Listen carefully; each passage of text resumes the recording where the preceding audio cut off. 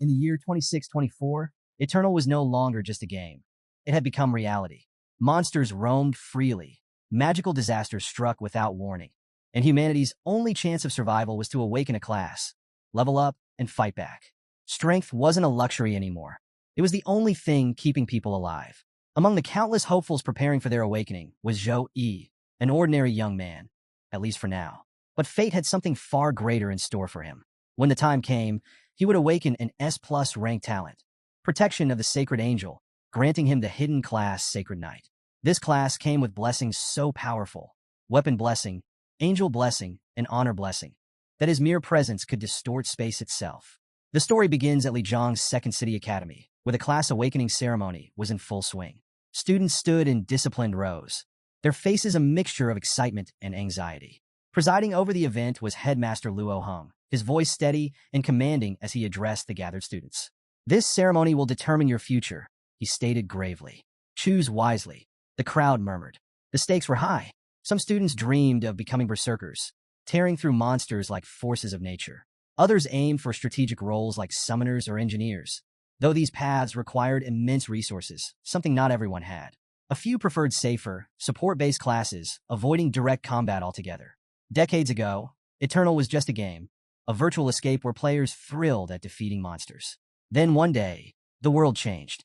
The surface expanded thousands of times over, and monsters, secret realms, and otherworldly beings materialized. The line between game and reality vanished, forcing humanity to adapt. Now, leveling up wasn't a choice. It was survival. Among the students stood Zhou Yi, his expression unreadable. Unlike the others, this wasn't about dreams or glory. It was about survival. A transmigrator who had arrived in this world a year ago, his life had been nothing but hardship. His mother passed away soon after, and his younger sister, Zhou Yun, fell victim to a mysterious illness no ordinary priest could cure. He had sold everything, their home, their belongings, just to scrape together enough for temporary treatments from low-level priests. But it wasn't enough. Her condition was worsening.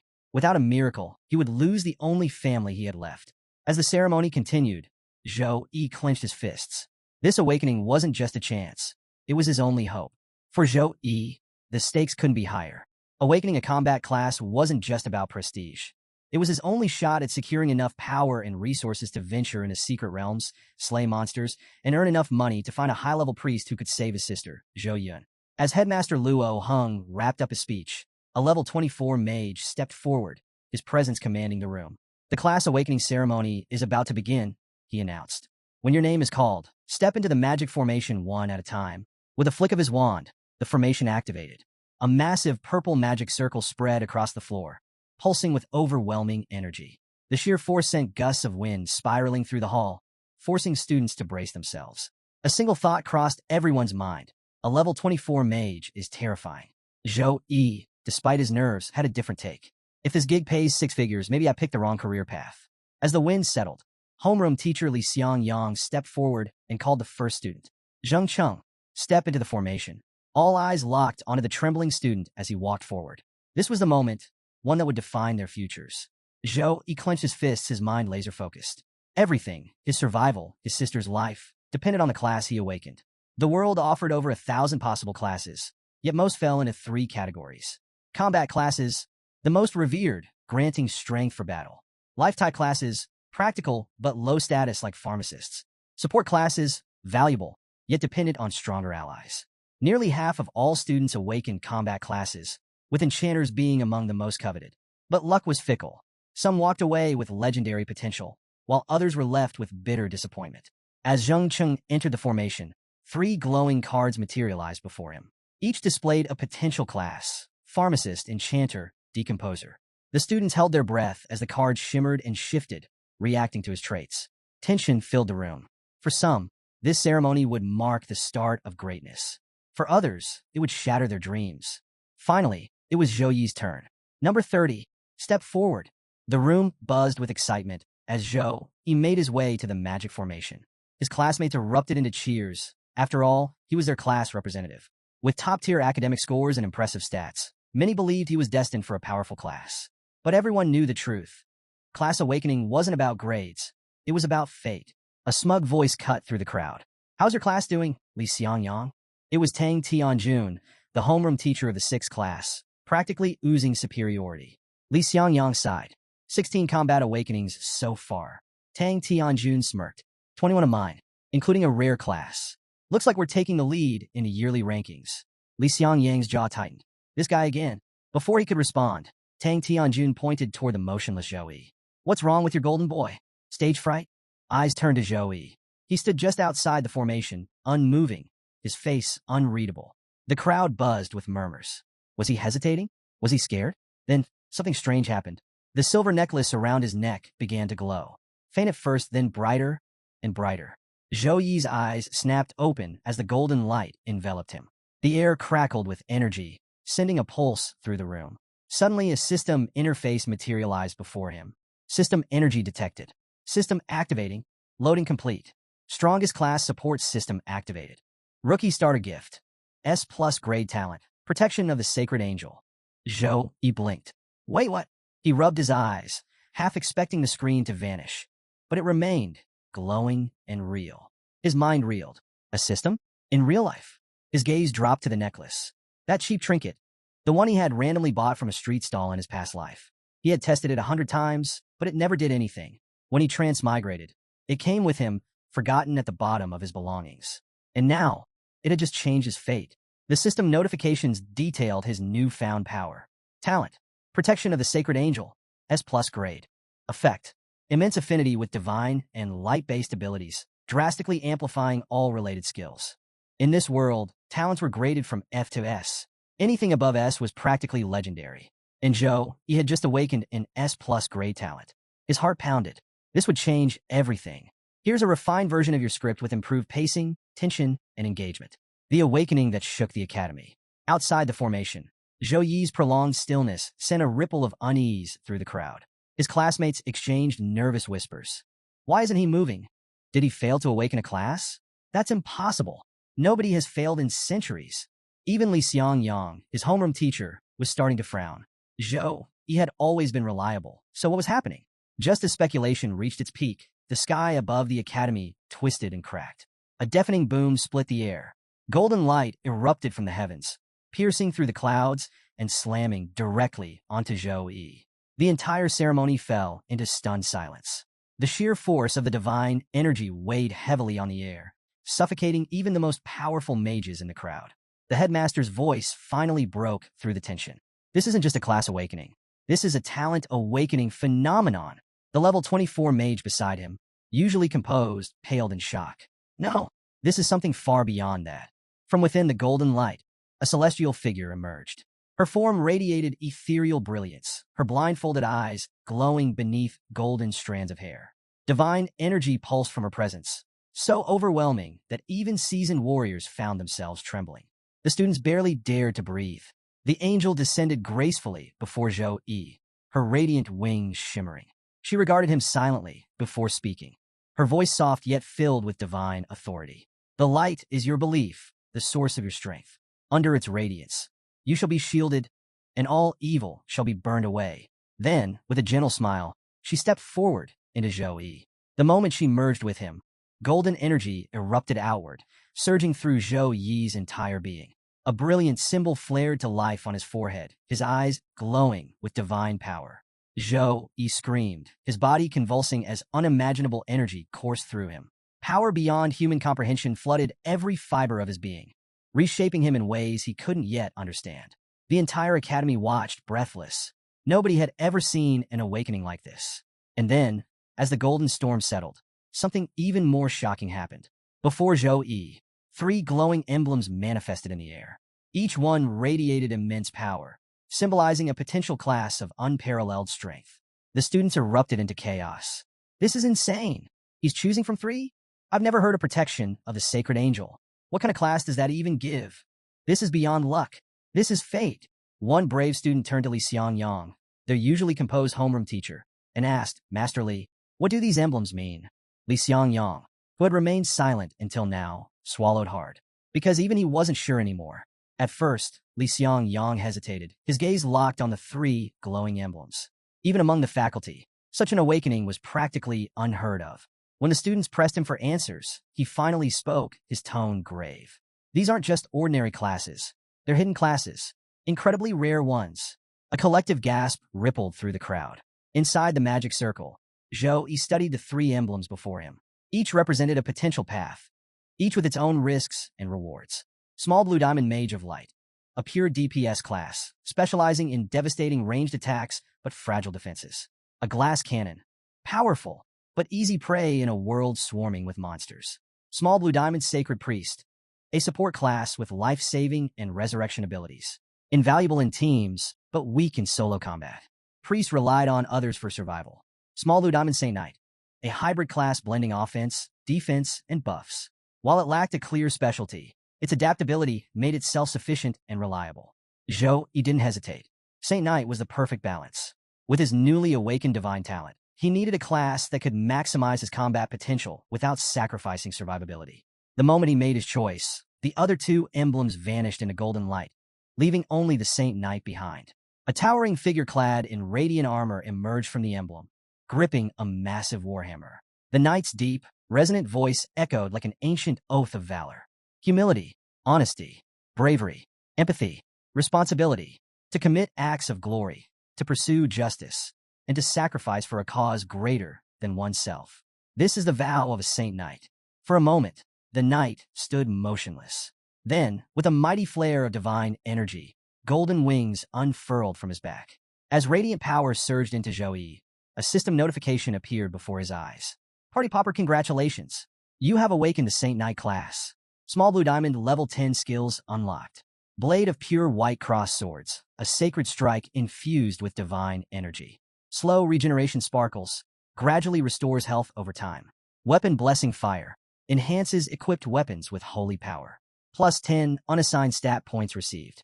The golden light faded, and the ceremony hall was left in stunned silence. Then, chaos erupted.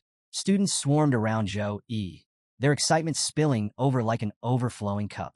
Class rep, that was insane. Can we team up for the final exam? I'm a summoner. We'd be unstoppable. Forget them. I'm a mage. Our synergy would be broken tier. The enthusiasm was so overwhelming that Li Xiangyang had to intervene, clapping his hands to disperse the eager crowd. He turned to Zhou, his eyes gleaming with pride and ambition. Zhou, excellent work. You done well. He paused, then added with a knowing smile. Go home and rest. Report to Headmaster Wang Hui's office tomorrow. Zhou nodded, his heart still racing. This was only the beginning. Despite Li Xiangyang's encouraging words, Zhou couldn't ignore the greedy glint in his teacher's eyes. Teacher, your expression right now is downright terrifying. Zhou thought, suppressing a sigh. Still, he nodded politely and turned to leave. His path as a Saint Knight had only just begun. Back home, Zhou wasted no time. He opened his system interface, eager to assess his new stats. Scroll character status. Name, Zhou. Strength, 20. Constitution, 18. Agility, 17. Intelligence, 15. Class, Saint Knight. His awakening had boosted his base stats significantly, and he still had 10 unassigned stat points to distribute. After careful thought, he opted for a balanced build. Heavy checkmark plus 6 strength to maximize his combat power. Heavy checkmark plus 2 constitution for better durability. Heavy checkmark plus 1 agility and plus 1 intelligence to round out his abilities. As the points were applied, his body emitted a faint golden glow, wisps of steam-like energy rising from his skin. I can feel energy boiling inside me. So this is what stat points do? Incredible! Before he could revel in the sensation for too long, a new system notification appeared. Scroll, Saint Knight mission activated. Small Blue Diamond daily mission. Saint Knight's challenge, level 1. Money bag rewards, choose 2. Keycap 1 plus 10 extra stat points. Keycap 2 Saint Knight skills. Keycap 3 random Saint Knight equipment. Accept, refuse. Zhou eyes sparkled at the insane rewards. Extra stat points? Skills? Equipment? There was no hesitation. He slammed accept. Scroll, mission adjusting to power level. Scroll, trial initiated. Scroll, defeat the ancient Rabbi monster. Warning, treat this trial seriously. Death in the trial means death in real life. Before Zhou could process the warning, his surroundings warped, and he suddenly found himself inside a mine. His academy lessons kicked in. Ancient Rabbi monsters. They live in mines. Normally docile, but when they sense humans, they turn into bloodthirsty beasts. A low growl echoed from the darkness. Zhou instincts flared. Something was coming. Fast. Boom! A hulking Rabbi monster burst from the shadows, its claws gleaming as it lunged straight for him. Zhou Yi barely dodged, feeling the wind from its massive swipe as its claws slammed into the rocky ground, cracking it on impact. Landing a few feet away, Zhou Yi steadied himself, heart pounding. My first real fight. Let's see if I can handle this without relying on skills. His Saint Knight trial had begun. The rabby monster roared, its blood-red eyes filled with rage as it charged again. This time, Zhou Yi didn't retreat.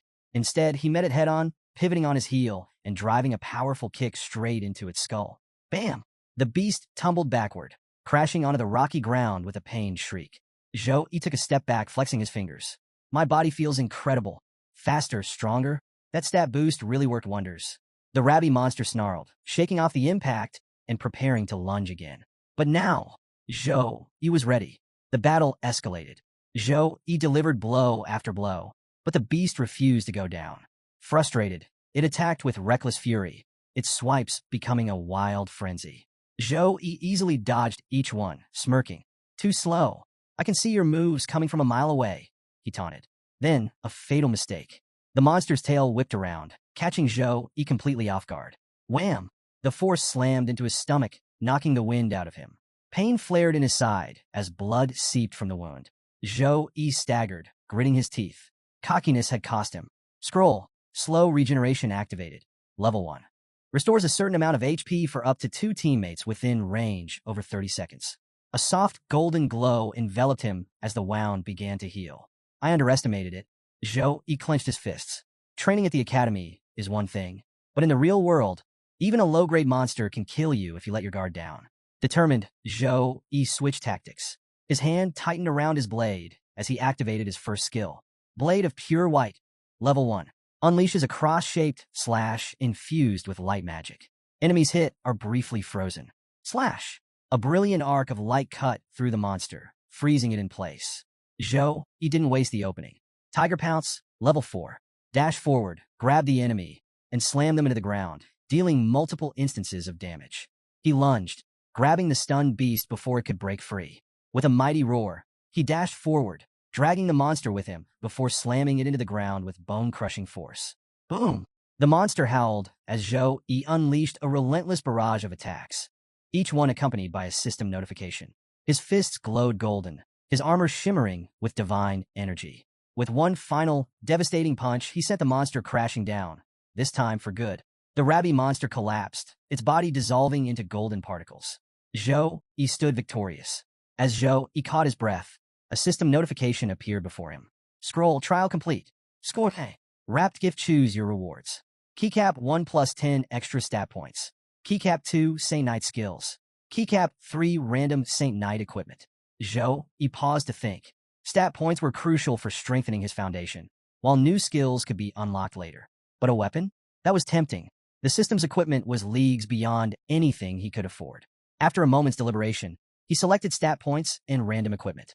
With a flash of golden light, a one-handed sword materialized in his hand. It wasn't flashy, but it was sturdy, well-balanced, and perfect for a Saint Knight. A reliable weapon for future battles. Satisfied, Zhou Yi ended the trial. In an instant, the world blurred, and the next thing he knew, he was back in his room. His phone buzzed.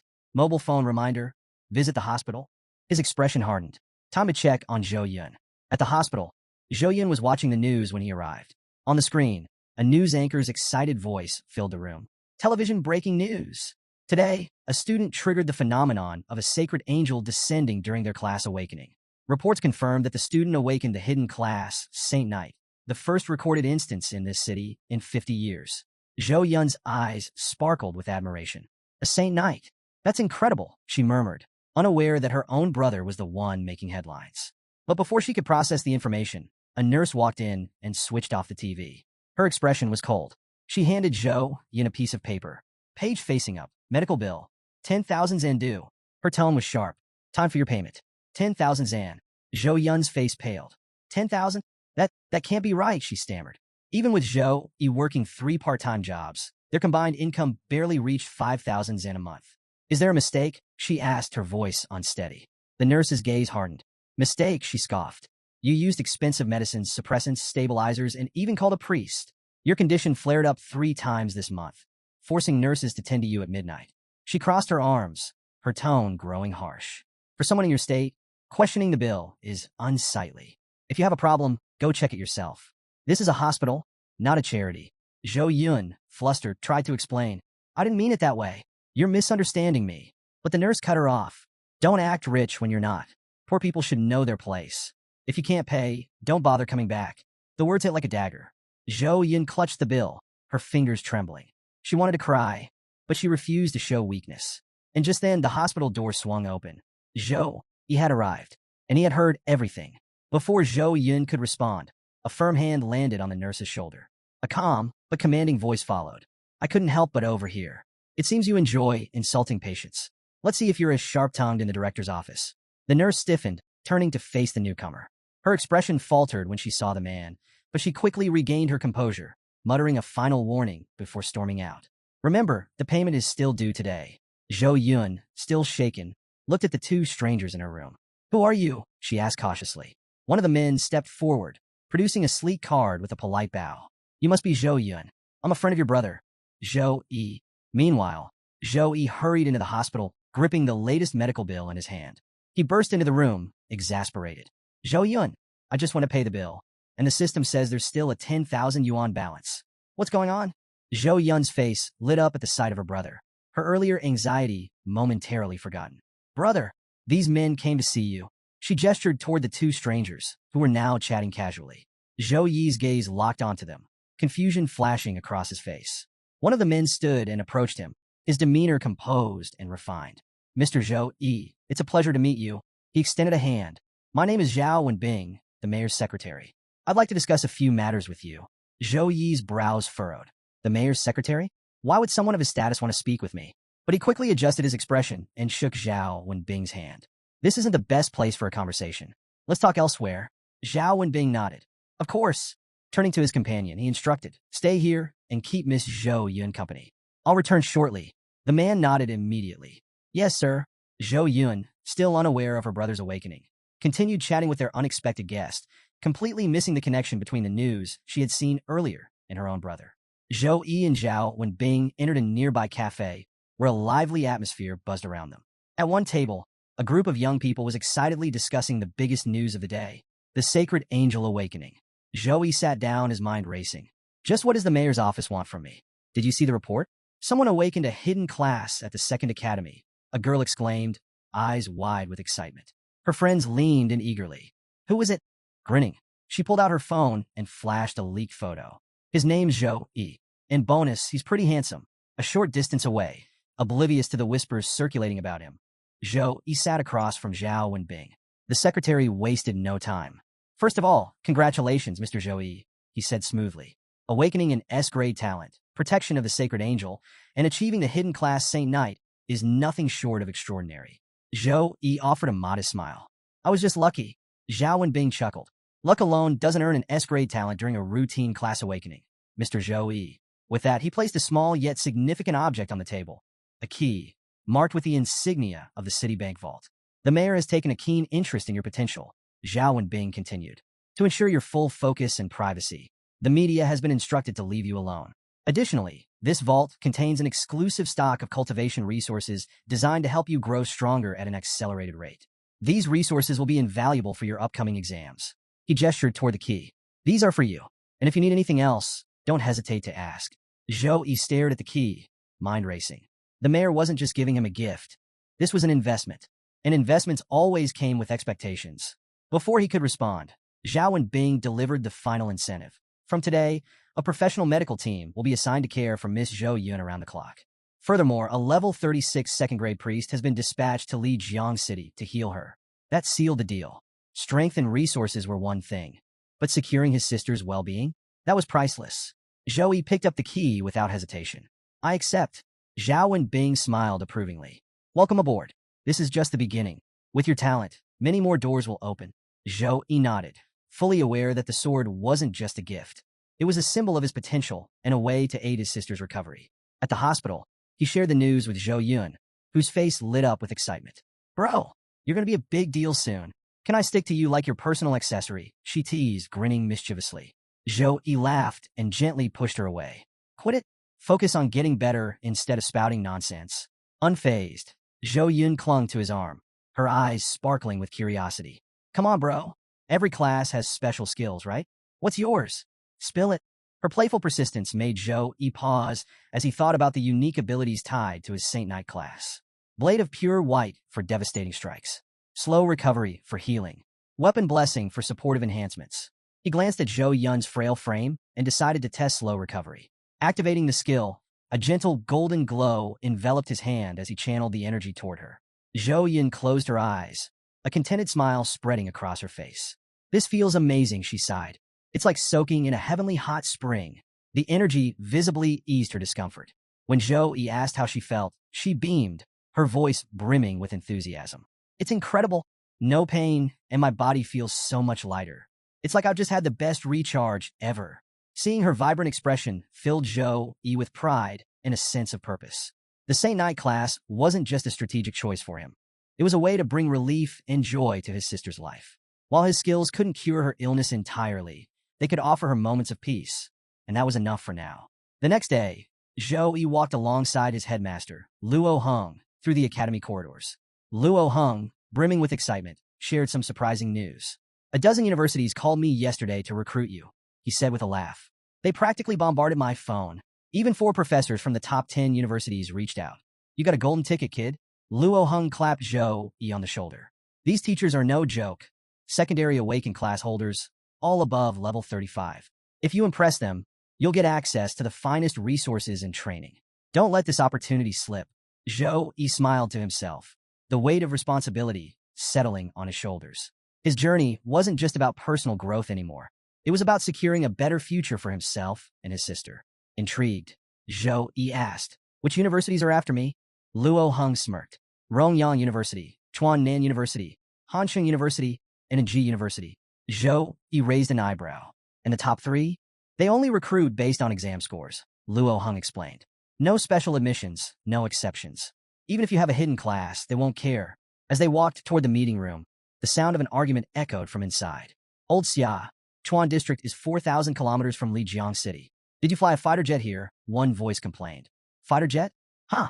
I used a super long-distance teleportation array," another retorted. "Burned through a level 30 magic core per use. But who cares? A genius like Zhou is worth it. Chuan Nan University will take him. Our offer will crush the rest of you." Zhou glanced at Luo Heng. "Are all university recruiters this intense?" Luo Heng chuckled. "You'll see." He pushed open the door. "Gentlemen and lady, Zhou has arrived." The 4 teachers turned to him, their eyes gleaming with anticipation. Luo Heng introduced them one by one. "This is Zhou Tianfu from Rongyang University, Li Bing from Chuan Nan University, Zhu Yuan from Hanqing University, and Mr. Yuan from Ji University." Zhou gave a respectful bow. "Nice to meet you all." The teachers exchanged approving nods. Despite his rare class, the kid wasn't arrogant, definitely a good sign. Zhou Tianfu stepped forward first. "Let's get straight to business. Rongyang University offers 2 million yuan upon admission and an exclusive skill book with techniques for all 3 Saint Knight paths." Zhou Yi's mind raced. 2 million yuan up front? That was an astronomical sum. A regular family barely made 6,000 yuan a month. Even the mayor didn't have this kind of budget for a single recruit. Before he could respond, Li Bing from Chuan Nan University let out a chuckle. "That's cute. Chuan Nan University offers 3 million yuan upon admission, 3 exclusive Saint Knight skill books per year." And he paused for dramatic effect, personal mentorship from a level 56 tertiary Awakened Knight. The room went dead silent.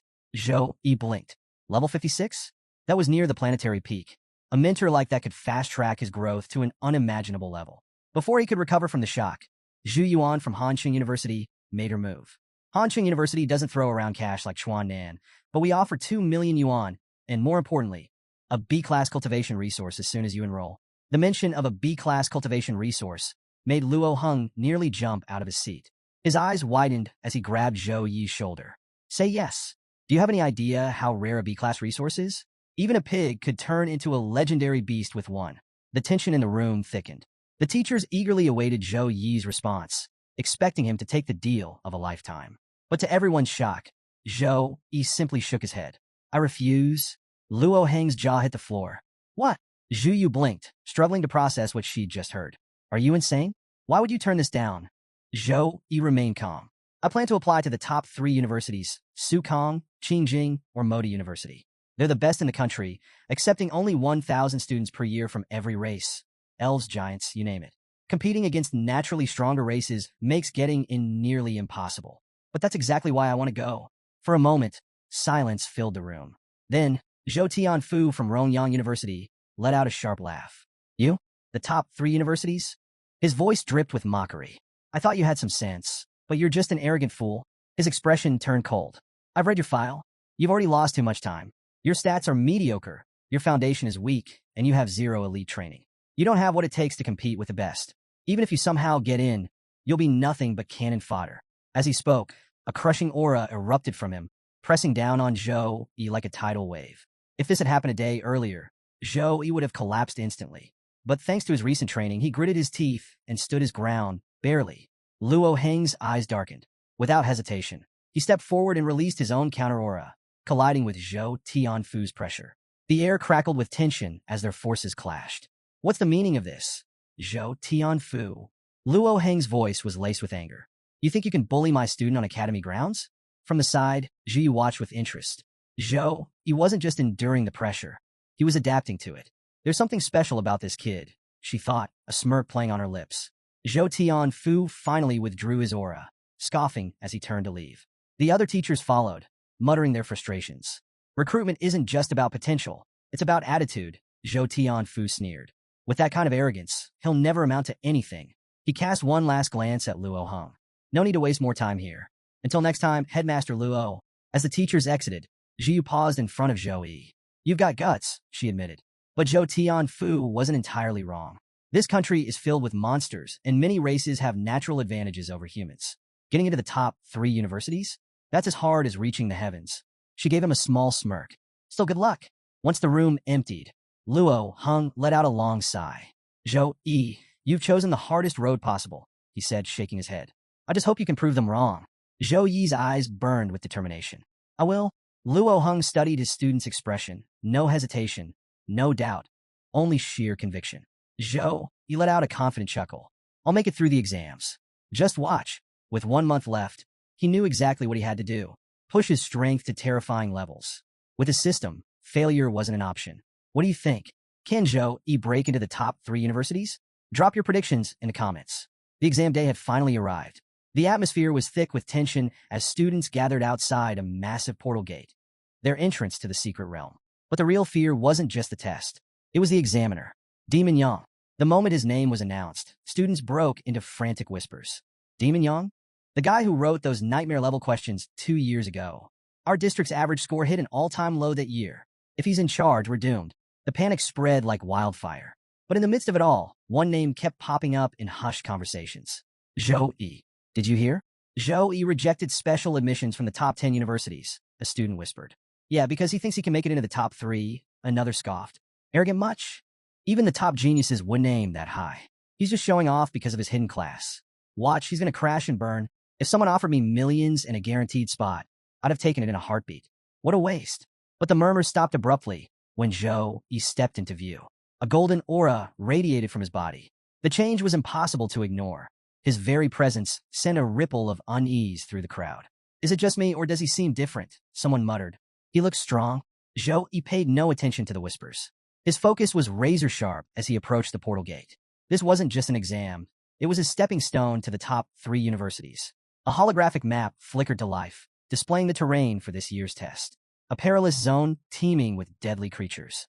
The descriptions alone sent shivers down the students' spines. Cat monsters, lightning fast, masters of ambush. Minotaurs, towering beasts with armor-thick skin and a taste for human flesh. Will there be swamp terrain too? One student asked nervously. This difficulty? Demon Yang doesn't want us to survive. The max party size is 5 this year, not 3 like before, another realized. That means this map is even harder than previous exams. A teacher stepped forward, his voice firm. Remember, survival comes first. If you're in danger, use your return scroll immediately. Dying in the secret realm means dying for real. Stay sharp, and don't be reckless. Failing is better than losing your life. The weight of his words hung heavy in the air. 30 seconds, the teacher shouted. Nervous energy crackled among the students. Some clenched their fists, their expressions hardened with determination. Others swallowed their fear, sweat beading on their foreheads. Then, 0. In flashes of blue light, one by one, the students vanished, teleported into the secret realm. Some left with cocky grins. Others disappeared with fear frozen on their faces. But regardless of their emotions, only one thing mattered now: survival. Within moments, the portal gate stood empty. The only ones left were a few teachers and spectators, all waiting anxiously to see who would emerge victorious and who wouldn't return at all. Outside the secret realm portal, the atmosphere buzzed with excitement and tension as the crowd focused on massive screens displaying the participants' live progress. Each screen highlighted a contestant's name, stats, and role, sparking animated whispers among the onlookers. The first screen showcased Sun Chong, a warrior from Class 1, tackling hard difficulty solo. Next came Mo Ching, an assassin from the same class, also braving hard difficulty alone. The third screen featured a trio from Class 1, Long Fei, Kong Su, and Sun Jian, representing an elemental mage, gunsman, and swordsman. Their team had also opted for hard difficulty. On the fourth screen, a Class 2 squad appeared: Zhang Wei, archer; Wu Meng Li, fire mage; Zhao Tianhong, swordsman; and Younger Lang, potion master. They too faced hard mode together. But it was the fifth screen that made the crowd erupt. The name Zhou Yi flashed across, accompanied by his title, Saint Knight. Nightmare difficulty? And he's going in solo? Gasped a student, breaking the tension. Is he insane? Nightmare maps are death traps, especially for solo players. He's after the high experience points and top-tier marks, another chimed in. But even seniors steer clear of nightmare mode unless they're gods. On screen, Zhou Yi's stats glowed in gold, stark against the haunting backdrop of the nightmare-level terrain. Shadows swirled as red eyes of monstrous enemies gleamed menacingly. The camera panned to the audience, zooming in on the visibly tense headmaster Luo and education director Zhang Tao. Director Zhang Tao couldn't contain his alarm. That Zhou Yi, a Saint Knight, is a support powerhouse, not a soloist.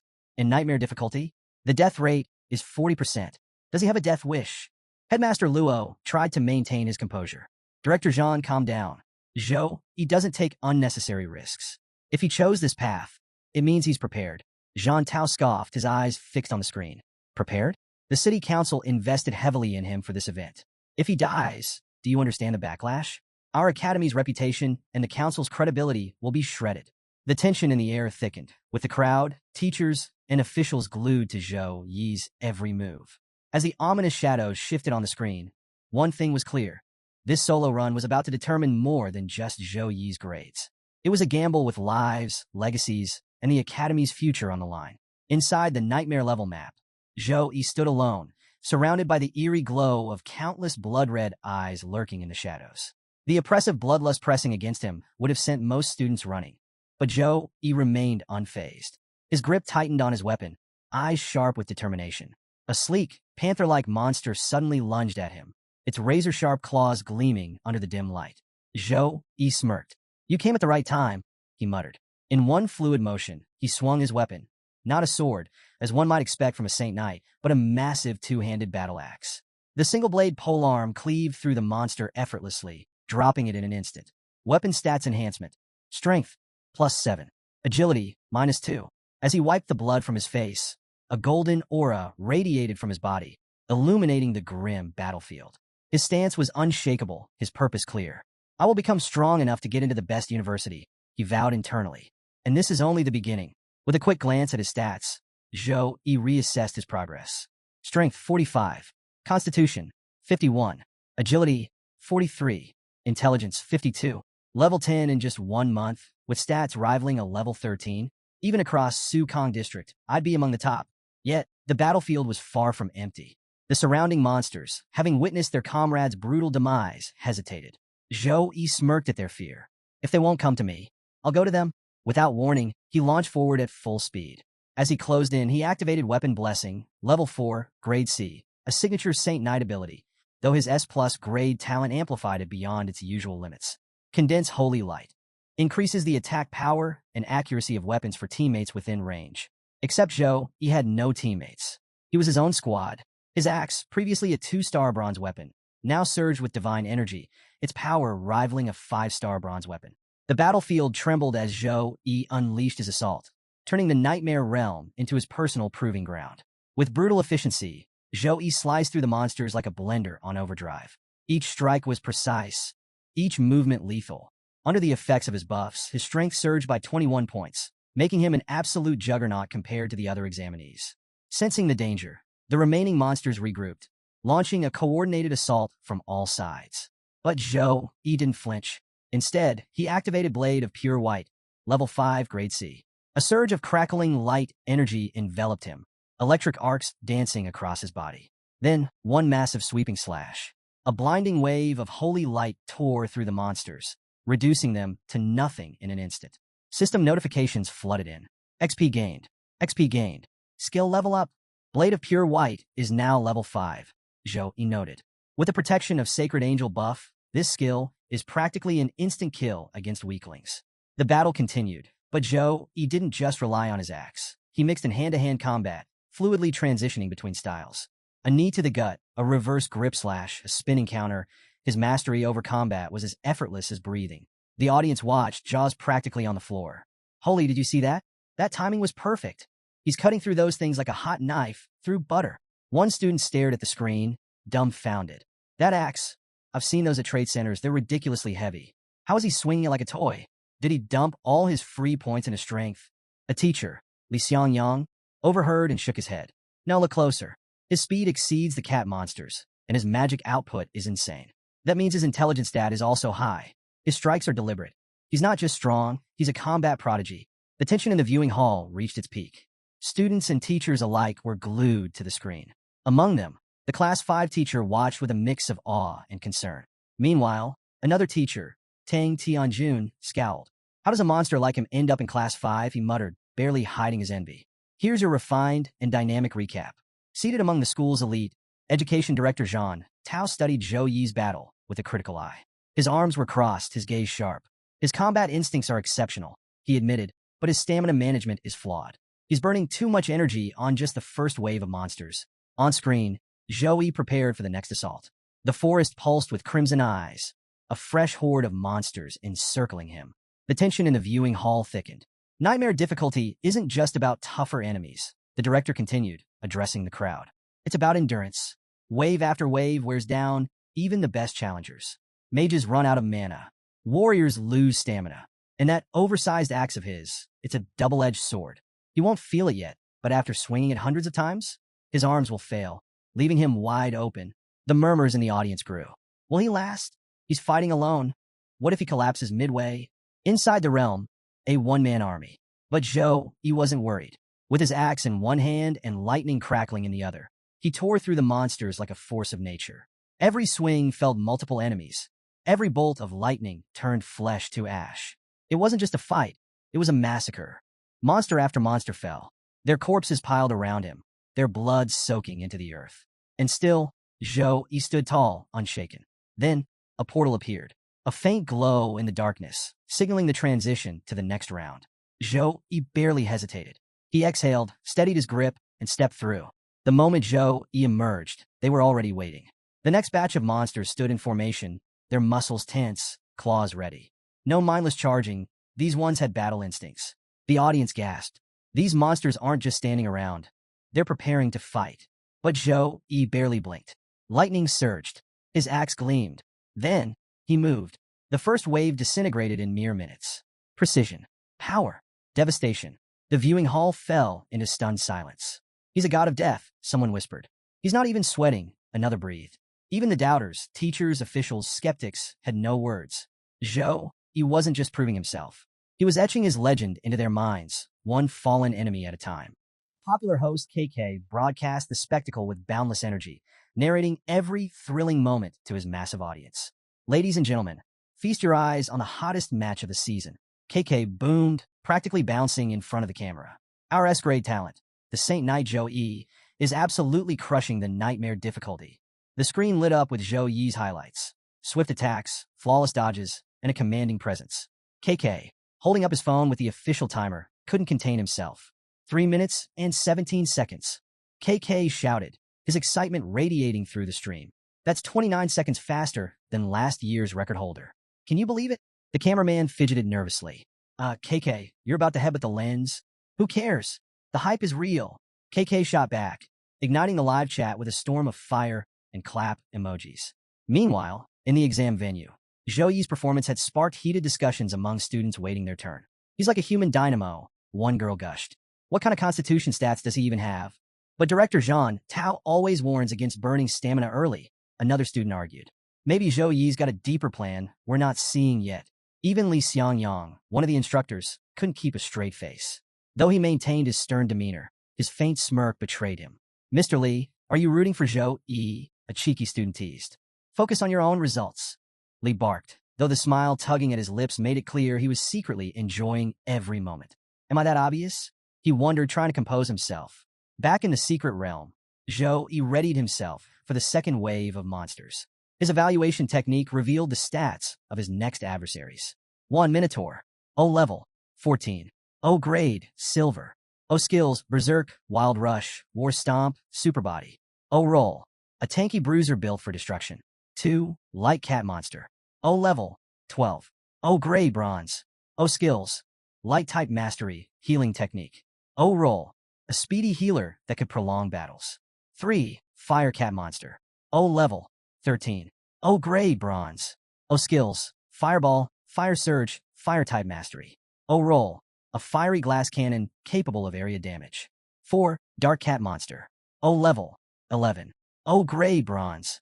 O skills, Curse, Dark Type Mastery. O roll, a sneaky debuffer who could weaken him while strengthening its allies. Zhou Yi analyzed their synergy carefully. Together, the monsters were a well-rounded squad, but to him, they were just another obstacle in his way. A berserker, a healer, a blaster, and a debuffer. Cute lineup, Zhou Yi muttered. Let's see who's still standing after I'm done. With his strategy taking shape, Zhou Yi gripped his blade tighter, stepping into the fray like the protagonist in an epic boss battle. Zhou Yi assessed the battlefield with sharp eyes. This wasn't a mindless horde, it was a well-organized assault team. Warriors charging, healers supporting, mages striking from a distance. This was a coordinated attack, not some random brawl. The first round had been like fighting street thugs. This was facing an elite squad. And with the silver-grade Minotaur leading the charge, the stakes had skyrocketed. Then, the monsters roared in unison, attack signal confirmed. The Minotaur and warrior cats lunged forward with terrifying speed, while fire and dark mages launched their spells. Before Zhou Yi could even take a step, the dark-type monsters hit him with a curse, locking him in place. The audience outside exploded in panic. He's immobilized. This could be the end. Not even Zhou Yi can tank all that damage at once. Some students turned away, unable to watch what looked like an inevitable defeat. Yet, inside the battlefield, Zhou Yi remained eerily calm. As warriors closed in and fireballs rained down, a small smirk tugged at the corner of his lips. Not bad teamwork, he mused, but you're still a step too slow. At that moment, a brilliant golden light erupted from Zhou Yi's hands. The entire battlefield ignited. A massive, radiant cross materialized behind him, its divine glow engulfing everything in its path. Cross of the Sacred Light activated. Holy energy surged outward, dealing continuous light elemental fire damage to every enemy in range. The warrior monsters shrieked as their fur burned away. The fire and dark mages staggered, their spells fizzling under the overpowering brilliance. Even the healers, helpless against this relentless divine assault, crumbled to dust. The light was so intense that distant monsters flailed blindly, while those closest vanished on the spot. Within seconds, an army had been reduced to ash. The battlefield fell into absolute silence. The dust settled, revealing only one figure still standing. Zhou Yi. The glowing cross behind him gradually faded, its divine judgment complete. And then there was only the Minotaur, alone, visibly shaking. As it locked eyes with Zhou Yi, the once mighty beast realized an undeniable truth. It had just become the final boss of its own nightmare. Spectators erupted in chaos. Did you see that? Those monsters were wiped out in an instant. One student shouted, eyes wide with disbelief. And they called Saint Knight a support class? Yeah, right. Another added, shaking their head in amazement. Even the education director, who had been dismissive earlier, stood frozen in shock. Watching Zhou Yi's display of power, he muttered, a grade B area of effect skill? And he's already mastered it? Unbelievable. To clarify, skills like Zhou Yi's are ranked from grade F to grade S, with higher grades being exponentially more powerful and rare. Outside the arena, Director Jean Tao's expression darkened as he processed what had just happened. How did Zhou Yi manage to acquire a grade B skill? Jean Tao muttered, brows furrowed. With the resources we allocated, he should have only had access to grade C skills at best. That means he's hiding something. Inside the arena, Zhou Yi stood confidently, his axe resting lightly on his shoulder. His gaze locked onto the final opponent, a towering minotaur, the last monster of the second wave. "Well, looks like it's just you and me now," Joey said, smirking as if the hulking beast was no more than a minor inconvenience. The minotaur bellowed furiously, its massive frame trembling as it activated Berserk and Superior Body, boosting its strength and resistance. Slamming its hooves into the ground, it unleashed a seismic war stomp, splitting the earth beneath them. The shockwave alone was enough to knock most opponents off their feet. But Joey, he dodged it with the ease of someone avoiding a stray puddle. The minotaur wasn't done. With its body glowing from its buffs, it charged with wild rush, the devastating combination of speed and raw power, making it a living battering ram. Its momentum seemed unstoppable. "Nice try," Joey quipped, tightening his grip on his axe. As the minotaur closed in, Joey unleashed an air slash with a single fluid swing. The energy wave struck the monster mid-charge, sending it hurtling backward at twice the speed it had attacked. The crowd gasped audibly as the massive beast crashed into the ground with a deafening thud. Before the minotaur could recover, Joey dashed forward, his weapon glowing with golden energy as he unleashed the blade of pure light. The attack landed directly on the monster, but its enhanced hide barely showed a scratch. Joey frowned, quickly assessing the situation. Its defenses are too strong. Berserk and Superior Body are dampening my damage. I'll need to hit it harder, much harder. Drawing in a deep breath, Joey adjusted his stance, summoning every ounce of strength into a single, decisive swing. His axe cut through the air with devastating force, slamming into the minotaur's side. This time, even the monster's reinforced body couldn't withstand the blow. It collapsed onto the ground, blood dripping from its mouth, its roars fading into pained growls. Joey stood over the fallen beast, his expression calm, but his aura was anything but. The spectators were left in stunned silence. Joey stood over the fallen minotaur, his gaze cold and unyielding. "You're still alive," he muttered, watching as the massive beast trembled, its eyes filled with terror. Sweat poured down its body as if silently begging for mercy. Too bad for the minotaur. Joey wasn't in a merciful mood. Lifting his foot, he pressed down on the creature's skull. A sickening crunch echoed through the arena as the minotaur let out one final, agonized scream before going silent. The moment its body faded into particles of light, a glowing portal appeared, signaling the next stage, the boss fight. Without hesitation, Joey turned toward it and stepped in, completely unfazed. Outside the battlefield, the audience was losing their minds. "Did you see that? He crushed a berserk-boosted minotaur like it was a bug," a student shouted in disbelief. "That thing was 4 meters tall," another added, "and he took it down in less than a minute." Among the crowd, a group of girls couldn't hold back their excitement. "Senior Joey, we love you," they screamed, their voices nearly drowning out the others. The energetic livestream host was practically vibrating with excitement. "Ladies and gentlemen, Joey has cleared the second stage in an astonishing 59 seconds," he roared, his voice electrifying the audience. In the observation room, Education Director Jean Tao, who had once doubted Joey, now looked thoroughly impressed. "Incredible," he muttered. "His timing, his power control, it's almost flawless. And to think he only awakened his class a month ago." Turning to Headmaster Luo, he let out a sigh of reluctant admiration. "Congratulations, Headmaster. It looks like your academy is producing a truly remarkable student." Headmaster Luo chuckled, clearly enjoying the moment. "Well, fortune favors the bold, Director. The second academy's rise begins now."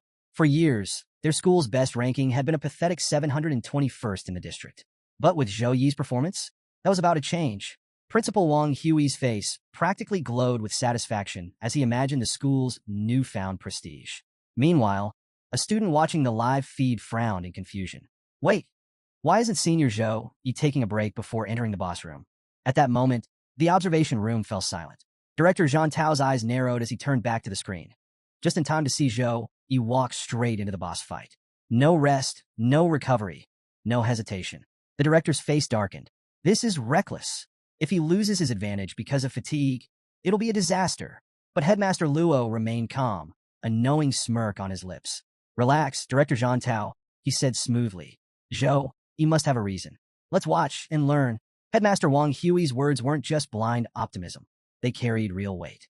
In Sukong District, where talent overflowed and competition was brutal, only the best aimed for the top 100. To stand out, challengers picked solo nightmare difficulty, striving to clear it in record time. Zhou, he wasn't just playing. He was playing to win. Inside the boss chamber, an oppressive aura filled the air as Zhou, he faced his next opponent. A towering behemoth. Its presence alone was enough to shake the battlefield.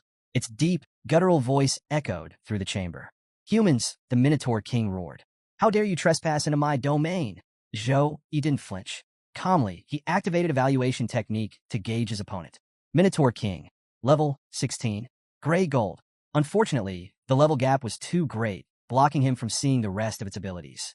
The Minotaur King, sensing Zhou Yi's attempt to analyze it, wasn't about to stand still. "You dare analyze me?"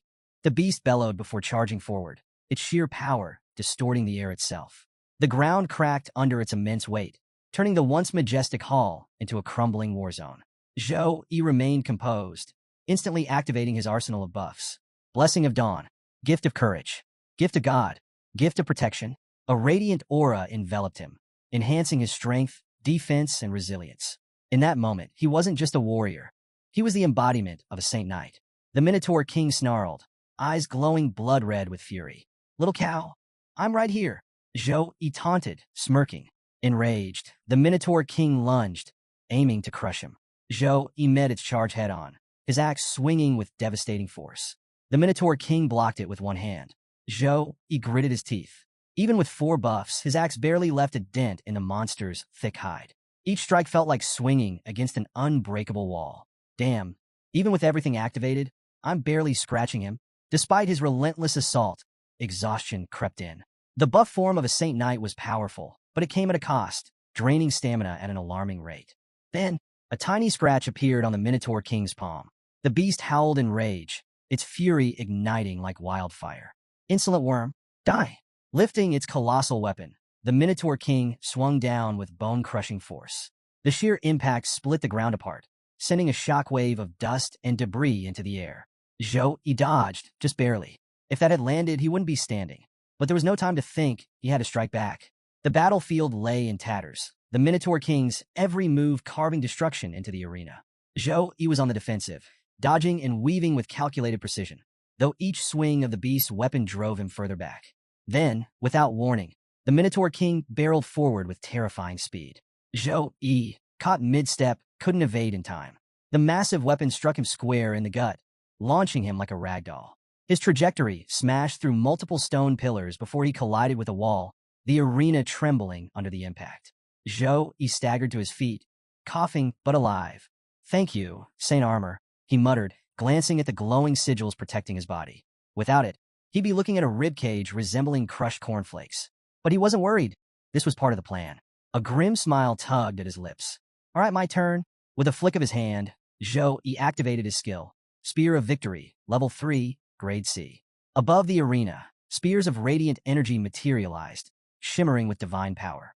The Minotaur King glanced up, its eyes narrowing at the incoming assault.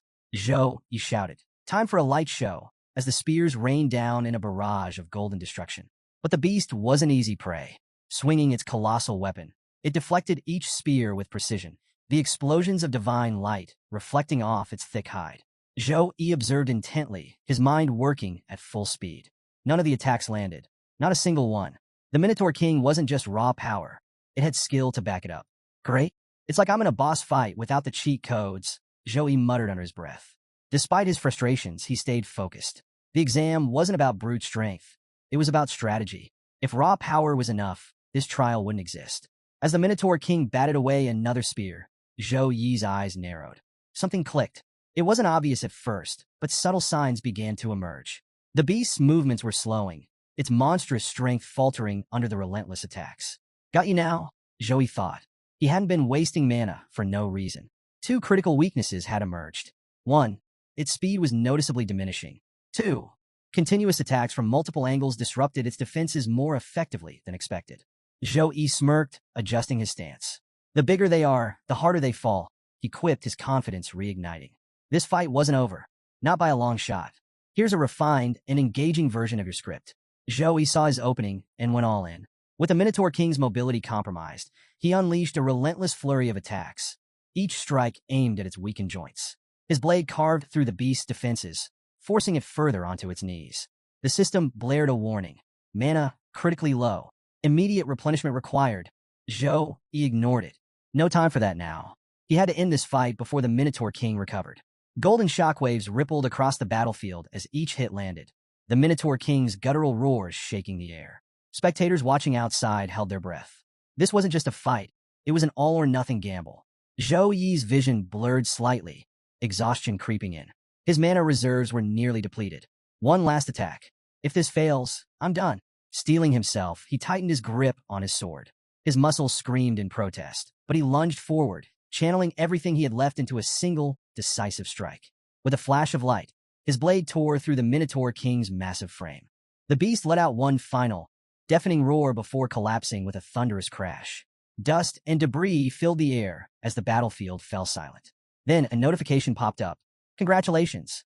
You have completed the Nightmare Difficulty Deep Dark Forest Dungeon. Another message followed.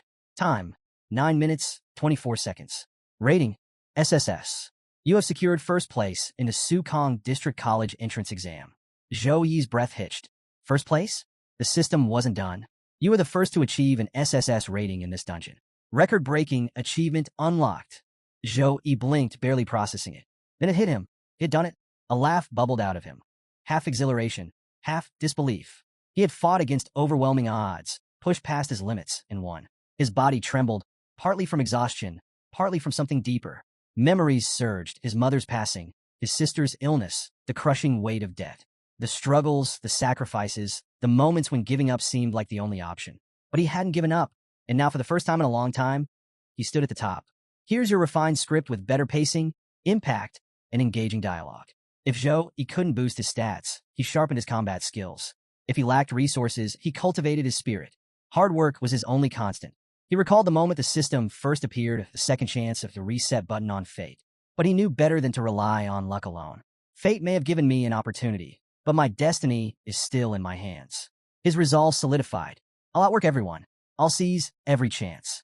My heart is steadfast, unshakable. As the system notifications faded, a glowing portal materialized, signaling his exit. Zhou Yi stepped through, eager for his rewards. Rewards obtained, experience points, 5,212 XP, leveled up to level 13. Skill points, plus 20 free stat points. Force belt, plus 10% constitution, plus 7% strength. Bonus, continuous HP, stamina, and mana recovery in forest terrain. Forest ring, plus 8% agility, plus 10% intelligence. Wild strawberries, a consumable that restores mana. Minotaur King card, gold grade, enhances item strength by 20% after enchanting. Zhou Yi inspected the loot, eyes lingering on the forest belt and ring. These were solid upgrades, perfect for his next challenge. But before he could strategize further, deafening cheers erupted around him. He stepped out of the portal and into chaos. The crowd went wild, chanting his name. Zhou Yi! Zhou Yi! Some girls screamed, I love you, Zhou Yi. Others called him their hero, their god. Zhou Yi blinked, overwhelmed. Did I miss something? Amidst the uproar, a group pushed through. Headmaster Wang Hui and the education director, leading a parade of reporters. Cameras flashed, capturing every second. The headmaster's booming laughter cut through the noise. A solo clear of Nightmare Difficulty under 10 minutes? Unheard of. You've brought unparalleled honor to the Second Academy. He clapped Zhou Yi on the back, grinning.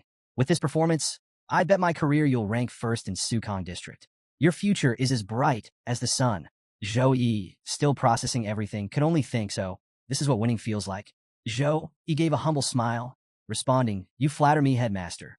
As he basked in the glow of victory outside the venue, the scene was interrupted by the low hum of a sleek, futuristic S400 pulling up. The car's gleaming design and impossibly smooth finish immediately captured everyone's attention. Isn't that the S400? One student gasped. The flying car? Yeah, it's worth more than a mansion in the capital, another exclaimed wide-eyed. Whispers spread like wildfire as students gawked at the luxury vehicle. The audacity of arriving in such an ostentatious ride turned heads, though no one dared to speak too loudly. The reason for this flashy entrance soon became apparent. The education director, Zhang Tao, stepped forward and waved Zhou Yi over. It'll take 3 days to finalize the results. In the meantime, take some rest. We'll let you know as soon as they're ready. Zhou Yi nodded, expressing his thanks. Before stepping into the car, Headmaster Wang Hui clapped him on the shoulder. Take it easy for now, Zhou Yi. You've earned it. The narrative shifted to Zhou Yi arriving at the hospital to visit his sister, Zhou Yun. As promised, Zhao and Bing had arranged for her to be admitted to a deluxe suite, where she was receiving top-notch care under the watchful eyes of a professional medical team. As Zhou Yi entered the elevator, a nurse greeted him with a warm smile. Here to see your sister? Yes, Joey replied, returning the smile. I've got good news for her. The elevator began its ascent, but a chill settled over the cabin. The nurse shivered, rubbing her arms. Why is it so cold all of a sudden? Zhou Yi's instincts flared. Something was wrong. When the elevator doors slid open to the 26th floor, the sight that greeted them was nightmarish. The entire floor was frozen solid. Ice covered every surface, from walls to the floors, turning medical equipment into crystalline sculptures. Doctors and nurses stood frozen in place, their expressions locked in panic. The nurse beside Zhou Yi gasped. What? What happened here? Zhou Yi's heart sank. Zhou Yun. Ignoring the nurse's protests, he sprinted toward his sister's room. As he entered the icy corridor, another nurse reached out to stop him, but her hand froze solid the moment it touched the cold air, her body encased in ice within seconds. The door to Zhou Yun's room was sealed shut, covered in a thick layer of frost. Zhou Yi didn't hesitate. With a powerful strike, he shattered the icy barrier, calling out, Zhou Yun. The sight within made his breath catch. Hovering above Zhou Yun's bed was an ethereal ice dragon, its shimmering form radiating intense cold. The room itself was a frozen tundra, icicles hanging from the ceiling as frost glittered on every surface. Zhou Yun lay on the bed, her unconscious form writhing in pain, surrounded by a faint, otherworldly glow. Zhou Yi clenched his fists, his mind racing. Whatever was happening, it wasn't natural, and it wasn't going to end quietly. Zhou Yi's eyes widened as realization struck. The dragon wasn't just in the room. It was coming from Zhou Yun. Her body trembled violently, the spectral beast coiling above her like a guardian gone rogue. The sheer pressure in the air was suffocating, freezing everything in its path. A nearby healer struggled to approach, his hands glowing with restorative energy. Her bloodline is awakening.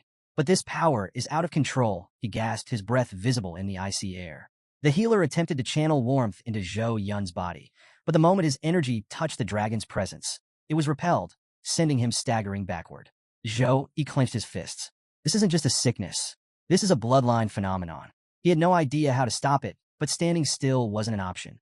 Zhou Yi's heart pounded as he watched Zhou Yun convulsing in agony. Fury ignited within him.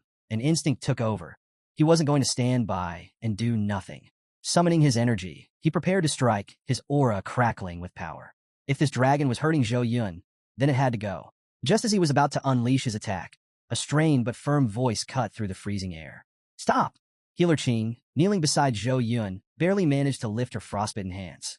I'm stabilizing her. If you strike recklessly, her heart could shatter. Zhou Yi's breath hitched. Her heart. He forced himself to halt, fists trembling as he processed Ching's words. Stepping closer, he saw just how bad things were. Ching was on the brink of collapse, her hands already half frozen, her feet encased in ice. Despite that, she refused to stop channeling her healing energy. The spiritual dragon continued to radiate a deathly chill, its freezing aura creeping outward. Any normal person would be an ice sculpture by now, but as awakeners, Zhou Yi and Ching barely held on, though not for long. Zhou Yi turned to Ching. What's happening? And why can't I stop that thing? Ching, still locked in her healing efforts, replied through gritted teeth.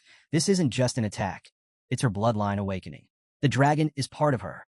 If you attack it, you'll be hurting her too. She exhaled sharply, ice forming on her breath. I've been holding back her condition for as long as I could, but I'm running on fumes.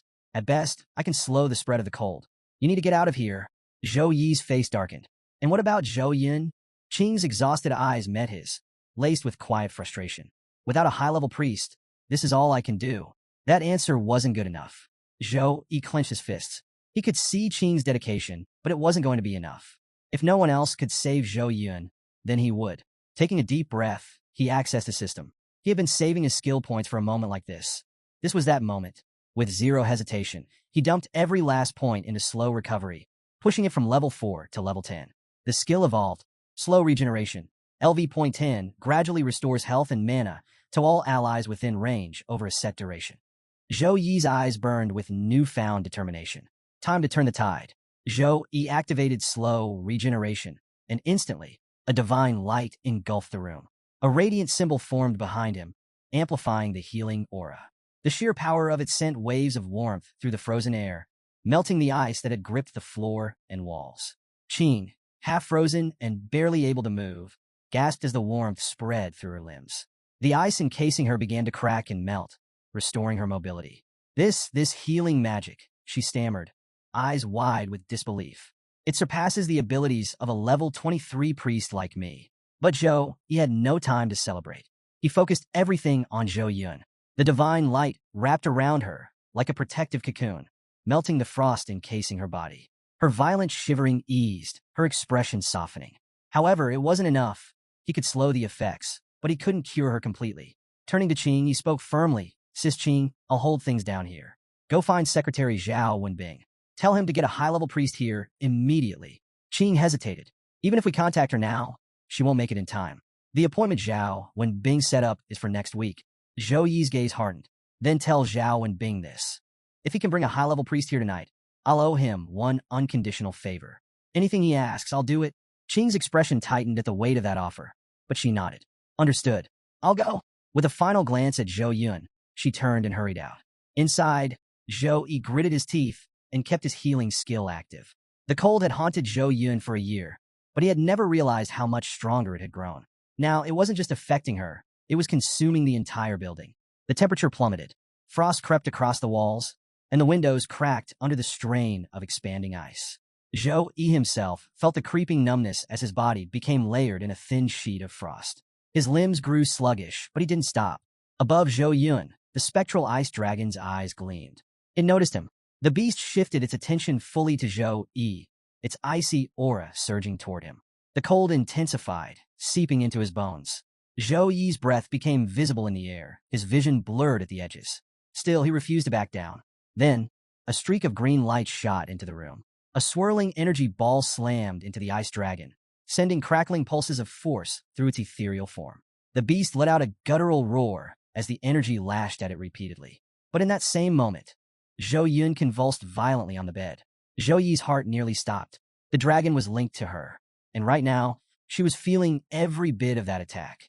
Zhou Yi's voice tore through the freezing air. Stop! Don't touch her! But before he could react, another energy ball slammed into his stomach, sending him flying across the icy floor. He tumbled hard, landing just outside the dragon's range, gasping for breath. A figure strode into the room, her presence alone enough to command attention. Clad in flowing robes laced with intricate runes, she exuded an aura of overwhelming authority. Come to me, she ordered. The ice dragon let out a guttural snarl, its fury undeterred. It lunged at her, its frozen breath chilling the air. But the high priest was ready. With fluid precision, she brandished her weapon and unleashed a series of spell-like attacks. Chains of pure magic wrapped around the dragon, coiling tighter with each strike. The beast roared in defiance, thrashing violently, but only its mouth remained free, snapping wildly as it struggled against the bindings. She didn't let up. With a final surge of power, she forced the ice dragon back into Zhou Yun's body. The moment the dragon vanished, the room shifted. The oppressive cold lifted. The ice covering the walls melted away, revealing the original hospital suite beneath. Most importantly, Zhou Yun's pained expression softened. Her breathing steadied, and the color returned to her face.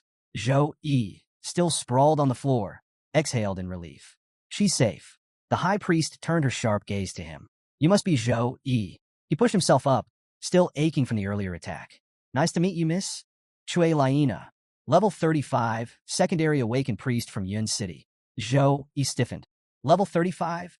That was an absurdly high rank, far beyond what he expected. Chui Laina continued, her tone measured.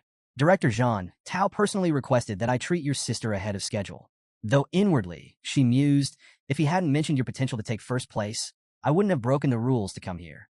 However, after witnessing Zhou Yi's sheer willpower in resisting the ice dragon's aura, she found herself nodding slightly.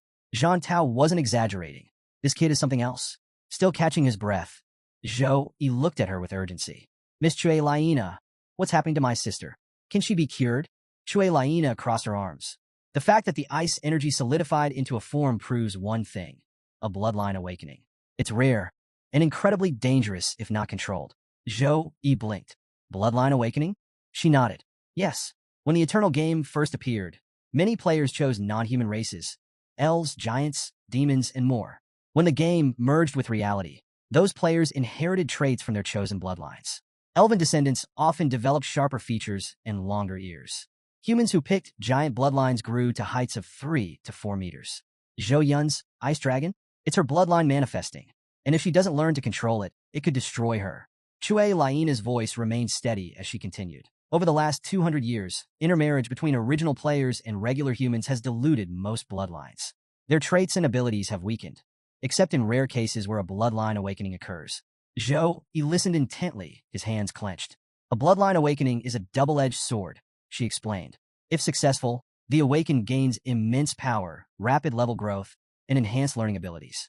However, if their body fails to withstand the transformation, she hesitated. They either become permanently crippled or they die on the spot. Zhou Yi's heart pounded. Zhou Yin, was she walking that razor's edge? Shui Laina met his gaze. Your sister's bloodline is incredibly rare. Her dragon spirit is proof of that. But her body is rejecting it. If she wants to survive, her constitution must change. There is only one known way to achieve that. This treasure can restructure her body, allowing her to control her bloodline, Shui Laina revealed. But, she sighed, it's one of the rarest artifacts in existence. The last recorded appearance was 30 years ago, when it sold at auction for $1.3 billion to an unknown buyer. Zhou Yi's stomach twisted. $1.3 billion. That wasn't just expensive, it was impossible. Seeing his expression, Shui Laina offered an alternative. There's another option, the Great Sealing skill. It would lock away her bloodline, preventing any further outbreaks. Zhou Yi's hope flared, until she delivered the catch. If we seal it, Zhou Yin will never be able to level up. The weight of her words crushed him. Seal her power forever, or risk her life trying to control it. Shui Laina stood. I've told you everything. The decision is yours. With that, she turned and left, leaving Zhou Yi alone with his unconscious sister. He sat there in silence, staring at her. His phone was in his hand, but his mind was elsewhere. 3 months. That's how long she had before the cold consumed her completely. Zhou Yi trained like a madman. Every day, from sunrise to sunset, he pushed his body to the limit. His training regimen was relentless. 200 deep squats, 200 push-ups, 200 sit-ups, 200 weapon swings. Every muscle burned, every breath felt heavier, but he never stopped. He couldn't afford to. At the end of each session, the system prompted him to choose his daily reward. As always, he selected stat points. Using the 2-3-3-2 distribution method, he balanced his growth.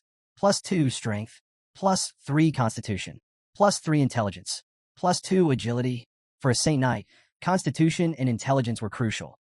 But Zhou Yi knew better than to neglect the others. Balanced development was key. Just as he finished his workout, a system notification popped up. Exam results released. Zhou Yi took a deep breath. This was it. The announcement echoed like a thunderclap. Exam results announced. Zhou Yi has achieved first place in the Sukong district exam. Rewards will be distributed based on rank. Zhou Yi's jaw nearly hit the floor as a cascade of rewards began popping up like achievements in a video game. Level S Divine Skill, God Hand. Legendary Healing and Support with insane buffs. Instant Recovery? Yep, this skill screams overpowered cleric vibes. S-Grade Divine Item. One-time Mystery Skill Exorcism. Perfect for kicking spiritual entities back to the Shadow Realm. AoE Rare Skill, Punishment of Light. An apocalyptic light show guaranteed to ruin anyone's day. Free stat points, +30. Skill points, +30. Zhou Yi was barely done processing his newfound power-up arsenal when the outside world exploded with news of his win. Headlines blazed. Dark Horse of Sukong District rides to victory. News anchors hyped him up like he'd just taken down a raid boss solo. They recapped his legendary awakening ceremony, the one with the sacred angel phenomenon that left everyone slack-jawed, and how he entered the secret realm at a mere level 10. Education Director Zhang Tao basked in the media spotlight, looking like he'd known this outcome all along. From the moment Zhou Yi awakened the Saint Knight class, I knew he was destined for greatness, he said with the confidence of someone claiming credit for inventing electricity. Of course, the haters were out in full force. At a cafe, a group of students crowded around a phone. Are they serious? A Saint Knight got first place? One guy sneered. That's a support class, right? They're like the healbots of teams, another chimed in. But then a girl at the next table casually dropped the ultimate Uno reverse card. I have the recording. Want to see how wrong you are? She pulled out her phone, and the skeptics leaned in. The video showed Zhou Yi in action, and the change in their expressions was priceless. Wait, what the? His Holy Cross skill looks like a nuclear explosion. And those buffs? Weapon Blessing, Gift of God, Blessing of Courage. How does he stack so many at once? While they were busy picking their jaws off the floor, elsewhere, another reaction was brewing. One much less amused. In a dimly lit room, a young man with fiery red hair sat surrounded by flickering flames. His eyes burned with frustration as he replayed Zhou Yi's Secret Realm run. This guy was also a nightmare difficulty finisher, but Zhou Yi's time had been a solid 20 seconds faster. He clenched his fists, the flames around him roaring to life. Zhou Yi, he growled. You're not the only one aiming for the top. He dares to take him my honor? The fiery-haired young man seethed, his glowing eyes burning with resentment. Flames surged from his body, licking the edges of his room until, boom, a nearby training robot exploded. Smoke curled around him as he sneered through the wreckage. Zhou Yi is inviting his death. Meanwhile, Zhou Yi had zero idea some firestarter was out for revenge. Casually strolling through the bustling city streets, he checked his phone, only to be met with some very interesting messages. Jang city government has transferred 5 million into your account ending in 7013. Please confirm this transfer. Jang city government has transferred 2 million into your account ending in 7013. Please confirm this transfer. 7 million out of nowhere? Zhou Yi stared at his screen, wondering if he just glitched reality. Before he could process the windfall, his phone rang. Mr. Zhou, came the calm, professional voice of Secretary Zhao Wenbing. Due to your exceptional exam performance, the government has decided to reward you with 5 million in cash and a luxury mansion. Would you like to choose the location, or shall we handle it? Zhou Yi thought for a moment before replying. You can choose. Understood. A pause, then a subtle chuckle. Oh, and one more thing. Recruitment teachers from the top 3 universities are on their way to meet you. Shall I send a ride? Zhou Yi smirked. No need. They're already here. Sure enough, just ahead stood a recruiter from Rongyang University. One Zhou Yi immediately recognized. It was him, the same guy who had dismissed Zhou Yi earlier, calling him too arrogant during recruitment. Before either of them could speak, another voice rang out from above. If I remember correctly, didn't Rongyang University say Zhou Yi was too arrogant? Both men looked up as a helicopter descended in dramatic fashion. A man leaped out with all the flair of a blockbuster action star, smirking as he landed. He turned to the Rongyang recruiter. And now here you are, trying to recruit him? What changed? The Rongyang representative scowled. Watch your words, he snapped. That was Zhou Tianfu's mistake. He's been fired for his poor judgment. Then, regaining his composure, he turned back to Zhou Yi, his tone much more polished. Zhou Yi, if you join Rongyang University, we'll offer you 4 million up front. Before Zhou Yi could respond, Helicopter Guy laughed. Whatever Rongyang University offers you, he said with an easy grin, Modi University will double it. The sheer confidence of the Modi University rep clearly got under the Rongyang recruiter's skin. He scowled. You're just here to interrupt me. Before the argument could spiral into a full-blown university showdown, a new challenger entered the fray. Without warning, a young woman stepped out from behind Zhou Yi. Moving with startling speed, she grabbed him and, with zero hesitation, took off into the air, carrying him away like some overpowered kidnapper. I'm taking him. Her voice was firm as she glared down at the stunned recruiters. Did any of you get permission from Jing University to recruit Zhou Yi? Zhou Yi, midair and mildly baffled, had no choice but to roll with it. As they soared above the city, the woman leaned in and spoke in a softer tone. Mr. Zhou, at Jing University, you'll receive the best cultivation resources. Every year, you'll get grade A materials to accelerate your growth. Just think about it. Before he could even consider this bold sales pitch, their airborne escape plan hit a literal roadblock, a magic barrier. Bam! They stopped midair, hovering awkwardly as a new figure appeared below. Another recruiter, this one from Sukong University, stood with a casual smirk, clearly the one who had cast the barrier. Kidnapping a top recruit now? That's a bold strategy, he remarked unfazed. He adjusted his glasses before shooting the Jing rep a knowing look. But let's be real. When it comes to resources, history, and prestige, Sukong University can match anything you offer. So, let's not get too hasty, shall we? The university battle royale was reaching peak intensity when the Modi University rep, still on his flying board, floated closer with a smirk of his own. Ah yes, you can lead a horse to water, but you can't make him drink, he mused, clearly enjoying the chaos. Then, with a dramatic pause, he turned to Zhou Yi and made his final boss-level pitch. Mr. Zhou, not only will Modi University provide you with annual grade A cultivation resources, but we'll also throw in a full set of gold-grade equipment every single year. No other university can match that offer. The Jing representative, now feeling cornered, adjusted her approach. She gently lowered Zhou Yi back to solid ground, letting out an awkward cough. I wasn't kidnapping you, she clarified, putting on her best polite but slightly desperate smile. I just wanted an intimate conversation in private. Surely, that's not a crime? Before Zhou Yi could react, yet another voice joined the fray. A woman stepped forward, her posture exuding quiet confidence. I am Sue Meyer, from Sukong University, she introduced herself smoothly. And unlike my competitors, I won't waste your time. Her offer was simple, yet terrifyingly effective.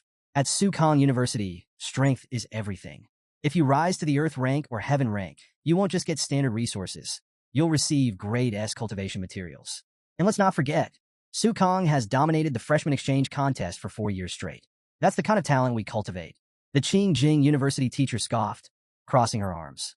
Winning a few competitions doesn't give you the right to boast. Strength is temporary. Unfazed, the Sukong representative smirked.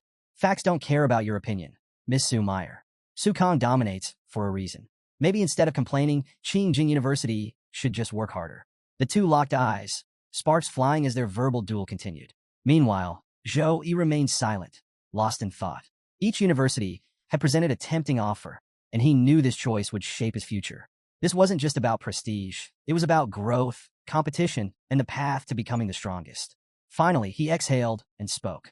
I've decided which university I want to attend. Instantly, all three recruiters fell silent, eyes locking onto him like hungry beasts awaiting their prey. With a calm yet firm voice, Zhou Yi declared, I choose Sukong University. The Sukong representative, Miss Su Meyer, beamed with satisfaction, wasting no time as she pulled out a special recruitment contract. Excellent choice, she said, handing him the document. Take your time to review it, and if everything looks good, sign here. The Ching Jing University teacher let out a resigned sigh, but managed a small smile. If you ever feel like Sukong University isn't the right place for you, Ching Jing will always welcome you. Her words only annoyed Su Meyer further. How stubborn can you be, Miss Su Meyer? She muttered, her irritation barely concealed. Just as Zhou Yi was about to sign, something caught his attention. Su Meyer was casting a spell, silently. Zhou Yi's eyes narrowed. Usually, only high-tier mages could perform magic without an incantation. Curious, he hesitated. Miss Su Meyer, what's your level? She chuckled, as if amused by his sudden interest. I'm level 42, a second awakening mage. Zhou Yi's eyes widened. Level 42? She doesn't even look 30. As if reading his thoughts, Su Meyer smiled knowingly. The world is much bigger than you think, Zhou Yi. Once you enter Sukong, you'll meet even more young and powerful individuals. It's a place where you'll truly grow. Her words resonated with him. With the system backing him, no one his age could compete with him. But at Sukong, he'd be surrounded by monsters in human form, pushing him to grow even faster. Fueled by excitement, Zhou Yi signed the contract. Su Meyer noticed the fire in his eyes and smiled. She could already tell this guy wasn't just talented. He had the will to become the strongest. As soon as Zhou Yi signed the contract, his journey with Sukong University officially began. Miss Su Meyer handed him a week to prepare. I'll pick you up in 7 days, she said briskly. Zhou Yi raised an eyebrow. Sukong starts its semester this early? She paused briefly before walking away, leaving him with a cryptic remark. Special recruits, like you need an edge. That head start will make you shine at the National Freshman Exchange Contest. A week later, Secretary Zhao Wenbing kept his promise and delivered Zhou Yi and Zhou Yun to their new home, a sprawling mansion courtesy of the city government. Zhou Yun's face lit up as she explored the luxurious 3-story building. Her delight was contagious, bringing a rare smile to Zhou Yi's lips. This is your mansion, Secretary Zhao explained, gesturing around. It includes a dedicated training room on the 2nd floor, a leisure space on the 3rd, and spans about 1,000 square meters. Please settle in and rest well, especially Miss Zhou Yun. Before the secretary could leave, Zhou Yi stopped him. Secretary Zhao, Zhou Yun's recovery is still ongoing. Sister Ching will be here to help, but I'd appreciate it if you could check in on her while I'm away. The secretary nodded with a kind smile. It would be my honor. The week flew by, and the time came for Zhou Yi to depart. Miss Su Meyer arrived at the mansion as promised. Zhou Yi stood by the car, giving Zhou Yun a barrage of last-minute instructions. Call me if there's any problem. Take the pills from Priestess Chue Laina every week, and let Sister Ching check on you daily. Secretary Zhao will take you to school soon. Listen to him. Zhou Yun pouted dramatically, folding her arms. You're nagging again, she quipped, pretending not to listen. With a soft chuckle, Zhou Yi tugged her cheeks gently. Did you hear me? Yes, I got it, she replied with a playful grin. After a final hug, Zhou Yi climbed into the car. As the car sped off, Miss Su Meyer glanced at him. First time traveling this far? Still lost in thought about his sister, Zhou Yi gave a distracted nod. Yeah, she smirked knowingly. Hold on tight. With that, the car surged forward, entering a teleportation array. Zhou Yi barely had time to blink before they emerged in Anning City, home to Sukong University. The teleportation platform buzzed with energy. Cars streamed out of the array while new and returning students gathered, their faces filled with excitement, curiosity, and the occasional travel-induced nausea. Zhou Yi's car emerged from the portal, and he immediately rubbed his temple, feeling a wave of dizziness. Was that really necessary? He muttered. We had time. Couldn't we have taken a normal route? Miss Sue Meyer stepped out and stretched as if she had just finished a relaxing nap. Teleportation is both safe and convenient. Sukong University has direct military support. This array is just one of many perks. Zhou stepped out of the car, and his breath hitched.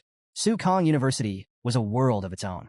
The campus sprawled across picturesque mountains, with grand architecture blending ancient elegance and futuristic design. The pathways were packed with students of every kind. Giants, wolves, demons, and other supernatural beings mingled with humans as if it were the most natural thing in the world.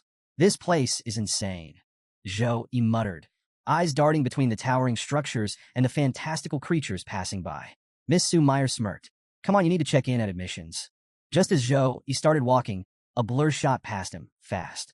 Instinctively, he dodged, only to watch as the figure was sent flying backward, crashing into the ground with a solid thud. Standing over the fallen student was a girl with piercing purple eyes that glowed with an eerie aura.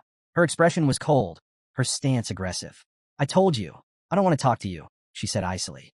Then, with a sharper glare, she added, that kick was a warning. Bother me again, and I won't hold back. Without another glance, she turned and walked away, power radiating off her in waves.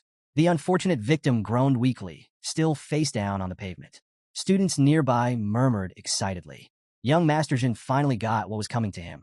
Dude tries to flirt with new students every year. Guess he picked the wrong one this time. Zhou Yi's sharp eyes locked onto the purple-eyed girl. The intricate magical design in her aura stood out like a neon sign.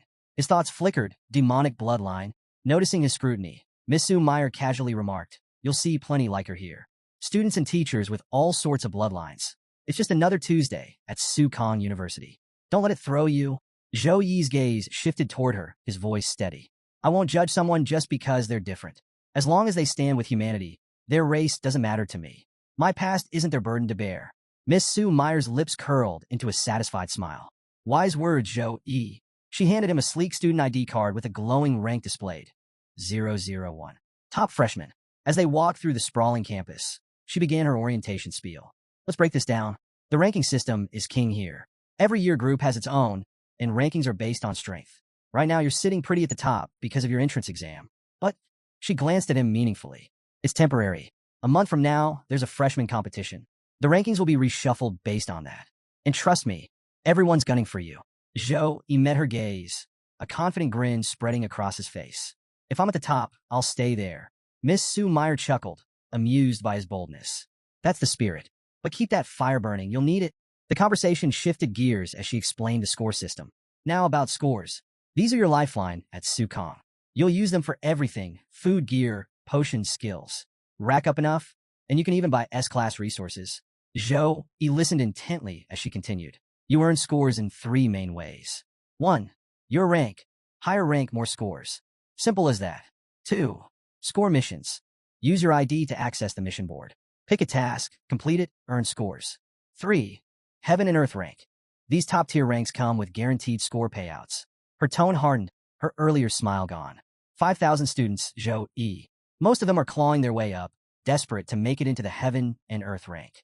Don't get cocky just because you're number 1 right now. Zhou Yi's eyes gleamed with determination. Don't worry. I know the stakes. I'm ready for whatever comes. Miss Sue Meyer smirked. Good. You'll need that resolve. Welcome to Sukong, where survival isn't just a skill, it's an art. Zhou Yi nodded firmly. Got it? Miss Sue Meyer led him through the campus until they reached a high vantage point. Below them, a massive crowd of students bustled around a glowing portal. There, she said, gesturing. Zhou Yi followed her gaze. The portal pulsed with energy, surrounded by students forming parties, sharpening weapons, and making last-minute preparations. It was a scene straight out of a fantasy war film. Miss Sue Meyer explained. Sukong University has 3 major secret realms for training. 1. Goblin Dungeon, levels 17 to 21. Perfect for fresh recruits. 2. Distorted Forest, levels 23 to 26. Trickier terrain, deadlier monsters. 3. Purgatory, levels 28 to 31. The ultimate test of skill. Entry isn't free. You'll need to spend scores to access these realms. Zhou Yi silently took it all in. Dungeons, a competitive ranking system, and a currency-based economy. This place was practically an MMORPG brought to life. As they walked, Miss Sue Meyer led him to the training area. Inside, students were sparring, some against robotic opponents, others facing real challengers. The sheer intensity of their battles filled the space with a crackling energy. "You can practice here anytime," she said. "Pick your opponent, machine or human." Zhou Yi's attention shifted to the trading area. It was no mere market. It was a thriving city within the university. Stalls stretched endlessly, with students haggling over rare potions, enchanted weapons, and mysterious scrolls. Miss Sue Meyer smirked. "Here, the strongest control everything. Power means resources. Resources means survival." Zhou Yi's grin widened. This school wasn't just about fighting, it was about strategy, dominance, and control. He liked it. As they walked, a group of students noticed them and exchanged whispers. "Who's that?" a girl muttered. "Why is a teacher personally guiding him?" "Yeah," another student added. "We're a group of 10, and even a senior had to lead us." Did this guy sneak in through the back door? Just as the speculation started snowballing, a boy named Wu Mangli chuckled. "You rookies don't know anything. Special admission students get a personal teacher. It makes recruiting them into top houses easier." The group went silent.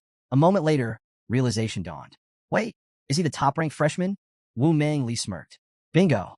That's Zhou Yi, the first-place winner of the Sukong district exam." "Oh, and by the way, he's already a level 13 Saint Knight." The whispers stopped. Every student in earshot turned to stare. Zhou Yi, unfazed, kept walking. Let them talk. They'd find out soon enough. He wasn't just here to keep his title. He was here to dominate. The crowd erupted in disbelief. "A Saint Knight? Isn't that a support class?" One student scoffed. "How the hell did a Saint Knight beat a Berserker, who's ranked 002 and already level 14? Some struggled to reconcile their rigid class stereotypes with Zhou Yi's unexpected dominance. Others, however, had different concerns. "He's so handsome," a girl whispered, eyes practically sparkling. "He could be a celebrity." Meanwhile, the purple-eyed girl from earlier remained silent, watching Zhou Yi closely. First place among the freshmen, she mused, curiosity flickering in her gaze. Not everyone shared her admiration. A red-haired boy standing nearby clenched his fists, his face twisting with jealousy.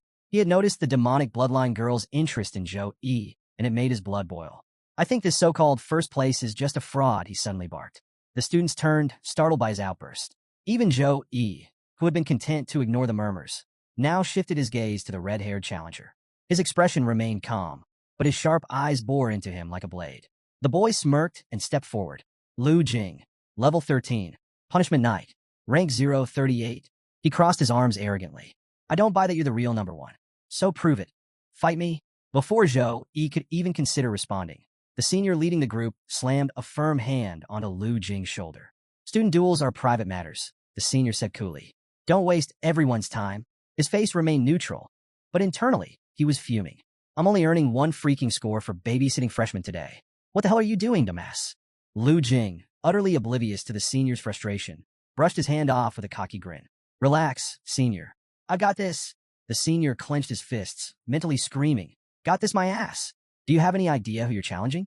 Ranking 001 was unanimously decided by Headmaster Wang Hui and 5 house teachers. If they gave him the top spot, it sure as hell wasn't a mistake. "You're just looking to get humiliated."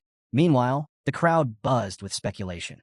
"Lu Jing's trying to use Zhou Yi as a stepping stone," one student whispered. "Not surprising. People still think Saint Knights are weak. Maybe he just wants attention," another added. "But does he seriously think he stands a chance?" Zhou Yi stood his ground as Lu Jing approached, his expression calm and unreadable. Lu Jing, eager to provoke him into accepting the challenge, made an enticing offer. 100 points if Zhou Yi won, with no risk on his end. But Zhou Yi wasn't so easily swayed. If he was going to do this, he'd make it worth his while. After a brief pause, he countered with a bold demand. 300 points. Gasps rippled through the crowd. "That's insane," someone whispered. "He's ranked 38th. If he loses, that's almost all his points gone," another murmured, eyes wide in disbelief. Lu Jing hesitated, clearly rattled by the stakes. His gaze flickered toward a purple-eyed girl in the audience, her attention fixed on Zhou Yi rather than him. Fueled by the need to impress, he forced a smirk and shouted, "Fine, 300 points it is. Let's do this." Zhou Yi's smirk deepened. "So, you've got some guts after all," he mused, his tone laced with mockery. "But we won't be needing a ring." As golden light radiated from his body, he stretched casually, as if this were nothing more than a warm-up. Then came the real shocker, his declaration. "If you're not on your knees in 3 moves, I lose." The crowd stirred with excitement. More students gathered, eager to witness what promised to be a spectacular showdown. Lu Jing unsheathed his large sword, the blade gleaming under the sunlight, while Zhou Yi remained unarmed, standing effortlessly composed. Miss Sue Meyer stepped forward as the referee, her voice cutting through the chatter. This match will follow university sparring rules. 3-second countdown. No killing moves allowed. The tension thickened as the countdown began. 3, 2, 1. The moment the count ended, Jing exploded forward, his sword pulsing with a blood-red aura. Confidence surged through him as he closed the distance, determined to take Zhou Yi down in one decisive strike. The battle had begun. Jing's mind raced as he charged forward. His class, the Punishment Knight, was a hidden evolution of the Knight class, just like the Saint Knight. But unlike the Saint Knight, which focused on support, the Punishment Knight was built purely for destruction. This fight was already won in his head. As long as Zhou Yi hadn't buffed himself, Jing believed he had the upper hand in both speed and raw power. And this battle wasn't just about proving his strength. He had another goal. His gaze flickered toward the demonic bloodline girl in the crowd. If he could crush Zhou Yi, she'd have no choice but to notice him. The moment he got within striking range, he unleashed his blood slash. His sword pulsed with a crimson aura as he swung it downward, aiming to end the fight in a single, decisive blow. But his attack never landed. In one fluid motion, Zhou Yi sidestepped, effortlessly dodging the strike as if he had seen it coming from miles away. Before Jing could react, a brutal knee strike crashed into his stomach. The impact was instant and devastating. Jing's body shot backward like a cannonball, crashing through the arena ropes and smashing straight into a nearby wall.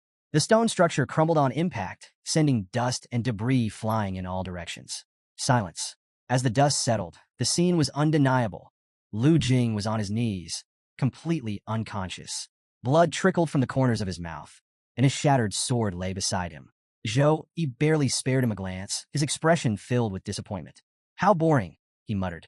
He had expected at least some resistance, maybe even a clever trick, but no. The so-called Punishment Knight had collapsed after a single move. A senior student, the same one who had tried to stop Jing earlier, rushed over to assess the damage. After a quick examination, he turned to Miss Sue Meyer. Miss, Jing has 5 broken ribs and internal bleeding. He's unconscious. Miss Sue Meyer remained unfazed. Get a healer on him, she instructed before turning her attention back to Zhou Yi. With a faint smile, she handed him his student ID. 300 points have been transferred to your account. Zhou Yi accepted the card with practiced composure, his gentlemanly demeanor making it seem as if the entire battle had never happened. But the surrounding students knew better. Whispers filled the air, their excitement and disbelief spreading like wildfire. Zhou Yi had just turned the academy upside down with a single strike. The crowd buzzed with disbelief.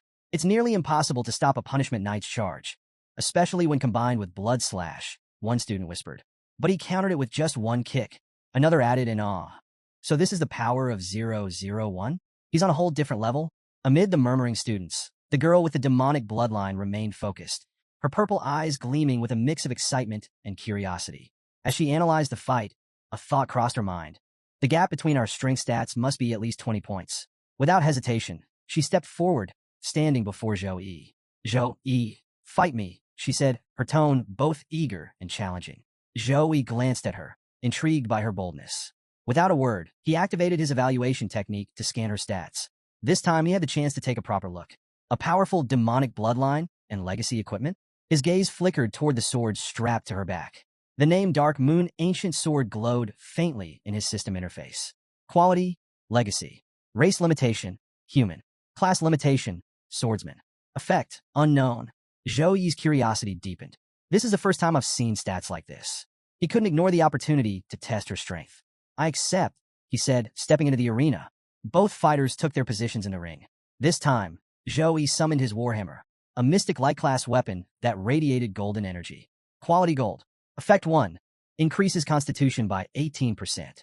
Effect 2. Increases wisdom by 24%. Additional effect. Enhances all light elemental skills by 1 level, up to grade B. Source. System Lottery. As the tension in the arena grew, several senior students arrived, drawn by the commotion. Freshmen are already fighting on their first day. One of them chuckled. Among them was Li Dongsheng, a level 29 spearman and captain of the Aurora Club. Spotting Sue Meyer, he greeted her with a charming smile. Miss Sue Meyer, what brings you here? Before she could answer, the countdown ended. The battle began. The demonic girl struck first, activating Shadow Slash, her blade crackling with dark energy as she lunged forward at lightning speed. Zhou Yi wasted no time, raising his Warhammer high and unleashing Typhoon Smash, a devastating skill designed to deal massive damage and knock enemies back. The clash was about to begin. The moment their attacks collided, the arena erupted with a deafening explosion of energy. A shockwave rippled outward, forcing spectators to shield their eyes from the sheer force of the clash. Both fighters skidded backward, their auras flaring even brighter. Zhou Yi's golden light radiated with overwhelming energy, while the demon girl's purple aura pulsed with dark, mysterious power. The crowd watched in stunned silence. This wasn't just a sparring match. It was a battle between two rising titans, a collision of light and darkness.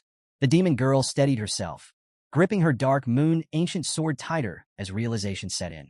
What kind of monster is this? She could still feel the impact of Zhou Yi's last strike reverberating through her body. But instead of backing down, she poured more dark mana into her blade, preparing Demonic Slash, a devastating move infused with dark elemental energy. Zhou Yi, on the other hand, was exhilarated. His eyes gleamed with unrestrained excitement, and a wide grin spread across his face. Finally, someone who can go head-to-head with me, he roared, his booming laughter echoing through the arena. Their next clash was even more ferocious. The moment their weapons met, the impact sent another wave of force across the battlefield. Neither of them relented. Blow after blow, they unleashed relentless attacks, their strikes moving at dizzying speeds. A flurry of skills engulfed the arena. Zhou Yi's uppercut, a powerful rising strike designed to send opponents airborne. Demon Girl's enhanced rapid stab, a precise forward thrust, followed by an additional stab. Shockwave slash, a devastating uppercut slash that released multiple shockwaves. Mountain crushing hit, a multi-stage attack that shattered the ground with sheer force. The intensity escalated with each exchange. Zhou Yi's golden light burned fiercely, forming an almost impenetrable shield, while the demon girl's dark energy swirled like a raging storm. Their movements blurred, making it nearly impossible for onlookers to keep up. The entire arena trembled under the sheer power of their battle. Blow after blow, they tested each other's limits, neither willing to back down. And for the first time, it felt like the academy itself had become the battleground for something far greater than a simple match. Among the stunned onlookers, the senior students, who had previously scoffed at the idea of freshmen sparring, now stood in silent awe. This is insane, one of them murmured, eyes locked on the battle. Are these two really freshmen? Another whispered, struggling to believe what they were witnessing. This isn't a sparring match, it's a clash between masters, conserving energy for the right moment. But Zhou Yi, his relentless offense was anything but cautious. He's not holding back, Li Dongsheng murmured. Either he's reckless or he's completely sure of his victory. The Warhammer, typically a slow and cumbersome weapon, became an instrument of pure dominance in his hands. Each swing disrupted the demon girl's footing, cutting off her options. She had no choice but to defend. Li Dongsheng smirked. A hot-headed Saint Knight who doesn't hold back? And against someone that's stunning? Man's got no mercy. In the ring, the tide shifted. The demon girl, after an exhausting exchange, finally dropped to one knee, her breath ragged. Zhou Yi stood tall, golden energy crackling around him, his warhammer resting easily on his shoulder. With a casual shrug, he said, "All right, warm-up's over." Then, in a single breath, he activated Gift of God, Gift of Courage, Weapon Blessing, Blessing of Dawn, and Gift of Protection. Holy energy surged around him, a divine whirlwind that sent shockwaves through the arena.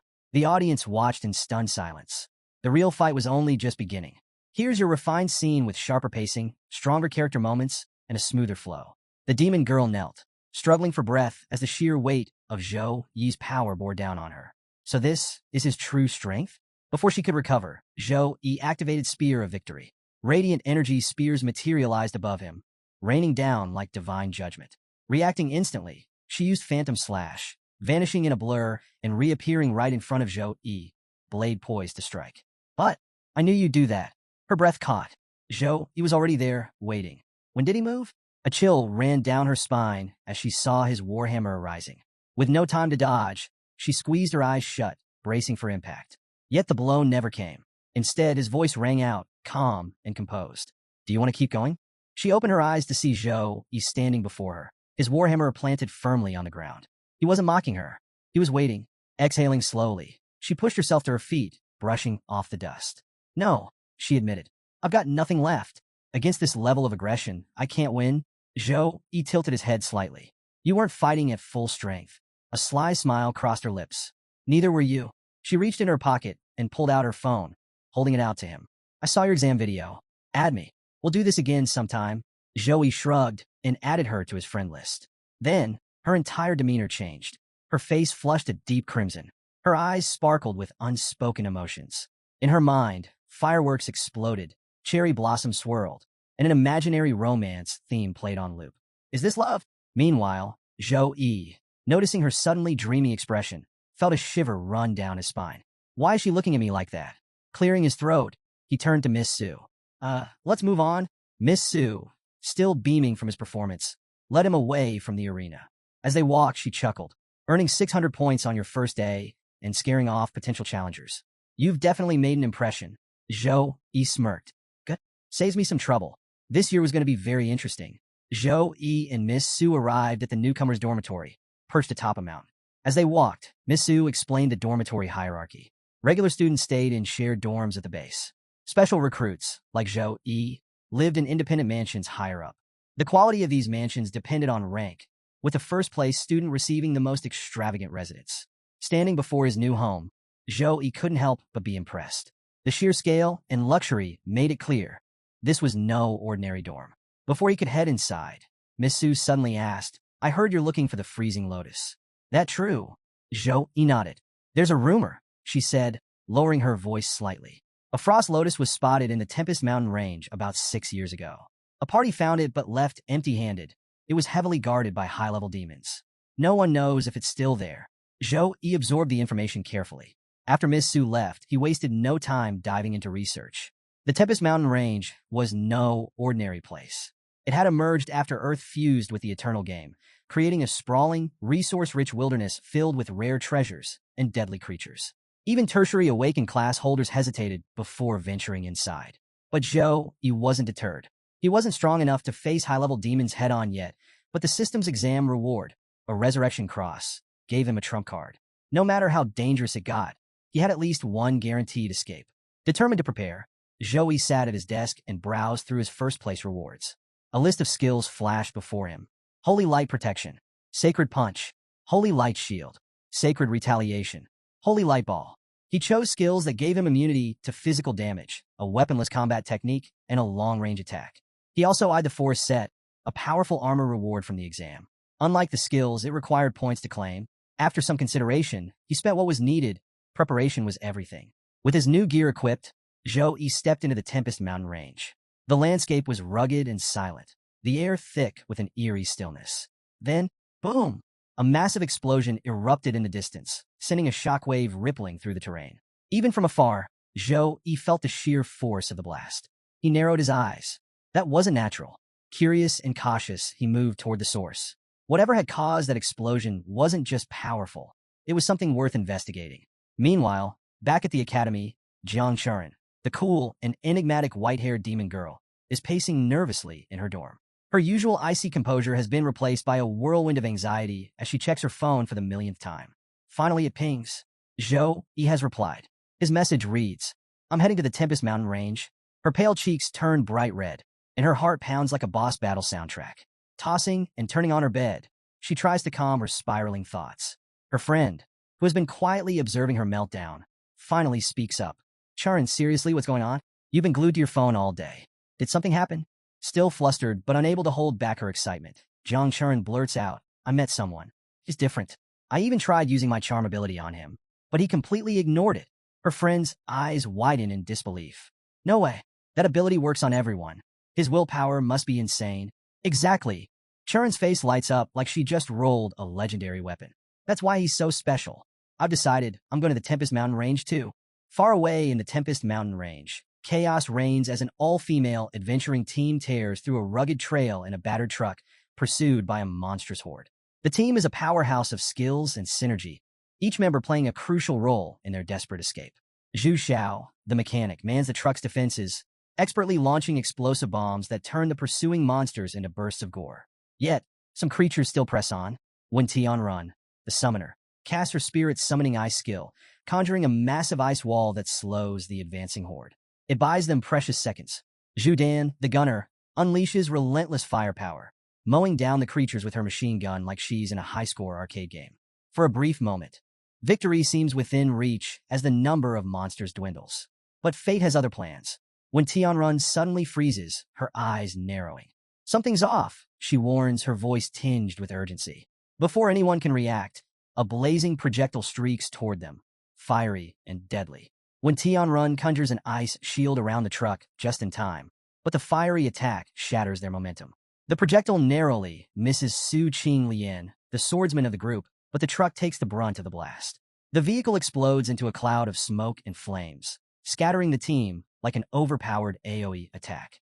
When the dust settles, the team is left battered and vulnerable. Some are pinned under wreckage, others barely standing. Su Qing Lian scrambles to assess the situation, calling out, "Everyone, sound off. Are you okay?" When Tianruan's face pales as she gasps in terror, pointing behind Su Qing Lian. "Look behind you." The sight is nothing short of terrifying. A horde of demons, one of the 5 most violent races, surrounds the battered team. These creatures are infamous for their unrelenting hunger for living beings, their monstrous mouths glowing ominously as they prepare to unleash a wave of fiery destruction. The team is frozen in place, exhaustion and despair gripping them. They've used up every trump card, yet they've barely managed to scratch the enemy's numbers. The same grim realization flashes through everyone's mind. Is this the end? The demons unleash a hellish inferno, their fire attacks converging into a massive wave of destruction. The adventurers brace for impact, knowing there's no escape. Then a flash of white. A streak of light cuts through the battlefield as Zhou Yi arrives, riding atop a majestic white wolf. Without hesitation, he raises his hand, activating Sacred Storm. A radiant cross symbol materializes midair, intercepting the incoming inferno. When the holy energy clashes with the demonic fire, a fiery tornado infused with divine light erupts, twisting and consuming the flames while sending a shockwave through the battlefield. The storm's holy radiance pierces through the night, causing the demons to shriek in agony as the sacred energy disrupts their dark essence. Zhou Yi stands at the center of it all, his cross-shaped mark glowing brilliantly on his forehead, intensifying the purifying force.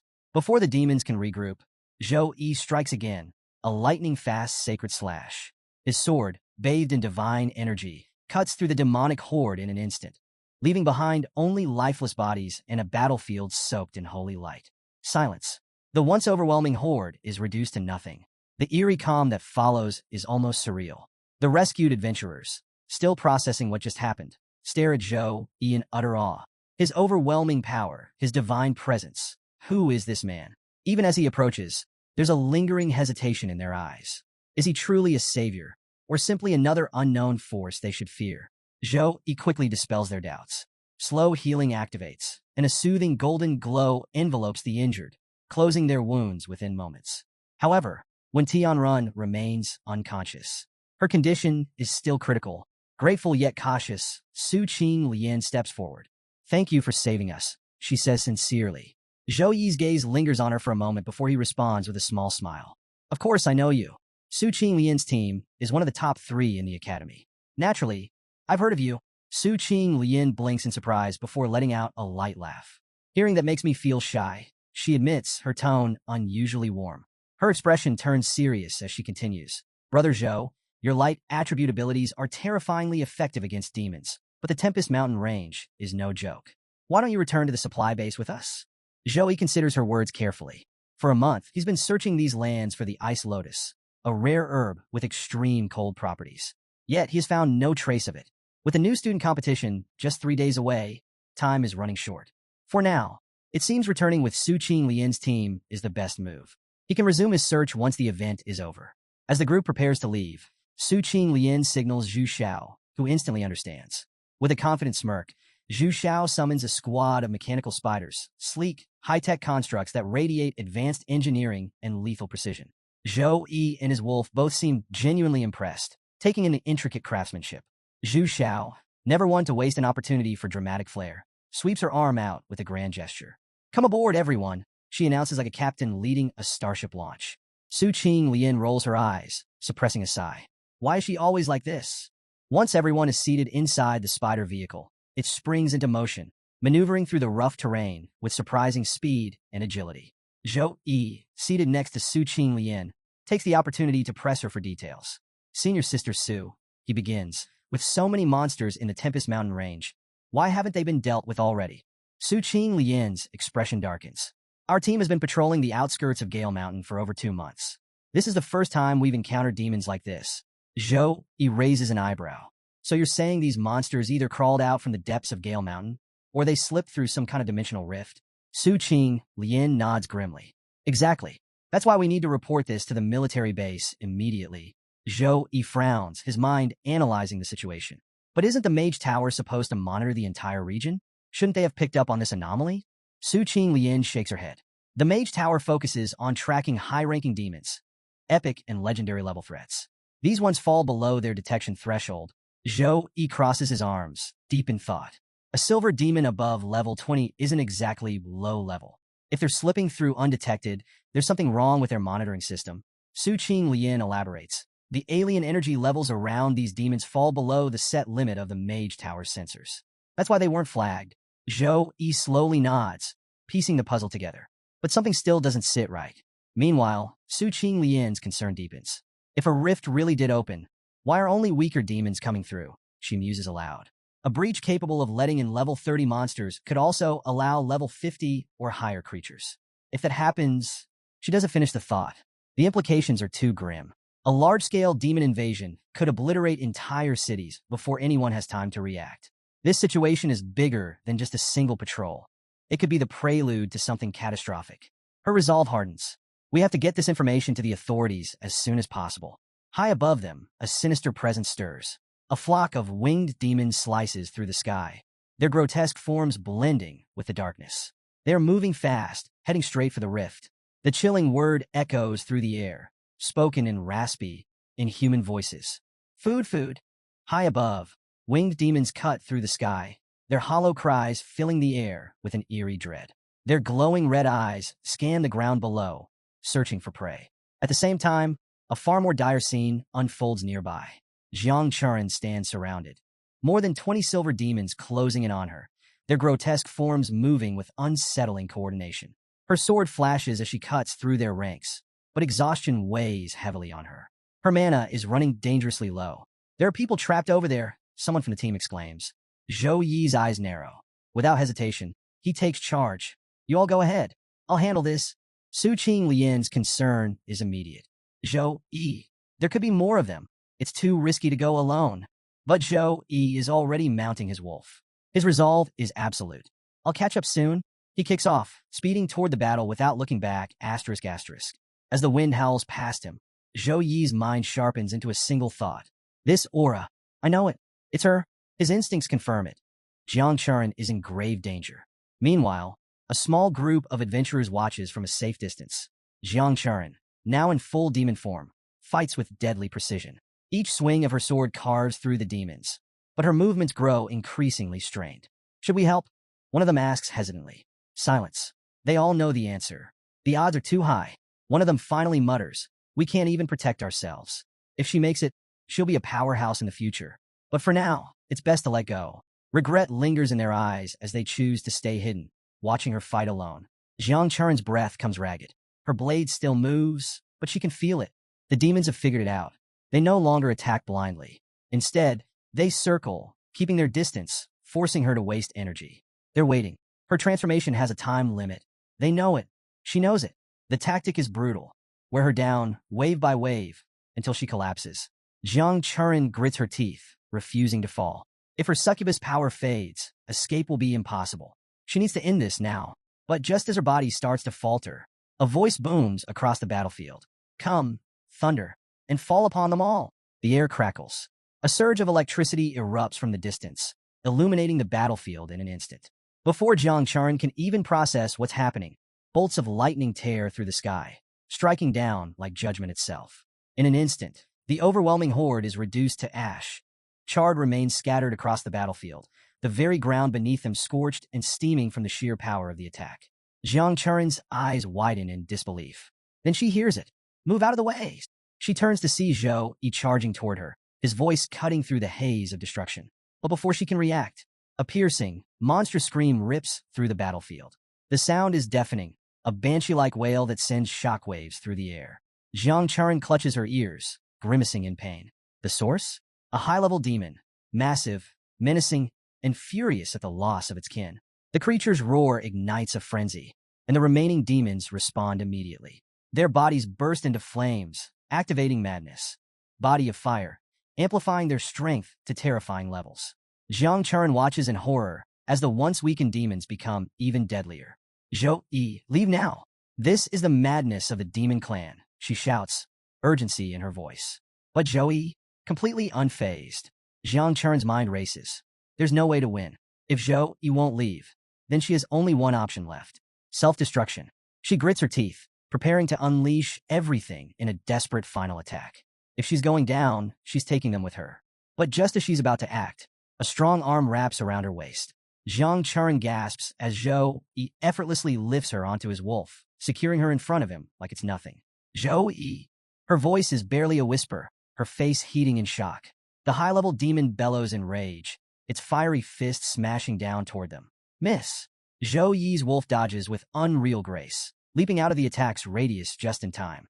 The impact behind them is devastating, the ground shattering like glass under the force of the failed strike. The horde lunges again. Zhou-yi scoffs. Time to end this? He raises his hand, summoning a blinding golden light. Light punishment activates. Above them, the storm returns, but this time, it's not just lightning. It's divine retribution. Bolts of holy energy rain down, striking the demons one by one, their agonized screams echoing through the battlefield. The fiery aura surrounding them flickers and fades, snuffed out under the sheer magnitude of Zhou-yi's heavenly assault. As the last demon falls, silence returns. Zhou-yi surveys the battlefield with satisfaction, then lets out a chuckle. No wonder everyone wants to be a magician. Killing monsters from a distance is kind of addicting. Churan, still held firmly on his wolf, can't decide what's more dangerous, the demons or the ridiculous man who just saved her. Zhou-yi cradles Churan protectively, his calm demeanor contrasting with the chaos around them. Her gaze, once tense, now softens with admiration, and perhaps a flicker of something deeper. The battlefield crackles with fiery energy as demons swarm relentlessly, their numbers still overwhelming despite the devastation wrought by Zhou-yi's earlier light punishment skill. The two find themselves encircled by 180 demons, their fiery auras blazing with rage. Zhou-yi sits astride his wolf, Churan in his arms, surveying the approaching horde with calm calculation. 180 demons. Scattered, but manageable if I can group them together. Zhou-yi thinks, his tactical mind at work. Churan, however, is less composed. Her eyes dart between the advancing foes, her voice trembling with doubt. This is impossible. They've all been drawn here. How are we supposed to survive? Without missing a beat, Zhou-yi turns to her. His voice is steady, radiating confidence. Churan, distract the ones on the left. Don't engage. Just lead them away. Her stunned expression says it all. What? Zhou-yi, what are you? Her words trail off as he activates slow healing, a warm energy enveloping her and restoring her vitality. Before she can protest further, Zhou-yi casts a series of buffs. Death Dawn Blessing, Blessing of Weapon, and God's Gifts. Each spell amplifies her power, bathing her in radiant light. Her stats skyrocket. Strength, from 114 to 143, plus 29, 25% increase. Speed, from 122 to 153, plus 31, 25% increase. Constitution, from 103 to 129, plus 26, 25% increase. Intelligence, from 156 to 195, plus 39, 25% increase. Churan gasps as the surge of energy floods her system. This is the power of a Saint Knight? How is this even real? Zhou-yi's sharp voice cuts through her amazement. Focus. You got the power now. Go. I'll take care of the rest. Though reluctant, Churan nods and darts to the left, her newfound speed allowing her to lure a portion of the demons away. Her swift movements split the horde, creating an opening for Zhou-yi. Gripping his warhammer, Zhou-yi spurs his wolf forward and charges into the thick of the remaining demons. The fiery creatures react, their glowing forms unleashing energy attacks, but Zhou-yi is faster. Each swing of his warhammer reverberates through the battlefield, the impact unleashing holy light that obliterates his foes in radiant explosions. With each strike, the tide of battle begins to shift, Zhou-yi's unwavering determination shining like a beacon against the darkness. Zhou-yi's hammer swings with divine precision, erasing weaker demons in a single blow. The stronger ones barely stagger, but they don't escape his wrath. Every strike is a symphony of destruction, turning the battlefield into chaos incarnate. Flames burst across the ground as demon cries echo through the melee. Zhou-yi's presence transforms the fight into an apocalyptic scene. Churan, watching from the sidelines, struggles to believe what she's seeing. Her boosted agility and strength keep her mobile, dodging and distracting the demons in her path. Still, her attention is fixed on Joey. This is insane, she whispers. Not even a level 25 Saint Knight should have this kind of raw power. Despite her combat experience, Churan is dumbfounded. Joey isn't just fighting. He's rewriting the laws of combat, making it clear who rules this battlefield. The relentless waves of demons keep coming, but Joey meets them head-on, each strike sending shockwaves through the air. The holy light from his attacks bathes the area, disintegrating any demon unlucky enough to get caught. But the battlefield shifts as a group of demons breaks away and charges Churan. One particularly fast demon lunges at her, only to meet Joey's wolf in midair. The beast clamps its jaws around the demon, forcing it to the ground. Churan tightens her grip on her sword, fending off the surrounding demons. Her mind races. Focus. Don't think. Just trust him. Meanwhile, Joey continues to carve through the horde, but the enemy numbers refuse to dwindle. A group of demons sneaks up behind him, until a wave of dark energy slashes through them in an instant. Joey glances back to find Churan wielding a shadow whip. The weapon hums with dark energy, lashing out in sharp arcs that cut through demons and their shadows alike. Her movements are sharp, precise, and devastating, turning the tide in her immediate area. A smirk tugs at Joey's lips. She's better at luring them than I expected, and pulling out moves I didn't see coming.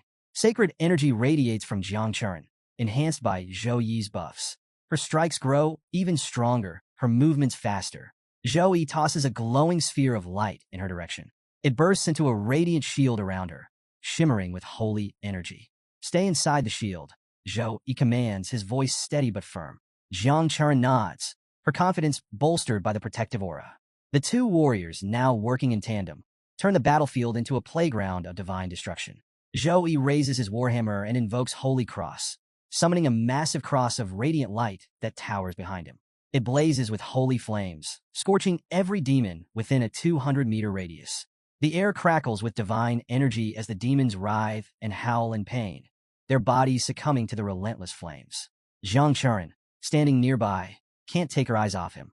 Her voice barely a whisper, she mutters, This is power beyond reason. Despite the widespread destruction, the remaining demons, driven by fury, launch a desperate attack. Joey steps forward unbothered, his voice booming with conviction. All darkness will fall under the light of holy light. With a flourish, he raises his warhammer again, chanting, Let the light gather, and the storm rage. From above, glowing crosses rain down like a divine meteor shower, blanketing the battlefield in radiant destruction. The holy storm spares no one. Every demon caught in its grasp is obliterated, their remains fading into nothingness. Even those who attempt to flee are pulled back into the storm's grasp and reduced to ash. From a safe distance, the 6 men who had abandoned Churan earlier are frozen in terror. Not at the demons, but at Joey. Is he even human? One of them stammers. Another nods, his voice shaky. That's not human. He's like a god of war. Their leader swallows hard, sizing up Joey's strength. At level 26, I'm the strongest among us, but against him, even all 6 of us together wouldn't stand a chance. He hesitates, then resolves, we need to be on his good side. Let's introduce ourselves before it's too late. Before they can act, a mechanical spider skids to a stop nearby. Gunner girl Zhu Dan leaps out, her voice brimming with excitement. Brother Joey, we're here to back you up, her words catch in her throat as her eyes sweep over the battlefield. The once chaotic field is now littered with the lifeless remains of 180 demons, the ground scorched and silent. You did all this? Zhu Dan asks, her face a mix of awe and disbelief. At that moment, a familiar chime rings in Joey's mind. Congratulations! You've reached level 17. Reward, plus 15 free attribute points, plus 15 skill points. Congratulations! You've reached level 18. Reward, plus 15 free attribute points, plus 15 skill points. Joey lowers his warhammer, his exhaustion finally showing. Churan, equally drained, exhales deeply as they survey the aftermath. Joey pulls out a recovery potion and gulps it down, grimacing at its minimal effect. Still not enough, he mutters, his eyes narrowing as he assesses the battlefield. Joey's stats now read like a mini-boss flex. Strength, 160. Physique, 171. Agility, 162. Wisdom, 172. He sighs, feeling bittersweet about his progress. Man, if it weren't for those level caps on XP, We'd be on a whole new tier after that fight. Before he can stew further, Su Qing Lian, the ever-composed swordswoman, leads her team toward him. Her usual calm is replaced by wide-eyed disbelief. Zhou Yi, did you really handle all this? She asks, scanning the carnage with a hint of suspicion. Even Zhu Dan, the sharpshooting gunner who rarely lets emotions show, seems shaken. Brother Zhou Yi, this level of strength is unreal. The praise is cut short by Jiang Churan dramatically flopping onto the ground. She groans. Yep, definitely overdid it.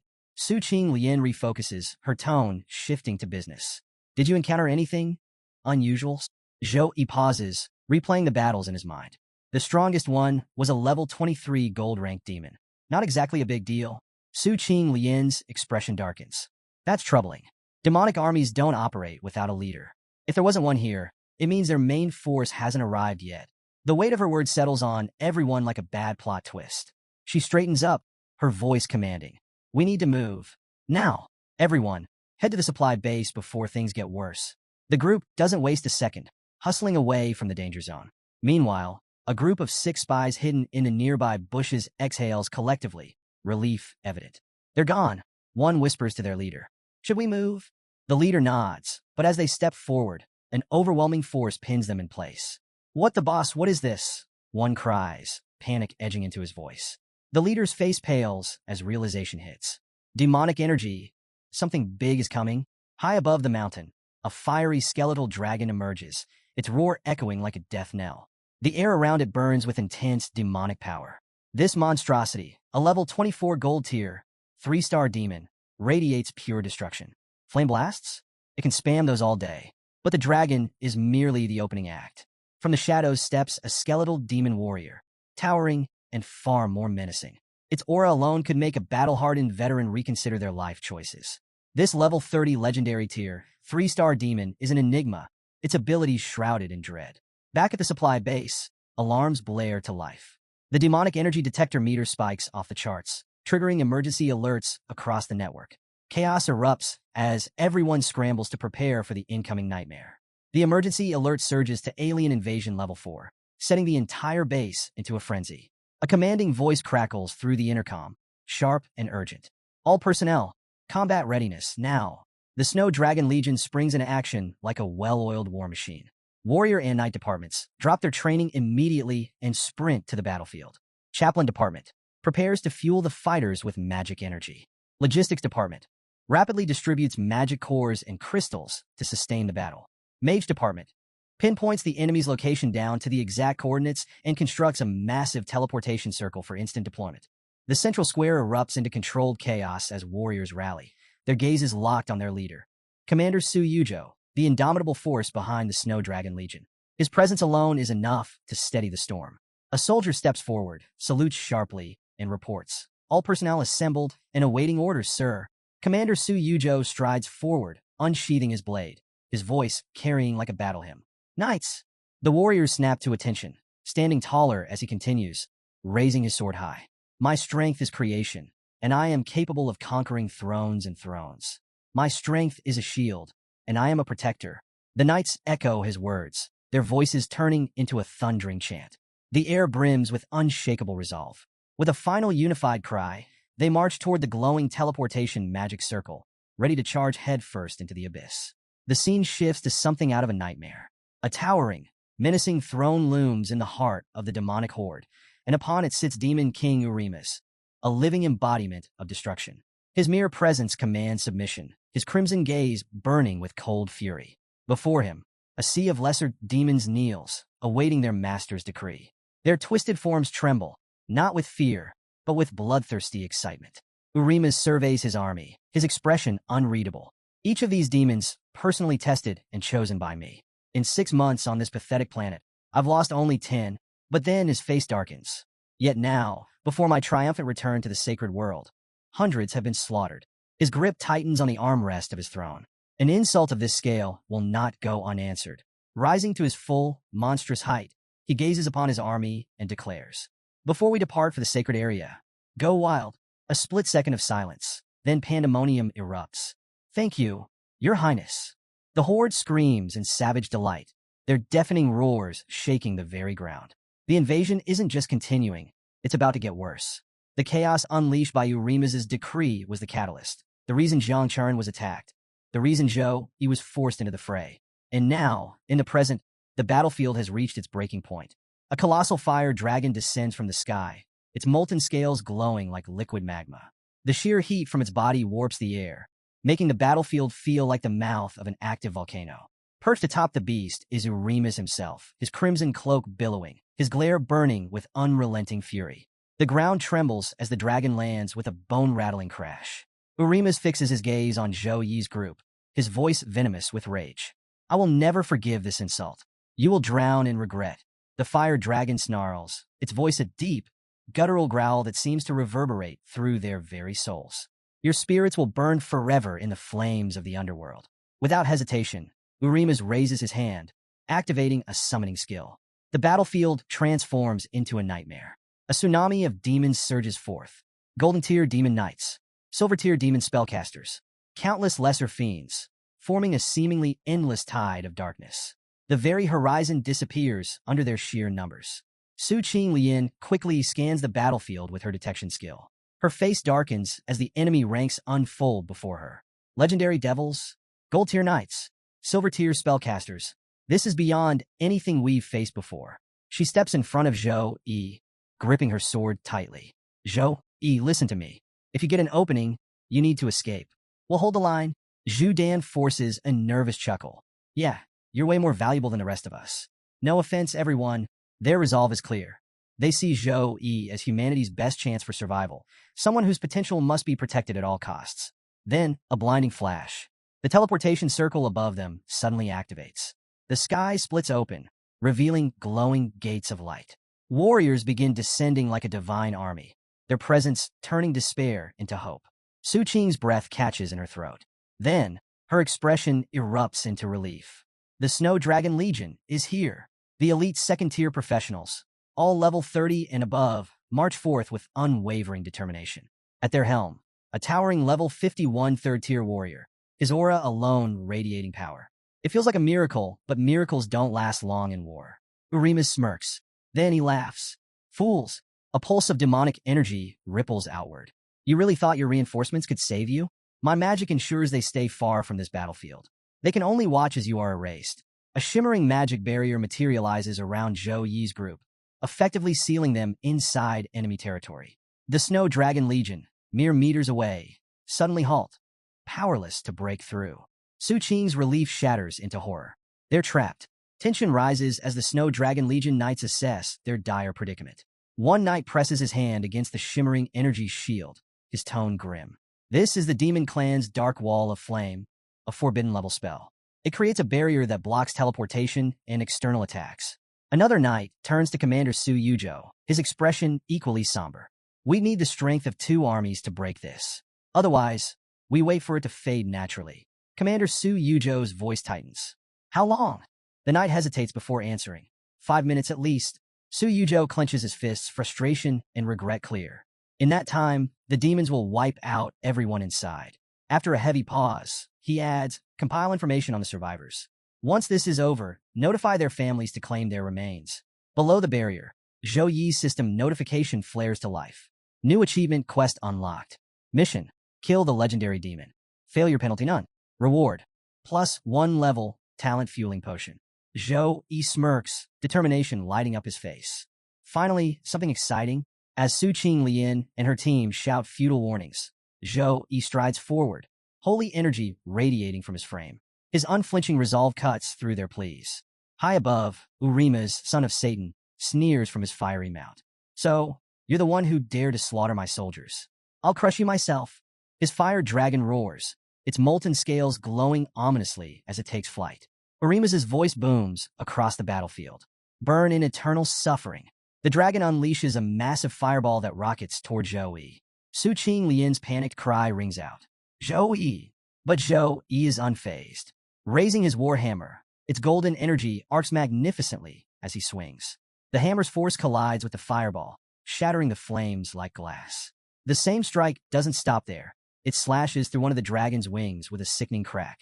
The dragon screeches as it spirals downward, its body crashing into the ground with a thunderous impact, sending tremors rippling through the earth.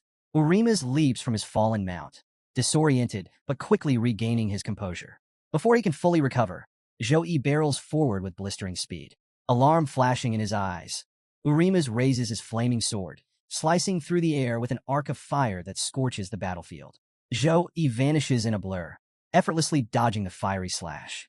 Urima's whips his head around in frantic search. Too late. A presence looms behind him. Zhou Yi's warhammer swings down with earth-shattering force. Urima's barely raises his sword in time, meeting the strike head-on. The collision erupts in a shockwave that ripples across the battlefield, sending tremors through the ground. Both warriors are thrown back, locking eyes in an intense standoff. Urima's sneer falters, his voice tinged with disbelief. Impossible. This human. He's only level 18. How is he matching my strength? Zhou Yi plants his warhammer into the ground, golden energy crackling around him. His calm, commanding voice cuts through the battlefield's chaos. Resilient, aren't you? Good. You're the first legendary monster I've ever fought. The demon's pride takes a direct hit. Snarling in fury, he charges, flames surging from his sword as he swings at Zhou Yi with breakneck speed. Their weapons clash again, each impact ringing like thunder. The battlefield becomes a blur of steel and fire, their strikes too fast for the onlookers to track. Seizing an opening, Zhou Yi leaps into the air, summoning divine energy into a new attack. Pure white blade. A radiant slash of holy power hurtles toward Urima's, closing the distance in an instant. The demon's eyes widen, too fast to dodge. The attack slams into him, sending him staggering. Zhou Yi doesn't let up. Punishment of light. A deafening crack splits the air as lightning surges from the heavens, a golden torrent crashing down. But Urima's reacts in time. Balog's shield. Dark energy flares as a barrier materializes. The holy lightning strikes with devastating force, but disperses against the shield. Though Urima's remains standing, his arms tremble slightly from the impact. Zhou Yi narrows his eyes. Even that wasn't enough? His grip tightens on his hammer. He's facing a monster that won't go down easily. Sensing danger, Urima snarls. Reinforcements now! A deafening roar echoes across the battlefield. From the shadows, an army of demons surges forward, his elite generals leading the charge, countless lesser demons following in a bloodthirsty frenzy. Kill him! Urima's commands. The demonic horde charges, the ground trembling beneath their numbers. But high above, Zhou Yi lifts his hands, his voice resonating with divine power. Let the heavens open and cleanse this land. The air shifts. A sacred wind howls across the battlefield, sending shivers through demons and humans alike. The sky glows golden as divine energy floods the atmosphere. The demons freeze. Their primal bloodlust flickers, overshadowed by something even greater. Fear. Beyond the barrier, the Snow Dragon Legion watches in stunned silence.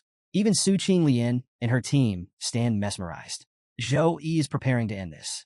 The massive sacred palm descends from the portal like divine judgment, its impact obliterating the battlefield. The ground fractures under the force, wiping out waves of the demonic horde. Sacred energy pulses outward, so intense it seems to warp the air itself, leaving an oppressive pressure that paralyzes everything nearby. Su Qinglian steadies herself, her voice trembling. This can't be real. Did Zhou Yi just was that him? Her mind struggles to match the boy she knew with the overwhelming power she just witnessed. Jiang Churan isn't faring much better. The sacred energy clashes violently with her succubus blood, leaving her visibly shaken and pale. Even standing nearby feels like a challenge. Outside the barrier, the Snow Dragon Legion watches in stunned silence. A soldier cautiously approaches Commander Su Yuzhou. Commander, reports confirm the students inside include Sukong University's elite. The one who launched the attack is Paladin Zhou Yi, this year's top recruit. Commander Su's expression darkens, his voice laced with regret. The boy has talent, no question.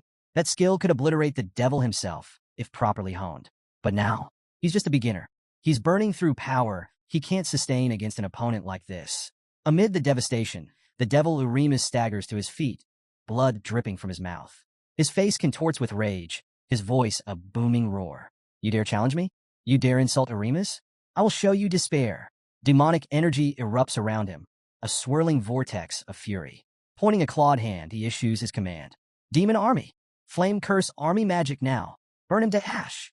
Instantly, the battlefield stirs with renewed chaos. Mage demons weave curses, fire demons ignite the ground beneath them, and shadow creatures slip through the chaos, ready to strike. Every corner of the field brims with death, converging toward Zhou Yi. Urima's retreats slightly, allowing a demon healer to attend to his wounds. His eyes burn with malice. He's bluffing, he growls. A level 18 warrior can't sustain that kind of power for long. His magical reserves must already be depleted. The healer nods, his expression grim yet confident. You're right, Lord Urimas. Against the combined might of 300 tribal warriors and millions of lesser demons, his exhaustion is inevitable. He'll be torn apart. Urimas' lips curl into a cruel grin. Exactly. This ends here. Let's remind him why mortals should fear the abyss. His laughter echoes across the battlefield, his confidence fully restored. A celestial radiance descends, splitting the suffocating darkness of the demonic barrier. Zhou Yi's shining for help skill activates the of Light's secret technique, summoning a divine presence that stuns the battlefield. From the heavens, the radiant angel from his awakening materializes once more, golden wings unfurling as she embraces him. Silence blankets the battlefield. Even the monstrous Urimas, who moments ago exuded unshakable confidence, stares in frozen dread. Then, the angel's wings tremble, and sacred feathers begin to fall. Their beauty is mesmerizing, hypnotic even. Demons, unable to resist, instinctively reach out. The moment their claws graze the feathers, however, they ignite into searing pillars of divine fire. Agonized shrieks rip through the battlefield as entire demon ranks are reduced to smoldering ash. Outside the barrier, the Snow Dragon Legion watches in stunned disbelief. A single feather drifts toward Commander Su Yujo. He catches it gently, feeling the immense power pulsing through it. Commander, what is this? A soldier asks, his voice laced with awe. Su Yujo's gaze remains fixed on the battlefield. Divine magic, he murmurs. A gift from the gods. Only high-tier divine professionals can wield it. I once saw a level 58 priest cast a divine spell that healed an entire legion in seconds. That same magic saved us from 3 demon armies during the siege of the Northern Gate. And now, he exhales almost reverently. This magic alone could wipe out every demon on that battlefield. The legion stands transfixed, the realization settling in. Zhou Yi is wielding a force beyond mortal limits. Meanwhile, Urimas watches in pure horror as his once mighty army is annihilated. His elite generals, his shadow assassins, his flame casters. Nothing withstands the relentless holy flames. Impossible, he bellows, voice cracking with fury. How can a mere level 18 warrior command the power of the gods? The fear in his eyes is unmistakable. This isn't just some fluke or overpowered skill. This is something else, something unnatural. Amid the smoke and flames, he begins to change. The corpses of his fallen soldiers dissolve into streams of dark energy, their lingering souls unwillingly consumed. His once imposing aura multiplies tenfold, raw demonic power pulsating from his form. The air around him vibrates with pressure, warping space itself. Zhou Yi, however, remains composed. His golden aura intensifies as the angel's divine energy flows through him. The celestial figure leans in, her voice an ethereal whisper. Wield the power of light wisely.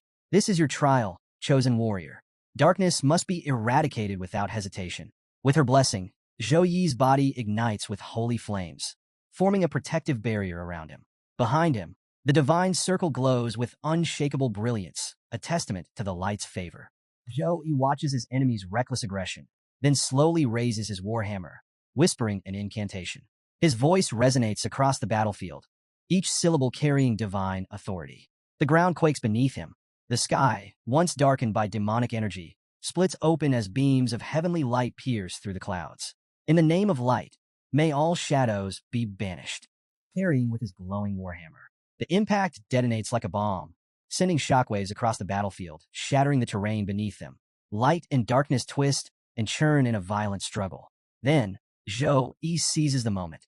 Channeling the angel's full power, he thrusts his hand forward. A colossal beam of divine light streaks down from the heavens, striking Urima's dead center. The demon lord howls as the sacred energy burns through him, his body smoldering from the sheer force. Yet, even as his form cracks and flickers, his eyes burn with undying fury. I will not fall to a mere mortal, he bellows, his voice shaking the skies. But deep inside, even he knows the tide has turned. Urima's, once a mighty level 23, had now ascended to a terrifying level 43, fueled by the souls of his fallen army. His body crackled with dark energy, and his fury burned hotter than ever. Zhou Yi's defiance had pushed him beyond reason. With an earth-shaking roar, Urima's unleashed the roar of the flame demon, a hellish blast meant to erase anything in its wake. He lunged forward at impossible speed, his 6 monstrous arms launching a relentless barrage of energy strikes. Each blow carved craters into the battlefield, reducing the land to a corrupted wasteland. The very air seemed to battle itself. Zhou Yi's divine radiance clashing against Urima's suffocating malevolence. But the Demon Lord wasn't done. Summoning the pinnacle of his clan's fire magic, he began forging an ultimate attack, a flame demon sphere. This wasn't just fire. It was hellfire, compressed into a searing mass of energy that burned at 15 million degrees Celsius. The mere presence of the attack distorted reality itself. With a triumphant snarl, Urima's hurled the deadly sphere at Zhou Yi. The battlefield trembled as the attack streaked across the sky like a falling star, colliding in a detonation so massive that it threatened to swallow everything in its radius. A shockwave rippled outward, sending even the distant Snow Dragon Legion staggering. Laughter rumbled from Urima's chest. This was the power of a level 43 Demon Lord. No mere human could withstand such devastation. But as the smoke cleared, Zhou Yi still stood, unmoved, untouched, unshaken. Golden energy crackled around him, divine light shielding him like an impenetrable fortress. His calm gaze locked onto Urima's, his fury controlled yet unmistakable. The Demon Lord's grin faltered. This isn't possible. Panic set in. Without hesitation, he turned and bolted toward a glowing magic circle, the return gate. If he could reach it, he could escape. He only needed 1 minute. But Zhou Yi wasn't about to let him go. In the name of justice, I condemn you to your end. Raising his warhammer, he unleashed a divine energy slash, a blade of golden destruction that tore through the battlefield. The sheer force ripped the ground apart, dust and debris exploding into the air. Urima's barely had time to scream as the attack struck him square in the back, carving a gaping wound through his massive form. The battlefield fell silent, save for the Demon Lord's ragged breathing. For the first time, Urima's knew true fear. Urima's, battered and broken, crawled toward the ruined return circle, clinging to the last shred of hope. His once mighty form dragged across the ground, blood pooling beneath him. Survival was all that mattered now, returning to the holy world from which he came. But fate had other plans. Zhou Yi's final attack had shattered the magic circle, leaving it beyond repair. The remaining demons stood frozen, paralyzed by disbelief. Their unstoppable Demon Lord had fallen. Meanwhile, Zhou Yi, having unleashed his last ounce of divine power, could barely remain conscious. His mana was spent. His body refused to move. His vision blurred as exhaustion took hold. Finally, it's over. With that final whisper, his body gave in, and he plummeted from the sky. Chaos erupted. His allies rushed forward, panic in their voices as they surrounded him. Zhou Yi, wake up! Hands checked for a pulse, frantic eyes scanned his battered body. The dragon team, having breached the barrier, took control of the situation. Their leader, composed despite the tension, barked orders with precision. Teams 1 and 2, search the mountains for survivors. The rest of you, wipe out any remaining demons. Zhou Yi was quickly transported to a medical ward, his unconscious body placed on a soft bed. His mind, however, was far from restful. Even in sleep, he felt crushed under an invisible weight. His chest tightened, breath escaping him in strangled gasps. Something was pressing down, suffocating him. It felt like a phantom force, relentless, inescapable. The panic in his dream built to a breaking point, and with a sudden, desperate scream, he jolted awake. Across the room, Churan shot upright, startled. You're finally awake, she gasped. You've been out for 2 days and 2 nights. Before he could fully process what she said, she darted toward him, placed a quick peck on his cheek, and grinned. Thanks for saving me. Then, before he could react, she turned and bolted out of the room to inform the others. Zhou Yi sat frozen, brain malfunctioning. His hand slowly rose to his cheek. What just happened? Shaking off his confusion, his gaze landed on something far more pressing, a familiar glowing screen. The daily mission window had popped up, and with it, a realization hit him like a truck. He had missed 2 days of rewards. Damn, I lost my daily streak. He sighed, clicking through the menus. Guess I'll check if the achievement mission makes up for it. His eyes locked onto a notification. New talent acquired. Death resistance, S+ grade. A rare ability unlike anything he had ever seen before. His fatigue momentarily forgotten, his eyes widened. S+ grade? What kind of broken ability was this? Zhou Yi's curiosity got the best of him. Grabbing a small knife, he decided to test his newfound talent. Without hesitation, he stabbed himself lightly in the stomach. The wound vanished in seconds. Eyes widening, he grinned. Healed in 2 seconds? This is broken. Regular wounds won't even slow me down now. My survival rate just skyrocketed as excitement bubbled within him. His gaze shifted to his inventory. He scrolled through the random treasures he had picked up over time. A legendary artifact from a street vendor, a mysterious token from a retired warrior grandma, and a bottle labeled possibilities. I should check that out later, he mused, deciding to save it for a crucial moment. His eyes then landed on something else, Holy Flame Halo. Reading its description, his brain went into full strategist mode. This divine ability could enhance both light and flame-based attacks. Even better, when paired with protection of the Sacred Angel, it increased his damage output by 40%. His grin widened. If I stack this with Punishment of Light, I'll be a dual-element mage, wielding both light and flame. I'll be unstoppable. A new strategy was forming in his mind, one that would redefine his fighting style. Feeling reinvigorated, he stepped out of his room. As he walked down the corridor, his gaze landed on a composed, authoritative figure seated on a nearby sofa. The man turned to him and introduced himself. I presume? I am Wang Liang, Vice Captain of the Snow Dragon Legion. Blinked. A high-ranking officer? Here to see him? Wang Liang continued. Thanks to your elimination of the demonic sun and destruction of the return portal, we've captured several high-ranking demons. Your actions have turned the tide of this conflict. He scratched his head. Oh, no big deal. Wang Liang smiled at his modesty and held out a glowing orb. Commander Su Yuzhou wanted to thank you personally, but he's handling urgent matters. Your final strike not only obliterated half of Dark Shadow Valley, but also preserved key traces of demonic energy. Thanks to you, we've uncovered secrets about the demon descent, and Su Yuzhou is reporting them to the higher-ups as we speak. As he spoke, the room transformed. The once simple surroundings shifted into a dazzling vault, filled with ancient treasures, weapons, and rare artifacts. Rows of enchanted armor gleamed under ethereal light, and tomes of forgotten magic pulsed with hidden power. He stood frozen. Wang Liang gestured grandly. These are resources accumulated by the Snow Dragon Legion over centuries. Tell me, what do you want? The hero's eyes gleamed as he scanned the treasure vault. His gaze locked onto a specific artifact. Vice Captain Wang Liang, does the Snow Dragon Legion's warehouse have the treasure Frozen Lotus? Wang Liang smirked, clearly amused. Let me check. With a casual wave, a radiant piece of equipment materialized before them. This what you're looking for? The hero's excitement was unmistakable. That's the one. Wang Liang forced a smile, mentally calculating the damage. An S-rank treasure worth 100 million points. That's 3 years of my salary. Yeah, the captain's covering this one. He began restoring the room's original, more modest appearance. The Frozen Lotus is stored in our headquarters, Wang Liang explained. You'll need to stay here for a few days if you want to collect it. If you get bored, I can arrange a hunting party for you in Tempest Valley. A cunning gleam flashed in his eyes. I'll pair you with some younger Legion members. If he rises to the top, the Snow Dragon Legion wins big. A flawless plan. Before he could leave, the hero interjected, Can't stay. I have a freshman competition at school tomorrow. Just mail it to my dorm. Wang Liang blinked, momentarily thrown off. Right, you're still a student, he chuckled. All right, the Frozen Lotus will be delivered to Sukong University in 2 days. If you run into trouble in Tempest Valley, don't hesitate to call us. Thanks, Vice Captain, the hero said as Wang Liang exited. Alone at last, he collapsed onto the sofa with a relieved sigh. Zhou Yun is safe. I owe this to the demonic sun. Without him, I wouldn't have gotten access to the Snow Dragon Legion's vault or the Frozen Lotus. A glance at the clock. Almost midnight. He exhaled. Time to clear today's missions. Meanwhile, in another room, a girl, wrapped in a towel, unknowingly steals the spotlight.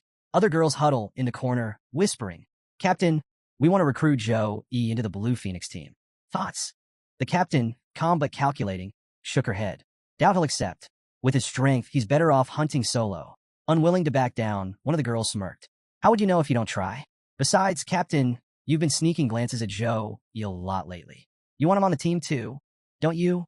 Caught off guard, Su Qing Lian's face reddened. Nonsense, she muttered, but the teasing had already taken root. With a sigh, she steeled herself. Fine, I'll ask him. Later that night, after a grueling training session, Zhou pushed open the door to his room, only to find Su Qing Lian waiting inside. Senior Su Qing Lian? His brow furrowed in surprise. She took a deep breath, trying to maintain her composure. Zhou E, would you like to join the Blue Phoenix team? He blinked. A team?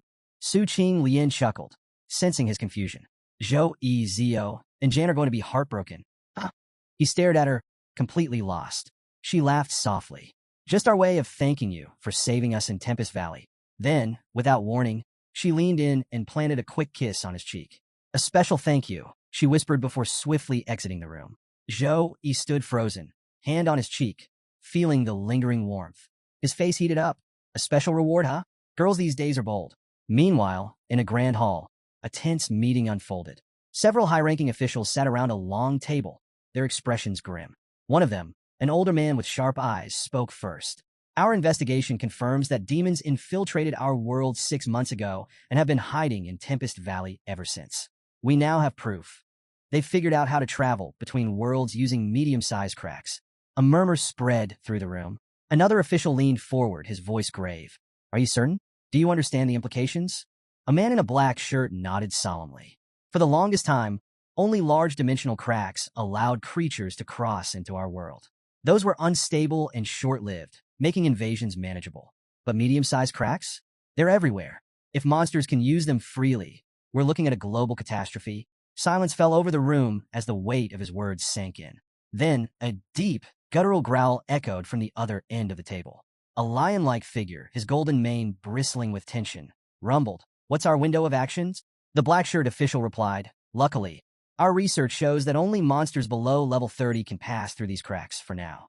That gives us time." The lion man nodded. "Then we move immediately. Senator Yang, alert all major legions and station guards at every known medium-sized crack. Senator Jang, you'll attend the international summit and gauge the response of other nations." The senators exchanged glances and nodded in agreement. Time was running out. The black-shirt man cleared his throat. "One more thing. We've identified the hero behind our victory in Tempest Valley. His name is Zhou Yi, a freshman at Sukong University and a newly appointed Saint Knight. Using a divine summoning technique, he defeated the demonic sun and destroyed their return formation, playing a crucial role in our success." The room hummed with approval. A freshman? A Saint Knight? The weight of his contribution wasn't lost on anyone. At Sukong University, a loudspeaker crackled to life. "Attention all students. The freshman competition will begin at 10 a.m. All participants must gather at the field on time." At the starting grounds, the housemasters of Sukong University stood in formation. One of them, an imposing figure with sharp eyes and a commanding presence, stepped forward. "I am Housemaster Wu Mang of the Warhouse," he announced. "Welcome to Sukong University." The freshman competition consists of 2 phases. The first phase is the Secret Realm Challenge. Your rank will be determined by the difficulty you clear and your completion time. The second phase is the Free Challenge. You'll have 3 chances to challenge someone ranked higher. Win, and your ranks swap. As he spoke, a girl in the crowd fidgeted nervously. "Where are Zhou Yi and Jiang Churan? If they don't show up soon, they'll be disqualified." I shouldn't have told him about that unverified frozen lotus. Around her, students murmured among themselves. "Anyone seen Zhou Yi? No. Maybe he forgot the competition? He's been gone for a month. If he's a no-show, that's one less powerhouse to worry about." Nearby, a red-haired boy smirked, arms crossed. "You wasted a whole month, Zhou Yi. Instead of training, you vanished. Now you don't even have the guts to show up. Pathetic." Wu Mang raised his hand, a golden aura radiating from his palm. "Let the first phase of the freshman competition begin, the Secret Realm Challenge." At his command, the silver portal to the Secret Realm roared to life, its fiery glow illuminating the arena. This year's competition was unlike any before. With the most powerful freshman batch in history, the challenge had been modified. For the first time ever, a new difficulty had been unlocked. Beyond easy, hard, and nightmare modes, there was now Abyss difficulty. Gasps rippled through the crowd. They really unlocked Abyss difficulty? No wonder the portal's surrounded by those weird flames. Are they insane? I heard Abyss is dozens of times harder than Nightmare. Tension filled the air, and Zhou, he was still nowhere to be seen. "This is going to be fun. Abyss difficulty? I'll crush it like it's nothing." Housemaster Wu Mang's voice boomed across the field. "Bring your best potions, equipment, and weapons. Step forward and prove your strength." At his command, students surged toward the portal, their figures appearing on a massive display screen. Watching their determined expressions, Wu Mang nodded in approval. "Not bad. This batch has ambition." But then his sharp eyes caught something amiss. "Where are number 1 and number 3? Sumair quickly stepped forward. "Reporting, sir. They went to the Tempest Mountain Range for training and haven't returned yet." Wu Mang's face darkened. "Ridiculous." His voice thundered across the field. "The freshman competition determines their future training resources, and they treat it like an afterthought? They're too arrogant just because of their rankings and age." Sumair hesitated before speaking. "Housemaster, Zhou isn't like that." Wu Mang cut her off with a raised hand. "Students like them need discipline. If they won't take this seriously, their rankings will be reversed." Just as he was about to make it official. "Wait, Sorry for being late. Zhou Yi dashed onto the scene, Churan right behind him. Without missing a beat, the two charged straight into the portal, leaving Wu Meng momentarily stunned. You have entered Bear Monster Nest. Difficulty Abyss. Warning. Monsters in Abyss difficulty are extremely violent. Be mindful of return scroll usage. Jiang Churan exhaled in relief. We made it. Zhou Yi, however, was already shifting into battle mode. A golden aura flared around him as he tightened his grip on his weapon. Let's see if this Abyss difficulty is as terrifying as they say. A guttural roar echoed through the dark cavern. From the shadows, monstrous bears emerged, hulking, bloodthirsty, their claws gleaming like razors. Zhou Yi smirked. Let's see if you can actually make me go all out. With a flash of movement, he charged straight into the horde, his weapon cutting through the dim light like lightning. Outside, the housemasters watched closely. The freshmen are handling themselves well, one remarked. Indeed, another agreed. The Bear Monster Nest is one of the toughest secret realms. Most newcomers panic and bail early. This group, they're different. Housemaster Wu Meng crossed his arms, eyes locked onto the display. I want to see what number one can really do. He wasted a whole month in the Tempest Mountain range. Let's see if it actually paid off. Inside the realm, Zhou Yi moved like a storm. Precise, relentless, unstoppable. With each strike, monstrous bears collapsed, their roars cut short by the sheer ferocity of his attacks. Congratulations! First level cleared. Monsters killed. 16 bear monsters. Time taken. 5 seconds. Outside, the housemasters sat in stunned silence. 5 seconds? One finally blurted out. That's absurd. Another shook his head in disbelief. He only used Holy Flame Halo, a support skill, and yet, that fire incinerated the bear monsters instantly.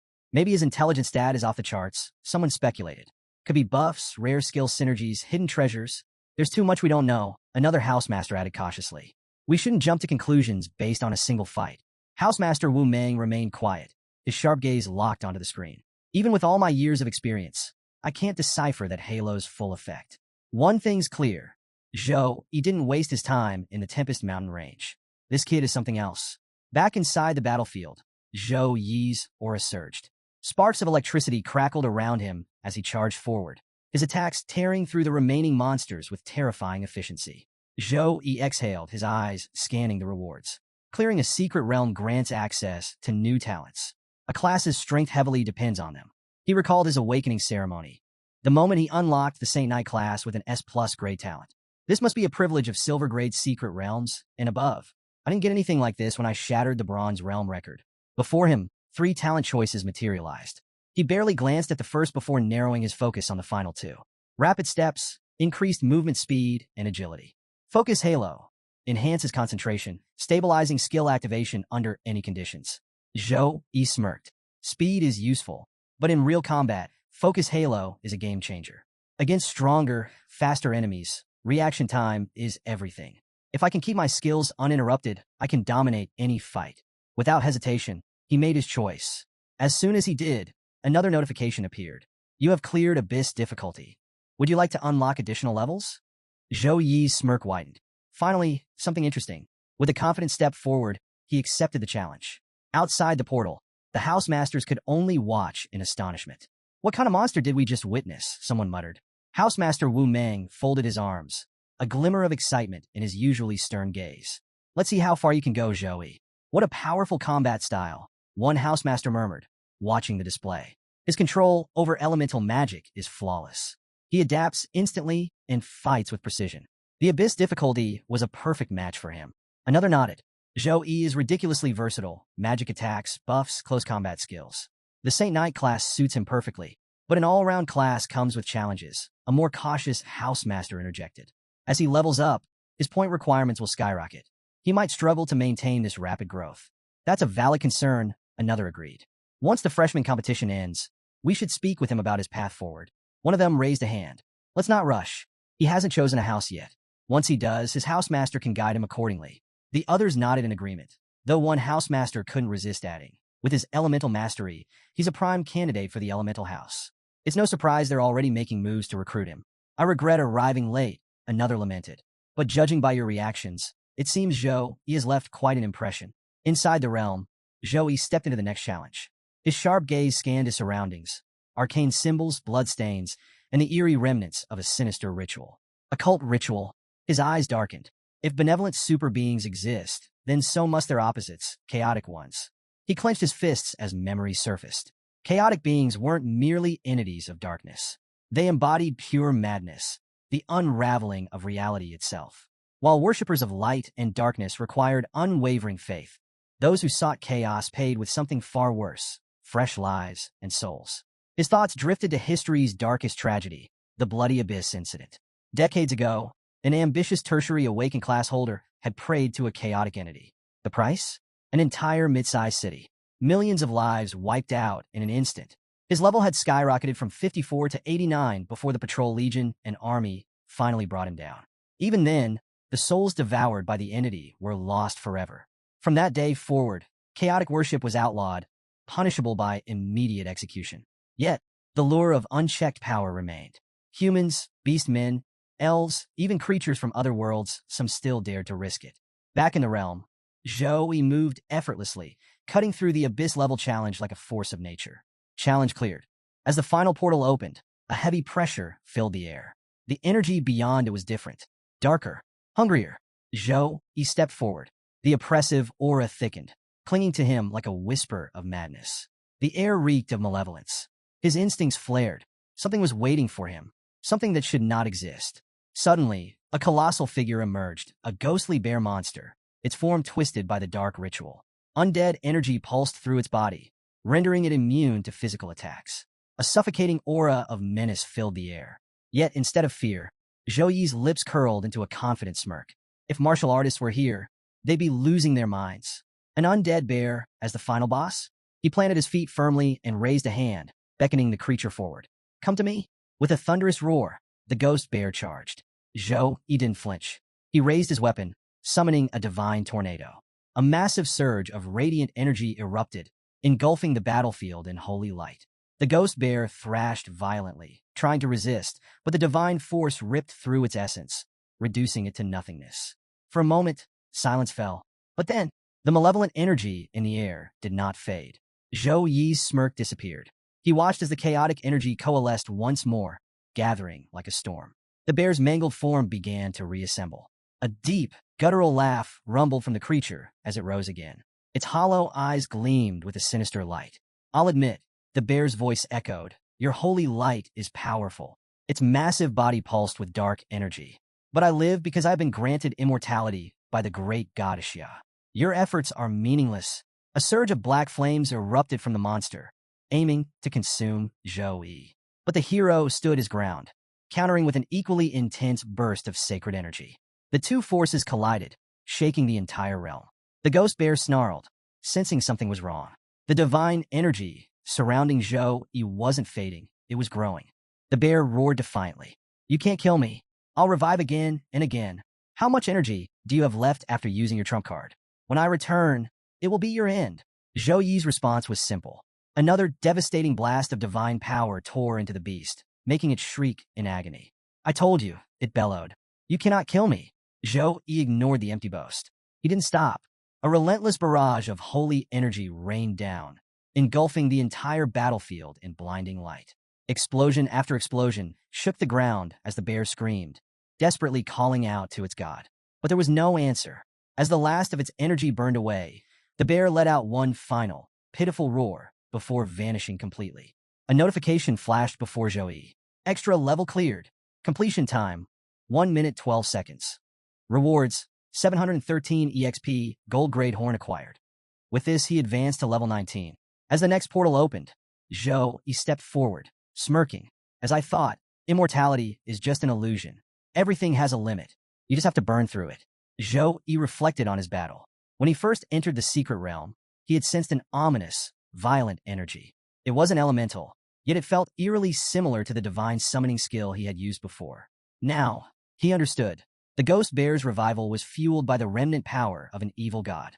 But with each resurrection, that power visibly weakened. So that's the trick he mused. The bear isn't truly immortal. It just has a limited energy supply. The correct strategy? Keep destroying it until it burns through every last drop of divine fuel. Outside the portal, a massive screen displayed the student's progress. The extra level, the ghost bear fight, was proving to be a nightmare. Many challengers hadn't even reached this stage. Those who did struggling. Among them was a fire-type student, locked in a brutal clash with the bear. His mana was nearly drained. His body screamed for rest. Watching the monster rise for the third time, he gritted his teeth. I have to kill it 10 times to clear this level? He exhaled sharply. At least I've leveled up twice already. If I can hold out, I'll clear this in 8 minutes, hopefully. Meanwhile, Zhou strode out of the portal, challenge completed with ease. A hush fell over the crowd. Then murmurs spread like wildfire. Did you see that? He finished it already? He used an S-rank skill. The teachers observing the competition exchanged looks. Some intrigued, others skeptical. One teacher frowned. Should other freshmen be allowed to use that kind of shortcut? Or is Zhou just too far ahead of the curve? A calm but authoritative voice cut through the discussion. Headmaster Wang Hui. It seems our Saint Knight has some secrets of his own. A skeptical teacher scoffed. S-rank skills aren't something a kid from a backwater area should have access to. Silence. Headmaster Wang Hui's expression darkened. His sharp gaze turned to the speaker, ice-cold, unreadable. The room's temperature seemed to drop. The teacher stiffened under the weight of Wang Hui's stare, swallowing nervously. Around them, the other faculty exchanged confused glances. Why is the headmaster so protective of Zhou? Amidst the murmurs, Su Meyer's sharp eyes focused on one detail. Zhou's level. She stared at the number. Something was off. Her eyes narrowed. She checked again. Level 19. Shock rippled through the group. He's already level 19? How? When the entrance exam results were posted, he was only level 13. Even an Abyss-level secret realm wouldn't allow for a jump of 6 whole levels. That's insane. A heavy realization settled over them. Zhou, he wasn't just ahead of the curve. He was shattering it. The scene buzzed with tension as Headmaster Wang Hui addressed the crowd, his ever-present smile unsettlingly calm. Zhou's trip to the Tempest Mountain Range was highly productive.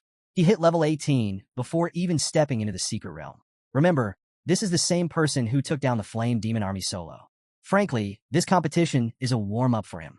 If rankings didn't decide resource distribution, he probably wouldn't even bother showing up. As if on cue, a fire-type student stormed out of the portal, his gaze locking onto Zhou. His face twisted in disbelief. How is he here before me? His mind scrambled for answers. He must have failed the extra level and bailed early. That's the only explanation. He tried to suppress his growing fury, keeping a composed exterior as he walked away. Inside, his thoughts burned. No way a kid from the backwater north can beat me.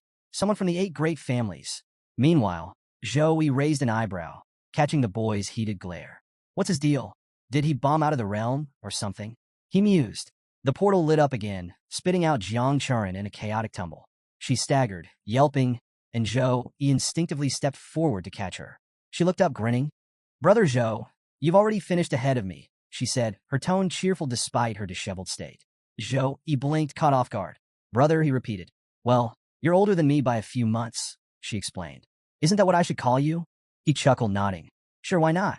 Their brief camaraderie was interrupted as the portal unceremoniously dumped the remaining students onto the ground in a heap of groans and complaints. The medical team sprang into action, attending to injuries and helping students off the ground. Chaos and muttered curses filled the air until order was restored. An hour later, the groups gathered as a teacher stepped forward to announce the results. The tension was palpable. The first phase of the freshman competition has officially concluded. We will now reveal the rankings. The fire-type boy smirked confidently, bracing himself for the inevitable validation of his superiority. This is it, my moment. Time to claim the spotlight. But when the rankings appeared, his smug grin vanished. Zhou's name blazed in first place. The boy's face turned ashen. How? How? All around, murmurs erupted, but Zhou stood calm and unbothered, his gaze fixed forward. Somewhere, Headmaster Wang Hui's smile grew just a little wider. Here's the revised script with a sharper flow and engaging tone. Shun Lingfeng stormed toward a towering pillar, his fists clenched. Zhou, you robbed me of first place in the entrance exams, and now you've stolen the top spot in the freshman competition. I don't care how you did it. Next round, I'm crushing you. Zhou, watching from a distance, raised an eyebrow. Why is he climbing so high? As the official rankings were finalized, Housemaster Wu Meng addressed the crowd. The second phase of the competition, the Freshman Free Challenge, begins now. Each of you may challenge any competitor of your choice. You have 3 opportunities to battle, with a 5-minute break between each fight. Excitement surged through the crowd. Students wasted no time issuing challenges across the arenas. Then, Shun Lingfeng stepped forward, his voice booming. Zhou, let's settle this now. Zhou turned to face him, unfazed. Jiang Churan, standing beside him, offered some context. That's Shun Lingfeng. second place in the entrance exams. One of Jang City's great family heirs. He's got the Fire Dragon bloodline, and your unexpected debut knocked him off the throne in Sukong district. Basically, he holds a major grudge. Zhou Yi blinked, surprised. All this because of a test score? His anger's making him reckless. Without hesitation, he stepped into the arena. I hope you'll let me show my full power, he said, a smirk tugging at his lips. Shin erupted into flames. Come on, Joey. Saint Knight versus Berserker. Let's see who dominates. His fiery aura blazed, heating the entire arena. The referee gave the signal, and Shin wasted no time. He shot forward, a blur of speed, his fire punch crackling with power, amplified by blood berserk. In the stands, students held their breath. A teacher observed, that's the Berserker's signature move. Shun's going for a blitz strategy. He's not giving Zhou Yi time to activate any buffs. Classic great family combat instincts. Flames surged.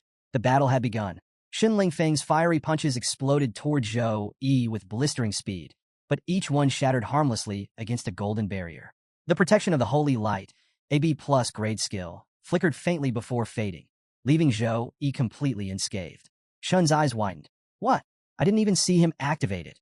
Realizing his attacks were useless, he leaped back to regroup. But Zhou Yi, unbothered, calmly summoned his massive warhammer. A slight smirk played on his lips. Smart move, he said. Your speed is decent, but I only need 0.1 seconds to activate my shield. I held back, hoping for a good fight. But honestly, I'm disappointed. His tone turned ice cold. You're not worth my time. Before Shun could react, Zhou Yi lunged forward, swinging his warhammer in a devastating arc. The sheer force sent shockwaves rippling through the arena. Panicking, Shun summoned a fire shield, its blazing energy forming a protective dome. But the moment the warhammer struck, boom, the shield shattered instantly, sending Shun skidding across the battlefield. He staggered to his feet, his face a mix of shock and disbelief. How? His attack just tore through my fire shield like paper. Zhou Yi gave him no chance to recover. He closed the gap in a flash, raising his warhammer for another crushing blow. Shun's breath hitched, too fast. There's no way to dodge. Desperation ignited within him. His eyes burned with fury. No, I refuse to lose. Just as Zhou Yi's hammer came crashing down, a blinding explosion erupted, engulfing the arena in flames. The sheer heat forced the crowd to shield their eyes. As the light faded, gasps filled the air. Standing amidst the smoke was Shun Lingfeng, transformed. His fire dragon body was fully activated, his muscles surging with raw power, veins glowing like molten lava. He had tapped into his rare bloodline ability, his ultimate trump card. With newfound strength, Shin pushed Zhou Yi back, gaining distance. Zhou Yi steadied himself, his eyes flickering with interest. So this is the Fire Dragon bloodline, he mused. No hesitation. Shin charged with relentless ferocity, his attacks now faster, hotter, stronger. Zhou Yi weaved through them with effortless precision, his mind sharp, analyzing. Another trump card tied to a special bloodline, just like Jiang Churan. The real fight had just begun. Though Zhou Yi admired the sheer power of the Fire Dragon bloodline, a flicker of jealousy stirred within him. Why do all these special bloodline users get such broken abilities? Determined to prove his own strength, he grabbed Shin Lingfeng's arm, his warhammer glowing with energy. Even with your bloodline unlocked, you're still no match for me, he declared, swinging the weapon with devastating force. But this time, Shin dodged, a smirk creeping onto his face. You think my Fire Dragon bloodline is just about brute strength, he taunted. Let me show you its true power. Shin took a deep breath, and then unleashed a roaring dragon breath, a torrent of flames surging toward Zhou Yi at terrifying speed. The crowd exploded with excitement. That's the Fire Dragon bloodline's signature skill. Shin's pulling out his trump card. This could turn the tide. Zhou Yi doesn't have a special bloodline. He might actually be in trouble now. Is this the end for him? Inside the arena, Zhou Yi remained completely unfazed, his expression unreadable as the firestorm raced toward him. Then, with a surge of divine energy, he activated Holy Flame Halo, a golden aura bursting around him. The incoming flames didn't consume him. They bent to his will. Shun's eyes widened in disbelief as his dragon breath was intercepted and absorbed effortlessly. Impossible. It felt like a mere insect daring to challenge a king. Rage boiled within him. No, I won't accept this. With a furious roar, Shun pushed his flames to their absolute limit, pouring every ounce of power into overpowering Zhou Yi's control. But Zhou Yi remained unmoved. His voice was calm, absolute. It's pointless. Your flames belong to me now. Deciding it was time to end the match, Zhou Yi lifted his warhammer once more. Boom! He launched forward with blinding speed, his weapon descending like a judgment from the heavens. Shun's eyes flared with desperation. You think you can beat me with my own flames? Dream on. With his last shred of energy, he fought to reclaim control of the fire. But it was too late. Zhou Yi's warhammer slammed into him with earth-shattering force, sending him rocketing across the arena. He crashed into the protective barrier, the impact shaking the entire stadium. As the dust settled, Shin was revealed, kneeling, unconscious. Silence. Then, the referee's voice rang out. Winner, Zhou Yi. The arena erupted in chaos. Students gawked in disbelief. A bloodline user, defeated? But Zhou Yi didn't bask in the attention. He simply turned and walked away, his expression unreadable. The gap between them had been decided. The crowd was abuzz with excitement, their whispers carrying a mix of awe and disbelief. Shun Lingfeng, the berserker prodigy, crushed so effortlessly. Zhou Yi didn't just win. He obliterated him. Shun's combat IQ is no joke, and yet he couldn't touch Zhou. 5 levels in 1 month? That's not human. Even the teachers were murmuring. One of them leaned over and said, this isn't just talent. Zhou Yi is operating on an entirely different level. Zhou Yi, unfazed by the chatter, walked toward the arena for his next battle. His next opponent? Song Xiaolan, a spiritual Taoist priest, one of the rarest classes in China. Her calm confidence and level 17 rank were enough to catch everyone's attention. Zhou Yi's thoughts raced. A spiritual Taoist priest. Their sealing techniques are top tier. When Zhou Yun's bloodline curse was revealed, I remember a priest suggested sealing it. I didn't expect to fight someone from this class. Song Xiaolan broke the silence with a light-hearted smile. Zhou Yi, right? Level 19. Impressive. But I've heard whispers you haven't shown your real strength yet. Let's not hold back, okay? Take your time to buff up. I want the full experience. The audience outside nearly lost their minds. Wait, did she say level 19? No wonder my skill won't scan him. He's 3 levels higher than me. And he stomped Shun Lingfeng without buffs? What monster training regimen is this guy on? Zhou Yi nodded to Song Xiaolan's request. As you wish. He started activating his buffs. Holy energy radiated from him, brightening the arena with an almost oppressive glow. The sheer force made the spectators feel as if the air was getting heavier. Song Xiaolan's expression turned serious. She clasped her hands together, murmuring an incantation. Golden talismans materialized around her, floating in the air, radiating their own ethereal energy. I'll have to go all out too, she said, her voice steady. The arena buzzed with tension as 2 powerhouses stood ready to clash. Zhou Yi's divine energy versus Song Xiaolan's spiritual prowess, a battle that promised nothing short of fireworks. The crowd leaned forward, bracing themselves for a fight they'd be talking about for years. And Zhou Yi's journey was only beginning. The moment Zhou Yi unleashed his full power, the entire arena trembled. The pressure alone made Song Xiaolan act immediately. Her spiritual cards flared with divine energy as she activated them, their golden glow illuminating the battlefield. Zhou Yi wasted no time. His warhammer crackled with heavenly energy as he charged forward, his strike carrying an unstoppable force. Song Xiaolan remained composed. Chanting ancient incantations, she infused her talismans with celestial power. With a precise flick of her wrist, she hurled a glowing talisman straight at Zhou Yi. The card detonated on impact, engulfing the entire arena in a thick cloud of smoke. The crowd gasped, trying to catch a glimpse of the battlefield. Song Xiaolan's eyes scanned the haze, her heart pounding. Where is he? A voice whispered behind her. Changing your position won't help if I can track your every move. Song Xiaolan's blood ran cold. How did he?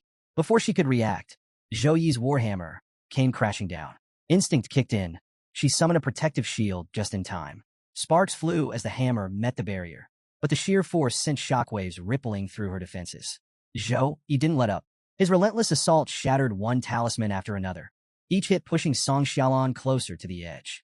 Her protective gear barely held, emergency barriers activating automatically, but even those cracked under the pressure. He's too fast, too strong, she thought, struggling to keep up. Desperate, she flicked her fingers, summoning a small flame and tossing it toward Zhou Yi. A simple feint, but it bought her the second she needed. She clasped her hands together, chanting rapidly. The air around her shimmered as the divine laws of heaven and earth responded. The arena itself pulsed with ethereal light, forming a sacred summoning circle beneath her feet.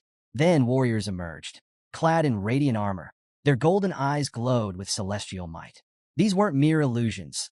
They were manifestations of heavenly power, bound to Song Xiaolan's will. She pointed toward Zhou Yi. Go! The divine warriors charged, their movements fluid and precise. Zhou Yi's eyes gleamed with excitement. Summoning soldiers from the heavens? Now that's peak Taoist combat. The warriors struck with divine precision, but Zhou Yi remained unfazed. He met them head-on, warhammer swinging with devastating force. One by one, the celestial warriors fell, their forms dissolving into radiant dust. Zhou Yi smirked, his energy surging. This is getting interesting, and the battle was far from over. The summoned warriors were persistent, but persistence meant nothing against overwhelming power. Zhou Yi struck them down effortlessly, his warhammer crushing their forms with each precise swing. Yet, like vengeful spirits, they regenerated almost instantly. Regeneration? Huh. Zhou Yi narrowed his eyes. So the real target isn't them, it's the source of their magic. With renewed focus, he tore through them even faster, his attacks so relentless that their recovery speed couldn't keep up. Song Xiaolan's frustration grew. This is absurd. My Taoist array is strong enough to hold off a level 30 fighter, yet he's tearing through it like it's nothing. Before long, her summoned warriors were nothing but fading embers of light. And then, Zhou Yi moved. In a single leap, he closed the distance between them, reappearing behind her once again. This time, his warhammer was raised high, its divine aura crackling with enough force to end the match. Song Xiaolan froze, her instincts screaming danger. If this lands, I lose everything. I accept defeat, she blurted out. Zhou Yi halted mid-swing, lowering his weapon with a puzzled expression. You were the one who wanted me to go all out, he said. Why surrender now? Song Xiaolan let out a nervous laugh, brushing a stray strand of hair from her face. Because I'm not an idiot, she replied. We're just not on the same level. She turned to leave, pausing only to throw him a small smile. Next time, when I'm stronger, I'll definitely challenge you again. As she stepped off the stage, Zhou Yi turned to the crowd. His voice rang out confidently. If anyone here still doubts my strength, step forward now. I'm waiting. Silence. Then, I ate too much this morning, one student muttered, clutching his stomach. Not feeling great? Another pointed weakly at Zhou Yi. Hey, aren't you that guy I met when we were kids? Yeah, you're number 156, right? I'm 172. We've already fought before. No need for a rematch, right? One by one, the would-be challengers slipped away, mumbling half-baked excuses. Churan, watching from the sidelines, stifled a laugh. Can't blame them. This is Zhou you were talking about. His performance alone sent them packing. The teachers observing the match were left in stunned silence. Even the seasoned instructors, who had seen countless prodigies, couldn't help but marvel at Zhou Yi's sheer dominance. Teacher Wu Meng let out a deep sigh of admiration. He crushes warriors with brute strength, outmaneuvers mages with intelligence and agility. Zhou Yi's power is beyond imagination. Whispers spread among the senior faculty. Are we sure he's from an ordinary northern family? One instructor asked. No elite bloodline, no secret inheritance? He's a new top student, another replied. But genius feels like an understatement. He's a monster. Wu Meng, who had been quietly observing, smiled knowingly. The second round is over. Time to start recruiting. It was obvious Zhou Yi would be the academy's most sought-after student. Sensing the competition, Su leaned in and whispered a few words to Wu Meng. The seasoned instructor chuckled and said, Relax. I'll make sure Zhou Yi ends up in my division. Meanwhile, across another battlefield, Xunling Feng's day had gone from bad to worse. Beaten down by Zhou Yi earlier, he barely had time to recover before another challenger, Li, stepped up, and Li showed no mercy. Punch, knee, elbow, repeat. Within moments, Xun lay sprawled on the ground, bloodied and defeated. His rank plummeted to 16, while he shot up to number 10. Like sharks sensing blood, more challengers lined up, each eager to use Xun as their stepping stone. 30 minutes later, the free challenge phase officially ended, and the final rankings were announced. 1. Zhou Yi. 2. Jiang Churan. 3. Song Xiaolan. A teacher stepped forward to address the students. Your rankings have been updated. Your accommodations and credits will be adjusted accordingly. If you ranked lower than expected, don't be discouraged. The Academy offers many ways to earn credits and climb the leaderboard. Stay dedicated, and you'll have plenty of chances to rise. With rankings settled, it was time for the next major event, the selection into the Academy's 5 divisions. The deans of each house stepped forward, ready to present their philosophies. First up was Warhouse, led by the formidable Wu Meng. His voice was deep and commanding as he addressed the students. The dark era of large-scale alien invasions may have passed, but the battlefield still claims countless warriors every year. At War Academy, we forge students into true combatants, those who can not only fight but survive. We do not coddle. We do not compromise. If you want strength, if you want resilience, this is where you belong. His piercing gaze swept over the crowd, daring them to step forward. The students swallowed nervously. The competition was over, but the real battle was just beginning. Next up was Elemental Academy, an elite division that only accepted students specializing in elemental magic. Teacher Cho Huayang stepped forward, his voice brimming with passion. "We will guide you to the true essence of elemental mastery," he declared. "Through rigorous training, you will unlock the full potential of your magic, bending the elements to your will." Then came Weapon Academy, led by the imposing Rongqi. His presence alone radiated strength. "Our academy prioritizes pure combat prowess," he stated firmly. "We focus on refining your weapon skills and physical strength, without unnecessary complexity. If you want to become an unstoppable force with nothing but your weapon and raw power, this is your place." The fourth speaker, Teacher Zhang Ling, represented Tactical Academy. His voice was calm, but carried undeniable authority. "We train strategists capable of commanding battles," he explained. "A skilled tactician doesn't need overwhelming strength to win. They make sure their enemies never get the chance to fight back." Finally, Logistics Academy introduced itself. Teacher Wu Kuqing stepped forward, speaking with quiet pride. "Strong logistics are the backbone of every successful operation," he said. "We may not specialize in combat, but we equip students with professional skills that keep armies moving and battles winnable. If you excel in support, strategy, or resource management, this is where you belong." With all 5 academies introduced, Housemaster Wu Meng stepped up once again. "You have heard what each academy offers," he announced. "Now, log into the system and choose your path." Students immediately pulled out their devices, scrolling through their options. The tension was thick as they made their choices. Meanwhile, Jiang Churan turned to Zhou Yi, curiosity gleaming in her eyes. "So, which academy are you choosing?" Before Zhou Yi could answer, Wu Meng himself stepped forward. His usual stern expression softened into something almost welcoming. "Student Zhou Yi," he said, voice rich with persuasion. "If you join the War Academy, I will personally take you on as my private student." Zhou Yi raised an eyebrow. "Private tutor?" Wu Meng nodded. "Every instructor is allowed to mentor one exceptional student, granting them priority access to training and resources. If you join me, you'll receive exclusive benefits, including 3 A-level skill books and an A-level resource exchange order." Before Zhou Yi could reply, Cho Huayang from Elemental Academy stepped in with a smirk. "Zhou Yi, picking the right mentor is a long-term decision," he said smoothly. "Join Elemental Academy, and I'll personally craft a legendary equipment set tailored for you." Not to be outdone, Rongqi from Weapon Academy cracked his knuckles. "Forget fancy spells and strategy," he said. "Come to Weapon Academy, and you'll have unlimited access to everything that enhances your raw strength." The other students watched in awe as the top teachers fought over Zhou Yi like merchants bidding on a priceless artifact. Jiang Churan crossed her arms, amused. "Looks like you're the most wanted man on campus," she teased. Zhou Yi just smiled. "Well, this is getting interesting." Wu Meng's frustration grew as the teachers' bidding war escalated. "What are you two doing?" he barked, glaring at them.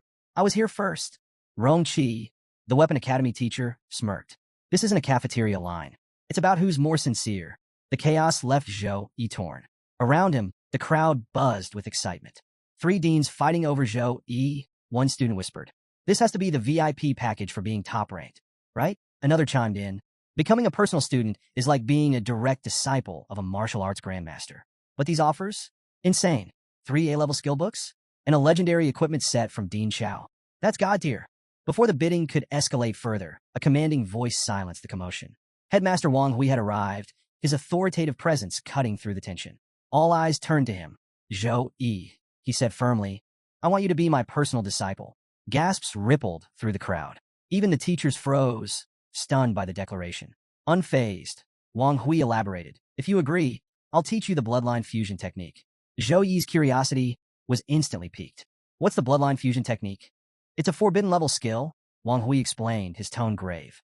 "It uses the blood of an alien race to amplify your physical power. On top of that, every level up grants bonus attributes and skill points. It's a rare, game-changing technique reserved for those with a critical mission." The crowd erupted into whispers, disbelief evident in their voices. "A forbidden-grade spell? This is next-level crazy," one student exclaimed. "Talk about breaking the game," another muttered. "If Zhou Yi agrees, he'll be on a whole different plane of power." Beyond power, the offer had another layer. Among the crowd, someone pointed out the prestige that came with being Wang Hui's disciple. "Wang Hui's last personal student is the president of the Tianyu Association," one murmured. "That guy's a literal legend. If Zhou Yi steps into that role, he'll inherit the connections too. Total one-way ticket to the top." Meanwhile, Shun Lingfeng stood silently, his clenched fists betraying his fury. He couldn't stop the seething thoughts swirling in his mind. Why does everything fall into Zhou Yi's lap? If it weren't for him, I'd be the one at the top. That offer should have been mine. Churan stood beside Zhou Yi, her mind racing. Bloodline fusion? The mere thought of it was mind-blowing. If Zhou Yi accepted, he'd become even stronger, possibly unstoppable. Cho Huayang, the Elemental Academy teacher, crossed her arms with an amused smile. I never realized Zhou Yi had such star power that even Headmaster Wang Hui wants him personally. But Wang Hui was unfazed by the side chatter. With a flick of his hand, he summoned a small, ornate box. Zhou Yi, he said, smiling. There's more to you than meets the eye. He opened the box, revealing a gleaming gold medal. The crowd gasped. Students craned their necks for a better look, their excitement reaching a fever pitch. Shun Lingfeng's jaw tightened. A gold medal? Even the Shun family, one of the Great Eight, doesn't have one. How the hell did Zhou Yi get this? Song Xiaolon blinked in disbelief. Wait, isn't that an honor medal? Jiang Churan, equally stunned, instinctively grabbed Zhou Yi's arm. A gold medal? My grandfather fought for years on the front lines and only got a silver one. Zhou Yi stared at the engraving. In honor of those who have contributed to China's civilization. Huh, when did I do anything that great? Sensing his confusion, Wang Hui explained, I know about what you did in Tempest Valley. This outstanding achievement gold medal is well-deserved. Zhou Yi frowned slightly. A medal like this for just killing some demons? Something felt off. There was definitely more to this than he was being told. Still, he accepted the medal with a respectful bow. Thank you, Headmaster. Cho Huayang chuckled. Still calling him Headmaster? You might want to rethink that, Zhou Yi. Zhou Yi bowed even lower. Teacher, I'm honored to be your student. Satisfied, Wang Hui wasted no time. With a casual wave of his hand, he teleported away with Zhou Yi in tow. The moment they disappeared, the remaining teachers turned to each other. Did he just snatch Zhou Yi away because he thought we'd still try to poach him? One teacher muttered. Meanwhile, Wu Meng and Rong Qi shifted their attention straight to Jiang Churan. Rong Qi, flashing a confident smile, stepped forward. Jiang Churan, how about this? If you become my personal disciple, I'll give you the exact same offer I made to Zhou Yi. Wu Meng's face darkened. Old Rong, are you deliberately trying to piss me off? Rong Qi smirked, completely unfazed. Zhou Yi's off the market now, but Jiang Churan? I'm not letting you snatch her up so easily. She's got potential, and I'm not backing down. Meanwhile, Zhou Yi found himself whisked away by Headmaster Wang Hui, landing in a massive, high-tech mansion. The place had the aura of a secret lab fused with a treasure hoard. Ancient relics, rare artifacts, and glowing energy sources neatly displayed on shelves and inside reinforced glass cases. Zhou Yi's eyes widened. This place is insane. Headmaster Wang Hui gestured around. Welcome to my private mansion. It's where I keep my most valuable possessions. If you ever need me, this is where you'll find me. Zhou Yi nodded, still absorbing the sheer magnitude of the collection. This isn't just a mansion. It's a hidden treasury. And considering the teleportation used to get here, it could be anywhere, maybe even outside China. As they walked deeper into the mansion, they stopped at a heavily reinforced room containing 3 glowing formations. Each held a vial of radiant liquid, pulsating with raw power. Zhou Yi stared at them, mesmerized. What kind of energy is this? These, Wang Hui said, are source blood, 3 different kinds. They hold the key to true transformation through the bloodline forging technique. He glanced at Zhou Yi. Most people only focus on the forbidden grade spell aspect of the technique. But the real game changer? It's this, the source blood. Zhou Yi listened intently. A regular human's potential is finite. As you level up, your stat gains diminish. Eventually, you hit a cap where growth slows to a crawl.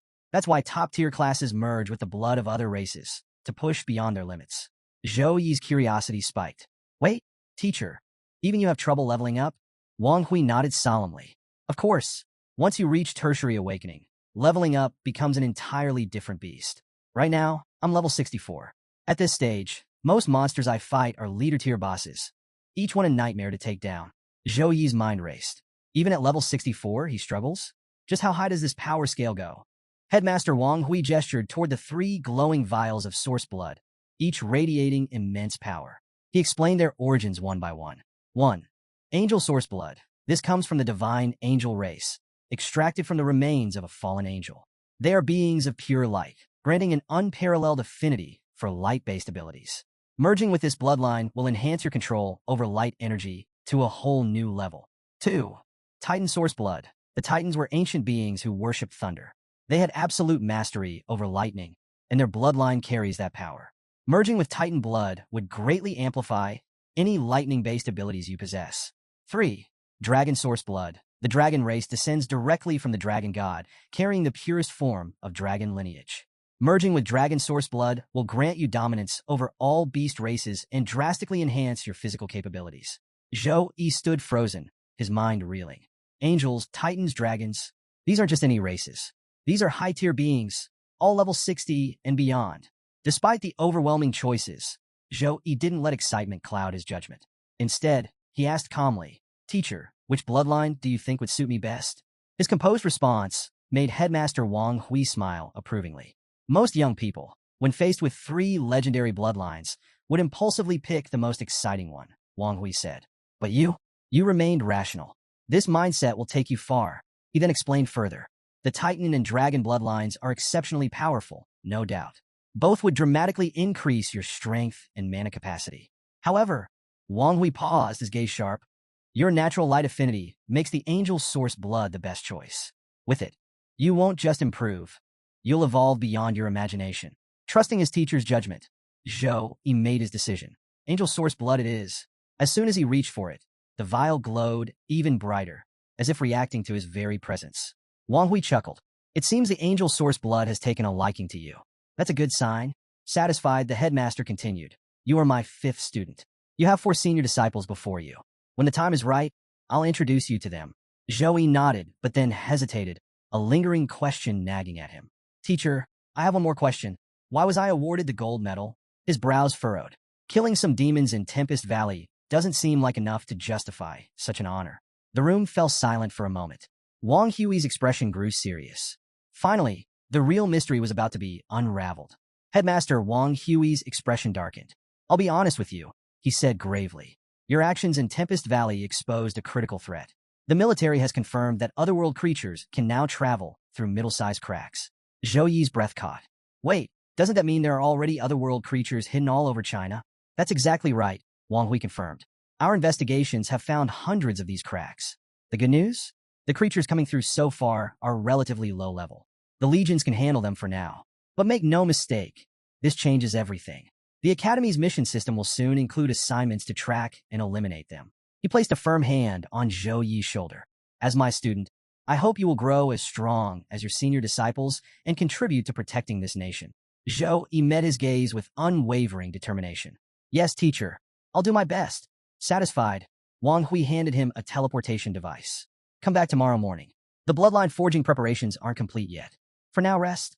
Back in his room, Zhou Yi lay on his bed, scrolling through system messages and replaying Wang Hui's words in his mind. The bloodline forging outcome depends on constitution and luck. His eyes flickered with realization. I do have one thing that could help.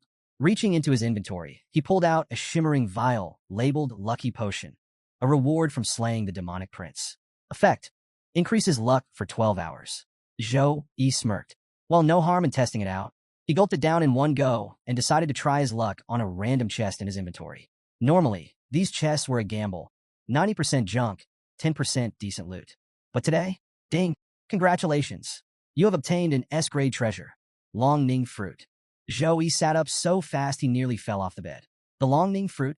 This ultra-rare item was grown from a dragon's corpse, known for massively boosting constitution and spell damage.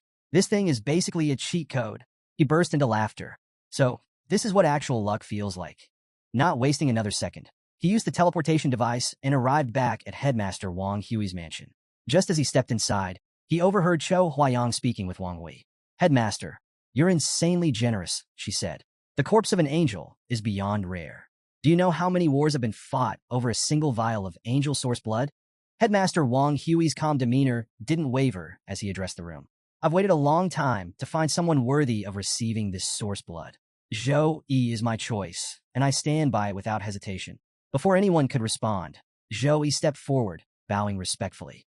Headmaster Wang Hui's face softened into a pleased smile, his sharp gaze noting Zhou Yi's well-prepared body. Good, the headmaster said, motioning to the elaborate formation etched into the floor. Step into the array for the bloodline forging technique. Zhou Yi complied without hesitation, shedding his outer garments and settling at the center of the glowing formation. Headmaster Wang Hui turned to the elemental teacher, Chou Huayang, and explained the process. Activate the array. I will personally safeguard Zhou Yi during the infusion. Chou Huayang nodded. a trace of curiosity flashing in his eyes as he began channeling energy into the formation.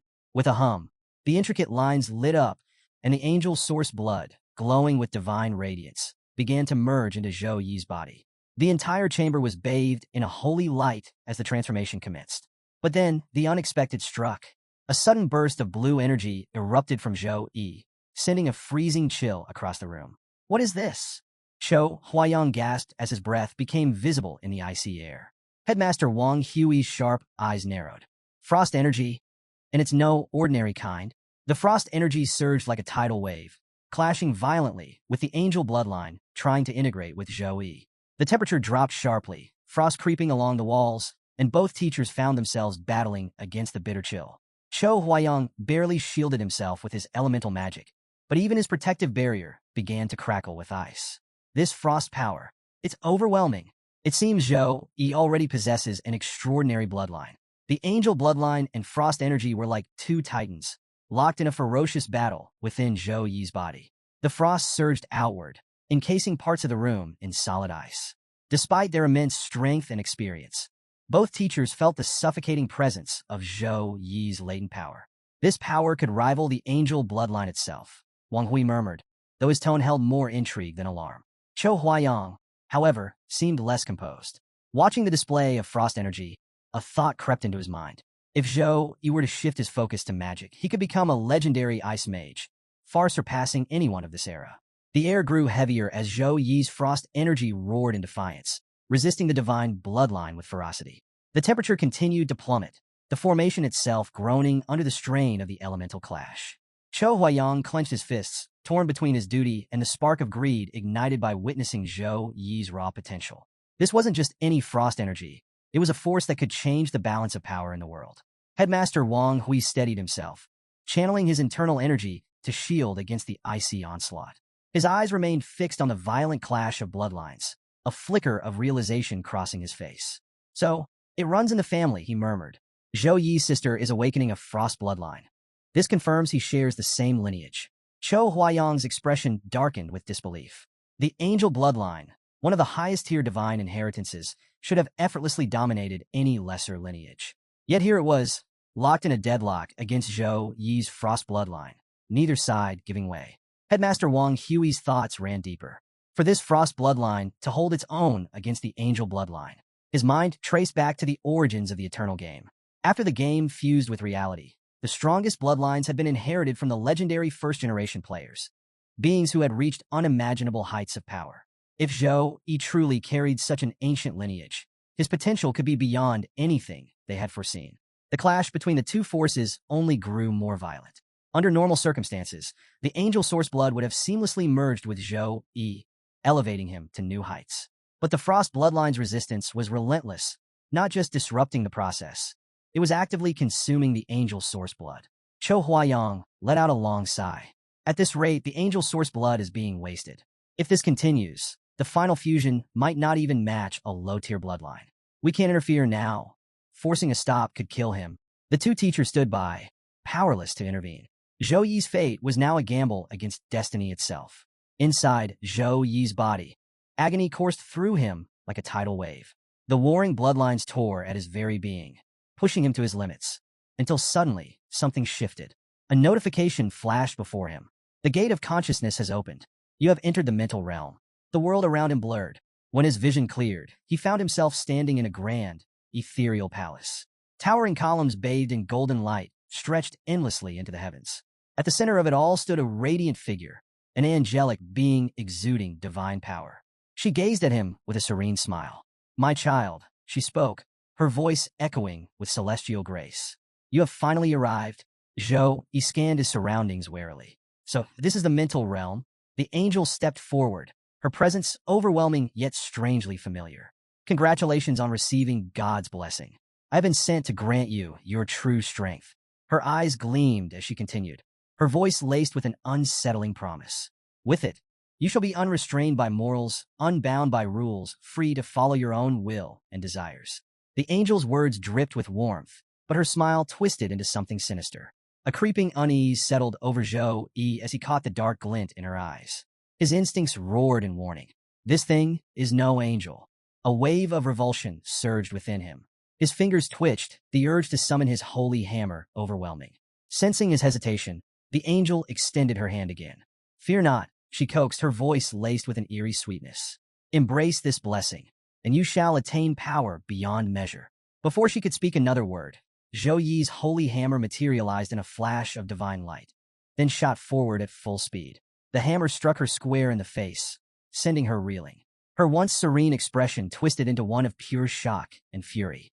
Meanwhile, in another part of the divine realm, Zhou Yi's protection angel sat in quiet contemplation within her radiant palace. Beside her, a smaller angel, clad in vigilant armor, shifted uncomfortably. "Something wrong?" the security angel asked. The protection angel let out a soft chuckle, her golden eyes gleaming. "Nothing," she murmured. "I just saw something interesting." Closing her eyes, she whispered an incantation under her breath. "Don't disappoint me, little one." Back in the mental realm, the corrupt angel staggered to her feet, her fury palpable. Dark energy crackled around her as she fixed Zhou Yi with a venomous glare. "You dare strike a divine being?" she spat. "God shall unleash holy punishment upon you, erasing your very existence. Kneel now, beg for forgiveness, and perhaps I shall grant you mercy in his name." Zhou Yi met her gaze, unwavering. "Yeah, that's going to be a no from me." Her scowl deepened, but a wicked smirk returned to her lips. "Impudent boy," she sneered. With a flick of her wrist, chains of pure darkness shot forward, wrapping around Zhou Yi's limbs. All around him, countless demonic eyes blinked open from the shadows, their twisted gazes filled with malice. The chains pulsed with corrupt energy, seeping into his very being, trying to erode his will. Zhou Yi gritted his teeth, muscles straining as he fought against the bindings. The corrupt angel's laughter rang through the sacred palace. "You dared defy my master, Xia," she taunted, her voice dripping with mockery. "Now, you shall suffer his judgment." At the mention of that name, Zhou Yi's eyes burned with pure rage. "You're nothing but his lackey," he spat. The angel's smirk vanished, replaced by a snarl. She struck him across the face, the force reverberating through the chamber. "Brat," she hissed, "you've successfully earned master's attention. Feel honored. He has sent me to correct your path." Dark energy surged around her as she loomed closer. "Your baptism begins now." The chains constricted around Zhou Yi, pulsing with Xia's corrupt energy. Like a venomous tide, it surged through his body, poisoning his mind, drowning him in unbearable agony. His thoughts blurred, his very soul teetering on the brink of corruption. Outside the mental realm, Headmaster Wang Hui and Chou Huayang felt the shift immediately. A wave of malevolent energy erupted from Zhou Yi's body, filling the chamber with an overwhelming, oppressive force. Chou Huayang staggered back, his face pale. "What's happening?" "This energy, it's pure evil." Headmaster Wang Hui's eyes darkened. Quickly, he channeled his own energy, forming a protective barrier around Zhou Yi. "Why is there an evil god's power within the angel's source blood?" he muttered, his tone grim. Could it be the angel was already corrupted? The clash of energies intensified, the dark force within Zhou Yi lashing out violently.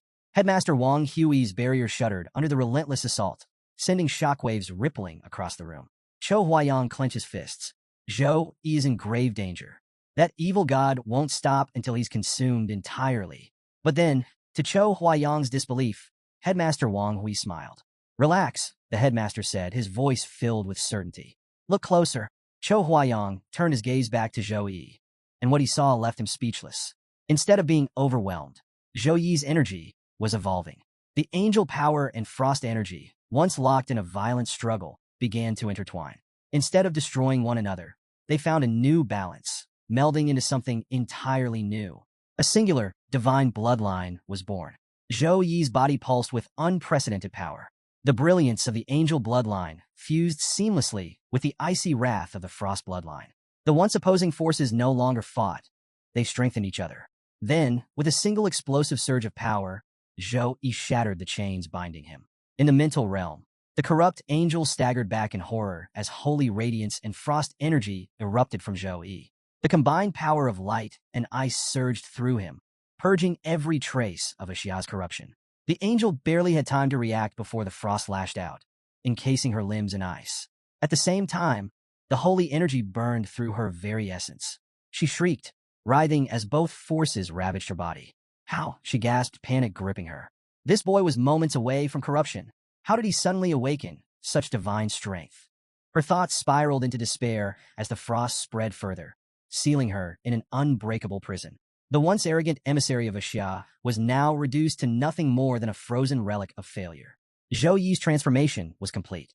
His entire body radiated with divine brilliance, and from his back, a pair of crystalline wings, woven from pure frost and celestial light, unfurled majestically. His aura surged with overwhelming might, the very air around him humming with power. In his grip, his warhammer pulsed with newfound strength, now cloaked in a swirling storm of frost energy. Without hesitation, he swung the weapon with devastating force. The frozen angel shattered instantly, fragments of her corrupted form scattering like dust in the wind. One strike. That was all it took. But Zhou, he wasn't done. He could still feel Xia's lingering presence, an insidious force tainting the very fabric of the realm. Tightening his grip on his warhammer, he turned his sights toward the true enemy. With a battle cry, he unleashed a barrage of hammer strikes, each one detonating with divine fury. The entire mental realm trembled under the sheer force of his attacks, light and frost intertwining as they tore through the dark influence suffocating the space. Xia, enraged by the death of his lackey, finally revealed himself. The moment he materialized, an oppressive wave of corrupt energy flooded the realm. The once sacred halls darkened, the atmosphere thick with malice. Xia's presence alone was suffocating, his aura a vortex of pure destruction. From the beginning, Zhou Yi had sensed something was wrong.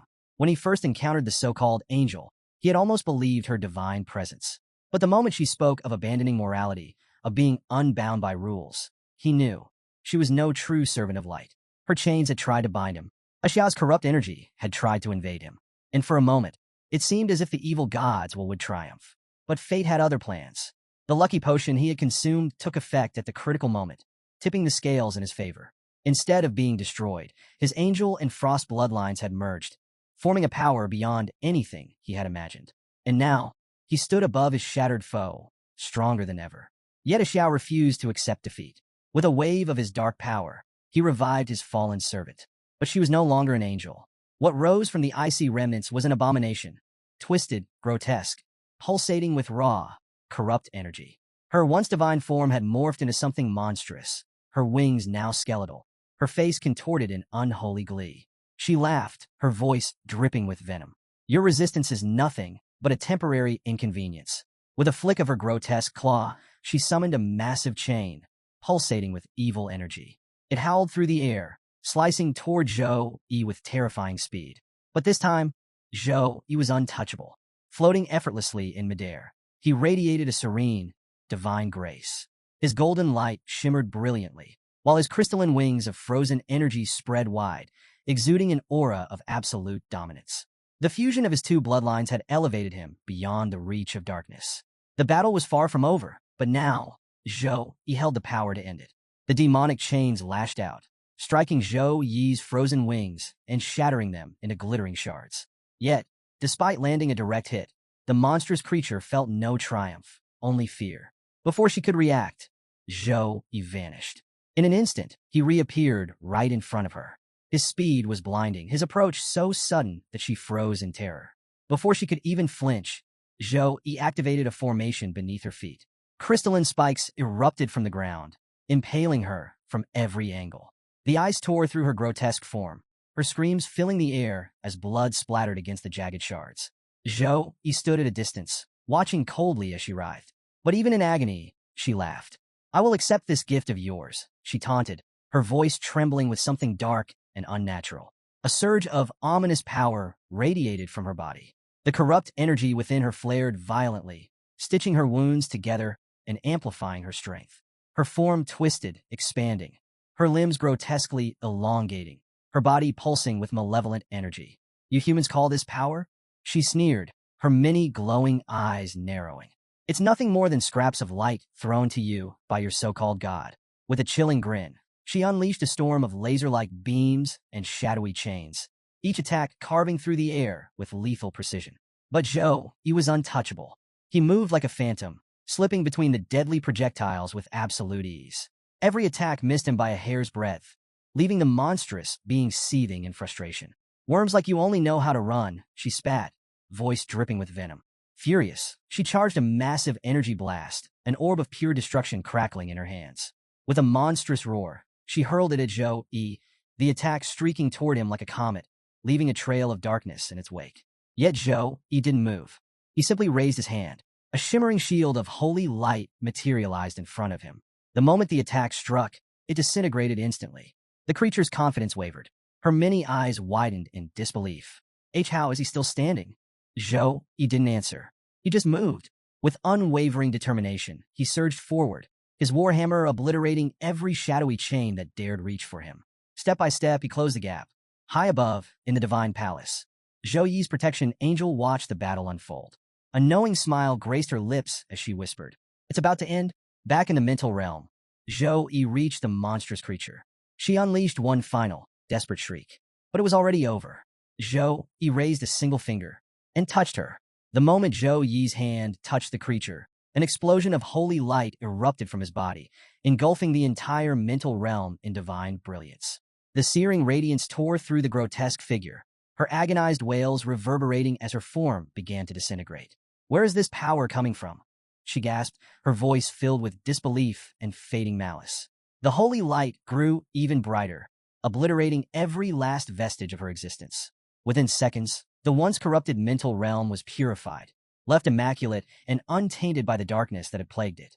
As the malevolent creature dissolved, residual traces of a corrupted bloodline, tainted by the evil god Xia, emerged from the shadows surrounding Zhou Yi. It became apparent that Xia had left remnants of his influence when the fallen angel perished.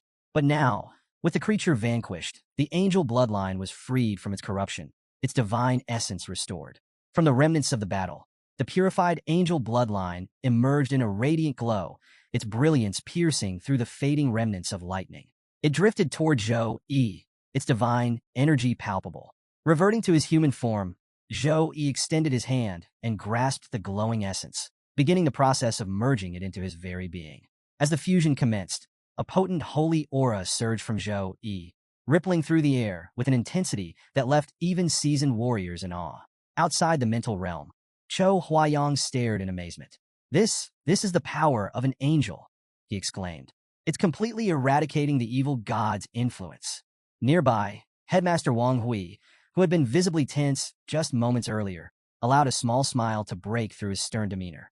"The fusion of the angel bloodline and frost bloodline is extraordinary," he remarked, his voice tinged with pride and relief. The two teachers exchanged a look of shared satisfaction. Moments ago, they had feared Zhou Yi might be consumed by the overwhelming darkness, but witnessing his triumph filled them with hope. Within the protective formation, Zhou Yi maintained his focus, channeling the sacred energy coursing through him to complete the fusion. Overhead, the protection angel manifested, silently lending her support by infusing him with additional holy power. The radiant holy aura enveloping Zhou Yi grew even more intense, bathing the entire area in a blinding light. As the merging process reached its climax, a brilliant glowing symbol appeared on his chest, a mark of the bloodline fusion success. The protection angel stood vigil, stabilizing the transition and ensuring no remnant of corruption remained. Finally, Zhou Yi opened his eyes. He felt the harmony of frost and light intertwining within him, a perfect balance of opposing forces now unified in his body. The surge of newfound strength coursed through him like an unstoppable tide. Chou Huayang watched with a broad smile. Zhou Yi truly is blessed. The power of light intervened at the critical moment, granting him the strength to overcome this trial. Headmaster Wang Hui nodded. This marks a turning point. With this fusion, Zhou Yi's potential is boundless. The aura of divine radiance lingered, a testament to the victory won and the transformation achieved. As Zhou Yi rose from the formation, the lingering divine aura around him gradually faded. Headmaster Wang Hui stepped forward, his sharp gaze scanning Zhou Yi. "How do you feel after successfully merging the bloodlines?" Zhou Yi took a deep breath, sensing the immense transformation within him. Before he could respond, a system notification flashed before his eyes. His expression shifted from curiosity to sheer excitement as he scanned the rewards. Bloodline talent updates. 1. Six-winged angel bloodline, a legendary and exceedingly rare divine lineage, unlocking Zhou Yi's unparalleled potential. 2. Divine Mark of Light, A grade, enhances his affinity with both light and ice elements, with the potential to evolve further, expanding his elemental compatibility. 3. Magic Immunity, B grade, grants resistance to magical effects, including debuffs and non-damaging abilities like Purify and Disperse. Zhou Yi's eyes lit up, It's the six-winged angel bloodline, he exclaimed, unable to contain his excitement. And I inherited 2 bloodline talents. Cho Huayang's jaw nearly dropped. The six-winged angel bloodline, he repeated, his voice a mix of shock and admiration. Such a bloodline was nearly mythical, and seeing someone obtain it in real life was nothing short of a miracle. Headmaster Wang Hui nodded approvingly. The forging process was indeed a success. The six-winged angel bloodline stands at the pinnacle of angelic lineage. The talents it bestows will continue to evolve, potentially reaching an S+ grade as you grow stronger. You've truly awakened something extraordinary. As Zhou Yi scrolled through the notifications, his eyes suddenly stopped on a particular message. His breath hitched. Master, he called, excitement bubbling in his voice. There's also an S+ grade bloodline technique called Angel Physique.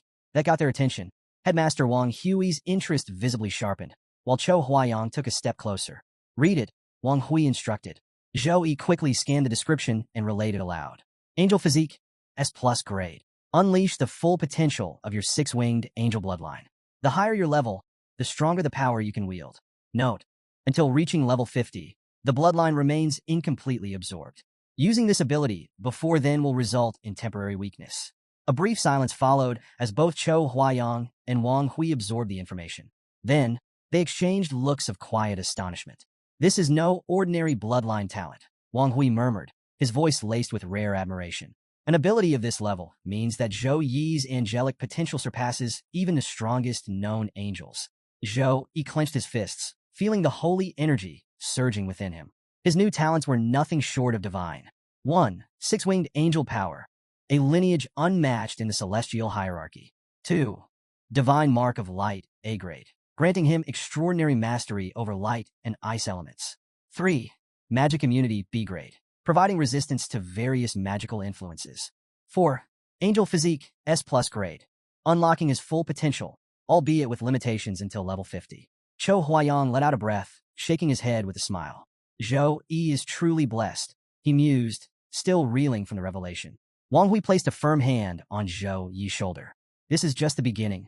Your path forward will not be easy, but with these gifts, you have the power to shape your own destiny. Zhou Yi exhaled slowly, steadying himself. He knew one thing for certain. His journey had just taken a monumental leap forward. Headmaster Wang Hui, clearly intrigued by angel physique, leaned forward with anticipation. Why don't you try using this secret technique now? He suggested. Let's see just how much your power has increased after merging the bloodline. Zhou Yi, eager to test his newfound strength, nodded without hesitation. Closing his eyes, he focused on activating angel physique, drawing upon the depths of his newly awakened bloodline. The moment he channeled his energy, golden light surged around him, swirling like celestial flames. The aura condensed into a sphere of pure radiance, steadily growing until it resembled a miniature sun. Waves of holy energy rippled outward, flooding the chamber with an overwhelming divine presence. Cho Huayang and Headmaster Wang Hui stood motionless, stunned by the sheer magnitude of the power unfolding before them. Even as seasoned experts, they had never felt an energy this raw, this refined, this divine. As the transformation neared completion, Zhou Yi's form underwent a dramatic shift. Gone was the frost energy that had once been a defining trait. In its place, a golden radiance engulfed his entire body, making him appear almost ethereal, like a celestial being descended straight from the heavens. When he opened his eyes, his presence alone exuded an unmatched majesty. The sacred energy pulsating around him was undeniable. Headmaster Wang Hui's expression broke into one of sheer pride and exhilaration. This is remarkable, he exclaimed, taking a step closer. The sheer force radiating from Zhou Yi was staggering. It was as if his power had increased at least 5-fold in an instant. How do you feel? Wang Hui asked, his voice filled with expectation. Zhou Yi took a deep breath, letting the celestial energy course through him. A grin spread across his face. Unreal, he admitted. I've never felt anything like this before. My entire body is brimming with power. To demonstrate, he instinctively activated his frost energy, allowing it to flow alongside his divine light. The two elements manifested in his hands, coiling around his arms like twin celestial forces. He flexed his fingers, watching the light and ice respond effortlessly to his will. The light element and ice element, he murmured, awestruck. They feel like an extension of myself, like my closest companions. I can wield them freely. As he spoke, the combined energy radiating from him intensified, filling the entire chamber with overwhelming pressure.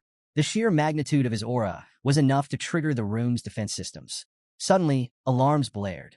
A mechanical voice rang out. Warning, high elemental energy detected. Room defense system engaged. With a loud clang, the chamber's triple-layered defenses activated, prepared to neutralize the overwhelming energy before it spiraled out of control. Headmaster Wang Hui chuckled as the alarms blared. Six-winged angels truly are the favorites of elemental energy. But deactivate the technique.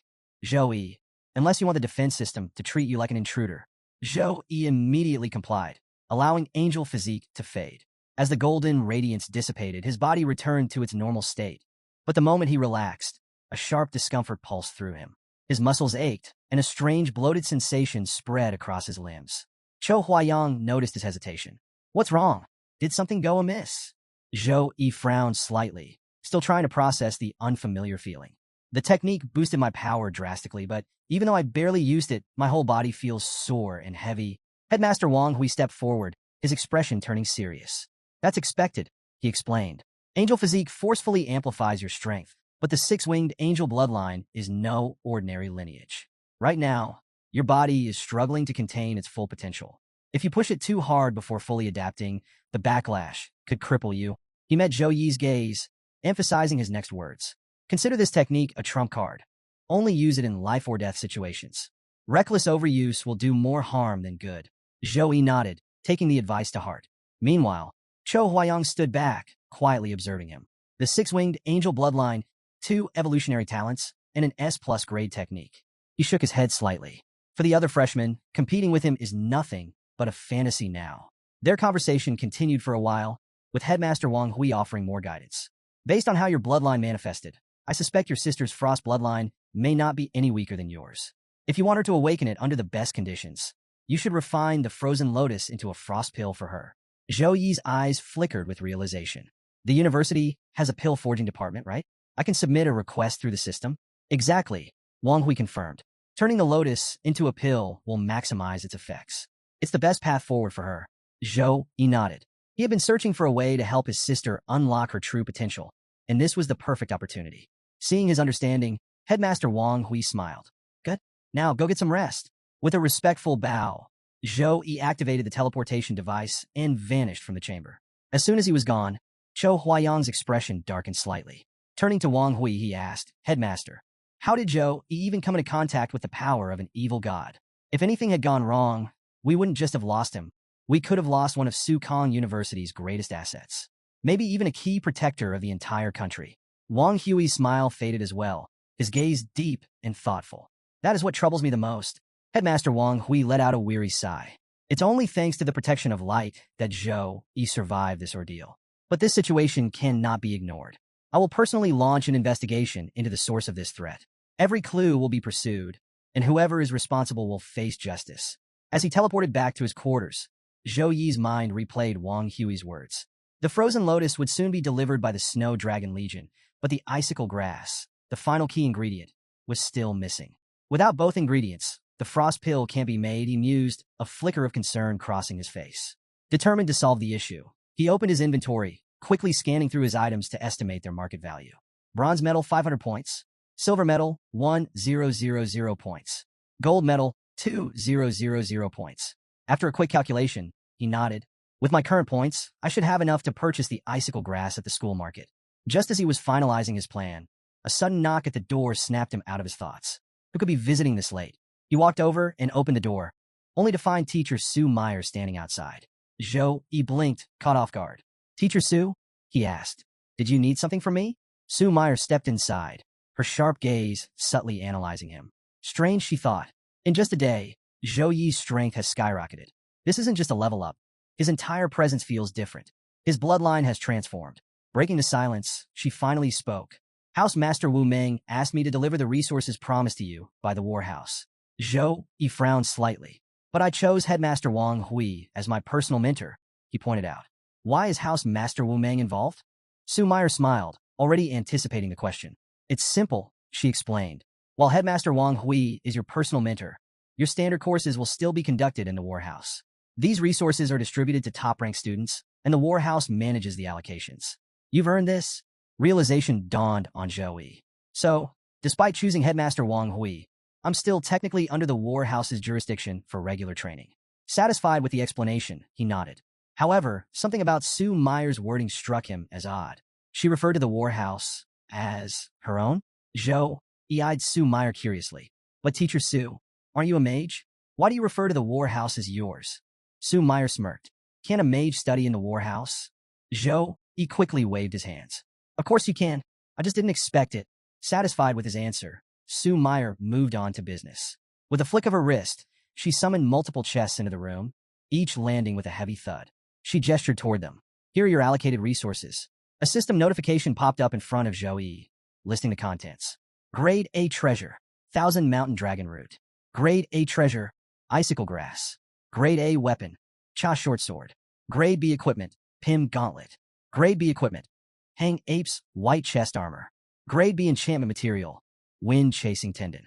Grade B enchantment material, blood of earth dragon. Grade C skill book, touch of ice. Grade C skill book, icicle protection. Grade C skill book, blade of light. Zhou Yi's eyes lit up when he spotted the icicle grass, the missing ingredient for the frost pill.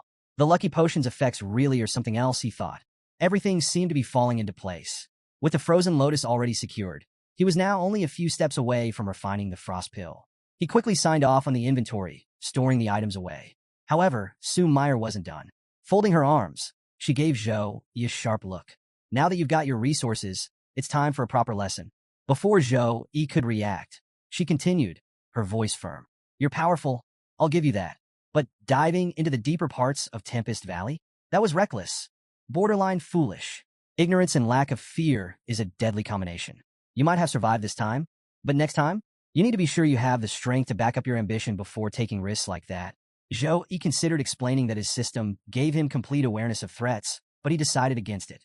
Sometimes it was better to just nod and listen. Seeing his silence, Sue Meyer let out a sigh and softened her tone. Every year, Sukong University produces plenty of geniuses, but only a handful rise to become true elites.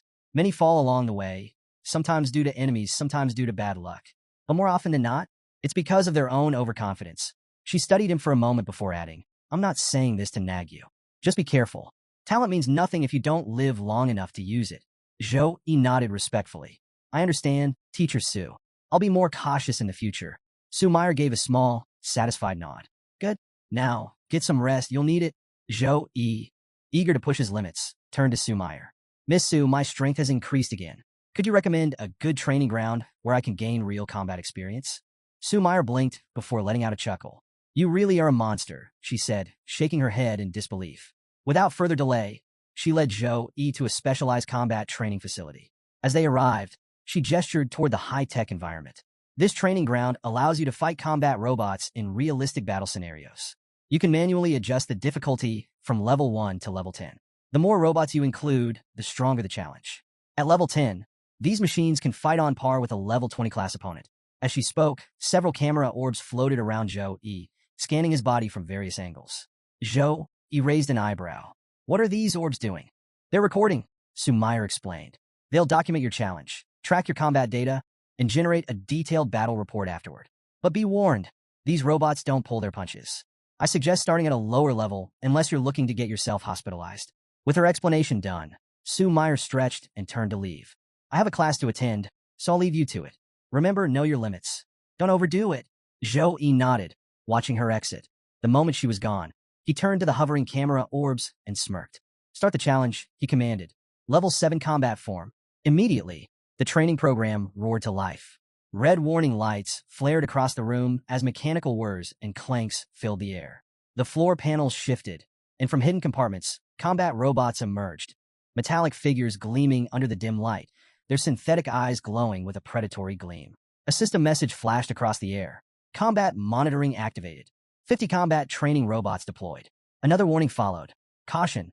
Level S combat form activated. Prepare accordingly.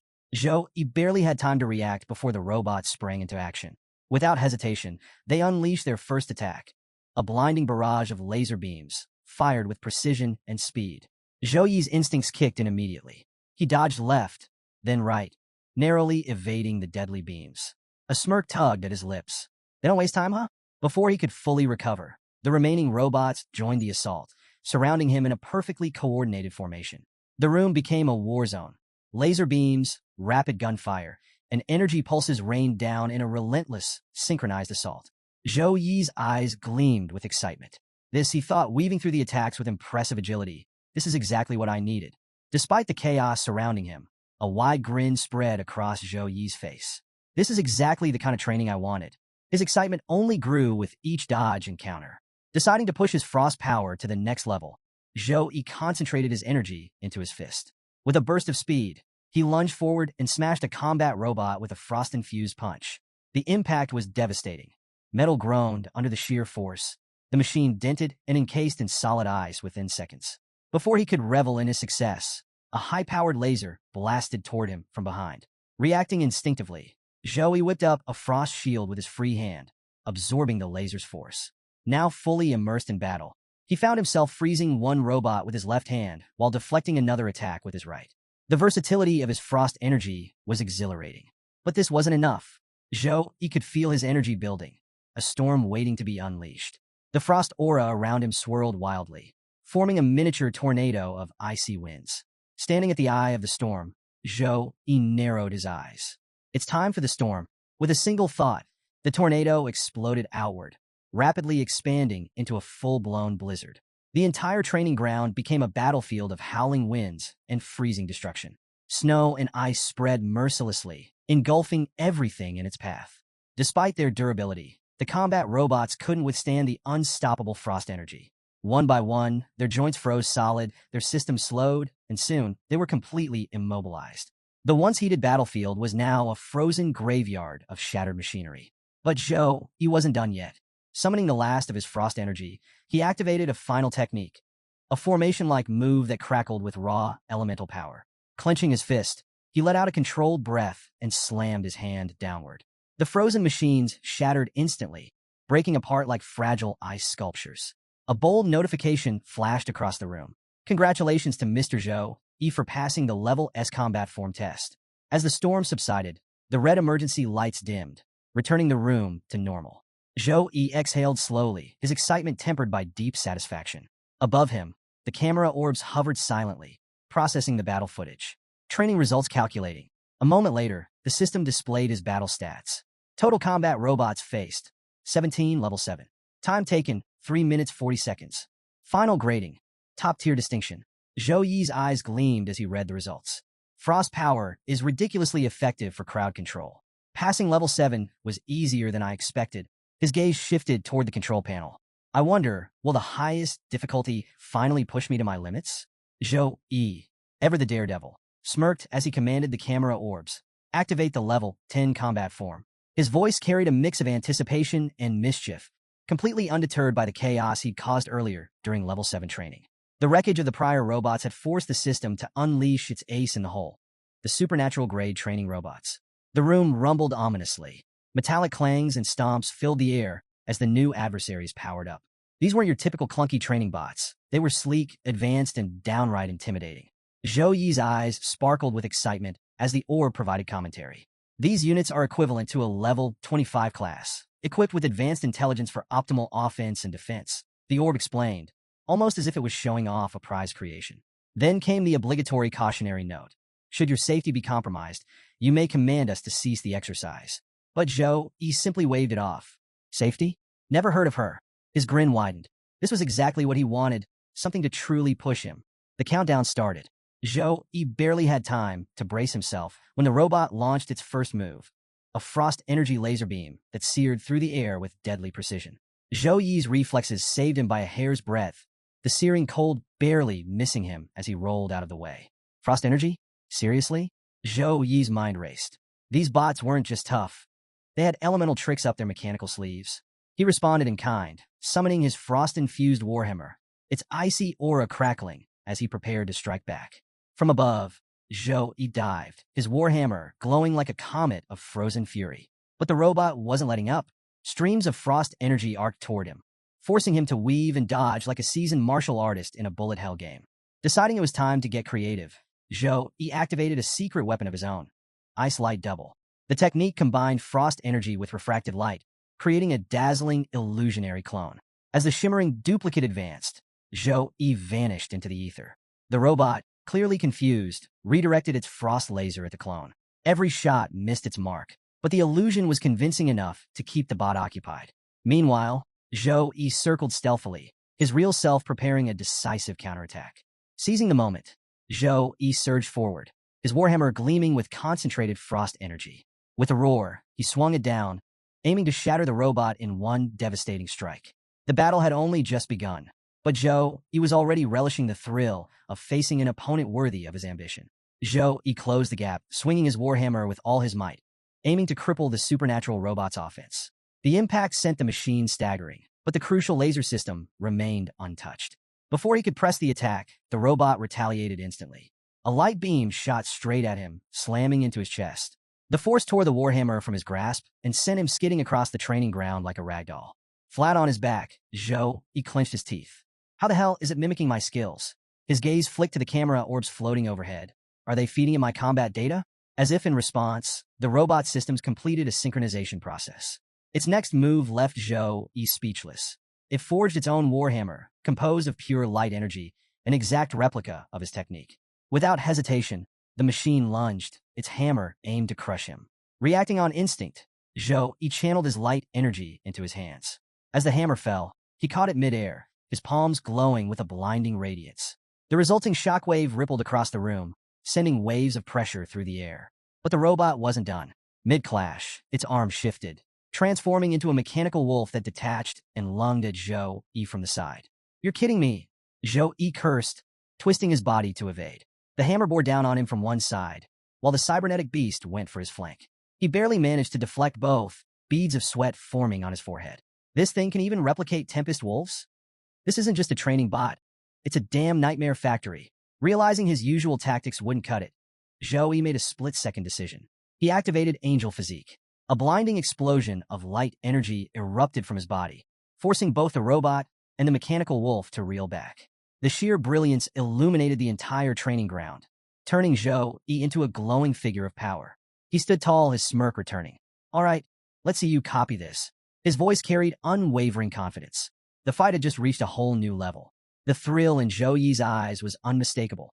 This was exactly the challenge he had been craving.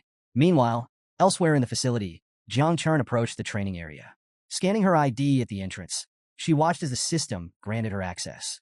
Unaware of the chaos unfolding inside, she stepped forward. Here's a refined and engaging rewrite of your script. As Churan walked through the corridor, she reflected on her rapid progress. Becoming House Master Rong's personal disciple had granted her access to rare resources, accelerating her cultivation. Just a while ago, clearing an S-level combat form seemed impossible. But now, she was ready to take on the challenge. However, as she reached the training room, an unexpected system notification popped up. We apologize for the heavy damage sustained by the training robots. Please reschedule your challenge for tomorrow. Churan blinked in confusion. Heavy damage? Before she could process it, another message flashed on the large hallway screen. Warning, a student is currently challenging the level 10 combat form. Her eyes widened. Level 10? That was insane. This training ground was meant for freshmen. Most struggled to clear level 6. Who in their right mind would attempt level 10? Her thoughts immediately drifted to Zhou-Yi. Could it be Brother Zhou-Yi? But she quickly dismissed the notion. Even for him, this would be an extreme challenge. Still, an uneasy feeling settled in her chest. Inside the training ground, Zhou-Yi was facing the fight of his life. His opponent wasn't just any combat bot. It was a monstrosity capable of copying his abilities from frost to light techniques. Overwhelmed by its relentless adaptation, Zhou-Yi unleashed his trump card, Angel Physique. Radiant energy burst from his body as he pushed his power to its peak. But he needed more than raw strength. He needed control. Summoning the Holy Chain, he called forth a divine weapon made entirely of pure holy light. Golden portals materialized in midair, unleashing luminous chains that crackled with sacred energy. Unlike brute force attacks, the Holy Chain specialized in restraint, binding enemies completely. He hadn't forgotten how the demonic chain had once left him powerless during his bloodline awakening. Now, it was time for his mechanical foe to experience that same helplessness. With a flick of his wrist, the chains lashed forward, targeting the mechanical beast first. The glowing links struck with pinpoint precision, tearing the cybernetic wolf apart in an instant. With the beast eliminated, Zhou-Yi turned his attention to the supernatural robot. The golden chains surged forward, wrapping around the machine's limbs and torso, locking it in place. The robot thrashed violently, its systems desperately analyzing the holy chain, searching for a way to replicate or counter it. But the data came up blank. This ability was an anomaly beyond its capacity to mimic. As the bot struggled, Zhou Yi activated another ace up his sleeve, Vision of Light. His eyes shimmered with celestial energy, granting him the ability to perceive an enemy's weak points and hidden abilities. Scanning the robot, he quickly pinpointed its power source, hidden deep within its chest. A smirk formed on Zhou Yi's lips. There it is. Time to end this. Zhou Yi's grin widened as he locked onto the robot's weakness. Without hesitation, he concentrated pure light energy into his fist, preparing to deliver a devastating light punch. With a burst of speed, he closed the distance, driving his glowing fist straight into the robot's chest. The impact sent shockwaves rippling through the room, the sheer force triggering an electric surge that crackled through the machine's core. The robot systems faltered, its movements jerky and unresponsive. Desperate, it attempted to initiate a self-destruct sequence, but the system intervened, preventing an explosion that would have taken the entire facility with it. Instead, the impact unleashed a sacred detonation, engulfing the training ground in a blinding storm of light and dust. As the haze settled, Zhou Yi stood amidst the wreckage, victorious yet barely able to stay upright. At that moment, the training room doors slid open. Churan stepped inside, only to freeze in shock. The place was ruined. Scorch marks lined the walls, shattered training bots lay in heaps, and remnants of the combat arena smoldered from the sheer intensity of the battle. Then her gaze landed on Zhou Yi, exhausted, bruised, but very much standing. What in the world happened here? A system notification popped up in front of Zhou Yi. Congratulations! You have cleared the level 10 combat form. Entry access is now reactivated. However, the system wasn't done. Warning: due to excessive damage caused during testing, repairs are required. The training ground will be unavailable for 1 week. Churan remained frozen at the doorway, struggling to process what she was seeing. Someone actually cleared level 10? Her heart pounded. Who could have pulled this off? Driven by curiosity, she stepped forward, taking in the sheer destruction. Then her eyes locked on Zhou Yi once again. Zhou Yi, she gasped, rushing toward him. What? What did you do? Before he could answer, the floating camera orb whirred to life, scanning Zhou Yi before flashing a result screen. Level 10 combat form cleared in 8 minutes and 32 seconds. Final appraisal. Single greatest physical damage, 27,304. Single greatest magic damage, 56,021. Highest combined skill damage, 106,221. Zhou Yi exhaled, glancing at the numbers. TCH. If it weren't for that mechanical wolf sneak attack, I could have wrapped this up even faster. He made a mental note. I need a magical pet to cover my blind spots. Before he could entertain the thought further, Churan grabbed his shoulders, eyes wide with disbelief. Brother Zhou Yi, she said breathlessly. Did you finish your bloodline forging? And how the hell did you get this strong in just 1 day? Zhou Yi, still catching his breath, gave a faint smile. Yeah, finished it this morning. His eyes gleamed with a newfound confidence. I now possess the 6-winged angel bloodline. Churan's face lit up like a kid in a candy store. Her eyes sparkled with excitement as she practically bounced on her feet. That's incredible, she exclaimed. The 6-winged angel bloodline is one of the rarest divine lineages. You're basically a walking legend now. As someone with a succubus bloodline, Churan was well-versed in bloodline rankings. She knew just how absurdly rare Zhou Yi's newfound power was. Zhou Yi, however, wasn't one to bask in admiration. He turned to her and said, Churan, take me to the magic pet market. I need a magic pet to strengthen my combat potential. Churan's enthusiasm skyrocketed. Of course, it's not far from here. I'll take you right now. The moment they stepped into the bustling market, they were met with a storm of activity. People shouted bids, vendors flaunted their rarest beasts, and magical creatures roared, chirped, and hissed from all directions. A silver-tier fire tiger, capable of reaching level 20, was already sitting at 110 points in a heated auction. A dragonhorn rhino, boasting a level 19 draconic bloodline, had a fixed price of 210 points. First come, first served. A vendor waved a silver-tier golden claw greenhawk egg, calling it a once-in-a-lifetime bargain. As they wove through the chaos, Churan suddenly grabbed Zhou Yi's hand and grinned. So, do you have a specific magic pet in mind, brother Zhou Yi? Zhou Yi stopped to think. Back in Tempest Valley, I tamed a Tempest Wolf, he said. But after defeating the demonic sun, I blacked out and lost my chance to contract it. I still want a Tempest Wolf cub, one with wind elemental talents. Before Churan could respond, a nearby student perked up. Carrying a small cage, he approached them with a confident smile. Hey there, I'm Lu Jishue, third-year student from the logistic house and an elite level 22 trainer. He introduced himself. I happen to raise a Tempest Wolf cub myself. Interested? Jiang Churan leaned closer to Zhou Yi and whispered, trainers belong to life skill classes, and Lu Jishue is from Sukong University. Compared to regular vendors, his magic pets are usually higher quality. Zhou Yi considered her advice before nodding. All right, let's see it. Lu Jishue carefully unlatched the cage and revealed the Tempest Wolf cub inside. The tiny creature looked frail, its body visibly weak. This one is about 10 days old, Lu Jishue explained. Its mother was a silver tier Tempest Wolf, and I've confirmed that its talent is also silver tier. You can have it for 60 points. Zhou Yi studied the cub, his expression unreadable. The price was decent, and the bloodline potential was there, but something about this situation felt off. Here's a refined and engaging rewrite of your script. Zhou Yi studied the cub thoughtfully before asking, are there any gold-tier magical pets available here?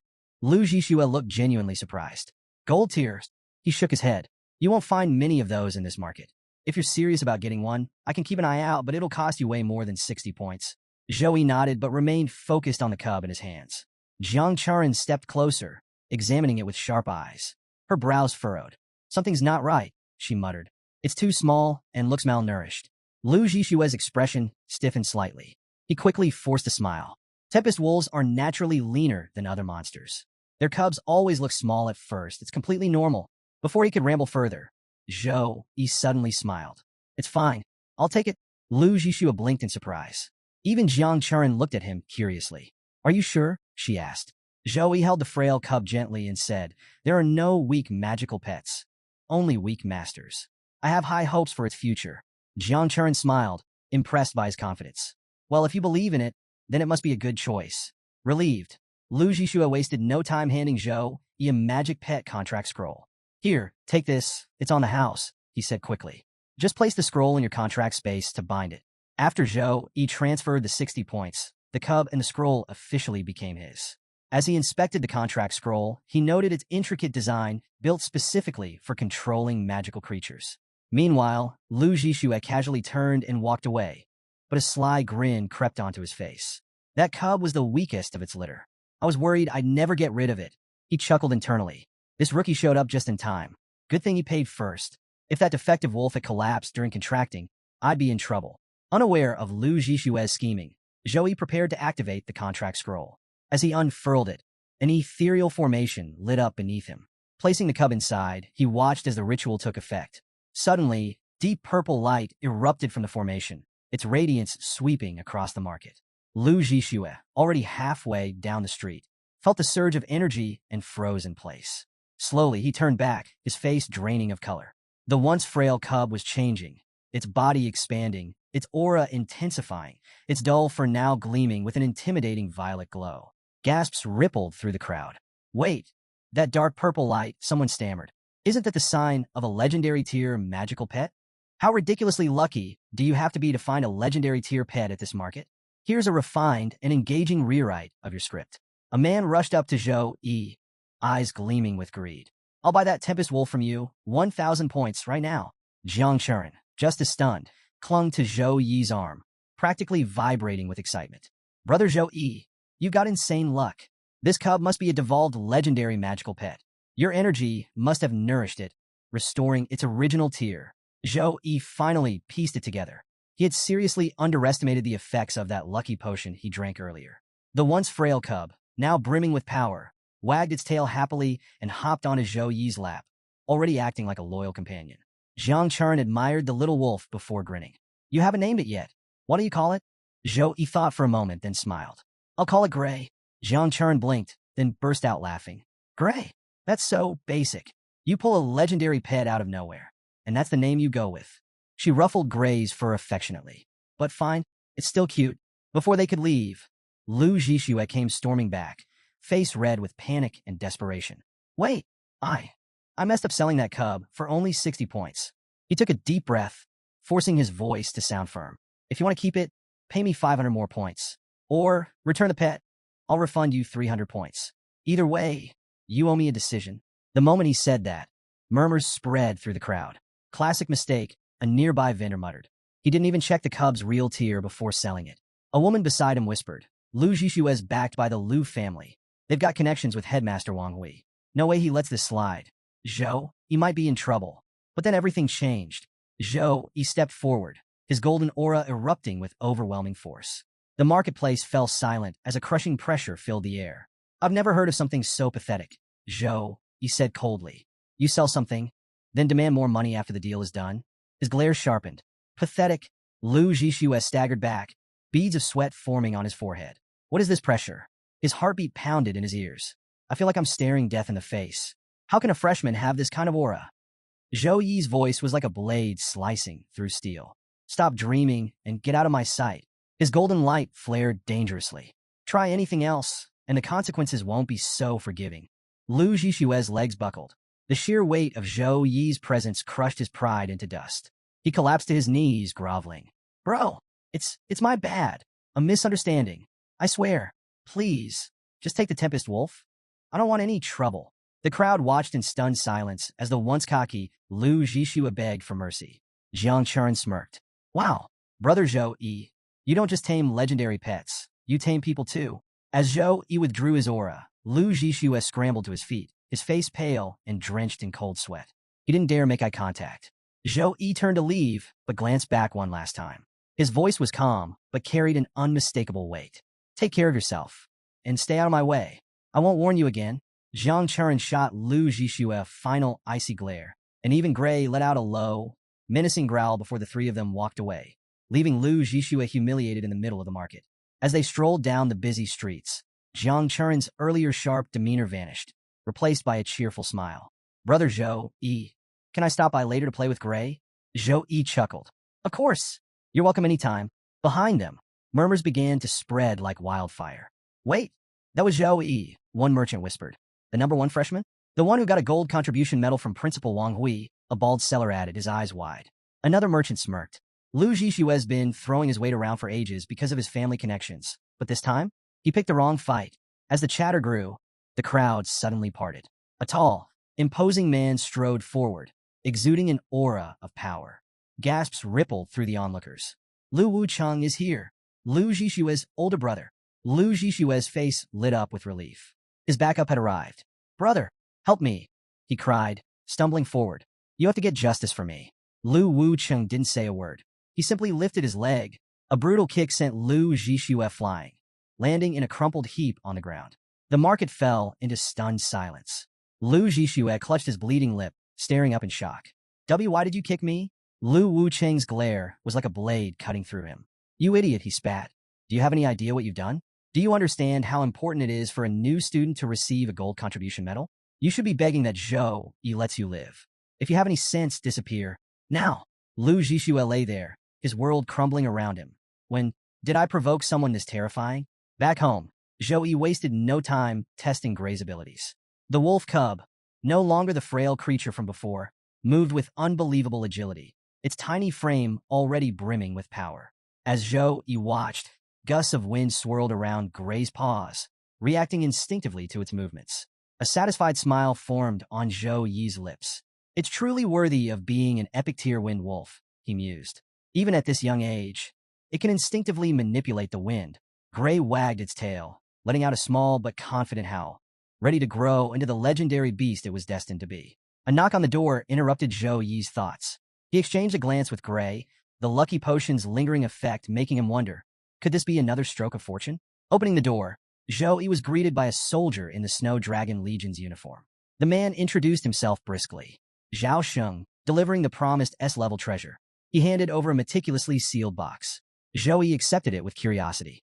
As he opened the box, the sight of the extremely cold lotus, a frozen lotus radiating an icy yet fragrant aroma, left him beaming. Please thank your leader on my behalf, he said, his voice bright with gratitude. Zhao Sheng gave a curt nod. Delivery complete. I'll return to my post. With that, the soldier departed. Zhou Yi admired the lotus in his hands, knowing its importance. With this treasure, Zhou Yun's bloodline crisis could be resolved once the elixir was refined. Next step, finding Etian, he mused. The famed 9th-level alchemist was his best shot at success. However, attempts to book an appointment online hit a dead end. Frustrated but determined, Zhou Yi muttered, guess I'll have to visit the elixir department myself. At the elixir department, he approached the front counter, where a young woman greeted him with a polite smile. Hello, he began. I'm looking for teacher He Tian. I need a pill refined. The woman, introducing herself as Lini, shook her head lightly. Teacher Tian just went to a meeting, but I'm his student. Maybe I can assist you. He hesitated briefly before presenting the treasures. I need the S-level extremely cold elixir refined. Lini's eyes widened at the sight of the extremely cold lotus paired with ice grass. These are S-level natural treasures. How did you even get these? Her shock turned into outright curiosity. He shrugged with a grin. Let's just call it luck. After examining the items, Lini explained the next steps. The refinement fee for an S-level elixir is 800 credits. Once Teacher Tian completes the process, I'll contact you immediately. She handed him a form to fill out for his details. He completed the paperwork, handed over the treasures, and left the department with a feeling of accomplishment. The first hurdle was over. Now, it was all about waiting for the elixir to be ready. He strolled through the academy halls, heading toward his first class. On his way, snippets of conversation floated his way. Did you hear? Alien creatures have been showing up everywhere, one student murmured. Yeah, it's the hot topic right now, another replied. As He entered the classroom, the chatter only grew louder. I heard entire armies are being recalled from the front lines, the student said. Same here, another added. My buddy in the army said alien creatures are appearing all over the empire. He settled into his seat, his mind turning over the information. Alien invasion rumors are spreading like wildfire. This could be serious. Just then, a tap on his shoulder interrupted his thoughts. Turning, he saw a familiar face. Zhou. Song Xiaolan greeted him with her usual bright energy. Song Xiaolan, you're in this class too? He asked, caught off guard. Of course, she replied with a grin. Housemaster Wu Mang is my special instructor, so we'll be classmates from now on. She extended a hand with mock formality. Please take care of me, classmate Zhou. Zhou shook her hand, amused. I'll rely on your guidance too. Song chuckled. With your strength, it's more like we'll rely on you. But hey, if you ever need anything, I'm here. Before the conversation could go further, the classroom door opened, and Sue Meyer walked in. Her commanding presence silenced the room. I'm Sue Meyer, your instructor for the detailed intricacies of the world of Warcraft, she began. After a brief introduction, her tone shifted to something more serious. I'm sure many of you have heard the rumors, she said. Let me confirm, they're true. The Empire is facing an invasion of alien creatures.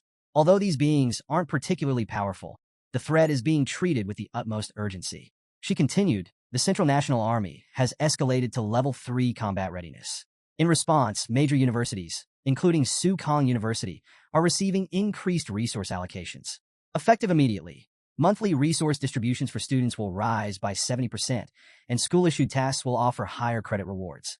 The announcement stirred excitement among the students, but Sue Meyer wasn't finished. Additionally, Abyss mode permissions for the 3 major dungeons on campus will soon be unlocked. However, access will require an Abyss magic stone, which you can purchase with credits. The room buzzed with energy as the news sank in. This is it. Abyss mode is finally opening, one student exclaimed. Time to rack up some real experience. He leaned back in his chair, a faint smile on his lips. The storm brewing across the Empire was now knocking at their door. A student in the crowd muttered, even the mission credit rewards are higher now. Looks like the school is really going all out. Noticing the rising excitement, Sue Meyer kept her tone firm but calm. Settle down, she instructed. Increased resources mean nothing if you slack off. Strength comes from effort, not handouts. From his seat, he watched her thoughtfully. She seems different, stronger, more confident. It wasn't just in making progress. The academy was buzzing as students gathered in small groups, discussing dungeon runs. I tried taking on a goblin dungeon boss yesterday, one student groaned. Got wiped at the last second and lost 100 credits. That's what you get for jumping straight into nightmare level, another teased. Nearby, Joey considered his own plans. Now that I'm level 19 and have the extremely cold Ice Lotus, Gale Mountain is a waste of time. The Abyss level Goblin Dungeon is the perfect grind spot. Just as he finalized his decision, a familiar figure caught his eye, Jang Churan. Curious, he walked over. Jang Churan, what brings you here? He asked, smiling. She turned, her expression brightening. Joey, I heard the dungeon rewards have been boosted, so I wanted to give it a shot. She hesitated before adding, would you like to team up? He raised an eyebrow. What a coincidence. I was heading there too. With their plans aligned, they entered the dungeon together. Inside, Jiang Churan turned to him. Which difficulty are you going for? Abyss level, He answered without hesitation. You? Jiang Churan hesitated. Abyss level is too tough for me, she admitted. With my strength, I can only manage the difficult level. He stepped closer, his voice calm and reassuring. That's fine. When I clear Abyss level, I'll help you through it next time. A faint blush dusted Jiang Churan's cheeks. Feeling shy, she gently freed her hand from his. Okay, brother Zhou, she murmured with a small smile. I'll go for the difficult level then. Take care. You too. Zhou replied, watching her walk off. With their paths set, Zhou strode toward the abyss-level dungeon. Just then, a stir spread through the crowd. Wait, is that Shiming Xian? What's he doing here? The crowd buzzed with anticipation. It wasn't every day that a top-ranking student challenged the leaderboard dungeon. Don't you know? A student explained. If you break the abyss-level dungeon record, you earn an achievement talent. Those things are nearly impossible to get unless you stumble upon a rare opportunity. No wonder Shiming Xian's here. Shiming Xian, a level 23 mage ranked 86 on the leaderboard, stood nearby, exuding confidence. His reputation as a prodigy made him the center of attention. Zhou spared him a glance before sighing internally. Meh, not interested. I've got my own business to handle. Ignoring the growing chatter, he stepped forward and selected abyss-level difficulty. As soon as he confirmed his choice, the system deducted 400 credits from his account, granting him a glowing purple abyss magic stone. In a flash of light, Zhou vanished, teleported into the goblin dungeon. Outside the dungeon, a murmur of shock rippled through the students. Wait, was that Zhou? The top newcomer? No way. A level 19 warrior challenging abyss level? Is he insane? One student scoffed. If he's just throwing away 400 credits, another sneered. Even Shiming Xian smirked, shaking his head. Looks like some people are letting all these extra resources get to their heads. Inside the dungeon, Zhou landed in the middle of what looked like the ruins of an ancient battlefield. The ground was littered with broken weapons and shattered stone. Crumbling structures loomed in the distance, as if the place had been ravaged by war. He narrowed his eyes. Why is this place in such a state? Could demons have taken over and destroyed everything? Before he could ponder further, his instincts flared. A goblin assassin crept up from behind, blade in hand, its movements nearly silent. Nearly. Without turning around, Zhou pivoted and delivered a devastating punch. The goblin flew back like a ragdoll, its body slamming into a broken pillar before crumpling lifelessly. Zhou smirked. A sneak attack on a 20-year-old? That's just embarrassing. Then, a low growl echoed through the ruins. He turned to see a horde of goblins emerging from the shadows. Each one level 22, silver tier grade. Their glowing eyes locked onto him as they raised their jagged weapons. Unlike the first one, these goblins weren't here for cheap tricks. They were hunters, and they had just found their prey. Zhou cracked his knuckles. Finally, a challenge worth my time. Summoning his warhammer, he tightened his grip. The goblins charged.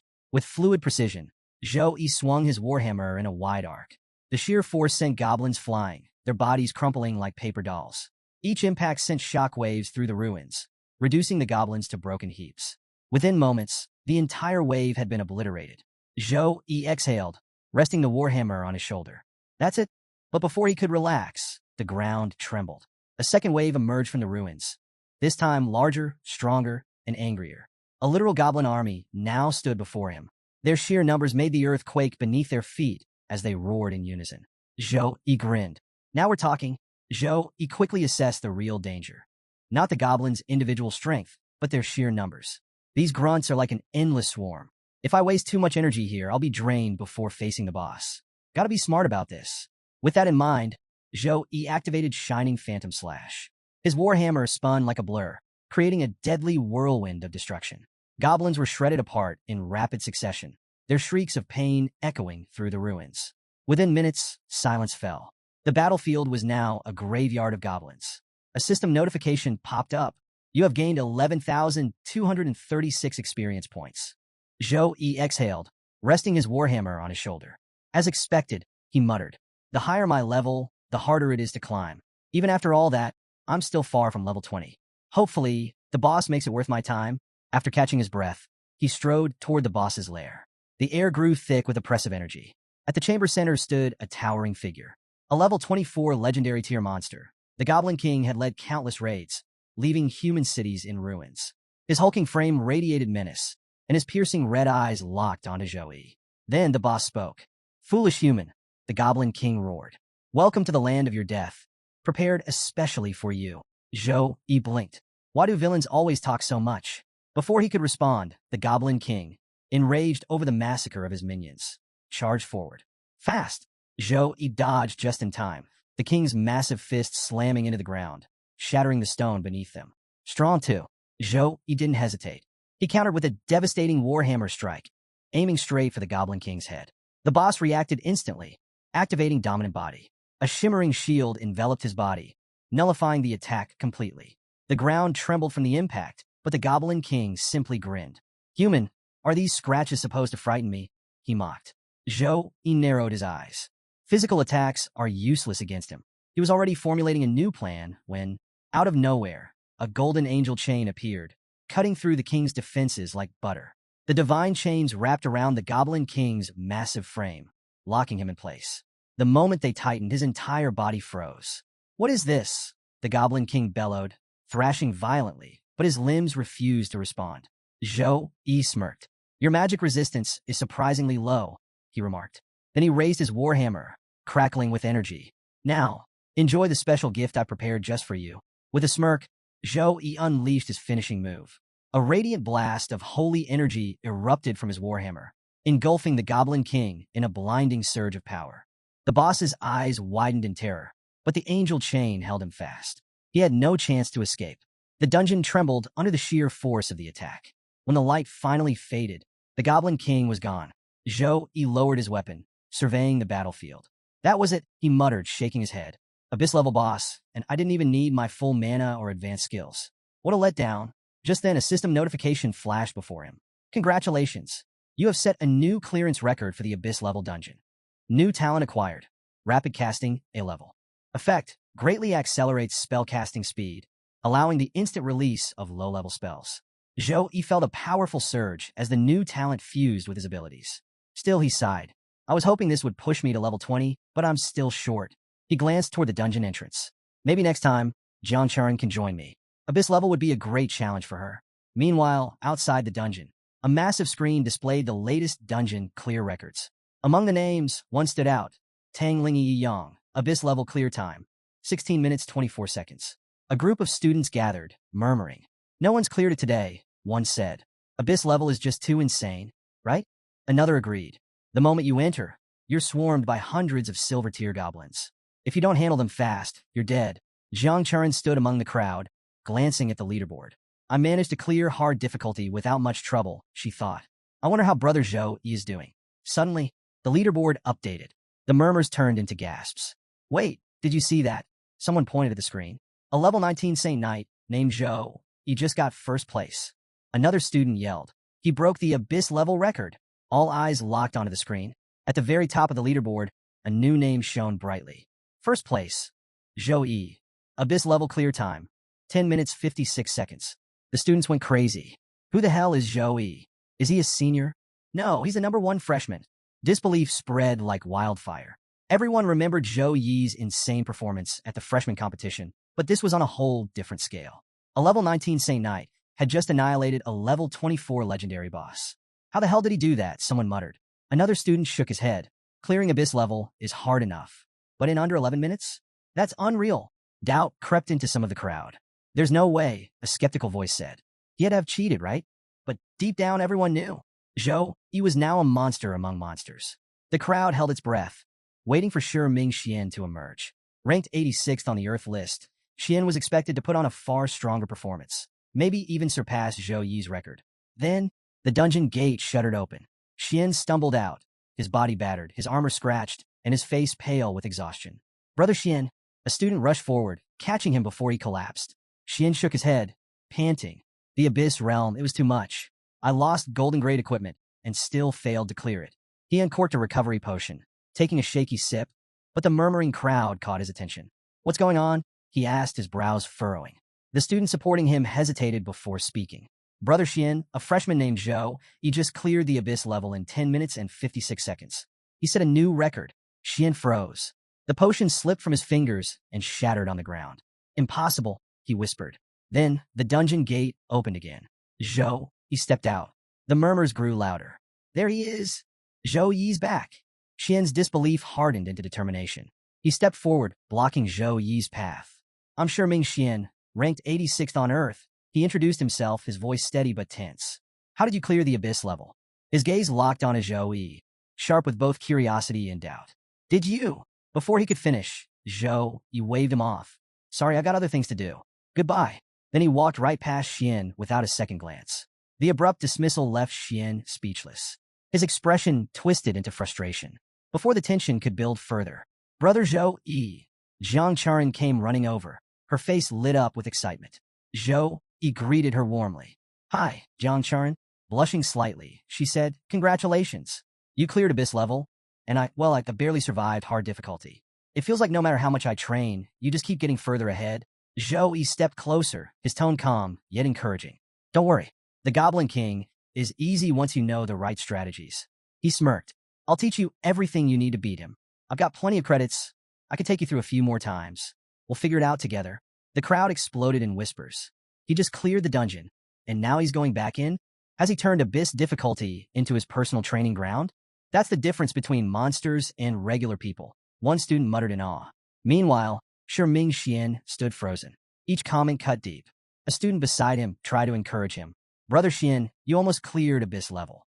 Maybe one more try is all you need. But Xian wasn't listening. His hands clenched into fists. His pride had just taken the biggest hit of his life. Ming Xian's resignation. Ming Xian sat in silence, his expression dark and unreadable. The murmurs around him felt distant, like echoes from a place he no longer belonged.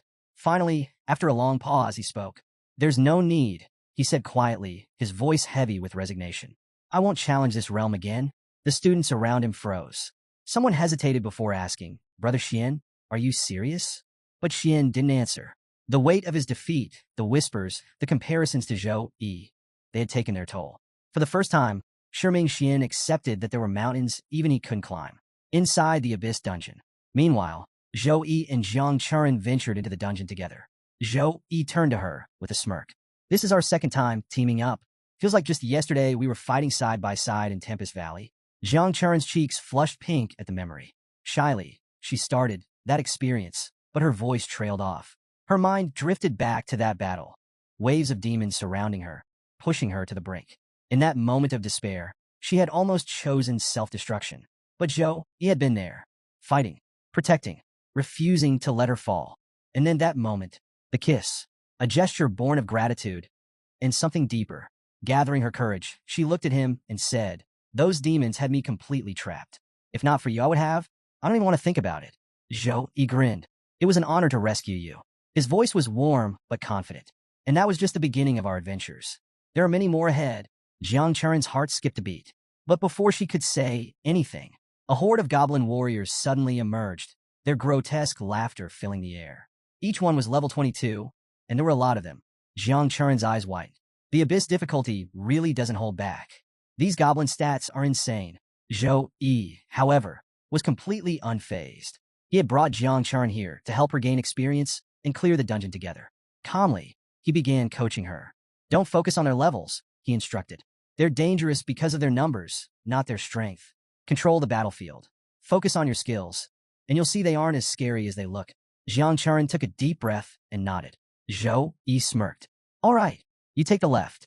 I'll take the right. Watch your back, and don't let any sneak up on you. Jiang Churan gripped her sword tighter. Got it? The battle was set. Before charging in, Zhou Yi activated several buffs. Gift of Power enhances strength and speed. Shield of Protection reduces incoming damage. Weapon's Blessing increases attack impact.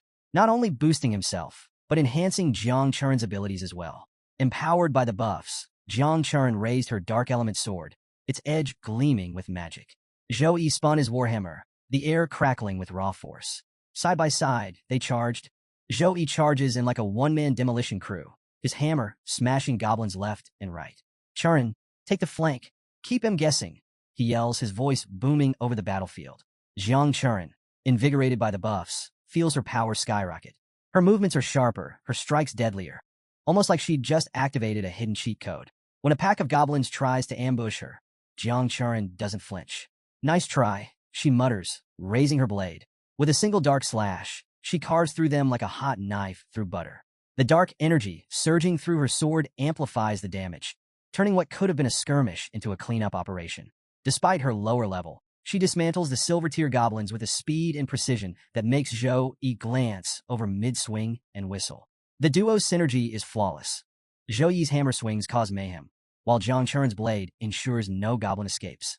In record time, the horde is reduced to 0. As the XP notifications roll in, Jang Churan levels up to 18 with 5,200 XP, while Zhou Yi inches closer to his next level with 5,900 XP. Jiang Churan's eyes sparkle with excitement. That was insane. Let's hit the next one, she says, practically bouncing on her feet. Zhou Yi smirks. All right, but don't get cocky. The boss will be a whole different beast. The pair strides into the goblin boss's lair, greeted by a massive figure that looks like it walked straight out of a nightmare. The level 24 goblin boss roars, the sound echoing through the cavern. You dare disturb my realm? Prepare to pay. Jiang Churan's confidence falters for a moment. Zhou Yi, this guy's not just beefed up, he's the whole steakhouse. What's the plan? Zhou Yi adjusts his grip on his hammer, calm and composed. Bosses like this usually have one fatal flaw. This guy's spell resistance is trash. Hit him with your strongest skill, and we'll bring him down fast. Emboldened, Jiang Churan channels her succubus bloodline. Her aura darkens, and demonic energy swirls around her blade. With a fierce battle cry, she unleashes her ultimate, demonic slash. The attack hits the goblin boss squarely, but instead of crippling him, the dark energy is absorbed into his body. His eyes glow brighter, and his aura surges, signaling a terrifying power-up. That's bad, Jiang Churan says, taking a cautious step back. The now supercharged goblin boss stomps the ground, triggering a ground shockwave. The entire cavern trembles, forcing both fighters to brace themselves against the unrelenting tremors. Zhou Yi is the first to recover. He quickly checks on Jiang Churan, who's visibly shaken but unharmed. I'm fine, she assures him, though her voice carries the weight of regret. But this is my fault. I made him stronger. I couldn't control the demonic energy. Zhou Yi puts a hand on her shoulder. Stop it. Gil's not going to help us win. We need a new plan and fast. Jiang Churan nods, determination flickering in her eyes. Right? No time for regrets. Let's finish this. The fight isn't over yet, but one thing is clear. The stakes just got real. Zhou Yi watches as Jiang Churan sinks into self-blame, her shoulders heavy with guilt. He steps closer, his voice firm but reassuring. Snap out of it, Churan. We're not done yet. His words carry more than just comfort. They hold a battle-hardened resolve. Determined to turn the tide, Zhou Yi falls back on the strategy that worked before. He activates Punishment of Light, his attack blazing toward the goblin boss. But this time, the monster doesn't even flinch. A shimmering barrier absorbs the blow effortlessly. Zhou Yi grits his teeth. Great. So much for round 2. Still undeterred, he summons the Spear of Light and turns to Jiang Churan. Listen, if this goes south, use the Abyss Stone and get out of here. Jiang Churan's hands tighten into fists, but she says nothing.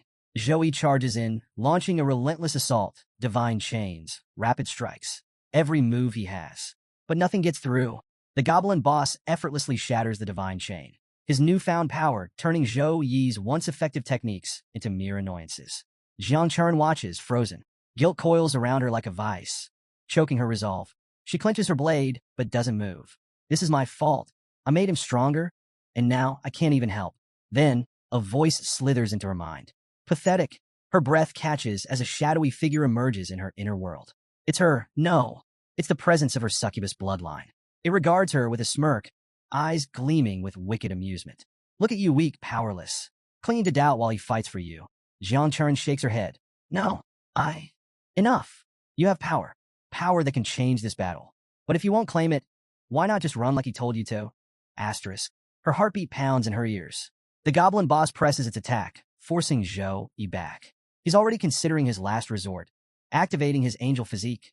When it happens, a blinding arc of energy cuts through the battlefield. With a sickening SHHK, the goblin boss's arm is severed clean off. The beast howls in agony, staggering back as dark energy is forcibly ripped from its body. Zhou Yi turns, eyes widening in shock. Jiang Churan stands there, transformed. Dark power radiates from her very being. Her once composed expression is replaced by something different. A chilling, otherworldly confidence. Her laughter echoes through the cavern, smooth yet menacing. You had your fun, but I'll take it from here. The goblin boss snarls, but panic flickers in its eyes. It can no longer absorb demonic energy. Worse, it's being drained. Jiang Churan grins, stepping forward. Let's see what this power can really do. The goblin boss roars in agony, clutching the stump where his arm used to be.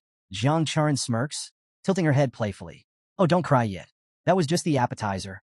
Her voice drips with amusement as she watches his stolen power surge back into her. Blinded by rage, the boss charges, his massive form thundering across the battlefield. But Jiang Churan remains still, unimpressed. Just as he closes the gap, She raises a single hand. A pulse of dark energy builds at her fingertips before erupting into a devastating beam of pure destruction. The entire battlefield quakes under the force. Zhou Yi shields his eyes as a shockwave ripples through the cavern. When the dust settles, the goblin boss is gone, obliterated in an instant. Churan exhales, flexing her fingers as if testing her newfound power. Zhou Yi, still processing what just happened, lets out a low whistle. Well, remind me never to make you mad. Their interface flashes. 23,200 XP gained. 15 stat points. 15 skill points. Churan saunters up to Zhou Yi, her eyes gleaming with playful mischief. So, she purrs, leaning in dangerously close. How about we keep going? This work of ours is getting interesting. Zhou Yi blinks, his brain stalling as she steps even closer, placing a hand on his chest. What's wrong? She teases, voice dripping with sultry amusement. Don't tell me you don't like this version of me? Before he can formulate a response, she grabs his hand and places it on her waist. Zhou Yi practically short-circuits. His face burns as he yanks his hand back and takes a hasty step away. Wait, are you really Churan? His voice is wary, but his concern is real. The question hits like a splash of cold water. Churan freezes, her teasing demeanor flickering. Her expression shifts, as if waking from a trance. Slowly, she steps back, her playful confidence cracking. Then, with a mortified groan, she drops to the ground, burying her face in her hands. Ugh, that wasn't me. That was definitely the bloodline. Zhou Yi kneels beside her, his tone softer now. You sure? Churan peeks through her fingers, cheeks burning. I wasn't possessed, I swear. Just got a little carried away. After a pause, Zhou Yi gently lifts her chin, his gaze steady. As long as you're still you, that's all that matters. Her heart skips a beat, and she quickly waves him off. We should focus on clearing the dungeon. No time for sentimental moments. Zhou Yi chuckles, standing up. Agreed. But let's use this as training. Help you control that power before it controls you. Churan exhales, nodding. Then, with a sly grin, at this point, the Goblin King is practically our old friend. Zhou Yi laughs. Right? Feels like we're running drills more than clearing dungeons. The tension finally breaks, and with renewed determination, the duo heads deeper into the challenge, ready for whatever comes next. Outside the dungeon, a group of students gathered, murmuring in curiosity and speculation. Abyss-level realms are no joke, one student remarked. Only that monstrous freshman ever cleared it. Another scoffed. TCH. Maybe Zhou, you just got lucky. A third student rolled their eyes. Right? And maybe you should try your luck in there and see how far you get. The sarcasm was thick, and the group chuckled as the doubter fell silent, unable to argue. Just then, the leaderboard flickered. The students turned their heads, only to freeze in shock. New record. Zhou Yi, first place. Gasps rippled through the crowd. Again? This guy's unreal, someone exclaimed. But before the hype could settle, the board shifted once more. New record. Churan, first place. Silence. Then, an explosion of disbelief. Wait, what? She passed Zhou Yi. Wasn't she just struggling with a hard difficulty a while ago? One student turned to his friend, looking utterly defeated. Brother, I finally understand what it means to witness the gap between a genius and a mere mortal. Meanwhile, inside the dungeon, Zhou Yi and Churan showed no signs of slowing down. Zhou Yi conquered the abyss-level realm again, while Churan, now fully in sync with her newfound power, cleared it once more. This time as part of their unstoppable duo. Their repeated victories turned them into living legends on campus. When they finally emerged from the dungeon, exhausted but triumphant, Churan stretched her arms with a bright smile. Brother Zhou Yi, I heard the Element House is putting on a fireworks display for the freshmen. Let's go watch. Zhou Yi, more than ready for a break, chuckled. Sounds good. Let's take it easy for a bit. The two made their way to the Element House, a street powered entirely by magic. The entire area shimmered with ethereal lights, creating an enchanting atmosphere. The warm glow reflected in Churan's excited eyes as she looked around in awe. Zhou Yi glanced at her and let out a laugh. We farmed that realm so hard today, I didn't even realize how much XP we racked up. Churan nodded, then turned to him, her expression soft with gratitude. Thank you, brother Zhou Yi. I've gained so much from the abyss-level realm. All because of you. Zhou Yi smiled. You did the work. I just made sure you didn't go on a demon-powered rampage. She smirked. No promises for next time. The fireworks burst above them, lighting up the sky in brilliant hues, just like their rise in the academy rankings. Zhou Yi chuckled, waving off Churan's praise. You're giving me too much credit. You put in the effort. I just give a little push. As they continued down the glowing magical street, They stopped before a towering statue. Zhou Yi examined it curiously. Who's this? Jiang Churan's expression softened with admiration. This is Mage Wei Yang, honored as the protective deity. He single-handedly defended against multiple invasions from otherworldly legions. His bravery became legend. She paused, her voice growing solemn. But during his final battle, a demon lord ambushed him from behind. He sacrificed himself, and his soul was completely wiped out. Because of that, he can never be resurrected. Zhou Yi's gaze lingered on the statue, his respect deepening. To stand alone against so many, that's true greatness. After a moment, he turned to Jiang Churan, curiosity sparking in his eyes. I don't know much about history. Tell me about the Dark Ages. Jiang Churan brightened at his interest. All right, let's start with the Golden Age. It began in the year 2544, 80 years ago.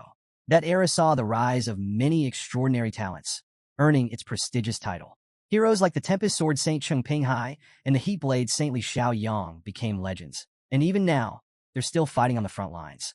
But then came the Dark Age. She continued, her voice turning grim. It all started when humanity got a little too ambitious, exploring, attacking, and expanding into other worlds. That's when the invasions began.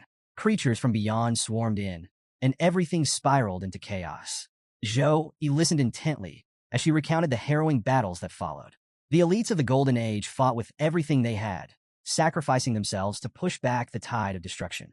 30 years of relentless war. Millions of warriors lost. But in the end, humanity won, and peace was restored. A brief silence hung between them. Jiang Churan's expression darkened, a flicker of unease crossing her face. But lately, the dimensional cracks are opening again. What if history repeats itself? Zhou Yi noticed her worry and, without hesitation, placed a firm hand on her head. Don't overthink it, he said confidently. This time it's different. The creatures slipping through the cracks now are nothing compared to what they faced back then. And we're not the people of the Golden Age. We're stronger. He smirked, his eyes glinting with certainty. If darkness falls again, it won't be humanity trembling in fear. It'll be those otherworldly creatures regretting they ever set foot here. Jiang Churan blinked, then let out a small laugh. You always make it sound so simple. Because it is, Zhou Yi shrugged. Now come on, we've got fireworks to watch. The tension melted as they continued down the glowing street. The night sky soon to be illuminated by bursts of magic and color. Jiang Churan smiles at Zhou Yi's unwavering confidence. You're right, she agrees. We've been training for this. If they come, we'll be ready. At that moment, fireworks burst into the night sky, painting the magical street with dazzling colors. The vibrant explosions reflect off the shimmering buildings, creating an enchanting atmosphere. With playful energy, Jiang Churan grabs Zhou Yi's hand and pulls him toward a better viewing spot. Together, they watch the display, their earlier worries momentarily forgotten. The scene shifts. Zhou Yi sits on a train, gazing out the window. He exhales a long sigh. Too bad Miss Su isn't here. I could have used the military teleportation array. Having grown used to instant travel, the slow pace of the train now feels agonizing. His attention shifts to the frozen pill in his hand, a rare remedy capable of curing Zhou Yun's illness. Holding it, he feels a wave of relief. Finally, I can help her.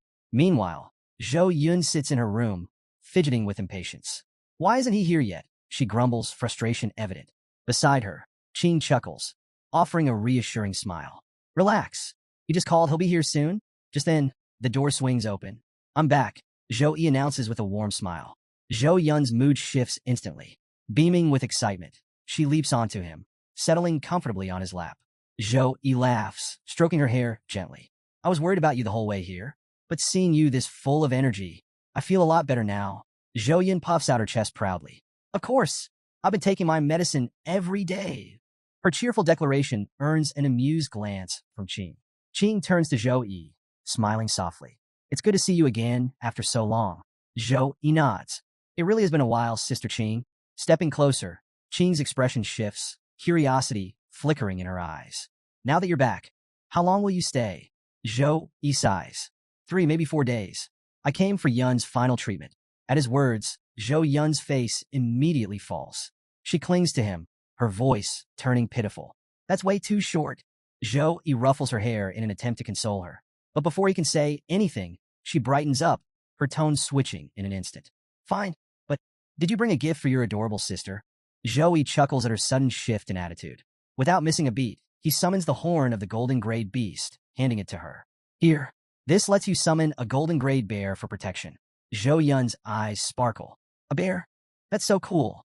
Watching her excitement, Zhou Yi smiles, feeling a deep sense of fulfillment. This trip is already worth it. Yun's eyes sparkle as she clutches the gift, practically vibrating with excitement. This is perfect. Exactly what I expected from my awesome brother. Thank you. Her enthusiasm is infectious, and Zhou Yi chuckles, resting a gentle hand on her head. Once you're fully cured, you'll be just as strong as me. Maybe even stronger. Before Yun can respond, the doorbell rings. Zhou Yi heads over and opens it to find Secretary Zhao and Madame Chu Yi standing outside. With a warm smile, he steps aside to welcome them in. Secretary Zhao nods politely. Mr. Zhou, I contacted Madame Chu Yi last night, and she came immediately. Before he can continue, Madame Chu Yi waves a hand dismissively, a confident smile gracing her lips. Come now, Secretary Zhao, as if I'd ignore an invitation from Zhou Yi of all people. Zhou Yi steps forward, shaking her hand. You're too kind, Madame Chu Yi. I'm the one who should be thanking you for coming. Her eyes gleam with approval. And I nearly forgot to congratulate you. Not only did you find the frozen lotus, but you also managed to refine it into a frost pill with effects far beyond expectations. Secretary Zhao's jaw drops. The frost pill? That's an S-grade treasure. Its value is priceless. It's practically impossible to obtain. Zhou Yi merely chuckles at his reaction and gives a brief explanation of how he acquired it. But he quickly shifts gears. We shouldn't waste any more time. My sister's treatment comes first. Madame Chu Yi nods. Agreed. Let's begin immediately. Inside a specially prepared room, Yun sits at the center, her hands clenched in her lap. As the others set up, she hesitates before looking up at Zhou Yi, her voice small. Bro, will this really be okay? Zhou Yi kneels beside her, placing the frost pill gently in her palm. You don't have to worry, he assures her with a calm, steady smile. Just take this pill, and everything will be fine. Yun swallows hard, then gives a firm nod. Okay, I'm ready. She steps into the intricate formation in the center of the room. As she prepares, Zhou Yi moves into position, activating a series of powerful buffs. Blessing of protection, blessing of dawn, blessing of courage. The room is instantly bathed in radiant light, the sacred energy rippling through the air like a divine force. Everyone present watches in awe as the power intensifies. Even Madame Chu Yi, a seasoned priest, is taken aback. She studies Zhou Yi with wide eyes, unable to hide her admiration. His sacred energy, it's purer than my own. As the light washes over her, Yun's earlier fear fades, replaced by newfound strength. She takes a deep breath, steadying her resolve. This was it, the moment that would change everything. With everything in place, Zhou Yi gives a firm nod to Madame Chu Yi. She steps forward, activating the intricate formation beneath Yun. As the array hums to life, glowing symbols spread across the room, pulsing with energy. Now, take the frost pill, Madame Chu Yi instructs. Yun swallows the pill, and the change is immediate. A brilliant frost light erupts from her body, sending a chilling shockwave through the air. Ice rapidly spreads across the floor, freezing everything in its path. The temperature plummets, and a thick mist swirls around the room. What's happening? Is something wrong? Someone shouts in alarm. Zhou Yi remains composed. Stay calm. I'll handle this. Without hesitation, he activates the sacred flame. Warm, purifying energy radiates outward, pushing back against the encroaching frost. The intense energy from the pill gradually stabilizes under the sacred flame's influence, bringing balance to the chaotic burst. Zhou Yi looks around, reassured by the change. That was the last uncontrolled frost surge Yun will ever experience. Slowly, the freezing energy settles.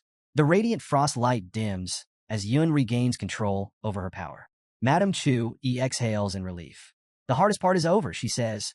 Now, all that's left is for Yun to fully absorb the pill's essence. Inside the formation, Yun feels the icy energy flowing through her veins. The frost pill dissolves completely, and for the first time in her life, she isn't fighting against the frost. It's hers to command. Taking a deep breath, she raises a hand, channeling her newfound power. In a final act of release, she summons the lingering frost energy into a majestic frost dragon. The shimmering beast coils around her, its presence both awe-inspiring and serene. Unlike before, the frost no longer harms. It nurtures, strengthens. Everyone watches in stunned silence as the dragon slowly dissipates, leaving behind a transformed Yun. She steps out of the formation, her posture confident, her aura entirely different. Then, without hesitation, she runs straight to Zhou Yi, her face lit with joy. Bro, I think my illness is completely gone. Zhou places a hand on her head, smiling. That's great news. Now, let's check your status, see what's changed. Excited, Yin quickly examines her abilities. Her eyes widen as she instinctively raises a hand, forming an intricate ice sculpture in mere seconds. The details are flawless, precise, like an artist's masterpiece carved from pure frost. Bro, my frost bloodline awakened, she exclaims. I can control ice freely, summon it whenever I want. As she marvels at her newfound abilities, a thought crosses her mind. She looks up at Zhou, eyes gleaming with curiosity. So, does this mean I'll get more cool abilities after my bloodline fully awakens? She asks, grinning playfully. Watching his sister excitedly test her newfound frost bloodline, Zhou chuckles. Normal bloodline awakenings don't usually come with special talents. But then again, you are my sister. You awakened a rare frost bloodline after all. As he speaks, a thought crosses his mind. Our family gained so much from this frost bloodline. Could we have a powerful frost-class ancestor? He quickly dismisses the idea, recalling their family struggles. Even if that were true, it's clear our lineage fell from prominence long ago. Shaking off the thought, he turns to Madame Chu. Madame Chu, Yun's frost bloodline has fully awakened. But could you check her condition, just to be sure? Before she can respond, Secretary Zhao steps forward with a formal air. Mr. Zhou, I wanted to inform you that not only has Miss Yun been completely cured, but the mayor is taking her frost bloodline awakening very seriously. He has arranged for a new batch of resources to support your cultivation. Zhou nods in appreciation. Thank you, Secretary Zhao. I truly appreciate the support. I'll need to return to school soon, but I'll have to trouble you with looking after Yun while I'm away. Secretary Zhao bows slightly. It would be my honor, Mr. Zhou. Meanwhile, Yun is happily playing with King, her laughter filling the room. Zhou watches with a smile before calling out. Yun, have you decided what class you'll switch to in the future? Yun pauses, her expression turning thoughtful. Then, with a confident grin, she declares, definitely mage. Zhou smirks. A perfect choice. When you reach level 10, I'll find a hidden mage class conversion book for you. Yun's eyes widen with excitement. Really? That's amazing, brother. But then, as if sensing something deep within herself, she hesitates before adding, I can feel a dark power awakening inside me. It won't be long until our true power is fully unlocked. Her words instantly change the atmosphere in the room. Madame Chu stiffens, her face flashing with concern. Dark power? Why would she have dark power? Without wasting a second, she rushes over and begins examining Yun carefully, scanning for anything she might have overlooked. The tension is palpable. Suddenly, the scene shifts, a childhood memory. A much younger Zhou, and Yun are playing together. Yun giggles mischievously, waving her hands dramatically. Behold, I am a mistress of dark power, she declares, striking a villainous pose. Zhou raises an eyebrow before grabbing her by the collar. All right, little villain, time for a reality check. Let me show you what real frost power can do. Yun thrashes playfully, laughing as he drags her toward the training room. Sis Ching, save me. If my brother trains me, I'll die, she cries out dramatically. The memory fades, leaving only the looming mystery of her awakening dark power. As everyone laughs at Yun's playful antics, Madame Chu chuckles to herself. Dark power, huh? This should be interesting, she muses, amused by the light-hearted moment. Later, Zhou takes Yun to a separate room for training. The moment they arrive, she strikes a dramatic pose. Brother, I won't hold back. I'll unleash my full power and freeze everything in my path. With a flourish, she summons her ice spirit, launching a rapid barrage of icicle attacks. The sharp projectiles streak toward Zhou, only to shatter harmlessly against his barrier before they even land. He watches her efforts with a proud smile. Her body has completely recovered. Now I can set up a proper cultivation plan for her. But the second he mentions training schedules, Yin suddenly clutches her chest in exaggerated distress. Oh no, my frost energy, it's acting up again. Looks like I won't be able to cultivate with you after all, she laments. Zhou narrows his eyes, stepping forward. Sensing imminent danger, Yun backtracks instantly, laughing nervously. Just kidding. I must have been mistaken. Let's get to work. The two train hard, with Yun giving it her all. By the end, she collapses onto the floor, panting. Bro, I'll leave the saving the world mission to you. I'm officially retired, she groans dramatically. Zhou chuckles. I feel the same. Who else but me could handle that responsibility? After their session, he summons Gray, a small, adorable magical pet. Handing it to Yun, he says, This is Gray. I recently contracted it. It'll keep you company while I'm away. Yun's eyes light up as she takes the fluffy creature into her hands. Don't worry, brother. I'll take good care of Gray. We'll train so hard together. She pauses, then smirks mischievously. Holding the tiny pet close, she whispers, "Come on, Gray, let's sign a contract with darkness and become eternal companions." Gray lets out a confused squeak. A few days later, Joey prepares to return to school, now free of worries about Yun's condition. As he walks, he thinks to himself, I hope Churan can set up a teleportation array soon. This back-and-forth travel is getting annoying. Just as the thought crosses his mind, a sudden flash of light appears before him. Sue Meyer steps out, teleportation magic crackling around her. Joey stops in his tracks, startled. "Miss Sue? What are you doing here?" She wastes no time. The National Freshman Exchange competition is starting soon. Each team needs 5 members for the team match. Since you won first place in the Academy's freshman competition, you're the team leader. She crosses her arms, giving him a pointed look. That means assembling the team is your responsibility. Here's the refined version of your script with improved pacing, sharper dialogue, and a natural blend of strategy, tension, and intrigue. Sue Meyer hands Joe a list of the top 10 performers from the freshman competition. Choose 4 members for your team, she instructs.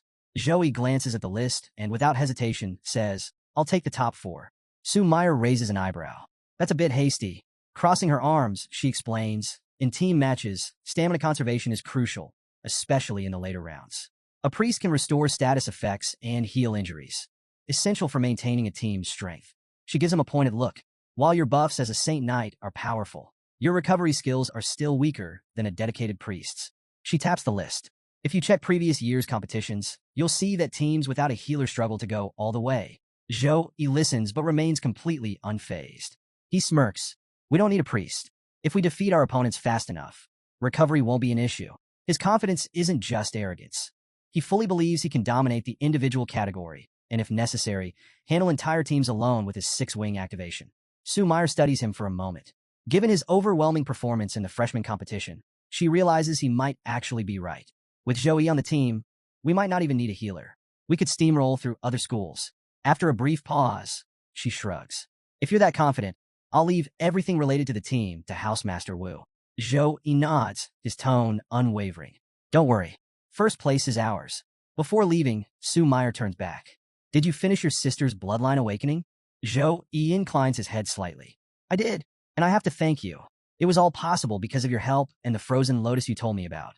"Please," Sue Meyer smiles. "Good to hear." Joey then asks, "Do you know where I can find a hidden class conversion book?"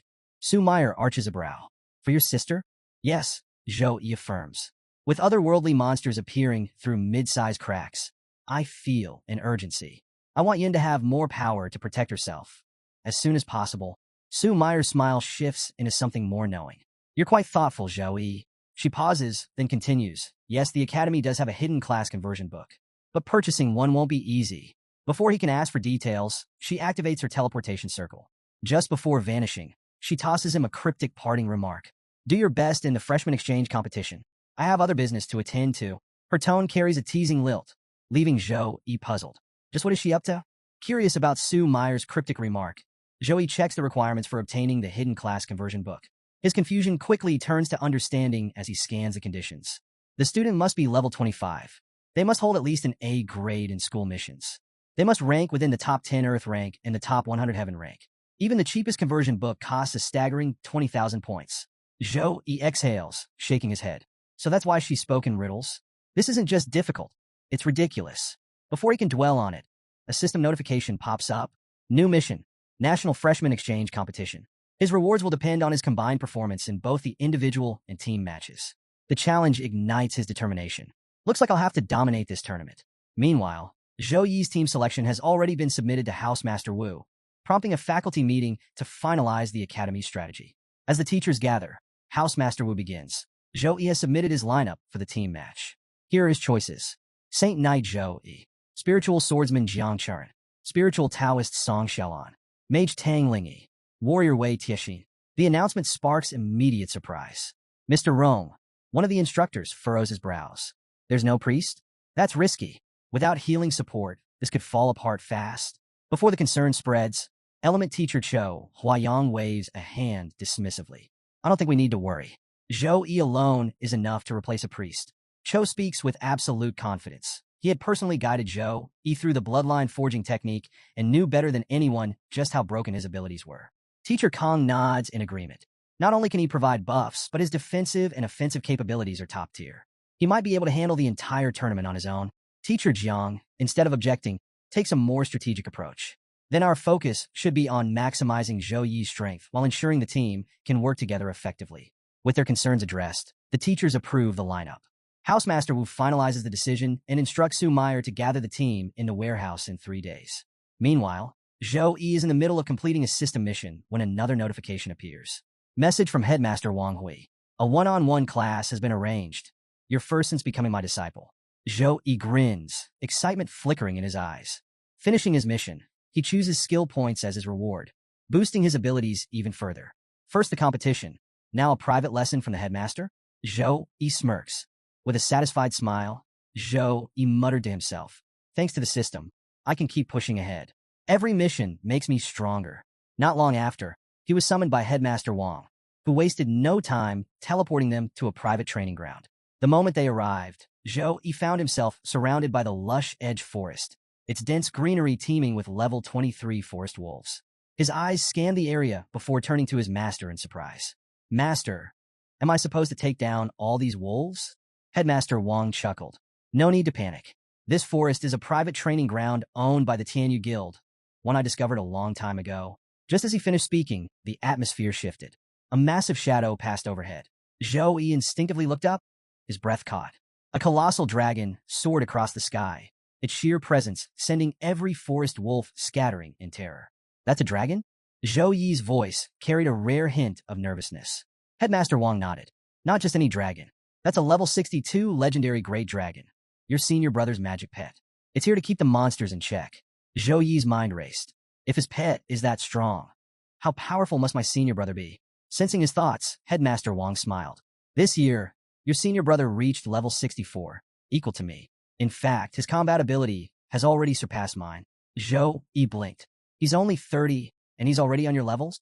The headmaster nodded. That's why I handed the Tianyu Guild over to him without hesitation. Zhou Yi was stunned.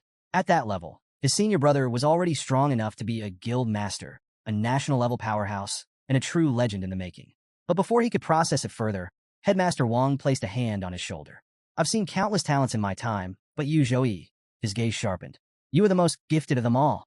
Stepping forward, Headmaster Wang raised a hand, his aura shifting dramatically. Watch closely. This is the first skill I will teach you.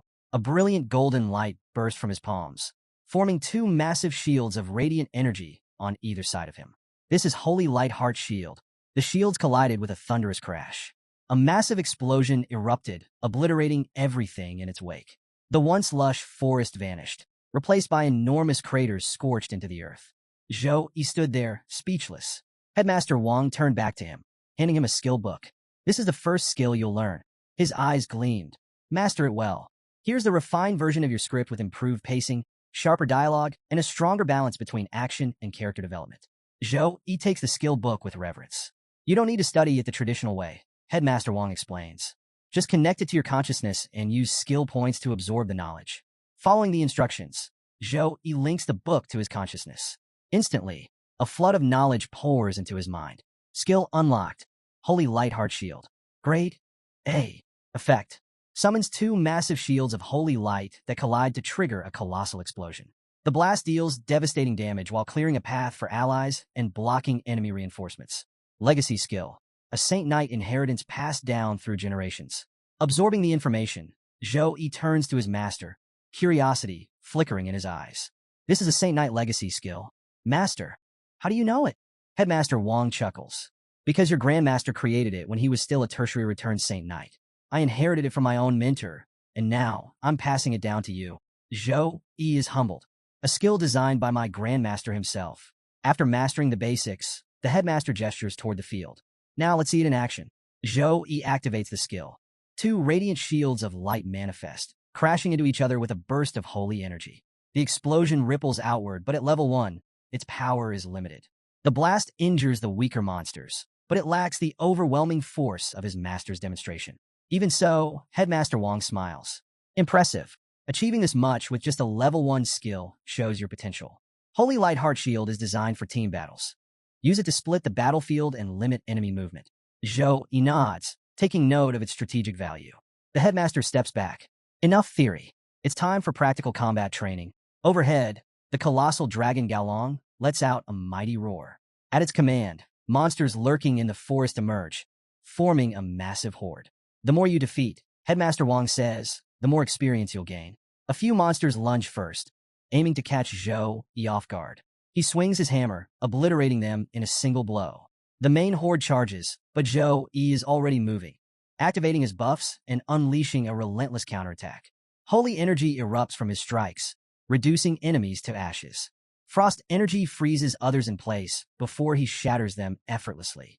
His combat style is fluid, relentless, and precise, each strike maximizing damage while maintaining efficiency. Wave after wave falls before him. He fights with such ferocity that he loses track of time. By the time the dust settles, the battlefield is silent. Not a single monster remains standing. Headmaster Wang approaches, arms crossed, thoroughly impressed. "You put everything into that fight," he says with a laugh. "I didn't expect you to burn through all your stamina and mana." Then, with a teasing glint in his eye, he adds, "But tell me, if more monsters appeared right now, wouldn't you be scared?" Zhou Yi wipes the sweat from his brow before flashing a confident grin. "Of course not," he replies, "because I have you." After a quick rest and a recovery potion, Zhou Yi feels fully recharged. The battle was tough, but the reward makes it all worthwhile. His system notifies him of a major achievement. He has reached level 22.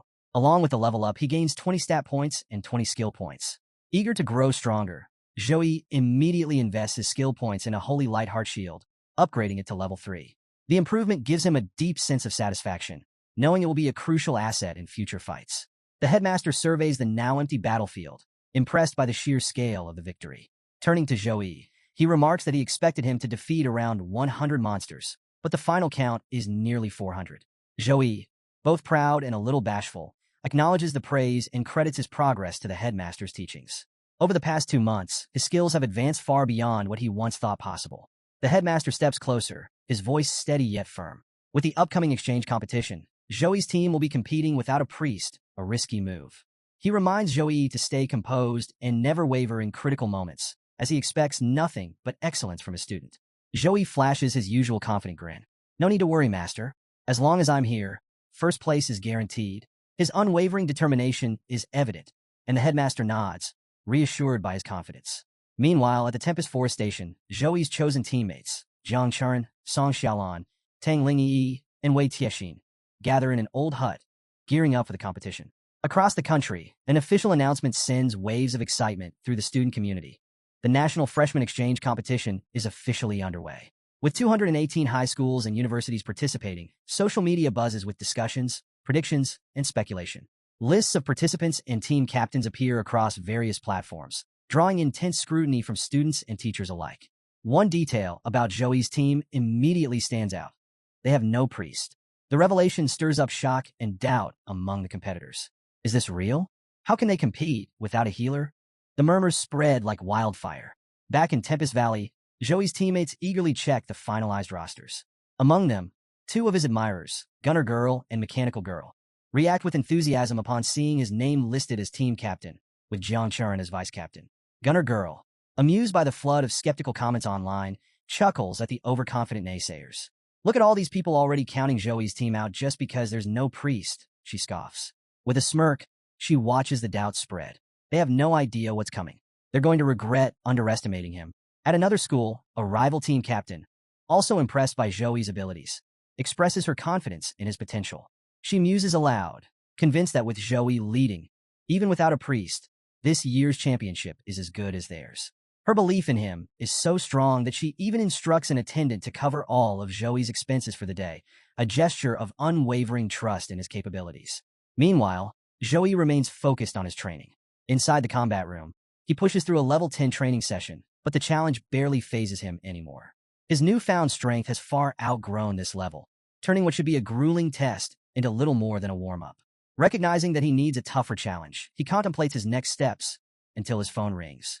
Sue Meyer's voice comes through the receiver with timely news. Housemaster Wu is kicking off special training for the National Freshman Exchange Competition at the Warehouse Court today. Seizing the opportunity, Zhou Yi thanks her and immediately makes his way to the location, eager to sharpen his skills. As he arrives at the warehouse gates, he overhears an energetic discussion inside. "The competition is so close. I was so excited I couldn't sleep last night," one voice exclaims. Another voice adds, "Same here. My fists are itching for battle. But can you imagine the pressure? Our school has held the championship title for 4 years straight. A third voice, brimming with confidence, reassures the group. Relax. Once you see Zhou in action, you'll understand. With him on our team, victory is guaranteed. At that moment, Zhou steps inside, greeted by a wave of excitement. His teammates turn toward him with bright smiles, clearly thrilled to see him, even though it's obvious he's the last to arrive. Churan, a little shy, steps forward. Brother Zhou, we've been waiting for you for so long. Zhou chuckles, rubbing the back of his head. Sorry for being late. He then approaches Housemaster Wu and Su Meyer, offering a respectful bow. I apologize for keeping you waiting. Housemaster Wu dismisses the concern with a wave of his hand. It's fine, he says. Let me introduce your team officially. The introductions begin. First up is Wei Tiexin, a level 18 warrior, who steps forward with a firm nod, expressing gratitude to Zhou for the invitation. Next is Tang Ling Yi, a level 18 mage, who shyly greets him with a soft hi, her cheeks turning slightly red. Zhou responds with a warm smile, quickly easing any tension. Of course, two of his teammates need no introduction. Jiang Churan, the spiritual swordsman and vice captain, and Song Xiaolan, the spiritual Taoist priest, both of whom Zhou is already familiar with. Once the introductions wrap up, Housemaster Wu's gaze lingers on Zhou's status, and his expression shifts to one of surprise. I didn't expect you to level up so quickly under Headmaster Wang's guidance, he remarks. Jiang Churan, wide-eyed, turns to Zhou. Brother, you've gotten even stronger? Zhou offers a modest smile. Thanks to Master's teachings, I've made some improvements. Housemaster Wu cuts through the chatter with a firm tone. All right, that's enough talk. We don't have time to waste. Our priority is preparing for the competition. I'll be overseeing your training for team matches, individual battles, and survival challenges. For today, we'll focus on team coordination and combat abilities. The announcement energizes the group, but what really gets them excited is the next part. Housemaster Wu reveals that later, they'll be forming a party to challenge the Abyss-level Goblin Dungeon. The school will cover all expenses for points used in the Abyss realm, he adds.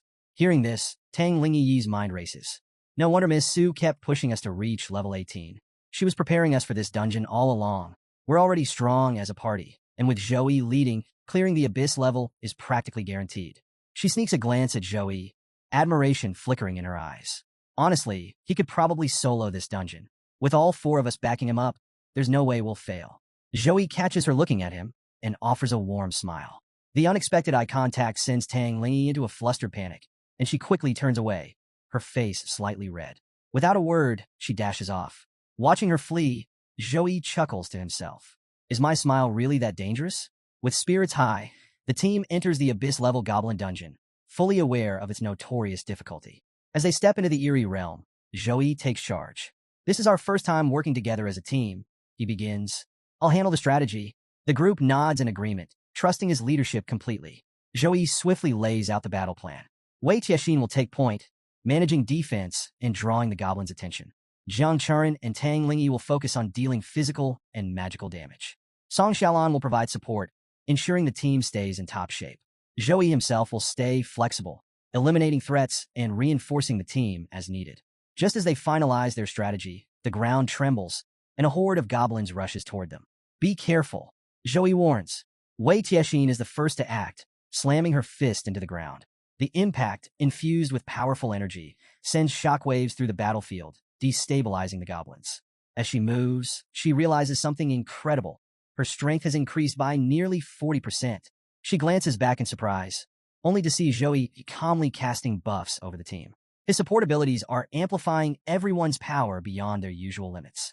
Tang Lingyi, positioned at the rear, watches in astonishment as Zhou effortlessly casts 3 buffs in rapid succession. Even professional mages struggle to cast 3 buffs this fast. She thinks, barely able to process his speed and precision. Fueled by Zhou's impressive display, Tang Lingyi taps into her own power, activating sound magic destruction. A surge of sonic waves rips through the battlefield, disorienting the goblins and throwing them into chaos. Seeing an opening, Jiang Churan swiftly moves in, her blade slicing through enemy after enemy with precise, fluid strikes. As the battle intensifies, a goblin archer lurking in the shadows takes aim at Zhou. The arrow flies toward him in a deadly arc. Be careful, Zhou shouts, spotting the danger. Wei Tiexin reacts instantly, raising her shield just in time to deflect the projectile, protecting Zhou from harm. Meanwhile, Jiang Churan narrows her eyes, quickly assessing the situation. Something isn't right. This dungeon has changed. Goblin archers? They weren't here before. Her sharp gaze locks onto the new threat. These aren't just any goblins. They're level 23 specialists in sneak attacks and long-range combat. This is different, she mutters. The difficulty has definitely increased. The team immediately tightens their formation, adapting to the unexpected challenge. Watching his teammates move and sync, Joey can't help but smile. The dungeon is evolving, just like them. With more challengers entering this realm, the goblins have adapted, developing stronger tactics and countermeasures. Deciding to clear the path, Joey activates Punishment of Light. A blinding surge of energy erupts, obliterating an entire cluster of goblins in one devastating strike. He turns to his team, his confidence unwavering. I'll handle these pests, he says. The rest is up to you. Understanding his intent immediately, his teammates spring into action. Song Xiaolan hurls talisman papers into the fray, each one detonating in fiery explosions. If everyone else is giving it their all, I can't slack off, she declares, summoning 5 thunders of justice. Bolts of lightning crackle through the air, obliterating goblins in electrified bursts. Meanwhile, in a monitoring room, Housemaster Wu and Su Meyer observe their progress through a large screen. Housemaster Wu smirks. Joey's casting speed has improved drastically since the freshman competition. Some of his skills are practically instantaneous now. Su Meyer nods in agreement, clearly impressed. It looks like he chose a talent that enhances casting speed after clearing the Abyss-level realm. His growth rate is unbelievable. Don't forget, he and Jang Churan conquered this dungeon as soon as school started and secured the top rankings. Housemaster Wu's smirk deepens. That's exactly why I decided to raise the difficulty a little. Su Meyer's eyes widen. You increased the difficulty just for him? This is supposed to be the preparation stage for the national freshman competition. Back in the dungeon, the team faces an overwhelming wave of goblins, but their coordination is flawless. Surrounded on all sides, Jang Churan unleashes Shadow Slash, her blade cutting through the goblins with precise, lethal strikes. Song Xiaolan continues hurling talismans, each one exploding on impact, sending shockwaves through the enemy ranks. Tang Lingyi, positioned at a distance, conjures a massive wind tornado, trapping a swarm of goblins within its spiraling vortex. She calls out, Wei Tiexin, finish them off. Without hesitation, Wei Tiexin leaps into the tornado, her fists and feet moving like a storm. Empowered by Zhouyi's buffs, each strike lands with devastating force, reducing the trapped goblins to nothing. Despite the dungeon's increased difficulty, the team pushes forward relentlessly. One by one, the goblins fall, and soon, the battlefield is clear. Tang Lingyi scans the area, sensing for any remaining threats. No more goblins nearby, she announces. The group erupts into cheers, thrilled by their swift progress. However, Zhouyi steps forward, his tone steady. Don't celebrate just yet, he reminds them. This was just a warm-up. The real challenge is ahead, the boss fight. Stay sharp, and don't let your guard down. Wei Tiexin cracks her knuckles, a grin spreading across her face. Afraid? Not a chance. With your buffs, my strength has nearly doubled. This dungeon feels like a playground. Song Xiaolan laughs, nodding in agreement. She's right. With you leading us, Zhouyi, we could probably clear this place on our own.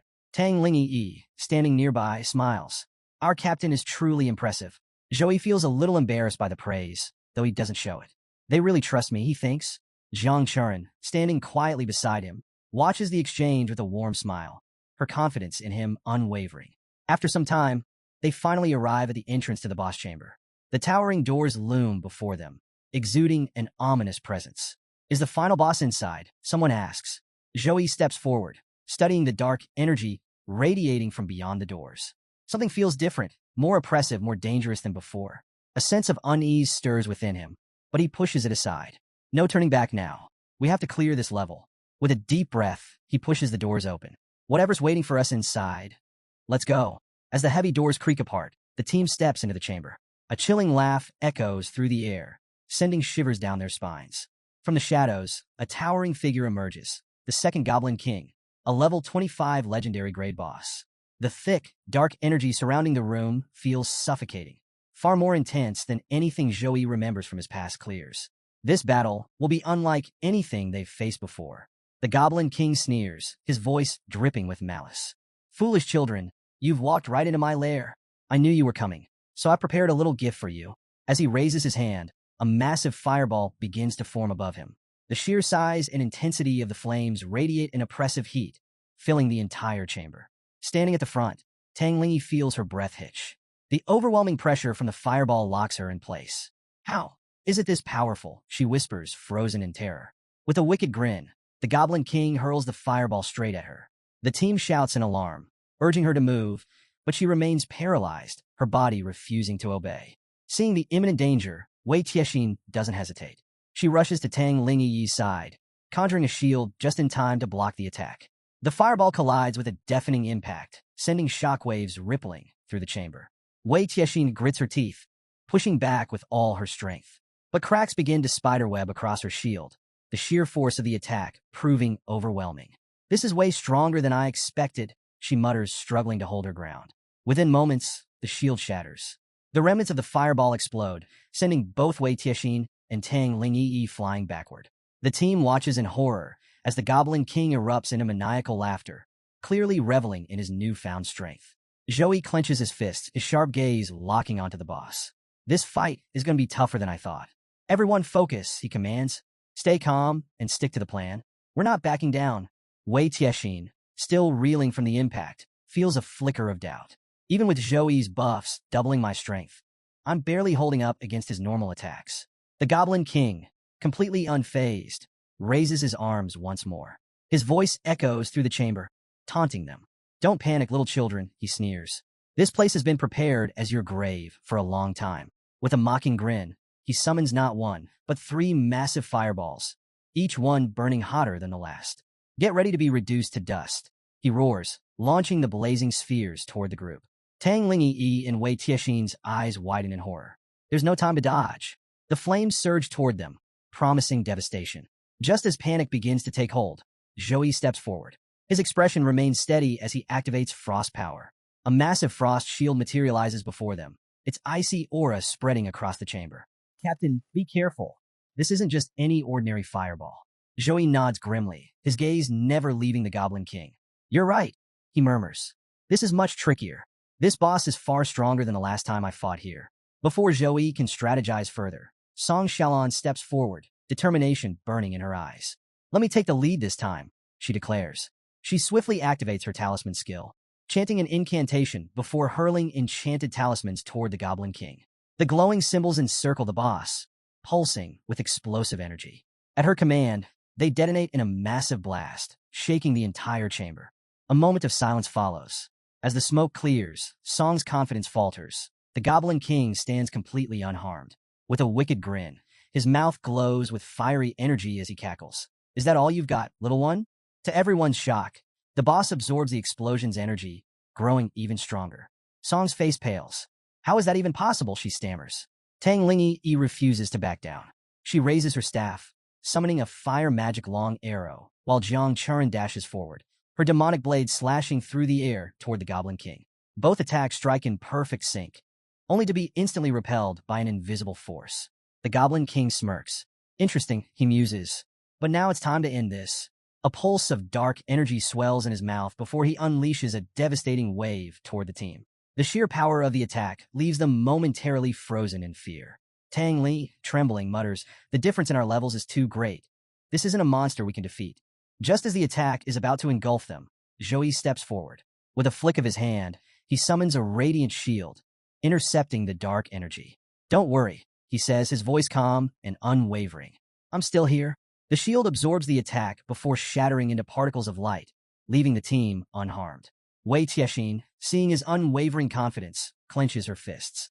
"Brother Zhou, let me fight this boss up close," she insists. Zhou considers her offer, but shakes his head. "This is a level 25 legendary boss. It's far beyond what you're ready for. Leave the rest to me." With that, he activates Light of True Sight. His eyes glow with a brilliant golden hue as intricate details flood his mind, revealing the Goblin King's abilities and weaknesses. A smirk crosses Zhou's face. So that's how it is? This Goblin King is only one level higher than the last boss, but its stats have nearly doubled. A tricky upgrade, but nothing I can't handle. Zhou quickly weighs his options. If he activates his S+ grade Bloodline secret technique, he can multiply his stats and surpass the Goblin King's overwhelming strength. The realization dawns on him. This is no ordinary battle. This is the Housemaster's doing. A deliberate test, meant to push him beyond his limits. An amused smile tugs at his lips. All right, if that's how it is. His confidence surging, he activates Angel Physique, his voice steady and commanding. "Then let me show you the true power of my divine angel form." A radiant glow engulfs Zhou as he transforms. His angel physique pulses with a fusion of divine and frost auras, illuminating the entire dungeon with a blinding light. The surge of energy sends shockwaves rippling through the chamber, intensifying the already treacherous battlefield. Outside the dungeon, observing the battle, Housemaster Wu smirks knowingly. I raised the difficulty of this realm to test their limits, he admits. Su Meyer, alarmed, shoots him a look. This boss was already at an extreme difficulty level. Was that really necessary? The Housemaster's tone turns serious. Their current strength is impressive, but the National Freshman Exchange competition won't be forgiving. Sukong University, Jing University. Those schools will send their very best. If Zhou and his team don't experience real adversity now, they won't be ready for what's coming. Su Meyer sighs, but then smiles knowingly. You underestimate Zhou, she says with quiet confidence. Back in the dungeon, the Goblin King watches Zhou's transformation with a wicked grin. Interesting, he sneers. You've turned into a shiny bird. No matter. Use all the tricks you want, little one. It won't save you. Hovering in the air, Zhou remains calm. As you wish, he replies. With a single motion, he gathers energy into a brilliant sphere of light, its radiance illuminating the entire chamber. The sheer power contained within hums with intensity. Then, with a decisive throw, he hurls it at the Goblin King. The boss's smirk fades, replaced by rage. You're too arrogant. You're just a challenger. Yet you dare challenge me like this. With a furious roar, the Goblin King unleashes his ultimate attack, Apocalypse Meteor Fire. A colossal fireball, pulsating with raw, destructive energy, hurtles toward Zhou's attack. The two forces collide midair. The impact is cataclysmic. The resulting explosion sends shockwaves tearing through the dungeon, shaking the ground beneath them. The sheer pressure forces the team to brace themselves, shielding against the overwhelming force of the blast. As the energy storm subsides, the room slowly returns to focus. Song Shelon stares at Zhou in utter disbelief, her voice barely above a whisper. Is this Zhou's true power? A thought strikes her, unsettling yet undeniable. They were never on the same level to begin with. She turns to Jang Churan, her expression filled with awe. Have you ever seen him use this form before? Jang Churan shakes her head, her eyes locked onto Zhou. No, this is my first time, she admits. Then, with a knowing smile, she adds, it seems Brother Zhou is giving this battle his all. The Goblin King, still standing after Zhou's devastating attack, sneers through his injuries. Is that all you've got? No matter how much you change your form, you can't win. Zhou simply smiles, unfazed.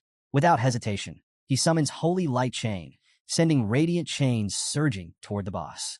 The glowing bindings wrap tightly around the Goblin King, immobilizing him completely. The boss thrashes, struggling violently to break free, but the chains hold firm. His smug confidence quickly fades into fear.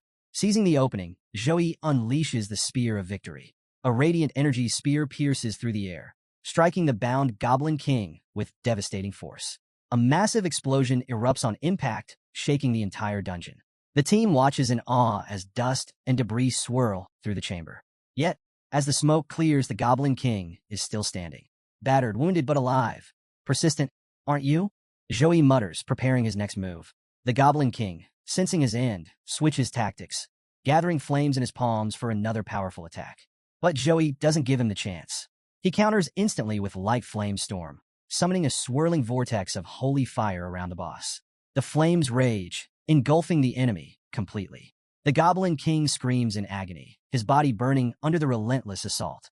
His defiant roars turn into desperate threats. I'll kill you. I'll end you, he howls. Zhou remains unmoved. Don't worry, he replies coolly. There's more where that came from. With that, he casts Lightning Binding, fusing it with the holy flames to launch a dual-element assault. A surge of divine lightning crackles through the inferno, striking the boss repeatedly. The Goblin King groans, his voice finally laced with desperation. Between strained breaths, he taunts weakly. It seems you've been holding back. I'm sorry I couldn't push you far enough to enjoy this fight. Zhou smirks, his golden eyes glowing. What a shame, he says. I was hoping to test my hand of God's six-winged angel form in this battle, but I suppose I'll have to save it for another time. With the Goblin King clinging to his last breath, Zhou raises a single finger, charging it with concentrated holy energy. A precise beam of divine light pierces the boss's core, ending him instantly. The Goblin King crumbles, his massive form disintegrating into golden embers. In the control room, Housemaster Wu watches the battle, his expression unreadable. After a moment, he mutters, is a monster. Turning to Su Meyer, he continues, I designed this boss to challenge even a level 26 player, and yet he defeated it with ease. Su Meyer, however, remains unsurprised. Joey trained extensively in the combat field before coming here today, she explains. He completed the level 10 combat form challenge in just 6 minutes and 12 seconds, without breaking a sweat. Housemaster Wu chuckles, shaking his head. No wonder the element teacher and you have such faith in him. Watching this fight, it's obvious. He's on a completely different level. As the Goblin King falls, a system notification flashes before the team. Congratulations. You have cleared the Abyss-level Goblin Dungeon in 21 minutes and 16 seconds. Rewards will be released soon. The team erupts in excitement, their exhaustion momentarily forgotten. They didn't just survive this dungeon. They dominated it. Moments after the battle, a surge of experience points washes over the group, rewarding each member with a whopping 8,000 XP. Wei Tianxin can hardly believe her eyes, exclaiming in amazement that one Abyss-level realm had granted her as much progress as an entire week of relentless training. For Joey, the rewards are even sweeter. Defeating the boss nets him 11,236 experience points, along with 10 free stat points and 10 skill points. His satisfaction is evident as he silently calculates how close he is to leveling up, a small smile tugging at his lips. Before he can revel in the moment, Churan rushes to his side, her face etched with worry. She immediately checks if he's injured, but Joey assures her he's fine, brushing off her concern with a composed demeanor. Quickly shifting the focus back to the group, he suggests they examine the boss's loot. Everyone gathers, their anticipation building as they uncover the treasure. Their hard work has yielded some impressive golden grade items. 1. Flame Staff, a golden weapon requiring level 24. 2. Shield of Spirit, another golden weapon for the same level. 3. Ring of Flame Magic, a golden accessory, also level 24. The sight of the rare loot leaves the group buzzing with excitement. The shimmering equipment is a testament to their triumph. Joey acknowledges their luck with a nod and turns to the team. If anyone can use these, go ahead and take them. Wei Tianxin is the first to respond, shaking her head. The level requirements are beyond her current capabilities. Tang Lingyi follows suit, explaining that fire element gear doesn't align with his abilities. Jiang Churan and Song Xiaolon echo similar sentiments, admitting the items don't suit their needs. The consensus is clear, and the group unanimously insists that Joey deserves the rewards. After all, his efforts had carried them through the treacherous realm. Joey hesitates for a moment, then decides to hold on to the items temporarily. However, he promises to sell them through the school's auction network and split the proceeds equally among the team. Wei Tianxin protests, insisting that Joey keep the lion's share of the rewards. Song Xiaolon agrees, emphasizing how critical he was in the final battle. Despite their objections, Joey remains firm, advocating for fairness. Equal distribution, he believes, ensures everyone is well-equipped for future challenges. Jiang Churan chuckles softly, noting that Joey's generosity isn't surprising. We all know he doesn't really need the points, she teases. But even if he wants to share, we can't change his mind. Her lighthearted comment brings a smile to everyone's faces as they revel in their victory, ready to face whatever challenges await next. With Joey's firm stance on fairness, the team finally relents, nodding in agreement. As the matter settles, he takes a moment to remind them of the bigger picture. The exchange competition is just around the corner. These points will help all of you grow stronger, but remember, our goal isn't just to win. We're here to defend the honor of our school. His words ignite a spark in the team. Determination flares in their eyes as they respond in unison. We won't let you down, Joey. We'll train hard for the competition. Pleased by their resolve, Joey nods. Good. Victory isn't just about individual strength, it's about teamwork. If we all give it our best, we'll shine when the time comes. With the battle behind them, the team finally steps out of the Abyss dungeon, their faces glowing with the satisfaction of victory. Clearing such a high-level realm together is no small feat, and their teamwork has never felt stronger. But just as they take in the fresh air of the outside world, an unexpected sight stops them in their tracks. Housemaster Wu stands before them, clapping enthusiastically. Well done, the Housemaster exclaims, his grin wide. Congratulations on conquering this specialized training realm. I designed it just for you. The team exchanges stunned glances, even more surprised to see Su Meyer standing beside him. Housemaster Su Meyer, what are you both doing here? Someone blurts out. Still clapping, Housemaster Wu chuckles. I had to witness your performance firsthand, and I must say, you all exceeded my expectations. Especially you. You've given me quite the surprise. Joey scratches the back of his head, a little embarrassed by the praise. I just did what was needed, he responds humbly. But the Housemaster's expression shifts to something more serious. His eyes lock onto Joey. Tell me, do you have the confidence to take first place in the exchange competition? Zhouyi's hesitation vanishes in an instant. His gaze sharpens with determination. Absolutely. We're taking first place for sure. Housemaster Wu bursts into hearty laughter. That's the spirit. Confidence is key to a championship. At that moment, Sue Meyer steps forward, her expression thoughtful. For the tournament, I suggest we play to Zhouyi's strengths strategically, she proposes. For the early matches, Zhouyi should hold back, taking on a supporting role. That way, other teams will underestimate him. Then, when the moment is right, she smirks. He can unleash his full strength and dominate. The team processes her words, the idea clicking into place. Sue Meyer's grin widens. This way, we'll not only win, but we'll make a statement. One that'll silence those skeptics who still doubt Zhouyi's abilities. Housemaster Wu nods approvingly. A brilliant strategy. Among the best, there's always a gap between the elite and the rest. But if you want this plan to work seamlessly, your teamwork still needs refining. Sue Meyer agrees. Yes, a little fine-tuning and coordination will make all the difference. Housemaster Wu clasps his hands together and makes an announcement. Specialized training starts tomorrow. For now, get some rest, but don't get too comfortable. I'll be implementing some disciplinary measures to keep your training on track. Zhouyi raises an eyebrow, curiosity piqued. Disciplinary measures? What kind of measures, sir? Before the housemaster can respond, Sue Meyer glances back with a playful smile. If we told you now, it wouldn't be as fun. You'll find out soon enough. With that cryptic remark, the two take their leave. Zhouyi watches them go before turning back to his team, determination shining in his eyes. All right, everyone, rest up for today. Starting tomorrow, we train hard. The exchange competition is coming, and we're going to give it everything we've got. The team nods in unison, fully committed to the challenge ahead. The next day, outside the Goblin Dungeon, a group of students stands in heated discussion, frustration clear on their faces. The nightmare level is brutal, one complains. His friend groans in agreement. I've tried twice and still couldn't clear it.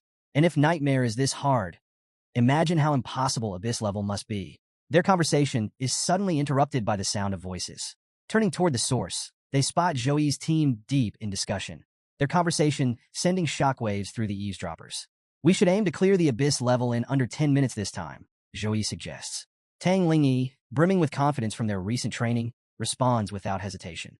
We've been practicing with the captain's buffs for a while now. 10 minutes should be doable. Wei Tiexin chimes in, nodding. Yeah, plus, the housemaster gave me some solid tips to optimize our attacks yesterday. The eavesdropping students freeze, their eyes widening in disbelief. Did they just say they're speedrunning the abyss realm in under 10 minutes? One of them stammers. His friend, equally stunned, suddenly realizes something. Wait, that's the team representing our school in a national freshman exchange competition. The first student is even more floored. Are you serious? The strongest warrior from last year's team was only level 19, but their lowest level member is already at 20? This competition is going to be on a whole different level. His friend smirks, nodding toward Zhouyi. And that guy? He's not just strong. He's the top ranker in the entire school. As realization sets in, the watching students are left in awe. The upcoming competition isn't just going to be intense, it's going to be legendary. The first student, still in shock, quickly pulls up the school leaderboard. His eyes widen as he spots Zhouyi's name firmly secured at the very top. So that's Zhouyi, he mutters in awe. The one even Earth-rank experts couldn't surpass. Meanwhile, Zhouyi's team is already locked in battle with the Goblin King. Enraged, the massive boss roars and unleashes his most devastating attack. Apocalypse Meteor Fire, a blazing onslaught aimed directly at them. But Wei Tiexin steps forward, grinning with excitement. I've been waiting for this, she exclaims. As the fiery meteor plummets toward them, she channels every ounce of her strength into a thunderous punch, shattering the attack midair. The team watches in awe. Under the housemaster's training, her growth has been astonishing. But the battle is far from over. The Goblin King glares at her, unimpressed. Weakness is still weakness, he sneers. A little improvement doesn't mean you can defeat me. Wei Tiexin tightens her fists, refusing to back down. But before she can react, the boss lunges at her with terrifying speed. Just as his massive hand is about to strike, Zhouyi intercepts with a single, earth-shattering punch. The force is so immense that it completely severs the Goblin King's arm and shoulder, sending the boss howling in agony. Zhouyi turns to Wei Tiexin, his expression calm but approving. You did great handling the first attack on your own. Now let's end this together. Tang Lingyi steps in with a nod. That's right, Wei Tiexin. You've done enough, take a breather. Leave the rest to us. Despite his injuries, the Goblin King isn't done yet. His fury reaches its peak as he bellows. I'll kill all of you. But before he can act, Zhouyi moves first, summoning his holy chain to bind the boss in place. Smirking, he taunts, scream all you want. But you're not going anywhere. From there, The team launches a perfectly coordinated assault. Song Shalon follows up by plastering the Goblin King with talismans, suppressing his power, and even muffling his ability to roar. Tang Lingyi unleashes Thunderfall, a devastating electric blast that sends waves of energy crackling through the boss's body, leaving him writhing in agony. With the boss now completely immobilized, Jang Churan steps forward to deliver the finishing blow. With a single, decisive swing of her sword, she beheads the Goblin King.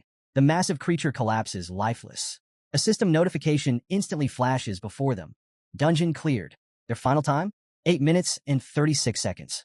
An unbelievable achievement.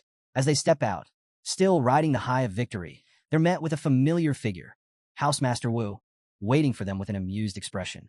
It seems their performance had not gone unnoticed. Housemaster Wu claps enthusiastically, his face beaming with pride. That was flawless. I can't even find a single flaw in your performance, he praises. Zhou Yi, caught off guard by his presence, raises an eyebrow. Housemaster, what brings you here? With a knowing smile, Housemaster Wu responds, I came to deliver some important news. The exchange competition's date has been finalized. It starts in 1 week. Tomorrow, I'll personally escort you all to the venue, Jing University. The team's excitement is palpable. Zhou Yi, in particular, feels a rush of anticipation. Finally, a chance to face off against geniuses from other universities. Fighting dungeon bosses was getting boring. Housemaster Wu continues. To ensure a smooth and safe trip, we'll be using the school's exclusive teleportation point. This way, there won't be any unnecessary delays or complications. The team follows him to the teleportation area, where the headmaster and several housemasters are already waiting. They greet Zhou Yi's group warmly, offering words of encouragement. The headmaster steps forward, his gaze sharp but encouraging. You are the finest among our freshmen. The honor of our school rests on your shoulders. We've won the championship 4 years in a row, and now we trust you to secure our 5th consecutive victory. The weight of responsibility settles over the team, but so does the immense pride their school has in them. After listening to the headmaster's words, Zhou Yi and his team eagerly strategize for the competition. Meanwhile, the Element Housemaster, Cho Huayang, steps forward at the headmaster's command. Activate the teleportation formation. Cho Huayang nods. Understood? With a few precise gestures, he weaves a powerful incantation, and the teleportation gate flares to life. Bright energy swirls around them, signaling that the formation is ready. Before stepping through, the headmaster gives them a reassuring smile. Travel safely. We'll be watching your progress closely.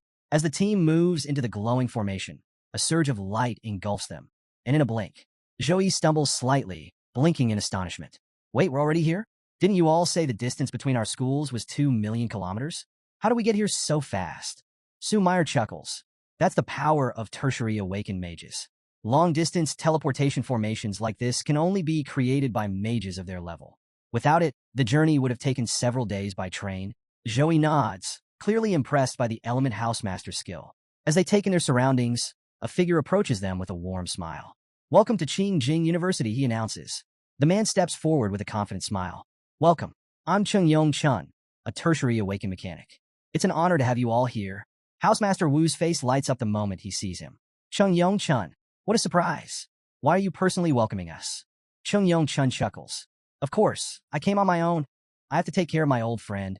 His gaze shifts to Zhou Yi's team, sizing them up with interest. The students you brought this time, they seem quite promising. Housemaster Wu grins. I've heard the same about your school's freshmen this year. I guess we'll see whose team truly shines in the competition. Chung Chun pats Wu's shoulder, smirking. Indeed, we'll see. After exchanging a few more words with his old friend, Housemaster Wu turns back to his team and gathers them around. His expression turns serious. A few reminders before we begin, he starts. The opening ceremony for the exchange competition is on the 10th, and the tournament will follow soon after. He pauses before continuing. For now, we won't be doing any additional training. Use this time to rest and prepare mentally. His tone deepens as he adds a crucial warning. That being said, stay on guard. Jing City is seeing an influx of tourists, and we suspect spies from other races could be among them. Every year, we see demons or other species targeting human talents during events like this. Don't let your guard down. The team exchanges uneasy glances, but Housemaster Wu quickly softens his expression. That's enough for now. You have a few days to relax, explore, and enjoy yourselves, but stay sharp. With a collective, understood, the team disperses to their rooms for some well-earned rest. Later that night, Zhou Yi stands on the balcony of his apartment, taking in the view of Jing City. The cool night breeze brushes against him when suddenly, A small robot assistant hovers nearby, greeting him in a polite, mechanical voice. Welcome to Jing University Apartments. Please don't hesitate to ask if you need anything. Joey chuckles, amused by the advanced service. Thanks, but I'm good for now. Still, this is impressive. With some free time on his hands, he opens his system menu, deciding it's time to put his hoarded experience points to good use. He immediately begins leveling up. However, after using every single point, he frowns. Still not enough to reach level 24, he mutters to himself. His current abilities are mostly C grade and B grade, but once he reaches Secondary Awakening, he'll gain access to B grade Saint Knight skills. And if he's lucky, he might even unlock the coveted A grade Jewel of Apocalypse skill. Jewel of Light would allow him to enhance and buff his teammates. Jewel of Darkness would grant him a devastating offensive edge against his enemies. While Tertiary Awakening is still far on the horizon, Joey remains focused on completing his system missions. The thought of growing even stronger brings a satisfied smirk to his face. The day of the much-anticipated National Freshman Exchange competition finally arrives, with a grand announcement marking the opening of China's 157th annual event. The crowd bursts into cheers, filling the stadium with a contagious energy. The first team to be introduced is none other than Sukong University, the reigning champions, and a university represented by the renowned Joey. The audience's excitement reaches a fever pitch, chanting loudly for Sukong University as the team steps onto the field. Observing the electric atmosphere, Joey can't help but note how captivating the competition is, drawing so much enthusiasm from fans and participants alike. Standing beside him, Churan smiles knowingly, adding that if today's opening ceremony is this intense, the finals will see the crowd double in size, turning the stadium into a roaring sea of excitement. Next up is Rongyang University, Sukong's first opponent. However, their introduction is met with a visible shift in mood among their players. They're clearly unnerved, realizing the formidable challenge of facing the defending champions in the opening round.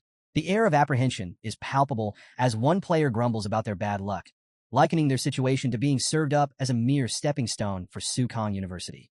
Another sighs in agreement, already doubting their chances. But their captain refuses to let the team give in to despair. With a determined tone, he reminds them of their top 30 finish last year and insists they still have a fighting chance. His words inject a bit of hope, though the shadow of their powerful opponents looms large. Meanwhile, the crowd's attention sharpens on Sukong University's lineup, particularly the figure standing at the back, Joey. Excited whispers ripple through the spectators as they take note of his status. Is that a Saint Knight? One exclaims in awe. Not just that. He's level 23. Nobody else on the field comes close to that, another marvels. Yet there's some consolation among the onlookers. Thankfully, he's only a supporter. If he were playing offense, this match would be over before it even started. Others speculate how many of Sukong University's hidden strategies will be revealed in this first-round match, further cementing their dominance. Back on the field, the pressure weighs heavily on Rongyang University's captain. Watching Joey and his imposing level 23 ranking, he knows the uphill battle his team faces. Even so, he calls out a rallying cry to his teammates, emphasizing that in competitions like these, strategy and execution can often outweigh sheer power. As both teams take their positions in the arena, the stage begins its transformation, assembling the battlefield through a series of automated mechanisms. A protective shield rises around the stage, ensuring that the crowd remains safe from any stray attacks. With the defensive barriers in place, the countdown to the match begins, and the tension in the stadium becomes almost tangible. The match begins, but just as Rongyang University's players prepare to charge, their captain urgently calls out, "Hold back. Stay calm and focus on defense first. Let's see what they do." His team hesitates for a moment before retreating slightly, shifting into a defensive stance. Then, in an instant, a radiant golden energy sweeps across the battlefield, drawing everyone's attention.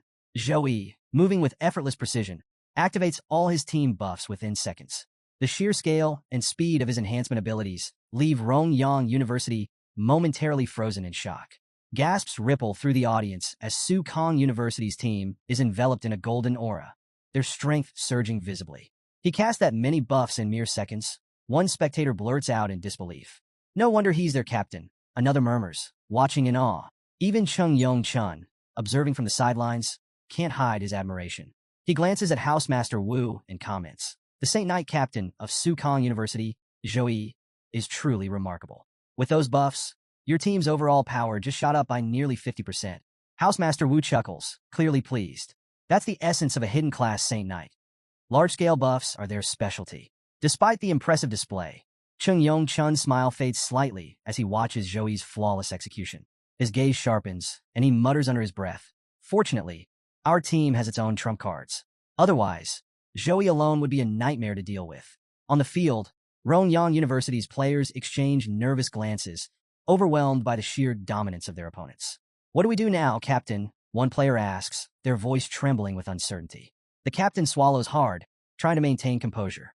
I think I can block that, he stammers, though the fear in his tone betrays his lack of confidence. Recognizing the hesitation in their opponents, Joey quickly gathers his team. Since their strength seems ordinary, let's keep it simple. We'll attack together and break their formation in a single wave. The team nods in agreement, wasting no time in preparing for action. Stepping forward first, Tang Lingyi raises her hand and summons a fire magic arrow. The blazing projectile streaks across the field, its ominous glow sending another wave of panic through Rongyang's ranks. Their captain, desperate to keep his team from crumbling, reacts swiftly. He casts a light shield, successfully intercepting the attack. A flicker of confidence returns to his face as he smirks. Look, I blocked it. This must be all the power they have. But before he can revel in his small victory, one of his teammates frantically interrupts. Captain, they're coming again. Before the captain can even process the warning, Wei Tiexin dashes forward at breakneck speed. With a single devastating strike, her air-breaking fist smashes straight through his shield, sending him hurtling backward. He crashes onto the ground with a thud, winded and dazed, struggling to push himself up. The match has only just begun, but Rongyang University is already on the back foot. Before Rongyang University's team can recover, Jang Churan steps forward, her demonic blade radiating an ominous glow. With a swift slash, dark energy surges toward their captain, paralyzing him with fear. His mind screams in panic. He knows there's no way he can block this. Before the team can even process the incoming danger, a massive thunder spell crashes down from above, engulfing the entire field in a surge of lightning. The sheer force of the spell leaves Rongyang University's players sprawled across the ring, barely conscious. As the dust settles, the referee steps forward and makes it official. Sukong University takes the victory. The stadium erupts in applause, though the announcer encourages the crowd to cheer even louder to help boost Rongyang University's morale. Despite the overwhelming win, Joey's team doesn't look particularly excited. Having conquered Abyss-level challenges multiple times, this match felt more like a warm-up than an actual fight. One of them mutters under their breath, clearly unimpressed. That was way too easy. Joey, however, just laughs. Don't worry. The real challenge will come when we face Sukong University and Jing University. Save your energy for them. Meanwhile, on the sidelines, Chung Chun watches in stunned silence. The sheer dominance displayed by Joey's team leaves him momentarily speechless. Turning to Housemaster Wu, he shakes his head in disbelief. How did you even train these students? They're like crouching dragons and hidden tigers, he says, still trying to process what he just witnessed. Especially Joey's buffs. How could any regular school possibly compete against that? Housemaster Wu grins smugly, clearly enjoying the praise. Oh, I didn't train them much, he says, waving a hand dismissively. Just gave them a few pointers here and there. Everything else is the result of their own hard work.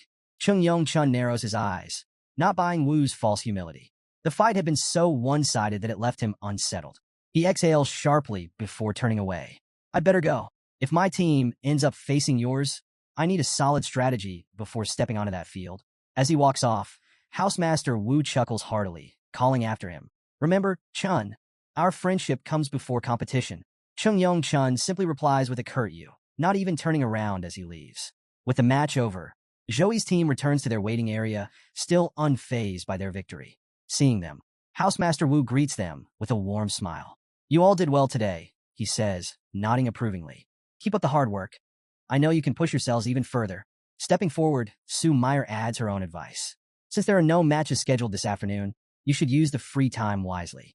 I suggest watching the high-level team battles happening now. Observing them will give you valuable experience.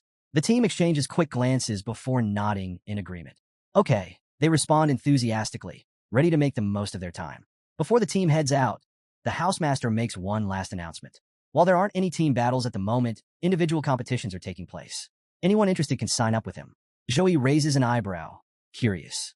Why not just include everyone automatically? Sue Meyer explains that some classes, like priests, lack offensive abilities and would struggle in these fights. Even defensive-based fighters might prefer to sit this one out rather than deal with unnecessary challenges. That's why participation is optional. Hearing this, Joey's excitement sparks. He sees this as the perfect training opportunity and immediately suggests they all join. His enthusiasm is contagious, and soon, the whole team agrees. The housemaster chuckles at their determination.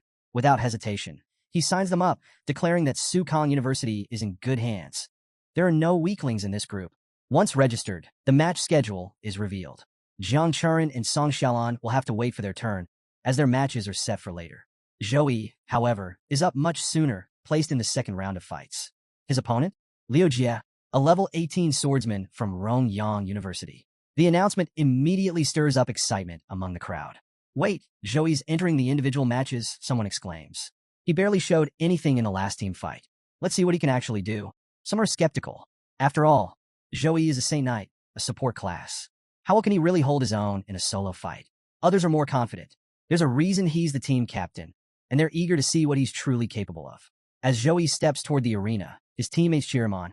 Across the field, Liu Jie enters to the roar of his own supporters. Spotting Zhou Yi, Liu Jie can't hide his excitement. A support class opponent? This should be an easy win. Still, not everyone on his team shares his confidence. Some notice Zhou Yi's unwavering composure and grow uneasy. This might not be as simple as we thought, one mutters. Others scoff.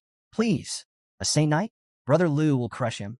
The countdown begins, and the match is officially underway. Liu Jie wastes no time, stepping forward with his sword engulfed in flames. A smirk plays on his lips as he taunts his opponent. If Zhou Yi surrenders now, he'll at least lose with dignity. Zhou Yi chuckles, completely unfazed. Talk about surrender when you can last 10 breaths in front of me. Liu Jie's face turns red with anger. How dare Zhou Yi mock him like that? With a furious shout, he lunges forward, unleashing a relentless flurry of sword slashes. But Zhou Yi doesn't even flinch. He dodges every strike with effortless precision, moving like a blur. The confidence on Liu Jie's face quickly shifts to shock. Zhou Yi is way faster than he expected. Determined to break through, Liu Jie pushes harder, but then his feet freeze in place. Zhou Yi's frozen ability locks him down, and now the tables have turned. Liu Jie grits his teeth, struggling against the ice. A cheap trick like this won't stop me, he sneers. Desperate to counter, he raises his sword to block Zhou Yi's incoming punch. But the moment blade meets fist, crack. The sword shatters into pieces. Before Liu Jie can even process what just happened, Zhou Yi's punch slams into his stomach. The impact sends him flying across the ring, crashing hard onto the ground. The entire arena goes silent for a split second, then erupts into gasps. Liu Jie's teammates, who had been so sure of his victory, now stand frozen in disbelief. What just happened? One of them whispers. I couldn't even see his attack. Their schoolteacher steps forward, shaking his head. You underestimated him. That's Zhou Yi, the captain of Sukong University. Liu Jie got cocky and paid the price. A Saint Knight may be a support class, but Zhou Yi's combat power is anything but ordinary. Back in the ring, Liu Jie remains on the ground, unable to continue. The referee wastes no time. Zhou Yi is declared the winner. Zhou Yi barely acknowledges the victory, glancing at his fallen opponent with a smirk. That was weak, he mutters. Couldn't even handle a grade C punch. The crowd loses it. Cheers explode from every corner of the arena. What a terrifying punch, someone exclaims. He took him down in just a few moves, insane. Another spectator chimes in, and this isn't even his full power. He's still holding back. Amid the excitement, Miss Sun, a representative from another school, watches in shock. She murmurs to herself, I can't believe it. He's improved so much since the recruitment trials.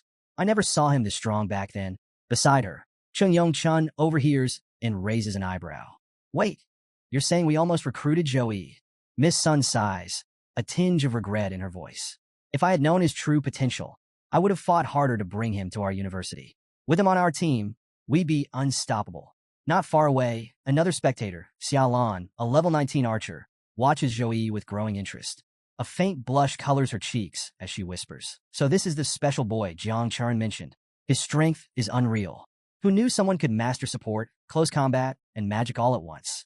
At the edge of the crowd, Zhou Xiao, a level 18 priest, observes Zhou Yi's abilities with a mix of curiosity and confusion. She narrows her eyes, analyzing his ice magic. His casting speed, it's far too fast, she mutters to herself. Even among the elite families of ice mages, no one can release spells that quickly. As Zhou Xiao continues analyzing Zhou Yi's abilities, a faint glow catches her attention. She looks down. Her bracelet, a treasured heirloom, is reacting.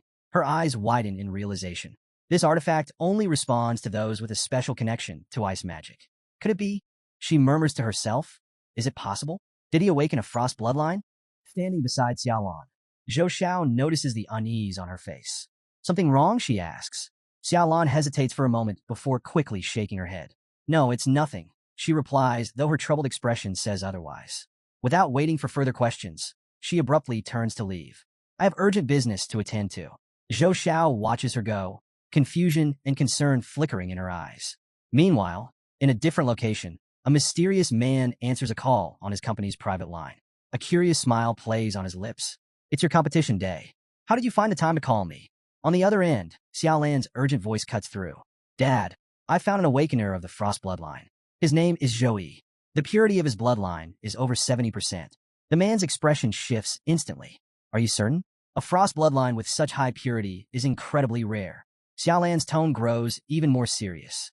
There's a chance it's closer to 80%. I need to confirm if his abilities are real. Realizing the weight of the situation, the man's demeanor turns grave. All right, find a way to get close to Zhou. In the meantime, I'll investigate to see if he has any connection to our Zhou family. As the call ends, a glimmer of hope appears in his eyes.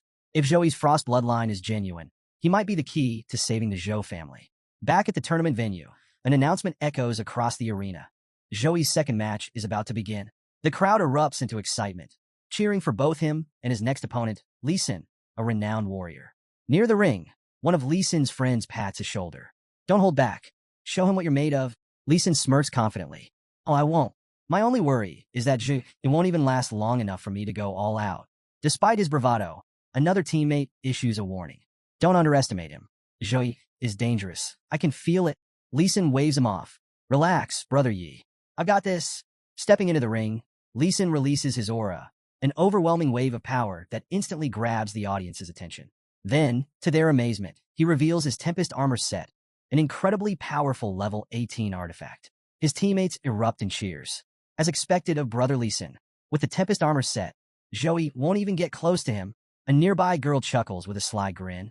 I just hope Zhou doesn't end up crying when this is over. In the arena, the atmosphere is electric. The crowd roars with excitement, split between cheering for Zhou and rallying behind Lee Sin. The supporters from both universities chant their schools' names, their energy shaking the stadium as the match inches closer to its start. Meanwhile, outside the arena, a distinguished man arrives, accompanied by a young girl named Zhou Dong. As she takes in the massive venue, her eyes widen in awe. This place is huge. It's almost as grand as our family's private training grounds, she remarks. Just then, Zhou Xiao approaches. Sister, Zhou Dong calls out, rushing forward for a warm embrace. After greeting her, Zhou Xiao turns to their father, curiosity in her eyes. What are you both doing here? Her father's expression remains serious. After looking into Zhou's background, we discovered that he's likely a descendant of a branch family that separated from us during the Dark Ages.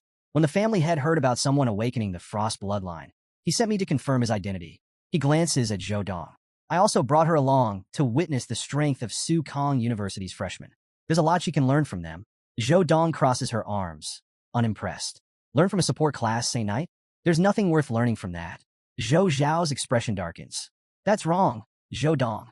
A Saint Knight isn't inferior to any other class. Zhou's Frost bloodline purity exceeds 70%, which makes him eligible to awaken our family's hidden class. Zhou Dong's skeptical gaze flickers with interest. The youngest member of the main family barely has 40% purity. Is this really that high? Their father speaks firmly. Zhou Dong, I told you before, show respect. Zhou is, by name, your elder brother. Zhou Dong frowns, still unconvinced. Even if he is part of our family, he has to prove himself. I won't acknowledge him until I see his strength for myself. Zhou Xiao sighs but nods. Father is here. We'll verify his blood purity soon enough. For now, let's focus on his match. It's about to begin. Back in the ring, Zhou and Lee Sin from Horde University finally face off. This is the first individual match of the third round, and the crowd's anticipation reaches a fever pitch. Lee Sin studies Zhou with a confident smirk. At first, I figured I'd take it easy and finish this quickly, but my captain warned me not to underestimate you. So, I'll be using my full strength from the start. Zhou meets his gaze unfazed. A smirk of his own forms as he responds calmly. Do your best. As the match begins, Zhou carefully assesses Lee Sin's abilities. His aura is strong, and the Tempest armor set proves he's no ordinary opponent. Horde University's captain is clearly not someone to take lightly. However, after a closer evaluation, Zhou notes something crucial. Lee Sin is only level 18, 5 levels below him. A simple move like Punishment of Light could end this in seconds. But with tomorrow's match against Ching, Jing University, Revealing too much now isn't an option. Deciding to keep his true strength a secret, Joey opts for close combat instead. He'll win this match, but without showing his full hand. As the countdown begins, Joey feels the familiar frustration of holding back. Restraining his power isn't easy, but for now, it's necessary. The moment the match starts, Joey wastes no time, activating Blessing of Protection. A glowing shield of holy energy surrounds him, shimmering under the arena lights. Lee Sin scoffs at the display. Flashy tricks, but that's all they are. He taunts before charging forward. He opens with a low kick, aiming to destabilize Joey. But Joey reacts instantly. His own kick counters Lee Sin's mid-motion, stopping the attack cold. Is that all you've got? Joey remarks before driving a sharp elbow strike straight into Lee Sin's face.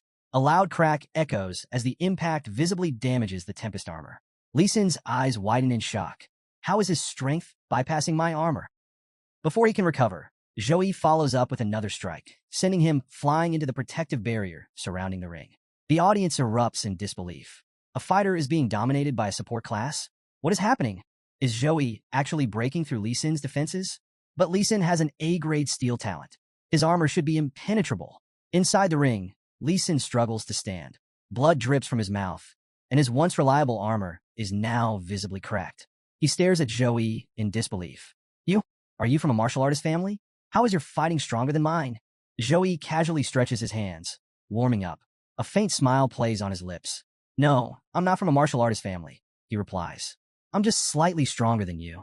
Then, without hesitation, Joey unleashes a rapid barrage of holy punches.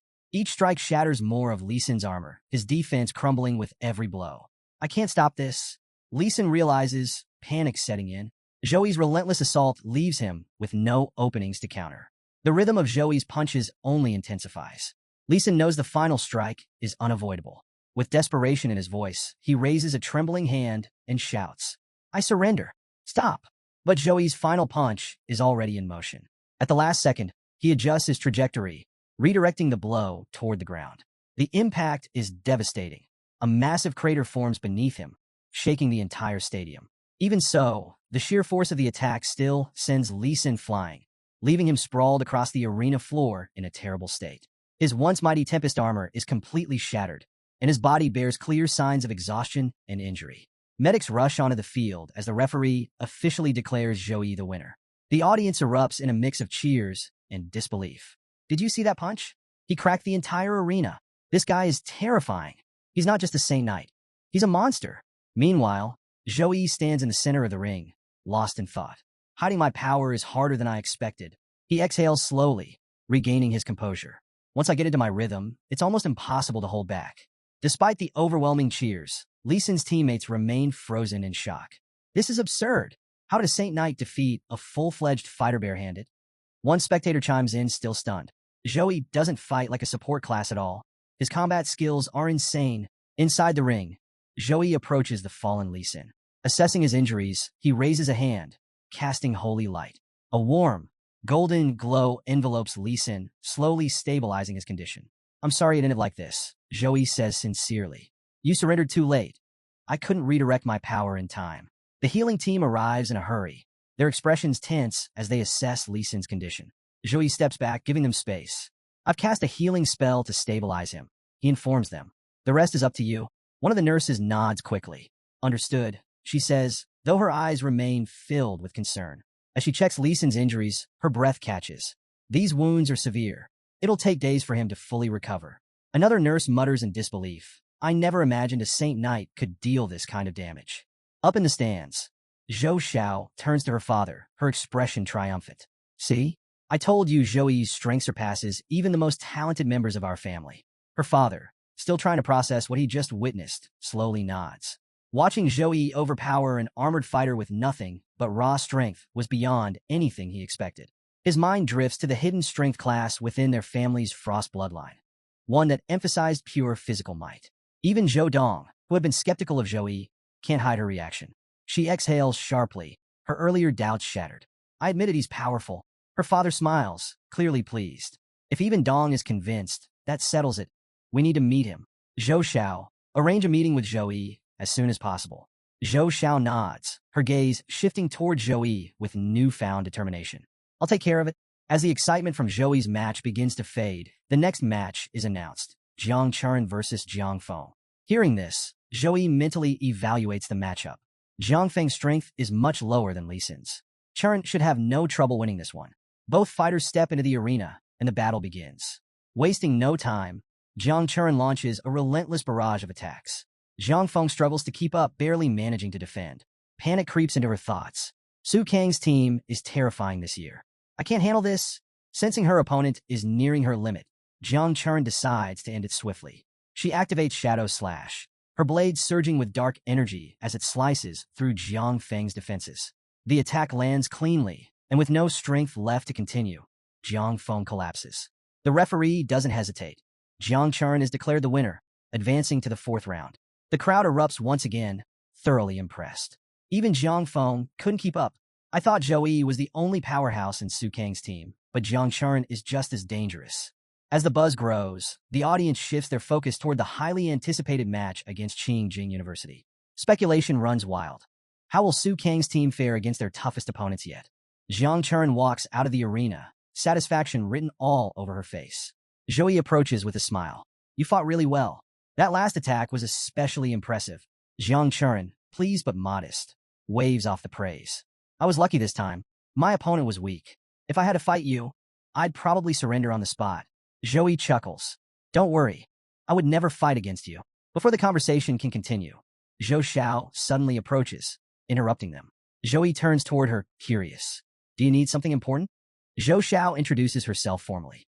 I am Zhou Xiao, from the Tianlan Zhou family. You've awakened a frost bloodline with exceptional purity, which makes you a likely member of our Zhou family. Zhou blinks in confusion. Frost bloodline? Zhou family? He repeats the words, trying to make sense of them. Before he can ask more, Churan, standing beside him, steps in. I know about them, Brother Zhou. The Zhou family is an ancient lineage, much like my own Jiang family. They've been a dominant force in the Tianlan district for centuries, and their strength is undeniable. Churan continues. However, their bloodline's power has weakened over the years. Fewer and fewer members of the Zhou family are awakening the Frost bloodline. Given their desperation to restore it, they'll likely offer you significant resources.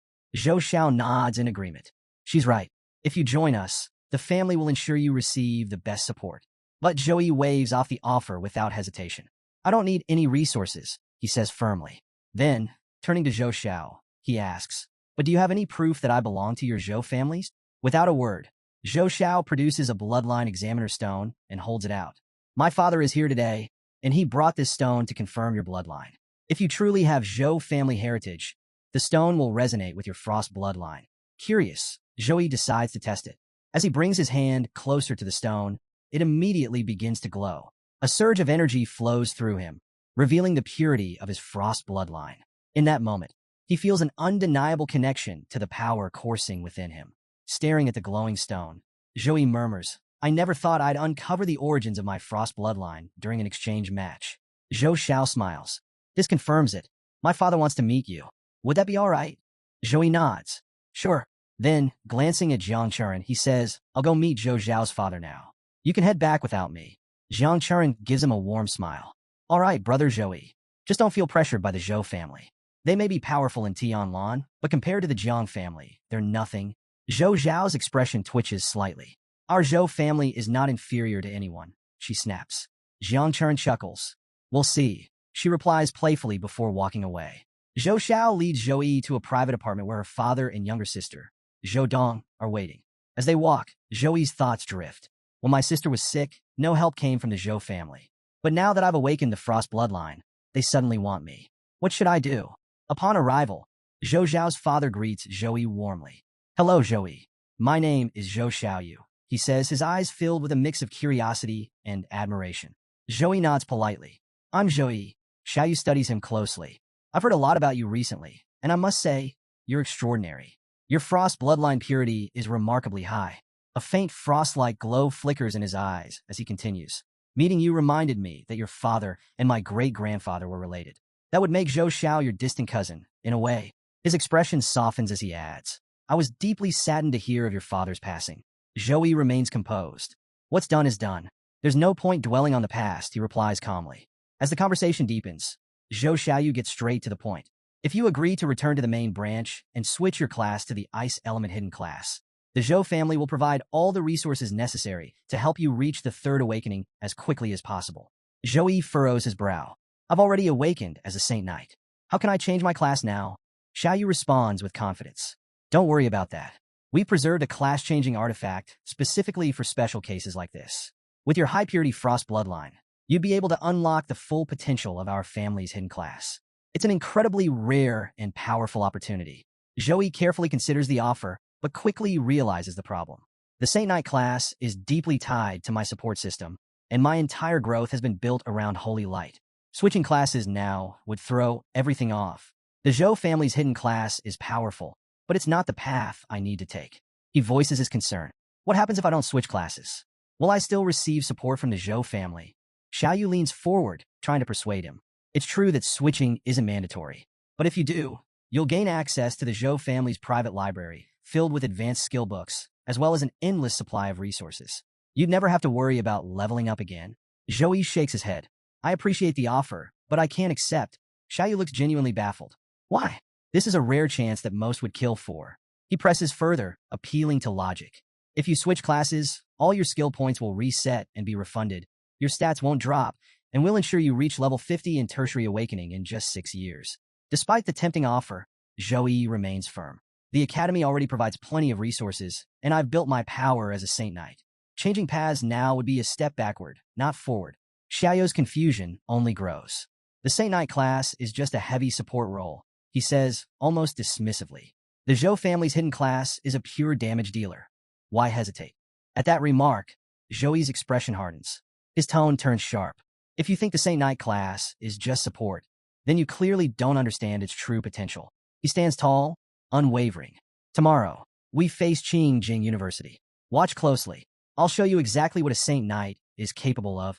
With that, Zhou bids them farewell, his tone firm and unwavering. He has nothing more to say. Without hesitation, he turns and walks away.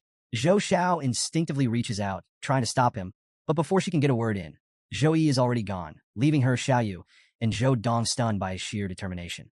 Frustration flares in Zhou Xiao as she turns to her father. Why didn't you try harder? You just let him walk away. But Xiaoyu remains calm, shaking his head.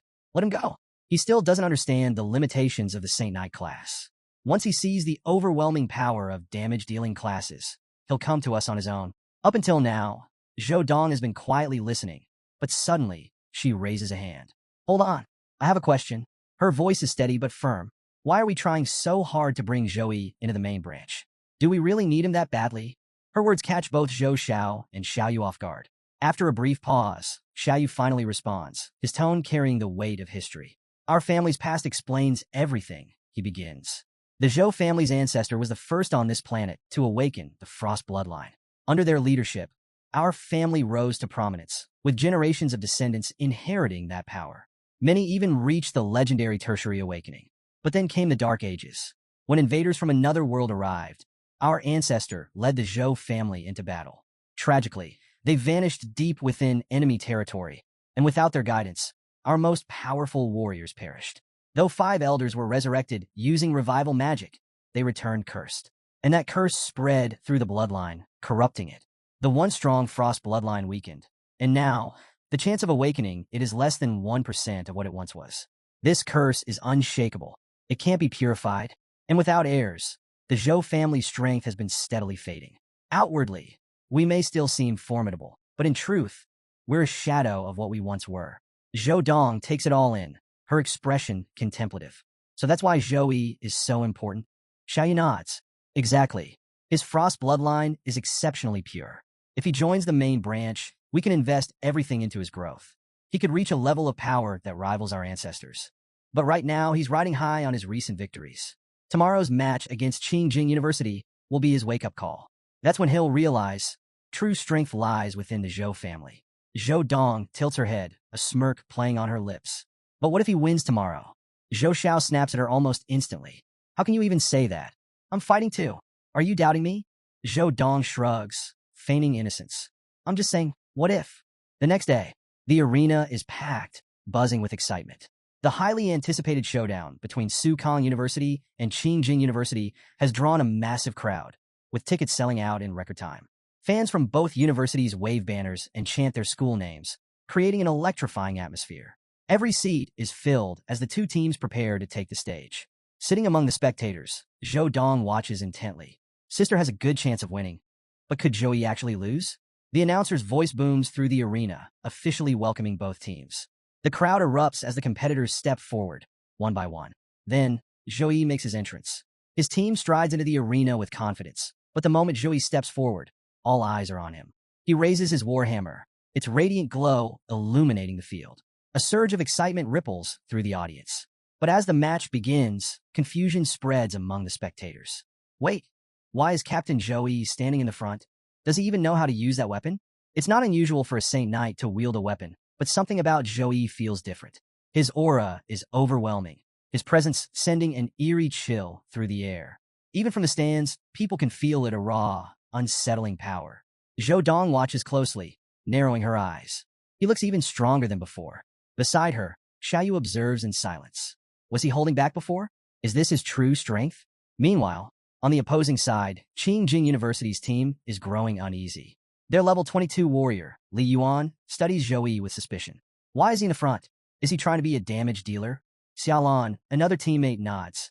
After watching his solo match yesterday, it's obvious he's more than just support. He might actually be playing offensively, but not everyone is convinced. Lu Zhou, one of their more arrogant members, scoffs. Doesn't matter what role he's playing. Just being the highest level doesn't make him unbeatable.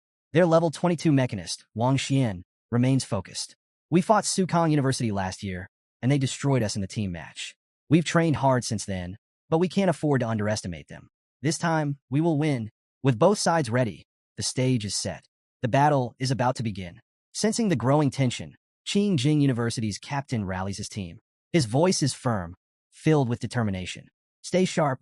This is our shot at reclaiming the championship. No holding back. Give it everything you've got. His teammates respond in unison. Yes, Captain. Meanwhile, in Sukong University's section, Ching approaches Housemaster Wu Meng, watching the unfolding scene with skepticism. Do you really think Joey can handle both support and damage roles? Cheng asks, doubt lacing his tone. Overconfidence could cost you the match. But Housemaster Wu Meng simply chuckles. No need to worry. In this competition, raw strength decides everything. And Joey has plenty of it. Cheng frowns. Freshmen have limited skill points, he thinks. Why is Wu Meng so confident? Could he be hiding something? Back in the arena, Joey turns to his team, his voice steady.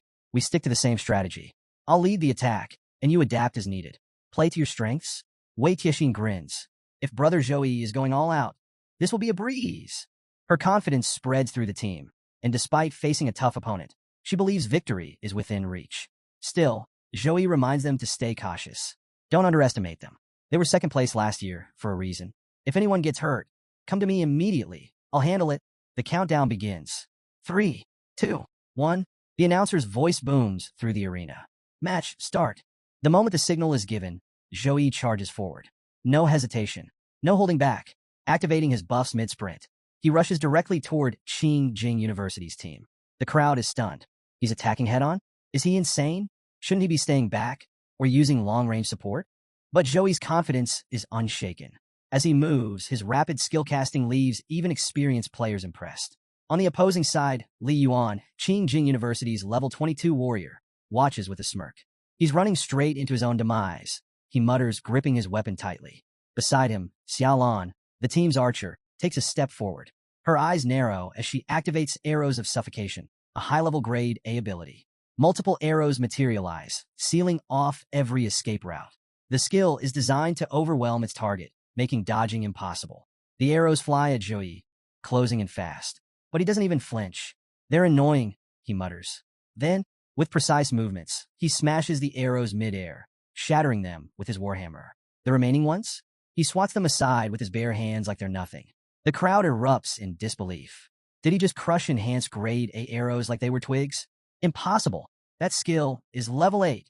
Xiaolan is left speechless, her mind struggling to process how Joey neutralized her attack so effortlessly. Meanwhile, Li Yuan seems unfazed. Observing Joey's performance, he smirks confidently. For someone like Joey, a Saint Knight specializing in defense, this was par for the course. But Li Yuan wasn't concerned, because offense wasn't far behind. Next to him, Lu Zhou, their mage, begins chanting his ultimate spell. Li Yuan's smirk widens as he mutters to himself. Let's see him handle this. When Lu Zhou's Fire Phoenix attack lands, it's game over. With a fiery brilliance, the spell reaches completion. The flames morph into a magnificent spiritual phoenix, its wings ablaze as it unleashes a scorching flame breath toward Joey. The spectators gasp in awe. That's a plus-grade skill. Jing University's team isn't holding back. The fiery phoenix roars through the battlefield, followed by Lu Zhou's second attack, Burning Impact. The flaming bird dives directly at Joey, the arena heating up from its sheer intensity. But Joey doesn't dodge. Instead, he steps back slightly, his posture calm, almost amused. Fire. And more fire. He muses aloud, as if the incoming inferno were a mild inconvenience. The crowd buzzes with confusion and disbelief. What's he doing? Why isn't Joey moving? He can't possibly think he can take that head on. From the sidelines, Jing University's team supervisor watches intently, offering her analysis. He should retreat to his team's defenses. With his speed, he can make it back before impact. But Joey stays rooted, unmoving. At that moment, Sue Meyer, watching from the crowd, chuckles softly. Her amusement doesn't go unnoticed by Miss Sun, seated nearby. What's so funny? Miss Sun asks sharply, clearly annoyed. Sue Meyer, still smiling, replies, oh, nothing. Just that remark about Joey retreating because of an A+ grade skill. It's hilarious. Miss Sun's face turns red with irritation. You won't be laughing when Joey loses. Sue Meyer's smirk deepens. Sure, I'll wait. But let's see if you're ready when that doesn't happen. The conversation is cut short as a radiant light suddenly floods the arena. Joey activates his holy flame light wheel, the blinding brilliance freezing everyone in stunned silence. The once deadly Fire Phoenix attack begins to falter, its ferocity fading. The holy flame light wheel draws in the Phoenix's flames, and Joey, with unparalleled control, bends the fiery energy to his will. Lu Zhou's composure shatters as he watches in disbelief. How is this possible? He stammers, panic creeping into his voice. Desperately, he calls out to his creation. Return to me. You're my strength. But his cries go unanswered. Within moments, Joey has claimed full control of the flames, rendering Lu Zhou's ultimate attack completely ineffective. From the sidelines, Song Xiaolan watches the unfolding battle with a knowing smirk. Looks like Jing University still hasn't realized what it means to go up against our Saint Knight captain, she muses. Beside her, Jiang Churan nods, her voice calm yet certain. Even Xin Ling, with his flame dragon bloodline, couldn't put a scratch on brother Joey. Lu Zhou's fire magic doesn't stand a chance. Inside the arena, Joey, now in full control of the raging flames, lets out an amused chuckle. Addressing Lu Zhou directly, he shrugs. Sorry to disappoint, but fire manipulation isn't exclusive to you. I can control it too, with holy flame. The entire arena falls silent. The sheer intensity of Joey's aura fills the air, a presence so overwhelming that many in the audience feel both awed and intimidated. Miss Sun, standing next to Sue Meyer, instinctively takes a step back, her voice barely above a whisper. A divine blessed skill, and not just any, it's the holy flame skill. Even a tertiary awakener would struggle to achieve this. Sue Meyer, however, remains unfazed, her playful smirk unwavering. Maybe Joey just got lucky, she teases. Sometimes talent and opportunity aligned perfectly. Miss Sun clenches her fists, frustration evident. We still have our ace left, she mutters. Sue Meyer responds with another sly remark, further testing Miss Sun's patience. Among the spectators, Zhou Dong turns to her father, curiosity written all over her face. Father, why is everyone so shocked? What exactly is a divine blessed skill? Xiaoyu takes a deep breath before answering. Divine blessed skills are the rarest abilities granted directly by higher beings. They can't be learned from books, inherited, or passed down. Only those personally chosen receive them. This holy flame skill was granted to Joey by a divine force itself. Our family has long worshipped the goddess of frost, but ever since our bloodline was cursed, her blessings have disappeared. His voice grows heavier as he continues. A professional blessed by a divine force holds unimaginable potential. Compared to that, anything we could offer Zhui seems insignificant. Zhou Dong frowns. Then, was coming here a waste? Xiaoyu shakes his head firmly. No, there's still a chance. After this match, we'll approach Joey again. He is the last hope for restoring the Zhou family's legacy. I won't give up so easily. Back in the arena, Lu Zhou stares in disbelief as his once powerful Fire Phoenix is completely absorbed, leaving him powerless. How is this possible? He mutters, unable to process what just happened. Before he can dwell on his frustration, his team captain steps forward. Lu Zhou, I don't know how you did it either, the captain admits. But one thing is clear. Fire magic is useless against him. Don't give up. Switch to a different element. Zhou, though reluctant, steadies himself and prepares for another attempt. This time, he shifts to close combat, drawing his sword while calling for Xiaolan to provide long-range support. Don't let him advance so easily, their captain commands. Xiaolan immediately fires a volley of arrows, each one enhanced with long-range magic to slow Zhou's approach. At the same time, Zhou channels earth magic, summoning a massive stone wall to block his path. Their confidence surges as they launch their counterattack. Don't underestimate us. Xiaolan calls out, grinning. We've still got plenty of tricks left. Zhou adds. Zhou, however, remains unfazed. He quickly analyzes their strategy, ranged attacks paired with barriers to stall his advance. A smart tactic, but against him, far too naive. As Xiaolan's arrows rain down and the stone wall rises before him, Zhou calmly activates his Holy Light Shield, an A+ grade defensive skill. A radiant barrier bursts to life around him, effortlessly deflecting the arrows and crumbling the earth magic before it can fully take shape. The crowd erupts in shock. His defense is unreal, but at least it slowed him down. And they're right. The Holy Light Shield, while powerful, momentarily halts Zhou's relentless charge. Realizing he needs to shift strategies, he starts casting a long-range spell, one designed to dismantle his opponent's formation in an instant.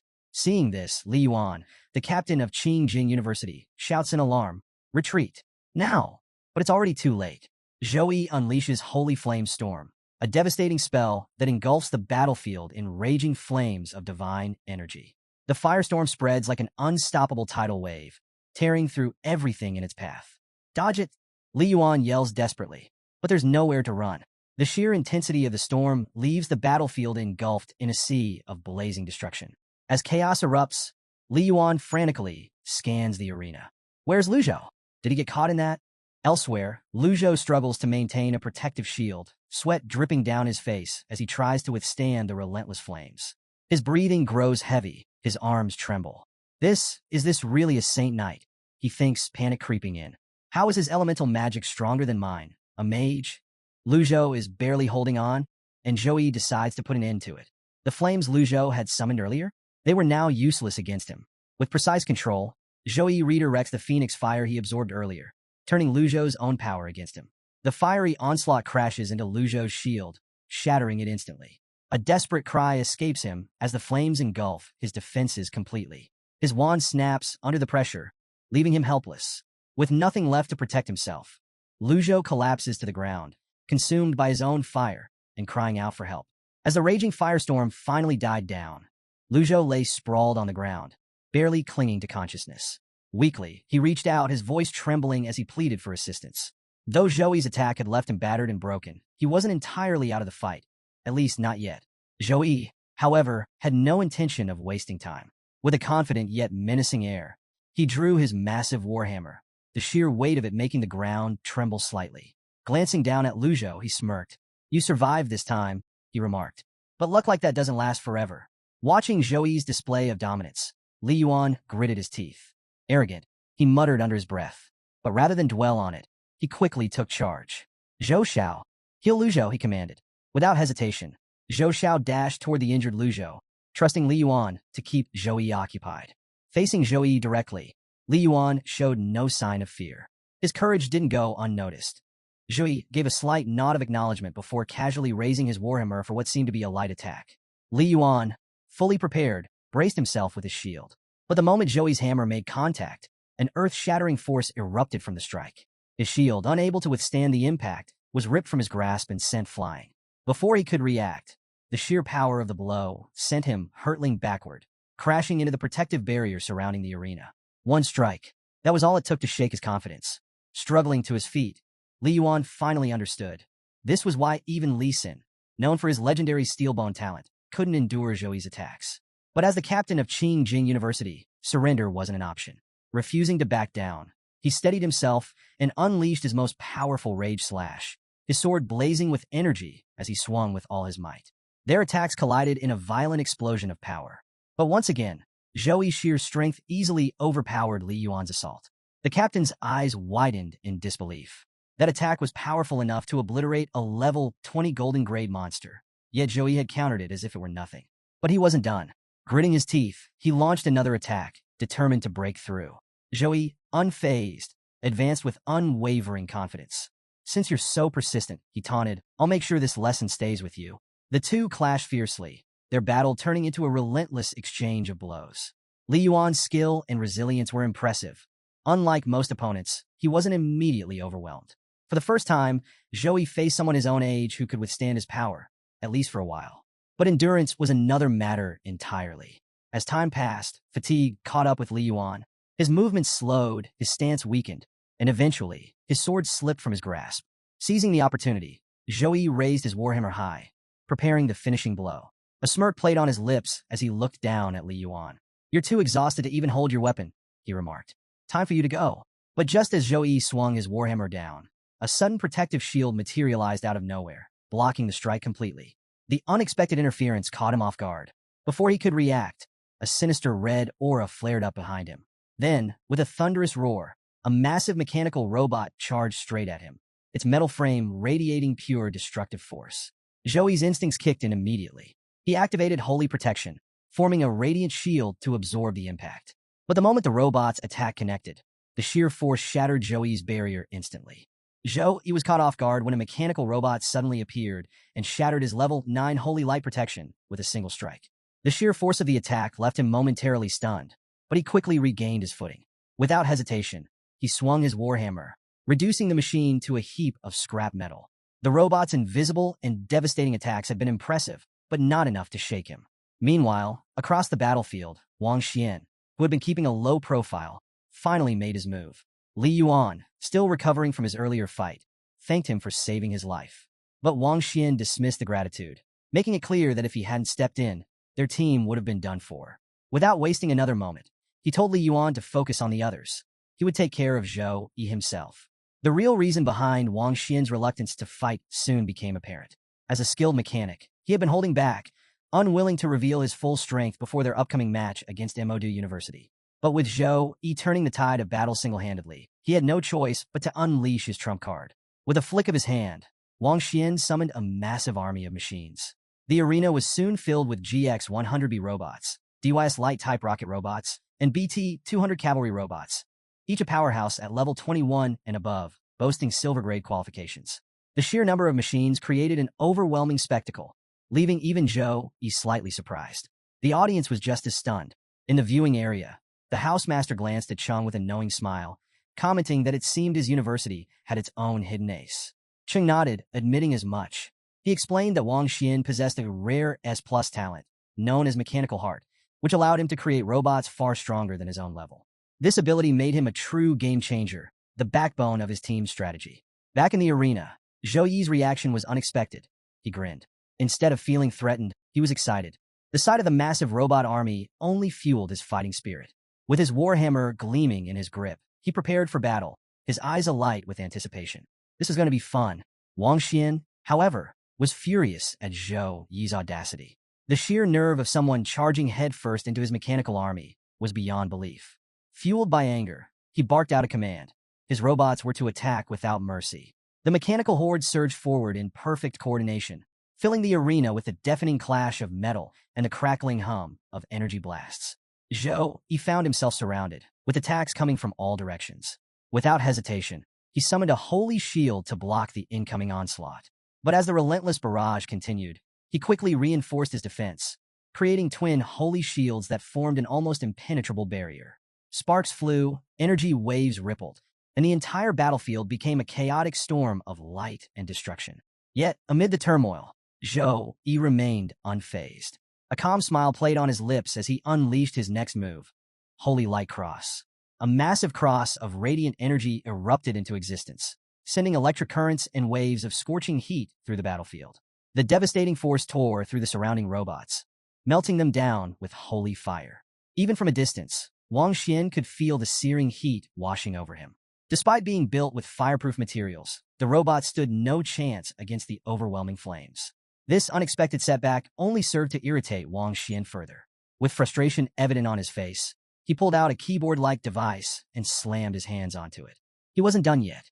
Glaring at Zhou, he activated the tool and declared that he had plenty more machines at his disposal. As if on cue, multiple portals materialized around the arena, each one spewing out fresh waves of reinforcements. Robot after robot emerged, flooding the battlefield in an endless tide. Confidently, Wang Xian taunted Zhou Yi, claiming that no matter how strong he was, his mental energy would eventually deplete. If you have the guts, then come at me, he challenged. Meanwhile, elsewhere on the battlefield, Zhou Yi's teammates were locked in their own battles, dismantling the robotic horde with ease. Watching the fight unfold, Wei Tiexin smirked. Looks like Wang Xian didn't expect Brother Zhou to handle such large-scale attacks like they were nothing, he mused. Back at the heart of the chaos, Zhou Yi suddenly received a system notification. A knowing grin spread across his face. This is the perfect moment, he murmured. Without hesitation, he activated a storm-type attack. Wang Xian, watching from afar, felt his confidence waver as the storm exploded onto the battlefield. His eyes widened in horror as the raging force tore through his robotic army like a natural disaster. Panicked, he screamed for his machines to retreat, but it was too late. One by one, they were swallowed by the raging tempest, reduced to nothing in its wake. In mere moments, the raging tornado had torn through 74 robots, leaving nothing but wreckage in its wake. Wang Xian's device flashed with an urgent notification. Nearly one-third of his forces had been wiped out. Fury and desperation took hold as he realized that his strategy of overwhelming Zhou Yi with sheer numbers was failing. With no other options left, he made a bold decision.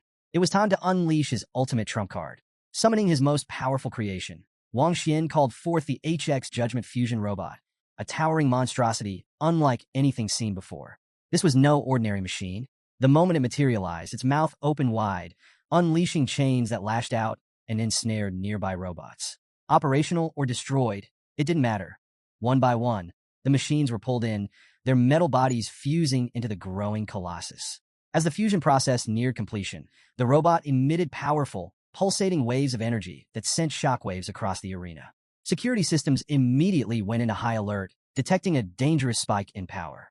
The sheer size of the machine was unprecedented, and cracks began to form in the arena's structure under its immense weight. A stunned silence fell over the audience as Wang Xian's massive mechanical creation loomed over everything. Gasps rippled through the crowd, with many spectators covering their mouths in shock. This was no longer just a competition, it was a historic moment.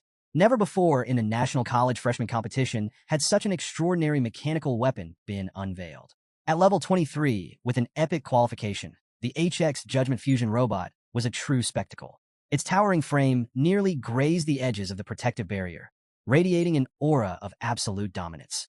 In the stands, a wide-eyed girl whispered in disbelief, marveling at how terrifyingly powerful this year's new students were. Back in the arena, Li Yuan watched the mechanical giant with a confident smirk. Finally, Brother Xian's judgment has arrived, he said, clearly impressed. Standing nearby, Jiang Churan glanced back at the monstrous machine, but Li Yuan wasn't done. With a smug grin, he turned to her. Now, you all are definitely going to lose. But Jiang Churan wasn't shaken. Without a moment's hesitation, she lunged at Li Yuan, her sword flashing through the air. Brother Zhou will never lose, she declared, her voice unwavering despite the overwhelming odds. Meanwhile, inside the cockpit of his mighty creation, Wang Xian couldn't contain his excitement. A triumphant grin spread across his face as he addressed Zhou Yi directly. Let me show you the real firepower of my judgment, he declared, his voice filled with exhilaration. Then, with a manic laugh, he launched a devastating barrage of missiles straight at his opponent. Zhou Yi's eyes darted across the battlefield as the missiles rained down on him. Taking them head-on was out of the question. There were simply too many. Moving with lightning speed, he dodged through the storm of explosions, narrowly escaping several direct hits. Just as he evaded two incoming missiles at the last second, they collided behind him, triggering a massive blast that shook the entire arena. The sheer force of the explosion confirmed what he already knew. Getting hit wasn't an option. The damage would be devastating. Meanwhile, inside his massive machine, Wang Xian laughed hysterically, reveling in the chaos. Run all you want. There's nowhere left to hide, he taunted, launching wave after wave of missiles. Zhou Yi retaliated as best as he could, swinging his warhammer to destroy the incoming projectiles. But the relentless barrage made it almost impossible to keep up. And just when he thought the attack couldn't get any worse, Wang Xian's robot revealed its next weapon, a colossal sword. With a single swing, the massive blade came crashing down, slicing through the ground where Zhou Yi had stood just moments earlier.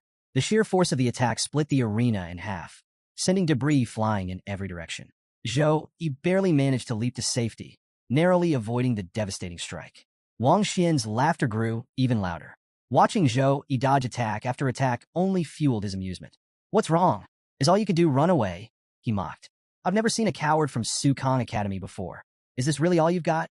The robot's massive sword continued to swing with relentless force, each attack shaking the battlefield. Zhou Yi had no choice but to keep moving, dodging one earth-shattering blow after another. Then, with a smirk, he called out to Wang Xian. Do you really think I'm running? Let's settle this head-on. Wang Xian's grin faltered for a moment. The sheer confidence in Zhou Yi's voice irritated him. How could someone be so bold in the face of such overwhelming power? But deep down, he couldn't deny it. Zhou Yi was living up to his reputation as a true captain. That flicker of admiration, however, was quickly replaced by fury. His grip tightened as he commanded his machine to strike. Such foolish determination will be the downfall of Sukong University, he roared, swinging the robot's colossal sword with full force. Zhou Yi didn't flinch. He met the attack head-on with his warhammer. The two weapons collided in a thunderous impact, sending a shockwave through the arena. The ground trembled, the air vibrated, and for a brief moment, the entire battlefield stood still under the sheer force of their clash. Wasting no time, Zhou Yi unleashed his next move, God's Hand. The moment he activated the technique, an intense, radiant light engulfed the entire stadium. The sheer energy surging through the air was unlike anything anyone had ever seen. Divine power gathered above the arena, forming a dense, concentrated aura, while streaks of electricity crackled through the sky like a brewing storm. Inside his massive war machine, Wang Xian's confidence wavered. Even within the protective confines of his robot, he could feel the overwhelming force pressing down on him. The divine light only grew stronger, absorbing energy directly from the arena's protective barrier. That unexpected shift sent shockwaves through the stadium's security system, immediately triggering emergency protocols. In response, the protection robots stationed around the arena sprang to life, their mechanical voices issuing urgent orders. Powered by light magic stones, they rushed to construct an additional defensive shield, reinforcing the stadium against the escalating battle. What had started as a competition had now spiraled into a full-scale emergency. Elsewhere, the chaos of battle continued. Jiang Churan and Li Yuan were still locked in combat, unaware of the catastrophe unfolding. But as Jiang Churan dodged one of Li Yuan's attacks, she suddenly felt a surge of divine energy ripple through the air. Her instincts kicked in. Something was very wrong. Without hesitation, she disengaged and sprinted toward her teammates. Her first stop was Tang Lingy. We need to withdraw now, she urged, her voice leaving no room for argument. Meanwhile, Song Xiaolan and Wei Tiexin were busy evading a relentless rain of arrows from their opponents. Yet, even in the heat of battle, they exchanged a single glance, one that said everything. No words were needed.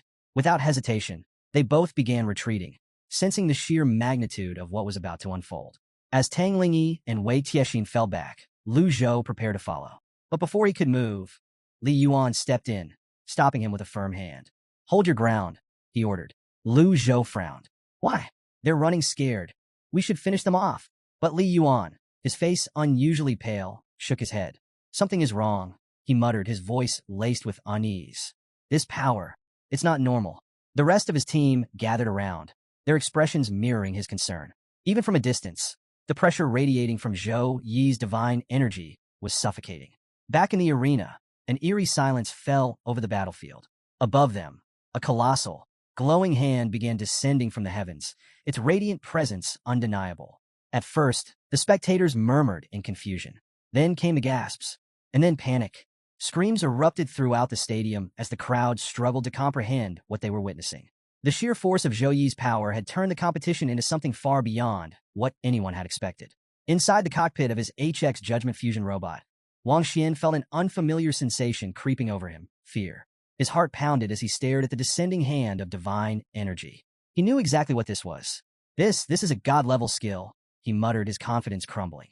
Just moments ago, his HX Judgment had seemed unstoppable, an S+ level creation, the pinnacle of his mechanical genius.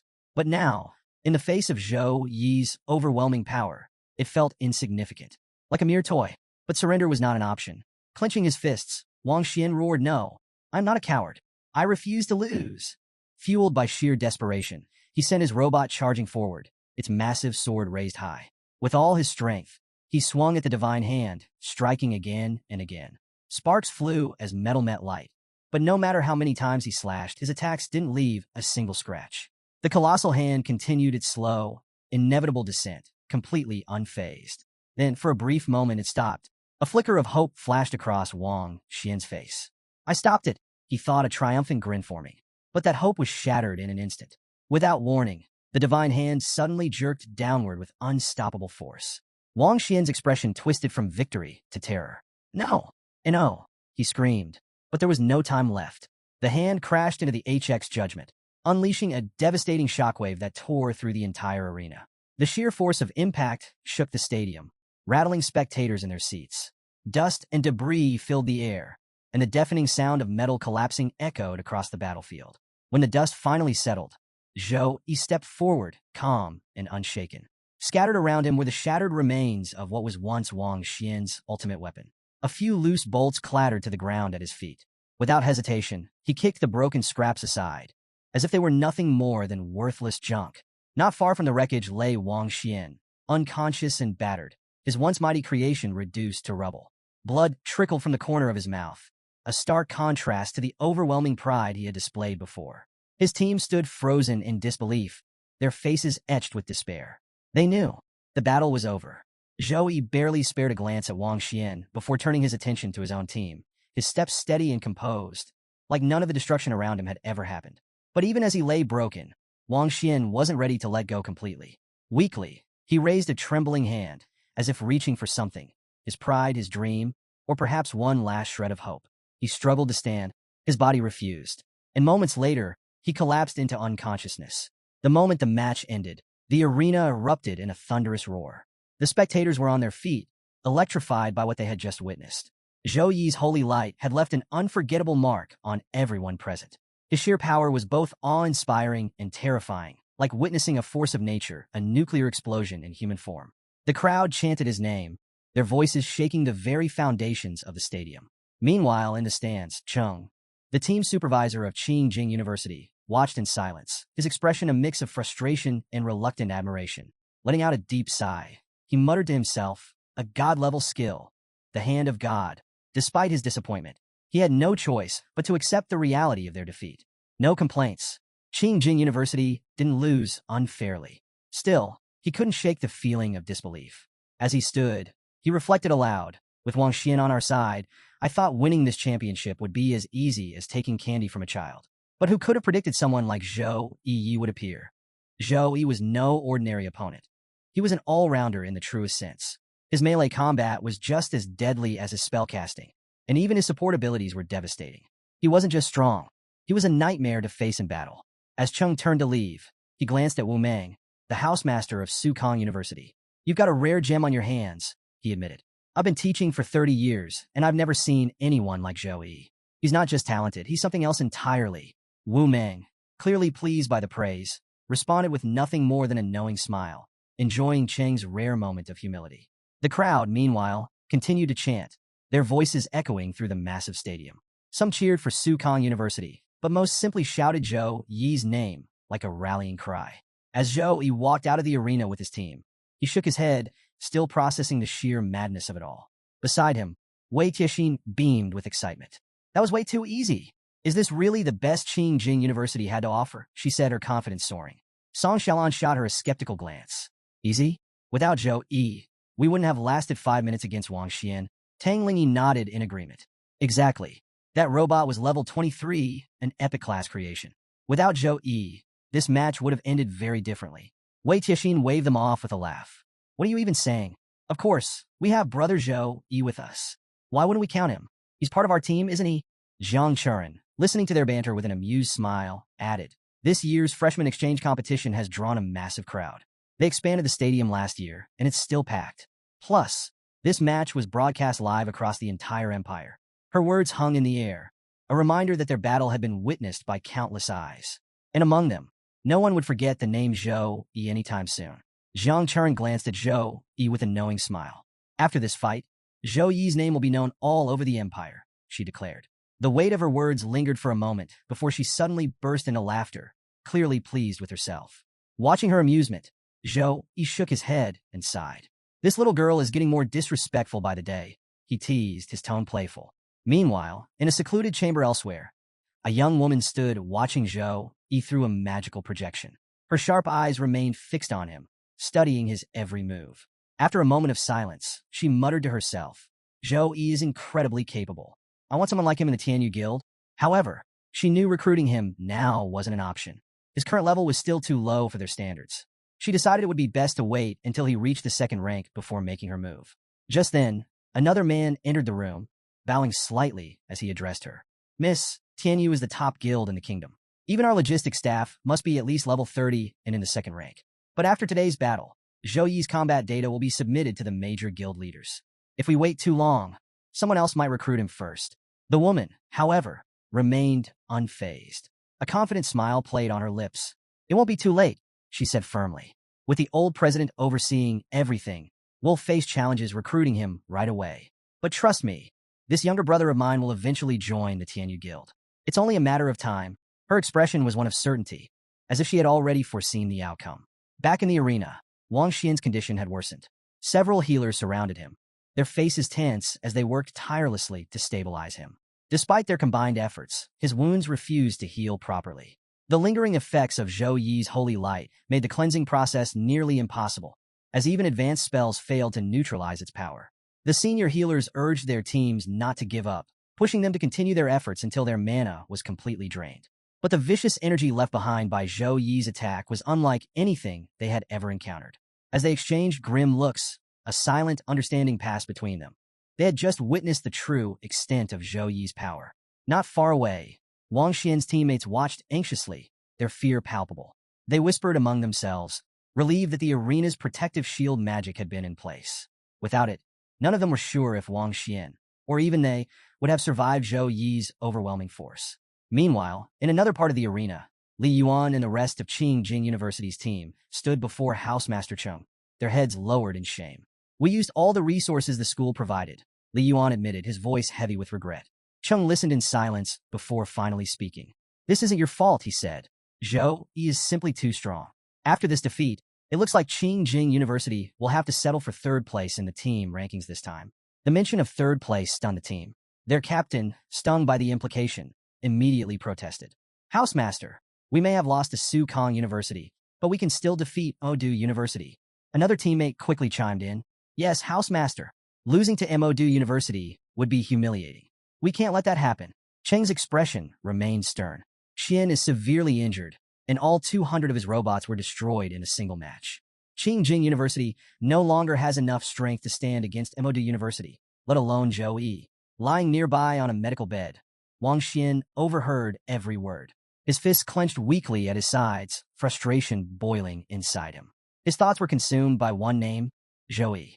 You may have defeated me today, he seethed internally, but this isn't over. Once I complete my secondary awakening, my heart will become a true mechanical heart. With my S+ grade talent, I'll shine brighter than ever. And then, I'll fight you again, Zhou Yi. Next time, I will win. But no matter how hard he tried to reassure himself, the sting of defeat refused to fade. Meanwhile, in another part of the arena, Zhou Yi found himself in conversation with Xiaoyu. With a slightly embarrassed look, Xiaoyu hesitated before speaking. I owe you an apology, he admitted. I underestimated you before. But after seeing you fight today, as a Saint Knight, you've completely redefined what it means to be both a support and a damage dealer. In all my years, I've never seen anyone like you. You're a true genius. Zhou Yi, unimpressed by the flattery, raised an eyebrow and cut him off with a wry smile. All right, that's enough sweet talk. Just get to the point. Taking the hint, Xiaoyu quickly got serious. I've already reported everything about you to the family. Both the family head and the elder have promised that once you return, they'll give you their full support. Every resource you need to grow stronger will be yours. Zhou Yi frowned slightly. Family head? Elder? What's all this about? Xiaoyu didn't hesitate to explain. The Zhou family is massive with many internal factions. Resource distribution depends entirely on ability and influence. The two most powerful factions are led by the elders and the family head. Normally, these two sides never agree on anything. He paused for emphasis. But for the first time, they've reached an agreement about you. Both sides are willing to work together if it means supporting your rise to power. It was an offer most people could only dream of. With the backing of the Zhou family's most powerful figures, Zhou Yi could gain access to unparalleled resources and influence. But Zhou Yi already knew his path. His master, Headmaster Wang Hui, had played a crucial role in shaping him into the fighter he had become. More than that, Zhou Yi had something no one else in the world could claim, his system. And that was all he needed. Zhou Yi remained calm as he gave his response. The offer was tempting, but he had no plans to change his path. Xiaoyu's shoulders slumped, his face painted with disappointment. If Zhou Yi refused, did that mean the Zhou family's revival was nothing more than a pipe dream? Sensing his friend's frustration, Zhou Yi softened his tone. There was still hope. Someone within the family carried the Frost bloodline, someone who might be capable of taking on their hidden class. Xiaoyou's eyes lit up for a moment, but he quickly tempered his excitement. It wasn't just about possessing the Frost bloodline. Its purity played a crucial role. Without a sufficiently high purity level, those elite classes would remain out of reach. Zhou Yi, however, remained unfazed. That wouldn't be an issue. His sister's bloodline purity was 3 times higher than Xiaoyou's, more than enough to qualify. At that revelation, Xiaoyou's disappointment vanished in an instant. His excitement skyrocketed as he pressed for confirmation. If Zhou Yun's purity really reached such levels, it meant she could choose any of the 3 hidden frost classes. Seeing Xiaoyu practically bouncing with joy, Zhou Yi couldn't help but think he was getting ahead of himself. He quickly brought him back down to reality. It wasn't set in stone yet. Zhou Yun still had to make her own decision. Whether she'd accept the Zhou family's path or not was entirely up to her. But Xiaoyu wasn't about to let this golden opportunity slip through his fingers. One way or another, he was determined to bring Zhou Yun into their fold. Zhou Yi, too, saw potential in the arrangement. For him, the Zhou family had little to offer. He had his own system, his own path, and the backing of Master Wang Hui. He didn't need their resources. But Zhou Yun's situation was different. While he could provide some support, the structured guidance of a family with a vested interest in her success could do far more. The family had failed him after their parents' passing, but maybe, just maybe, it wasn't too late for them to do right by Zhou Yun. With that thought in mind, Zhou Yi made his decision. He would call his sister. The screen lit up with an incoming video call, revealing Zhou Yun laughing as she played with Gray. The moment she spotted her brother, her face lit up with excitement. She had watched his fight, and, as expected, he had won. She never doubted him for a second. Then, with a mischievous grin, she added, "Oh, by the way, a lot of girls at my school have been asking for your contact info. But don't worry, I haven't given it to anyone yet." Before Zhou Yi could respond, she launched into her own version of the ideal sister-in-law. A warrior with broad shoulders, strong arms, tight skin, and legs packed with muscle. And of course, she had to wield a sword weighing over 100 kilograms. Zhou Yi's face instantly turned red as his mind conjured an involuntary image, Jiang Churan in such a form. He quickly shook the thought away and cut her off before she could go any further. There was something important he needed to discuss. Sensing the shift in his tone, Zhou Yun straightened up, her playful demeanor replaced by curiosity. Zhou Yi wasted no time getting to the point. The Zhou family had reached out to him, offering 3 hidden frost classes: Frost Archer, Frost Swordsman, and Ice Mage. The first 2 specialized in physical attacks, while the last focused on magic. And with her bloodline purity, she qualified for any of them. Without hesitation, Zhou Yun made her choice: Ice Mage. She had always wanted to specialize in ice element magic, and this was the perfect opportunity. Zhou Yi nodded, satisfied with her decision, but there was something else she needed to consider. Accepting the Zhou family's cultivation plan meant committing to years of training in their territory, at least 3 to 4 years. She needed to think carefully before agreeing. But Zhou Yun didn't waver. If her brother was getting stronger, then so would she. She wasn't about to fall behind. More than that, she felt a sense of relief. With the Zhou family's resources, she wouldn't have to rely on Zhou Yi alone. She wouldn't be a burden. Zhou Yi smiled at her determination. That settled it. Once he wrapped up his matters, he would personally escort her to the Tianlan district to finalize everything. With that, the call ended. Meanwhile, excitement buzzed through the arena as the 4th round of the National Freshman Exchange competition began. A live monitor drone hovered above, announcing the stakes. This round would determine the top 8 contenders who would advance to the next stage. The tension in the air was palpable. The real battle was about to begin. As the crowd held its breath, the drone unveiled the rewards for the quarterfinalists. The first prize alone sent a wave of shock through the audience. An S+ grade mana potion. Gasps rippled across the stadium. Even the contestants couldn't hide their surprise. This rare potion was practically a treasure, essential for those with tertiary awakened classes. For most, it was an unimaginable prize. Among the spectators, Jiang Churan turned to Zhou Yi, eyes wide with disbelief. Last year's champion had only received an S-grade mana potion. This was a whole level higher. Zhou Yi, however, remained unfazed. The reasoning was clear. They had entered the 3rd level of war preparation, and the Alliance needed to foster stronger talents. That explained the unusually generous rewards. Jiang Churan nodded in understanding, just as the announcer continued. Semi-finalists would receive an S-grade resource, and the ultimate champion of the individual matches would walk away with something even more incredible: a custom-made legendary-grade weapon, personally forged by Master Chi Jun of the Class Alliance. The moment the image of the weapon appeared on the screen, the stadium erupted with excitement. This was the pinnacle of human craftsmanship, the highest grade weapon forged by mortal hands. The sight alone sent adrenaline surging through the contestants. Every single one of them was now locked in, determined to fight for the championship. With the announcements concluded, it was time for battle. One by one, the competitors stepped into the arena, each ready to prove their worth. Jang Churan entered confidently, flashing Zhou Yi a bright smile before heading to her match. "Brother Zhou Yi, cheer for me?" He nodded in response, watching as she made her way forward. Then, shortly after, it was his turn. Stepping into the battlefield, Zhou Yi found himself facing a knight who carried himself with unmistakable confidence. The opponent smirked, raising his sword. He acknowledged Zhou Yi's strength, but made it clear he wasn't someone to be underestimated. Unlike most fighters who balanced their stats, this knight had funneled everything into raw power. He lived by one belief: strength alone was enough to crush anyone. And now he was ready to prove it. The match began. Without hesitation, Zhou Yi pulled out his hammer and charged straight at the knight Chang. Seeing him rush forward, Chang smirked and raised his sword. He welcomed the challenge. "Come on, Zhou Yi. Let's see if you can handle me head on." The moment they clashed, the force of the impact sent dust exploding into the air, momentarily blinding the audience. For a brief moment, silence fell over the arena. Then, as the dust began to settle, the outcome became clear. Zhou Yi's hammer had struck Chang square in the stomach, sending him flying across the battlefield. Chang's body slammed into the protective shield of the arena before collapsing to the ground. He groaned, struggling to process what had just happened. He had poured everything into his strength. How could someone overpower him so effortlessly? Zhou Yi stood calmly, his hammer resting casually at his side, his expression unreadable. "You're strong, and you take great pride in that," he said, amusement flickering in his voice. Chang, now on his knees, looked up at Zhou Yi with a mix of awe and humiliation. In just one strike, Zhou Yi had shattered his confidence and exposed the overwhelming gap between them. The crowd sat in stunned silence. Everyone knew Chang was a powerhouse, a warrior who had devoted every stat point to raw strength. And yet, Zhou Yi had taken him down in an instant.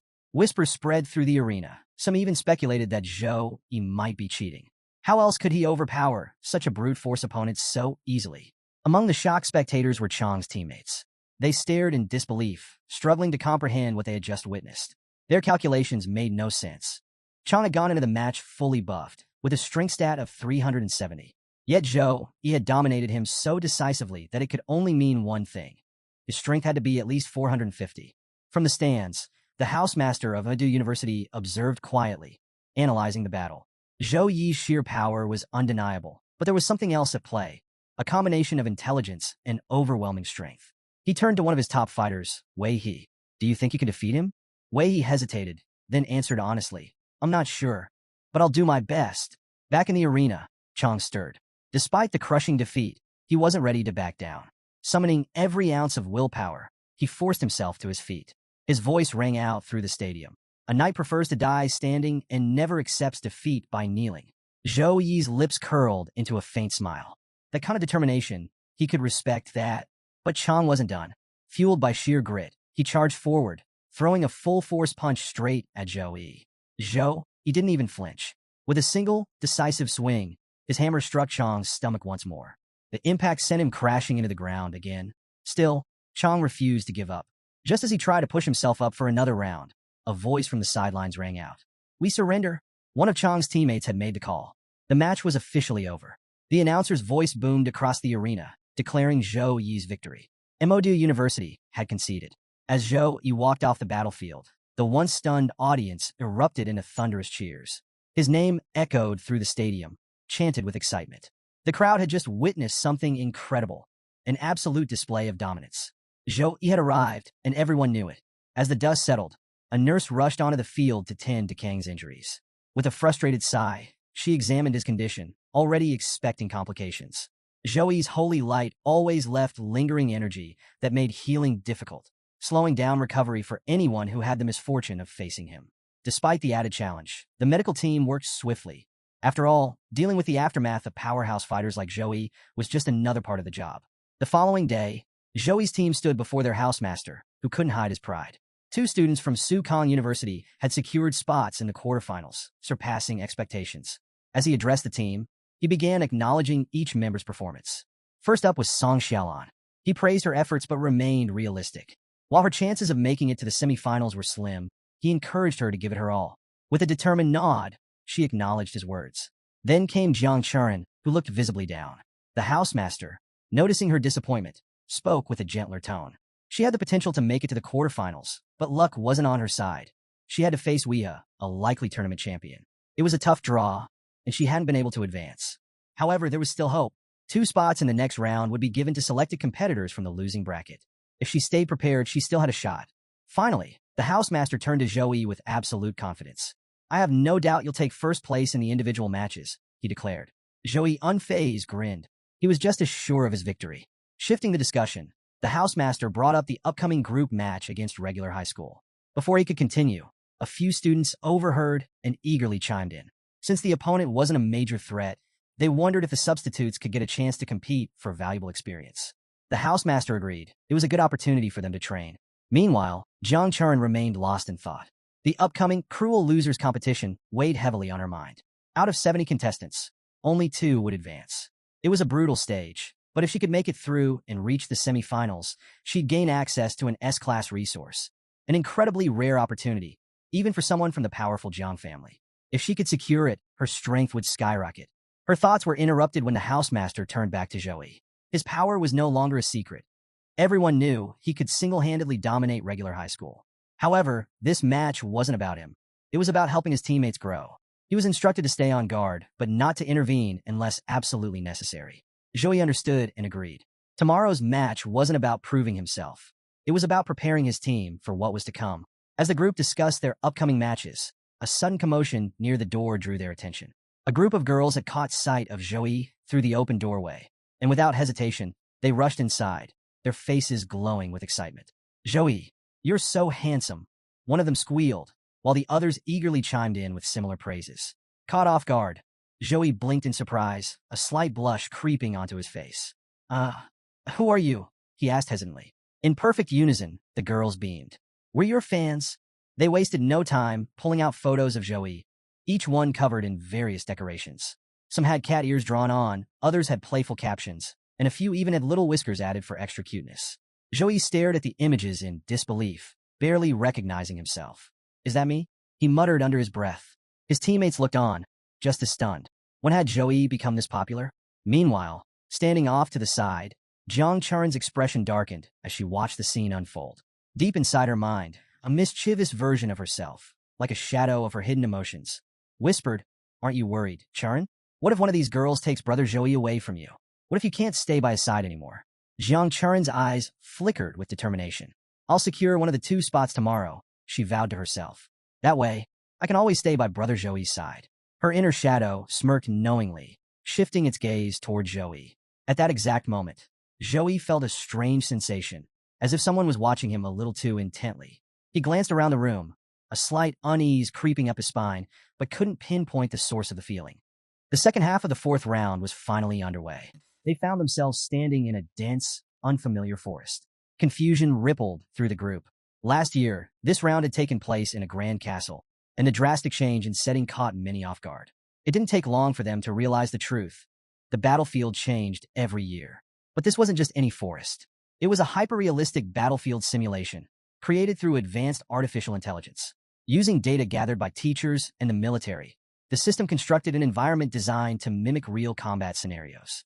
The terrain and monsters were randomized each year, ensuring no 2 competitions were ever the same. Jang Churan took in her surroundings. The air was thick with moisture, the atmosphere unnervingly heavy. The other students, though unsettled by the change, were eager to prove themselves.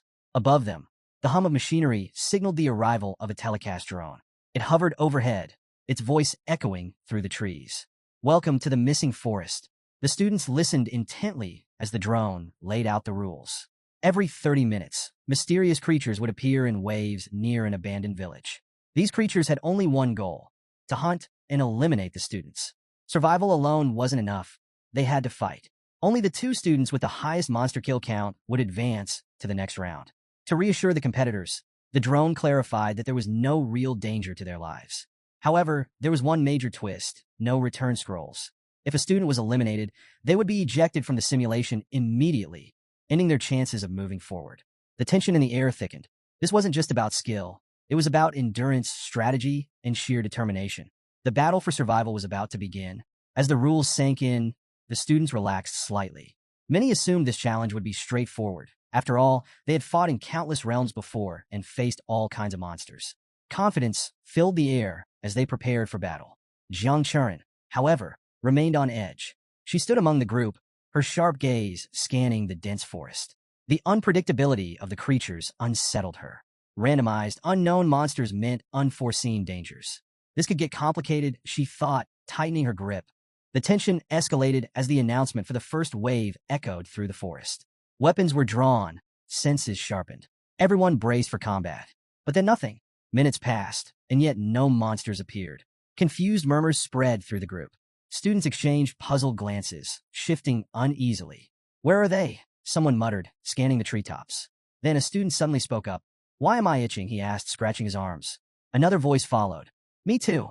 It's all over." More students started fidgeting, scratching frantically at their skin. What had started as a minor irritation turned into full-blown panic as they realized something was wrong. Churan turned toward the commotion, and what she saw made her stomach drop. Tiny, bacteria-like worms were wriggling beneath the student's skin. The parasites latched onto them, burrowing deep and sapping their strength at an alarming rate. One by one, students collapsed, their bodies disintegrating as the creatures devoured them, ejecting them from the realm. A chill ran down Churan's spine. The worst part? No one could see these creatures before they attacked. It felt like they were being eliminated by ghosts. Players who had entered with confidence were vanishing in seconds, completely defenseless against an enemy they couldn't even perceive. Determined not to share their fate, Churan pushed deeper into the forest alongside the remaining students, all of them desperate to survive and secure a spot in the next round. But just as they moved forward, a new nightmare unfolded. The invisible parasites were everywhere. They latched onto anyone they could reach, draining life force with terrifying speed. Students screamed in horror, watching helplessly as their peers collapsed. No one could fight back. Panic surged as fear took hold. How do you defeat something you can't even see? Churan, though shaken, forced herself to stay calm. There has to be a pattern, she thought. She refused to believe these creatures were completely untouchable. No being is truly invisible or intangible. There has to be a medium, something spreading them. Her mind raced. If she could figure out how these parasites moved, she might just have a chance to fight back. The real battle had only just begun. Churan's suspicions were confirmed when she spotted a strange spore mushroom clinging to her arm. Acting fast, she ignited a flame, burning it away before it could spread. As the spores disintegrated, the truth became clear. The real enemy wasn't invisible. The spores were the actual threat, multiplying and latching onto students before draining their energy. Wasting no time, Churan shouted to the others, "These spores are spreading through the air. Once they land on you, they grow and attack. You have to burn them off. Use fire-based techniques to protect yourselves." Her warning sent a wave of urgency through the students. Those with fire abilities immediately activated their skills, covering themselves in flames to destroy the spores before they could take hold. But not everyone was so lucky. The warriors who lacked fire-based techniques quickly found themselves in a dire situation. Some called out for help, but in a competition like this, teamwork was a rare luxury. Survival took priority. Hesitation could mean elimination. One by one, those without a way to defend themselves succumbed to the spores, their bodies vanishing from the battlefield as they were ejected from the realm. Even for those who managed to fend off the spores, another harsh realization hit. Burning the parasites didn't count as monster kills. To advance, they needed to find and eliminate the creatures spreading them. Churan's sharp eyes darted through the dense forest, searching for the true source of the infestation. Then she spotted them, strange, grotesque creatures clinging to the treetops, releasing clouds of spores into the air. Without hesitation, she sprang into action. With a powerful leap, she closed the distance, her sword glowing with energy. A single, precise strike tore through the nearest creature, cutting it down instantly. A notification echoed through the battlefield. Churan from Sukong University has killed a monster. The remaining creatures let out piercing screeches, their cries reverberating through the trees. But Churan didn't stop. She moved like a storm, cutting down one monster after another. Using her enchanting flame, shadow black fire technique, and precise sword strikes, she tore through the infestation relentlessly. Each kill was met with another announcement, marking her rising kill count. Meanwhile, outside the realm, preparations for the next stage of the individual matches were in full swing. The arena was being reconstructed, and the defense barriers were activated in anticipation of the upcoming showdown. The next match? Megao University versus Sukong University. With both teams given the signal, the battle began. Fighters from both sides wasted no time clashing. Fire-based attacks colliding against water-based techniques in an explosive display of elemental combat. Flames roared, water surged, and the battlefield became a chaotic dance of offense and defense. But just as the fight escalated, a sudden volley of arrows rained down, aimed directly at one of Sukong University's fighters. For a brief second, it looked like there was no escape. Then, a shimmering shield appeared just in time, blocking the arrows mid-flight. The fighter, Tanwei, looked up in shock to see Zhou standing beside him, his protective barrier shimmering in the air. Zhou's expression remained calm, but his presence alone sent a clear message. I've got your back. Tanwei exhaled sharply, shaken but grateful. The battle was far from over, but with Zhou in the fight, the tide had just shifted. The team match reached a critical point as Zhou took a moment to guide his teammates. With a calm yet firm tone, he advised one of them, never lose focus during a fight and always be aware of your surroundings. Then, turning to Ching, he emphasized her crucial role as the team's defender. Her job was clear: protect her allies and follow instructions to the letter. Though nervous, Ching nodded in agreement, silently vowing to do her part. On the other side, the fighters from Megao University grew increasingly irritated. Zhou's composed demeanor and methodical coaching grated on their nerves. To them, it felt like he was treating the match as a simple training exercise. Their frustration boiled over when their captain shouted, "Enough of this! Attack now and end it!" Spurred on by the command, the Megao team launched a full-force assault. As chaos erupted, Zhou casually glanced at his phone. A message from Churan popped up, reading, "I've passed." A small smile crossed Zhou's face, briefly breaking his focus. This seemingly indifferent act enraged one of the Megao fighters. To him, Zhou's actions were the ultimate insult, a blatant disregard for the match's intensity. Determined to punish Zhou for his perceived arrogance, the fighter charged forward in a rage. However, the result was swift and unexpected. Before the attacker could land a single blow, Zhou effortlessly turned the tables. Moments later, the overzealous fighter lay flat on the ground, unable to continue. Medical staff rushed to the arena to provide assistance, but the outcome of the match was already clear. The announcer's voice boomed through the stadium, declaring Sukong University the victors of the team match. With the fourth round complete, preparations for the fifth began. Scheduled for the next morning, the fifth round would narrow the competition from 8 contestants to just 4. That same afternoon, the semifinals of the sixth round would pit Zhou against a formidable opponent, Weeha, a fighter renowned for his relentless aggression. Excitement buzzed as a live-stream host hyped up the coming matches. Brimming with enthusiasm, he addressed the audience. "Ladies and gentlemen, the moment we've all been waiting for is here. Today's the big day, and the stage is set for an unforgettable battle." The host leaned in, adding flair to his narration. In one corner, we have Zhou. From humble beginnings to becoming the strongest Saint Knight in history, his story has touched hearts around the world. He paused, letting the weight of Zhou's journey sink in. And in the other corner, Weeha, a proud nobleman with centuries of family legacy behind him, armed with rare lineage and immense talent. He's a warrior who doesn't back down. The host flashed a confident grin, addressing the viewers directly. 2 champions, 2 incredible stories, but only one can claim victory. Who will emerge triumphant in this epic showdown? Stay tuned, and don't forget to like, subscribe, and join the live chat. The broadcast sent waves of excitement through the audience, igniting passionate debates about the upcoming showdown. One fan eagerly recalled a past battle. Zhou's fight against Wang Xian was unreal. This time, he's going to crush Weeha. Another viewer wasn't so sure. Don't underestimate Weeha. His first match was brutal. This won't be an easy win for Zhou. As the tension built, the scene shifted to Zhou's team descending from their helicopter. The moment the doors opened, an eruption of cheers filled the air. Fans eagerly called out the names of their favorite fighters: Song Xiaolan, Jiang Churan, and of course Zhou. But among them, Jiang Churan received an overwhelming wave of support. Having lost her match to Weeha, she was met with encouragement instead of disappointment. "You'll get it next time," a fan shouted, while others clapped and cheered for her resilience. Not long after, another helicopter touched down, carrying the fighters from Manhwa University. The crowd's enthusiasm remained just as intense, welcoming their arrival with equal fervor.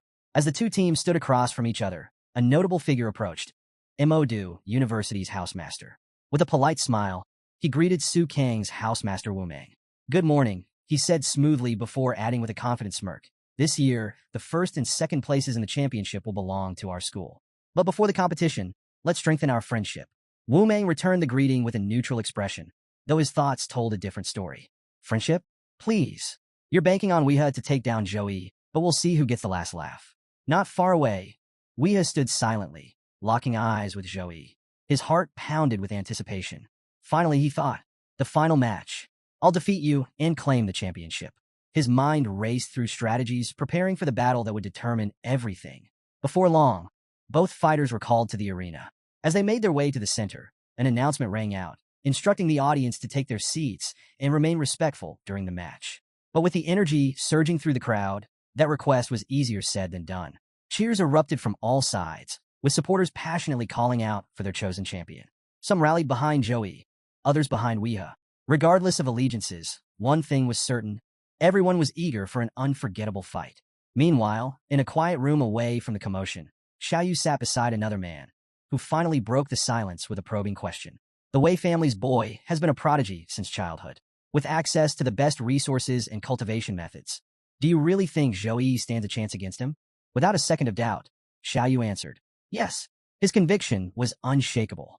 I've analyzed every one of Zhou's fights since his entrance exam. His growth rate is absurd. He surpasses even the peak talents of his generation. While Weeha is undeniably a genius and the pride of his family, Zhou is something far greater. In him, I see the shadow of our ancestors, those who once defined what it truly means to be unmatched. The countdown ticked away, each second heightening the tension in the stadium. The audience held their breath as the final moment arrived.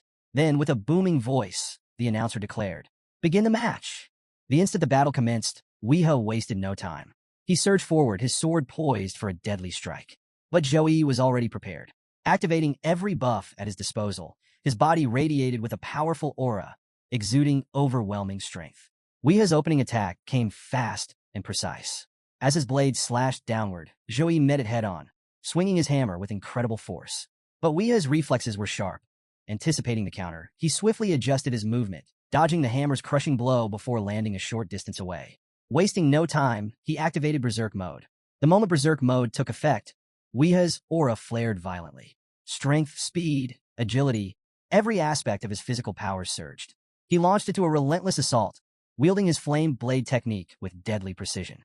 Each strike burned through the air, leaving behind searing trails of fire. Zhou, however, remained unfazed. With seamless movements, he dodged every flaming arc, his calm composure never faltering. While the crowd marveled at Weeha's overwhelming offense, Zhou had already assessed the situation. He knew the fundamental weakness of Berserk Mode. Once the effect wore off, the user would be left vulnerable. All he had to do was hold out until that moment. Weeha wasn't about to give him that chance. Closing the distance in an instant, he unleashed one of his most devastating techniques, Lightning Strike. His sword, now shrouded in a swirling red tornado of energy, became a blur as it shot toward Zhou. The attack, honed through thousands of repetitions, moved with the speed and precision of a lightning bolt. The crowd tensed. This was it, Weeha's defining move. At level 9, its power was enough to carve through even the toughest defenses. As the blade raced toward Zhou, anticipation gripped the arena. Then came the counter. Zhou swung his hammer, activating Air Smash. The moment the two forces collided, a thunderous shockwave erupted, shaking the entire battlefield. The sheer impact of the clash sent cracks spidering across the arena floor. Weeha's confidence wavered. His lightning strike, a technique he had mastered to near perfection, had been stopped dead in its tracks. He gritted his teeth, gripping his weapon tightly as pain shot through his hands. Blood seeped from his fingertips, the strain of the clash taking its toll. And Zhou wasn't done. Feeling the shift in momentum, he pressed forward, adding even more force to his hammer. Weeha staggered backward, struggling to keep his footing. The match was only beginning, but already, the balance of power was tipping. Weeha staggered but refused to back down. His determination was unshaken. Yet Zhou showed no signs of relenting. Without hesitation, Zhou activated level 9 Holy Cross, summoning a radiant cross of light that bathed the entire arena in a brilliant glow. Despite his exhaustion, Weeha smirked. He had seen this move before and had been expecting it. In response, he unleashed fighting rage. A crimson aura surged around him, forming a protective armor that magnified his strength. The air between them crackled with raw energy, an intensity that sent a wave of excitement through the spectators. Zhou's divine lightning clashed fiercely with Weeha's blazing aura, turning the battlefield into a chaotic spectacle of light and force. Watching from the sidelines, The housemaster of the university wiped the sweat from his brow. He had been certain of Wea's victory before the match started. Now, with Zoe's power still climbing, that confidence was quickly unraveling. Zoe had already analyzed Wea's S-grade talent, a formidable ability that enhanced all 4 of his core stats while reducing incoming damage by a staggering 80%. However, there was a catch. Once the ability wore off, Weha would suffer every ounce of damage he had accumulated. The sheer risk and power of this technique made him a terrifying opponent. As soon as Weha activated his buffs, his speed skyrocketed.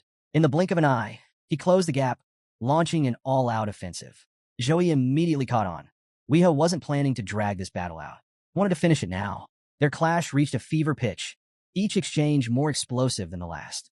Weha, now in full berserk mode, fought like an unstoppable force, forcing Zhui to meet him head-on with razor-sharp counters. Every impact sent shockwaves through the stadium, rattling the stands as dust and sparks filled the air. The sheer speed of their movements left the audience struggling to keep up. Some spectators murmured in confusion. Why is Zhui fighting him head-on? If he just stalls for 2 minutes, Wea's talent will backfire and take him out. Others remained firm in their faith. Zhui wouldn't fight like this without a reason. Just wait, he's got a plan. And they were right. As the battle raged on, Zhui's strategy finally came to light. After a rapid exchange, he suddenly summoned the Spear of Victory. A blinding spear of lightning materialized behind him before launching forward at incredible speed. Weha, instead of dodging, charged straight at it. A confident laugh escaped him as he bellowed. That move is useless against me. The spear struck its mark, but as expected, Weha barely flinched.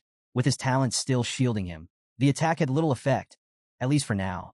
Zhui remained unfazed, his expression calm and composed. Save your laughter, he said coolly. The match isn't over yet. As his words faded, punishment of light activated. Bolts of lightning rained down from every direction, turning the arena into a dazzling storm of destruction. Blinding flashes lit up the battlefield, accompanied by the deafening roar of thunder. The sheer intensity of the attack left the audience breathless. Even with his damage reduction, Weha felt the crushing force of the assault. Sweat streamed down his face as he clenched his jaw, forcing himself to endure the scorching pain. Without fighting rage, a single strike from Punishment of Light would have been enough to take him down instantly. But amid the chaos, he saw an opportunity. The attack had a brief cooldown between strikes, just enough of a gap for him to counterattack. Gritting his teeth, he prepared to charge forward. Then, another bolt of lightning struck. Wea's body seized up in shock. The pain this time was sharper, more intense. What? His mind reeled as realization struck. The cooldown was shorter than he expected. The next wave of lightning followed even faster than before. His confidence wavered. Before stepping into this match, he had studied every skill Zhui had ever used, analyzing his tactics down to the smallest detail. Yet now, standing amidst the relentless storm, he felt completely lost. How is this possible? His thoughts raced as he struggled to withstand the punishment. Then, a terrifying possibility crossed his mind. Wait, could it be? His breath hitched. Is Zhui's Punishment of Light at a level above 20? A chilling realization set in. If that were true, then he had miscalculated everything. The arena pulsed with overwhelming energy, every bolt of lightning making the very air tremble. The live drone hovering above captured the spectacle, broadcasting the moment to stunned viewers. What an incredible display of power. This is absolutely terrifying, the commentator's voice rang out. Ladies and gentlemen, let me remind you, this is the National High School Freshman Exchange Competition. The once roaring crowd fell silent. Some spectators had even turned away, unable to watch the sheer brutality unfolding before them. The relentless lightning storm sent shivers down their spines. Wea's agonized screams echoed through the arena, piercing through the thick tension. His body convulsed under the barrage, the pain tearing through him with each strike. Through his blurred vision, he barely managed to look up. Zhui stood just 10 meters away. Yet at that moment, the gap between them felt impossible to cross. Wea had never felt this small before, like an insect caught in a storm, like a worm beneath the heel of a giant. The sheer force of Zhui's power shook Wea to his core. He refused to accept it. Frustration and desperation swirled within him, pushing him toward his final option, his hidden technique. Fueled by rage at his inability to land a decisive blow, Wea unleashed his ultimate skill. A crimson spiritual sword materialized in midair, then another, and another. In moments, thousands of them filled the sky, forming a relentless storm of blades. The arena was swallowed by chaos as the swords rained down, kicking up thick clouds of dust. Spectators shielded their eyes, struggling to see through the blinding assault. But Zhui? He remained calm. His sharp gaze followed every blade's movement with pinpoint precision. Even as the swords cut dangerously close, he stood firm, unshaken. Weeha, now fully consumed by a secret technique, had turned his own body into a weapon. The Wei family had a long history of warriors, their lineage dating back to an ancient war in the demon world. Legends told of their ancestors achieving enlightenment, merging their souls with magical energy to forge bodies capable of summoning thousands of swords strong enough to wipe out an entire city of demons in an instant. Though Weeha hadn't reached the heights of his predecessors, even this prototype version of the technique was awe-inspiring. The sheer lethal intent radiating from the storm of swords left the audience breathless. Zhou, well aware of the Wei family's legendary heritage, understood the significance of this moment. Yet, as the deadly swords rained down, his expression remained unreadable. His stance steady, his confidence unwavering. The battle had raged on for a long time now. Zhou had waited patiently, conserving his strength while analyzing every move. He had come this far without faltering. He wasn't about to start now. With the storm of swords closing in, Zhou finally moved. A faint smile crossed his lips. He raised his hand, but this time, there was no radiant light, no holy cross or punishment of light. Instead, the temperature in the arena plummeted. A chilling force spread through the battlefield as frost began to creep across the ground. The once scorching battleground was now consumed by an entirely different kind of power. Zhou had decided it was time to end this, and he was going to do it with something new. As the storm of swords closed in, Zhou finally revealed his trump card, a fusion skill of his own creation. A violent ice storm erupted around him, unleashing a freezing gust that deflected the incoming blades. The entire arena transformed into a swirling blizzard, the cold so intense it froze everything in its path. The only thing protecting the audience from the bone-chilling storm was the barrier shielding the arena. The live drone, struggling to capture the action, hovered closer, only to be swallowed by the thick veil of frost. Nothing was visible inside. The announcer's voice crackled through the speakers. The entire stage is now engulfed in Zhou's technique. We have zero visibility inside. What exactly is happening in there? The audience erupted into a mix of excitement and frustration. They couldn't see what was happening, nor could they comprehend how Zhou was wielding such immense ice magic. In the VIP section, an elder of the Zhou clan suddenly shot to his feet, his face filled with shock. Xiaoyu, noticing his reaction, turned to him. "Elder, what's wrong?" The elder's voice was filled with astonishment. "Xiaoyu, do you see that? That's the power of a true ice element master." Back in the arena, the storm intensified. Through the freezing winds, Zhou's power became undeniable. He had completely halted Weeha's sword storm midair. But he wasn't done. With a precise motion, he conjured a thread-like force, tethering the frozen swords together. Then, with a single commanding movement, he shattered them all at once. The arena shook as the swords exploded into fragments of ice, the impact sending a deafening shockwave through the stadium. But this wasn't just any attack. These swords were formed from Weeha's own body. As the blades shattered, Weeha's body suffered the full force of the destruction. His form convulsed with pain, his limbs trembling uncontrollably. Then his body gave out. He collapsed. A few agonizing seconds passed before the announcement finally rang out. Weeha has lost consciousness. The winner of this match is Zhou. The crowd erupted. Cheers and chants of Zhou. Zhou thundered across the stadium. Some fans screamed, "Zhou is number one," while others proudly shouted, "Our senior is unbeatable." The announcer's voice returned, filled with excitement. What an incredible victory for Zhou. But let's not forget Weeha. His performance was nothing short of extraordinary. This battle will go down in history as one of the most thrilling matches in the exchange competition. As the cheers continued, the focus of the event shifted. With the individual battles now concluded, it's time to move on to the final test, the team survival competition. Who will prove themselves the strongest? Stay tuned to find out. In the Sukong team's area, the housemaster couldn't hide his pride. Turning to his students, he first acknowledged Weeha's performance. Despite his young age, Weeha has already mastered his family's legendary body weapon transformation. In any other competition, he would have undoubtedly been the strongest. He paused for a moment before glancing at Zhou with a knowing smile. But this time his luck ran out. He ran into Zhou. As Zhou approached, the housemaster reflected on the match. "I thought he'd have to use his ultimate form to beat Weeha," he mused. But he didn't. He only used punishment of light and a fusion of the light and ice elements. His potential is terrifying. He's a dangerous boy. When Zhou finally reached him, the housemaster placed a firm hand on his shoulder, his smile filled with pride. "You did well." With this victory, Sukong University had claimed its first individual championship in 4 years. They had always dominated the team competition, but this one felt extra special. Zhou's teammates quickly surrounded him, their excitement infectious. They praised him for his incredible performance, already looking ahead to their next challenge. The team match against Modu University in 2 days. With Weha injured and no other major threats in sight, confidence surged through the team. There's no one left to stop us now. The group agreed. Victory seemed inevitable. After a quick strategy discussion, they decided to relax for the evening. Someone suggested a trip to Jing City's famous food street, and the idea was an instant hit. The food street was a paradise for food lovers, a lively, bustling avenue filled with mouth-watering aromas and endless culinary delights. Vendors enthusiastically promoted their dishes, each one more exotic than the last. Some stalls boasted dragon meat skewers, others offered wolf king blood jelly, and there were countless bizarre yet tempting options that drew curious glances. Zhou and his teammates strolled through the colorful chaos, food in hand, marveling at the sheer variety.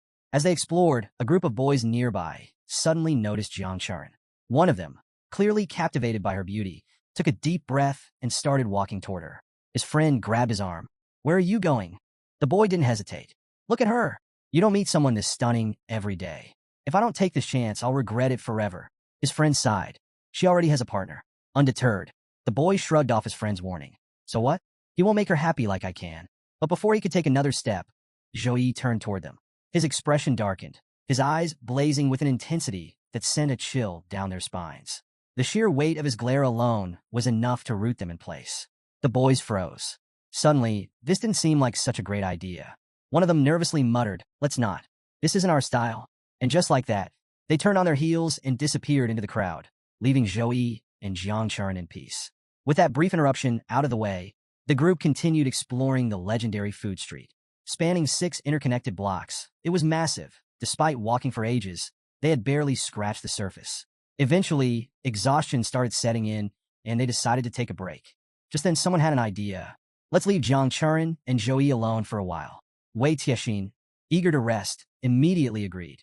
But before she could sit down, Song Xiaolon playfully dragged her away. "No breaks. Let's give the couple some time together." She grinned, leading the others off before anyone could argue. That left Zhou and Jiang Churan alone.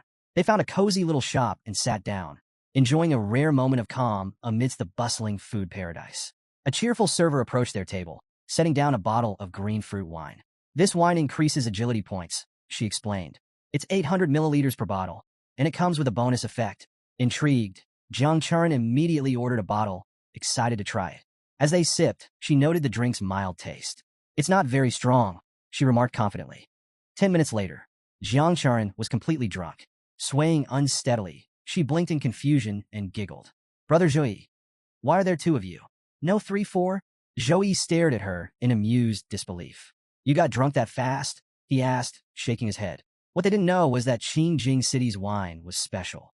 Even the weakest drinks contained unique properties that could intoxicate even high-level individuals. And Jiang Churan? She was already at level 19. As she wobbled in her seat, Zhou sighed and stood up. "It's getting late, and no one has come back yet. Let's go find them." Jiang Churan pouted, refusing to move. "No, let's wait a little longer." Before Zhou could argue, an unfamiliar girl suddenly appeared. Casually, she placed her hand on his shoulder, flashing a charming smile. "Brother, my glass is empty. Can you buy me a drink?" Zhou barely spared her a glance before motioning toward their table. "There's still some of this left. It's good quality." The girl's smile widened. Amused, she let out a playful laugh. "You're interesting," she purred. "You've made me happy. Why don't we find a quiet place to continue chatting?" Jiang Churan sat nearby, watching the scene unfold with growing tension. Her expression darkened, her hands tightening into fists as frustration and embarrassment flooded through her. But when she saw the girl leaning in even closer to Zhou, something inside her snapped. Without a second thought, Jiang Churan shot up from her seat, her face flushed with anger. Striding over, she forcefully shoved the girl away from Zhou. The girl staggered back, but quickly recovered, flashing a sly smile as she leaned toward Jiang Churan. Her voice dripped with amusement as she whispered, "You're getting worked up for nothing. Just look at yourself. Anyone can see you're not his girlfriend. So why step in and ruin someone else's fate with him?" She knew exactly who Zhou was, the strongest freshman with a growing reputation. And she also knew about Jiang Churan's close ties to him. Like many others, she assumed they were a couple, though their feelings for each other seemed far from sorted out. That uncertainty was all she needed to make her move. Playing her next card, the girl smiled sweetly and activated a charm ability. a subtle but potent spell designed to stir emotions. With calculated innocence, she turned to Zhou Yi and spoke softly. I'm only telling the truth. Wouldn't you like to come with me instead? Jiang Churan stood frozen, a storm of jealousy raging within her. Her nails dug into her palms as she watched helplessly, feeling as if she was losing control of the moment. But then, Zhou Yi moved, calmly peeling the girl's hand off him. He turned and walked straight to Jiang Churan, taking her hand in his own. His voice was steady, unwavering. It doesn't matter to me if Jiang Churan is blocking my luck with her love. Then, glancing back at the stunned girl, he smirked. Besides, you're pretty ordinary. I doubt you'd even make it onto my list. The girl's jaw nearly hit the floor. Did he just call me ordinary? She muttered in shock, struggling to process the blunt rejection. But Zhou, he had already moved on. Hand in hand, he led Jiang Churan away through the bustling crowd. She followed in silence, her heart pounding. Not from anger this time, but from something far more overwhelming. Then suddenly she stopped in her tracks. Taking a deep breath, she looked up at Zhou Yi, her voice trembling. Zhou Yi, I like you. Zhou Yi froze mid-step. His grip on her hand tightened slightly as he turned to face her, his expression caught between surprise and disbelief. Jiang Churan, still slightly tipsy and visibly nervous, took a shaky breath before continuing. I've liked you for a long time. I know I shouldn't have said this before the match, but before she could finish, something inside her shifted. Her succubus personality surfaced, speaking with bold confidence. I hate seeing other girls around you, it declared. Whenever they get too close, I feel like wiping them out. Jiang Churan's true self fell silent, overwhelmed by the sudden outburst. Then, without warning, she threw her arms around Zhou Yi, holding him tightly. In the middle of the lively street, she shouted, "Can I be your girlfriend?" Before anyone could react, her energy gave out, and she collapsed into Zhou Yi's arms, completely unconscious. Just then, their teammates returned from the food stalls, chatting and laughing, until they caught sight of the scene. They froze in place, their jaws dropping as they took in the sight of Jiang Churan clinging to Zhou Yi while he stood there, stiff as a statue. The awkward tension in the air made it clear they had definitely walked in at the wrong time. The next morning, Jiang Churan was jolted awake by the blaring sound of her alarm. Sitting up groggily, she rubbed her temples, trying to shake off the drowsiness. But then, the memories of the previous night came rushing back. Her face instantly turned crimson. Summoning all her courage, she hesitantly made her way downstairs, where the entire team was gathered around the breakfast table. She lingered at the edge of the room, unsure of how to face them. But before she could retreat, the housemaster, Wu Meng, spotted her and greeted her warmly. You're finally awake. You really slept in today. Come have some breakfast. The others looked up and smiled at her, as if nothing had happened. Their casual attitudes made her second-guess everything. Had she imagined it all? Was it just a drunken dream? The scene shifted back to the night before, to the moment Jiang Churan had fainted in Zhou Yi's arms. Standing there, holding her limp figure, Zhou Yi looked at his teammates and made a simple request. Let's all pretend this never happened. Song Xiaolan raised an eyebrow. Why? Don't you both like each other? Zhou Yi let out a quiet sigh. Jiang Churan's family is one of the most powerful in the country, with a legacy that stretches back even before the Eternal Game began. Over the centuries, they've cemented themselves as one of the top ruling families. He glanced down at Jiang Churan before continuing. Right now, I have some fame as Master Wang Hui's direct disciple, but that's surface level. It's not enough to match the Jiang family's status. I don't want to bring trouble to her or her family because of this. When I've gained absolute power, when no authority or family can stand in my way, then, and only then, will this matter to me. The team fell silent, nodding in quiet understanding. The next morning, as the team gathered for breakfast, Song Xiaolan leaned in close to Zhou Yi with a mischievous grin. Brother Zhou Yi, you're truly the master of romance, she teased. Don't worry, I'll always support you. In fact, from now on, I'll be the captain of the ship where you and Jiang Churan live. Zhou Yi shook his head at her playful words, but a faint smile tugged at the corners of his lips. As they ate, the housemaster, Wu Meng, addressed the group in a serious tone. There are 10 high schools in the finals of the National Freshman Exchange Competition. Each team will face the others, making a total of 45 matches. The champion will be determined by the number of victories. His gaze swept across the team as he continued. Today is our 9th match. If we win, the championship is ours. Stay focused, stay humble, and take down Modu University. With excitement in his voice, Wu Meng rallied the team one last time. This is the most important match of the competition. Give it your all. The team responded with an enthusiastic, okay. Their energy was high, their confidence unshaken as they prepared for battle. Meanwhile, over at Modu University, the atmosphere was far more tense. A group of students stood together, their housemaster addressing them with a grim expression. He turned to Sun Jiao, a talented summoner who was stepping in for the injured Wei He. Sun Jiao, you're filling in today, but don't let that pressure you. Your safety is our priority, he assured her. Then, shifting his attention to the rest of the team, he let out a heavy sigh. I can only encourage you with words, but we all know the reality. With Wei He still recovering, our team has taken a serious hit. And with Zhou Yi on the other side, his words trailed off for a moment before he continued, his voice more somber. Zhou Yi isn't just an ordinary all-rounder. Even if we combine the strength of every freshman here, we wouldn't be able to match him. He's a monster, a force so overwhelming he could single-handedly dominate every top school in this competition. Still, the housemaster refused to let them give in to despair. But we can't afford to lose without a fight. If we go down today, Modu University's reputation will be in shambles. Other schools will mock us. So, I need each of you to give it everything you've got. Can you do that? Yes, we can. The team roared in unison, their voices filled with determination. With that, they marched toward the arena, ready to face Sukong University. The excitement in the air was electric as the two teams arrived at the battleground. The roar of the crowd grew louder, the tension thick enough to cut with a knife. Above them, a live drone hovered, its voice booming across the stadium. The match between Sukong University and Modu University, the one you've all been waiting for, is about to begin. Before the match kicked off, the tournament organizers revealed the rewards for the top 3 teams. Third-place teams would receive custom-made gold-grade 3-star equipment tailored to their level. Second-place teams would be awarded gold 4-star equipment with enhanced stats.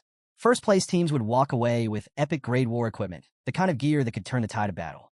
The crowd erupted in excitement, buzzing over the incredibly generous rewards. Far better than anything offered in previous years. Zhou Yi's team exchanged glances, a knowing smile passing between them. The epic-grade weapons were already as good as theirs. Their confidence was unwavering.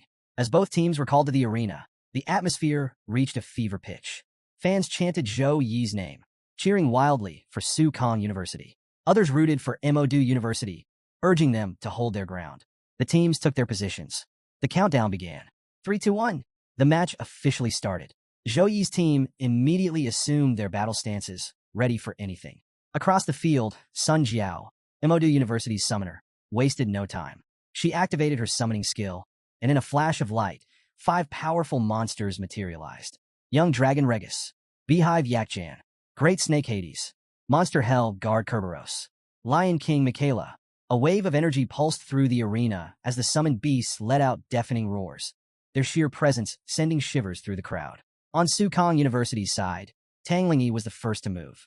She stepped forward without hesitation, locking eyes with the towering Lion King Michaela. The beast let out a ferocious roar before firing a devastating energy beam from its mouth. Tang reacted instantly, summoning Magic Dew, a shimmering barrier of icy mist that deflected the attack. Without missing a beat, she manipulated the ice into a lightning-charged spear and hurled it directly at Michaela's stomach. The impact sent the beast stumbling backward, growling in pain. But the fight was far from over. Across the battlefield, chaos erupted. Song Xiaolan found herself swarmed by a vicious army of bees from the Beehive Yakjan. Moving quickly, she activated her talismans, trapping the swarm in a dense cluster before triggering an explosion. The blast scattered the bees, neutralizing the threat in an instant. Meanwhile, Wei Tiexin took on the Great Snake Hades in a brutal one-on-one fight. With every punch, her fists tore through the monster's hardened scales, leaving deep wounds that bled steadily. Zhang Churan was locked in combat with Hell Guard Kerberos, her sword flashing as she delivered precise slashes. Her relentless strikes cut through the beast's thick hide, drawing more and more damage with each attack. As his team fought fiercely, Zhou Yi moved effortlessly through the battlefield, dodging attacks from multiple Oda University fighters. No matter how hard they tried, they couldn't land a single hit on him. But Zhou Yi wasn't focused on his own opponents. Instead, his sharp gaze analyzed his teammates. They're improving rapidly, he thought, a sense of pride swelling in his chest. The intensity of real battle had pushed them beyond their limits. Their teamwork was smoother, their reflexes sharper. Compared to their last fight, they had improved by at least 30%. The match was only beginning, but one thing was already clear. Sukong University wasn't going down today. Zhou Yi's swift and confident movements didn't go unnoticed.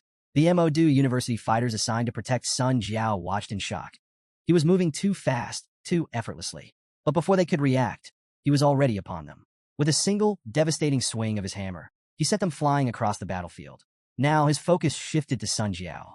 Advancing toward her, he raised his hammer, ready to strike. But just as the blow was about to land, Sun Jiao's eyes snapped open. Her gaze was no longer human. A surge of beastly energy radiated from her glowing pupils, filling the air with an eerie pressure. At that exact moment, a massive black portal tore open in front of her. Sun Jiao winced in pain, her face twisting as if the portal had appeared against her will. From within the swirling darkness, a towering, flame-covered baboon-like monster emerged. The moment it stepped onto the battlefield, it reached out and caught Zhou Yi's hammer with one hand. Its massive fingers alone were bigger than the hammer's head. The sheer force of its grip sent shockwaves rippling through the arena. Then it roared. The deafening scream shook the entire stadium, a monstrous sound that sent chills down the spines of everyone watching.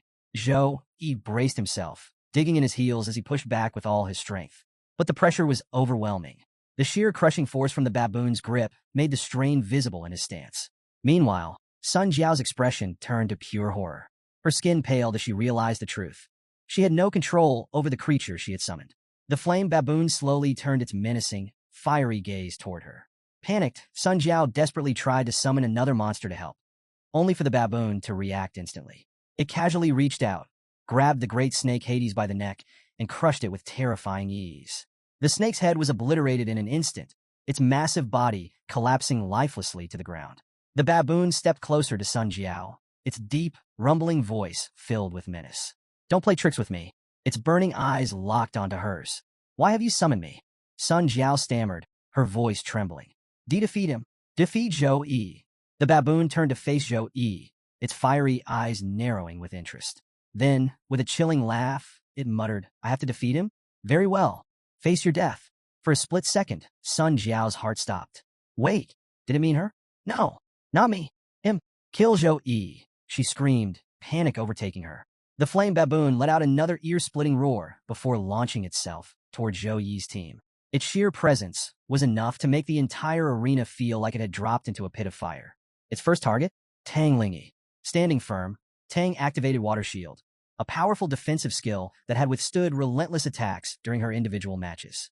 But the moment the baboon slashed at it, the shield shattered instantly under the sheer force of its claws. Song Xiaolan reacted next, swiftly throwing a barrage of exploding talismans at the beast. Each one detonated on impact, sending fiery bursts across its body. But when the smoke cleared, not one single scratch. Song's heart pounded. This thing was on a completely different level. Water Shield was an A-grade defensive skill, strong enough to endure the relentless strikes of Jing University's top assassin when pushed to level 8. But now, it hadn't even lasted one single attack from the flame baboon. Tang Lingyi stared in disbelief. This thing is on an entirely different level. Meanwhile, Song Xiaolan's talismans proved just as ineffective. Every explosion, every seal, not a single scratch. The baboon stood completely unscathed, its fiery aura growing stronger with each passing second, as if it was feeding off the battle itself. The monster didn't slow down. It charged forward, its relentless assault continuing without hesitation. Desperate to buy time, Wei Tiexin activated her strongest protection shield, reinforced by her own power. But the flame baboon leaped into the air, bringing its massive fist crashing down onto the shield with a force that sent shockwaves rippling through the arena. Visible fractures spread across the barrier. Inside, the team exchanged uneasy glances. Fear was written all over their faces. Legendary-grade monsters were nearly unstoppable, and if not for Zhou Yi's buffs, which had doubled the shield's durability, it would have already shattered. From a distance, Zhou Yi watched carefully. The brutal reality was clear. His team had no chance against this monster. It was time to step in.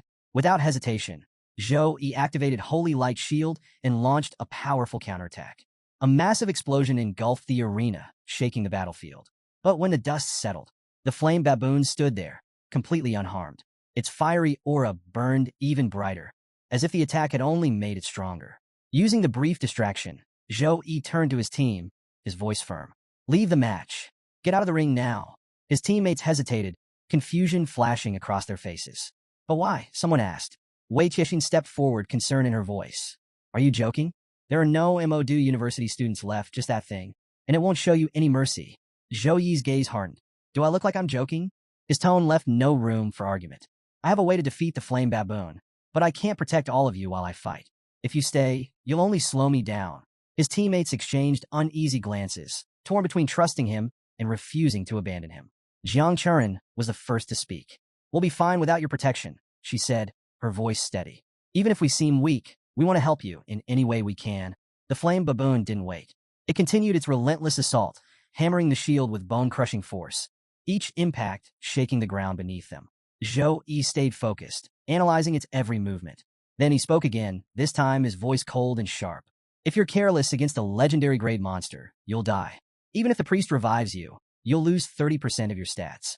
That means for the next 3 months, you won't be able to train. Have you thought about that? Churan flinched at his words, her resolve wavering. Sensing her hesitation, Zhou-Yi placed a hand on her head and ruffled her hair gently. I know you're all afraid. His tone softened. You think I might not be able to handle it. But if you stay, you'll only distract me. Trust me, this monster might be legendary, but it won't harm me. The crowd was electrified, their excitement reaching a fever pitch. Whispers and exclamations filled the stands as one spectator shouted, "Unbelievable. Could history repeat itself? This hasn't happened in 7 years." The buzz was all thanks to Sun Jiao's latest move, summoning a legendary grade flame baboon. Its overwhelming presence had turned the match into an unpredictable spectacle, and tension ran high. A live reporter, broadcasting the event, echoed the crowd's anticipation. Can Zhou-Yi turn this around? Or will this be the year a new champion rises? Amidst the roaring excitement, Xunling watched with a smug grin. To him, this was the moment Zhou-Yi's undefeated streak would finally come to an end. His reasoning was simple. Just like equipment, monsters were ranked in tiers: bronze, silver, gold, epic, and legendary. The same skill, when used by different grades, could have drastically different effects. For instance, a charge attack from a bronze-grade creature barely matched the strength of a low-tier human fighter.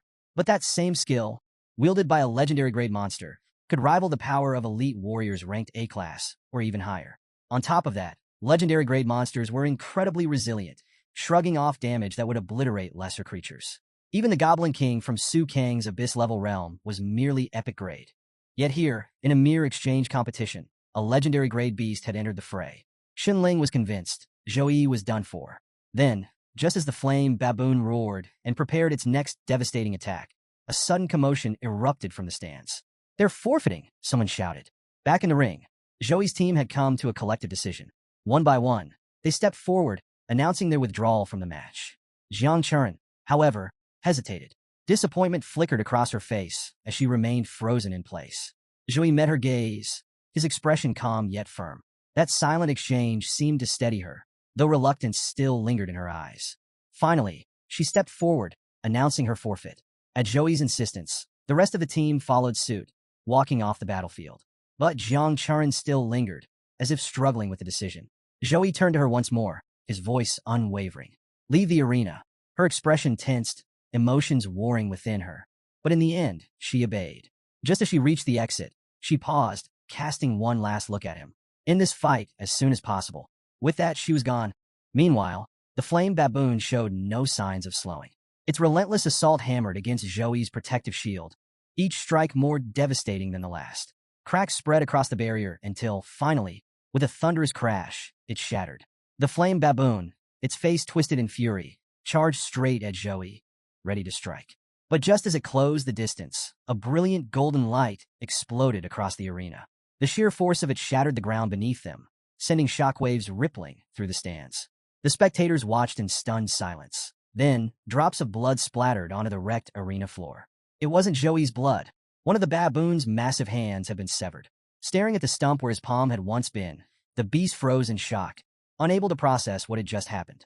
Confusion turned to rage as its burning gaze locked onto Zhou-Yi, who now stood bathed in golden light, his presence radiating overwhelming power. Zhou-Yi had activated his ascendant form. His shimmering golden wings spread wide, crackling with golden lightning as he hovered just above the ground. The sheer force of his energy made the air itself hum with tension. He looked at the injured flame baboon, his expression calm, yet brimming with battle intent. Churan has left the ring. My team is no longer here. Now, I can focus entirely on testing the strength of this legendary creature. With those words, Zhou-Yi raised his hammer, pointing it straight at the baboon in an unmistakable challenge. Gasps rippled through the crowd. The students from Modu University stood frozen, unable to believe their eyes. A legendary-grade monster, wounded by a single strike? It defied everything they knew. Even Sun Jiao, the summoner, was at a loss for words.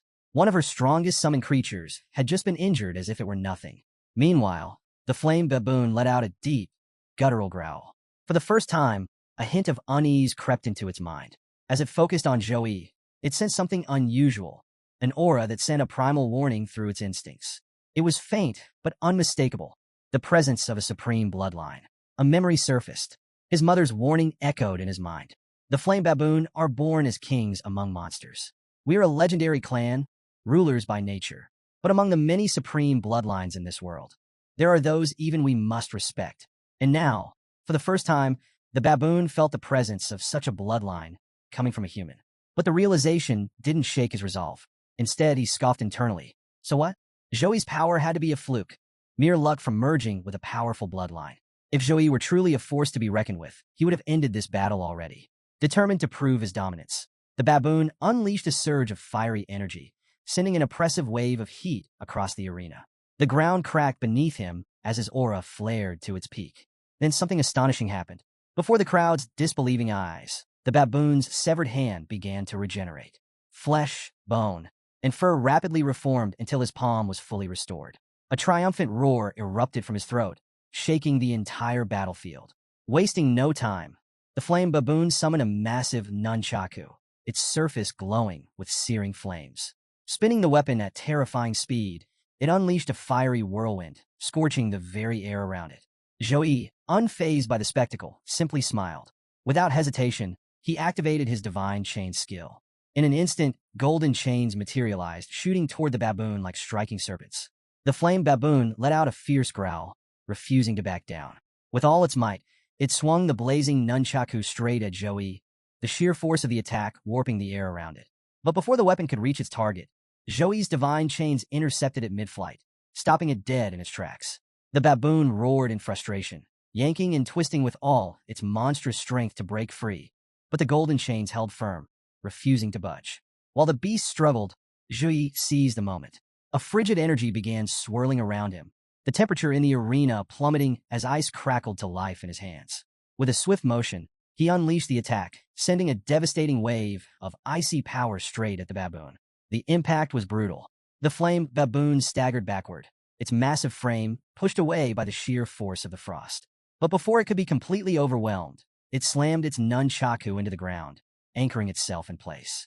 The attack had been powerful, but not enough. Joey's sharp eyes narrowed as he observed the aftermath. Despite the direct hit, the baboon remained completely unscathed. A bead of sweat rolled down Joey's forehead. He could feel it now, the toll of the battle. His stamina was draining fast, and every use of his abilities was chipping away at his remaining strength. Up in the stands, tension gripped the audience. An elder from the Zhou family watched in growing horror, his face pale, his hands trembling. Turning to Xiaoyu, his voice was urgent. "Stop this match immediately. We cannot let the future of our family be destroyed here." Xiaoyu didn't wait for another word. He bolted from his seat, rushing to find House Master Wumeng. If it meant protecting Joey, then offending both Sukong University and Modu University was a price worth paying. Meanwhile, in the control room, a heated debate had erupted between the housemasters of the three universities. House Master Chung of Sukong University turned to Wumeng, his voice heavy with concern. "In this match now, if Joey dies here, we will lose a prodigy that could shape our nation's future." The housemaster of Modu University nodded in agreement. "Joey is destined to stand at the top one day. If he falls here, it will be a disaster far greater than a simple tournament loss. Rankings mean nothing compared to what's at stake. Make your decision before it's too late." The weight of their words hung in the air. The match was no longer just a competition. It was now a battle between fate and responsibility. At that moment, Xiaoyu burst into the control room, his voice laced with urgency. "Stop this match now. The Zhou family will compensate Sukong University tenfold. No, 100-fold. If you end it immediately." His desperation echoed through the tense air. The housemaster of Modu University gave a firm nod. "Wumeng, don't overthink this. Make the call before things escalate any further." But House Master Wumeng remained composed, his expression unreadable. "Do you think I haven't considered that?" he asked calmly. His thoughts drifted back to a past conversation with the principal of Sukong University. When Wumeng had inquired about Joey's true strength, the principal had answered with unwavering confidence. "As long as he isn't facing a legendary grade monster above level 26, Joey will handle it with ease." Wumeng's gaze remained locked on the arena, his mind working through the calculations. After level 20, the power gap between levels, whether human or monster, became staggering. A level 26 monster of the same grade wasn't just slightly stronger than a level 24. It was equivalent to facing 10 level 24 monsters at once. The Flame Baboon, though undeniably powerful, was only level 24. The challenge was immense, but Wu Meng's confidence in Zhou Yi remained firm. It's highly unlikely for Zhou Yi to lose here, he finally declared. Xiao Yu turned to him, stunned. Aren't you afraid of? Before he could finish, a violent shockwave erupted from the arena. The force of the impact rattled the entire control room, sending Xiao Yu stumbling backward. For a moment, the air was thick with silence. Then, as reality set in, every pair of eyes snapped back to the battlefield. The fight had reached a terrifying new peak. In the arena, the Flame Baboon launched a relentless assault, its massive nunchaku tearing through the ground with each devastating strike. Explosions of debris filled the air as Zhou Yi dodged with razor-sharp precision, narrowly avoiding a crushing blow. The moment the baboon's weapon smashed into the ground where he had just stood, Zhou Yi seized his chance. Golden lightning crackled around him as he activated Divine Punishment. A massive bolt of golden energy descended from above, striking the baboon with earth-shattering force. The beast convulsed as electric currents surged through its body, temporarily locking its limbs in paralysis. Wasting no time, Zhou Yi began charging a second strike. But this time, the baboon was ready. With a furious roar, it swung its nunchaku at blinding speed, striking the incoming bolt midair. In a shocking display of power, the second Divine Punishment attack was deflected, its energy dispersing harmlessly into the sky. The baboon's eyes burned with determination as it snarled, its deep voice booming across the battlefield. Come, show me your strength. Give me everything you've got.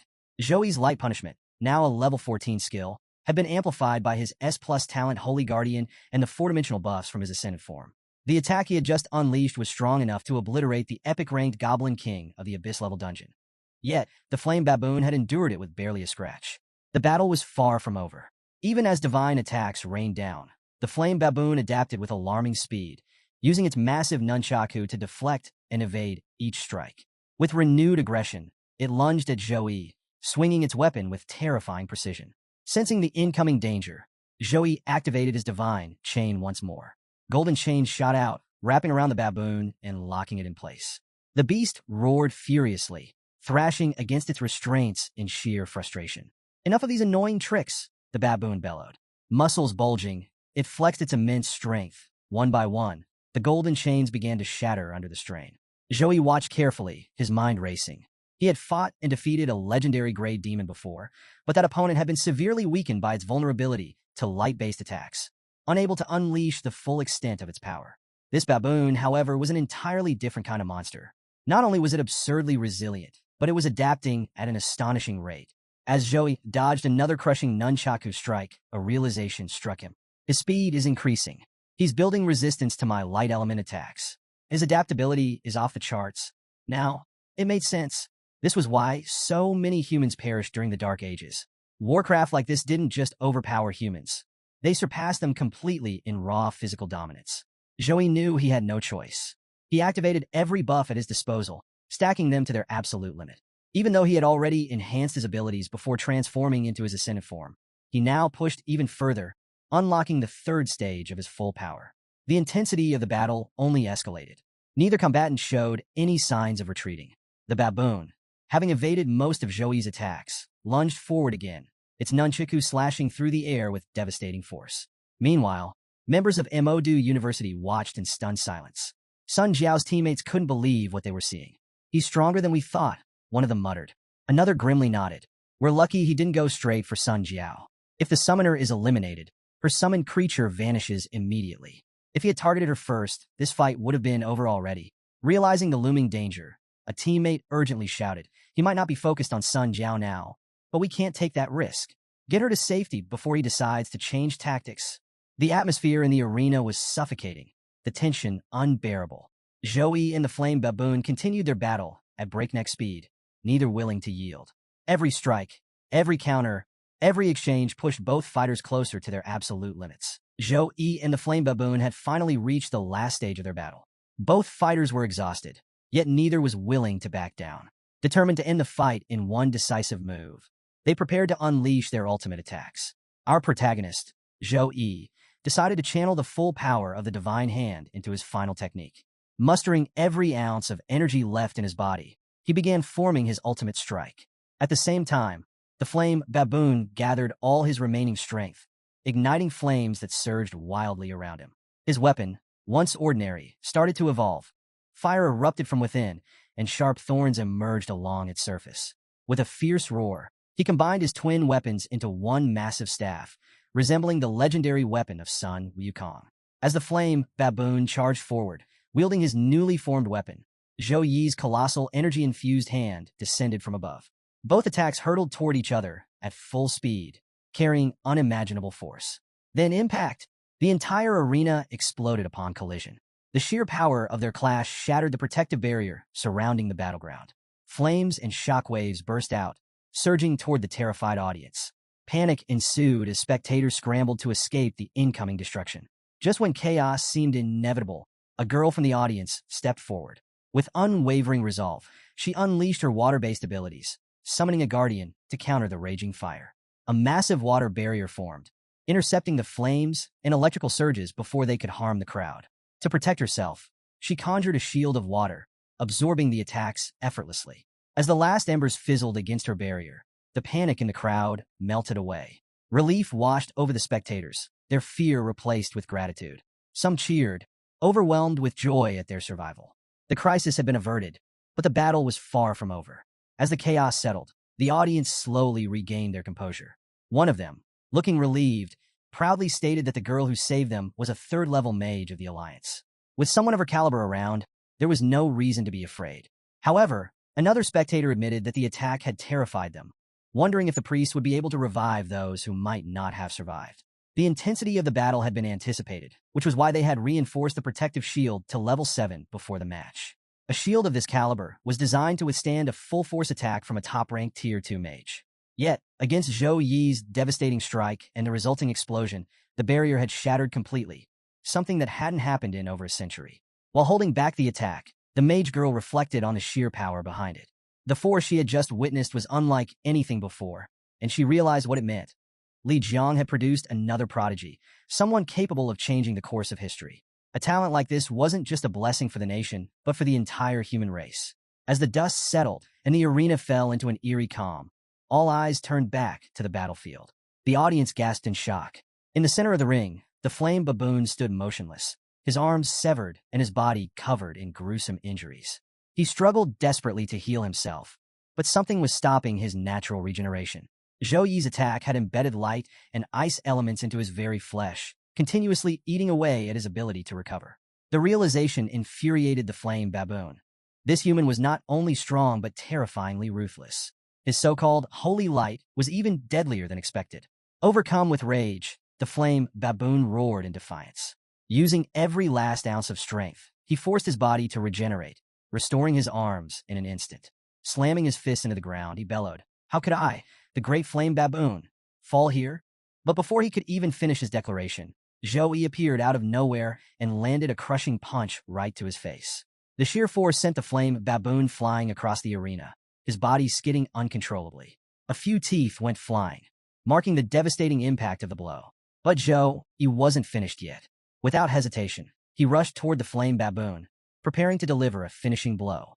With his knee poised for impact, he declared, "This is the end for you." Before the flame baboon could react, Zhou Yi struck with full force, slamming him into the ground at an incredible speed. With his opponent defeated, Zhou Yi wasted no time. He summoned his divine chains, swiftly capturing Sun Jiao's remaining summoned monsters.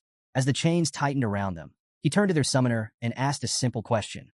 Would they continue fighting, or would they surrender? Sun's team stood frozen in shock. None of them could comprehend what had just happened. Their strongest summon had been utterly crushed, and now their remaining creatures were powerless against Zhou Yi's chains. Realizing that victory was no longer possible, Sun Jiao made a quick decision. Without wasting another second, she admitted defeat. The moment Mode University surrendered, a drone hovered over the arena, officially announcing the victory of Sukong University. The crowd erupted in cheers as the announcer encouraged everyone to celebrate the champions. It was a match to remember, a battle where Zhou Yi had turned the tide and delivered an unforgettable performance. Chants of Zhou Yi's name filled the stadium, along with cheers for his teammates. With this final match concluded, the overall rankings for the tournament were revealed. Sukong University claimed first place with an undefeated record of 9 wins and 0 losses. Mode University followed in second place with 8 wins and 1 loss, while Jing University secured third place with 7 wins and 2 losses. As the rankings were displayed, the crowd once again roared in excitement, celebrating Sukong University's flawless victory. Meanwhile, a commentator who had been covering the match for his viewers couldn't contain his amazement. He had asked before the battle who the audience thought would win, but now, seeing Zhou Yi's overwhelming strength, he was left speechless. "Can you believe this guy is only 18? He exclaimed. "With skills like that, if he keeps going at this pace, there's no doubt Zhou Yi's name will soon be among the top 10 professionals in Lijiang." Exhausted from the intense battle, Zhou Yi finally reverted from his enhanced form back to his normal state. As soon as he did, Jiang Chu rushed toward him, throwing her arms around him in relief. "Brother Zhou Yi, you just used your transformation. How are you feeling?" she asked, her voice filled with concern. Meanwhile, the commentator hosting the live broadcast immediately sensed an opportunity. Seeing this heartfelt moment unfold, he quickly instructed his cameraman to zoom in on the pair. With over 500,000 viewers tuned in, this was exactly the kind of scene that would boost his stream's engagement. As the camera captured the touching moment, Zhou Yi gently placed his hand on Jiang Chu's head, offering a reassuring smile. "Sorry for making you worry," he said softly. "I feel weak right now, but once I level up, I'll be fine." The online audience erupted with reactions. Comments flooded the chat, some playfully declaring that these two were definitely a couple, others lamenting their own single status. One viewer jokingly pleaded, "Please stop showing your love. I'm already heartbroken," while another couldn't help but admire. "That girl is so beautiful." However, the lighthearted moment was abruptly interrupted when a housemaster arrived, seizing the broadcaster's camera. "Private live streaming after the competition is not allowed. Don't you know the rules?" he scolded. The commentator and his cameraman stiffened, looking visibly nervous. Just then, the housemaster stepped in, redirecting everyone's attention. "Let's head back to the villa first," he announced. "Once we're there, I'll explain the final event, the survival competition." With that, the group made their way back, gathering in a spacious room where the housemaster stood before them. He wasted no time diving into the details of the last challenge. "The survival competition is the final stage of the tournament," he began. "All contestants from the 10 universities will enter a real open dungeon, unlike the simulated one used in the previous rounds. This means you'll be facing true dangers, unpredictable encounters that could eliminate even the strongest among you right from the start." He continued, outlining the competition's rules. Points are earned by defeating monsters of varying levels. Additionally, if you eliminate players from other schools, you'll receive half of their accumulated points. The university with the highest total score after 7 days will be crowned the winner. The challenge didn't end there. The dungeon's territory is vast, but your exploration will be limited each day. As the competition progresses, the available area will shrink. You must move into the newly designated zones within the given time, or you'll be automatically eliminated. Before concluding the briefing, the housemaster gave one final warning. Remember, the entry points into the dungeon's secret area are random. If you ever encounter the void zone at the border, leave immediately. At that moment, the housemaster elaborated on the danger of the void zone, a treacherous region riddled with spatial cracks. Even a third-level professional wouldn't survive if caught in one. The weight of this revelation hung in the air as the entire team absorbed the information. When asked if they understood, everyone nodded in unison, responding with a firm yes. The scene then shifted to Modi University's housemaster, who was making his way through a dimly lit corridor. He soon arrived at a secluded chamber where the housemasters from 8 other universities were already gathered, their expressions tense. Upon seeing him, Housemaster Chang's face lit up. "Finally, you've arrived," he said. The moment he stepped in, Housemaster Su from Sukong University broke the silence. "It seems that every university except ours has gathered here. What exactly are you all planning?" Chang didn't hesitate. "If we don't act now, Sukong University will likely dominate the survival competition as well. So, we're here to discuss whether you'd be interested in evening the playing field." Meanwhile, in another part of the arena, the same magician girl who had protected the audience with her water abilities stood at the center of a grand stage. Above her, a live drone broadcasted the scene to millions of viewers. "This is it," the drone's mechanical voice echoed. "The final event of the National College Freshman Exchange Competition, the survival competition, is about to begin. Since this challenge would last for 7 days and nights, there would be no live audience in attendance. Instead, the entire event would be streamed nonstop across all major platforms." The drone then requested permission to introduce the battlefield, the secret dungeon where the competition would unfold. With a dramatic pause, it revealed the truth. This was no ordinary dungeon. According to reliable sources, this dungeon is a remnant of the ancient orc battlefield, known as the Wild Beast Ruins. At that moment, the magician girl activated the ruins, causing an eerie glow to spread across the landscape. The drone captured the breathtaking sight, relaying every detail to the captivated audience. The origins of the war that took place here remain a mystery, it continued. But one thing is certain. It was a battle filled with unknowns and deadly dangers. The dense forests conceal monstrous beasts of terrifying stature, their razor-sharp claws and fangs ready to tear apart any challenger. Every inch of these ruins, every stone, every shadow, could be hiding long-lost artifacts and buried treasures. Only the most intelligent and daring competitors will be able to uncover their secrets. The audience watching the live broadcast was buzzing with excitement. Some were thrilled by the announcement, eager for the unfolding adventure, while others remained skeptical.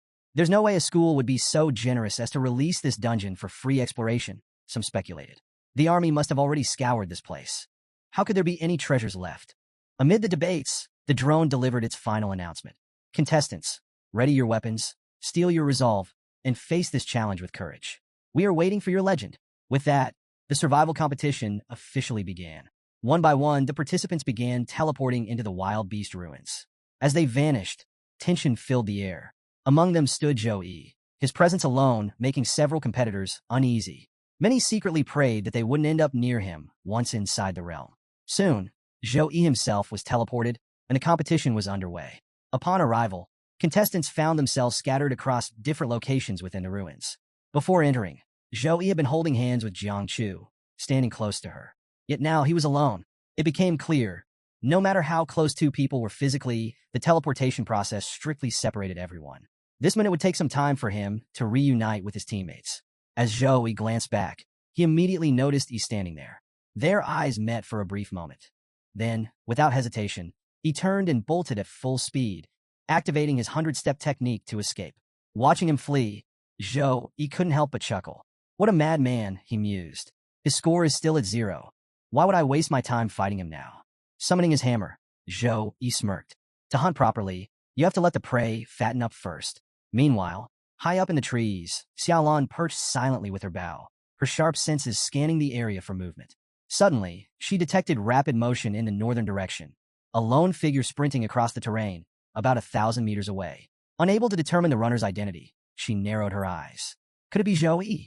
Wasting no time, she drew her bow, took careful aim, and released an arrow straight at the target. The arrow cut through the air with deadly precision, heading straight for its mark. But just before impact, the figure twisted mid-step, narrowly dodging the attack. A voice rang out in alarm. Xiaolan, we're on the same side. The target was none other than Yi. Some of the arrows had come dangerously close, but hearing his frantic shout, Xiaolan immediately halted her assault and stepped forward. Good thing you spoke up, she said, lowering her bow. Now tell me, what exactly scared you so badly that you had to run like that? He hesitated for a moment. There was no way he could admit that he had panicked after seeing Zhou. Instead, he quickly changed the topic. Forget about that. Have you run into anyone from Suhang University yet? Xiaolan shook her head. No, my plant sensing ability only works within a 10-kilometer radius, and even then, only in areas with plant life. So far, you're the first person to enter my detection range.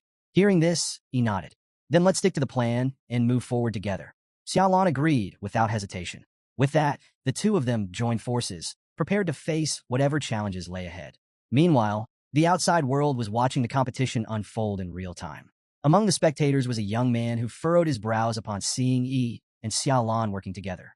Why are Ching, Jing, and Moda University cooperating? He muttered, puzzled by their unexpected alliance. Beside him, another observer glanced at the screen and offered an explanation. They're at similar power levels, so they're naturally cautious of each other. Plus, this dungeon is dangerous. It's smarter to work together for now, rather than waste energy fighting right away. He continued, but don't worry. This is just day one. As time goes on, the survival match will only get more intense. By the 7th day, when the contestants' tracking devices reveal everyone's location, that's when the real chaos will begin. Hearing this, the first spectator nodded in understanding. The real action was yet to come. Elsewhere in the dungeon, a storm of destruction raged.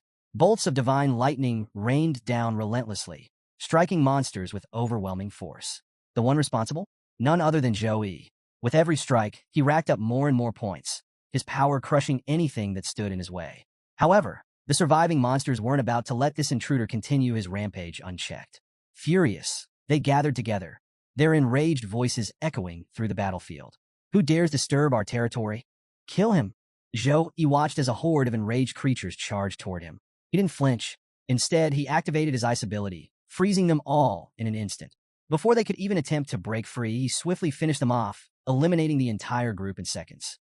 As each monster fell, his device recorded the kills, rewarding him with an impressive number of points, 500, 600, and higher. His score was skyrocketing. Then, without warning, a massive spider-like beast emerged from the shadows, its multiple eyes gleaming with hostility. Unlike the previous monsters, this one radiated a much stronger presence. Zhou Yi's eyes lit up with excitement. Finally, a real challenge. Without hesitation, he summoned his hammer and struck with full force. The impact was devastating. One hit, and the giant spider was obliterated.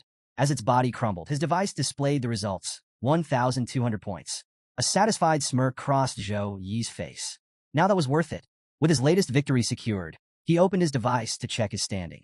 The leaderboard displayed the current rankings, with his name sitting comfortably at the top. First place, Zhou Yi. Second place, Wang Xuan. Third place, Liang. Scanning the lower ranks, Zhou Yi noticed a trend. Mechanists were climbing fast. The mechanists are practically an army on their own, he mused, using scout robots to detect high-level threats while targeting weaker monsters. It's an efficient way to farm points without taking big risks. His thoughts drifted back to something Housemaster Wu had said before the competition began. The early stages of the survival competition are where summoners and mechanists shine. Curious about his teammates' progress, Zhou Yi navigated through the leaderboard, ready to see how they were faring in this battle for dominance. As Zhou Yi continued checking the leaderboard, he noted the current rankings of his teammates. 9th place, Jiang Churan. 10th place, Wei Tai Xian. 11th place, Xia Lan from another university. Everything seemed to align with his expectations. However, as he scrolled further, he spotted something unusual. Tan Wei was ranked 72nd, with a score of only 540 points. Even more surprising, Zhang Zhe, who was ranked just below him, had a score of 470 points. Zhou Yi frowned. Tan Wei and Jiang Zai may not be the strongest, but they should at least be maintaining a mid-tier position. Why is Tan Wei's score so low? Before he could dwell on it further, the screen suddenly flickered. Tan Wei's name vanished from the rankings. A single word replaced it: eliminated. Zhou Yi's expression darkened. Eliminated? For a moment, he stood still, trying to process what had just happened. Tan Wei was strong, cautious, skilled, and not the type to take unnecessary risks. If he had encountered a powerful monster or competitor, he would have escaped rather than fight recklessly. That meant there were only 3 possible explanations. 1. The realm itself. Some unknown environmental hazard could have taken him out. 2. A high-level monster. But Tan Wei would have avoided such an encounter. 3. Other contestants, the most likely scenario. Zhou Yi's mind raced. It's still too early in the game for the shrinking zone to eliminate anyone, but that doesn't mean others haven't started forming alliances. In the survival competition, the real danger wasn't just the monsters, it was the other competitors. Weaker teams often joined forces to take down stronger opponents, increasing their own survival chances. Since teleportation had been random, early alliances were rare. But as the game progressed, teamwork would become essential for survival. Suddenly, a robotic voice echoed from Zhou Yi's device. Warning to all contestants, the safe zone is about to shrink. You have 3 hours to reach the designated area. Anyone who fails to arrive in time will be automatically eliminated. Zhou Yi's eyes widened. Damn it. Wasting no time, he took off at full speed. Unfortunately for him, the first safe zone was incredibly far. If he wanted to reach it in time, he had to push himself to the limit. And along the way, he still had to uncover the truth behind Tan Wei's sudden elimination. The real game had just begun. As Zhou Yi sprinted through the mountainous terrain, his focus remained on reaching the safe zone in time. But suddenly, a sharp burst of energy caught his attention, a surge of water element power rippling through the air. His instincts kicked in immediately. That's Ling Yi. Without hesitation, he changed course, pushing himself to run even faster. Meanwhile, in the middle of the rugged landscape, Ling Yi was locked in a fierce battle. Several opponents had surrounded her, attacking in unison. With sharp precision, she launched a water arrow, striking a female opponent and knocking her backward. But before she could recover, another challenger arrived, a boy wielding an enormous sword. With a fierce battle cry, he swung at her with full force. Ling Yi reacted instantly, summoning a water shield to block the strike. The boy's blade clashed against the barrier, but it held firm. Frustrated, he gritted his teeth. "You're as annoying as a cockroach," he spat. Ling Yi merely smirked. "And you talk too much." Before he could react, she activated her second skill, Stone Hammer. A massive stone hammer materialized above them, slamming down with crushing force. The The boy barely had time to register what was happening before he was sent flying, his screams echoing through the mountains. Dusting herself off, Ling Yi shook her head. Did your mentor never teach you not to underestimate your opponents? But she wasn't done yet. She turned slightly, her voice laced with amusement. Did you really think my memory was that weak? A second opponent, a girl, had been sneaking up behind her, hoping to land a surprise attack. But Ling Yi had sensed her presence all along. Before the attacker could get any closer, Ling Yi swiftly activated stone binding. In an instant, jagged rocks erupted from the ground, encasing the girl and trapping her in place. With both opponents immobilized, Ling Yi folded her arms and gave them a cold stare. So, what's it going to be? Will you surrender, or should I finish this right now? Before either of them could answer, the sound of slow, deliberate clapping echoed through the battlefield. A figure stepped forward, their face still hidden in the shadows. Only their hands were visible, applauding as if they had been watching the entire fight unfold. Whoever they were, they had finally decided to make their presence known. Tang suddenly hears the sound of clapping behind her. Turning around, she's slightly surprised. Someone had been hiding there all along. What shocks her the most is that she never sensed this person's presence, even amidst the intense battle. The mysterious figure steps forward, summoning his monsters with a smirk. I never expected to find such a talented elemental mage at Suhang University, he remarks. But it seems your own team has overlooked you. What a waste of potential. Without giving Tang a chance to respond, he commands his creatures to attack. A wave of monsters rushes toward her. Reacting quickly, she raises her staff and unleashes a powerful wind spell. The attack lands, knocking back several creatures. But there are too many. Some dodge her spells and close in from all directions. Before she can reposition, a few manage to strike from behind. She tries to evade, but more creatures overwhelm her. One clamps its jaws onto her arm, drawing blood. A sharp pain shoots through her, causing her to cry out. The wolf-like beasts completely surround her, their fangs sinking deeper. Seeing her struggle, the unknown enemy laughs in delight. Yes, keep going, make her suffer, he jeers. Tang's grip on her staff weakens, and it slips from her hand, severely reducing her casting speed and power. Exhausted from prolonged combat, her strength fades fast. The monsters keep biting, pinning her to the ground. Just when it seems she has no way out, she suddenly chuckles. You should take your chance while you still can, she tells him. Before he can react, a glowing magic circle forms beneath her hands. His eyes widen in shock. How? Without your staff? That's impossible. Before he can finish, a massive explosion erupts. The force sends him crashing into a rock, the impact knocking the air out of him. Tang had taken a desperate gamble, but the recoil from the spell leaves her in even worse shape than her opponent. Both are thrown far apart. Moments later, a system message rings out. Li Jian of Ching University has been severely injured and is now in a coma, eliminating him from the competition. Another notification follows. Contestant Tang receives 1,050 points following Li Jian's elimination. Tang lies motionless on a rock, blood dripping from her lips. Her body is battered, and her magic is completely drained. She's defenseless. In this state, any opponent could finish her off without resistance. Seizing the opportunity, the enemy, she had previously crushed with a stone hammer, hurls a dagger straight at her, aiming for the kill. Just as the blade is about to strike, a figure suddenly appears and kicks it away with precision. The dagger reverses course, shooting back toward its sender at full speed. The attacker's eyes widen in shock. He barely has time to react before realizing who just intervened. Joey. The moment he recognizes him, fear takes hold. Before he can escape, the deflected dagger reaches him, triggering a powerful explosion. Tang, struggling to stay conscious, hears the commotion. Summoning what little strength she has left, she tries to lift her head. Through her blurred vision, she sees Zhou Yi standing there. She attempts to get up but collapses, racked with pain and coughing weakly. Zhou Yi wastes no time, rushing to Tang's side and using his powers to heal her. Meanwhile, the enemy who had just been struck, Wukong of Liqi University, lies gravely injured. The impact leaves him in a coma, making him unfit to continue in the competition. A notification soon appears. Wukong has been eliminated. Contestant Zhou Yi earns 1,240 points. As Zhou Yi focuses on healing Tang, another figure begins to stir. The girl who had been trapped in the stone earlier. She attempts to slip away unnoticed, but Zhou Yi turns his gaze toward her. The moment she meets his cold stare, fear paralyzes her. At that moment, Luo Zheng swiftly forfeited. Almost instantly, a notification appeared. Luo Zheng from Chaoyang University has forfeited. Contestant Tang Ling Yi receives 1,860 points. A short while later, Tang fully recovers. As she and Zhou each check their devices, another elimination alert appears. Tang clenches her fists, frustration boiling over.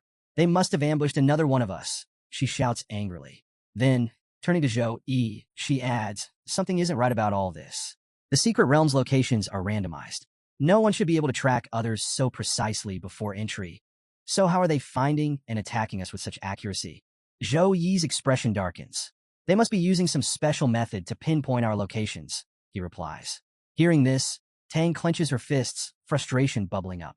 This is outright cheating. How can they get away with this in a national event? Zhou Yi remains calm. If it's a single contestant using a special skill, it's technically within the rules. But if they're all using some shady method, I'll make sure their reputation is completely ruined. Tang exhales, her anger shifting to concern. Her teammates are still scattered, and if these enemies are using underhanded tactics, they could be in serious danger. Seeing the worry in her eyes, Zhou Yi steps closer, resting a hand on her head. They're trying to weaken my power over these 6 days, he explains. First, they target you and the others, and in the final days, they'll surround me. But no trick or conspiracy can stand against absolute strength. Tang listens to his words, and a wave of emotion washes over her. Her face flushes slightly with shyness, but she quickly composes herself. Zhou Yi then picks up his hammer and turns to her. Don't get too worked up. You're still recovering. Drink a magic potion and rest here for the night. I'm going to clear out the demons nearby. With that, he strides off, his determination unwavering. The final day of the National College Freshman Exchange Survival Competition arrives. Outside, spectators fill the massive stadium, the atmosphere electric with excitement.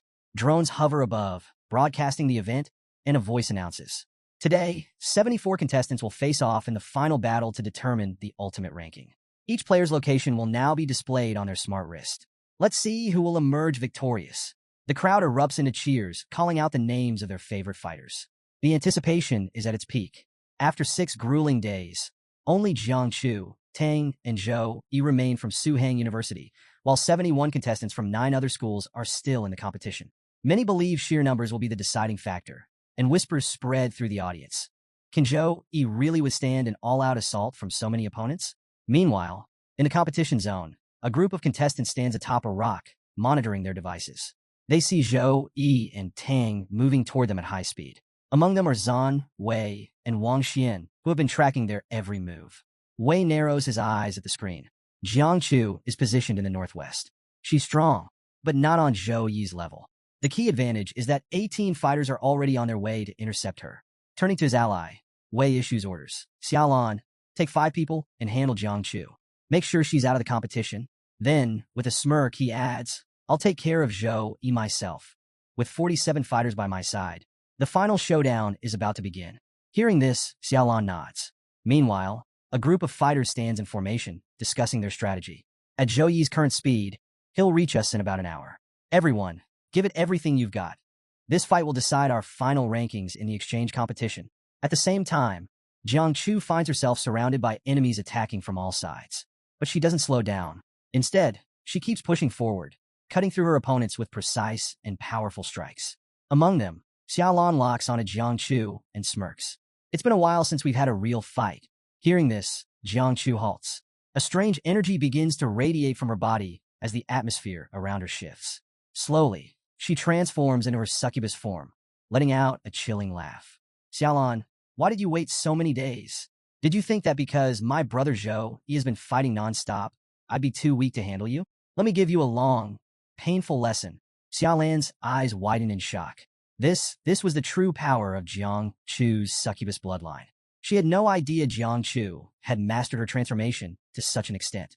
Realizing this fight won't be easy, she immediately fires an arrow while several others charge toward Jiangchu. Just then, a threatening purple light surges across the battlefield, shaking the ground. Suddenly, the ground trembles. Wei grins. He's here. A massive stone hand erupts from beneath them, followed by an enormous rock monster. Standing atop it are Zhou Yi and Tang, making a dramatic entrance. The sheer impact of their arrival sends a wave of unease through their enemies. The gathered fighters instinctively tense up, sensing the overwhelming pressure radiating from Zhou Yi. But instead of showing fear, Wei laughs. Zhou Yi, you should feel honored, he sneers. We've assembled 47 of the best fighters from various universities, just for you. By now, every single enemy has assumed their fighting stance. Zhou Yi is the biggest threat here, and they won't give him a single opening. Zhou Yi takes one look at the 47 so-called top players before him and smirks. You call yourselves elites? To me, you're nothing more than a disorganized mob. His words instantly ignite anger among the crowd. His arrogance is unbearable. But Zhou, he doesn't stop there. He scans their faces and continues. Am I wrong? If I am, tell me. Who among you hasn't already lost to me? Silence. You relied on numbers to take down the competitors from Suhang University, and now you think ganging up on me will work? Let's be honest. You wouldn't even dare face me one-on-one. Even with all of you together, you're still weaklings. And today, I'll prove something to you. No matter how many ants gather, they can never kill a dragon. Zhou Yi's words are like a spark in dry grass. His enemies explode with rage. One after another, they unleash their abilities. Wang Xian activates his mechanical enhancement skill, surging forward. Others wield wind, fire, and summoning magic, all converging on Zhou Yi at once. But Zhou Yi doesn't flinch. Instead, he leaps down from the giant rock monster and calls out to Tang. Stay up there. I'll handle this alone. Mid-air, he activates his hammer and buffs himself. The moment he lands, he charges at full speed toward the Horde. His hammer swings in a blur, smashing into enemies left and right. Each hit sends bodies flying, leaving some fighters seriously injured. The battlefield erupts into chaos. Spectators watching the fight are left stunned. How is he this fast? Some exclaim. Others shake their heads. No matter how strong he is, he's just a freshman. There's no way he can take on 47 people at once. Zhou Yi, however, keeps pushing forward. After crushing several close-range attackers, he finds himself surrounded, not just by enemies, but by massive summoning creatures. Many of his opponents have perched on top of these beasts, using them as mounts to box him in. Instead of backing down, Zhou Yi grips his hammer and charges straight at the nearest creature. As he does, his body begins to glow, his angel form activates. One of the enormous summoned creatures lunges at him, swinging a giant hand. But before the attack can land, a blinding light erupts from Zhou Yi's body, disintegrating the creature's hand on contact. Even mages in the backline react, scrambling to stop him. They unleash defensive spells, activating Guardian of Light, barriers, and layered magical circles to form an impenetrable shield. Their combined effort creates a multi-layered defense, ready to absorb Zhou Yi's onslaught. But Zhou Yi doesn't hesitate. He raises his hammer high and slams it down with full force. Boom! 3-4 layers of defense shatter instantly. But despite his immense power, the barriers keep stacking. There are simply too many layers for him to break through in one hit. The battle is far from over. Seeing that 6 layers of defense still remained, the mages, mostly girls, breathed a sigh of relief. They smiled, convinced that their barriers could withstand anything. Safely hidden behind the layers, they watched as Zhou Yi, still in his angel form, remained at a distance. But Zhou Yi simply chuckled. You really think you can stop what's coming next? This is just the beginning.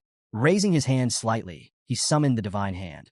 The sky ripped apart as an enormous, celestial hand descended toward the battlefield. The moment his enemies laid eyes on it, their faces drained of color. Cold sweat trickled down their foreheads. Wang Xian Wei. Everyone stood frozen in terror. The divine hand continued its slow descent, its sheer pressure suffocating the air around them. Even before it touched the ground, its force was already crushing. Wang Xian snapped out of his daze and shouted, "Get out of the way! Now!" That was all the others needed to hear. Panic erupted. One after another, they turned and ran, their fear overcoming any thought of fighting. Move! Run, or we'll be wiped out. The battlefield became chaos as fighters scrambled to escape the attack's range. But not everyone ran. Standing directly in the divine hand's path was Wang Xian, his mechanical body locked onto the attack. Wei turned to him, frowning. What the hell are you thinking? Inside his robotic shell, Wang Xian's voice remained calm. The chances of success are 0.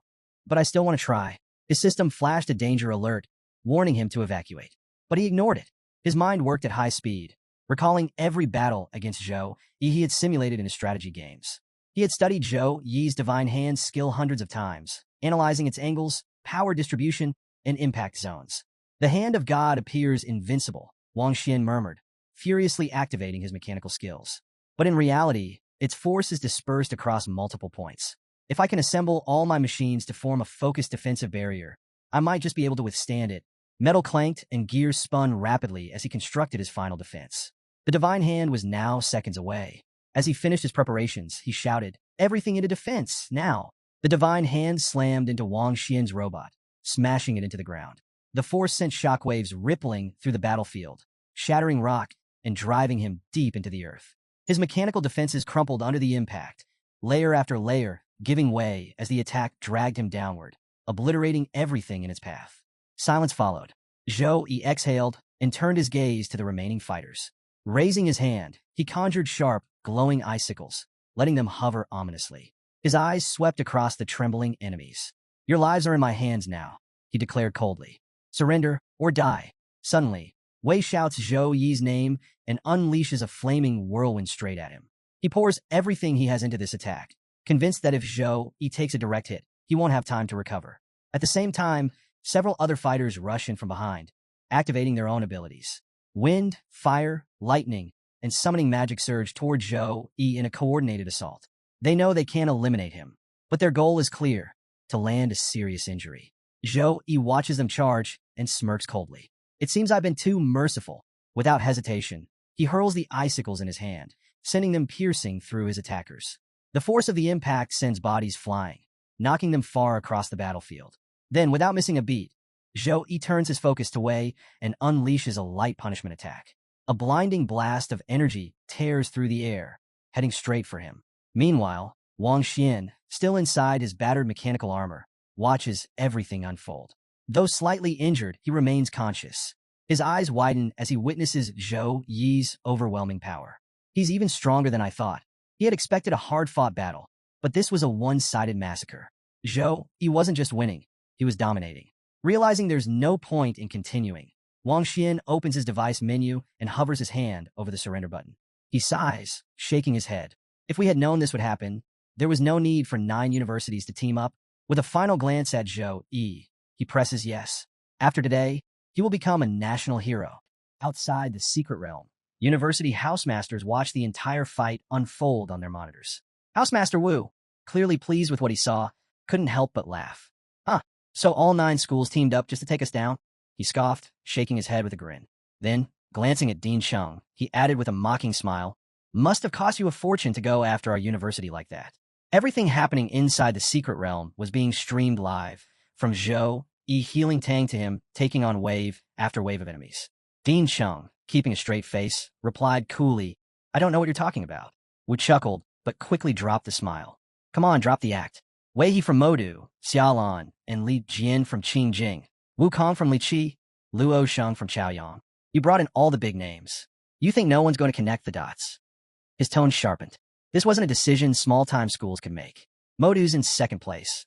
They've got no reason to get involved unless someone convinced them. Only one university could have pulled this off. Jing. Wu leaned in, eyes narrowed. "You had the advantage in this tournament. Then you lost. And now you're trying to recover face with this mess of a plan." Ching remained silent, deep in thought. The scene cut to the past, back when the plan to target Suhang University was first set in motion. It began with a covert meeting. Cheng had summoned the housemasters to present his case. While some were hesitant, his message was blunt. If Suhang sweeps all 3 events, what will that say about the rest of us? Most of them agreed. All but one, Housemaster Su. He listened quietly, arms crossed, then gave a slight shake of his head. "Dean Sheng, don't twist this. Moda has been third for years. I'm satisfied with second.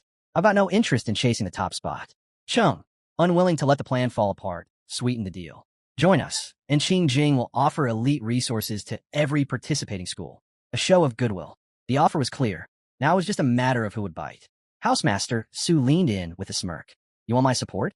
Then I've got a condition: 2 ruined dungeons." Cheng's face tightened. He clearly didn't like the demand, but after a short pause, he gave in with a sigh. "Fine."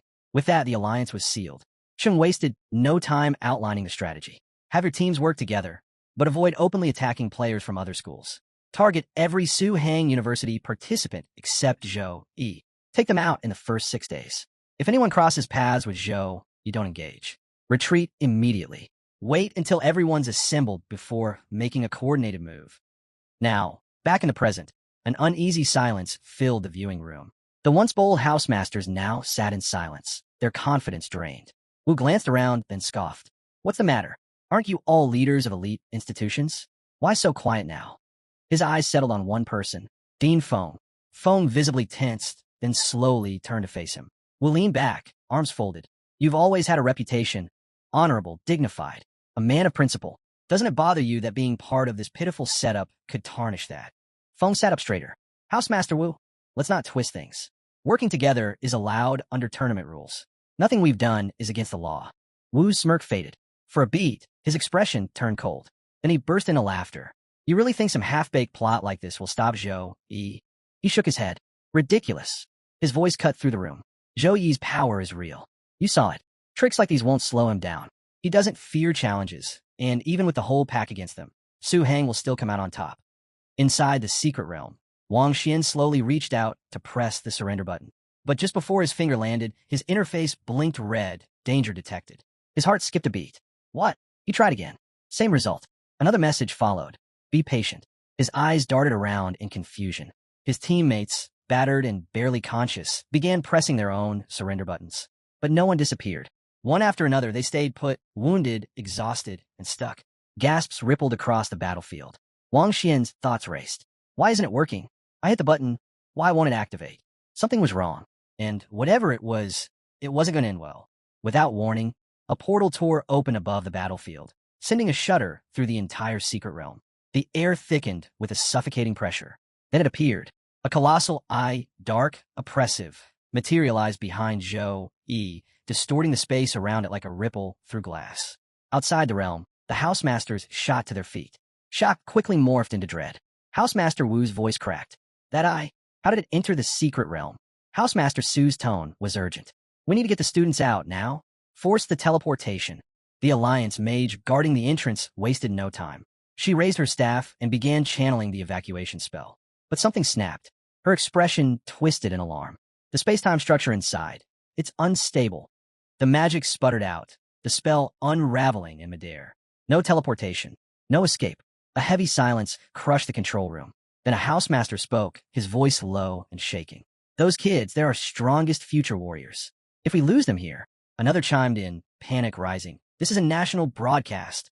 If the world sees this, we'll become a global disgrace. The room exploded into chaos. Voices shouted over each other, desperate for answers. But Wu stood still, his fist clenched tight. Under his breath, he muttered, Zhou Yi, can he survive this? Outside the realm, the live broadcast suddenly cut to static. Viewers across the country sat stunned. What happened? Why'd the feed cut out? Someone asked. Right at the climax, too. That was the best part, another cried. A few stared at their screens, brows furrowed. Did you see it? That thing behind Zhou Yi, what was that? I didn't see anything, one replied. In the crowd, Feng stood still, pale. His eyes were locked on the now black screen. His voice was quiet but heavy. I've seen that creature before. Inside the secret realm, the true nightmare began. The eye pulsed, and from its center, something massive began to emerge. The sky warped. The ground shook. Then it broke through. A towering creature, hideous and twisted, stepped out from the portal, its presence turning the air to ice. Wang Xian shouted, voice full of panic. Zhou Yi, behind you. Zhou Yi spun, his palm already glowing with radiant power. He struck, unleashing a blast of angelic energy straight into the beast. But the attack didn't land the way it should have. His power splintered, scattering like dust. The creature didn't even flinch. It hadn't blocked the strike. It absorbed it. Zhou Yi didn't hesitate. He summoned his hammer and launched a full-powered swing. But before the strike could connect, the beast disappeared. His eyes swept the battlefield. Where did it go? There was no trace. It was like the creature had never been there. Down below, Wang Xian quickly shut down his mech, urgency written all over his face. Zhou Yi approached, voice firm. You know what that thing is, don't you? Their eyes met. Tell me. Wang Xian nodded slowly, inhaling deeply. That creature, it's a void beast. Zhou Yi's expression hardened. Void beast? Yeah, Wang Xian said. It was sealed in a hidden realm decades ago. Only the oldest warriors even speak of it now. Born from the void, beyond reality itself, it slips through space and time like mist. You can't track it. You can't predict it. He clenched his fists. But the worst part, it can tear open dimensional space. Creates rifts strong enough to trap anything that gets caught. If you're inside when it happens, you don't come back. Almost as if summoned by his words, the air cracked apart again. Zhou Yi didn't waste a second. How did it break the seal on this realm? But there was no time for an answer. The void beast reappeared, right in the middle of the other warriors. Panic exploded across the battlefield. None of them knew what to do. No one had the skills to face something like this. Zhou Yi launched forward, sacred power charging through his body, ready to land the first blow. Then the beast locked eyes with him, eyes that burned with raw, ancient rage. In an instant, it vanished. Zhou Yi didn't even see it move, but he felt it. The void beast materialized inches from him, its claws swiping through the air. He twisted out of the way, just in time, but pain flared in his leg. The claws had caught him, not enough to cripple him, but enough to slow him down. Still, not a single blow had landed. Another portal tore open right in front of him. He fired a blast of sacred energy directly into it. But the beam went straight through. Nothing. Just empty space. Then he felt it. A presence. Right behind him. His breath caught. Too close. Too fast. He spun, fists igniting with energy for close-range strike. But before he could throw it, two streaks of energy screamed through the air. One, a razor-sharp arrow. The other, a crackling bolt of violet light. Both tore past the void beast, aimed directly at Zhou.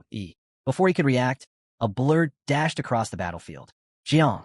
She grabbed him, yanking him clear just in time. They hit the ground hard, tumbling through the dirt. Jiang landing on top of him, still in her full succubus form. For a heartbeat, everything stilled. Zhou looked up at Jiang, breath uneven. "Why are you here?" She smirked slightly. "Took me long enough to catch you." Her tone was playful, but only for a second. Her eyes grew serious. The moment I realized no one could leave the realm, I knew something was off. I came straight in. Not far off, Xiaolan stood ready, bow drawn, scanning for the next threat. Then, without warning, the void beast returned. It appeared directly in front of her. The battle was far from over. Zhou reacted instantly, sacred energy roaring around him as he launched a devastating strike.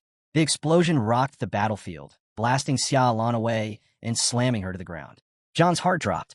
"Zhou," she screamed. But before she could move, he caught her midair, holding her steady. "Jiang, I've been poisoned. I need time to purge it. Cover the others." She barely had time to nod before the void beast vanished again, only to materialize inches from Wang Xian, claw raised for the kill. Jiang intercepted with a sharp slash from her blade, forcing the creature back. "Get out of here now." But the void beast didn't relent. Its other claw came down in a brutal arc. Wang Xian barely escaped, activating a skill that blinked him out of the danger zone just in time. More students charged into support, but their attacks bounced off, barely scratching the surface. Nearby, Wei stood frozen, too close for comfort. He muttered, "What is this thing? Nothing's working." The void beast turned its gaze on them, voice dripping with contempt. "Pitiful mortals. You think you can stand against me?" With a swipe of its claw, it hurled across the battlefield, leaving him bloodied and torn. "Insects like you dare challenge the god of space-time." At a distance, Zhou watched carefully, still recovering, but more alert now. His eyes narrowed. Its power isn't normal. Every time someone gets close, it bends the realm itself, opening space-time rifts to block the attack. But long-range strikes don't land either. It vanishes before they connect. The students kept pushing, but it wasn't enough. The void beast moved like a phantom, slipping between dimensions, appearing and vanishing at will. The weaker ones couldn't even see it coming. One girl stepped forward, gathering energy for a blow. But before she could strike, the beast appeared beside her, claws glinting, ready to end it. Jiang didn't hesitate. Her whip cracked through the air, wrapping around the girl and yanking her out of harm's way just as the void beast's claws came down. "Tang, take care of her," she shouted. Tang caught the wounded student and quickly encased her wounds in a layer of ice, slowing the bleeding. The girl's voice was barely a whisper. "We're not going to make it." Tang gripped her shoulders. "Focus. I'll seal the wounds." But the girl wasn't listening. Fear had taken over. She trembled, eyes wide with panic. "It's over. We're all going to die. This wasn't supposed to happen." Tang's tone hardened. "Stop it. Zhou is still fighting. He's strong. He'll pull us through." The girl shook her head, lost in despair. "No. The teacher said it'd be different." That caught Tang off guard. She grabbed the girl's wrist, urgent. "What are you talking about? What did your teacher say?" Still trembling, the girl stammered. "None of this is right. We weren't told it would be like this. It's all wrong." Before Tang could question her further, the void beast struck. It blinked past every defense, appearing right beside Jiang. In one fluid motion, it seized her and swallowed her whole. Everything stopped. Zhou froze mid-heel, his eyes locked on the beast. Then, without hesitation, he unleashed a violent surge of sacred energy, the blast tearing through the air. But the void beast slipped away again, vanishing into a rift before the attack could land. Zhou gritted his teeth and bolted toward the tear in space, prepared to chase it down. "Wait!" Tang yelled, but it was too late. The portal slammed shut. Jiang was gone. Zhou stood there, fists clenched so tight his knuckles turned white. Behind him, Tang and Wang Xian watched in stunned silence. Tang finally broke it, voice tight and low. "The dean of Jing College, he planted wind-attracting butterfly eggs on all of us." Zhou turned slightly, listening. If the queen bug is nearby, she continued, it can sense every single one of us, track us from miles away. That's how the other teams kept finding us. That's how they always knew where we were. Zhou Yi's eyes darkened. He turned slowly to face Wang Xian, his expression unreadable, yet the sheer weight of his presence made Wang Xian instinctively step back. I didn't know, Wang Xian blurted. I thought it was just coincidence. I didn't know they were tracking us. I swear. Tang let out a shaky breath and kept going. From what I've gathered, the void-guiding butterfly is bonded to the void beast. That's how it ended up here. It must have believed we took its partner, and that's why it's been hunting us. Silence fell like a curtain. Tang glanced at Zhou Yi again.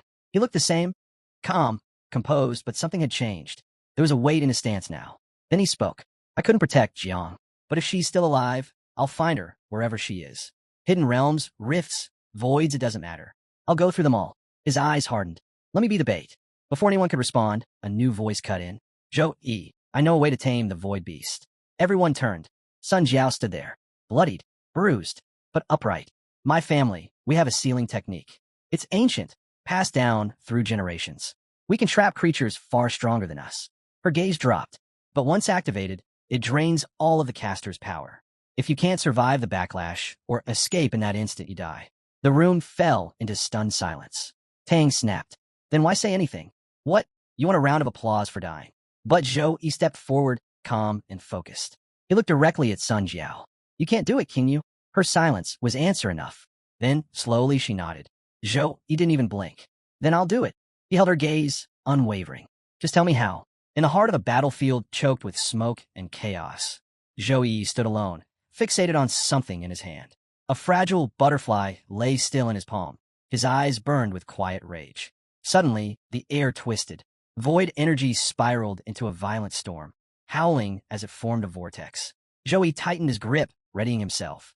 From his shadows, he spotted it. The void beast, lurking silently. He didn't hesitate. In an instant, he shifted into his angelic form, summoning his warhammer. The beast remained unaware that Zhou Yi could see through its stealth. But Sun Jiao's words echoed clearly in his mind. Non-summoners couldn't access summoning abilities without a medium. And sometimes, that medium was another person.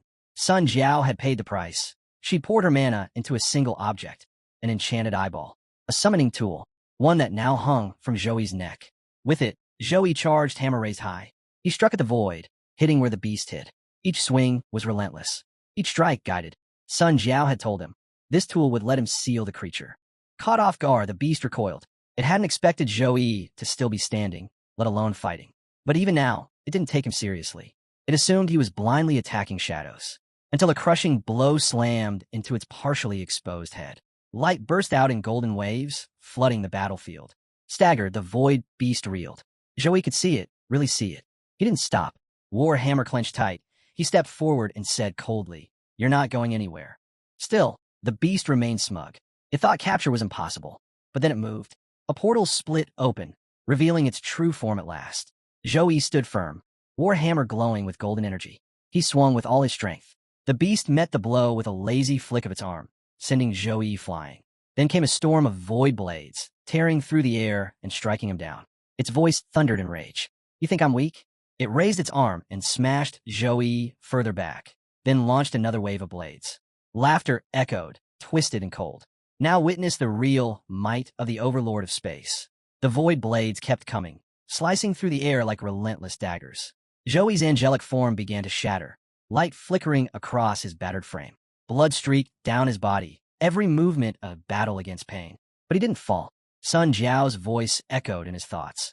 How a summoner's mana could pierce the fabric of space. How her sacrifice had turned her very eye into a vessel of immense power.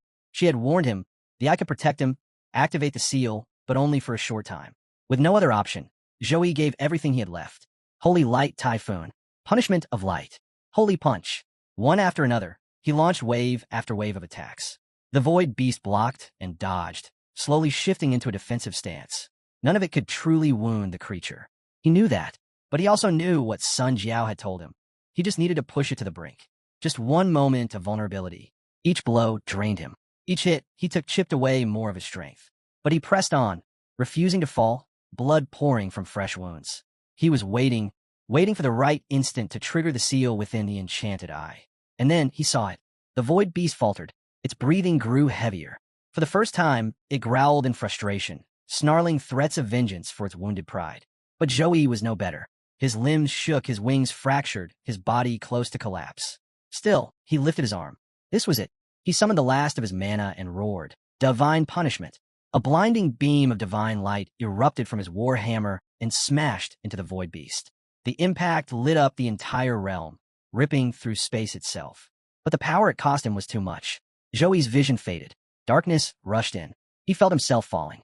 Then the eye ignited. Mana poured from it like a tidal wave. A massive sealing array unfurled across the sky, ancient runes spinning to life. They locked onto the void beast, soul and body. Agony lanced through Joey, and he crashed down, landing right atop the beast's skull. Frozen in shock, the beast twitched, but before it could react, radiant chains of light exploded outward, snaking from the eye and binding its limbs, its wings, its power. It screamed in fury, thrashing against the bindings. The seal tightened, and as the battle reached its climax, Joey slipped into unconsciousness. In that deep stillness, faces began to appear. Jang, Churan, his sister, his master. Memories surged. His heart thudded. Louder, faster. Jang Churan reached out to him. In his vision, she transformed, succubus wings unfurling as she leaned in, her lips brushing his. Through that kiss, he felt it. Her fear, her hope, her cry for him to return. His eyes snapped open. A fierce crimson glow lit them from within. Digging deep into his last reserves of strength, Joey reached out, grabbed the eyeball, and slammed it straight onto the void beast's head. Stay put, he roared. The void beast froze, eyes wide in disbelief. Even now, Joey still had the power to fight. The seal snapped tighter, glowing chains constricting the creature's body like iron bands. It struggled wildly, but the bindings held. In the end, the great beast lay still, completely immobilized. Joey stepped forward, unflinching.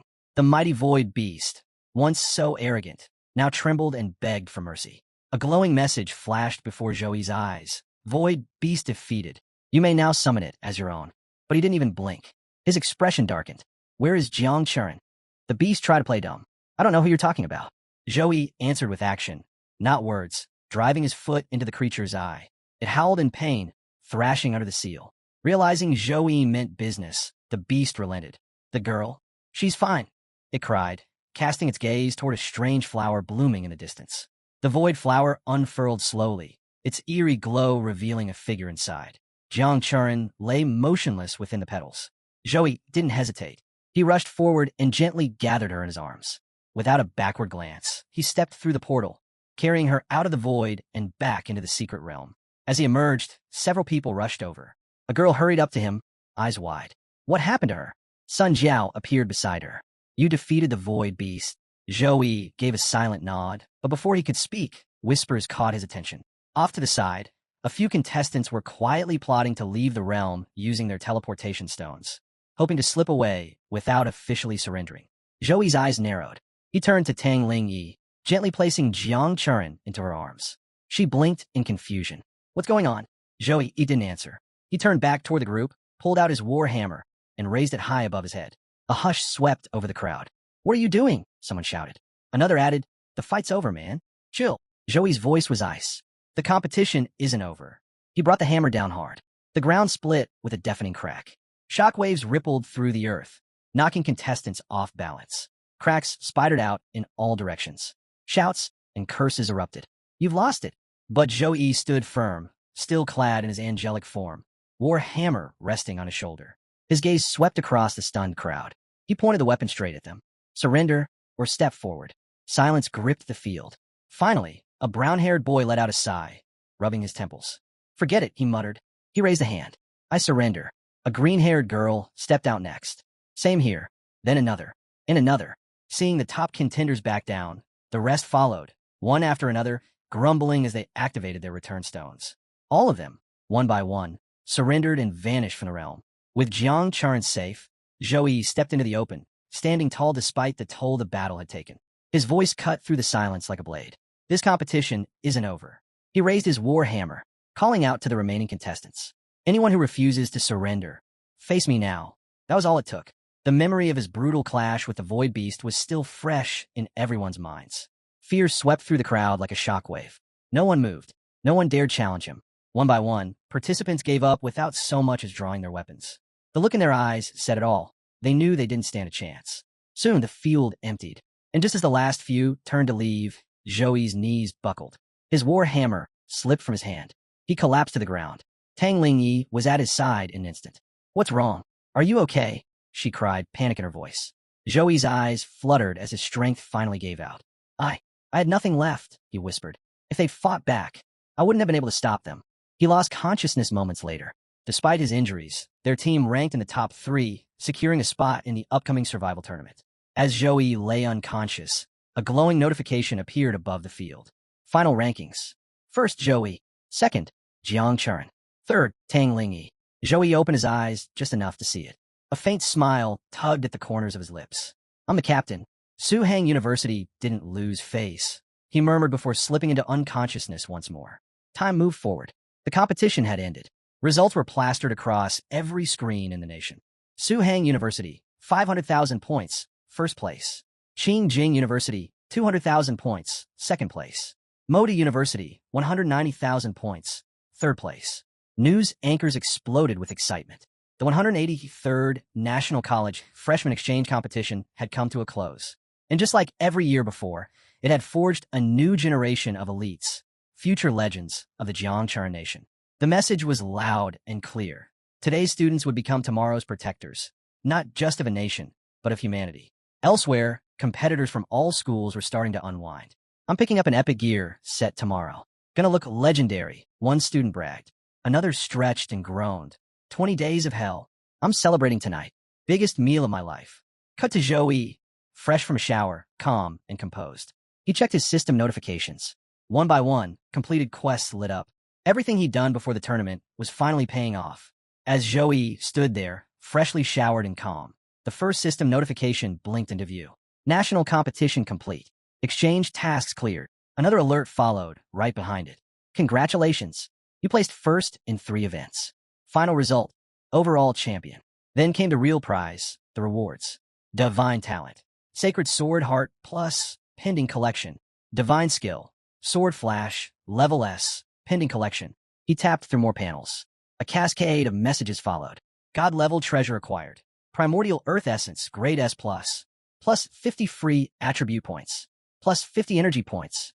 Zhou couldn't help the grin spreading across his face. Each reward hit harder than the last. This wasn't just a victory, it was a complete transformation. Every single item, skill, and talent was God tier. The kind of rewards you didn't just stumble into, you earned them by surviving every grueling second of 20-day deathmatch and coming out on top. Compared to that, even the worst dungeon raids or entrance exams felt like a breeze. He continued scrolling, taking in the full scope of what he'd achieved. The system had gone above and beyond. An S+ divine talent, an S-rank combat skill, and a primordial treasure born from nature itself. The power boost? Off the charts. Once he finished reading every line, he accepted the rewards. Instantly, energy erupted inside him. A divine wave surged through his body, shaking him to the core. Without hesitation, he activated everything. The sacred sword heart fused with him first. In an instant, knowledge of advanced sword techniques filled his mind. His body radiated sacred light as a glowing blade of energy formed above him, hovering, humming with divine force. Then came the rest. Skill, treasure, attributes, all absorbed, all synced. The light faded, but Zhou's power had already evolved far beyond anything he'd ever known. Cut to the training grounds. Sword in hand, Zhou stood still. With a flick of his wrist, he sent a wave of raw force tearing across the field. The earth cracked and split beneath his feet, the impact echoing like thunder. He paused, feeling the energy coursing through every nerve. It was intense, almost overwhelming, and it was only the beginning. The sacred sword heart wasn't just brute force. It refined everything, his technique, his movement, even his speed. His sword now glowed with divine energy. One of the blessings it granted? Speed faster than light. A technique that activated on its own once mastery reached a certain threshold. And Zhou was almost there. Zhou stood in silence, the glow of divine power still humming around him. But the more he focused, the more he realized it wasn't just divine energy coursing through his body. It was sword energy. True sword energy. Something most warriors could only unlock after years of disciplined training, relentless repetition, and mastery of form. Yet here he was, wielding it as though it were second nature. His bond with the blade had already surpassed what many lifelong swordsmen dreamed of reaching. He tested it again, another swing. Clean, fluid, devastating. There was a time when even gripping a sword felt clumsy to him. Now, every movement flowed with instinctive grace. If I master this, really master it, he thought, eyes fixed on the blade, I might actually become untouchable. Then there was Sword Flash, the system-granted skill. On paper, it looked simple, basic, but he knew better now. A regular sword strike might only deal minimal damage, maybe 1%. But the moment Sword Flash kicked in, that same hit exploded with power, increasing its damage output by 18%. And this was just the starting level. He activated it. Sword Flash burst forward. A sharp gleam sliced through the air and crashed into the far wall of the training field. The ground trembled. Cracks spidered out from the point of impact. Just a basic attack. Yet it struck with the force of a finishing blow. And it was only going to get stronger. Still, Joey wasn't about to let the power get to his head. Training alone wouldn't cut it. He needed pressure, real combat, someone who could challenge him, test the edge of his newfound strength. That's when she arrived. Churan stepped onto the field, hair slightly tousled, eyes alert but confused. You seriously dragged me out here this early just to spar? A faint blush tinged her cheeks, the weather from the rush or something else. Even she wasn't sure. On her way over, she kept wondering, what was so urgent that Joey needed to see her right now? Her mind kept drifting, more curious about why than about the duel itself. But Joey had only one thing on his mind. Churan wasn't just any student. She was the heir of the Jang family, renowned, respected, feared. Trained since she could walk, she'd spent over a decade honing her swordsmanship under one of the finest masters alive. Her talent had earned her the title of sword prodigy. Now, as she faced Joey across the training field, her grip on the hilt was firm. He's stronger overall, she admitted to herself. But when it comes to swordsmanship alone, she tightened her stance. I can match him. Joey lifted his blade with quiet confidence. Don't hold back. Jang gave a short nod. Then you be careful. In the next breath, they clashed. Jang made the first move. Her sword sliced through the air with speed and precision, aiming straight for Joey's guard. But he didn't flinch. With his sword still sheathed, Joey blocked every strike using only the scabbard. Each parry was smooth, effortless, almost casual. Jang's expression tightened in disbelief. He hasn't even drawn his sword, and I can't land a hit? Then, without warning, Joey stepped back and unleashed Sword Flash. A beam of energy burst forward. Jang's eyes widened. Wait, is that sword energy? She jumped back, narrowly avoiding the strike. Since when did Joey become this skilled with the sword? Before she could regroup, another attack came flying her way, faster, stronger. She met it with a clash of steel, barely holding her ground. Determined not to be outdone, Jang countered with one of her own signature techniques, Shadow Demon Sword. Now the real fight began. Strike after strike echoed through the training ground. Their swords danced, clashing with incredible force as divine energy collided with demonic precision. At that moment, Housemaster Wu stepped into the room and froze. He watched in stunned silence. Am I dreaming? He muttered. When did Joey become this good with a sword? Every swing from Joey carried precision and refinement. Clean, powerful, almost radiant. In contrast, Jang's style was swift and sharp, unpredictable like a shadow slipping through cracks. Wu observed quietly. She's holding her own now, but only because of her technique. If Joey weren't adjusting his power and speed to match hers, he'd have ended this already. As if on cue, Joey advanced. With one smooth movement, he knocked Jang's sword clean from her hands. The blade flipped midair. Joey caught it effortlessly and rested it on his shoulder. Jang stood still, breathing hard, sweat dotting her brow. Brother Joey, I can't keep going. I admit defeat. He stepped closer, eyes scanning her face. You okay? She gave a tired but genuine smile. I'm fine, just out of gas. Before anything more could be said, Housemaster Wu approached. That was unbelievable, Joey. You've mastered the blade, yet you never used swordsmanship in the tournament. Both Joey and Jiang bowed respectfully. Joey gave a small laugh. Gotta keep a few cards hidden. Then his tone shifted. Quiet, thoughtful. The requirements for unlocking new talents are brutal. No one's cleared an abyss-level dungeon. I haven't even gone through my job transfer ceremony yet. It's tough to gain new abilities now. His gaze sharpened. Looks like I'll have to handle everything my way. Joey turned toward Housemaster Wu, curiosity flickering in his eyes. So what brings you here? Wu gave a faint smile. I'm here to take you to the Alliance's celebration banquet. But that's not the only reason I came. His tone shifted, calm but heavy. There's something else you need to know. He didn't draw it out. Feng is dead. The words landed like a blade. Joey stayed silent as Wu explained everything. When the investigation team, alongside Joey, searched for Feng He, they found him in his dorm. He had taken his own life. The clues came later. One of Feng's students confessed. Feng had argued that the insect eggs could be tracked to monitor movements within the secret area. In exchange, he promised exclusive access to hidden resources. No one had noticed him slipping into the laundry room. He'd planted the eggs in the contestants' clothes, quietly, strategically. Beyond that, the student claimed ignorance. And with Feng gone, the investigation hit a wall. Zhou absorbed it all without a word, his expression unreadable. Then Wu stepped closer, placing a firm hand on his shoulder. "Don't worry," he said. "The Alliance is already digging into everyone Feng had contact with over the past 10 years. We'll have answers within the week." He gave Zhou a moment to take it in before changing the subject. "For now, the banquet is about to start. Let's go." Then Wu added something else, something that couldn't be ignored. Zhang's most elite military factions will be there too. They'll be scouting for top-tier talents. That includes you.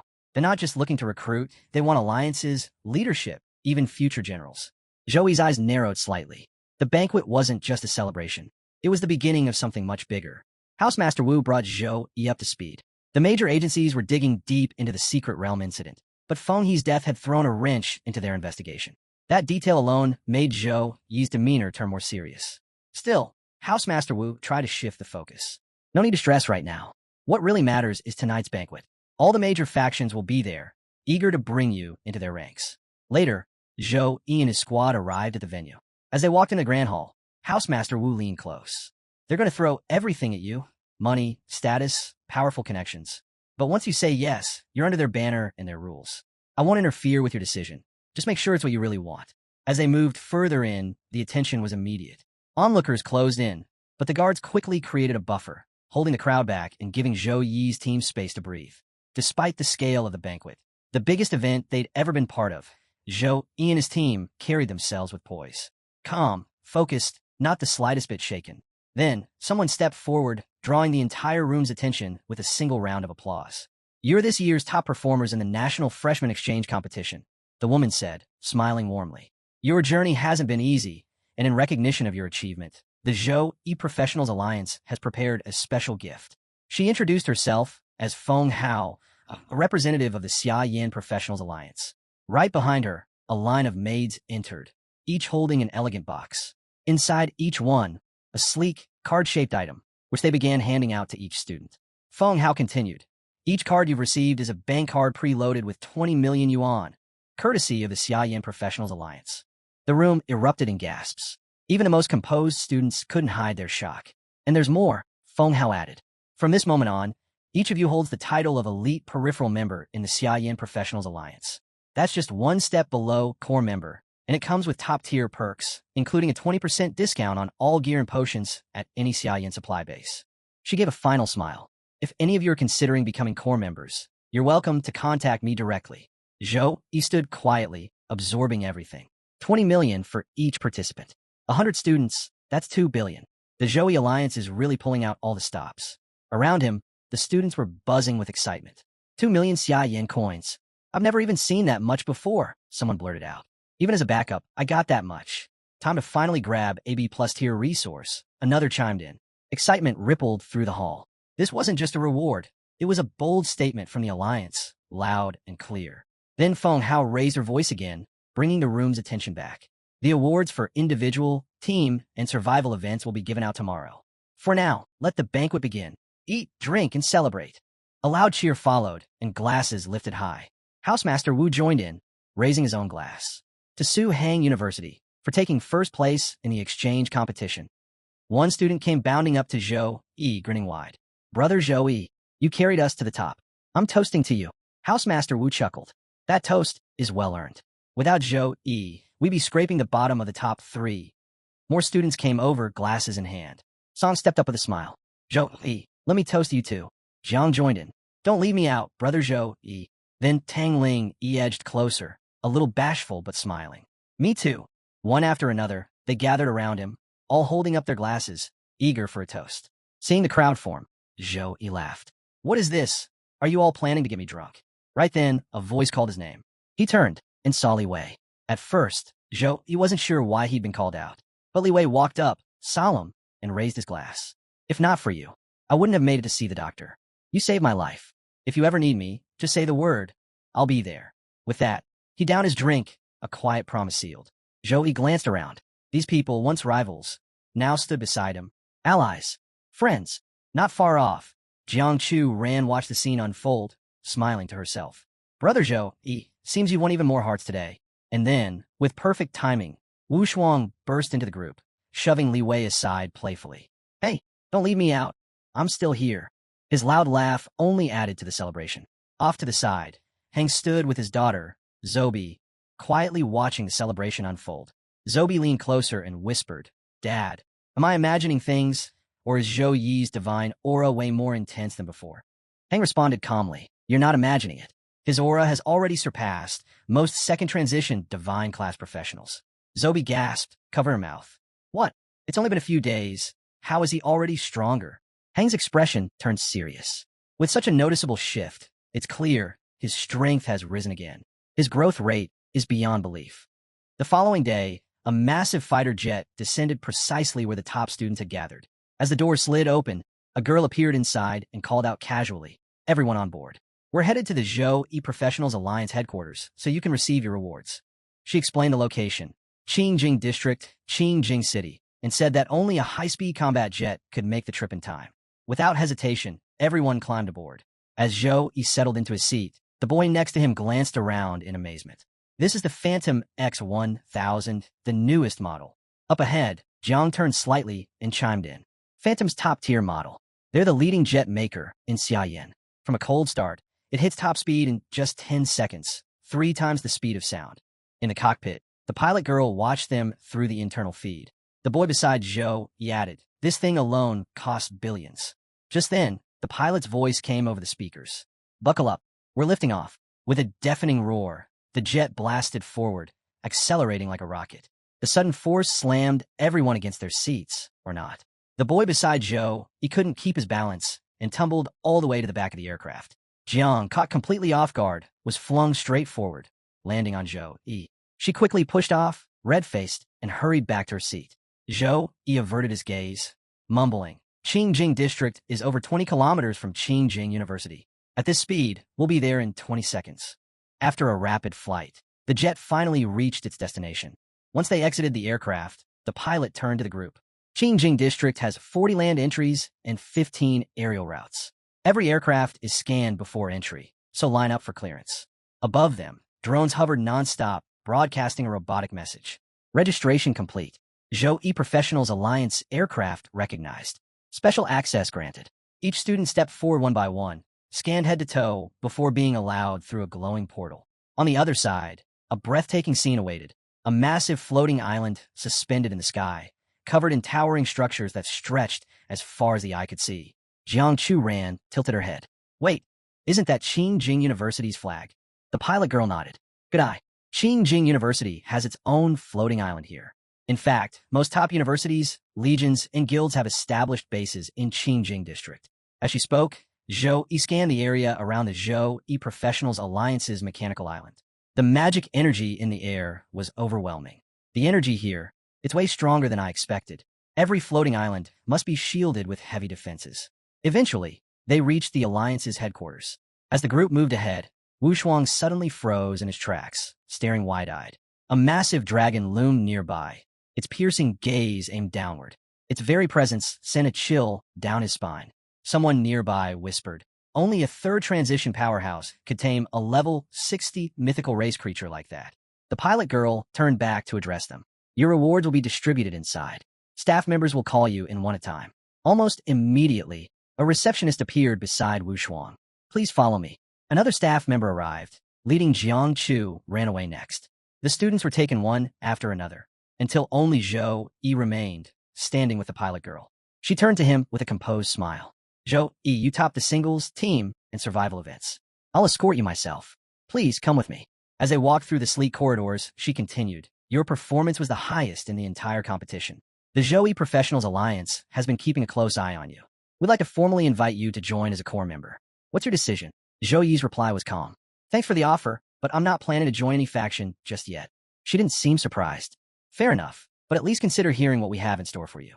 Most professionals would kill for this chance. Plus, we're known for being flexible, very few restrictions. Zhou, he kept his thoughts to himself. Fewer rules or not, there's still rules. I'm just starting out. No way I'm locking myself into anything this early. The pilot girl gave him a sideways glance, a knowing grin on her face. Geniuses always have their own way of doing things. No need to rush. Before long, they stopped in front of a grand golden doorway. She motioned toward it. Your rewards are split into 3 parts. First, for winning the singles event, you get a custom legendary grade weapon. Second, for the team competition, a full set of epic grade gear, also customized.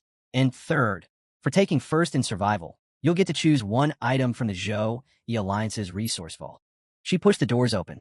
And now, I'm taking you to see the top forger in the Alliance, Master Chi Jun. He'll be making your legendary weapon personally. A wave of heat rolled out as the doors swung wide. This is his forge, she added as they stepped inside. She raised her voice. Master Chi Jun, the singles champion is here. In the center of the chamber stood a massive man, solid as stone, hammer in hand. He turned slowly to face them. You're Zhou Yi. Zhou Yi stepped forward and gave a respectful bow. Yes, Master Chi Jun. I'm Zhou Yi. Chi Jun gave him a once-over. Level 23, huh? That means I'll be crafting a level 25 legendary weapon. The tier upgrades every 5 levels. It'll be a good fit for your next leap in strength. He paused briefly. So, what kind of weapon do you want? Any specific attributes or effects you're aiming for? Without missing a beat, Zhou Yi replied, a longsword-type weapon.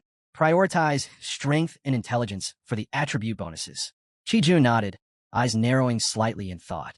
A hybrid build, brute force with precision and control. Smart. He turned toward the blazing forge, molten metal glowing like lava, and sparks dancing in the air. I'll get started right away, he said, tightening his grip on the hammer. This won't be quick, but when it's finished, you'll have a weapon unlike any other. Renowned throughout the realm, Master Chi Jun, legendary blacksmith and craftsman of unmatched skill, had made a rare offer. He would personally forge a weapon for Zhou Yi. Hearing this, Zhou Yi replied without hesitation, I want a longsword. One that amplifies both strength and intelligence. Standing nearby, the pilot girl gave a slight tilt of her head, puzzled but silent. Few were aware that Chi Jun possessed a rare ocular technique. His stare alone could paralyze seasoned warriors, silencing them with its sheer intensity. But Zhou Yi didn't budge. He returned the stare, calm and steady, unfazed. The pilot girl's eyes widened slightly. So this is the man who took the top spot this year. Not even Chi Jun's legendary gaze shakes him. Zhou Yi spoke again, his voice measured. I don't need anything flashy. Just make sure it syncs with my paladin class, and that it hits hard. He paused for a beat, thinking, gold tier weapons boost 2 attributes. Legendary tier ones, all 4. But as a paladin, I need a weapon that can keep up with both my spells and close range combat. Strength and intelligence come first. Chi Jun nodded thoughtfully. His gaze lingered on Zhou Yi. Then he said, I've seen how you fight. Straightforward, relentless, like a sword drawn for battle. A longsword fits your nature. Then, an idea sparked in Chi Jun's mind. In one swift motion, he summoned a luminous gem into his palm. The forge lit up in an instant, bathed in holy light. The sunlight, holy stone. The pilot girl's breath caught in her throat. She darted forward. Li Wei, that's a legendary forge stone. It only drops in the sacred domain ruins, and even then, maybe 10 appear a year. Her eyes locked on the radiant gem. Then almost involuntarily, she spoke its name. Sunlight, holy stone. Zhou Yi echoed her, drawn in, mystified. Sunlight, holy stone. Both were speechless. She'd at least heard of it. For Zhou Yi, it was a complete unknown. Master Chi Jun stepped onto the massive lava bridge at the center of the forge, his voice calm, but firm as he walked. This stone was born from the sun's very core. When forged into a weapon, its divine energy becomes a force of purification. Undead, demons, any shadow-tainted being, it'll burn them away. Their power won't even have a chance to resist. With everything in place, the wielder, the specs, and the materials, Chi Jun began the forging ritual. He raised his hand. The sunlight holy stone pulsed brightly, divine energy swirling around him like a storm ready to break. From the glowing depths of the lava pit, rare materials began to rise one by one. First came meteoric iron, silver, steel. Gold tier, formed from celestial debris that crash-landed on the continent. Divine, unyielding, nearly impossible to smelt. Next, abyss obsidian. Legendary tier, a black ore mined from the rift's deepest layers. Its aura was heavy, oppressive, pure darkness made solid. Then, dragon soul crystal core. Gold tier again, the soul of an ancient dragon, crystallized after death. Still brimming with silent, explosive power. More followed. Fourth, a fragment of the Dragon Clan's guardian star. Epic tier, a fallen star shard saturated with ancient draconic force. Fifth, Tear of the Holy Spirit. Legendary tear. Rumored to be the tears of a fallen angel, sanctified through divine rites. It radiated a soft, sacred shimmer. All 5 materials hovered midair, held aloft by Qi Jun's energy. Without delay, he activated lava's smelting. The 1,000-degree flame ignited with a roar, shifting from blazing orange to a deep, searing crimson. The materials were swallowed in its blaze, and as the heat intensified, the true nature of each item was revealed. These weren't just rare ores. They carried remnants of the lives they once belonged to. As the smelting began, wails and cries echoed through the forge, fragments of monstrous souls screaming as they were purified in flame. Then came the divine tempered sledgehammer, a god-blessed forging tool. Qi Jun raised it high and struck. Over and over, the hammer crashed down, each blow ringing through the air like lightning in a storm. Every strike cleansed impurities, every hit shaped the molten blend. Zhou Yi and the pilot girl watched in awe as divine light flooded the forge. The mixture began to settle in the casting mold, glowing, ready. Now, the true forging started. Qi Jun struck with relentless precision, each hammerfall molding the essence into steel. Between blows, he murmured sacred incantations, guiding the weapon's soul into existence. Finally, with one final lift of the hammer, Qi Jun roared. Now, the final strike. Sensing what was coming, the pilot girl reacted fast, casting a protective barrier around herself and Zhou Yi just in time. Then, with every ounce of strength he had, Master Qi Jun slammed the hammer down one final time. Boom! The impact rocked the entire forge. From the center of the anvil, a searing light burst forth, revealing the finished weapon. A long sword, gleaming with divine brilliance. This was it, the shining holy sword. Legendary tier. Its stats were staggering. Plus 68 strength, plus 71 constitution, plus 65 agility, plus 74 intelligence. Level 25 required. No race limit. Usable only by warrior, knight, swordsman, or sword soul classes. The effects were just as insane. Plus 80% attack speed. Radiance. Burns mana to deal splash damage with light energy. Divine power. Massively increases damage to enemies aligned with darkness. Without pause, Master Qi Jun activated a forging skill. The sword launched through the air, streaking toward Zhou Yi like a bolt of holy lightning. He caught it mid-flight. The instant his fingers wrapped around the hilt, a strange energy surged through him. Foreign at first, then quickly overwhelming. Qi Jun's voice rang out. Legendary weapons must accept their master. Let your energy dominate it. Zhou Yi nodded and focused. Power surged from within. In a flash, his seraph bloodline triggered. Radiant light exploded from his body, flooding the entire forge in brilliance. Even the pilot girl stepped back, stunned by the sudden blaze. The sword reacted, glowing, pulsing in sync with him. Slowly it calmed. It had acknowledged him. The shining holy sword was now his. Stats filled his vision, each one syncing with his own, boosting everything, enhancing him. He glanced down at the blade, a faint smile creeping in. All core stats enhanced. 3 top-tier abilities. And that speed buff. If someone tries to swing once, I'll land 3, maybe 4 hits before they can blink. From behind, the pilot girl finally spoke. Looks like you're happy with the results. But before Zhou Yi could answer, she turned sharply toward Qi Jun, concern in her voice. Wait, what's going on with you? Everyone followed her gaze and were left speechless. The mighty blacksmith they had just watched work miracles now stood frail and hunched. His broad frame had withered, his skin pale, his breath shallow.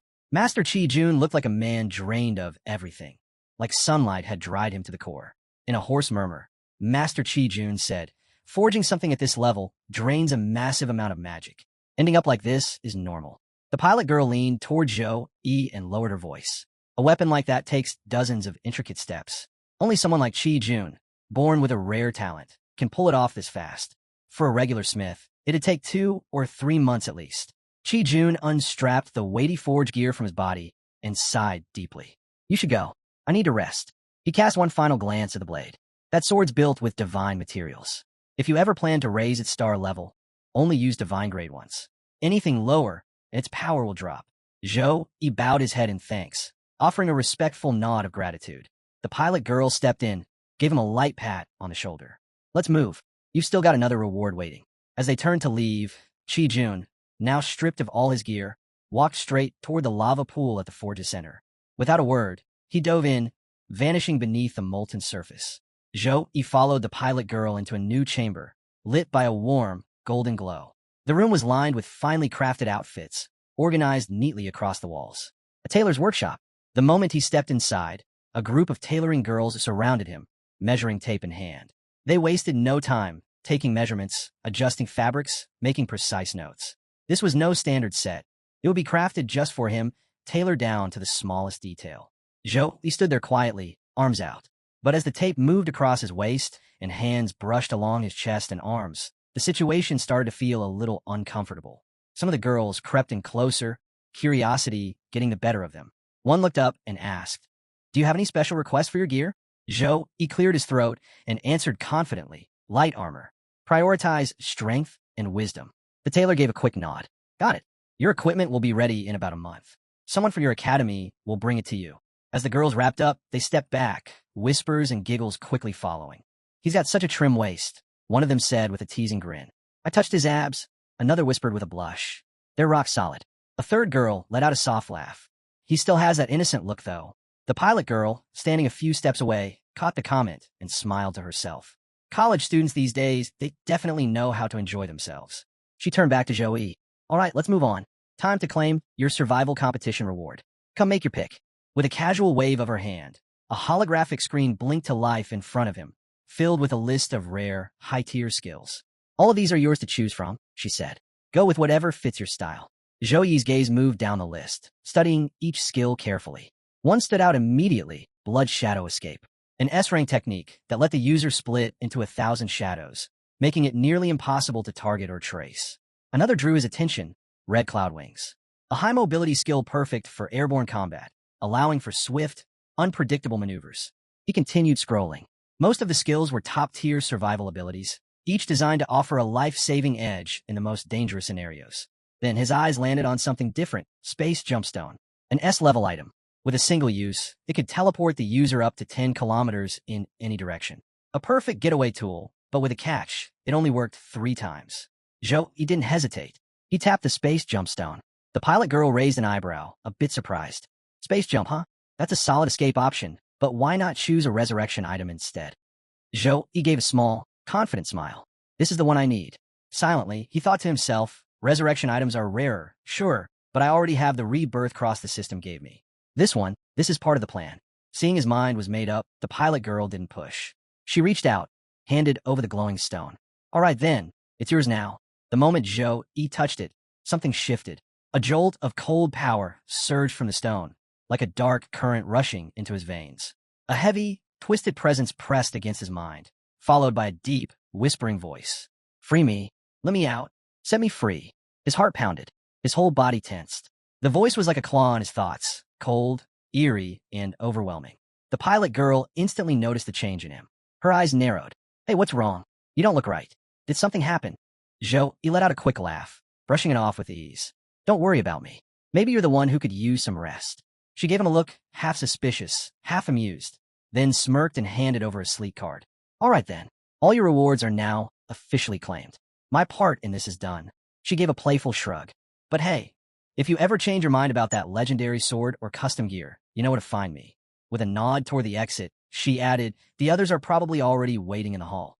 Let's get moving." They turned to leave, but before they could take more than a few steps, a voice called out from behind. He glanced over his shoulder, and there stood Hang, walking toward them, flanked by his 2 daughters. He walked alongside the pilot girl, carrying the rewards he'd earned through sweat and effort. Just then, Hang appeared in their path, flanked by his 2 daughters. He didn't wait. "If you've got something to say, let's take it somewhere private." Hang shook his head. "No need. We're just here to say goodbye." He continued. "Everyone involved in the exchange program, students and teachers, will be heading back through the teleportation circle at Jing University this afternoon. I'll be taking Donger back with me to our clan." Yi's heart tensed. His little sister was leaving with them. Hang added, "If there's a chance, I hope you'll bring Xiao Yun to visit Tianlan province. You and you're both part of the bloodline. The clan will support you however it can." He gave a slight nod. "She graduates in 6 months. I'll take her there myself. Safe journey." Hang returned the nod, then turned to leave with his daughters. He stood silently, watching them go. That's when he froze. It hit him again, faint, almost invisible but clear as day. Someone was watching. His eyes darted around. That's when he saw it. A small beetle clinging to the bark of a nearby tree. Without missing a beat, he lunged forward and crushed it in an instant. The beetle was gone, but something didn't sit right. Was that really it? Or was his mind just playing tricks? A voice rang out from a distance. Joey, we're heading into town to pick up some local snacks. You in? It was Li Wei, waving from afar. Zhou, he shook his head. I'll pass. Staying in today. Back in his room, he shut the door behind him and leaned against it, thoughts swirling. Was it just the lingering effects of that injury? Or maybe he was overthinking it all. But before he could settle into the thought, it struck again. That same dark, swirling energy erupted around him, purple and heavy, wrapping him like smoke. He recognized it instantly. The same power he felt the day he accepted the space jumpstone. Then a voice echoed in his mind. Human, let me out. Pain exploded in his head. Zhou, he gripped his temples, barely keeping his balance. A glowing symbol appeared beneath him, a summoning circle. From it, a creature emerged. The Void Beast. It had shrunk in size, probably to stay hidden, but the sheer force of its presence hadn't faded one bit. Zhou, he stared the Void Beast down. You've already accepted me as your master. So why do you keep appearing like this? The creature scoffed. Accepted you? Don't flatter yourself. I've existed for thousands of years. The idea of serving a kid like you? Ridiculous. If it hadn't been for that strange technique you used at the end, you wouldn't have lasted a second. Zhou Yi's tone sharpened. You injured 63 people in the secret realm. 10 of them died. The Shaoyan Professionals Alliance had to pour in a fortune just to bring them back and patch up the damage. If they ever find out you're still alive, do you really think they'll let you off? The Void Beast let out a cold laugh. Trying to scare me now? Is that all you've got? Zhou Yi's eyes narrowed. You know those third-tier mages in the Alliance? They've all mastered something called the spirit-shedding art. It wipes out the mind of any magical beast, turning it into a mindless servant. He took a slow step forward. So, if you really don't fear death, maybe you'd prefer being turned into a hollow puppet? And even if you were killed, Zhou, he added, his voice calm, your remains alone could fetch a fortune. Your bones, your blood, your hide. Something in the Void Beast shifted. Its eyes flared with anger. What are you getting at? It growled. Zhou, he didn't answer immediately. Instead, he summoned the space jumpstone, holding it out where the beast could see. You were badly hurt in that fight, he said. I can't take you to a healer. But this can help you recover. As soon as the Void Beast saw the stone, everything changed. Its gaze locked on the artifact. Hunger lit up in its eyes. Nothing else seemed to matter, just that one stone. Zhou Yi's voice cut through the moment. 1 year. Serve me loyally for 1 year. You've got power, too much to waste. Do that, and I'll break the contract. You'll be free. The Void Beast paused, then asked quietly, and why should I believe you? Zhou, he didn't flinch. You don't have another option. Believe me, or die. Before the beast could answer, Zhou, he summoned something else, its companion, the Void Butterfly, and handed it over. I'm giving this back. With that, he turned and walked away. Behind him, the Void Beast stood motionless, clutching the stone and the butterfly, eyes fixed on Zhou Yi's back, silently watching him disappear. Just as Zhou Yi reached the door, the Void Beast's voice called out behind him. All right, but there's something you should know. Zhou Yi turned around. The beast was chewing on the space jumpstone, talking through the motion. My companion told me something. This was the first time she'd ever been caught. And the one who did it, not human, something else, something unknown. Zhou Yi's expression turned cold. His instincts sharpened. Cut to the bustling city marketplace, where 3 girls were out shopping. The streets were packed with shouting vendors, each trying to outdo the next. Blazing Fury Blade, Fire Crystal in the hilt, cuts through monsters like nothing. Only $9.98, no haggle. Miss, buy this battle armor, and I'll throw in a nail clipper for free. 1-day deal. Genuine stuff. No ripoffs, no gimmicks, just quality. Amid the chaos, Jiang Chu browsed a vendor's stall lined with trinkets and enchanted gear. She examined each item with careful eyes. The vendor girl leaned forward, beaming. This hairpin here, it's got embedded ice crystal. Not only pretty, but has a defense charm, too. She reached for another gem, presenting it with both hands. This one was enchanted by a wood-type mage, speeds up healing. Strong yet elegant, just like you. But before she could grab more, a hand reached in from the side, picking up a piece of jewelry near Jiang Chu Ran. The mirror caught the reflection of the newcomer, Zhou Yi, standing right beside her. He held up the piece with a small grin. This one's more your style. Jiang Chu Ran's cheeks flushed instantly. Surprise, embarrassment, and a hint of joy all tangled together. What are you doing here? You said you weren't coming, she added, a little flustered. Zhou Yi gave a casual shrug. Wrap things up early. Thought I'd grab a few local bites. The vendor girl watched them with sparkling eyes, lips tugging into a smile. A charming guy and a stunning girl, exchanging subtle jabs. It was like a scene straight out of a love story. What a pair, she thought. Just watching them feels like magic. But suddenly, a voice rang out, sharp and cheerful, cutting through the noise. All three turned to look. In the distance, a young man waved excitedly as he rushed forward.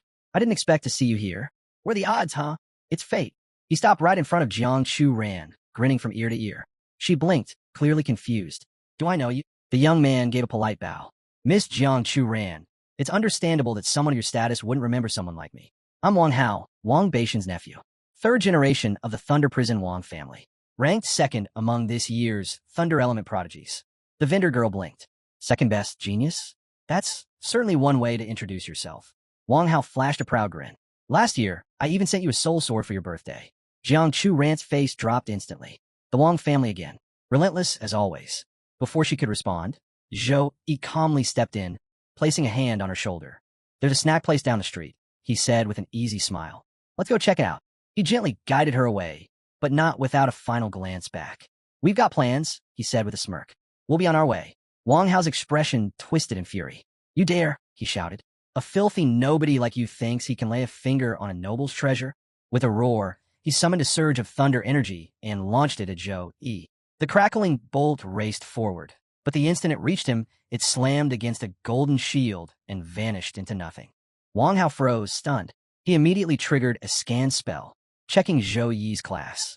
The result made him sneer. A paladin, hiding behind a bubble shield. Smugness returned to his voice. A coward class like that, this won't take long. Jiang Churan's fists clenched. She stepped forward, ready to fight. But Zhou Yi raised a hand to stop her. I've got this, he said calmly. He turned to face Wang Hao, his grin steady. 3 moves. If you can even brush the edge of my clothes, I'll apologize. But if you can't, his eyes sharpened. You'll kneel and apologize to me. He added, almost casually, and if anything around here gets wrecked, the bill's on you. A crowd quickly gathered, murmurs buzzing through the marketplace. This should be fun, someone whispered. Dueling in the middle of shopping? Gotta love young hotheads. Another chuckled. Wang Hao was already seething. You signed your own death sentence. He summoned his spell, Thunderstorm Strike. Lightning burst around him, flashing wild and uncontrolled. With a furious swing, he launched the bolt straight at Zhou Yi. Zhou Yi didn't move. His hand lifted. The golden shield shimmered again. The thunder strike hit and disappeared on impact. The crowd gasped. Someone in the back blinked hard. That didn't even leave a mark. Wang Hao stood stiff, caught off guard, but quickly forced a sneer onto his face. So what? You're just hiding in that shield of yours. Dumped all your points into defense, huh? Typical paladin. But inside, his thoughts were spiraling. What the hell is that shield? I wasn't ready for this. Gritting his teeth, he summoned more power. Fine. You want to see real strength? Let me show you. Blitz Panther's Shadow. A roar split the air as a thunder-shaped panther burst from his hand, crackling with violent energy and charged straight for Zhou Yi. But Zhou Yi didn't even bother casting a skill. Instead, he summoned a faint glow of holy light, picked up a random item from a vendor's stall nearby, and casually tossed it. Boom! The enchanted item struck the Shadow Panther midair and shattered it completely. The remains of the broken item kept flying, grazing Wang Hao's cheek. He didn't move. Couldn't. His entire body froze. What just happened? Panic crawled into his eyes. Who is this guy? Zhou, he let out a lazy yawn, stretching like he'd just woken from a nap. You still got 1 move left, right? Don't stall, go ahead. Wang Hao just stared. Nothing made sense anymore. A paladin with this much power? I've never even heard of him in the noble rankings. Who is he really? His confidence cracked, smashed to pieces by disbelief. With just a few fluid moves, Zhou, he had already forced Wang Hao to the ground. The onlookers were stunned. Wang Hao trembled, still reeling from the blow. He couldn't believe it. How could someone ranked so low take him down like that? But he wasn't ready to admit defeat. Gritting his teeth, Wang Hao grabbed his sword. He won't dodge this. Crackling thunder surged along the blade as he channeled every ounce of power into it. Then he lunged, his thunder slash tearing through the air toward Zhou Yi. Zhou Yi didn't budge. He simply lifted 1 finger, and from above, a radiant Holy Cross beam slammed down. Boom! A column of light swallowed Wang Hao, crushing him under its force. It ended as fast as it began, but the silence that followed was almost louder than the blast. Zhou Yi looked at him, unmoved, icy. So, this is the legendary lightning prodigy? Pathetic. No one said a word. The crowd just stared. Wang Hao slowly stirred, dazed. He tried to rise, but dropped right back to his knees. The sting of humiliation was worse than the pain. Rage burned in his eyes, but he couldn't move a muscle. Then the murmurs started. Wait, doesn't Li White look familiar? Yeah, that presence. He's got the vibe of a Saint Knight. I've definitely seen him before. Someone pointed wide-eyed. That's Shoei. He won the exchange competition this year. The realization swept through the crowd like wildfire. The vendor who had earlier dealt with Jiang Churan nodded, piecing it together. No wonder he's that strong. And the girl with him? That's Jiang Churan, his girlfriend. Wang Hao heard all. It hit him like another thunderclap. He'd just been crushed by a first year. In front of everyone. Still on his knees. All he could do was watch as Zhou Yi walked away beside Jiang Churan. Calm. Untouched. Unbothered. Wang Hao's hatred boiled over. Zhou Yi, I'll let you go today. But once my brother returns, you'll pay. Then he turned his fury on Jiang Churan. And you betrayed the Wang family. My brother won't forget this. Neither will I. Meanwhile, Zhou Yi's team moved steadily through the crowd, drawing stares from every direction.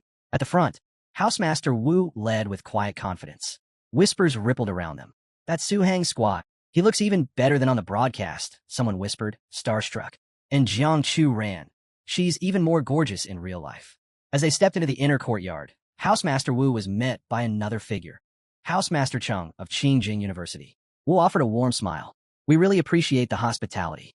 Housemaster Cheng, on the other hand, was clearly annoyed. TCH, your team hogged all the attention. We were just background extras this time. Wu chuckled, unfazed. Now, no need to be so harsh. Friendships outlast rankings, don't they? Cheng folded his arms, unimpressed. Call what you want. We still finished dead last. No sense pretending otherwise. Before the conversation could continue, voices echoed through the courtyard. Everyone, get ready to depart. A glowing teleportation circle lit up beneath their feet. Mages swiftly activated the runes, the air humming with magical energy. Students from all academies began filing into the circle, preparing to return home. Zhou Yi made his way over to Jiang Churan. See you next time, he said with a casual grin. Jiang Churan gave a calm nod. Take care.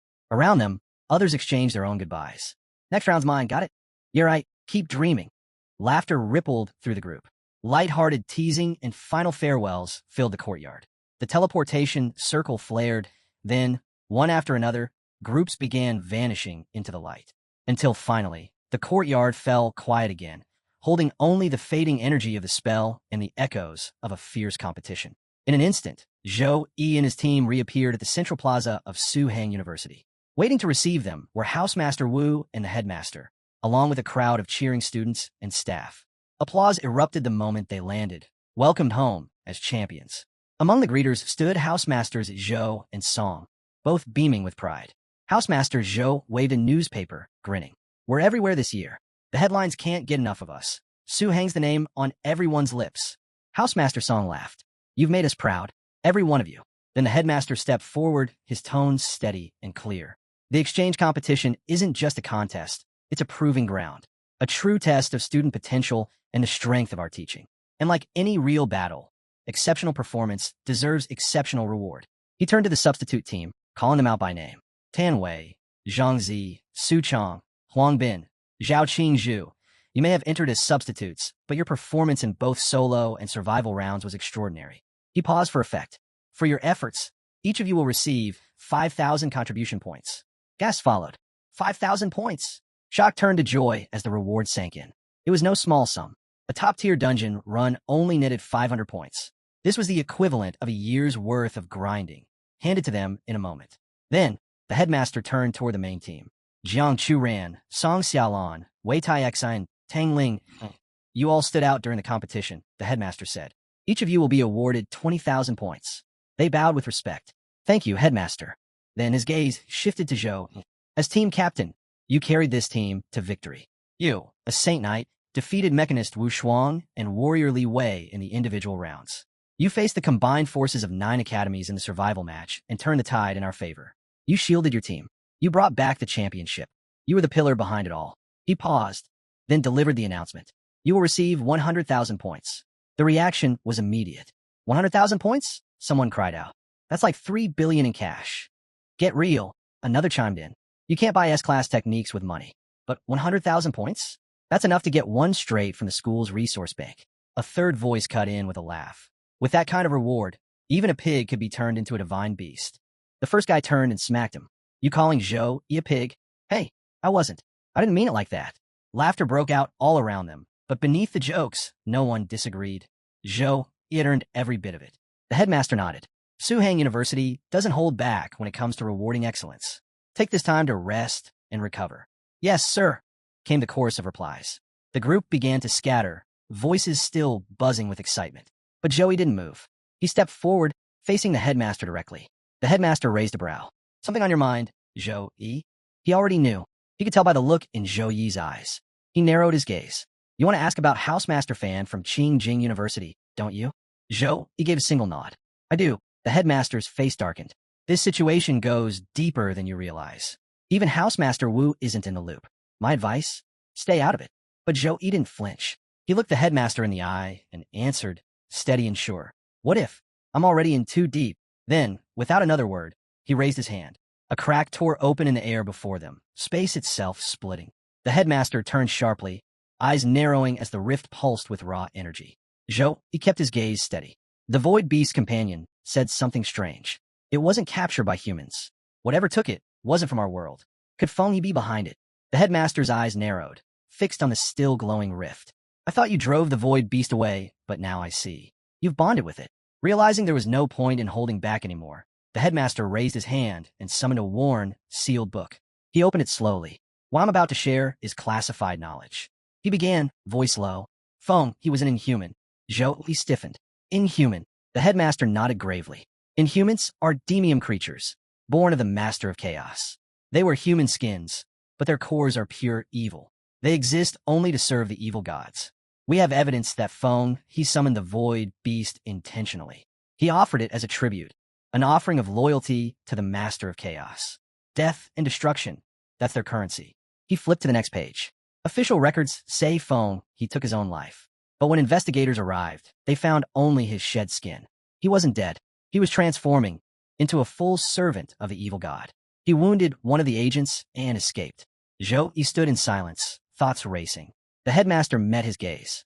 Zhou Yi, do you know why Feng he acted during the exchange competition? Without hesitation, Zhou Yi replied, because it gathers the top young talents. If something happened there. Exactly, the headmaster finished. Maximum chaos. That's one reason, but not the only one.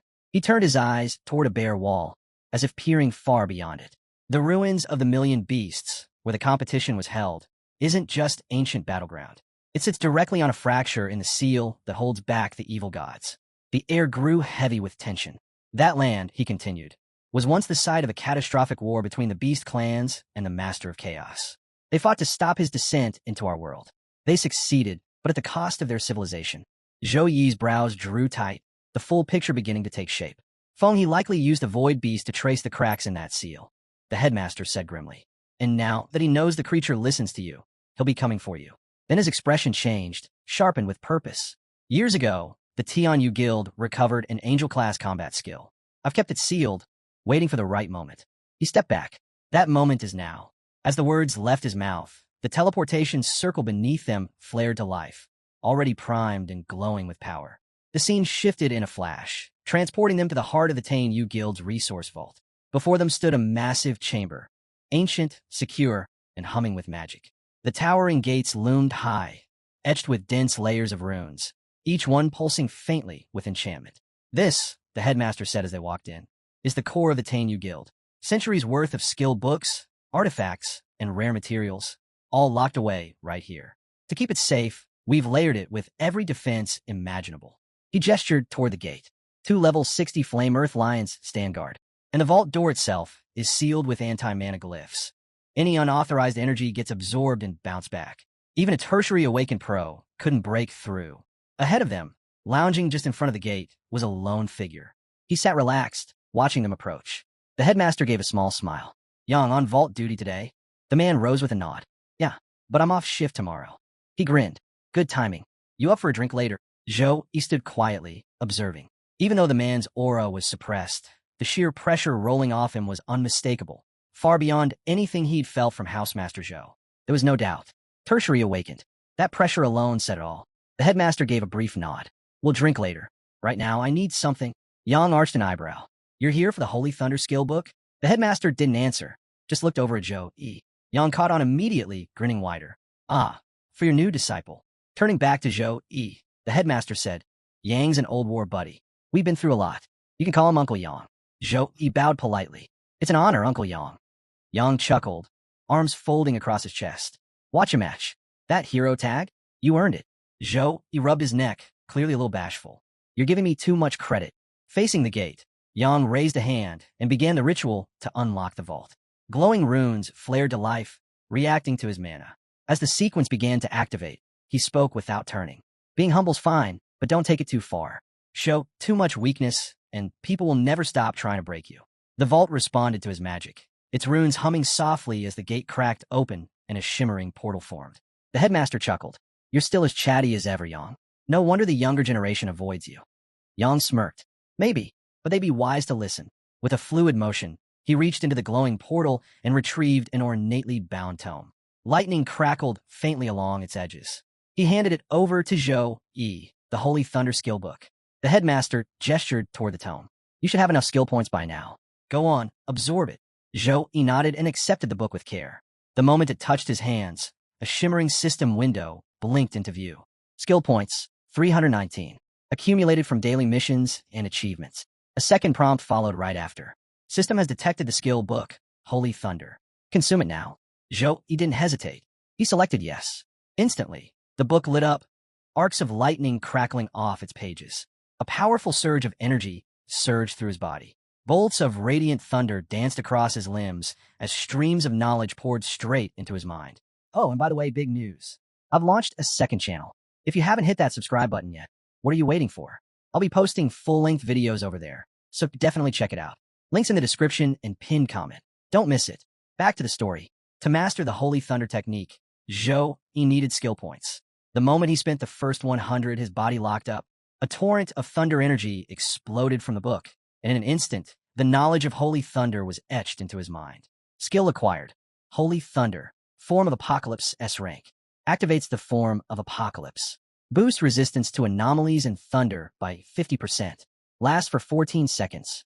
But that was only the beginning. Another 100 skill points vanished, and with it came another S-rank skill. Skill unlocked, Blade of Punishment. Empowers weapon with Holy Thunder. Charges blade with Divine Lightning. Drastically boosts attack speed and thunder damage. And then came the third surge. One final burst of points awakened the next technique. Skill unlocked, Chain of Heaven.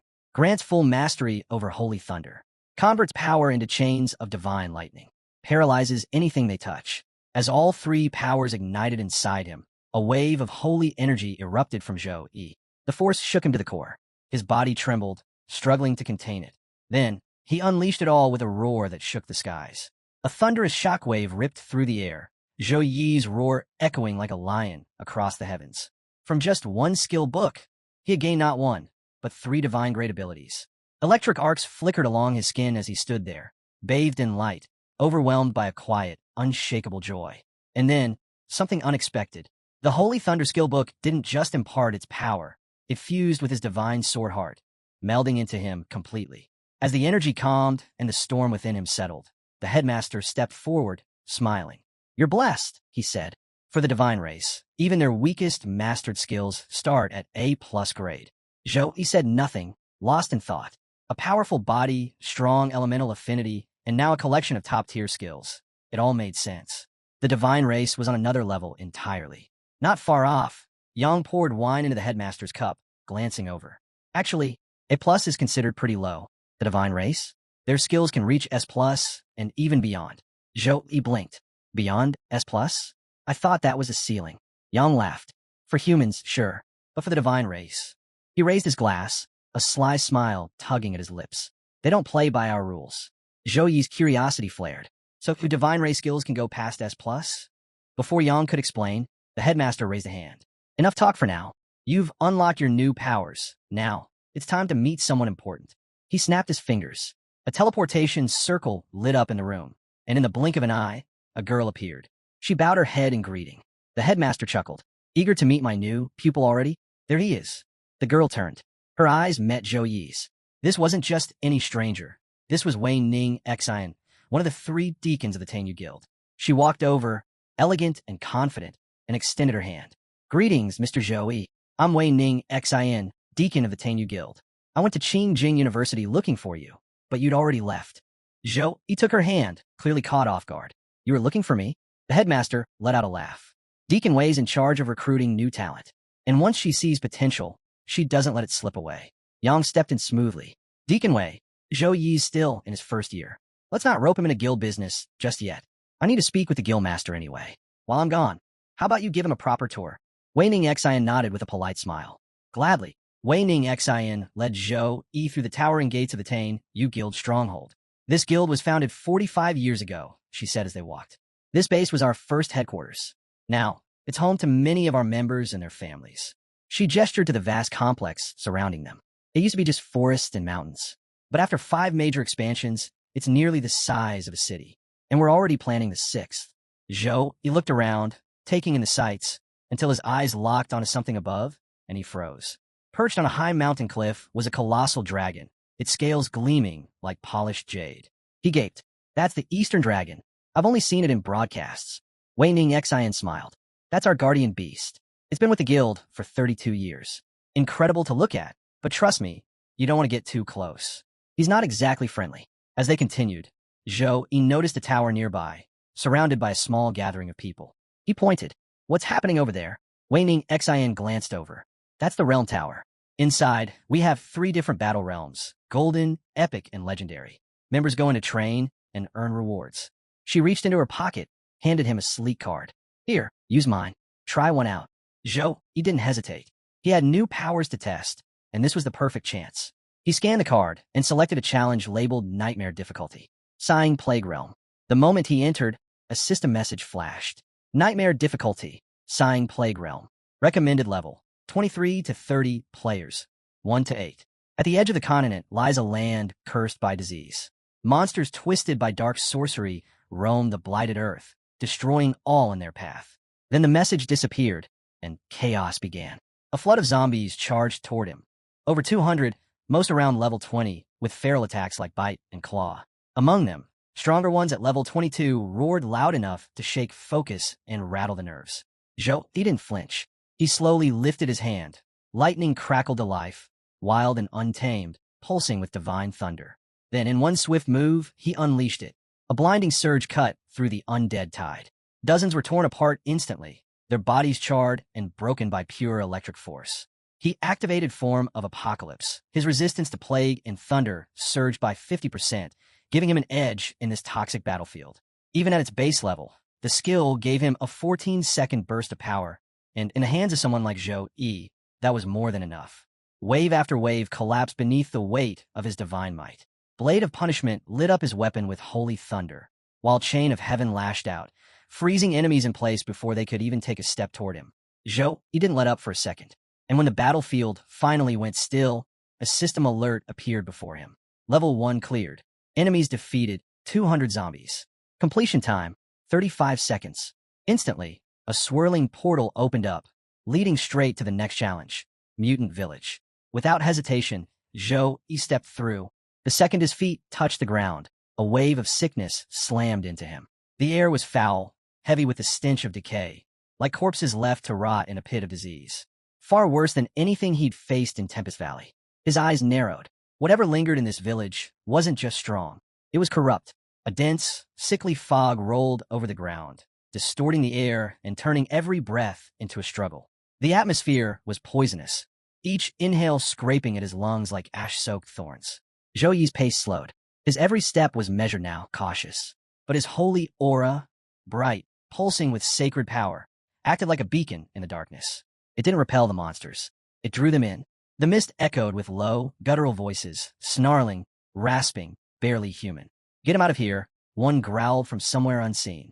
This stench, disgusting, another hissed. Zhou, he didn't move. His hand rested on the hilt of his thunder-forged weapon. He was ready. The voices turned savage. Kill him. Another fool come to die. This fake Saint Knight. I'll rip him apart. And then they attacked. From the fog, a pack of zombie hounds burst forward. Their bodies were twisted, rotted, dripping with filth. Each one was level 25 and came armed with rapid bite and jumping lunge, skills designed for speed and brutality. Zhou, he remained calm. In one seamless motion, he drew his blade and struck. A crackling arc of thunder exploded through the air, ripping into the pack with devastating force. The hounds never touched the ground again. Mid-air, they were cleaved apart, burned and broken before their attack even landed. Then the next wave hit. Zombie butchers, towering, bloated monstrosities, Level 25. Their roars tore through the fog as they charged, swinging with strong slash, wind slash, and wild roar. Zhou, he activated Blade of Punishment. His weapon lit up with radiant thunder. He didn't retreat. He charged. One strike. One burst of light. Every butcher fell, bodies ripped clean in half by a single flash of divine steel. But he didn't pause to admire the damage. He pushed deeper into the fog, cutting through every abomination that dared to block his path. Thunder crashed with every swing. Each enemy exploded in flashes of light and lightning. Zhou, he was unstoppable, an unrelenting storm wrapped in sacred fire. Zhou, he let out a low chuckle. Not bad, he muttered. You guys lasted 2 seconds longer than the last wave. Another clean sweep of his blade, and more undead dropped, their broken forms littering the ground. The few that remained slowed. Even in their lifeless state, they seemed to hesitate. One of Zhou Yi's previous strikes had gouged a massive crack into the earth itself, evidence of just how much power he was holding back. But the dead don't stay scared. Not for long. Wild roar. A zombie butcher bellowed, releasing a thunderous skill that pulsed through the battlefield. In an instant, the fog shivered. Every undead in range went berserk. Their dull, lifeless eyes ignited with a crimson glow, bloodlust overriding hesitation. Filthy Saint Knight. You died today. Pathetic human. This is your grave. The fog burst with motion as the horde came charging all at once, snarling and shouting through the poisoned air. Zhou, he rolled his eyes. What are they even rambling about? He didn't wait. With a burst of speed, he launched himself forward, lightning trailing behind him, his blade already drawn. Thunder howled from its edge as he struck. Blade slash landed with explosive power. Each swing carved through the horde like divine judgment, slicing enemies clean in half before they could even raise a claw. Their momentum shattered in seconds, broken by one man and his thunder-wrapped fury. The moment Zhou stepped onto the second floor, everything changed. The pressure cranked up fast. More powerful, more relentless zombies surged from every direction. Back on the first floor, he'd relied on sheer skill to carve his way through. But this level, it demanded a new approach. This time, he unleashed a weapon skill he just unlocked, Blade Slash. Each swing cut through the undead with surgical precision, his rhythm perfect, his momentum unstoppable. But the swarm didn't let up. They began to frenzy, their snarls turning into deafening roars as they charged together. Twisted, mutated forms lunged at him in packs, but Zhou, he didn't flinch. One slash, half a dozen hit the ground. Another, his strike slammed the floor hard enough to split it. Still, they kept coming. Then, out of the thick fog slithered a fresh horror. Worm-like zombie beasts with gaping jaws, snapping wildly as they lunged.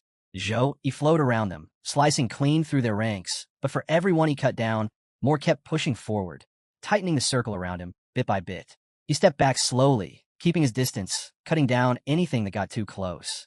That's when it happened. A level 26 plague, spreader zombie, crept up behind him. Its jaw drooped open, thick green ooze dripping out. The stench hit hard. With a sudden lunge, it blasted out its plague breath, one of the deadliest attacks in its arsenal. Just breathing it in could drain life away second by second until the victim dropped.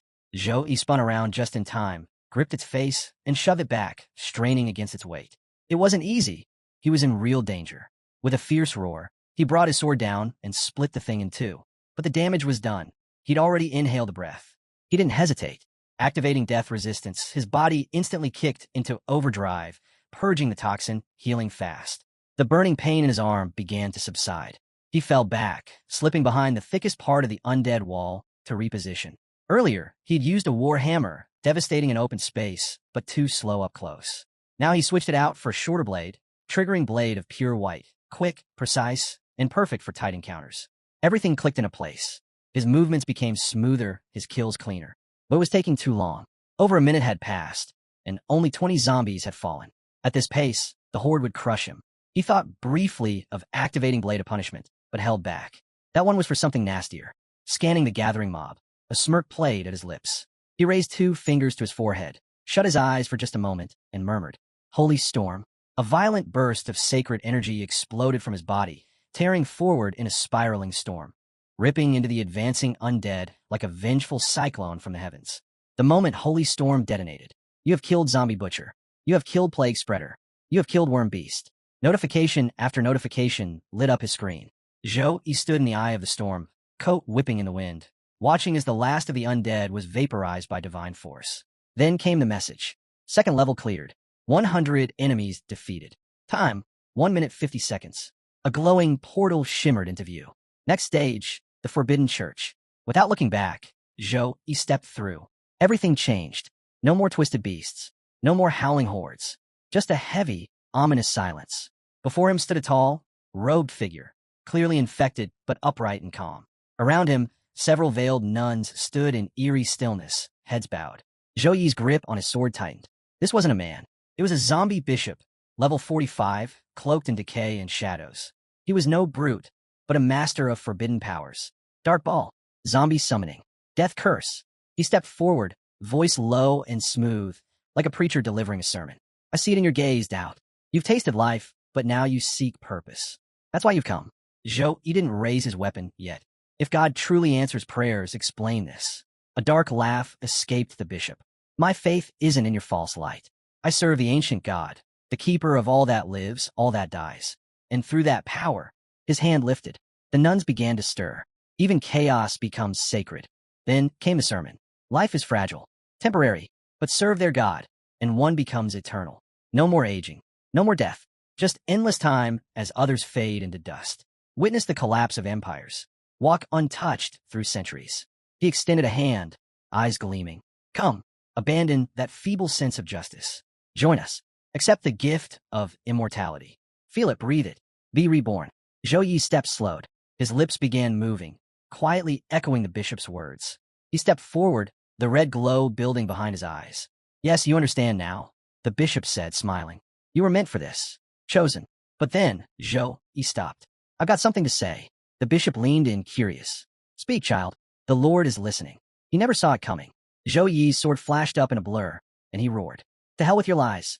The blade carved deep into the bishop's head, splitting halfway through before launching the undead priest across the sanctuary. Zhou Yi stood firm. That immortality you worship, it's nothing but a curse. Death is mercy. The bishop hit the floor, half his face mangled and gone. But he laughed, even in ruin. Fool, you'll regret this. Then he howled to his silent followers. Kill him. Show this traitor what happens when you defy our Lord. The moment the bishop gave the order, the nuns erupted to life. From their arms, spears extended with a sharp metallic snap, and their eyes blazed red with fury. Zhou Yi just smiled and took a stance. They came at him fast, a blur of movement from all sides. But he was faster. Steel met steel in a deafening clash as dust shot into the air, swirling in chaos. When the haze settled, the nuns lay scattered across the ground, broken and groaning. Those still breathing? He walked right toward them, sword gleaming with holy light. Without hesitation, he raised the thunderblade of punishment and executed them one by one. The remaining few shrieked in rage, their silence shattered by the sting of death. Zhou Yi approached, calm and amused. Oh, now you're screaming. Before they could lift a hand, his blade flickered, and in the blink of an eye, they fell, cut down where they stood. More poured in, vengeance burning in their undead hearts. He grinned. You really think this ends with you? He didn't wait. His blade whipped through the air, moving so fast it split the wind. A vortex exploded around him, shredding everything in its path. What followed was a massacre, steel tearing through bone, a whirlwind of destruction with Zhou Yi at its center. Not a single step back, not a single miss. From the distance, the zombie bishop watched the carnage unfold, a sick grin spreading across his face. Yes, let the lightning guide you. Let flesh fuel the altar. With every scream, the ritual deepens. Let the agony sing praises to our God. But there was no more time for words. Zhou Yi turned and began walking, blade steady, gaze locked. Your turn, he said coldly. The bishop's chuckle echoed through the chamber. You think you can defeat me on your own?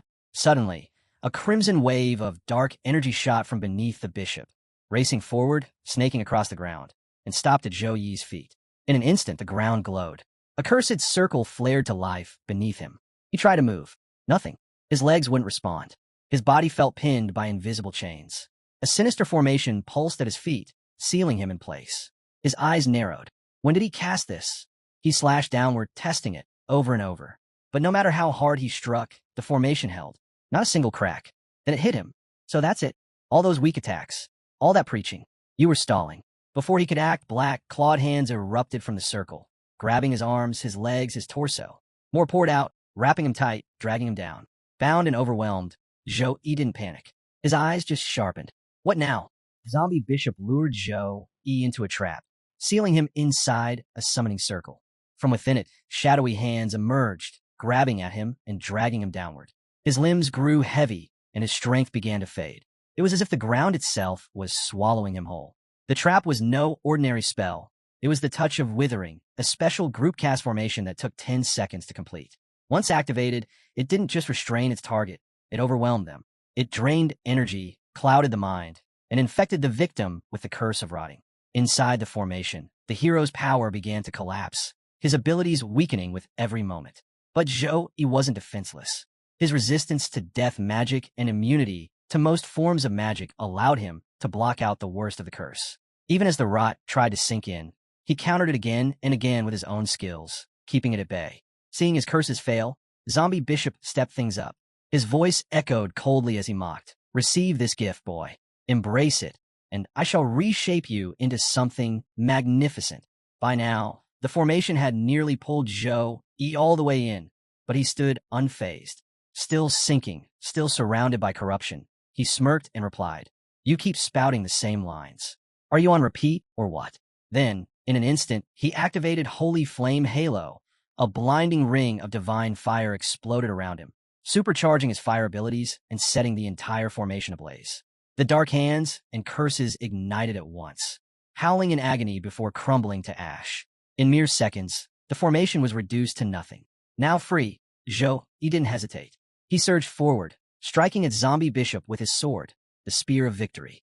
But the bishop raised his dark shield just in time. It absorbed the force of the blow, blocking both blade and magic. Worse yet, it had the power to reflect attacks, turning the hero's strength against him and spreading a wave of dark corruption in its wake.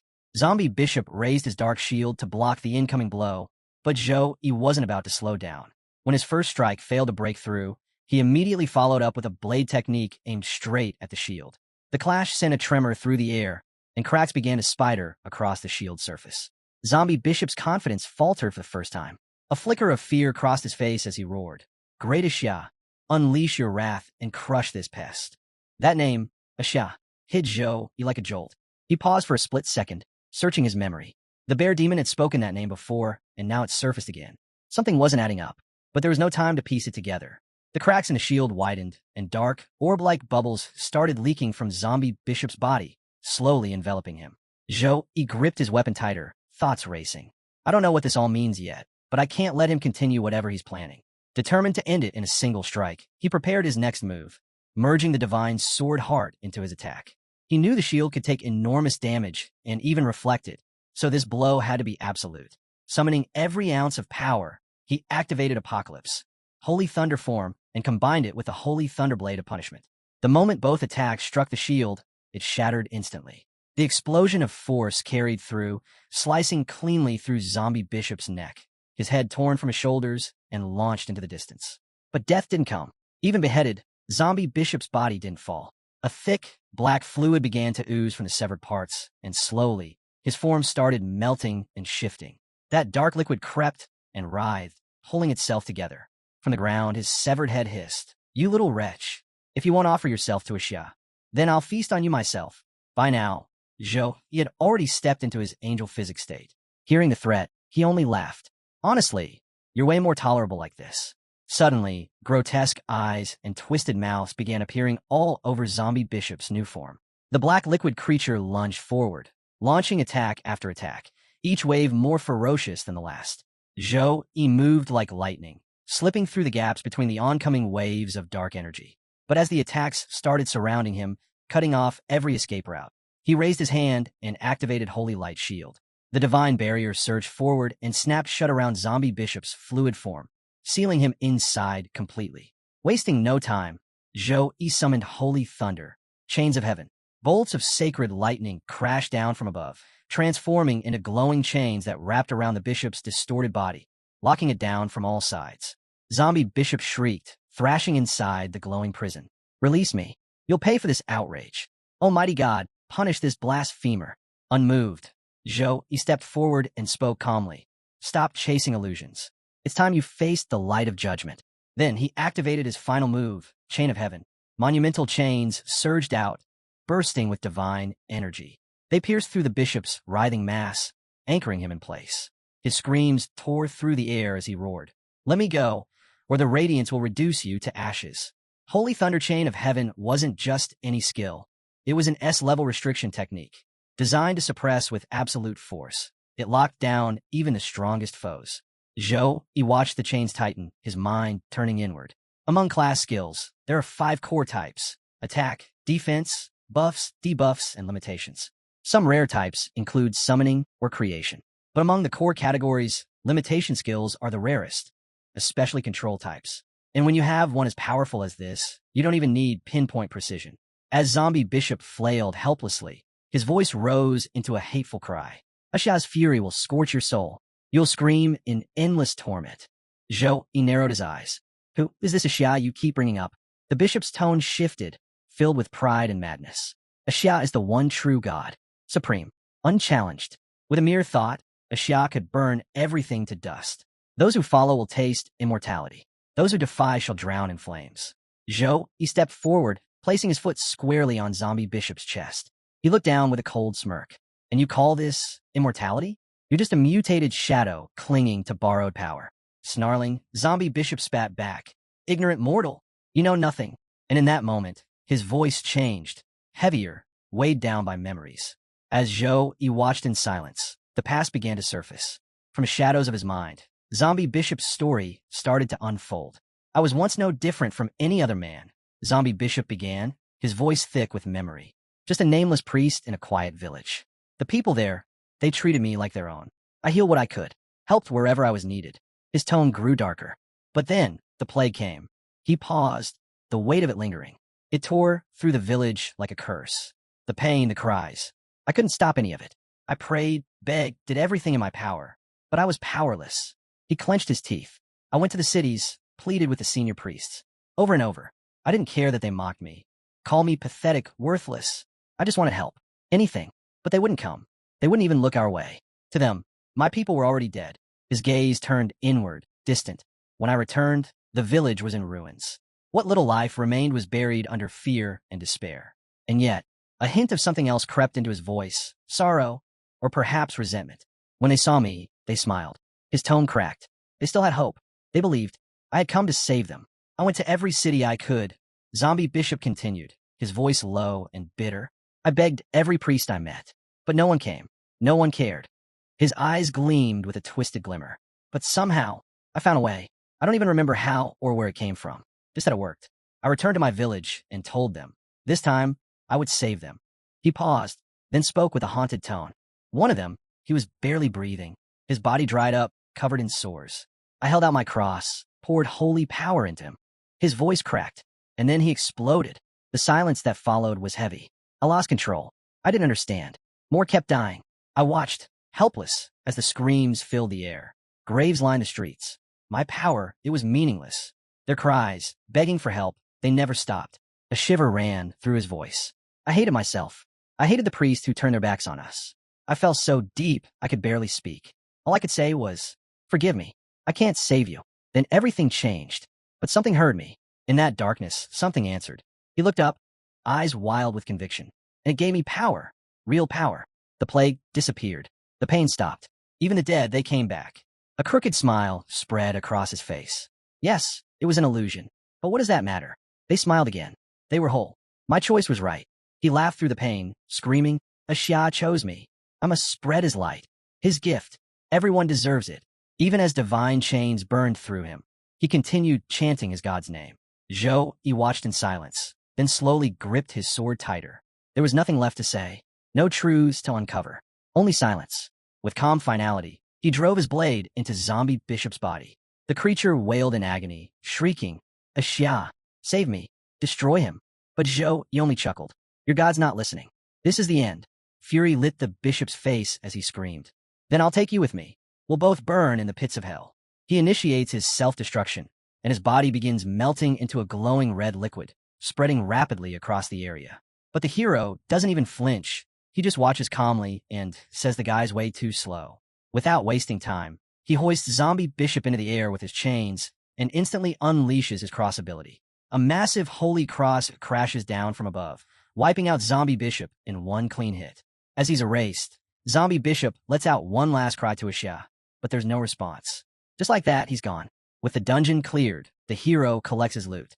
A treasure chest appears containing high-grade life potions, mana potions, sturdy chest armor, and a pair of boots. Not bad, but even after all that, the experience wasn't enough to push him to the next level. He turns around, eyes falling on the statue of the evil god, now dripping with zombie bishop's remains. He picks up an iron rod nearby and hurls it at the statue. The rod slams into it hard, shattering the statue completely. Right then, system messages pop up, congratulating him for destroying the evil god statue and confirming bonus rewards. One item stands out, something called the Holy Crystal, forged in the primordial era by divine beings. It holds the power to trigger a secondary awakening for holy-type classes. It exists in both godly and demonic realms, and this is the first time the hero has ever gotten his hands on one. Realizing its worth, he makes up his mind. This realm needs further exploring. As he steps out of the dungeon, Deacon Wei is waiting. She praises him, saying he did impressively well. His clear time, 10 minutes and 25 seconds. That puts him in the top 20 on his very first run. Without skipping a beat, the hero hands over the items he gathered and looks her straight in the eye. He says he's giving everything to her and that he wants to dive back in immediately. Caught off guard, Deacon Wei blinks. She asks why he's so eager, reminding him this isn't some kind of game. The energy it drains is real and brutal. Suddenly, the giant leaderboard screen behind them lit up. The Sighing Plague Realm rankings flashed across in glowing text. At the top stood Wei Qi-Xian in first place, with Ning Xinu right behind in second. The hero stared at the rankings for a while, then turned back, eyes burning with purpose. He said the first run was just to scout things out, but this time he was going for the fastest clear. He was sure he could beat the top record. Deacon Wei's smile faded. She warned him that everyone in the top 10 was already level 30. He should at least wait until he hit 27 before trying something like that. But the look in his eyes didn't waver. Seeing his determination, she gave a small nod and advised him to be careful. But she wouldn't accept any more items from him. Just then, a voice called out to her. It was Zheng Ming, her nephew, a level 24 berserker in second year at Suhang University. He looked worn out. He said it had taken him 2 months to clear out the otherworld creatures, and he was completely drained. While they talked, the hero quietly made his way toward the portal, lost in thought. Creatures from other worlds slipping through dimensional rifts. Back in Tempest Valley, he learned that lower-level invaders could sneak in through medium-sized gaps. He remembered what his master had told him, how the country had moved into level 3 wartime status and dispatched legions to sweep the surrounding areas for any signs of otherworld creatures near those rifts. Meanwhile, Wei asked Ming about casualties. His expression turned grim. Out of a 12-man squad, only 8 made it back. Even with the legion guarding them, it had been a near thing. Without that backup, he said, he likely wouldn't have survived. Wei's expression darkened. 1/3 casualties, that was serious. She then asked if Ming had told his mother. Ming chuckled awkwardly and admitted he hadn't. That's why he came to her. He knew his mother would explode if she found out. Annoyed, Wei said she wasn't going to cover for him. Ming just laughed and called her Annie, clearly not taking her scolding too seriously. That's when Wei spotted the hero again and asked why he was still here. He calmly stepped forward and said he'd already gone in and come back. Wei froze. Then he showed her the updated record. His clear time was now at the very top, 1 minute and 59 seconds. Wei was stunned. You're telling me you cleared a nightmare-level dungeon in under 2 minutes? At level 23? The hero quietly repeats himself. He wants to go again, but this time, he's aiming for Abyss difficulty. Wei stares at him, then shakes her head and calls him a monster. She hands him her card, telling him to use it however he wants. As he turns to leave, Ming suddenly does a double take. His eyes widen in shock. That's when it hits him. This guy is Zhou Yi, the #1 student at Suhang University. 2 months pass. In that time, the Abyss difficulty, Sighing Plague Realm, turns into a battleground for the elite. And sitting confidently at the top of the rankings is one name, E. The numbers speak louder than any words. At level 29, he cleared the realm in just 1 minute and 29 seconds. The second spot? Still him. Now at level 35, clocking in at 4 minutes and 15 seconds. Third place goes to Margareta, also level 35, with a time of 4 minutes and 32 seconds. The community erupts. Students and warriors alike can't stop talking. Someone mumbles in disbelief that anyone could finish the Sighing Plague Realm in a mere 129. Another person admits they're still stuck on stage 1. Then someone else chimes in, pointing out that this must be the strength of Guild Master Wang's personal disciple. He steps out of the realm again, and a group of students nearby can't contain their awe. Their voices ripple with shock. One exclaims that he just set the nightmare difficulty record at 59 seconds. A girl responds, saying even second awakened classes can't match that speed. His name lights up the board once more. On Nightmare difficulty, he now holds the record at 59 seconds, achieved at level 26. Wei Qixin is second with 2 minutes and 40 seconds. Ning Xinu sits in third at 2 minutes and 45. As he exits the realm, his thoughts drift back over the past 2 months. They've been nothing short of transformative. When Master Wang Hui found out I was grinding the realm, he handed me his card personally, he thinks. Of course I'd push my level to the limit. No point restrictions holding me back. And push he did.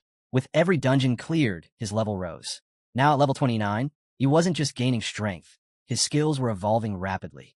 The future looked wide open. His ascent had only just begun. He glanced at his phone and saw a message from Master Wang Hui, asking to meet. Without hesitation, he set off for the location. The moment Wang Hui laid eyes on him, a proud smile appeared on his face. He noted that he had gained 6 levels in just 2 months, exactly as he predicted. Impressive, he said. Resting a hand on Yi's shoulder, Wang Hui chuckled and added, "You know, I could have taken you straight into the deeper wilds. With the right monster hunts, you'd be level 40 or 50 by now." Then he paused. But do you know why I didn't? Yi's expression stayed calm. Because tertiary awakenings leave too many gaps. Levels alone don't mean strength. Real power comes from battling on the edge, training where it actually matters. Wang Hui's gaze turned sharp as he nodded. Exactly. In the world of the powerful, some people hit high levels using family wealth and shortcuts. But even with their awakenings, they're still weak. No real combat skill. No real growth. Then, he pulled out a scroll and handed it to Yi. You've hit level 29. It's time to prepare for your secondary awakening. As the headmaster handed over the scroll, he said, the secondary class for a Saint Knight is known as the Apocalyzer. It sharpens your control over holy light and massively boosts your offensive capabilities. But in your case, your attack power is already extraordinary. This is the class Awakening Scroll for the Apocalyzer. Connect with it through your mind to reveal the conditions needed to evolve. The moment the scroll touched our hero's hands, a notification appeared, alerting him of the class advancement opportunity. Meet the required conditions to ascend from Holy Knight to Apocalyzer. Focusing his thoughts on the scroll, the details slowly unfolded before him. First condition, only someone whose primary class is Saint Knight can take this path. Second, reach level 29. Third, possess 100 sacred crystals. And fourth, gather 100 will of repent. It was this final condition that made him pause. He stared at the requirement and muttered, Will of repent? Is that the remorseful essence left behind by cultists who once followed evil gods? The headmaster replied, Do you remember the repent skill you picked up in the plague realm? That's what you'll need to draw out the will of repent. But act fast. Once they die, you've only got 30 minutes before their souls vanish. Hearing that, our hero questioned him directly. Master, how do you know I have that skill? He was referring to repent, a grade C ability that lets you extract the will of repent from cultists, either while they're alive or shortly after death. With a composed expression, the headmaster answered, Once I heard you were grinding in the Sang Plague realm, I knew you'd acquire it. That realm is essential for holy type classes. And knowing you, I'm sure you've already gathered enough sacred crystals too. Then, without another word, the headmaster began to walk off. As he watched him leave, our hero stood silently, realizing his master had been planning his second awakening all along. Just as he thought that, the headmaster added, You only need to complete that last task to trigger your awakening. Our hero gave a firm, understood. With a chuckle, the headmaster said, There's a mission involving cultists listed on the Academy's network. You might be able to collect will of repent from them. Go take a look. With a firm nod, our hero replied, Yes, and turned to leave. Following the headmaster's suggestion, he dove into the school's online mission board, skimming through every corner of the site, hunting for anything related to cultist activity. As he clicked through pages, something caught his eye. Sukong Academy's student population was surprisingly small. Across all 4 years, there were only around 5,000 students, significantly fewer than the other 2 top academies. While continuing his search, he thought to himself, Sukong's focus has always been on quality over quantity. They pour more resources into fewer students. That's why their numbers are lower, but the mission board is still full. Most tasks were for earning merit points, but what he needed now was a cultist-related mission. When the first mission turned out to be unrelated, he shifted his attention to Longfeng City. Pulling up its map, he mumbled, It doesn't look like a bustling city, but with something like the Bao Yuan fruit native to it. It's probably more developed than Lai Jang City, he concluded. And if cultists were involved, the odds of harvesting Will of Repent were much higher. Just as he opened the mission listed under Longfeng, a red warning message appeared. Mission classified as highly dangerous. 2 agents have gone missing. Do you wish to proceed? Our hero stared at the alert and thought. A high-risk mission. Just like realms have difficulty levels, school missions follow a ranking. Simple, normal, dangerous, and highly dangerous. The fatality rate for high-risk ones? Over 70%. There was a momentary pause. The weight of the decision pressed on him, but only for a second. He clicked accept without blinking. Missions tied to cultists were never safe. He knew that. That's exactly why he needed to be ready. A calm smile spread across his face. He stood from his desk, took a breath, and summoned the void butterfly. The space around him shimmered, and the butterfly appeared, its voice clear and loyal. Master, what would you have me do? Without a word, our hero tossed it forward and activated a skill. Location. With a flash, the butterfly's form shifted, gathering mana to carve a formation right beneath his feet. It was a precise, invisible mark, locking this spot in space. If he ran into something beyond what he could handle, this would be his way out. A silent safeguard, a lifeline through the void. Before setting out, our hero considered picking up some mana restoration supplies from the Academy's online store. As he made his way through the crowded campus, heads turned. A group of girls noticed him and began whispering among themselves. Isn't that Godyu? He's so good-looking. Of course he is. The leader of this new golden era. Even the top 4 seniors can't match that kind of presence. Amid the bustling crowd, a familiar face lingered quietly, hidden in plain sight. It was the dragon boy, eyes fixed on our hero, silently observing from the sidelines. The scene then shifts to the combat school's training ground, where Housemaster Wu is running a high-intensity combat drill. Nearby, Sue steps forward, having just received new intel. She looks at Wu and asks, "You said he took a high-risk mission and is about to leave campus?" Wu glances over. "Where to?" Sue responds, "Long City, Chongshan District. It involves cultists." Hearing that, Housemaster Wu raises an eyebrow. A cultist mission? Then he's getting ready for his second-class awakening. Smart. But that Longfeng City operation, I overheard some teachers talking about it. Sue continues after a quick check. It was originally listed as a normal-level mission, but after a level 26 and a level 28 student disappeared during it, it got bumped up to high risk. It wasn't just any high-risk task. Even among those, this one stood out. The teachers had reviewed the mission and concluded it needed someone with a secondary class to handle it safely. Wu's expression shifted slightly. So something's off. Still, he's not like the others. He didn't waste those 2 months at Tianyu Guild. At level 29, he can already stand toe-to-toe with people who've had their second awakening. And with all those trump cards he's hiding, he'll be fine. He waved a hand, issuing the final instruction. Mark his class status is on leave. That's all. With that, he finished off the last of the training bots and walked calmly forward, adding, "I'll talk to him about protocol when he returns." The story cuts ahead. Our hero was already en route. The distance between Suhang and Chongshan District stretched across 100,000 kilometers, cutting through countless danger zones and mysterious realms. To get to Longfeng City, he departed from Ning City's teleportation hub. It took 12 teleportations and 7 high-speed rail rides before he finally arrived in Chongshan District, specifically in Yongxing City. Seated on a high-speed train, our hero let out a quiet sigh. Even with all the teleporting and rail transfers, he still had 2 more hours before arriving at his destination. The ride stretched on in silence, until his communicator pinged. A message popped up. "Let me know once you arrive." As he glanced down, a girl sitting next to him noticed the monster-shaped charm dangling from his device. "Oh, that's a chirp rat, right? A specialty monster from Ningguang. Are you from there?" He turned to her and asked in return, "You too?" She nodded. Actually, my grandma still lives there. I grew up in the city, but only visit during summer breaks now." Suhang's just too far from Chongshan. Then she tilted her head and asked, "Are you headed to Long City for sightseeing?" The other girl beside her joined in the conversation. As they chatted, our hero subtly activated his assessment skill to gather some quick intel while keeping the tone light. He replied, "Not really, just going for some business." Then, turning the question back, he asked, "What about you too?" "Tourism." With his skill active, their info appeared before him. Bai Na and Lu Jia, both level 13 pharmacists. Bai Na smiled, clearly enjoying the interaction. "We heard Longfeng has some incredible hot springs, so we figured we'd go and unwind." "I'm Bai Na, and this is Lu Jia." She gave him a quick once-over and tried using an assessment skill of her own. It didn't work. Surprised, she leaned in a little. "Combat class, right? I knew it. My sixth sense never fails. I'm so jealous of you guys." He thought to himself, combat and life classes carry a different kind of presence, so being noticed isn't all that odd. Then, without warning, Bai Na pulled out her phone and held it up with a grin. "Want to exchange contacts? We're pharmacists, so if you ever need mana or healing potions, we'll give you a special discount." She clung to his arm playfully, catching him a little off guard. He coughed lightly and replied, "Sure, thanks." As the train rumbled on, their conversation made the hours pass quickly. Before long, the announcement rang out. The train had arrived at Luong Station. Bai stood and stretched. Wow, that flew by. She and Lu Jie waved cheerfully. Don't forget to message us, Bai said brightly as she stepped forward. But just then, she bumped into someone. She looked up in surprise.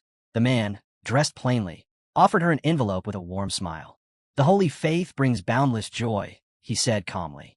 He handed another to Lu Jie, inviting them to an upcoming event. Come witness the blessings of our God. Finally, he turned toward the hero, his expression respectful, his tone steady. You have an unusual aura. You must be divinely favored. But the second our hero laid eyes on the symbol engraved on the envelope, a small statue etched in ink, his entire demeanor shifted. Gone was the relaxed expression. His eyes narrowed, his stare piercing. Fury, cold and sharp, flashed across his face as he locked eyes with the man, unwavering, unflinching, and deadly serious. The moment our hero's piercing stare locked onto the man, the change was immediate. Panic flickered across the man's face. Without another word, he yanked the envelope back and bolted into the crowd, vanishing within seconds. Lu Jie, still holding her own envelope, looked down at it curiously. She flipped it open and began reading the pamphlet inside. Is religion really this big in Luong City? She mused, tilting her head. Before she could finish the thought, a cold and calm voice cut through the air. Throw it away. That thing's nothing but trouble. Startled, Lu Jie turned. Why? What's wrong with it? That's when Bai Na stepped forward. Her expression had shifted, calm, but serious. It's normal not to know, she began. My brother worked in Long City for years. He told me everything about this so-called faith. They only showed up about a year ago. She hesitated for a beat, then spoke more quietly. At first, people said joining brought real benefits.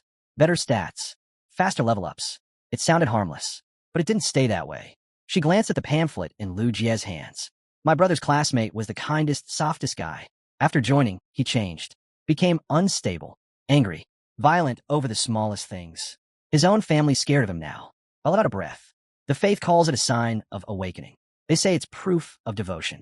But something about it just feels wrong. Lu Jie frowned, still looking down at the leaflet. Miracles like that, can they even be real? Bai quickly shook her head. Don't even try to figure it out. Just steer clear. No one really knows what they're hiding behind that polished front. As the girls talked, the world around them seemed to blur for our hero. He stood silently, eyes fixed on the spot where the man had disappeared. His mind was spinning. The statue, it's the same style as the ones from Tempest Valley, where I saw the true God of Light. He clenched his jaw. Real miracles don't just appear in back alleys and pamphlets. Everything about this smelled of something dark masquerading as divine. If what's happening in Long City is connected to them, then this isn't just a mission anymore. His gaze sharpened. This is a battle against something corrupt hiding behind a mask of holiness. After parting ways with the two girls, the hero made his way to Hangyong Shopping Mall. It was 8:30 p.m. when he arrived. Up on the 9th floor, a crowd had formed outside a place that looked a lot like a church. The air was filled with hushed voices and restless energy. Some people whispered about witnessing a miracle that very night. Others traded wild stories. Like one person swearing their neighbor saw a miracle and suddenly gained 20 points in every attribute, along with incredible strength. The chatter spread quickly, fueling the anticipation. But not everyone there came seeking blessings. Off to the side stood a small group watching the scene carefully. Their eyes were sharp, their presence deliberate. One of them remarked how unbelievable it was that just the promise of miracles could pull in a crowd like this. Another nodded, noting how fast the Holy Spirit cult had grown. In just a year, it had turned into a massive movement with tens of thousands of believers. Growth like that, he said, didn't happen without something serious behind the curtain. The man who spoke first was Guman. He reminded the group that their job was to record how these miracles were being faked. Zhao Ling, a level 19 fighter, shot him a warning. She made it clear this wasn't just some odd cult. They were poking around something tied to an A-level threat. One wrong move could be their last. Guman gave her a calm smile and promised to keep things strictly observational. Zhao Ling turned to Jang Tsong, a level 18 mechanic, and asked if the microbots were set up. He grinned, assuring her that everything in the area was under full surveillance. Not a single thing would slip through. Just then, Li Yuhan, a level 18 mage, was using her detection ability to scan through the crowd, checking each person's class and level. Mid-scan, she froze. One person wasn't showing up. That shouldn't have been possible. The others picked up on her unease and began scanning the same individual, the hero. Zhang Song tried, but got nothing. Guman followed. Same result. No data. Guman concluded the man had to be at least level 20. Anything lower and their skills would have picked him up.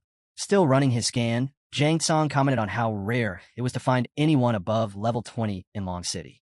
Even level 18s were a big deal here. Someone stronger showing up to a simple cult event? That raised a lot of questions. Then Li Yuhan, her voice low and uneasy, said, "He has a sacred aura. Could he be one of them?" As they all tried to get a clearer read on him, the hero suddenly turned and stared straight at them. The moment the hero locked eyes with them, a wave of fear swept through the four observers. Zhao Ling, barely keeping herself steady, whispered, "Just one glance from him, and I'm shaking. He must be a second transition expert. From here on, we can't afford to catch his attention." Her teammates nodded immediately. Whatever they had just felt, it was enough to silence any doubts.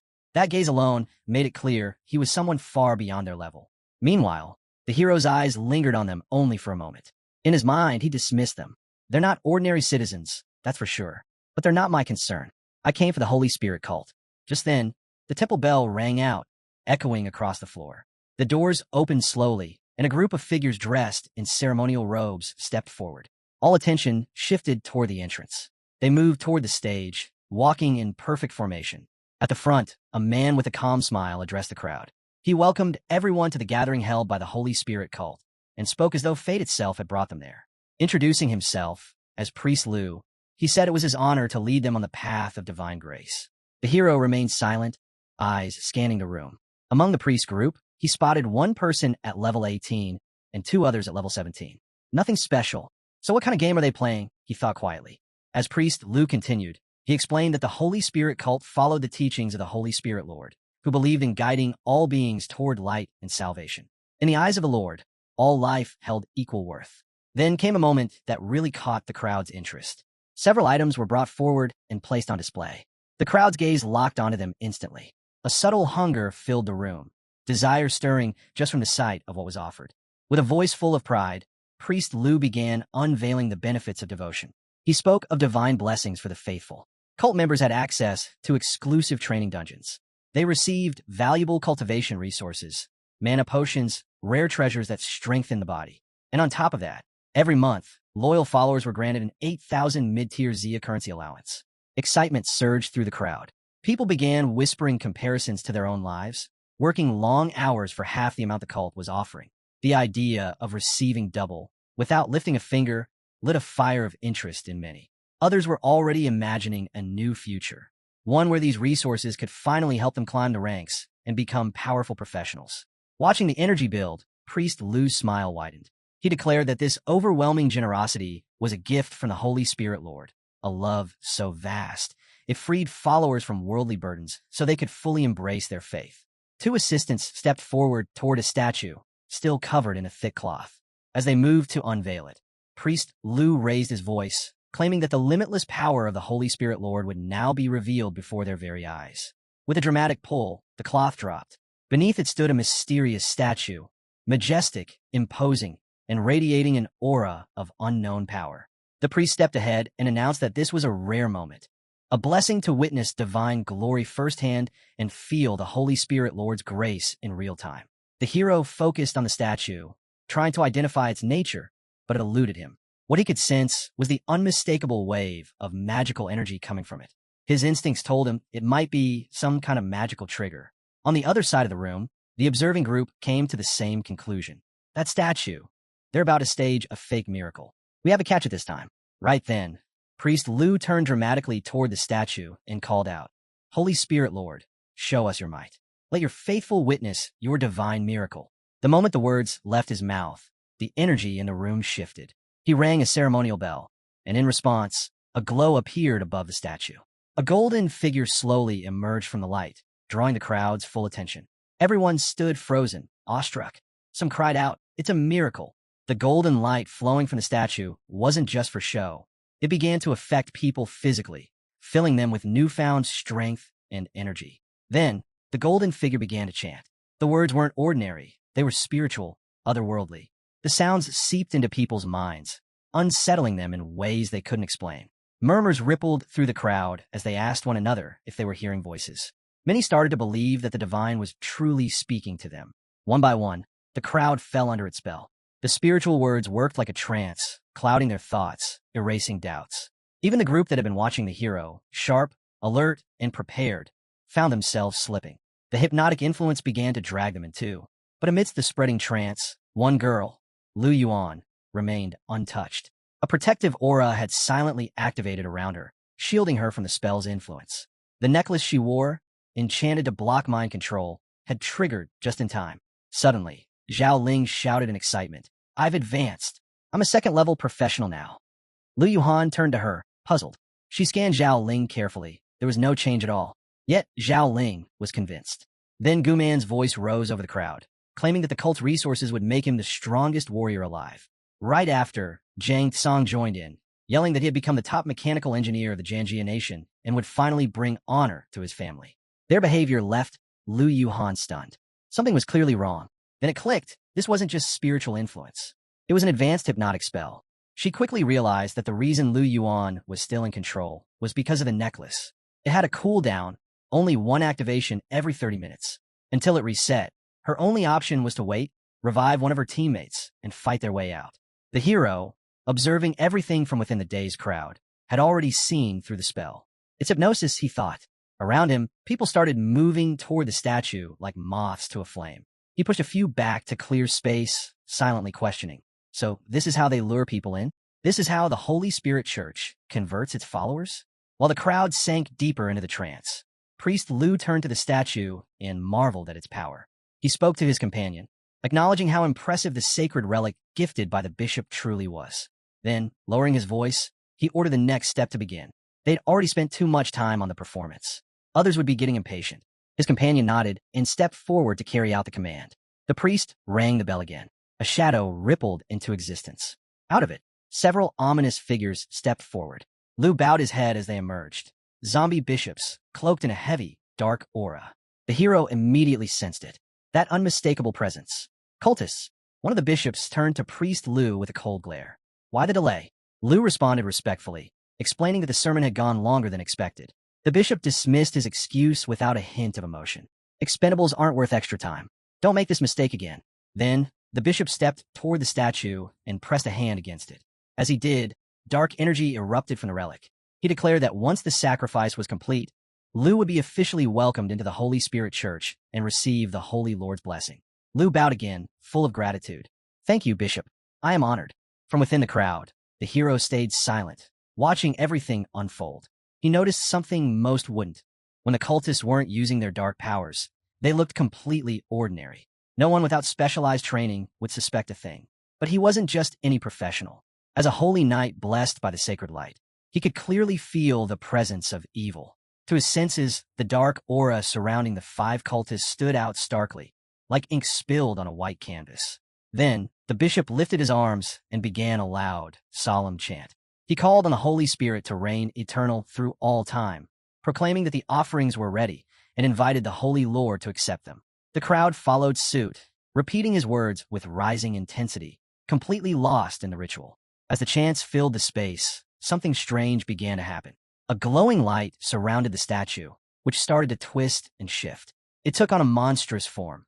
Its mouth opened unnaturally wide, and from it, a hidden force began drawing in soul energy from everyone nearby. But the people under the spell didn't sense the danger. To them, it looked like the statue was blessing them with divine power. They cheered, filled with joy, unaware that their very soul essence was being drained away. The hero narrowed his eyes. So it's sucking their soul, power, and they don't even realize it. All around him, the crowd roared with mindless devotion. Holy Spirit, eternal, everlasting through the ages. Holy Spirit, eternal, everlasting through the ages. He stared at the scene, his mind racing. Ordinary people have such weak soul force that it barely registers. After death, most don't even leave a trace of their soul behind. But the soul, it's vital, essential. Priests rely on it to perform resurrection spells. Some powerful beings can even revive themselves using their soul alone. And this thing is stealing it right out from under them. It all started to make sense. That's why followers of this cult seem normal on the surface, but change so drastically after joining. Their souls are being devoured. What's left behind isn't who they were. It's just a shell. The statue continued absorbing the souls of everyone around, and our hero was still baffled. What purpose could this thing possibly have for collecting them? Meanwhile, Lu Han watched helplessly as her teammates' strength faded by the second. She could tell that Zhao Ling and the others wouldn't survive much longer. She couldn't just stand by. Without hesitation, she summoned her ice ability, shouting to the spirit within, "Lend me all your power. Freeze with everything you've got." She cast the ice spell straight at Zhao Ling. The moment it touched her, Zhao Ling stirred slightly, regaining a sliver of awareness, but it didn't last. Almost instantly, she sank back into the hypnotic trance. Lu Yuhan frowned. Her effort had failed. As soon as the freezing effect faded, Zhao Ling was right back under the priest's control. But that brief burst of resistance didn't go unnoticed. The priest chuckled darkly. So someone's still awake? He immediately pinpointed the one who'd resisted and moved to strike. With a flick of his hand, he conjured black flame and launched it with deadly precision. Seeing the attack incoming, our hero sprang into action, racing toward the priest, but it was too late. The flame had already locked onto its target. Frozen in fear, she braced for impact. Then, in a flash, a girl stepped in. She raised a radiant shield, and just as the black flame made contact, it bounced right back toward the priest. He laughed again. Ah, the sacred shine of light. You're from the Holy Light Sanctuary, aren't you? The one who intervened was Lu Ran, a light mage. As the shield held strong, she launched a counterattack of her own. But to her shock, the priest remained untouched, swatting away her spell like it was nothing. She stood stunned. That light spell was level 15, strong enough to take down a level 26 golden bear in one hit. Yet this cultist shrugged it off like it was air. The realization hit her hard. He was far stronger than she had expected. Her only option now was to flee. Clutching a teleport scroll, she prepared to make her escape. Just then, the bishop sneered and stretched out his hand, mocking her attempt to flee. Interrupt the ritual and expect to walk away? Did you really think this place was yours to come and go as you pleased? With a flick of his wrist, he cast swamp magic, turning the ground beneath her feet into thick, sinking sludge. As she struggled to move, his followers sprang into action. One unleashed a flurry of wind blades, while another summoned a wall of flames. Desperate, she raised her staff high and called forth the light. A radiant shield erupted around her, just in time, deflecting the onslaught. But the pressure didn't let up. Of the 5 enemies closing in, 2 were mages relentlessly casting. If there had only been one, she might have had the time to rip her teleport scroll and escape, maybe even bring her injured teammates with her. But with 2 chanting nonstop, there was no opening. Clenching her teeth, she countered with divine power, casting back at them while repeating her spell like a mantra. Her eyes darted toward a new threat. A close-range fighter was sprinting straight at her. If he closed the gap, it was over. She recalled her path, becoming a hidden class light mage at 18, chosen and trained by the Light Church itself. Now, under siege, her enemies kept shielding themselves to block her strikes. Frustrated, she thought, so this is how it ends? 4 years of training, and my first real mission. I thought I could take down this false cult. Is this the price for overestimating myself? From the sidelines, our hero had watched long enough. As the chaos escalated, he finally stepped in, summoning his warhammer and slamming it into the ground with immense force. The entire building trembled. The quake shattered floors and sent several cultists crashing down, dead before they even understood what hit them. Everyone's attention snapped to him. Lu Ran, carrying her wounded comrades, glanced back in shock. One blow. He ended it in just one blow. The bishop's face twisted in panic. Another meddler? He spat. But when he saw the sacred light pouring off our hero, true fear gripped him. As our hero strode forward, radiating holy energy, the bishop stammered, "A high knight from the holy throne of light?" Our hero's voice was cold and unwavering. "Every cultist here deserves to die." From a distance, she observed everything unfold, her thoughts racing. Those attackers, 2 mages and a melee fighter, all over level 25 and shielded with magic no less. Even a level 29 class wouldn't be able to wipe them out instantly. Is he a second-tier class? She wondered. Something was definitely off in Longfeng City. The church must have already had its eyes on this place. The bishop, furious at our hero's words, barked out an order. "Don't get ahead of yourself," he shouted. Without hesitation, the cultists lunged forward. But our hero didn't flinch. He drew his sword in a single, fluid motion, and with effortless precision, cut them all down. The next moment, he stood alone, unscathed, while bodies dropped around him. The bishop and the priest froze in place. Shock overtook them. This couldn't be real. All of them, wiped out in one strike. In a panic, the bishop shoved the priest forward, using him as a shield in a desperate attempt to escape. But the moment the priest stumbled into range, our hero's sword came down again, splitting him clean in half. The priest hit the ground in silence, a lifeless corpse. Seeing no other way out, the bishop tried to teleport. But our hero had already called forth the void butterfly. With a swift command, he sent it after the bishop, and it vanished into the bishop's fleeing shadow without hesitation. There was no escape now. It was over. With the cultist defeated, Lu Ran approached him with a respectful bow. She introduced herself as a light mage from the Magic Capital Division of the Holy Light Church. As she stepped closer, she studied him. The holy light surrounding him wasn't just powerful. It felt divine, like she was in the presence of the holy light itself. Its warmth filled the space, almost joyful. Our hero turned to her. "What brings you all the way from the Magic Capital Division?" She explained that she had been following church orders when the mission redirected her here.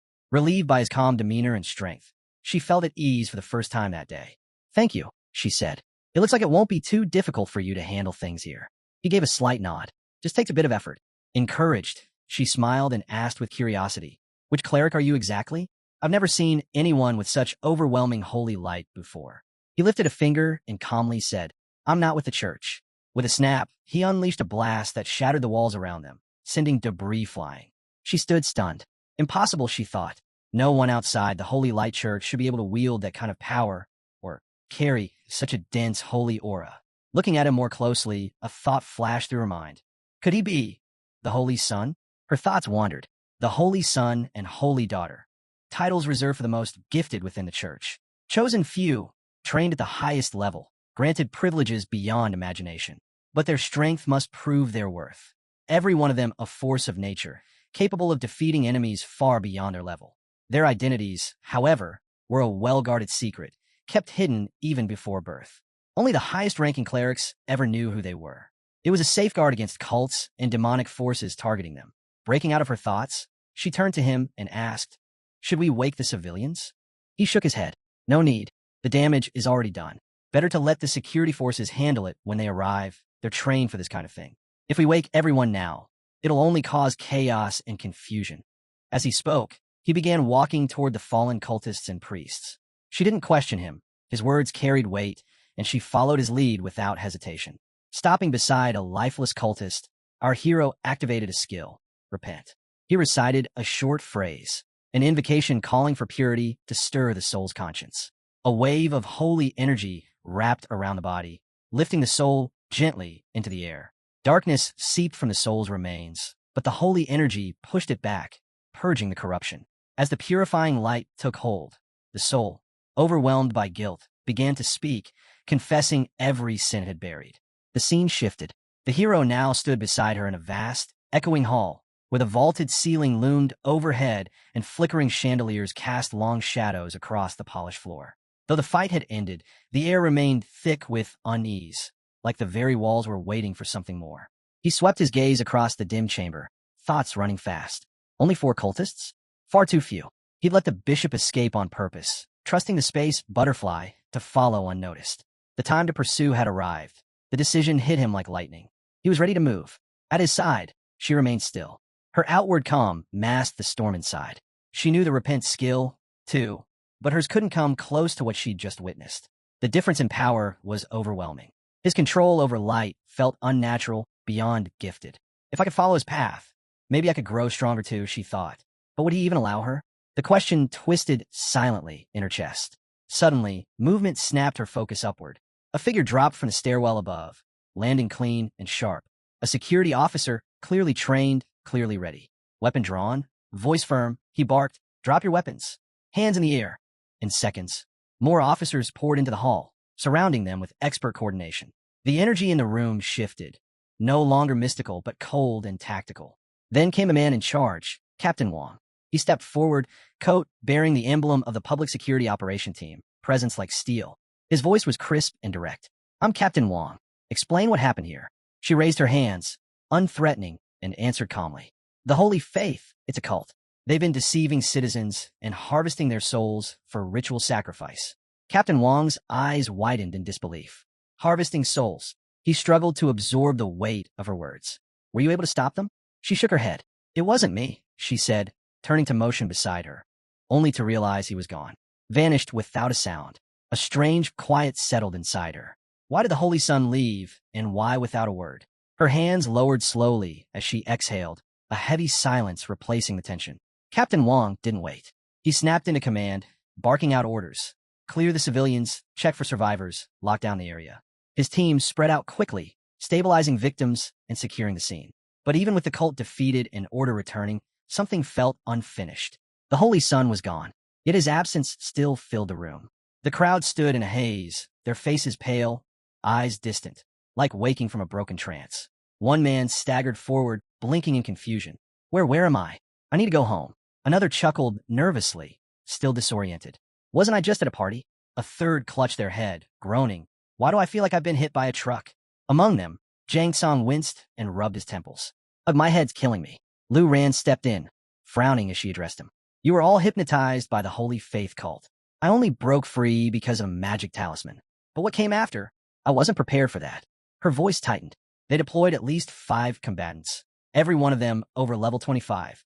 Jang froze, eyes going wide. Level 25? And we're still alive. Lu Ran gave a grim nod. We didn't survive because of luck. A man, likely from a secondary awakened faith class, wiped them out. All of them, with just one strike. Jang Song's jaw nearly hit the floor. A secondary awakened class? You're talking about an elite.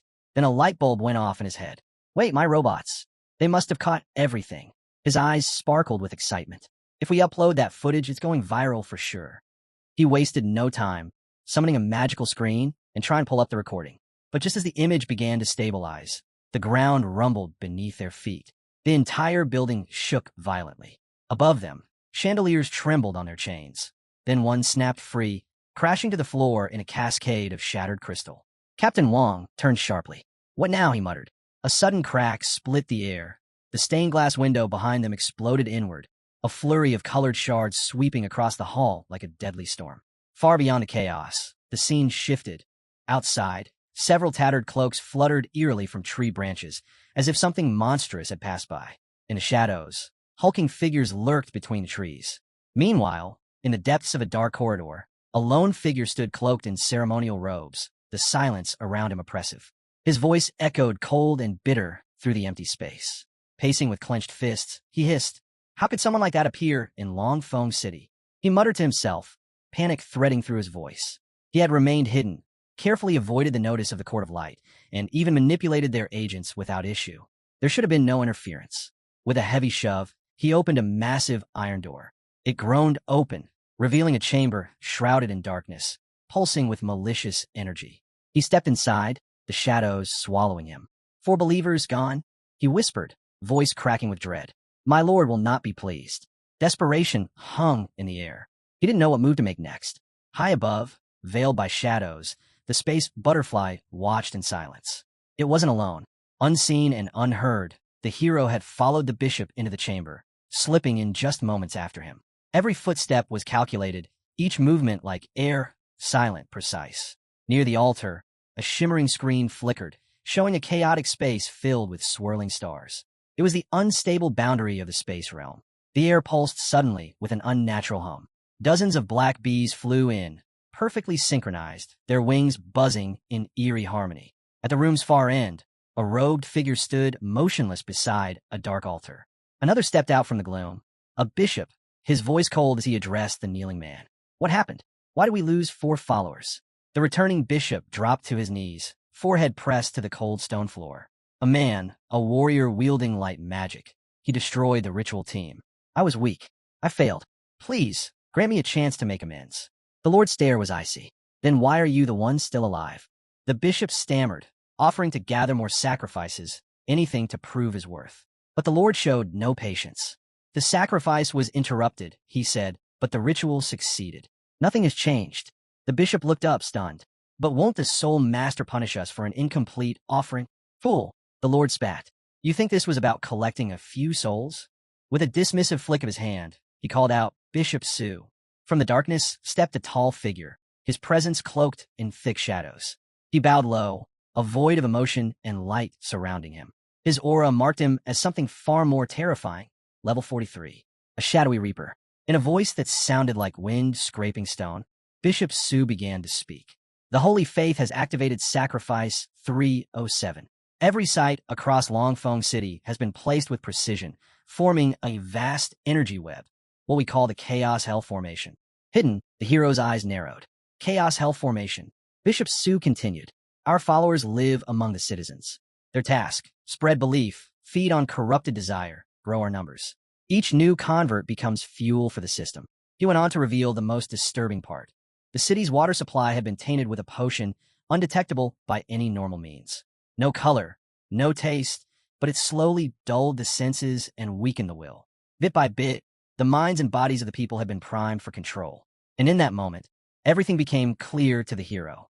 The rapid spread of the cult, the ease with which citizens fell into trances. It hadn't just been dark magic. They'd been poisoned from within, controlled before they even knew it. The bishop's voice rose, echoing through the chamber as arcs of magical energy pulsed from the walls. He declared that beneath the surface of Longfeng City lay a vast network of secret tunnels, each one etched with ancient runes and fortified with layers of formation magic. These passageways, invisible to the world above, linked every sacrificial site in the city. And tonight, they had all been activated. He raised his hands as the room vibrated with raw power. Every soul in Longfeng City, he announced, is being drained, funneled directly into the seal of the Master of Chaos. His body shook, overwhelmed by his own words. Then, with wild eyes, he declared their endgame, the resurrection of the Master of Chaos. An evil god, one who would bring unending destruction and reshape the world in his own chaotic image. In the shadows, the hero stood frozen. All of this to raise a god? The full horror of the plan hit him like a crashing wave. They weren't after power. They wanted apocalypse. Suddenly, another cultist stumbled forward, Bishop Foam. He was trembling, desperation on his face. Please, he begged, falling to his knees. I didn't know. I didn't know the truth. If I had. The Lord's eyes darkened, his voice sharp with disgust. And that's exactly why you were never told. A fool like you couldn't be trusted with the truth. His gaze then shifted, narrowing toward a dark corner of the chamber. Who's there? The hero's eyes widened. He pulled back instinctively, retreating deeper into shadow. But it was too late. The motion gave him away. Bishop Foam turned sharply, fury replacing fear. It's him, he shouted, charging forward. The hero exhaled, jaw clenched. On a flickering screen, battle data streamed in, his boosted stats flashing into view. In one swift movement, he leapt from hiding, slamming to the ground with a surge of power that cracked the stone beneath his boots. A second screen ignited before him, sword flesh, detailing a brutal, high-speed slash meant to devastate on impact. Bishop Foam roared, recognizing the man who had slaughtered his comrades. Their eyes locked, but before the bishop could reach him, a third screen flared to life. Shadow space slash. The blade charged with swirling dark energy, pulsing with the strength of a violent counterstrike. The hero felt the power climb up through his arms and into the edge of his weapon. And then it came, the final trigger. A golden notification slid across his vision. Holy Thunderblade of Punishment, S rank. Summons Divine Thunder, enchanting your weapon. Execute at lightning speed. Damage infused with judgmental thunder. His grip tightened. The blade crackled with holy lightning, surging with both divine wrath and precision. The fight was about to begin. The Lord's voice rang out, sharp and deliberate, slicing through the thick tension. Zhou Yi, that single name echoed with weight. This was no chance encounter. It was a destined clash between enemies who had no more room to retreat. A figure stepped forward, cloaked in hatred, Bishop Sidemaster. His face twisted in fury as he pointed at Zhou Yi. You again? You destroyed the ritual at Hung Yang Shopping Hall. And you chased us here? You're not leaving alive. But before he could say more, the Lord turned on him, voice like a blade. Enough. The room fell still as the Lord's contempt washed over Sidemaster. You let him follow you here, he said coldly. And you think you're worthy of the title Bishop? Sidemaster flinched, but the Lord didn't stop. Were it not for your deluded bloodline, I'd have killed you already. Don't forget where you came from. Nothing. And only through my pity did you crawl up from it. He stepped forward, sneering.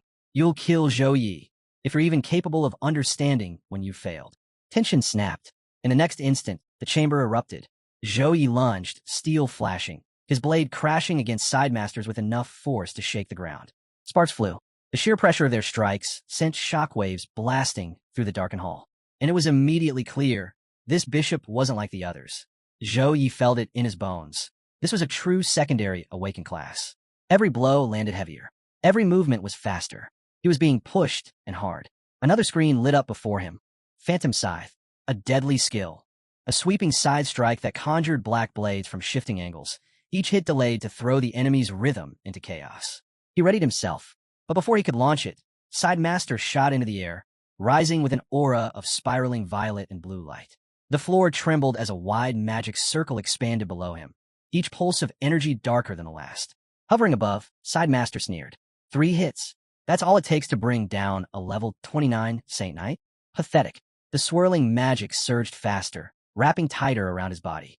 But this ends here. Zhou Yi dropped low, bracing against the floor, sweat stinging his eyes. Every muscle burned, his breath ragged. He could feel his stamina draining fast. Then came another alert, Dark Cyclone. The screen outlined it clearly. A brutal area spell that drew all surrounding dark energy inward, forming a massive vortex that drained life and corrupted anything within reach. The temperature dropped. The room dimmed. A swirling pull began tugging at the edges of reality itself. The cyclone had started to form, and Zhou Yi realized this fight was only getting started. As the fierce clash between both factions exploded into a chaotic battle, the entire chamber began to tremble under the pressure. Suddenly, a swirling ring of blue and purple light materialized in the center, split by a blinding yellow streak that cut through like a sword. On one side stood Zhou Yi, standing firm and alone. On the other, a horde of cultists gathered, their numbers overwhelming. Without delay, Zhou Yi raised his holy protector, a massive, radiant blade pulsing with divine energy, and charged straight into the fray. Each strike of his sacred weapon ripped through the darkness, clashing hard against the bishop's magic and steel. The force of his will cut through the suffocating gloom like a flare in the night. Bishop Sup's eyes flared with disbelief at the sight of Zhou Yi holding his ground.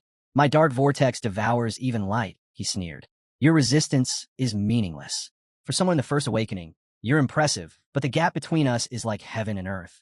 And don't forget, we're 14 levels apart."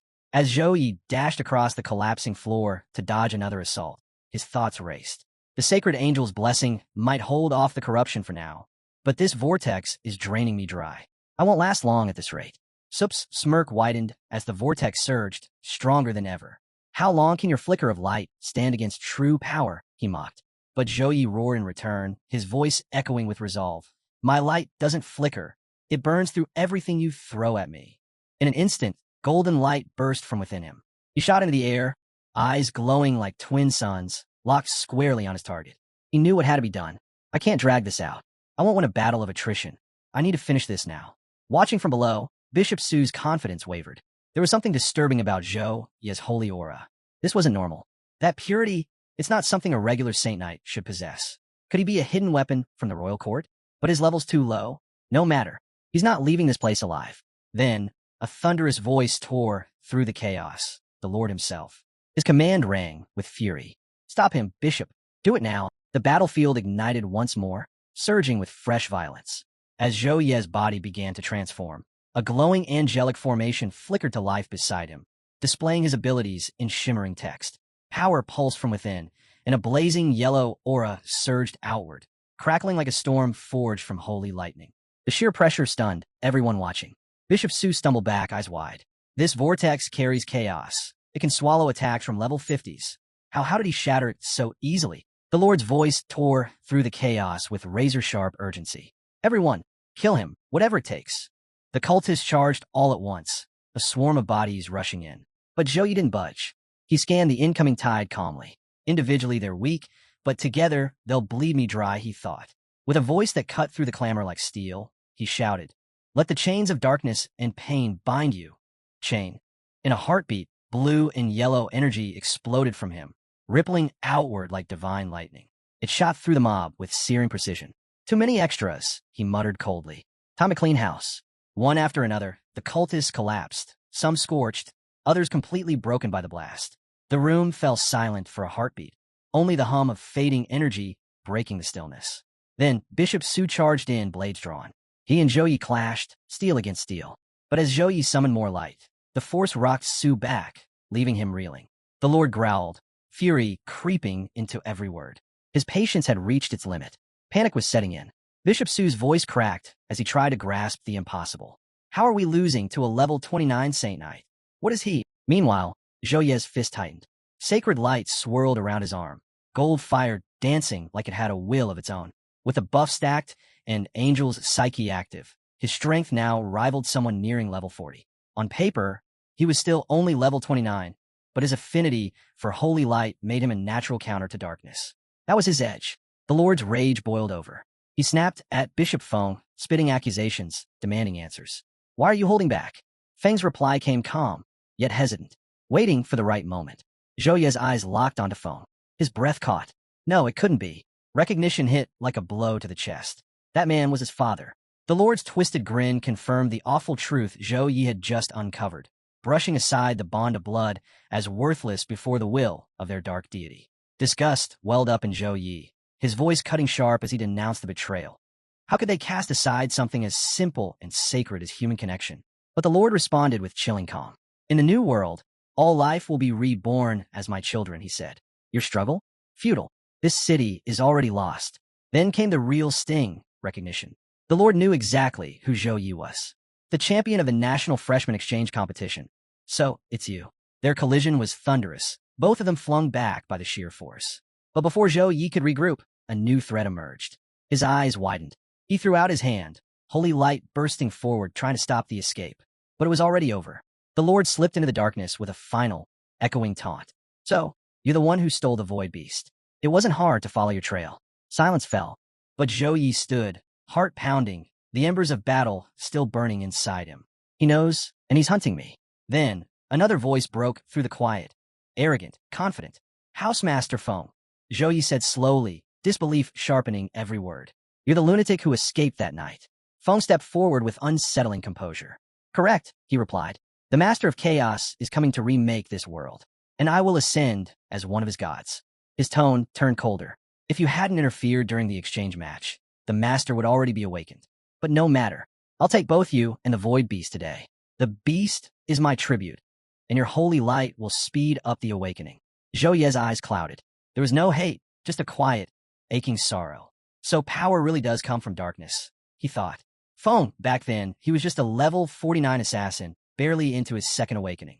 But now, he's nearly on par with Housemaster Wu, a level 52 warrior.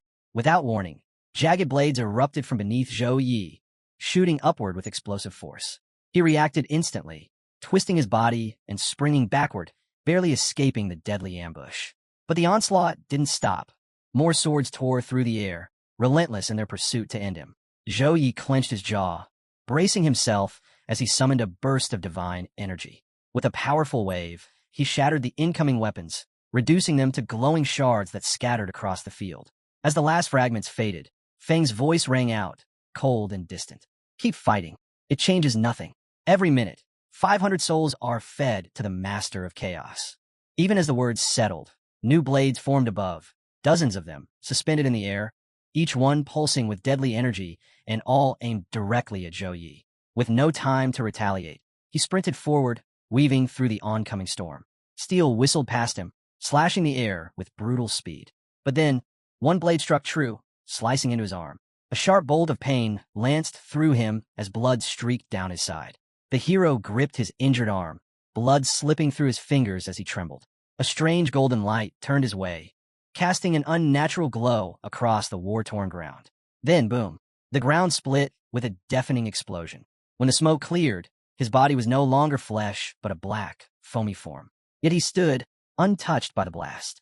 Overhead, the sky burned a deep red, blanketing the world in a grim, blood-like hue. Housemaster Feng stepped forward, movements unnaturally fluid, summoning something that stood tall and still, like it was waiting for orders. Another flash of gold tore down from above, slamming into the earth like a divine hammer. From the crowd, a low whisper echoed. That's light LV-16, a punishment strike. In the middle of the storm, French stood motionless. No fear, no thrill, just cold calculation. He pieced everything together instantly. The golden strike was meant to box him in, to freeze his movements before going for the kill. A textbook tactic, but what they didn't account for was who they were up against, an ex-master of the War Academy. With ruthless precision, he hurled the abyssal chain. It snaked through the air and latched onto the hero, locking him in place. The hero fought against it, but it was no use. French sneered. That stubborn defiance? He'd seen it in his students years ago. Arms stretched wide, head tilted back in twisted victory. He shouted that the game was over. This was the end. Crushed beneath the weight of the chains, the hero dropped to the ground, fists clenched, teeth grinding. His divine energy was fading fast, sealed away by the chains. Feng loomed above him, cold and deliberate. He grabbed the hero's face, forcing his mouth open until blood ran down his cheek. Then he slowly touched his own lips, eyes glinting with something dark and vile. With a swift motion, he thrust his hand toward the ground, and the earth split open. Lightning flashed, wind howled, and monsters from the depths began to claw their way into the world. The hero lay frozen, helpless, as the grotesque creatures gathered around. Feng's voice echoed with wicked delight. Behold, the servants of the Master of Chaos have arrived. Outside, the sky blazed a deep crimson as waves of red energy surged toward the heavens. Inside the ruined building, silence clung to the air. Bodies lay scattered across the floor, motionless. Their souls had already slipped away, vanishing into the ether. Still chained, the hero called out, "By na, Lu Jie." But no answer came. Only the cold emptiness responded. Feng stood nearby, expression unreadable. The hero glared at him, fury boiling over. "You're monsters, all of you," he shouted. Feng didn't flinch. His reply was ice cold. This was inevitable. Sacrifices fools like you will never understand. Torn between fleeing and staying, the hero hesitated. He could call on the void beast and escape, but that would mean abandoning Long Feng to its fate. With grim resolve, he pulled out a congenital potion, S+ grade, and downed it. Instantly, his body surged with power. His wounds knit themselves shut, his mind stabilized, and a wall rose within him, shielding against despair. Feng sneered. All that effort. For what? But the hero stood, stronger than before. Holy energy sparked around him, and something within Feng shuddered. An echo of kindness, faint but real. Feng's brow furrowed. What did you do to me? Power burst from the hero's core, red and gold swirling in a radiant storm. A glowing screen flickered to life beside him. Will of repent collected. Blood dripped from his lips, but he didn't waver. The ground quaked as a wave of abominations closed in, each one armed and ready to tear him apart. Blades gleamed, arrows were drawn. But as the circle closed, the hero raised his head, and then light exploded from within him. Yellow and blue energy roared outward in a sweeping blast. The monsters were obliterated in an instant, their twisted forms turned to dust before they could strike. Feng stumbled back, stunned. His fists clenched instinctively as he tried to process what he had just seen. This power. This can't be, he muttered, fear creeping into his voice. His hands trembled. He rubbed his eyes, hoping the image would vanish. But it didn't. The truth hit him like a blade to the chest. Secondary awakening, he whispered, voice cracking. He forced himself to stand tall again, though unease leaked into his words. So, this is what it looks like. A real awakening. Incredible. Terrifying. But in the end, his voice lowered. This only proves how far you've fallen. You're out of options. Feng spoke slowly at first, masking his anxiety behind a veneer of composure. Under normal conditions, he explained, triggering a secondary awakening was no small feat. It demanded meticulous planning. Massive stores of mana stones to stabilize the body, high-grade energy injections to sustain the internal surge, and above all, an elite squad to guard against interference during the vulnerable transformation phase. His tone turned razor-sharp as he jabbed a finger toward the bound hero. But look at you. You're still wrapped in a suppression chain designed to seal off holy energy. No allies. No backup. No supply stream. The force you're building right now, it's going to overload. It'll devour you from the inside out. You won't survive this. The air thickened, a suffocating stillness settling over the room. Then, without a sound, another figure appeared beside the hero, Saint.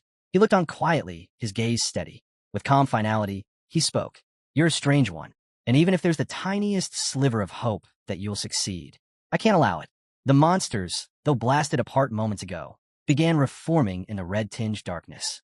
One by one, they emerged, circling the hero once more, their weapons glinting menacingly. Feng lifted his hand, face twisted in malice. His voice dripped with venom. Then die, in the middle of your precious secondary awakening. Monsters poured in like a tide, their warped bodies charging with deadly purpose. Yet the hero didn't flinch. Streams of glowing gold and cool blue energy flowed from him in a steady wave, forming a dazzling shield that held the creatures back. Out of nowhere, a luminous window blinked into existence, hanging in the air. Judicator level 30 achieved. The upgrade screen unveiled a fresh lineup of Judicator-only abilities, Judgment, Dissense, and others, each faintly glowing as if calling to be unleashed. Power surged within him anew. Gathering his mana, he focused it into a piercing current of light and hurled it straight at Housemaster Feng. A sharp streak of golden lightning tore across the battlefield and hit Feng dead on, knocking him off his feet. The entire mansion lit up in a flash of gold as Feng hit the ground. His body twisted mid-fall, his face warping into something inhuman. You really think a half-baked holy knight like you can lay a finger on me? He sneered. His form twisted again, this time into a deformed ram-like beast, its eyes filled with vicious hatred. I've crushed countless worms like you, he spat. The floor cracked open, and more abominations clawed their way up, their grotesque bodies writhing toward the light. The hero blinked once, but stayed calm. Save it. All that talk means nothing. He raised his hand as golden mana gathered once more. Another system prompt lit up, channeling, divide wrath, wrath through moral flash. As the swarm lunged at him, he stood firm, eyes burning with divine intent. Sinner, he declared, voice cold and final. I deliver your. With one sweeping motion, he unleashed a radiant blast. Sentence, death. The golden wave exploded outward, flawless and unstoppable. Just before it struck, one of the monsters screamed in rage. You won't win. My lord's power. The hero's gaze sharpened, but his words froze. From deep within the shadows, a massive surge of crimson and black erupted, tearing across the room like a storm. Its sheer force knocked the breath from him. The light dimmed as the oppressive energy swallowed the hall. A voice echoed, cold and vile, submit. Let's fall together. The dark energy struck him hard, and he staggered, coughing up black mist. Pain stabbed through him as the pressure mounted.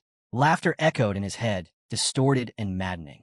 Pain reveals truth. Come, join us. Blood streamed from his face as he struggled to stay upright. Then, the darkness parted, and a monstrous shape loomed into view. Glowing golden eyes, jagged teeth, a beast cloaked in chaos, its presence suffocating and wild. The voice wrapped around him like a curse, echoing with twisted clarity. Become the one. Fade into me. Become mine.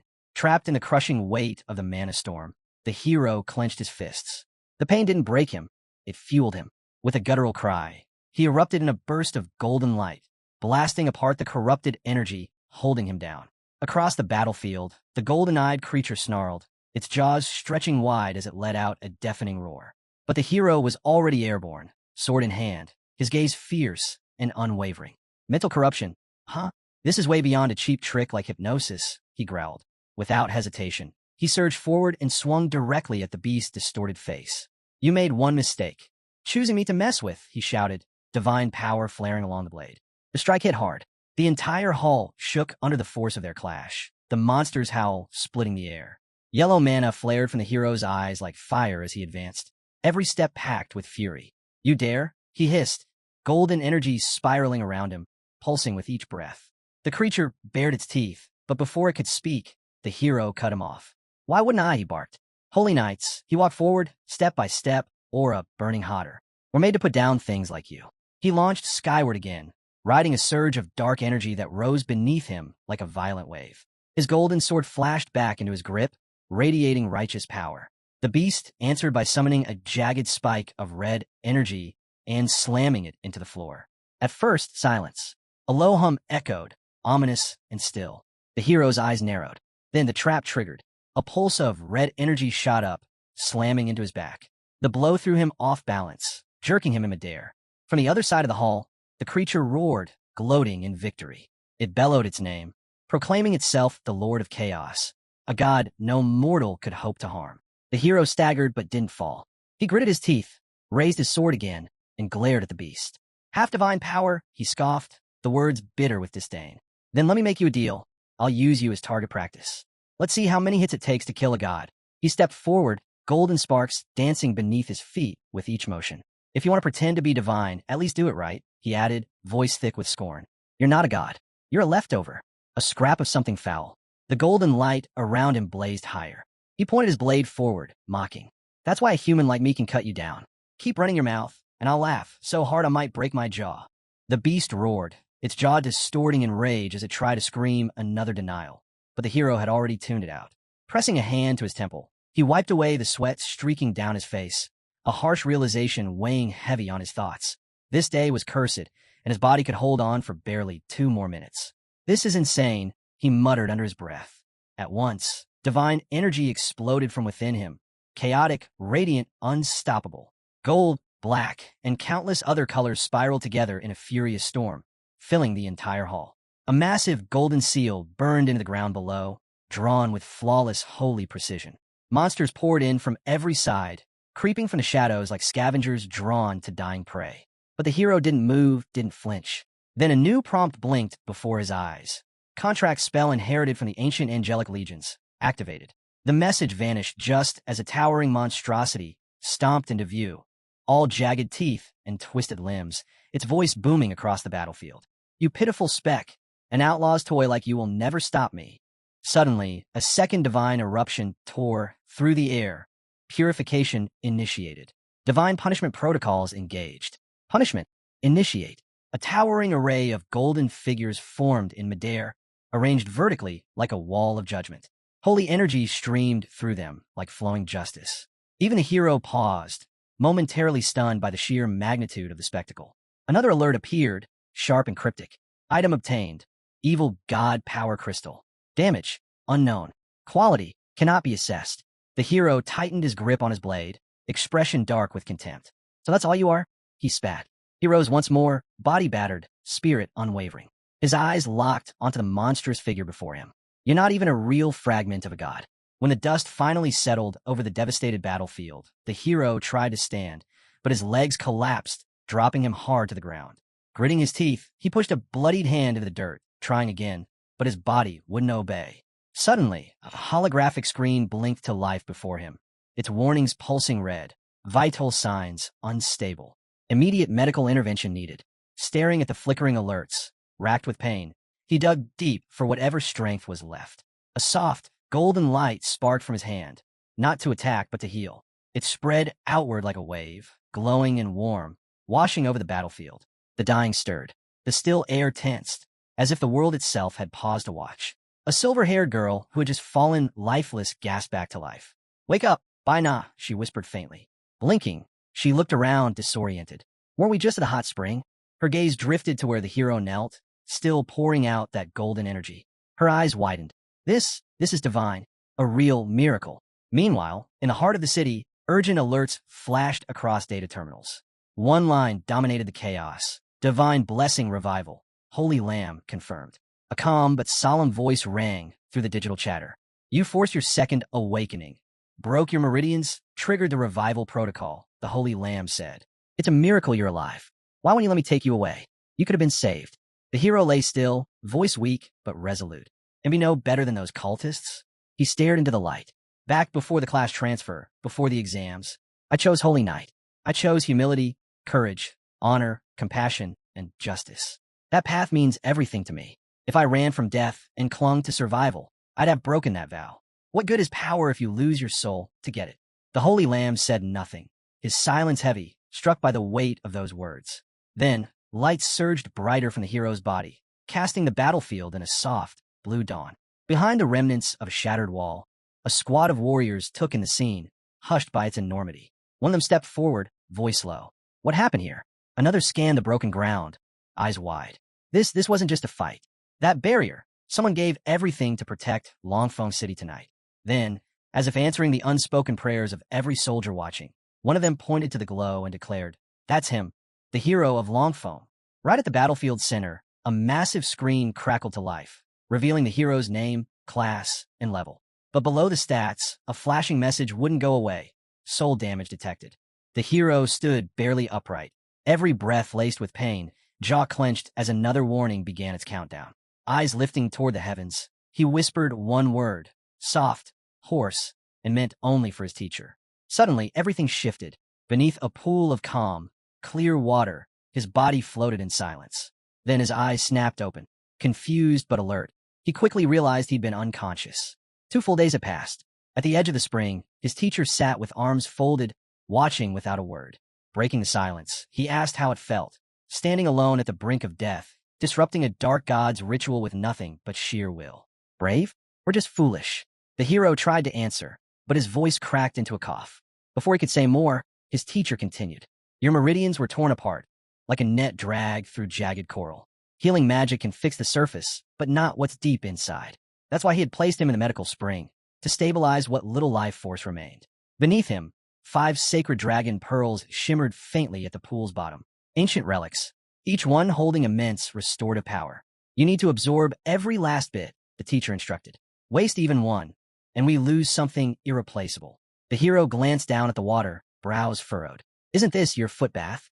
His teacher snorted. Don't get stuck in the fine print. You're still breathing, aren't you? But his expression turned serious as he shifted the topic.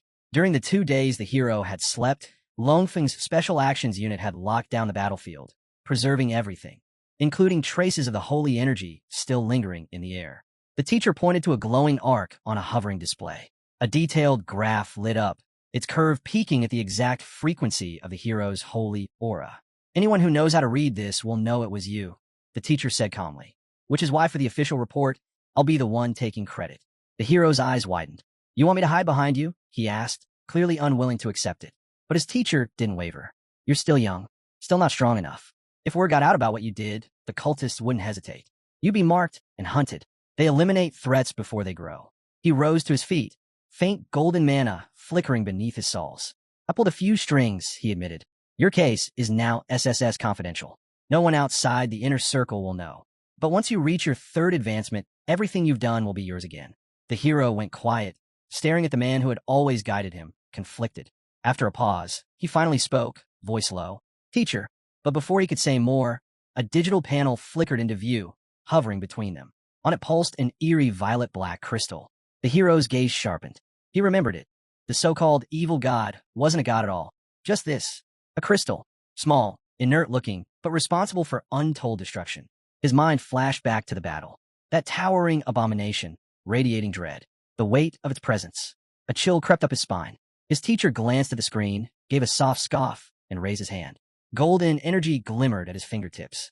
A pathetic shard trying to shake mountains, he said. He made a gesture to bring the crystal closer. Pure negative essence, compressed. It's laced with a psychic signal, almost like, but he trailed off as he caught the look on the hero's face. The realization hit the young man hard. It spreads, the hero murmured. It wraps around your thoughts, slowly, quietly. From the first moment we touched it, it started to control us. The teacher's eyes narrowed. Then it doesn't belong here. I'll turn it over to the military. Let them lock it down where no one can touch it. He stood, his silhouette framed against the mist rising off the spring. Now, one more thing, he added, tone shifting. You weren't ready for your second advancement. You forced it. And when you used that skill, you tore your foundation. If we don't fix it, you'll never reach the third. A quiet fell over the healing spring, the teacher's voice dropping to a grave tone. There's a hidden realm in the Zhao clan's ancestral grounds, the frozen dragon abyss.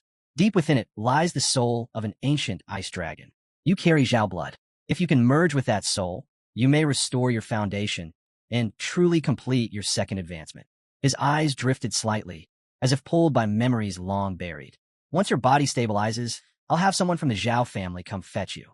There's someone, she hasn't stopped calling your name. You should wake up for her. The scene faded, and the setting changed. Long, clinical corridors stretched inside a high-security facility. Footsteps echoed softly. Xiaoran walked in silence, her face unreadable. From behind, a red-haired girl appeared, voice cold and cutting. What a pitiful sight, the girl sneered. You're weak, Xiaoran. Low level. No skills. You think you can protect your brother Zhao Yi with that? Xiaoran flinched but said nothing. The girl stepped in close, circling her like a wolf. You're fragile. Pathetic. A waste of a body like that. It should have been mine from the start. She leaned in, almost whispering, only I can protect Zhao Yi.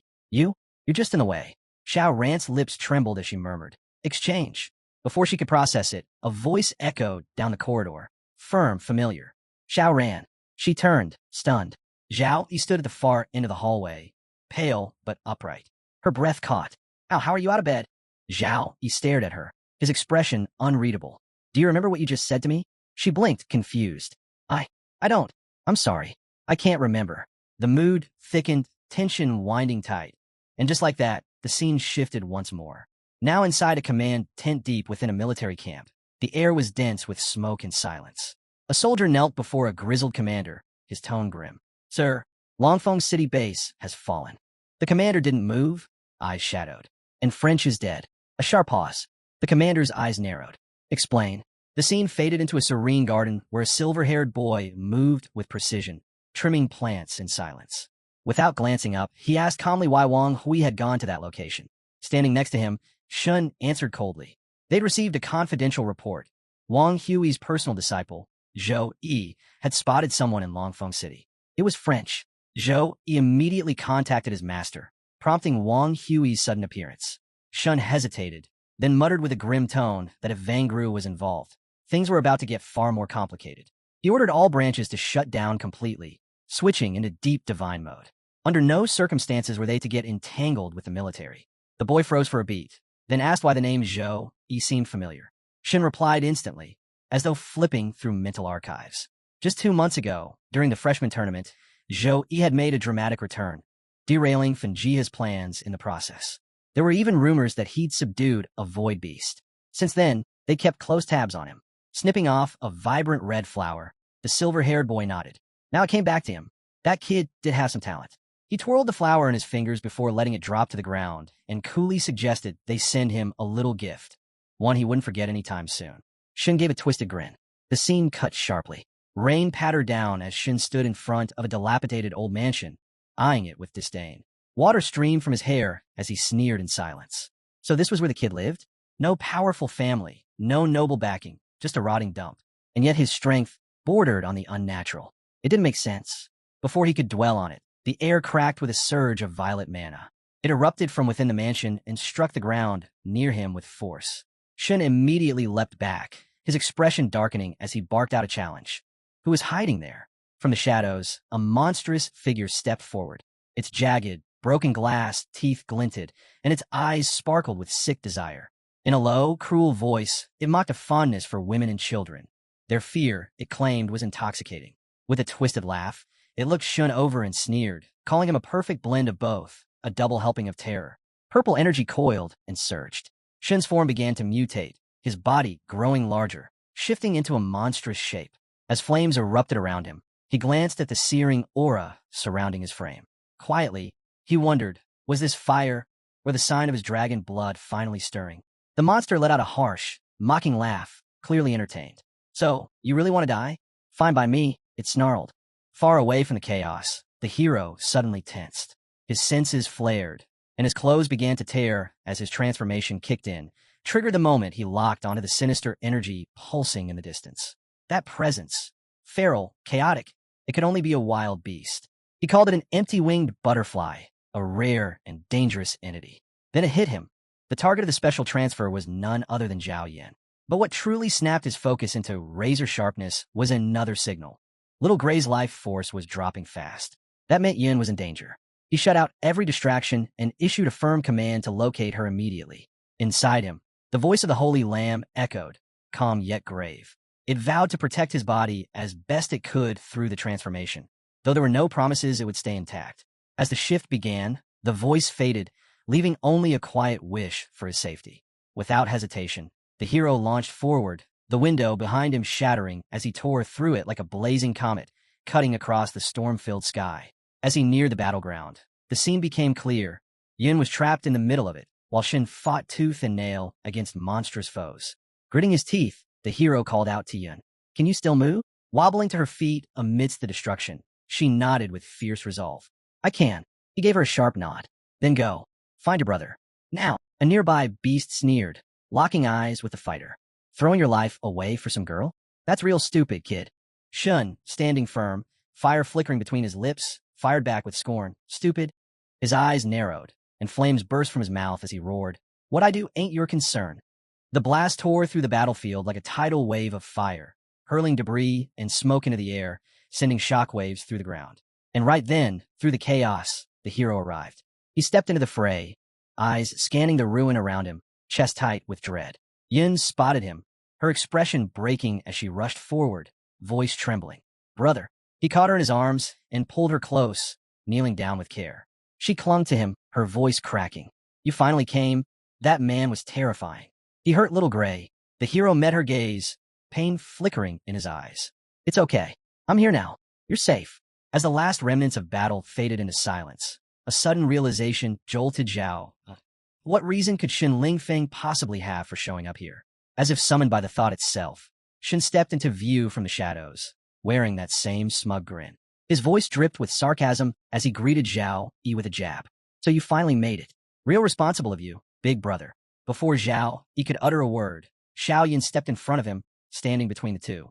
Her voice rang out firm and fearless. Watch your mouth. Don't talk about my brother like that. Shin raised an eyebrow, pretending to be hurt. Ouch, that stings. And here I was, nearly getting myself killed to save you. Xiao Yin didn't budge. Her gaze stayed steady as she replied, I'll repay what I owe, but that doesn't give you the right to speak badly of my brother. She turned slightly, her tone softer but resolute. He's protected me ever since we were kids. He's the best brother anyone could ask for. Shun's smirk twitched, his confidence faltering for a split second. Frustrated, he turned to Zhao Yi and scoffed. At least your sister has some manners. Can't say the same for you. Didn't Paladin Academy teach you to show gratitude to someone who saves your life? Zhao Yi glanced down at his sister, then gave her a faint, amused smile. Don't mind him. He's just bitter and taking cheap shots. Sure, he helped you, but don't be so quick to trust it. He might be playing a deeper game. She tilted her head, uncertain. Really? You think so? Zhao Yi nodded. Classic sour grapes move. That did it. Shun snapped. You think this was all an act? That I'm jealous of you? He shouted, eyes blazing. Then he choked. A spray of blood burst from his mouth as a dark blade drove through his back. His body crumpled, collapsing to the ground in disbelief and agony. Zhao Yi stood motionless, holding his sister protectively, eyes locked coldly on Shun's fallen form. Shun gasped for breath, struggling to lift his head. Through clenched teeth, he growled, Stop standing there. Help me. I'm not dead yet. Zhao Yi's gaze didn't waver. His voice was calm, almost detached. Still cracking jokes, even now. Guess the wound's not as bad as it looks, huh? Zhao Yi's eyes narrowed, his tone sharp with suspicion. Why were you even at my house, Shun? And how did you just happen to be there when Xiao Yun was attacked? Shun stared back, silent and unflinching. He said nothing, no defense, no excuse. Far from the scene, in a narrow alley bathed in flickering shadows, a small group chatted lazily. One of them brought up a strange new trend.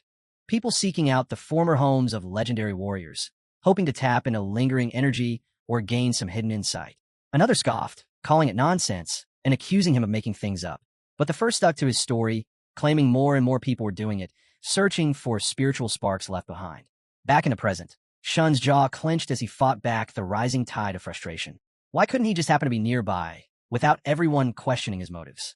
Why did it always have to be something more? He told himself bitterly that others weren't the only ones who stumbled into rare opportunities, that they didn't know what really brought him there. And they never would. His expression darkened with regret, shame tightening his features. The truth was too humiliating to admit. Before the silence could deepen, Xiao Yun suddenly wrapped her arms around Zhao Yi, her voice trembling. Are you okay? Zhao Yi's stern expression softened. He gently rested a hand on her back. I'm sorry. I didn't mean to scare you. But as he embraced her, his gaze dropped, and his breath hitched. A jagged scratch ran down her leg, barely visible beneath her torn clothes. It was deep, too deep. Churan explained that the void beast sensed his injury as it passed the patio. After the chaotic event brought him here, the beast found Churan. They both hurried over together. Churan said the energy signature matched people from Longfang country, but they weren't targeting him. They had attacked Zhao Yun instead. Churan guessed they didn't know the real story about what happened back there. They were taking their anger out on Zhao Yun just because he showed up. He added that the military secretly started eliminating holy cult spirit members. But their enemies stayed hidden, while Churan's side was exposed. He said he couldn't stay here anymore. He had to go to the Zhao family's old home immediately.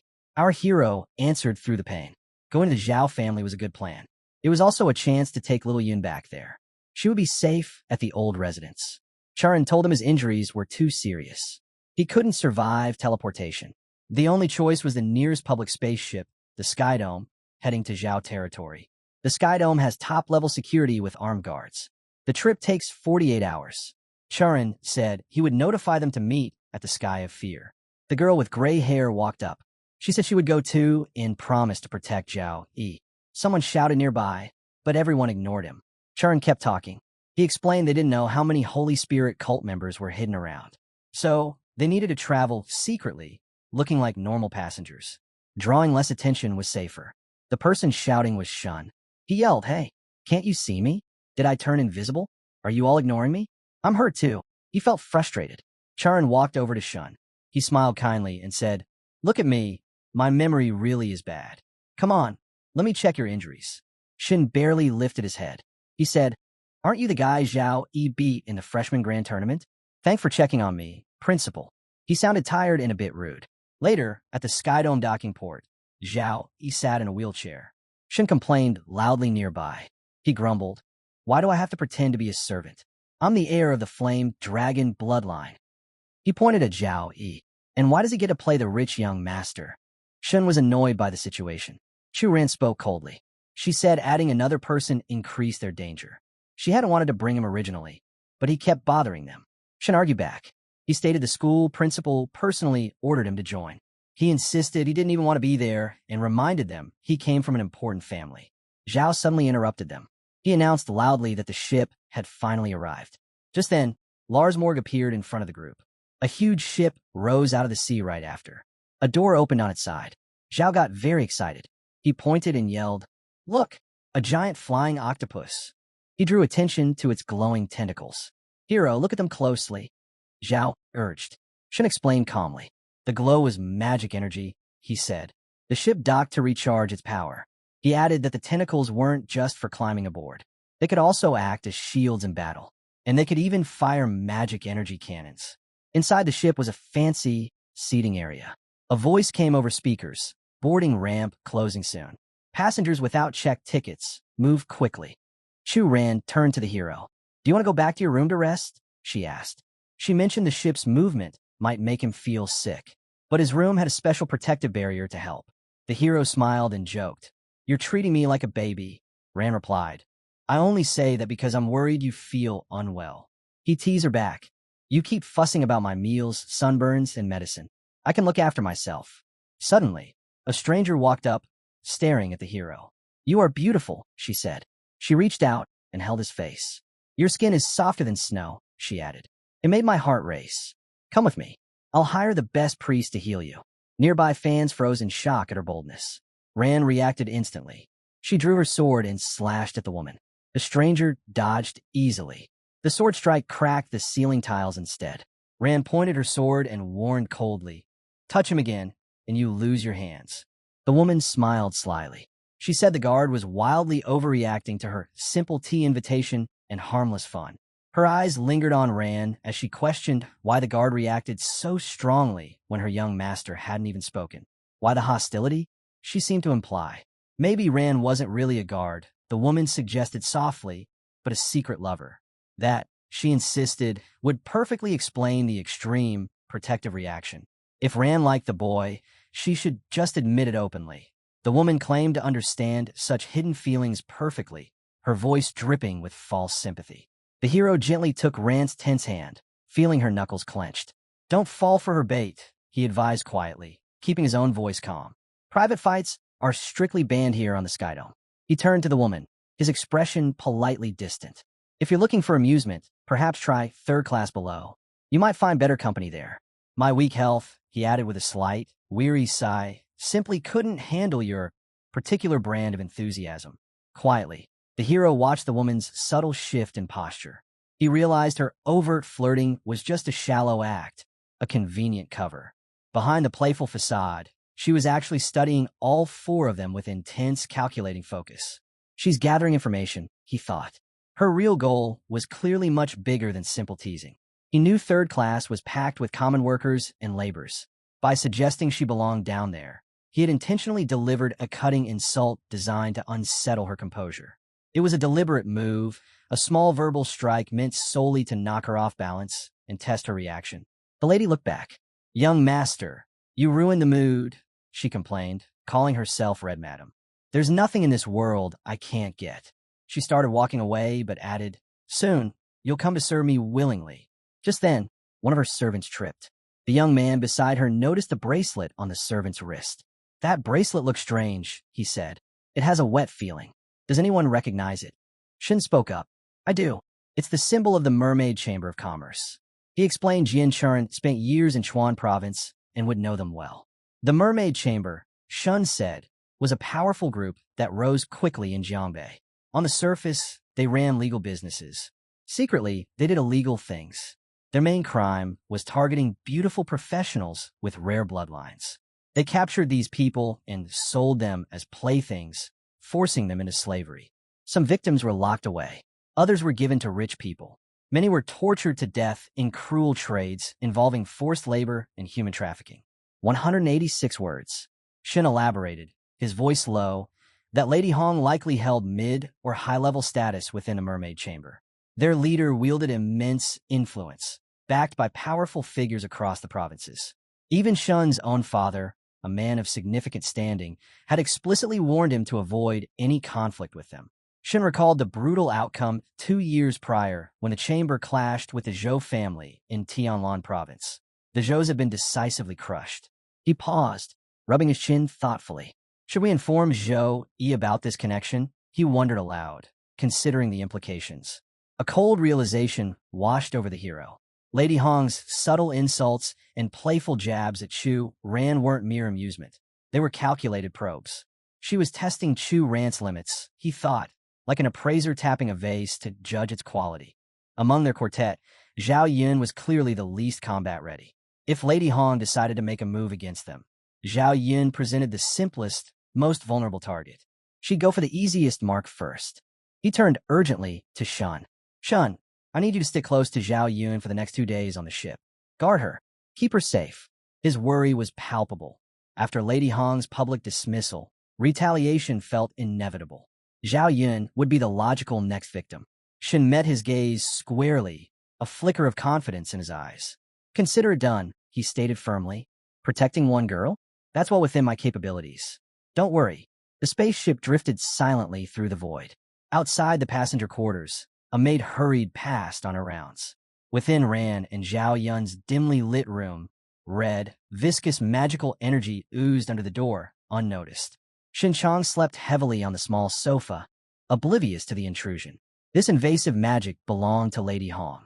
Observing remotely through her spell, her predatory gaze sharpened.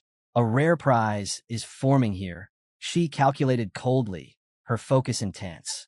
She directed the crimson tendrils towards Rant's sleeping face, then abruptly paused. A ripple of surprise washed over her. Asterisk succubus blood? Truly exceptional and immensely valuable. Asterisk her eyes shifted to Zhao Yun, taking in the girl's refined features and bearing. Asterisk nobility. A young master. Useful. Asterisk. Finally, her attention settled on the snoring Shinchon. Plain face, she dismissed instantly, though she noted his powerful build. Asterisk strong body. He'd last years in the ore pits. Asterisk she assumed the rest of his lineage was equally unremarkable beneath her notice. Suddenly, Shun's eyes snapped open. Instinct took over. He lashed out with a powerful kick. Lady Hong effortlessly deflected it with her staff, though the force startled her. Annoyance creased her brow. Now fully awake and bristling with outrage, Shun Chong vaulted to his feet.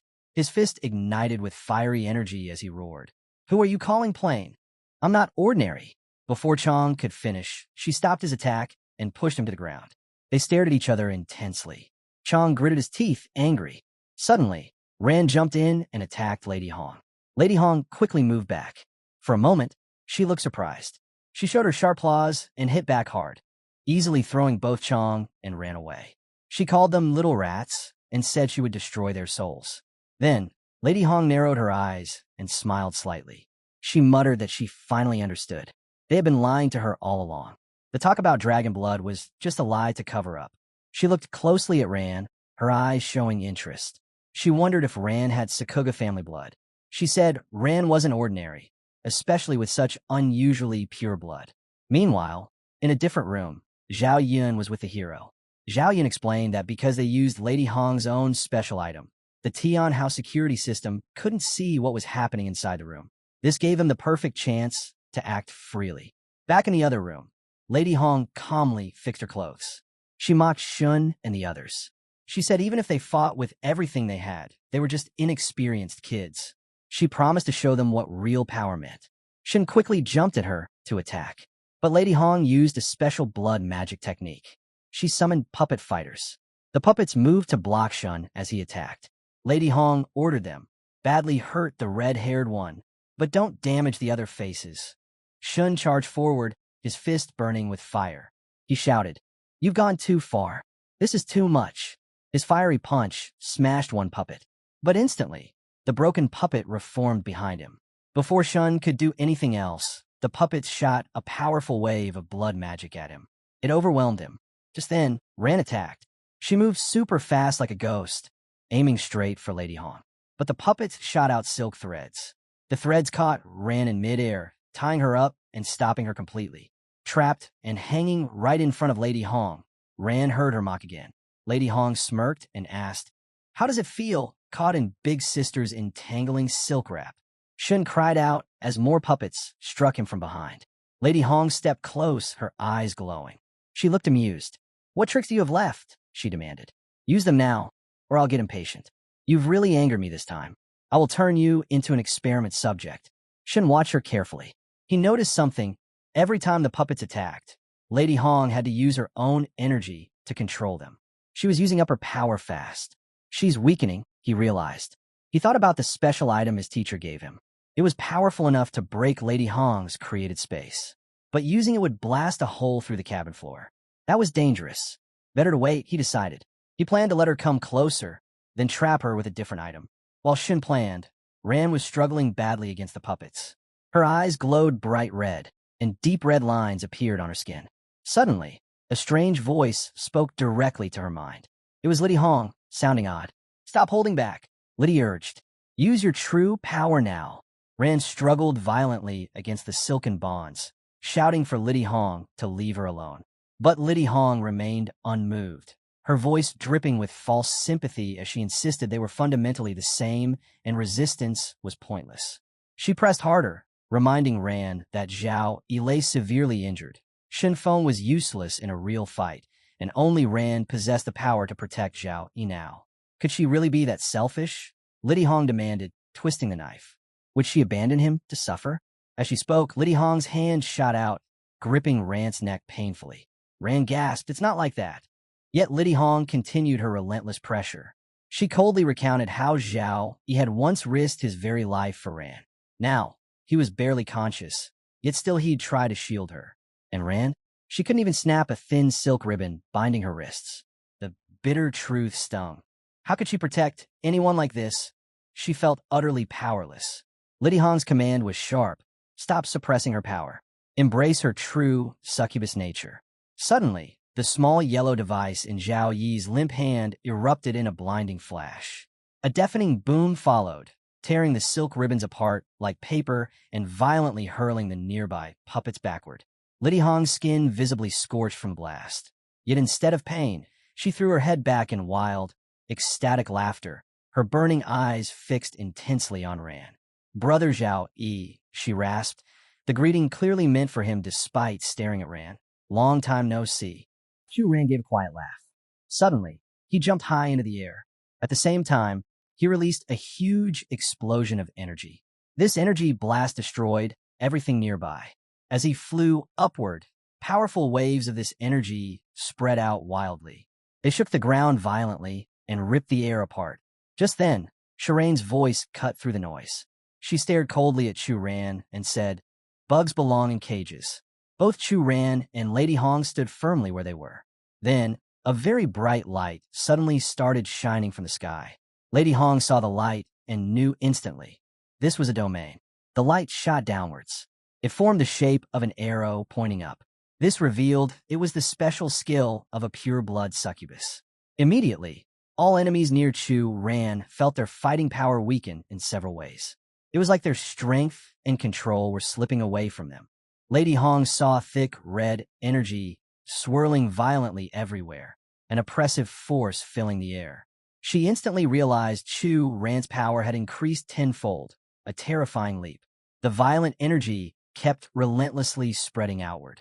Nearby structures groaned, cracking under the pressure, and the ground shattered into deep fissures around them.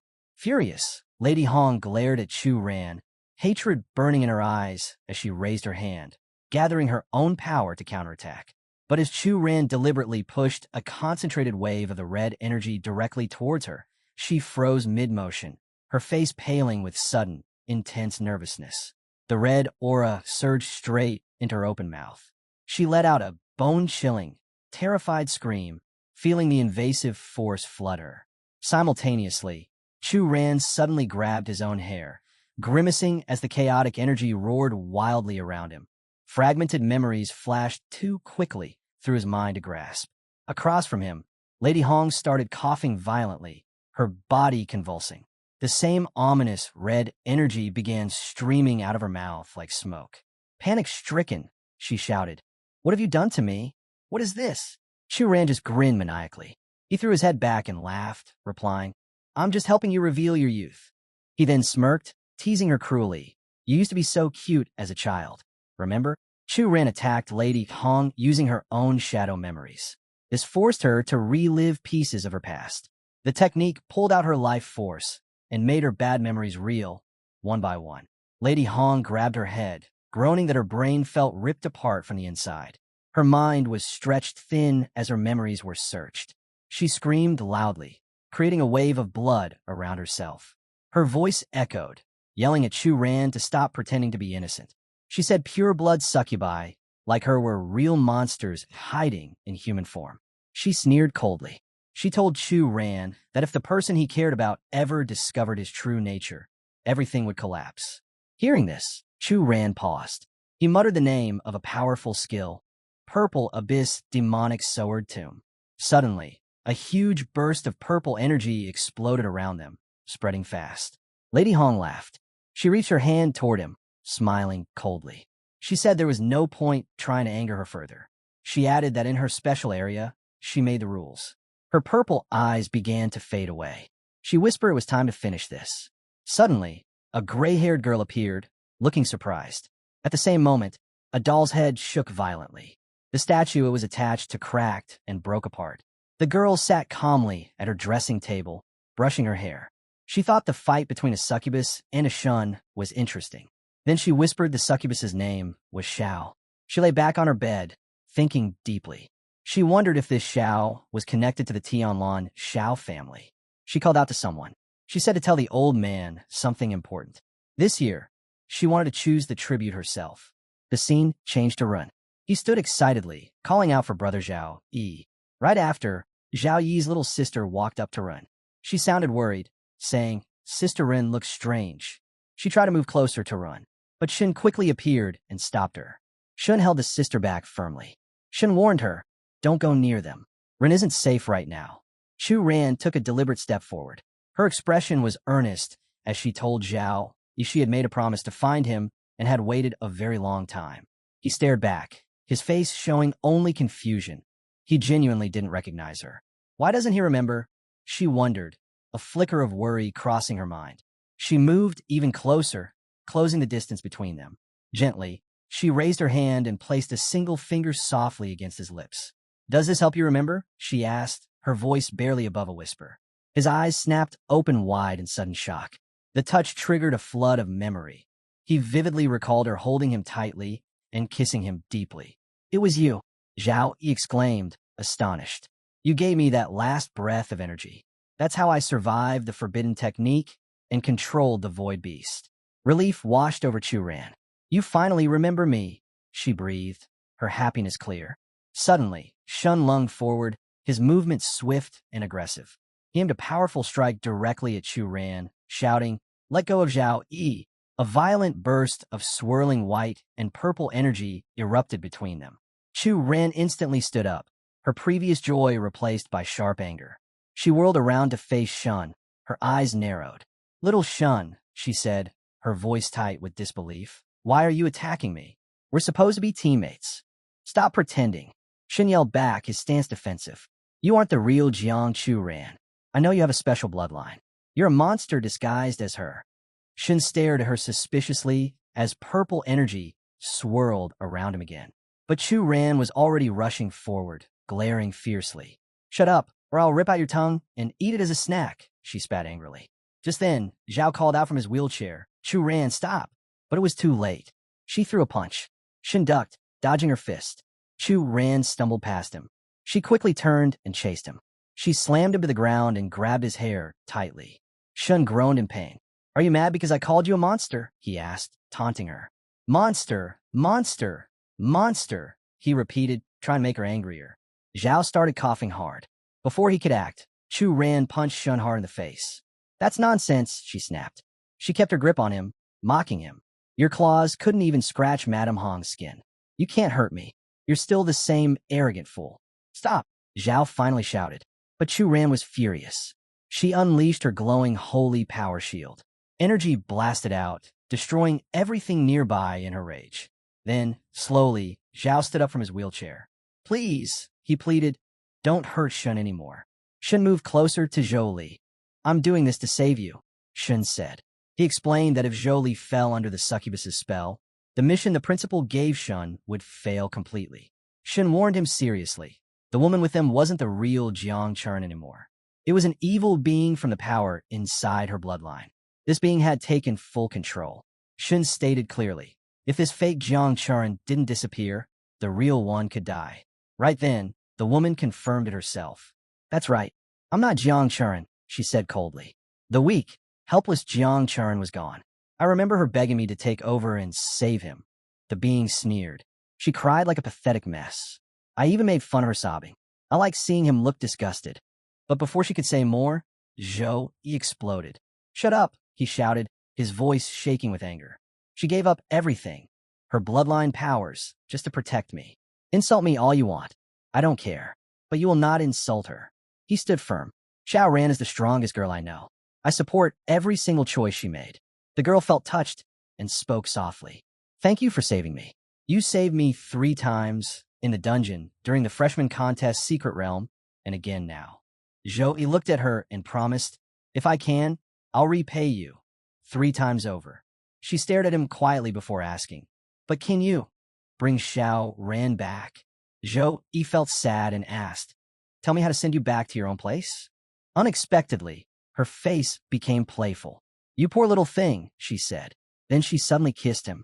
That's your first repayment. But her smile disappeared. The cost of summoning me. Xiao Ran can't pay it. Zhou Yi's mind raced. Every time she lost control, it was to protect him. What was this cost? He needed answers. Zhou Yi called out to Shun Lingfeng. What's this symbiotic consciousness you talked about? Shun's face was bruised and swollen. He complained, why should I help you unlucky people? If I stay with you, I'll end up dead. Then, reluctantly, he started sharing the little information he knew.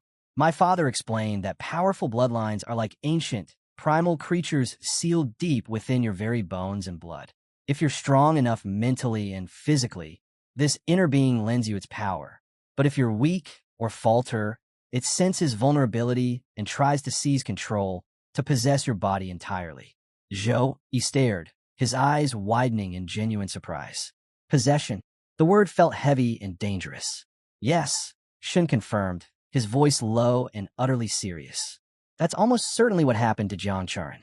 Some scholars theorize this inner force is merely a fractured second personality, emerging only under extreme duress or trauma.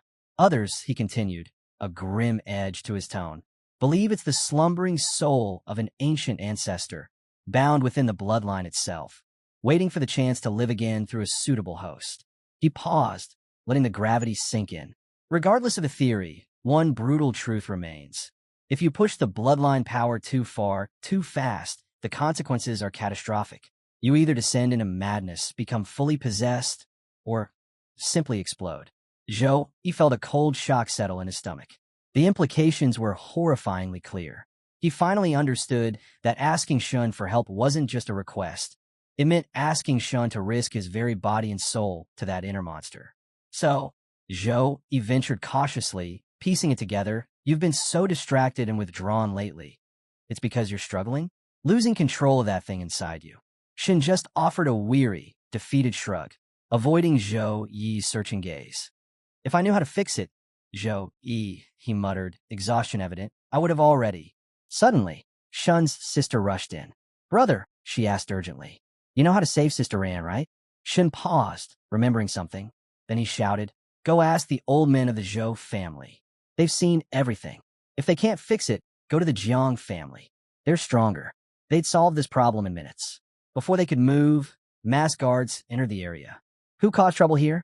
They demanded. You're disturbing the firmament's peace. Shin tried to explain, but the guards pointed directly at him. It was him, they stated. Me? Shin shouted angrily. Are you serious? The guards grabbed him immediately. I'm innocent, he yelled as they dragged him away. Why should I be blamed for someone Jiang Churan beat up? When I get free, I'll destroy your wheelchair. The large ship landed at the sky docks. Passengers were told to get off in an orderly way. Shun, released on expensive bail, grumbled to Zhou Yi. Zhou Heng came to pick you up himself?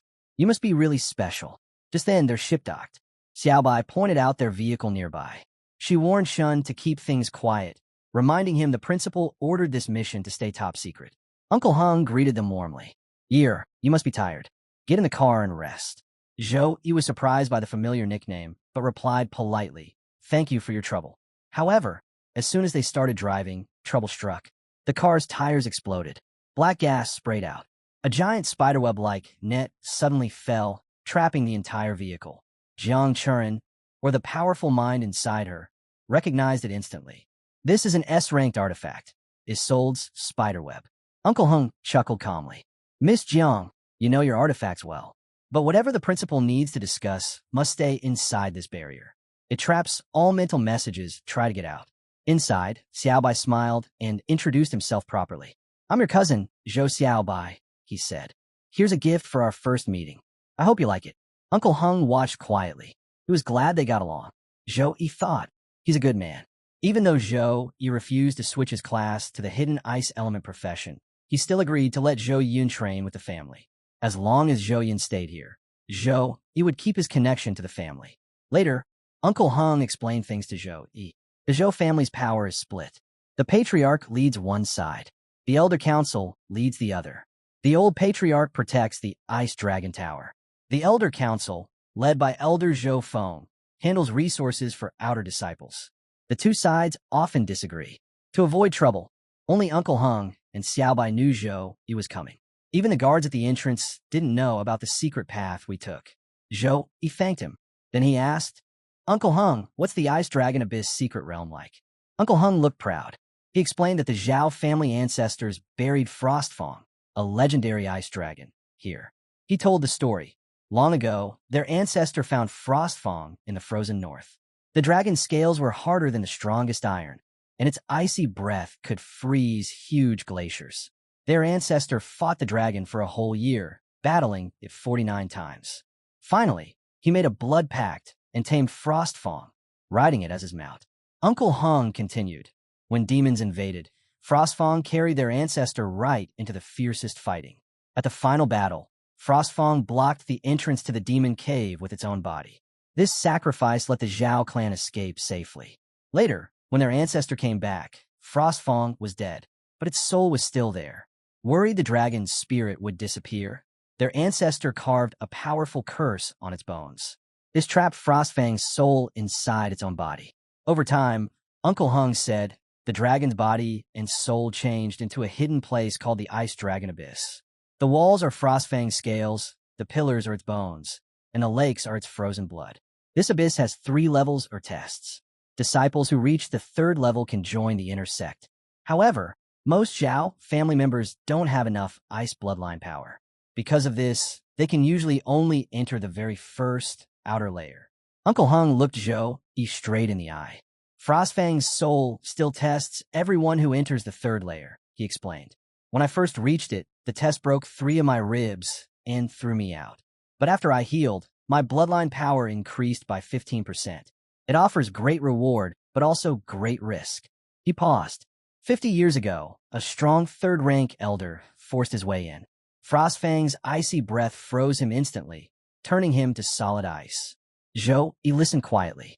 He felt the heavy responsibility of his family's legacy, the danger ahead, and his own destiny. Uncle Hung told Zhou Yi he must go up to the 3rd floor where Frostfang's leftover soul resides. However, getting there isn't simple. To make the icy creature accept him, Zhou Yi must show the same wild, desperate fighting spirit their ancestors used long ago. He must fight fiercely to succeed. The hero nodded, saying he understood. But Uncle Hung continued, if you're still so weak, when do you plan to enter the Ice Dragon Abyss? He then mentioned a hidden base near the abyss where the hero could rest and recover. At that moment, the hero looked at his screen. A large countdown timer showed only 3 minutes and 52 seconds left. A harsh warning appeared. His divine power was completely gone. Every one of his abilities had dropped back to 0. This weakened state would last for 10 full days. He wasn't worried, though. The timing felt right. There was no need to delay or make a big speech. As soon as the car stopped and everyone got out, he simply stated, I'm going in now. Just as he was about to leave, Churan approached him, looking concerned. Can I go with you? She asked. He looked at her and calmly replied, No. Wait for me outside. I can handle this alone.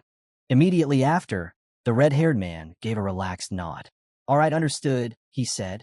I'll watch over the girl for you. He agreed to keep an eye on Churan while the hero ventured into the abyss alone. Our hero was about to thank Uncle Hung when suddenly a message flashed. Divinity exhaustion lifted. All attributes are recovering. Immediately, his screen blazed with intense light. His stats began climbing rapidly. Glowing blue mana erupted around him, swirling violently like a protective shield. Simultaneously, a weapon materialized in his grasp. He watched as bright light constructed it piece by piece, forming a solid, heavy blade. He took a step forward, and the air vibrated loudly, humming with the sheer energy radiating from him. The scene abruptly shifted to the ice dragon abyss. It was a freezing, shadow-filled chasm radiating danger. Massive blue snakes slithered across the slick ice. But these weren't ordinary snakes. Each possessed grotesque, bulging human-like arms, and every single arm gripped a wickedly sharp sword. Dozens of these level 25 serpent-human hybrids filled the cavern floor. Their poisonous bites were just the beginning of their threat. The hero rolled his stiff shoulder, feeling joints creak. He experimentally swung his sword once, the motion unfamiliar. 10 days with 0 stats. He muttered, his voice rough. My bones feel like they've been locked away and used. He acknowledged the rustiness, but beneath it, a readiness stirred. It was time to move. The snakes spotted him instantly and attacked without hesitation. He cut through them effortlessly, his blades slicing through their scale bodies like grass under a scythe. They fell rapidly, one after another. This is barely a warm-up, he thought dismissively, feeling the ease of the fight against these large, sword-wielding reptiles. Suddenly, intense energy flared brightly around the remaining snakes. Empowered, they charged again, swords swinging wildly through the air. He didn't hesitate. Divine Storm, he shouted. Instantly, a colossal, swirling tornado of pure, destructive energy erupted from him. It roared like thunder, pulling the snakes off their feet and sucking them helplessly into its vortex like a vacuum cleaner. Within moments, they were gone, utterly obliterated. Abruptly, the scene shifted. He took a few cautious steps forward over the icy ground, his eyes scanning the frozen landscape. A deep sense of unease settled over him. This place, he muttered under his breath, a frown forming. It feels strangely familiar. Why? Suddenly, Baru appeared out of nowhere. He explained casually, that's because of the ice bloodline in your body. A regular ice user will be frozen solid by now. The hero blinked, surprised. I didn't expect to see him here, he thought. You're here too? He asked. They kept walking while talking. The hero said, I never thanked you properly for calling the teacher last time. Baru shrugged. Just stop causing so much trouble. That's thanks enough. If you die before our 1-year deal. He cut himself off when they both sensed danger behind them. A pack of huge four-horned snakes was sneaking up, ready to slice them apart. But Baru moved instantly. With quick, clean strikes, he chopped the beasts into pieces. They scattered like broken toys. Relieved, the hero turned to thank his powerful friend. Baru just scoffed. These are just snacks, he said. Then things changed fast. The bodies of the remaining snakes crashed into the ice. The ground cracked loudly and collapsed completely. The hero slipped, losing his balance. He fell straight into a giant underground cave below. As he tumbled down, he leaped between falling slabs of ice. He focused hard, trying not to slam into anything or get buried. He looked down and felt his stomach twist. Sweat beaded on his forehead as his pulse raced. What is this place? He muttered, the words barely escaping his tight throat. Below him stretched a colossal army of ice demons. As the swirling mist cleared further, he saw they weren't moving. They were frozen solid, grotesque statues locked in battle stances. The chilling remains of the demon horde that fought the legendary ice dragon Frostfang centuries ago. He scanned the vast, frozen field, dread settling deep in his gut. His rough estimate put their numbers near 200,000. This is really bad, he thought, a tremor running through him. Asterisk, I'm only on the 2nd level of this secret realm. Way too early for this scale. I need to be incredibly careful, conserve every ounce of strength. Asterisk, he braced himself, knowing trouble was inevitable. True to his fear, the petrified demon army instantly detected his presence. Eyes glowed malevolently within the ice. He didn't hesitate for a second. Instinct took over. He unleashed his strongest defensive spells simultaneously. Blessing of Dawn and God's Covenant. Bright yellow and deep blue magic energy erupted, crackling and buzzing violently around him like a living storm. The sheer power was immense, almost overwhelming. The ambient ice energy here, he gasped, feeling its crushing weight, its magnitude stronger than outside. Strong enough to fuel something devastating. Strong enough to crush them all. Suddenly, the entire battlefield shook violently beneath a wave of thunderous power. High above, the distant Monster King's panicked roar echoed. Everyone, guard the skies. It was far too late. A gigantic clawed hand, impossibly huge, smashed through the dense cloud cover. It slammed an enormous mountain of jagged ice, dwarfing even the largest demon statues, directly down onto the frozen army below. Without waiting, the hero raised his hand and yelled, "Freeze!" A burst of energy shot out. It hit the area and instantly froze the remaining demons solid inside a wall of ice. They were helpless, but the hero wasn't finished. He tilted his head slightly. Then, he cast Divine Storm again. Freezing winds suddenly twisted into powerful tornadoes. These tornadoes ripped through the demon soldiers. Bodies slammed together, unable to fight the strong winds. Many tornadoes spun wildly across the battlefield. The demon army was tossed around like ants. The demon king was furious.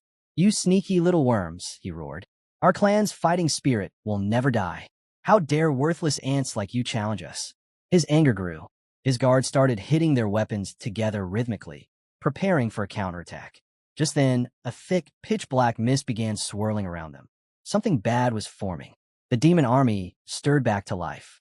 Zhao Yi's breath hitched as every ice abyss-bone demon he'd slain moments ago began reassembling itself, frozen shards snapping together with sharp cracks. He watched their shattered limbs knit into grotesque shapes, the air humming with unnatural energy.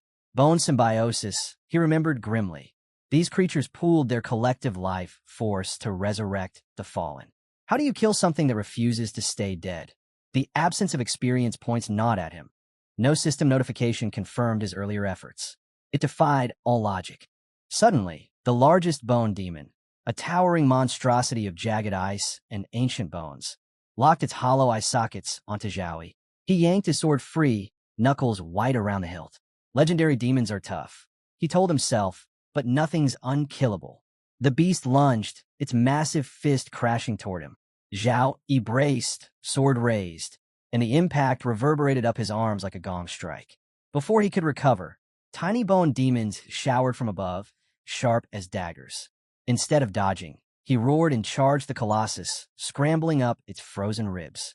Ice scraped his palms raw as he climbed, until he stood swaying before its massive skull, eye to giant eye. He raised his blade for the killing thrust. Soldiers' screams tore through the air. In a dizzying blink, Zhao Yi wasn't on the glacier anymore. Zhou family troops jostled around him, spears braced against a tide of scaled demons. "By time for Frostfang Lord," a soldier bellowed in his ear. Dazed, Zhao Yi gaped at the sky. A swirling, violet interdimensional portal yawned open, disgorging horrors. Below, soldiers chanted, "Live and die with Tianlan." As they fought, their faces etched with desperation. A deafening roar shook the battlefield. Frostfang Lord, a colossal blue dragon, swept down, icy fire engulfing the demon ranks. Hundreds vaporized in blue-white flames. The Zhou soldiers' cheers surged. "Frostfang Lord, Savior!" Zhao Yi's stomach dropped. Asterisk, this is the Great Invasion. A century ago. Asterisk, the dragon banked, Frostfire incinerating more demons, while Zhou warriors pressed their assault. Abruptly, Frostfang Lord froze mid-flight. His massive head snapped toward the portal as a new horror emerged. A sky demon, all writhing tentacles and gnashing beaks. Zhao Yi felt the dragon's realization like a physical blow. If that thing crossed through, Tianlan would become a demonic hellscape. Every tree, every child, every breath gone. Food for the swarm. The cost of failure was annihilation. Without a heartbeat's pause, Frostfang Lord gathered speed, a blue streak against the chaos, and slammed into the portal. The explosion of light swallowed everything. Frostfang Lord collapsed to the ground. Behind him, the giant portal he had been guarding began to shrink and finally snapped shut. Seeing this, the watching crowd erupted in cheers. They celebrated Frostfang Lord, praising how he had stopped the demon army. Zhao Yi was especially amazed. He remembered clearly how Frostfang had thrown his own dragon core into the portal and made it explode, sealing the demons away. Now, Frostfang lay still on the ground. He had kept his promise. Suddenly, the Zhao family ancestor rushed towards the fallen Frostfang. At that exact moment, Someone swung a sword at Zhao Yin. The world blurred. Instead of the cheering crowd, Zhao Yin found himself back in the cold, dark ice abyss. He looked towards the giant bone demon standing nearby. This time, he noticed something new. Dragon scales embedded deep within the bone demon structure. Zhao Yin chuckled softly to himself. He realized the bone demon always moved in the same, stiff way. Its attacks were predictable. He decided to test a theory. Zhao Yin walked slowly towards the massive bone demon. It didn't attack him. This confirmed his suspicion. He now understood this whole resurrection was the Zhao family ancestors' punishment for the demons. It was a special curse, the Shatter and Reform curse. The curse used the dragon scales as its energy source, forcing the demons to endlessly become Frostfang's tomb guardians. Anyone forcing their way into the tomb would be attacked. And even if shattered, the bone demons would just reassemble. Zhao Yin knew even a powerful second-tier master would find this place incredibly dangerous. That explained why Zhao family disciples usually stopped exploring at the second checkpoint. However, if you didn't attack and seemed harmless, the mindless demons wouldn't see you as a target. Zhao Yin thought it was clever revenge, turning the enemy's own bodies into a barrier. He hoped to become even stronger than the Zhao family ancestor one day. Zhao Yin kept walking deeper into the abyss. He finally reached a completely barren area. There, encased in thick ice, were Frostfang's enormous bones. Seeing his goal, Zhao Yin jumped up, intending to fly towards them quickly. Wham! An invisible force slammed him hard into the icy mountainside. Pain shot through him. Then, Frostfang's massive, spectral form rose from the ice, confronting Zhao Yin. Who dares disturb my tomb? Frostfang's voice boomed, filled with anger. He immediately thought Zhao Yin was with the humans who had trapped him here in this frozen prison. Seeing Zhao Yin's relatively low level, only level 30, Frostfang felt mocked. A mere parasite. Frostfang roared, leeching off dragon power. You all just want to see me lose my mind. You want to turn me into your weapon. Zhao Yin tried to explain quickly. I am a descendant of the Zhao family. I mean you no harm. But Frostfang didn't believe him. Lies, he thundered. Frostfang attacked with shocking speed. Zhao Yin barely dodged, his heart pounding. He tried another approach, shouting, Remember the day you sacrificed yourself. You destroyed your own demon core to seal the demon portal. You saved everyone. Frostfang's eyes blazed with fury. Impossible eyes. A dragon core is a dragon's heart. You humans dug mine out. Now you come with more tricks to mislead me.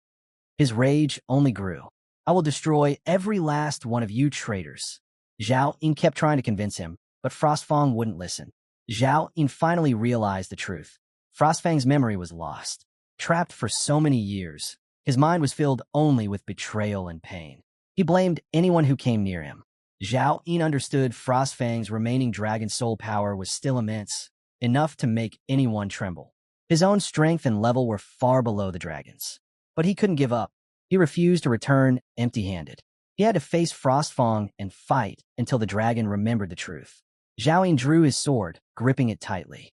Frostfang responded instantly, unleashing a blast of freezing ice breath. Despite the danger, Zhao Yin charged forward. A thought gave him confidence. If the Zhao family ancestor could make a contract with Frostfang, then I, his descendant, can make him recognize my true lineage too. Meanwhile, outside the abyss, Shun, look at Jang, Shun called out. Jang had been standing rigidly, staring towards the ice abyss entrance for 3 full days and nights. Shun was worried. Jiang turned, his expression dark. Keep talking, Shun, and I'll cut out your tongue. Suddenly, Xiaoba came running towards them, breathless and frantic. Jiang, Shun, we have to go. Now, she yelled. Jiang frowned. What? What? My father. Xiaoba gasped, trying to catch her breath. He sent me. He said we must get everyone out of here immediately. It's urgent. Both Jiang and Shun looked confused and alarmed. Xiaoba explained what's happening. Shun urged. Maybe we can help. Jiang stood firm. I'm not leaving. Not while Zhao Yin is still down there. Shun nodded in agreement. Right, we can't just abandon him. Xiaoba shook her head desperately. No, you don't understand. You can't handle whatever this is. Please, we have to leave right now, before it's too late. Her voice was filled with fear. Just then, someone caught hold of Lady Hong's hand, Zhao Hang. He reminded her that this was the Zhao family's domain in Tian Lane, and she would not be allowed to cause trouble here. At that exact moment, The red-haired and white-haired girls descended, and Lady Hong's demonic aura flared. She mocked Zhao Heng, saying his suppressed bloodline freeze left him with less than 30% of the strength of a level 40 cultivator. Did he really believe he could stand in her way? Pang immediately spoke up. No matter how tough things were for the Zhao family, he declared they would never let outsiders harm their guests. In his heart, though, he was deeply worried. Zhao, he was in the middle of a crucial breakthrough in the Ice Dragon Abyss, and they could not let Lady Hong interfere. Pang resolved that even if he had to risk frostbite in his meridians, he would hold her back until Zhao Yi returned. His eyes sharpened, a faint smile forming, as he asked Lady Hong where she was planning to go. Meanwhile, Lady Hong had already stepped through a doorway into a chamber, where she greeted Xiao Bai with the words, "Long time no see." Shunling Feng, Xiaoran, and Xiao Bai froze in disbelief. None of them had expected her to still be alive. The scene then rewinds to half an hour earlier. The Zhao family's patriarch was meeting with Lady Hong. She announced that this year's supply of gold marrow crystal had arrived and placed 3 trunks before him. The patriarch sighed, thinking it was unnecessary for her to personally bring them all this way. A single word from her would have been enough for him to send someone to collect them. It was explained that gold marrow crystals were consumable items, classified as level 1 epic energy crystals. At that moment, the Zhou family's 3rd elder ordered attendants to bring forth their offerings. 4 carriers entered, hauling trunks filled with 1,000 mechanism, snow silkworm silk, and mystic ice jade. The elders stated that, as with past years, they had even managed to prepare rare dry years despite the difficulty. But Lady Hong frowned after inspecting the trunks. She declared the offerings insufficient. Pulling out an ice-splitting thorn, she accused the Zhou family of holding back treasures instead of delivering them, exposing their lack of sincerity in seeking the cold marrow crystal. Uncle Hang immediately countered, saying the Zhou family had always done their utmost each year to gather rare items for her enhancements. Deep down, though, he knew Lady Hong's greed was endless. Her demands grew higher every year, and he couldn't help but wonder what new scheme she was plotting this time. Lady Hong snapped the ice-splitting thorn between her fingers and announced she had grown tired of such trivial goods. This year, she declared, the method of repayment must change. If the Zhao family agreed, she promised there would be enough gold marrow crystals to last them the entire year. The family elder asked carefully what she wanted in exchange. Zhou Hang's instincts immediately screamed that something was wrong. Lady Hong's response was chilling. What she wanted was not treasures, but a living person. The patriarch was stunned and demanded to know who. Her answer came without hesitation, Zhou Yi. Zhou Hang leapt to his feet in shock, declaring that trading away a living person was unthinkable, though his mind raced. Why had Lady Hong fixed her sights on Zhou Yi? Lady Hong simply chuckled, calling him amusing. To her, one person in exchange for the survival of an entire clan was a bargain too good to refuse. The patriarch's face hardened. He rejected her offer outright and ordered her to leave, stating firmly that Zhao Yi was a junior of the Zhao family and could never be traded. Lady Hong sneered, asking if he really believed the Zhao family could survive without handing him over. Even if they clung to life, she mocked, they would last no more than 2 months. The elder quickly reminded the patriarch of their grim reality. 3 children had died last year for bloodline freezing, and without cold marrow crystals, more would follow. The patriarch knew this well. The Mermaid Merchant Guild controlled the mines of these crystals, and the Zhao family's cursed ice bloodline weakened day by day. Only the crystals could reinforce their lineage, quicken cultivation, and ease the constant freezing. For that reason, they were forced to pour vast resources into trades with the guild year after year. Even so, the patriarch cut the discussion short. He declared there was nothing more to consider. He would rather see the Zhao family perish than by survival by sacrificing a life.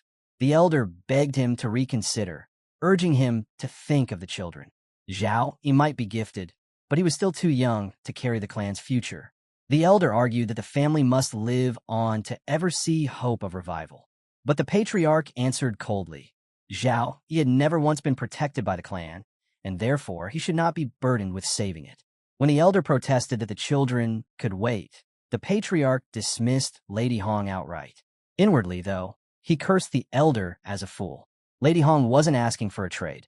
She was forcing a choice between Zhao, Yi, and the entire family. She already understood what he did. that only Zhao Yi's boundless future carried even the faintest chance of true restoration. Lady Hong announces that from this day, the Zhao family will keep Zhao Yi, then orders the supply of cold metal crystals to be cut off, declaring the Zhao family and the old patriarch will perish together. She produces red strings and thanks Xiao Bai for guiding her. Wrapping those strings around Patriarch Zhou's neck, she snaps them. He collapses. Lady Hong accuses the patriarch of winking at Xiao Yun in her presence and demands whether he takes her for a blind person. Xiaoran and Shun Lingfeng leap forward, vowing the enemy will die by their hands. Lady Hong's followers move in to stop them, but Shin Lingfeng carves the attackers into shreds with his sword. A group of minions rushes Xiaoran. She cuts them down like brittle cloth, and they fall dead. Shun Lingfeng then casts a spell that consumes the remaining foes. Lady Hong watches and remarks that in 3 days they will learn cooperation, noting they must have trained together in secret and become more interesting. She observes subtle signs of breakthroughs in Xiaoran and Shun Lingfeng and calls them geniuses in their own right, though she adds that with someone already ahead of them, they will ultimately be left behind. Guarding Patriarch Zhou restricts Xiaoran's movement and distract her. She wonders how this woman, who should have been eliminated before, has come to the Zhao family again, and why Patriarch Zhou and Zhao Yi are not allowed to speak of her.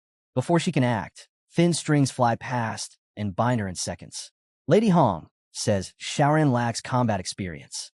More strings erupt from the ground and trap Shun Lingfeng. Lady Hong declares she favors these young masters and ladies, talented but useless. With the warm-up finished, she moves to handle them personally. She strikes Shun Lingfeng, taunting him, then slams into Xiaoran and challenges the source of her past power. Pinning Shun Lingfeng to the wall, she states that her blood thread snare resonates with his flames and calls him Little Fire Dragon. Suspended from the ceiling, they are forced to listen as she demands the location of Zhao Yi. Shun Lingfeng vows to burn her to ashes if freed. Lady Hong says she will not allow idle talk, claiming she heard Zhao Yi entered the Gale Mountain range alone to rescue his sister and that she doubts he will emerge. Shun Lingfeng forbids her from touching Xiao Yun. Lady Hong approaches Xiao Yun and asks if she can see her brother from behind the curtain. Xiaoran shouts that Xiao Yun should lend her strength one more time. Before anyone could advance further, Lady Hong spread her strings across the field, her voice echoing as if to crush their spirits. The threads twisted into a swarm of puppets, each radiating a sinister red aura, their attacks driving straight toward Uncle Hang. In response, Uncle Hang released a blast of freezing air and told Lady Hong she had gone to excessive lengths just to target Zhao Yi. Chains in hand, he charged, smashing through the silk puppets one by one. He shouted for the children to take Xiao Bai and Xiao Yun and leave at once. He would hold the minions back. Lady Hong, unfazed, ordered her creations to ignore him. But before they could react, Zhao Bai and Shin Lingfeng grabbed the girls, preparing to flee. Meanwhile, Zhao Yi had already ascended into a radiant form, his body shimmering like a celestial being made of pure energy. Facing the dragon head-on, he reminded it of his true identity. The beast released a torrent of blue energy, but Zhao Yi sidestepped with ease, letting the dragon vent the rage it had carried from centuries of confinement and torment. With a single flick of his wrist, he struck its forehead with pure force, then gathered power into his fist for a soul-binding blow, commanding obedience. Suddenly, the dragon's memories awakened. Recognition flashed. It knew this man as its master. Yet Zhao Yi's strike sent it crashing down, smoke swirling as its jaws slammed open, only for Zhao Yi to plant his feet atop them, finally relieved to see the beast subdued. The dragon demanded to know again. Who was he? Struggling to breathe, Zhao Yi lay on the ground, his body slowly repairing the injuries left by the beast's fury. He answered simply. His name was Zhao Yi, descendant of Zhao Fan. He explained how, a century ago, the dragon had given its life to destroy the portal of the demon realm, granting peace to Tianlane. His ancestor, Zhao Fan, had sealed away the dragon's body and soul, then departed in search of a way to bring it back, never to return. The dragon remembered its master's promise of a life of luxury. Zhao Yi told it that the long sealing had imprisoned its soul, warping it toward madness. The only way to save it now was through harsher methods.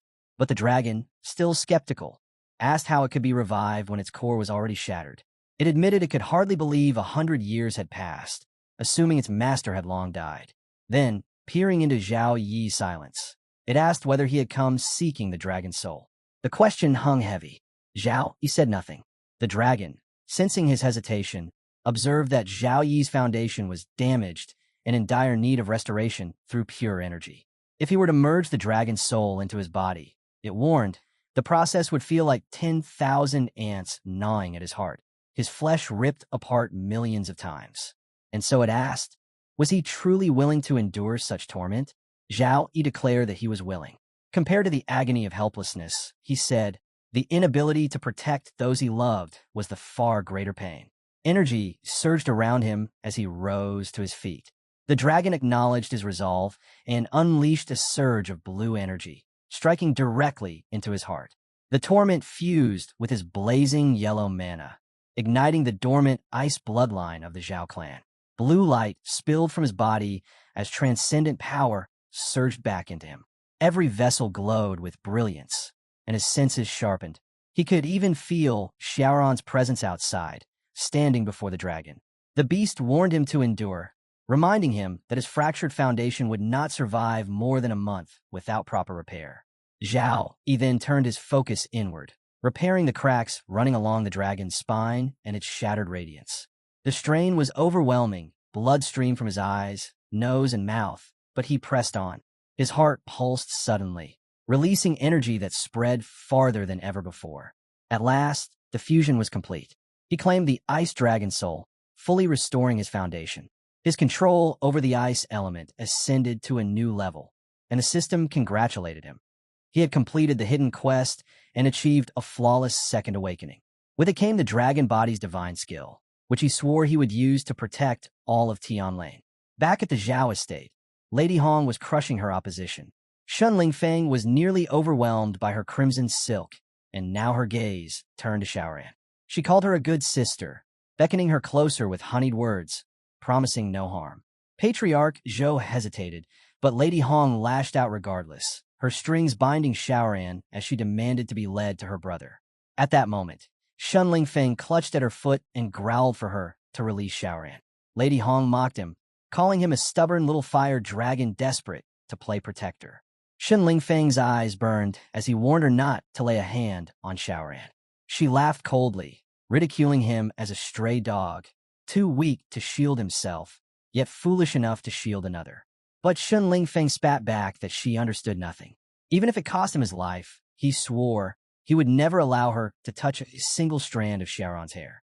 Lady Hong ordered him aside. He refused. Even as pain racked his body, he pressed against her shoulder, refusing to yield. Xiaoran's voice broke as she begged him to let go. She pleaded for him not to worry about her, urging him to run while he still could, assuring him that her brother would never blame him. But Shun Lingfeng refused. In a final act of defiance, he sank his teeth into Lady Hong's foot.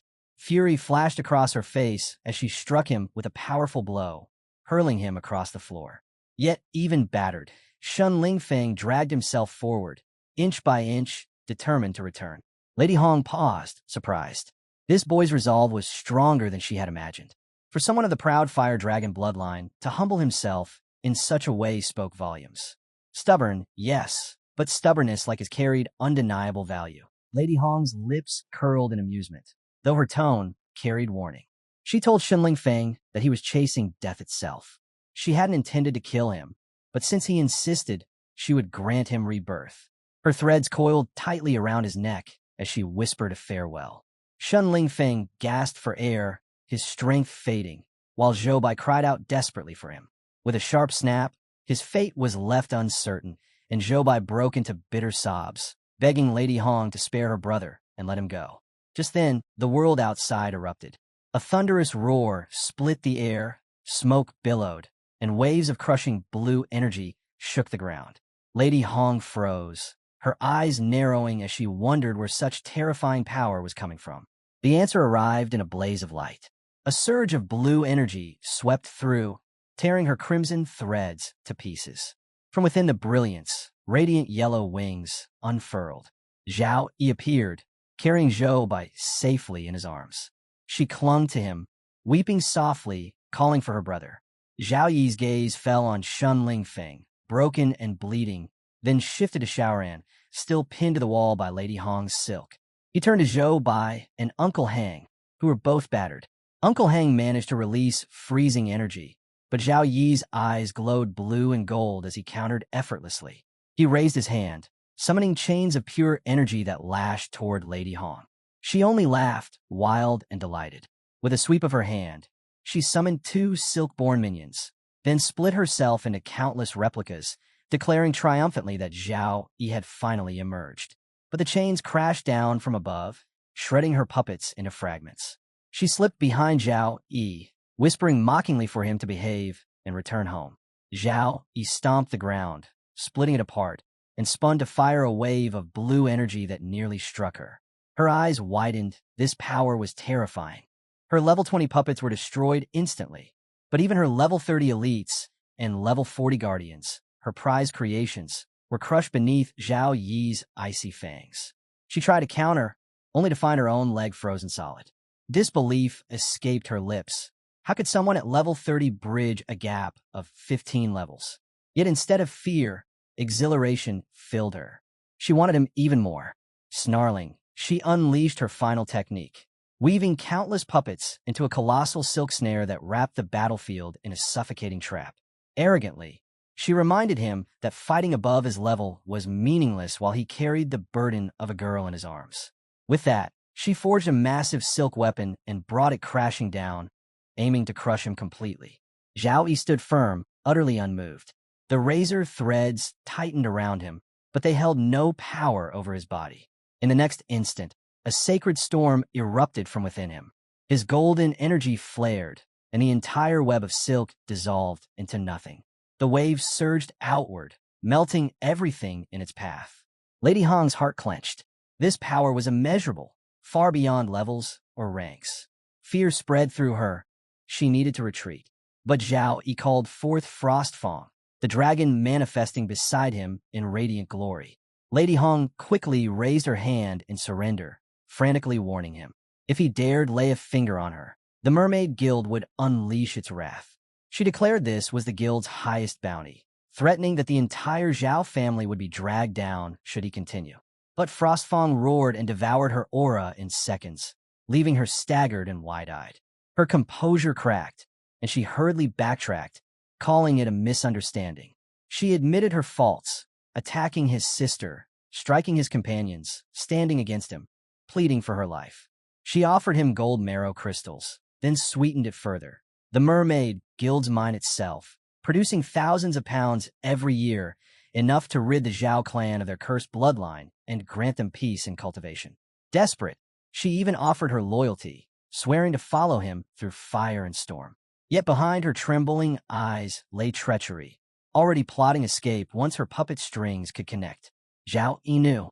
A woman like Lady Hong would never bow unless deceit was woven into her words. He lifted his hand, Frostfang rising with him, and made it clear there was no need for negotiation. True strength fears no threat and bends to no temptation. His energy surged. Silk threads shattered like dust, and in a single stroke, Lady Hong's body was cleaved apart. Her gaze froze in horror as pain consumed her, realizing at last that the light he wielded was not mortal. It was wholly untouchable by ordinary means. As her body crumbled, Zhao Yi gently lowered Zhao Yun, then moved to free Zhou Bai. He lifted her limp form, holding her close. A soft glow of healing energy spread from him as he whispered gently that he had returned. Elsewhere, the redhead stirred awake, stunned beyond words. The enemy he had failed to overcome despite exhausting all his strength had been crushed by Zhao Yi in only a handful of moves. He couldn't fathom how he could ever reach such a level. Zhao Yi stepped toward him and thanked him sincerely, honoring the fact that he had fought with everything to shield his sister. The redhead blinked, startled, then lowered his gaze before breaking into a bright grin. Then hurry and heal me already. I'm bleeding out. Not long after, the Zhao patriarch was seen observing from a distance. Relief filled his heart. He said this was his first true meeting with Zhao Yi, yet for such calamity to descend on the clan in this way was proof of his own incompetence as patriarch. He admitted he felt deeply ashamed. Zhao Yi replied that formalities were unnecessary, but he had a question. Why did the Zhao family depend so heavily on the cold marrow crystals? He warned that unless the clan could stand strong enough to guard Zhao Yun, he would never allow her to return. The patriarch asked if Zhou Hang had already told him. Zhao, he explained that Uncle Hang had mentioned it before, but never in detail. The patriarch studied him carefully. This child had just fought through a brutal battle, yet his aura remained calm, like the depths of a still pool. The sharpness in his gaze was colder and fiercer than anything found in the pampered heirs of the family. He then revealed the truth. The eternal curse not only stripped the Zhao clan of their chances to awaken the Ice Blood design, it also left them vulnerable to the backlash of bloodline freezing. Every year, members of the Zhao family lost their lives to it. Even Zhao Yun had once suffered from the affliction, though hers had been the mildest form, cured with the extreme cold lotus. But for most disciples, the freezing could only be suppressed by the cold miracle stone. And this was exactly what Lady Hong had exploited, demanding greater tribute year after year. This time, she had gone so far as to demand Zhao Yi himself in exchange. Hearing this, Zhao Yi declared that from this day forward, there would be no more tribute. The patriarch shook his head. Driving away Lady Hong was only a temporary reprieve. Behind her stood the Mermaid Merchant Guild, powerful and untouchable. They controlled the cold miracle crystal mine itself, and the Zhao family remained chained to it. Zhao Yi spoke calmly. Madame Hong was dead. The patriarch froze, staring at him in disbelief. He repeated the words as if he hadn't heard them clearly. Dead? That was impossible. Madame Hong was a level 45, second-tier puppeteer, shielded by hundreds of her creations.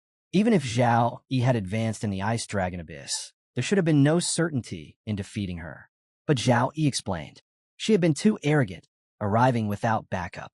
The Ice Dragon Abyss itself had amplified his Ice-type techniques by 30%. More importantly, he revealed Frostfang, the dragon's presence glowing faintly beside him. He had awakened it within the abyss. The patriarch's eyes glistened as he took in the sight, his voice trembling as he asked if Frostfang still remembered their ancestors. Zhao Yi nodded. Frostfang remembered. It was the dragon who had mended his shattered body and helped him bring down Madame Hong. But the dragon's soul was fragile, its essence nearly gone. For now, he had sealed it within himself, and he would not awaken it again unless it was absolutely necessary. The patriarch began laughing, tossing aside his staff. Then, with uncharacteristic reverence, he bent low in a bow. Raising his voice, he called out to the ancestors, declaring that to win Frostfang's recognition at such a young age was proof of unmatched courage and destiny. Even their forebears might not have equaled this feat, he admitted that once. He thought Zhao Yi merely exceptional, but now he knew he had underestimated him. Heaven itself had not abandoned the Zhao clan.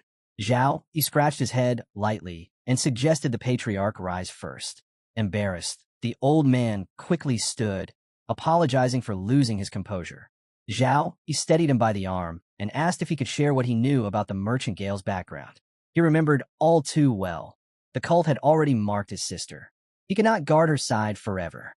But if the Zhao clan could be freed from the Merchant Gale's grip, then this would become the safest sanctuary for her. The patriarch's expression darkened. He explained that the Mermaid Merchant Gale had once been nothing more than a small trading post, its owner a low-ranked warrior named Lu Xian who survived by reselling ores. Everything changed 10 years ago. That winter, Blackwind Valley suffered a blizzard not seen in 100 years. Every redwood froze solid. Lu Xian ventured into the valley with a small group, but half a month later, only Lu Xian emerged. From then on, he suddenly had an endless supply of rare ores, gold marrow crystal, profound ice shade, falling frost stone, and even star silver, one of the rarest metals in staggering quantities. As they stepped outside, the patriarch continued his tale. Lu Xian had claimed he discovered a new mine and somehow secured full mining rights. For years, countless people had tried to sneak in a Blackwind Valley to uncover the truth, but none succeeded. Some vanished in the blizzard. Others froze before even glimpsing the supposed mine entrance. Zhao Yi frowned, remarking that it all sounded far too convenient. The patriarch shook his head and said the coincidences went even further. 3 years ago, the Zhao family could still purchase gold marrow crystals from traveling merchants. Expensive, but enough to cover their most urgent needs. Then, one spring, those merchants began vanishing in droves. Within months, not a single vendor carried gold marrow crystals. Just as the Zhao family was desperate, Madame Hong appeared. She claimed to own a mine and offered crystals at half the usual price, so long as the Zhao family agreed to help her with a few small matters. When Zhao Yi asked what those matters were, the patriarch's voice hardened. They were told to crush smaller families in Tianlan province who resisted the guild's authority. Many of these families carried bloodline flaws. The guild provided them with cultivation resources, but in return, they demanded their most gifted children. Once taken, those children never returned. These families hated the merchant guild, yet too dependent on its resources to resist, they vented their hatred on the Zhao family instead, branding them the guild's lackeys. In the past 2 years, Zhao disciples were constantly ambushed whenever they left their estate. The guild's scheme was clear: isolate the Zhao family, choke them of allies, and leave them cornered. Zhao Yi pieced it together aloud. First monopolize supply routes, then bait them with low prices, next force the Zhao family to crush dissenters, and finally turn public resentment against them. The patriarch nodded grimly. That was exactly how it unfolded. With each passing year, the guild added new conditions to every delivery. The trap was obvious, but their children's lives depended on cold marrow crystals, leaving them with no choice but to submit. Lifting a crystal in his hand, he said this was one of the shipments they received last year. 3 years ago, the crystals were pure white ice. Now, they were streaked with black threads. Madame Hong insisted they were harmless impurities from deep underground, but the family's physicians suspected something far darker: corruption eating away at the crystals themselves. Zhao Yi accepted the crystal from the patriarch. Energy swirled around him as he examined it. His power seeped through the stone, purging the black streaks until it gleamed perfectly pure. Yet what he uncovered was unsettling, a faint demonic aura, one he recognized. It felt disturbingly familiar, as if he had crossed paths with it before. The patriarch's expression grew heavier. He revealed there was one more detail. Madame Hong had once claimed that when the Lord awakened, the Zhou family curse would disappear with a mere flick of the finger. Zhao Yi's eyes narrowed. The Lord, not Lucian. The patriarch nodded. Exactly. To produce such vast quantities of rare ore, and to command a second-tier puppeteer like Madame Hong to serve as a mere errand runner, there had to be a true power in the shadows.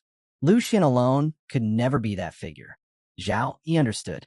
With Madame Hong gone, the merchant guild would not let this matter pass quietly. But he did not waver. He stated firmly that he would bear whatever consequences awaited. The patriarch was taken aback. He rebuked him, asking what sort of words those were. Zhao Yi carried the blood of the Zhou family, the same blood as their ancestors. His struggles were theirs, and no matter how fierce the storm, the clan would face it together with him. Zhao Yi placed a hand over the patriarch's, acknowledging his resolve. He admitted quietly that he had never been truly alone.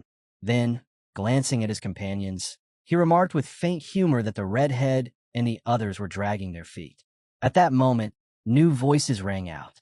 Word had spread of the trouble on Zhao Yi's side, and the principal had sent reinforcements. 3 figures arrived: a priestess, a mage, and a warrior girl. Zhao Yi greeted them with a smile, noting it had been 2 months since their last meeting, and they had clearly grown stronger. The warrior girl beamed with pride, declaring that of course they had. Following brother, he meant they could never afford to fall behind. As they set off, the mage girl leaned toward the priestess, whispering that Ling she had said she wanted to ask brother Yi about ice magic on the way. But when she finally saw him, she lost her courage. The priestess chuckled and relayed the question to Zhao Yi. He didn't stop walking. His gaze stayed calm as he replied that their time was urgent. He would explain while they moved. The patriarch watched them quietly from behind. A faint smile touched his lips. This boy, Zhou Yi, truly carried the same bearing as their ancestors. The group chatted casually as they walked, but Zhao Yi's thoughts drifted elsewhere. A hollow feeling welled up in him, as though he were suddenly unnecessary among them. In the past, he would never have hesitated to infiltrate alone. The demonic energy of Black Wind Valley couldn't touch him, and even when surrounded by enemies far stronger, he could still rely on the Void Beast's power to escape. But everything had changed after Madame Hong's death. The system, which had lain silent except for daily missions, suddenly stirred. A notification appeared. An unlimited time mission had triggered to uncover the secret of the Mermaid Merchant Guild with his companions. The reward was an S-rank skill book. To Zhao Yi, it felt less like a choice and more like a decree, sealing off any chance of moving alone. Yet the system reminded him. It was the strongest auxiliary system, one that never issued meaningless orders.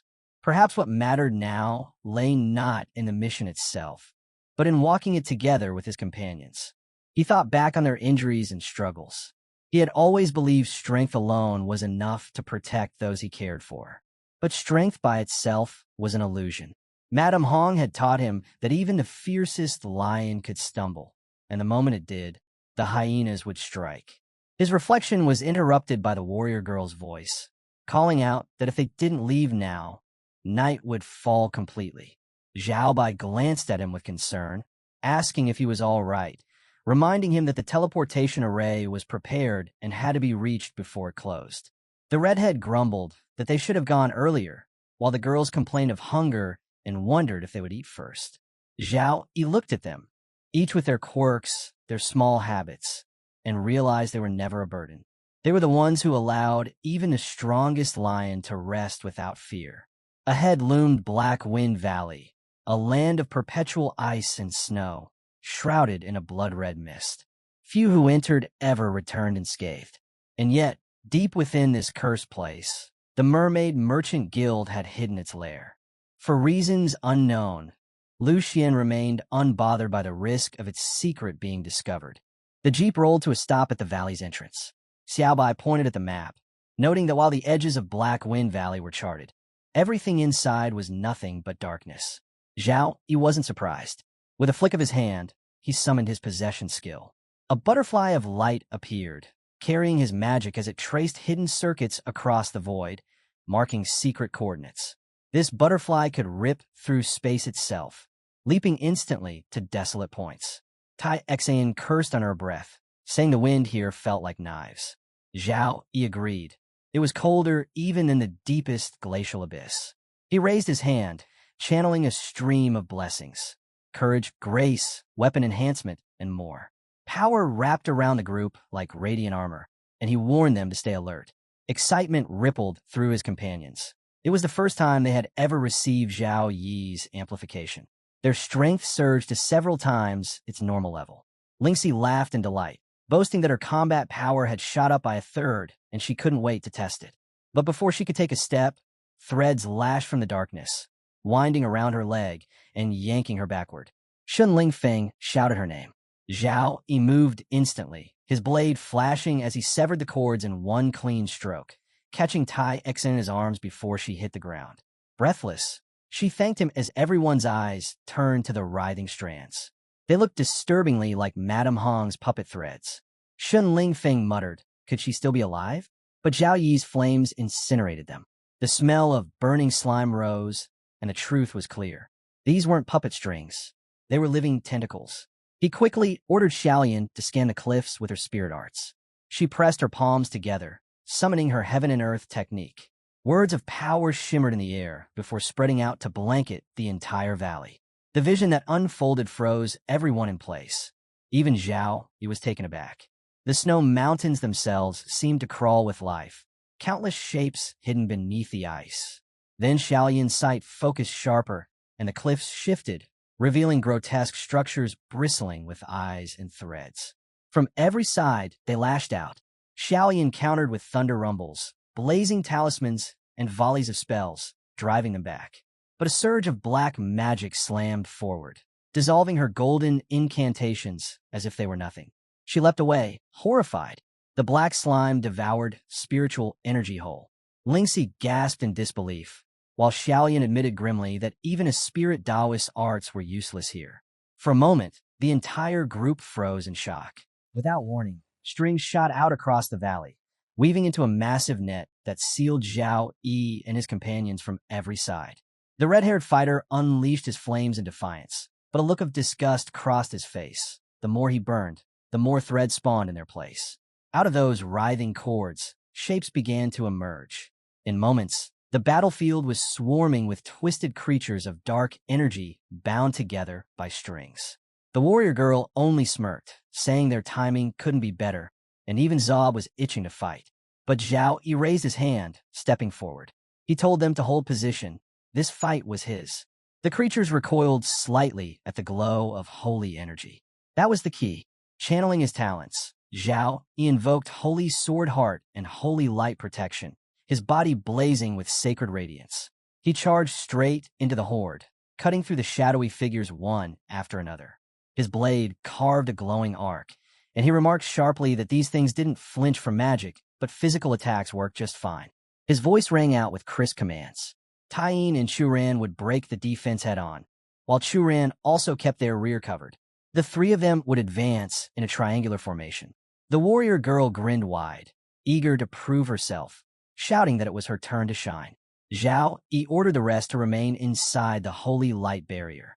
Under no circumstances were they to step out. The red-haired one scowled, refusing to sit idle. "Wait, I'm not just fire," he shouted, pulling back his bow and unleashing a sharp crimson arrow that tore through the strings. Zhao Yi's tone carried authority as he called out the next orders. Shunfang would strike with them, while Ling, Xia, and Xialan were to remain in the back, studying their enemy's weaknesses. Everyone answered in unison. Shunfang burst through the light shield, spear flashing, his strikes clean and precise. The warrior girl smashed down with her mountain break strike, splitting the enemy apart and confirming her attack worked. Shunfang skewered the creatures without mercy, proudly demanding how they liked their young master's strength. Even Xiaobai dove in, her blade slashing elegantly through the dark spawn. Together, their assault ripped through the battlefield. But then, a new horror unfolded. Several of the dark creatures began fusing into one, forming a larger, more twisted monstrosity. Zhao Yi's eyes sharpened. The tide was endless. Every monster slain only gave birth to another, crawling fresh from the mountain's veins of silver thread. His gaze swept back and caught something that made his heart sink. The priestess staggered, struck by one of the creatures.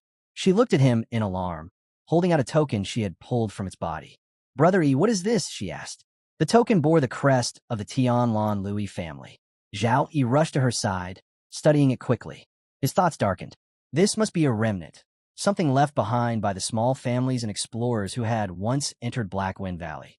Worse still, the truth clicked into place. These silver threads were not just devouring magic and spiritual force. They were consuming life itself, twisting corpses into puppets. Drawing his sword once more, he looked up. Every monster was tethered by threads, crawling back into the cliffs. His voice thundered across the battlefield.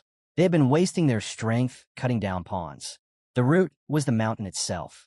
With a roar, he lifted his blade high, then brought it down in a strike filled with immense power, aiming straight at the source. The ground trembled violently, splitting apart as massive stones crashed down.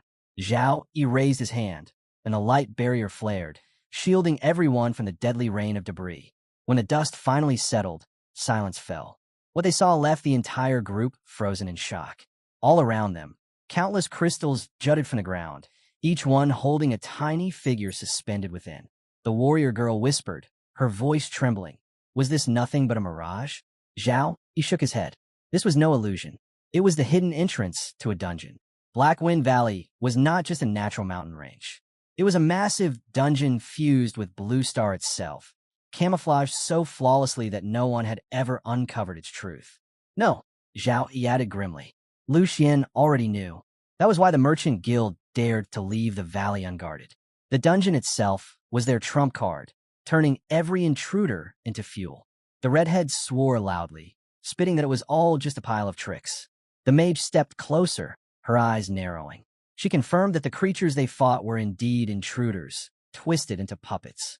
He touched another crystal, and it exploded, shards raining across the battlefield. The redhead cursed again, shouting if this shattered mirror was trying to ambush them. Lingxi, Zhao Yi barked. Double layer of ice and earth defenses. Don't give them a chance to strike. Lingxi answered without hesitation.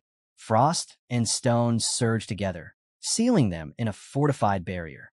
But from every shard of broken crystal, reflections began to stir, duplicates of their companions, rising like twisted shadows. Zhao Yi's eyes locked forward. An ominous pressure filled the air.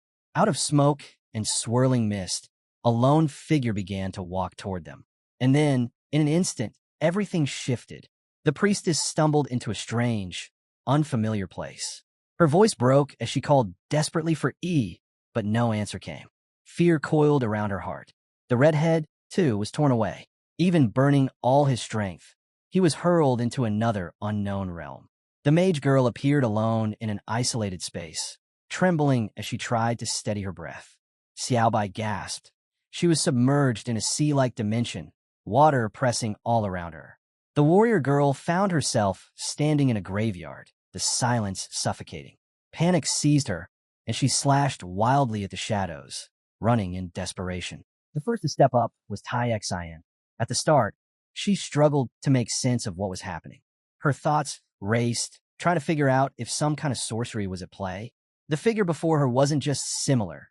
It was an exact copy, matching her every movement, every attack, with the same strength and style. Shaken by the realization, Tai Xian muttered that the enemy was just a clone. To her surprise, the reflection instantly echoed her words back at her, repeating them exactly. The eerie mimicry only fueled her frustration. She began hurling curses, but again, the clone repeated everything, matching her tone perfectly. Soon, the fight turned into a strange cycle. Words and strikes thrown back and forth, each move countered with flawless precision. Determined to break the deadlock, Tai Xian unleashed a crushing blow that sent the clone crashing into the wall with a deafening impact. Mocking it, she sneered that it didn't even understand what a trick was. Yet once again, the reflection copied her words, driving her temper higher. Then she laughed, because in that moment, she discovered a flaw. The clone could mirror her completed techniques, but it couldn't replicate the unfinished or improvised one she slipped into her attacks. Before she could fully act on this advantage, the clone suddenly recovered and charged forward with overwhelming force. Its rapid adaptation shocked her. In such a short time, it had already begun learning her methods. A wave of urgency hit her. If she didn't end this fight quickly, the battle could spiral out of her control. Elsewhere in the mirror world, Shun Lingfeng was battling his own reflection.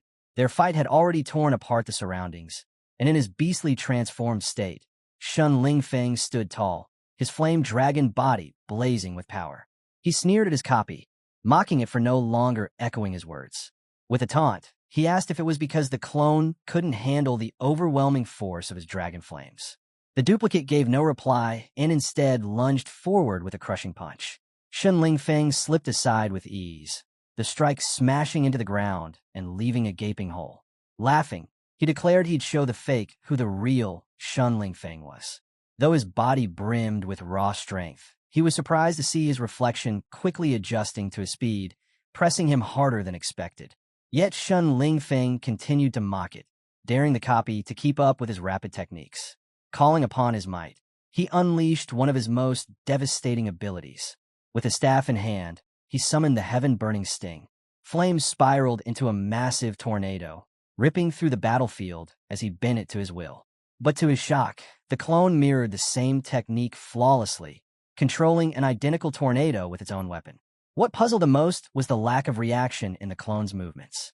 But when Shun Lingfeng suddenly shifted the flow of his attack mid-strike, he noticed the enemy falter. The clone failed to defend against the altered move. In that instant, he understood. The reflection could only copy complete techniques, not unpredictable changes made in the middle of battle. But while he was voicing his realization, the clone struck back, driving a weapon into his chest. Flames surged across his body, his power climbing even higher. He felt no pain. Instead, he laughed and cursed the copy, calling it slow and sending it to hell. Meanwhile, another clash unfolded. Xiaolan had engaged her own double, hurling talisman after talisman, each bursting with deadly spells.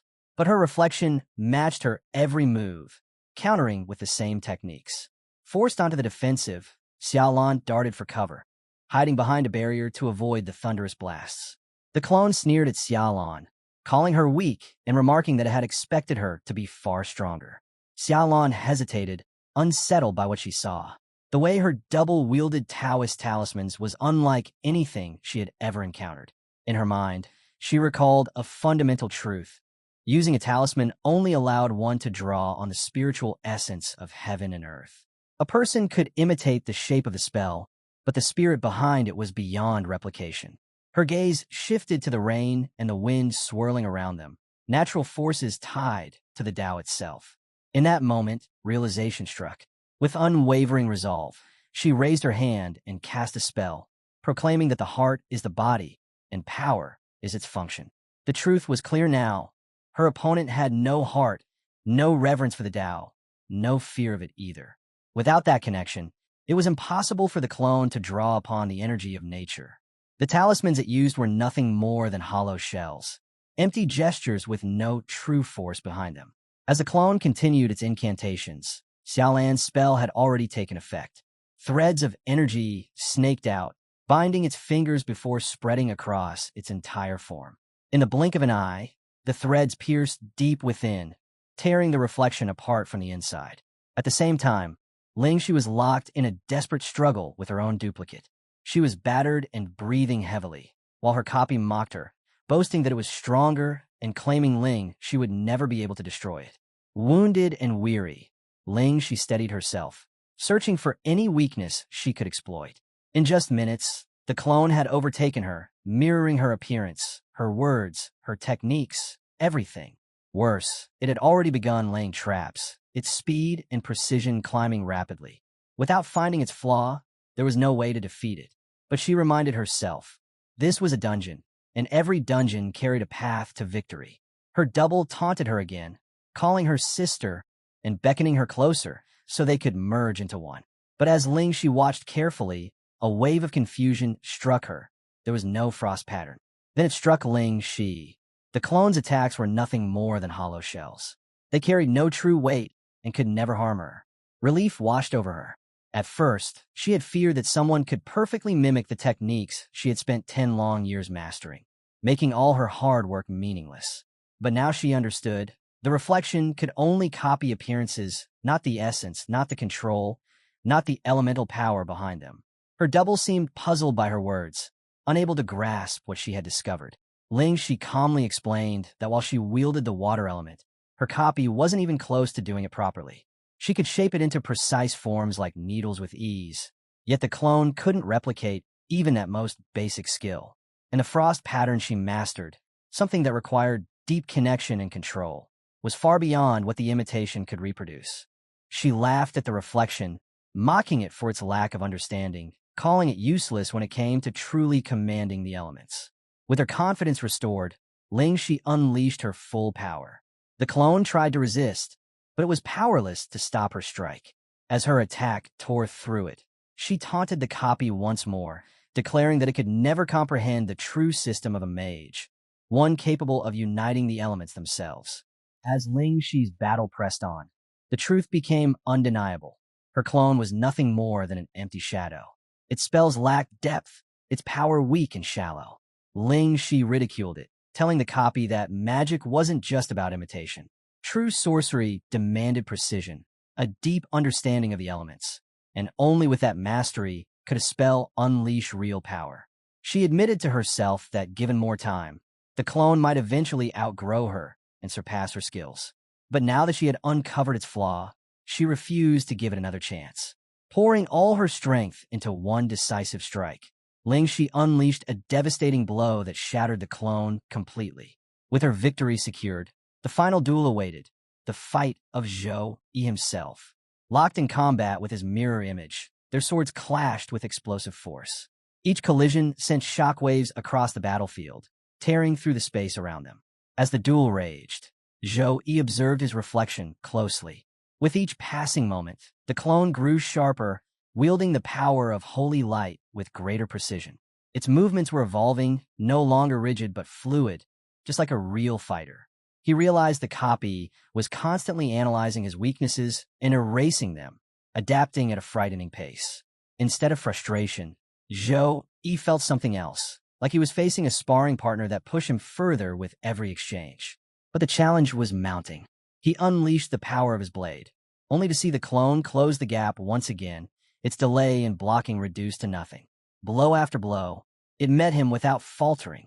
Then, Zhou-Yi transformed, drawing on his full strength. Instantly, his reflection shifted as well, replicating the transformation. Watching it, Zhou-Yi understood. The clone could mimic his elemental styles too, but there was a weakness. Whenever it tried to copy multiple elements at once, its flow became unstable. The gathered information clashed within it, causing its timing to falter. The battle turned into a contest of endurance and precision, both sides striking relentlessly, each determined to break the other.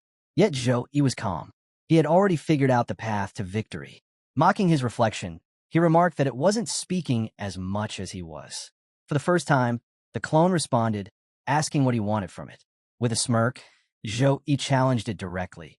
He wanted to see just how far a mere clone could go in copying his skills and abilities. He demanded it fight him harder, pushing this mirror duel to its limits. The clone looked Zhou-Yi in the eye and declared that it was stronger, that he had no choice but to fight, and that it couldn't be killed because it knew everything about him. Zhou-Yi only smirked and replied with an old saying, that those who boasted too much often met an early death. Without giving his copy a moment to breathe, he launched a fierce strike. Cracks began to spread across the clone's body, like a mirror shattering. As it broke apart, it demanded to know if Zhou-Yi had seen through everything from the start. Zhou-Yi answered calmly. He had known all along.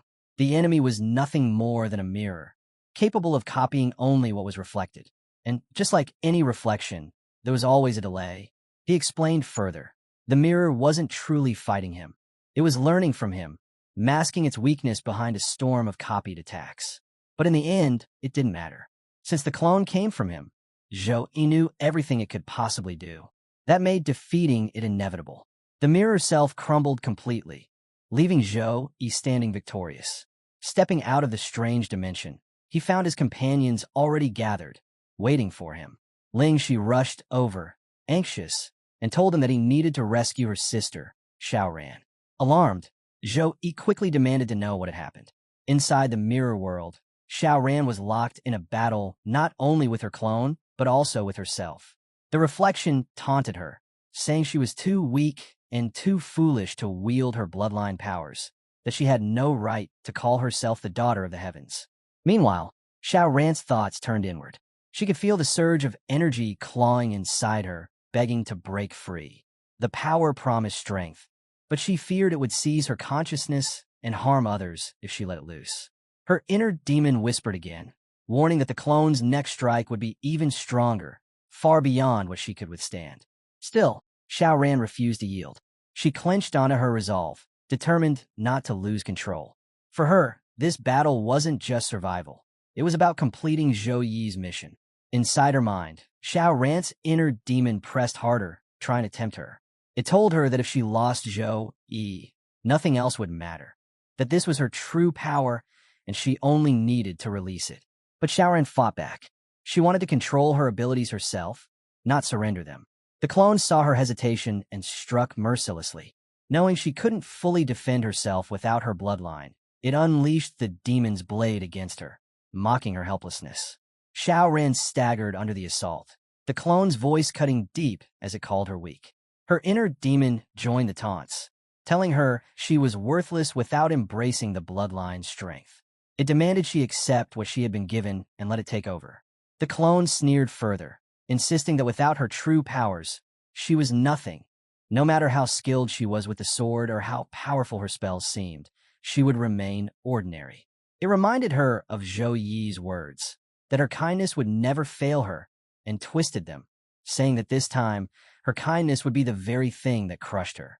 Raising its weapon again, the clone declared she couldn't possibly escape its next strike, that this was the end unless she used her bloodline. Bruised and battered, Churan still resisted. She refused to let the inner demon seize control of her body, not unless she could master it herself. Her inner self mocked her again, saying all this suffering was her own fault for refusing its help. It urged her to give in, promising that if she unleashed the bloodline's true force, the clone would be obliterated in a single blow. One strike, and her enemy would be torn apart instantly. While Xiao Ran wrestled with the storm inside her mind, the others outside the mirror watched her struggle. They had just discovered something shocking. After escaping, they realized they could see the fights of those still trapped within, unfolding in the mirror world before their eyes. She stared at the mirror, confused and unsettled. Xiao Ran was supposed to be the strongest among them, yet her clone was overwhelming her. Xiao Lan's face tightened with worry. She reminded the others that every second spent inside only made the clone stronger. If Xiao Ran didn't destroy it soon, she risked being completely devoured by the mirror world. Shun Lingfeng frowned. What troubled him most was that they couldn't hear anything happening within. Still, just by looking at Xiao Ran's face, he could tell something was wrong. She wasn't fighting at full strength, holding back for some reason. He couldn't understand why she refused to unleash her bloodline power. But he knew the truth. In his mind, the answer was clear. Xiao Ran was suppressing her bloodline to avoid losing control. That restraint was making her weaker against a clone that was nothing on its own, but grew more dangerous the longer the fight continued. He worried about what would happen if the clone fully mastered her powers. A battle like that could consume her entirely. The others grew frustrated, their anger rising as they shouted for her to stop hesitating and use her bloodline. Tai Xian suddenly suggested they smash the mirror to free her, but he said nothing. Deep inside, he knew that forcing it would only damage Xiao Ran's consciousness. Breaking the mirror by force would hurt her far worse. Instead, he made his decision. He told everyone he had to try something else, something different. He warned them to stand back for their own safety. Then he unleashed his strength, forcing his power into the core of the place. His goal wasn't just to crack the barrier, but to obliterate the second stage energy hub itself. If the dungeon lost its second stage, the mirror world would collapse, and Xiao Ran would be freed. The others froze, stunned into silence. Their eyes widened, mouths falling open, unable to believe what they were seeing. And in that moment, he struck with all his might. With decisive force, he shattered the mirror, tearing apart the prison that held Xiao Ran inside. Inside the mirror world, Xiao Ran fought on the edge of collapse. Her body was battered, her movements unsteady, yet she forced herself to stand firm. Her clone showed no mercy, advancing without pause, each strike heavier than the last. Blow after blow drove her backward, until the reflection's hands closed around her throat, squeezing with brutal force. The pressure was suffocating, her strength slipping away with every second. Still, Xiao Ran endured. Even as pain surged through her body, even as the clone's attacks rained down with ruthless precision, she refused to give in. Inside the mirror, Xiao Ran was taking blow after blow, beaten down with no way to escape. The clone had grown far too strong for her to face without calling upon her bloodline. Pinned to the ground by her reflection, she suddenly caught a flash of light descending from above. In an instant, it pierced through the clone, shattering it into nothingness. It happened so quickly she could barely process it. Confused and shaken, Xiao Ran realized it was Zhou Yi's doing. Calm as ever, he told her that she was safe now, that he was there to help her. But the relief didn't last. As she looked out from a mirror, threads suddenly coiled around her, and something inside her snapped. Losing control, Xiao Ran burst free, shattering the mirror entirely. In the next moment, she lunged at Zhou Yi, her sword raised to strike him down. Zhou Yi was stunned, caught completely off guard.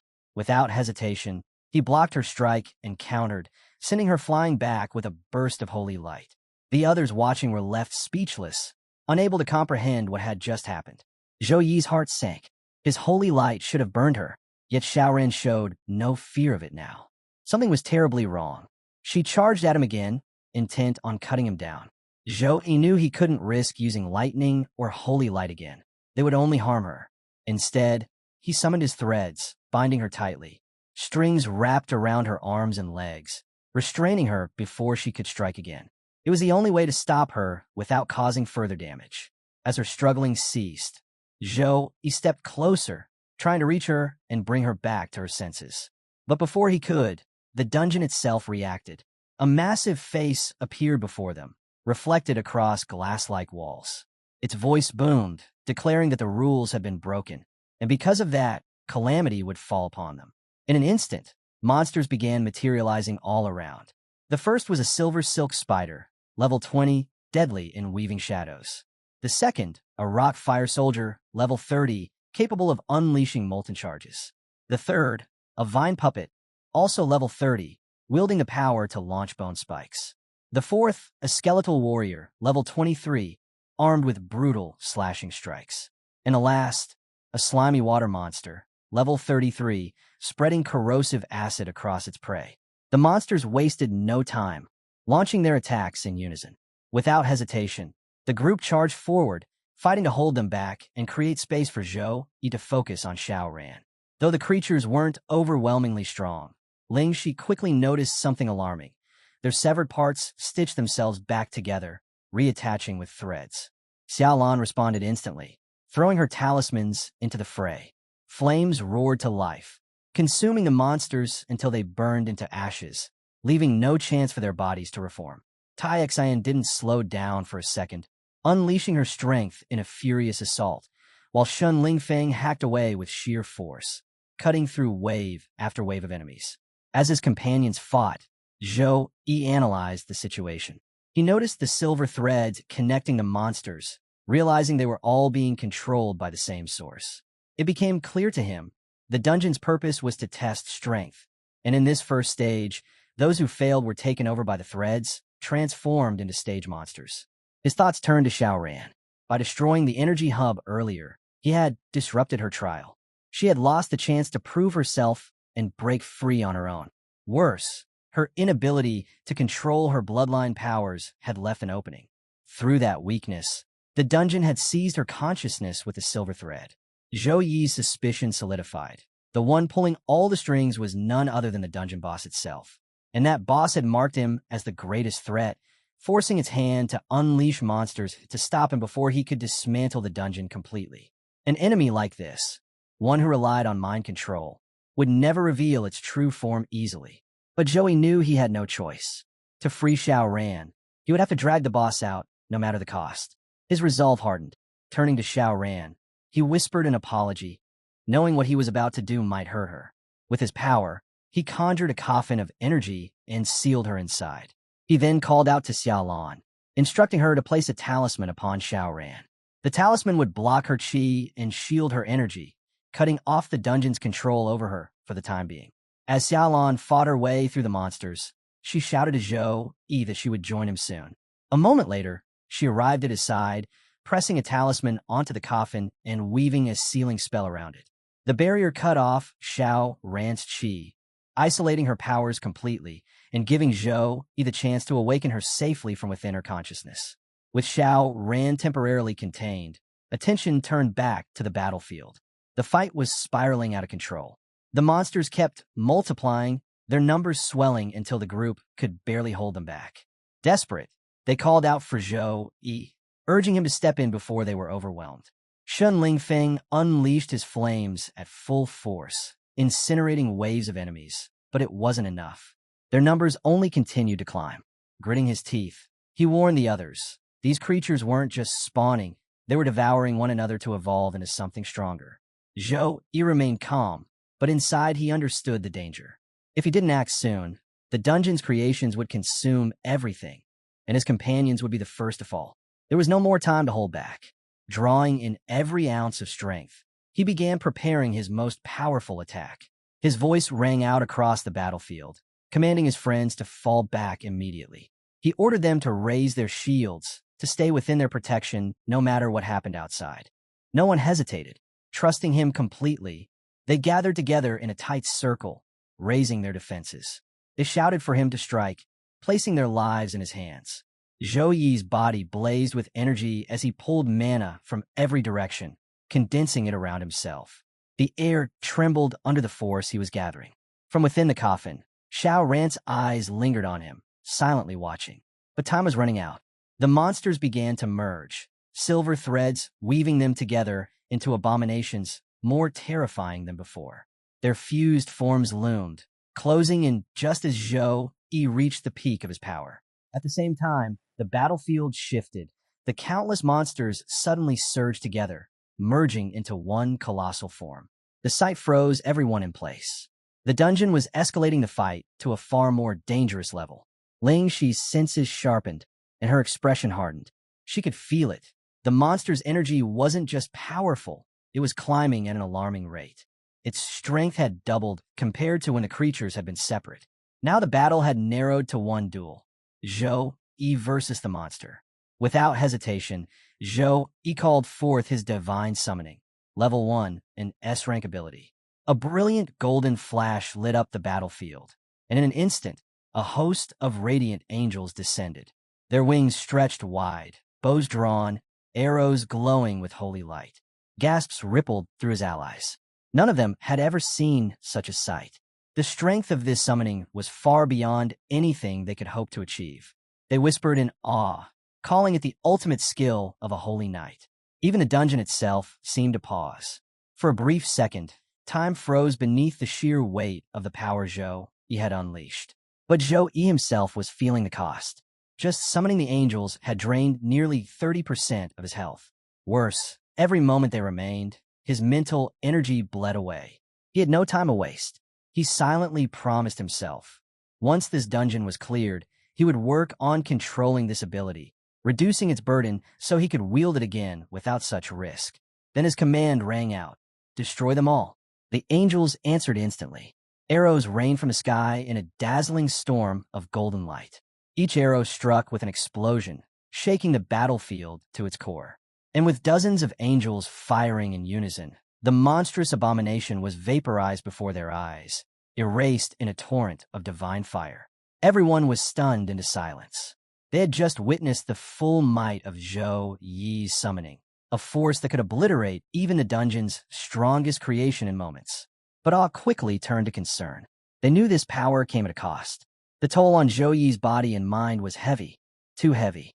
Already, signs of strain were showing, and dizziness loomed over him.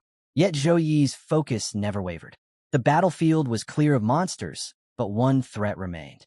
The true target, the dungeon's boss, was still there, lurking in control of Xiaoran. Zhou Yi stepped toward Xiaoran, fire gathering in his hand, his voice cold and commanding. He ordered the dungeon's master to reveal itself before his countdown ended. If there was even a moment's delay, he warned, he would unleash his full strength and obliterate the entire dungeon. The threat struck home. As his count began, the boss grew uneasy and finally abandoned Xiaoran's body, stepping out into the open. Relief flickered in Zhou Yi's eyes. The enemy had finally revealed its true form. Just as he had expected, the boss was a shadowy figure steeped in corruption. Its name echoed through the chamber. Heart Eater, a level 50 monster tainted by darkness. Before him, the creature appeared only as a formless shadow, but its presence was undeniable. Surprisingly, Heart Eater sounded almost pleased, saying it was honored to meet someone of Zhou Yi's caliber. For countless years, the dungeon had remained untouched, and those who had braved it before, veterans seasoned in battle, had never reached the level of power that Zhou Yi possessed. None of them, old or new, could compare to him. Then, breaking free of the coffin's binds, Heart Eater raised its voice again, not with hostility, but with an offer. It claimed it had no intention of fighting and instead wished to present Zhou Yi with gifts for forcing it to reveal its true form. One by one, treasures appeared before them. A crystal of purification, radiating pure energy. A mind-calming liquid, capable of soothing split personalities and inner turmoil. A profound ironstone core, brimming with dense energy. A soul-resting jade, carrying restorative essence. And several other rare, powerful items, each undeniably useful. Shen Lingfeng's eyes immediately locked on the crystal. If fused with his dragon-patterned vambraces, it could grant him tremendous strength. Xiaolan's attention shifted to a defensive healing relic, which she realized would greatly enhance her protection in battle. Zhou Yi, however, was drawn to the crystal of purification. He knew its true value. It could be the key to lifting the curse that plagued the Zhou family. But his gaze lingered on another item as well, the mind-calming liquid. With it, Xiaoran might finally be able to master her bloodline, no longer forced to fear losing control whenever she used her powers. Heart Eater turned its shadowed face toward Zhou Yi and spoke with unsettling clarity. It told him the items meant nothing to it. But for Zhou Yi and Xiaoran, they could be priceless. It pointed out Xiao Ran's suffering and assured him that the mind-calming liquid would ease her torment, freeing her to embrace her bloodline's strength without fear.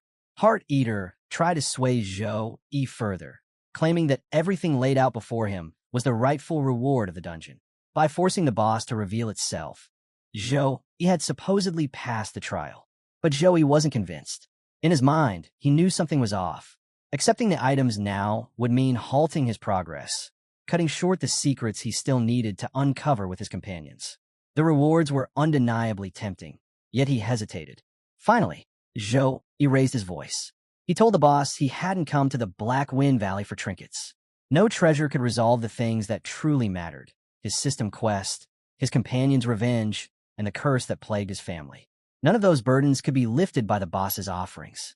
With that, Zhou Yi shoved the shadowy figure back, his sword blazing with power. Heart Eater faltered, unsettled by his rejection. It couldn't understand why Zhou Yi would so easily abandon such treasures when they were right within his grasp. But Zhou Yi pressed on, his words cutting through. He said he knew this place was aware of everything about them: their struggles, their pain, even his family's curse. That knowledge alone made it clear that the so-called rewards were nothing but bait, a trap woven for him from the very start. Still, one thing was certain in his heart. He would claim the crystal of purification and the mind-calming liquid. But he would do so not as a gift. He would take them as spoils from the enemy's corpse. Raising his voice, he declared his intent to kill Heart Eater. In the next breath, Zhou Yi's form shifted, his body surging with divine energy as he transformed into the dragon god's form. The boss, realizing negotiations were over, roared and gathered its own power. Drawing from the earth, Heart Eater commanded the surrounding rocks to rise and fuse, shaping them into a massive stone monster that towered over Zhou Yi. The colossus lurched forward, its heavy body swinging down in a crushing strike. But Zhou Yi stood his ground, unshaken, ready to counter with the might of the dragon god. It struck first, swinging down with crushing force. Zhou Yi didn't back away. He charged straight through the blow, tearing the stone giant apart. Amid the rubble, he suddenly spotted Xiao Ran's figure. For a split second, the scene looked real. But Zhou Yi didn't hesitate. He smashed through her as well, his voice cutting coldly through the battlefield. He told the boss it couldn't trick him twice. This wasn't Xiao Ran, only an illusion meant to slow him down. Without pause, Zhou Yi swung his blade toward the dungeon boss, but Heart Eater withstood the strike, his shadowy form barely flinching. The two mocked each other in turn, each claiming superiority, their words as sharp as their attacks. The boss laughed darkly, calling Zhou Yi a fool for rejecting the treasures he'd offered. Then, with a surge of power, Heart Eater unleashed another attack. He revealed that he had already learned everything about Zhou Yi and his companions. The clones they once fought had now become perfected, and this time, he promised they would not lose. But as the clones surged forward, a storm of arrows rained down upon them. Zhou Yi's angels were already on the field, their holy barrage cutting through the enemy. Zhou Yi declared firmly that he had no intention of fighting this battle alone. His strength wasn't his own. It was the combined might of his friends beside him. Together, they attacked from all sides, while the angels unleashed volley after volley of radiant arrows. The onslaught overwhelmed the boss.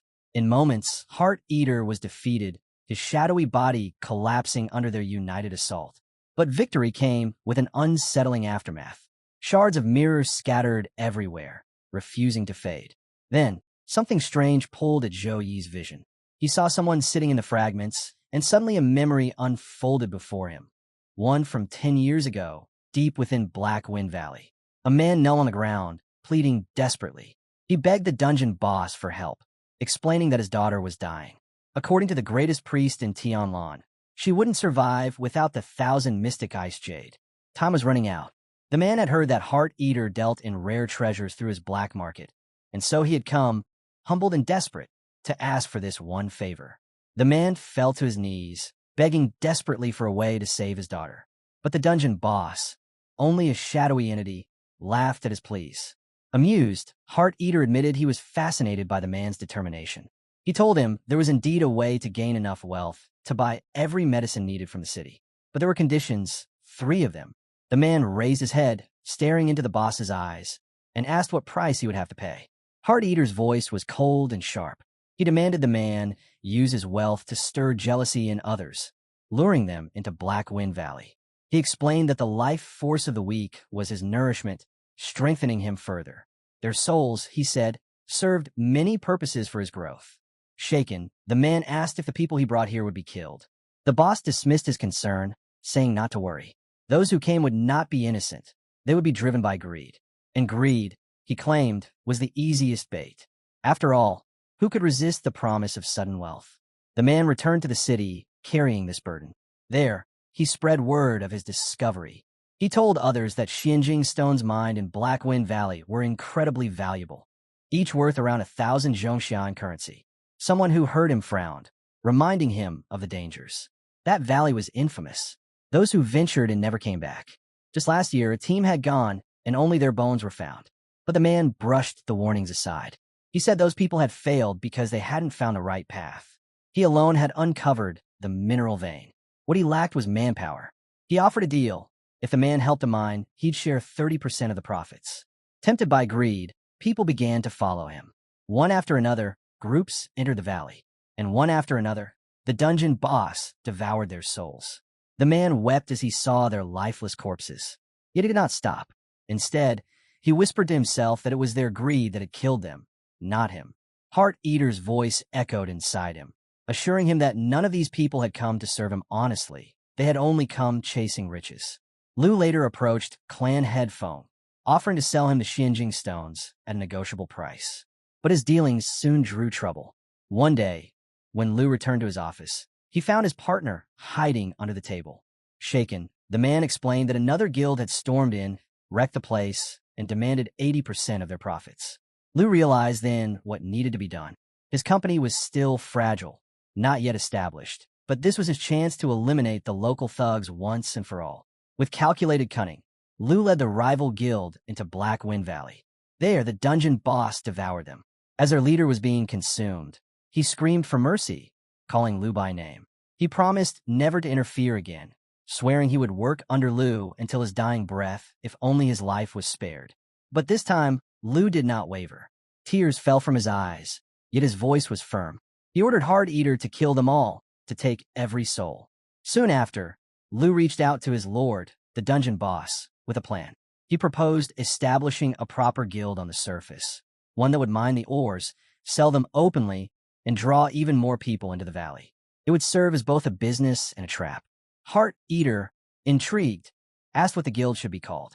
Lu answered that he had already chosen a name, Mermaid. The boss questioned why. Lu explained that years ago, he had been lost at sea and encountered sirens, creatures of breathtaking beauty. His companions had been lured by them, unable to resist, but he alone survived because he had not been tempted. From that moment, he understood the truth of the world. Beauty and greed were snares, and only those who resisted them could live. Heart Eater was pleased and approved the name at once. He told Lu to proceed. From that point on, Lu's operations flourished. His guild grew stronger, his business expanded, and everything ran smoothly. That year, Lu even decided to send a tribute to the Zhou family, offering them marrow crystals. As he reviewed the records, he made one last note. This year, the price of ores from Black Wind Valley would rise by 20%. Zhou Yi's eyes snapped open. The mirror shards around him faded, and he realized what they truly were, fragments holding 10 years of memories, preserved without distortion. In his palm, he now held something solid and round, the core of the dungeon. Legends spoke of such an item. Whoever possessed the core would gain ownership of the dungeon itself. Instantly, knowledge flowed into him. With this core, he held 30% control over the dungeon systems. That power alone allowed him to alter its very spatial rules. At his side, the dragon spirit spoke with excitement. It told Zhou Yi that this was no ordinary treasure. He now had his own dungeon, something no other guild could boast of. With it, resources would never again be a concern. A dungeon was more than a battleground. It was a gold mine, capable of generating endless wealth. The dragon urged him to bind himself to it. Following the guidance, Zhou Yi channeled his spiritual energy into the core. The moment his power sank into it, a massive surge rippled through his body and across the entire place. The dungeon itself seemed to tremble in acknowledgement of its new master. Meanwhile, his companions tended to Xiao Ran. Still weak from the ordeal, she was carried carefully, her fragile state reminding them that though the battle was over, the struggles were far from finished. With the dungeon core in his hand, Zhou Yi now stood as its master. Following the dragon's advice, he poured his energy into the core, forging the bond. In an instant, his awareness expanded. He could see the entire dungeon with his eyes closed, every corner, every presence. More than that, he realized he could bend its space to his will. Opening his eyes, he explored further with this newfound control. That was when he caught sight of a familiar figure. Shock rippled through him as he rushed forward. There stood his younger sister, Xiao Yun, clutching her cat in her arms. He immediately grabbed her, demanding to know how she had entered this place. With a simple, innocent look, she explained that she had found a guide online, followed the route, and came just to check on her brother. Zhou Yi's anger flared at her reckless decision. The dragon beside him remarked that she was lucky. If Zhou Yi hadn't seized the dungeon core, she would have been discovered first by the dungeon boss, and likely killed. Swallowing his frustration, Zhou Yi warned Xiao Yun firmly. She was to behave and not cause trouble. If she disobeyed again, he would send her back immediately. Turning back to the dungeon rewards, Zhou Yi reviewed the results of their conquest.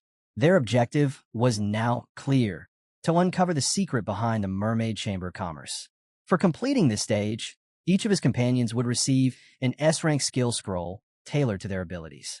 Carrying Xiao Yun with him, Zhou Yi rejoined his team. Tai Xen gasped in disbelief at the sight of her, demanding why Xiao Yun had followed them inside. Shun Lingfeng also frowned, warning her sternly that this place was no sightseeing ground. It was deadly. Zhou Yi then asked Shun Lingfeng to take responsibility for guarding his sister. Shun Lingfeng agreed, but Zhou Yi handed him a scroll as well. Confused, Shun Lingfeng opened it and froze. It was an S-rank scroll, crafted specifically for his flame powers. Shock left him speechless.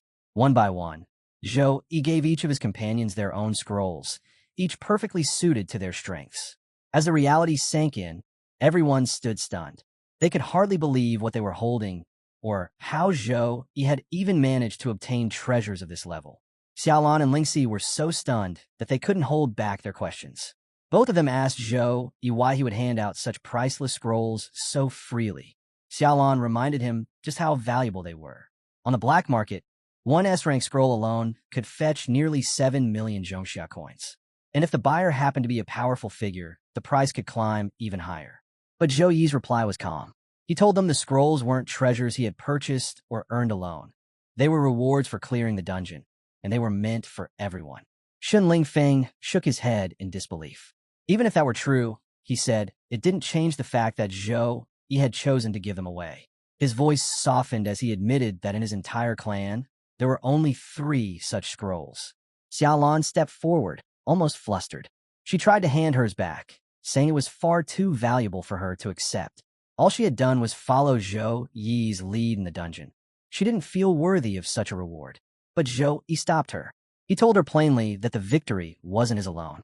Everyone had played their part in clearing the dungeon, and there was no way he would hoard the rewards for himself. Lingxi also hesitated, echoing Xiaolan's words. To her, the scroll was far too precious. She told him he could sell them all on the black market for a fortune. Zhou Yi only smiled. He told them money meant nothing to him. What mattered was that each of them grew stronger. The path ahead would be far more dangerous than what they faced here today. Without greater power and knowledge, surviving what was to come would be impossible. His words struck them deeply. Shun Lingfeng broke into a grin and declared that Zhou Yi was a true brother. He promised that in every battle ahead, he would take the lead and shield him from harm. The others felt the same surge of resolve. With this being their first S-rank scroll, they made a vow together to grow stronger and to stand at Zhou Yi's side no matter the fight. Shun Lingfeng couldn't help boasting. His scroll granted him the ability to absorb an enemy's blood energy and turn it back against them in combat. Tai Xian added proudly that hers was even more destructive than she had imagined, giving her devastating offensive power. Zhou Yi was pleased, watching the fire in their eyes. They were motivated, united, and ready. He told them it was settled. They would train, master their new abilities, and prepare. Because soon, they would march deeper into the dungeon to hunt even stronger foes. Everyone spread out to find a quiet spot, eager to practice their newly gained skills. Xiaoran approached Zhou Yi, her voice soft with admiration. She praised him for uniting everyone and making them work together so well. Zhou Yi smiled gently, telling her that it was only possible because they were his companions, and he trusted them. Then he revealed a small bottle, holding it out to her. It was the mind-calming liquid. Zhou Yi explained that it would allow her to temporarily harness her bloodline powers in battle, keeping her mind steady and her control intact. He promised her that no matter the danger, he would always do everything in his power to protect her. Xiaoran's eyes filled with tears. Overwhelmed with emotion, she began to cry, not from sorrow, but from joy. Zhou Yi blinked in surprise, bewildered by her sudden tears, wondering aloud if he had done something wrong. But she shook her head, leaning toward him with a gentle smile. With quiet certainty, she told him that she believed in him. Far away, trouble was stirring inside the Mermaid Guild. In the headquarters' top floor stood a massive crystal taken from Black Wind Valley. Suddenly, it began to react violently, glowing and trembling with abnormal energy. The researchers monitoring it panicked, unable to explain what was happening. They hurried to inform Lu. The crystal, they explained, was connected to the dungeon's core. For 10 years, it had remained stable. But now something strange was happening deep within the valley. Lu frowned, confused. To him, Black Wind Valley had always been a death trap. Everyone who entered had been nothing but food for the dungeon boss. No one had ever returned. He thought such a disturbance was impossible. But the energy continued to swell, shaking the entire room. Suddenly, a shock wave burst outward, knocking the researchers to the ground. Only Lu remained standing, his power shielding him from the blast. The terrified researchers stared at the crystal in horror. They whispered that it was broken. Lu's expression darkened. He gave a sharp order, summon Red Madam, and send her to the valley immediately to investigate. Without delay, the researchers rushed to deliver the message. Red Madam lay sprawled on her couch, her body aching as she swallowed down bitter medicine. She reminded herself she should be grateful to even be alive. The price had been enormous. A fortune spent on her resurrection, a year's worth of resources burned away, all just to cling to life. And yet, because of the holy night, that effort had been wasted. Though her body was healed, her life force had been shattered. Her peak strength was gone. The puppets she once commanded so effortlessly were now beyond her control, and her current power was barely a third of what it had been. Resting weakly, she calculated. At least 6 months. That's how long it would take for her to recover enough strength to fight properly again. Then the message arrived. She was to go to Black Wind Valley. The guild demanded she investigate the disturbance there. Her eyes widened. Shock struck her like lightning. She knew instantly. This had to be Zhou Yi's doing. If she entered the valley in her current state, it would be suicide. But the weight of her position pressed down on her. If the guild learned the truth about her condition, they would turn on her. All the years she had clawed her way upward, the sacrifices she had made to secure her reputation, it would all crumble. They would cast her aside without hesitation. Her chest tightened at the thought. No matter how much fear burned in her, she couldn't afford to refuse. Yanking the needle from her hand, she forced herself up. Her voice was cold as she ordered her servant to prepare the car. She would go. She had no choice. Meanwhile, Zhou Yi was still immersed in the bond with the dungeon. His senses stretched deeper into its structure, combing through records that had been sealed for years. He saw only monsters, bound and imprisoned within shards, trapped for ages. But then something jolted him. His breath caught. A tremor of unease ran through him. There was something else buried here, something far more dangerous. The dragon's voice broke into his thoughts, asking what had shaken him so badly. Zhou Yi answered in a low tone. He had sensed a passage, one that pulsed with demonic energy. The aura lingered within the crystal itself, and it was unlike anything else in this dungeon. The dragon pressed him for clarity. Zhou Yi explained that once in Gale Mountain, he had fought an enemy from the demon clan, one that had slipped through a rift, and now, the energy he had just sensed was the same. The dragon grew tense. He asked Zhou Yi directly, was he certain?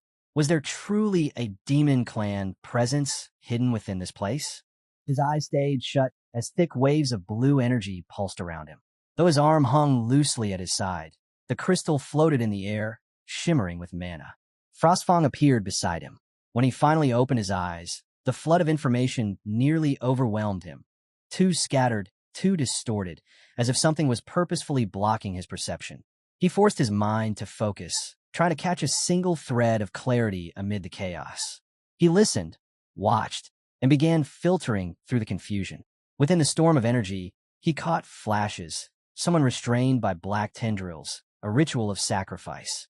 Then came a vision of a passageway lined with crystals, leading to a realm filled with terrifying beings ready to break free. A sudden burst of blinding light erupted from the crystals, forcing him to shield his face. The impact hurled him backward, and when the glow finally dimmed, he found himself drenched in sweat, trembling from the surge. Frostfang took one look at him and asked what he'd seen, remarking that he looked half dead. Our boy caught his breath and said he understood now. He'd found the path, and the strange demonic power in the cold marrow crystals finally made sense. Frostfang pressed for details, and he recalled the encounter months ago in the Gate Mountains, when the demon clan had tried to invade through a rift. The energy here matched theirs exactly. Frostfang's expression hardened as he asked if the demon clan was truly inside the mirror prison's core. Yes, came the answer, and it was far worse than they'd imagined. He had seen a colossal demonic form, larger than the planet itself. From the core's memory, he realized it wasn't a creature at all, but a massive gate taking shape, an otherworldly portal meant to draw power from another realm straight into Blue Star.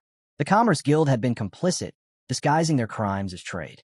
The life supplies they sent were living humans, sacrifices to feed the gate's awakening. Once it absorbed enough life energy, the rift would fully open, unleashing the entire demon clan into their world. Frostfang compared it to the catastrophe a century ago and asked if he was afraid. He shook his head. Not afraid, just careful, he replied. Charging in blindly would only lead to disaster. Tai-Sin and the others had just come through a brutal fight, still learning to control their new powers. They weren't ready. Bravery without preparation was suicide. The enemy could be beaten, but only if they grew stronger first. Frostfang gave a slow nod. Caution, he reminded him, was the first rule for any hunter who wished to survive. Then he asked how our hero planned to help the others adapt, because no one gained true strength by standing still. Our boy nodded in agreement. They wouldn't waste time waiting around. This middle realm, he realized, was the perfect place to train. Here, he could bend the environment to his will, even summon simulated enemies. It was the ideal way for everyone to push their S-rank abilities to their absolute limits in a safe, controlled space. He could even create scenarios that mimicked extreme battlefield conditions. Frostfang chuckled, clearly intrigued. Now that, he said, sounds interesting. Turning toward his team, our hero announced a shift in their mission plan. They would hold off on exploring any deeper for now. Shenfang looked confused. Why stop now, he asked. Our boy shrugged slightly. The entity lurking within was far beyond anything they'd ever faced, and he refused to let anyone charge in unprepared. They needed more than courage. They needed mastery. Before they could launch their final assault, every one of them had to undergo intense, specialized training. Tai-Sin frowned, wanting specifics. Shenfang echoed him. What kind of training are we talking about? He pressed. Calmly, our boy explained that he would manipulate the dungeon's power to create simulated opponents, beings as strong as, or even stronger than, themselves. The battles would mimic reality so closely that only through them could they truly refine their abilities and uncover their hidden potential. At that, Shenfang's eyes lit up. Then I'll go first, he said without hesitation. Lingxi stepped forward, scolding him for being reckless. You're still recovering, she reminded him. But Shenfang waved her off with a grin. It's just a scratch. I'm fine. Our boy's tone turned serious. This isn't a sparring match, he warned. You'll feel the pain. The system will adapt in real time, pushing you harder the better you perform. You'll likely die many times before it's over. Shenfang laughed. Sound perfect, he said. With a sigh, our boy lifted a crystal. It pulsed with golden mana, humming in the air before releasing a surge that pulled Shenfang into a separate space. In an instant, the world around him shifted. A masked figure appeared behind him, the Shadow Stalker. Without hesitation, Shenfang transformed into his dragon form, his fist blazing with fire as he swung. The attack met nothing but air. The stalker dissolved into shadows, reappearing behind him.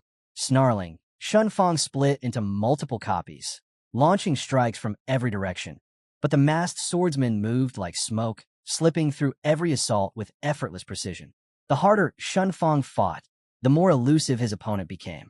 Each missed blow fed his frustration, as the Shadow Stalker circled him like a predator toying with its prey. Watching the battle unfold, our hero studied every movement with sharp focus. The Shadow type was slippery, hard to predict, harder to hit. He adjusted the simulation parameters, fine-tuning the battlefield. The terrain darkened, energy distortion thickened, and the Shadow Stalker's movements grew faster, more erratic. Shunfang, unfamiliar with such opponents, found himself struggling as the environment shifted against him. Each adjustment pushed him further, testing his reflexes and control. Finally, Shunfang roared, releasing a wave of blazing fire that nearly engulfed the Shadow Warrior. The flames tore through the illusion, and for a moment, victory seemed his. He straightened up with a cocky smirk, only for several new figures to materialize around him, each one wielding a massive sword. They charged as one, steel flashing. Shunfang scoffed, calling them pathetic for ganging up on him, then charged headlong to meet them. Elsewhere, our boy turned back to the others. "You all ready?" he asked. Their faces showed no hesitation this time, only determination. As he spoke, mana flickered nearby, forming several puppet-like figures beside his sister. Her eyes lit up instantly. She scanned the opponents with excitement, itching to test her strength. But when she looked to him for permission, he shot her a warning glance. "Don't even think about it." She huffed in protest, crossing her arms before deciding to ignore him and crouch down to build a snowman instead. Frostfang chuckled at the sight, then turned his gaze toward our boy. "So," he said, "how does it feel controlling the mirror core like that?" Our boy took a steady breath, still maintaining the simulation from every direction. "Strange," he admitted. "It's like holding a key, one that's heavy, but fits exactly where it should." He noticed that the link felt fragile, faint, but undeniably there. Each time he reached out, maintained it, and shaped it, the connection grew a little sharper. The power he could draw from it increased bit by bit. Frostfang gave a curt nod, admitting that he had a knack for it. But talent alone wasn't enough. This new ability, Frostfang said, was like gaining a new arm, one he needed to use constantly to train until it moved as naturally as his own hand. When he mastered it completely, every tree, every blade of grass inside the mirror prison dungeon would respond to his will. That, Frostfang declared, was the true strength of the dungeon's masters. And our boy silently vowed he would reach that level.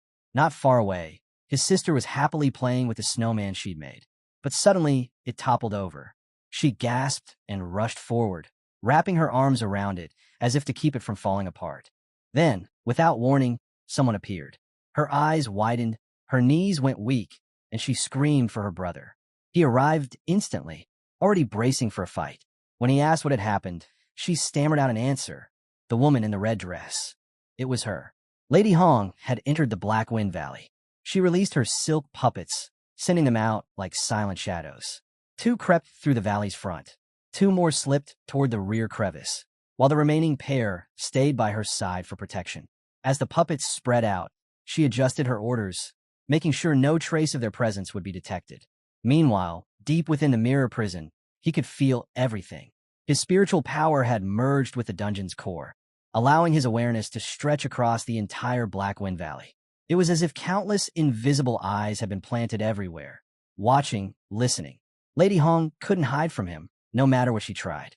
He could tell she was still alive, though barely. Her aura flickered and pulsed in chaos, proof that she had used some forbidden resurrection method and hadn't fully healed. Placing a hand gently on his sister's head, he told her that Lady Hong's condition was pathetic. She was stumbling right into his trap. He smiled faintly and told her not to worry. "Big Brother's going to show you a game," he said. She blinked, curious. "What kind of game?" He looked toward the valley, his eyes cold. "A game of cat and mouse." On the other side of the valley, Lady Hong's unease grew. Something was off. The stillness around her wasn't natural. It was the kind of silence that pressed down on the air. Every step she took carried the weight of unseen eyes. It felt as if the entire valley itself was watching her. Her instinct screamed that she was being tracked. She needed to find the source, confirm it, and report back to her superior. At once, she commanded her silk puppets to move ahead quietly. They advanced with precision, but as she followed, her eyes caught sight of the first mountain pass, completely annihilated. The ground was sliced clean through, as if by a single, perfect sword strike. A faint trace of energy lingered in the air, something she recognized immediately. She crouched, brushing her fingers across the ground. Holy light! Her expression darkened. So it was him, after all. For a moment, she considered sending a message to her boss. Let him handle this. But then she froze. Reporting now would mean admitting failure. That wasn't an option. Instead, she decided to contact the hidden surveillance points scattered through the valley. If she could get them online, maybe she could pinpoint Zhao Yi's position and strike first. With a flick of her sleeve, she activated her communication beads, but nothing happened. No response. Her eyes narrowed. Interference? Impossible.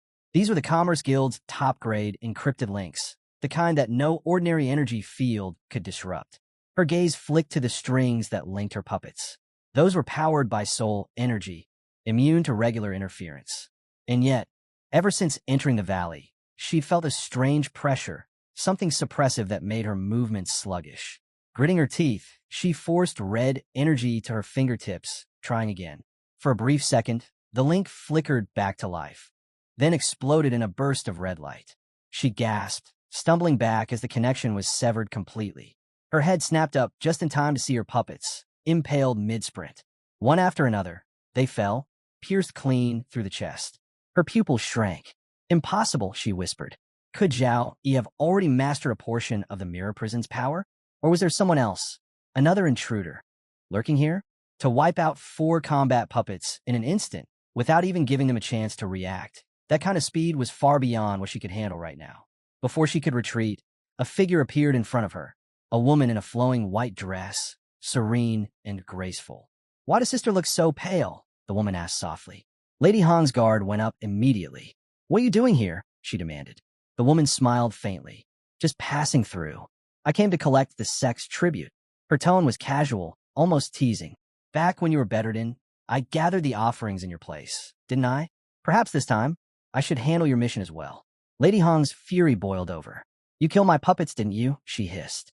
The woman in white blinked innocently, her tone calm and airy. Your puppets? I'm afraid I don't know what you're talking about, she said. But you look terrible, sister. You should return and recover before something worse happens. Perhaps there's more than one intruder this time. You wouldn't want to die twice, would you?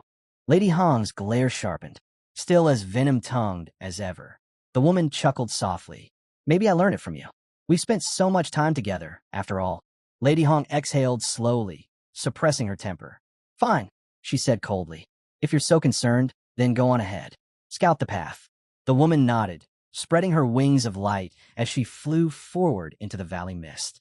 But just moments later, she sensed movement behind her and turned. Lady Hong was there again. The woman froze. Her eyes darted between Lady Hong and the figure beside her, identical down to every strand of hair. Her heartbeat quickened. What is this? She demanded. How do you have puppets that look like me? Lady Hong said nothing. Her expression remained unreadable as she turned her gaze toward the mirror surface beside them. The woman's hands trembled. Answer me, she shouted. You use me as a model? Her voice broke. We were friends, Hong. You'd kill your own for power? For rank. Lady Hong didn't respond. The replicas stepped forward, their forms shimmering faintly. The woman's eyes widened in terror as she felt their power swell, stronger than before, far stronger than the lifeless puppets she had seen destroyed earlier. What have you done? She cried. What kind of being did you use to forge these things? The replicas advanced, their movements eerily synchronized. Realizing she couldn't win, the woman bit her lip and spun away, trying to flee into the mist, her figure blurring into streaks of white light as she ran for her life. The girl in white screamed as she found herself surrounded, dozens of identical copies closing in, each one a perfect reflection of her own form. Her voice rang through the valley. So they can even mirror my every move? She shouted. If I lose to a bunch of fakes, I'll never be able to show my face again. She launched upward, wings flaring, but before she could break free, the replicas leapt in unison, grabbing hold and dragging her back down. Their movements were flawless. Her own strength turned against her. Her breath came in ragged bursts. I've suffered just as much as you, Red Madam, she cried. You're not the only one who's bled to survive. The replicas swarmed around her like a storm of bees, and her voice cracked as desperation took over. Don't let greed chain you like this. Remember those days in the slums, when we had nothing, when we split one piece of cornbread between us? Her voice trembled. Please, spare me. I won't tell anyone what happened. I'll leave this province and never come back. Just let me go. Her words turned bitter. So this is what it's come to? You'd kill your own for the sake of power? You'd trade 20 years of friendship for the favor of Boss Liu and a handful of gold. Her body trembled as old memories surfaced. The scent of blood, the sound of the rain that day. She could still hear that voice. Little one, you must be hungry. Wipe the blood from your face and come with me. From now on, your name will be Hong.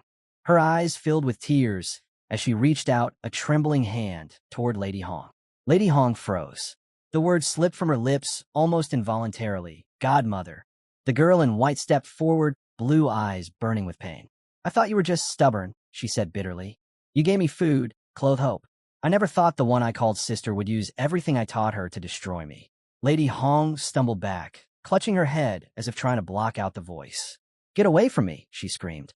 Crimson energy flared from her palms, twisting into strips of living silk that lashed out and coiled tightly around the white-dressed girl, binding her arms and legs. Her voice rose, sharp and trembling with fury. Look at me now. I live in a mansion paved with gold bricks. Servants kneel to serve me bird's nest soup. Her eyes burned red. The Hong who starved in the slums died long ago, buried in the black winds. Everything I have now, I built with my own hands, my own mind. She spat the words out like venom.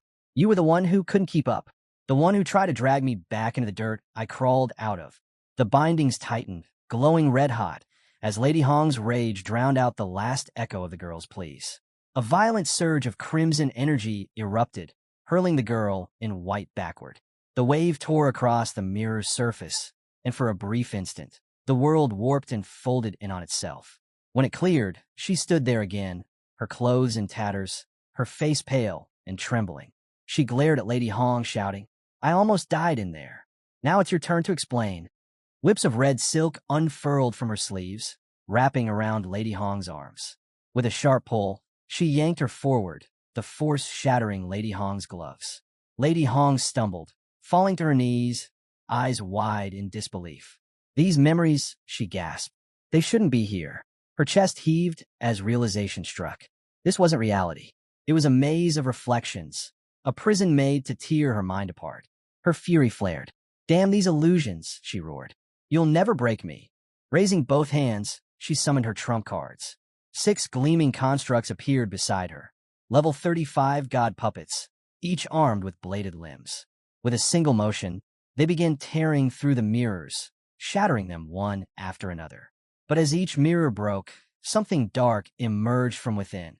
Shadowy figures lunging out, their weapons clashing against her puppets. The air shook with every impact. Lady Hong frowned. Stop. Stand down. No response. I said stop, she shouted again, her voice sharp with command. The puppets didn't listen. Their blades swung wildly, some even turning on one another. Panic crept in her voice. Obey me, she screamed. Then she saw it, their eyes, burning red. One puppet twisted its head toward her with an eerie grin. Before she could react, it slammed her into the ground, the impact sending shockwaves through the valley. She coughed, staring up at the puppet that pinned her down.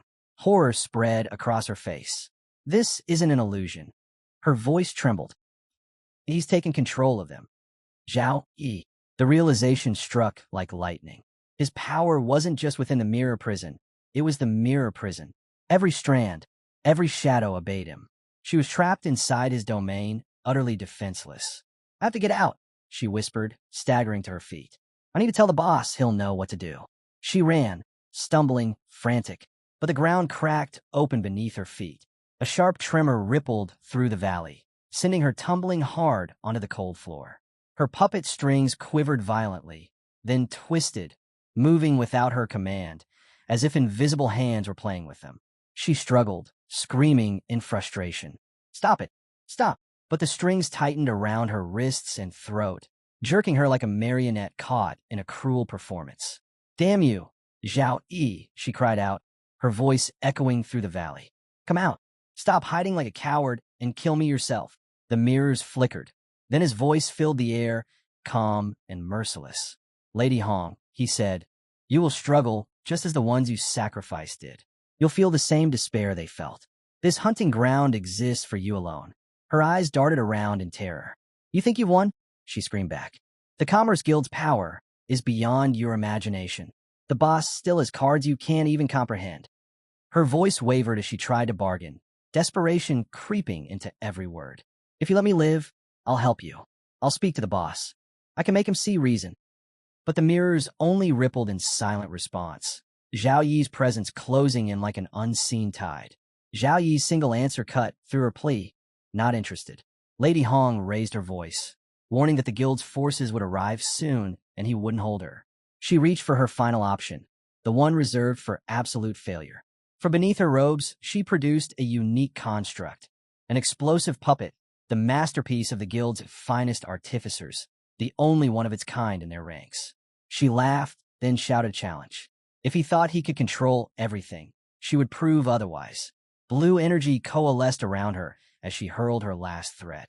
If she had to die here, she would detonate the puppet and reduce the entire place to rubble. A surge of purple energy exploded across the ground, slamming Lady Hong down with brutal force. The impact sent cracks spidering through the earth, and she coughed violently, blood staining her lips.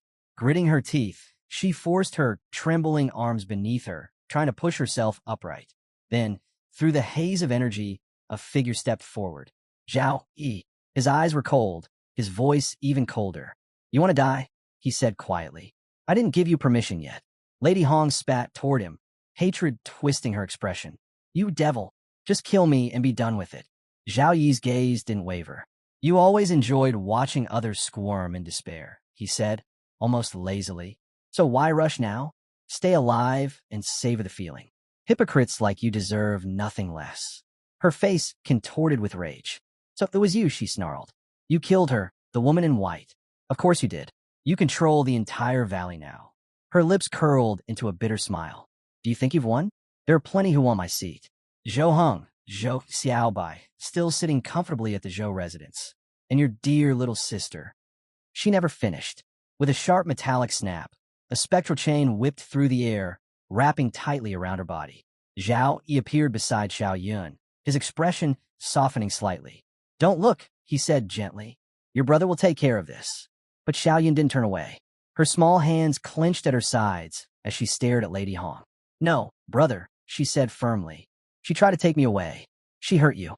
She wanted to harm. Xiao ran too. Her voice trembled, but her eyes did not waver. If I keep fearing her, I'll never stop being afraid. I don't want to live like that anymore. Please let me face her. Zhao, he was silent for a moment, then placed his hand lightly on her head. All right, he said. I'm right here with you. Lady Hong's eyes burned with fury. How touching, she spat. Little brat, you think hiding behind your brother makes you brave? Her laughter was sharp and mocking. Come then. Kill me yourself if you dare. She rose into the air, her tattered red dress whipping in the violent wind. Black energy surged from her hands, condensing into a wave of dark power that crashed toward Xiao Yun. The blast grazed Xiao Yun's cheek, leaving a thin crimson line, but she didn't flinch. She turned her head slightly, locking eyes with Lady Hong. You're evil, Xiao Yun said, her voice steady. And I'm not afraid of you anymore. Light erupted around her, pure, white, and fierce, as her energy flared to life. Lady Hong sneered through the swirling chaos, her voice sharp with scorn. How amusing, she hissed. The little coward who used to hide behind her brother now dares to raise a weapon at me. Her laughter cracked through the air like thunder.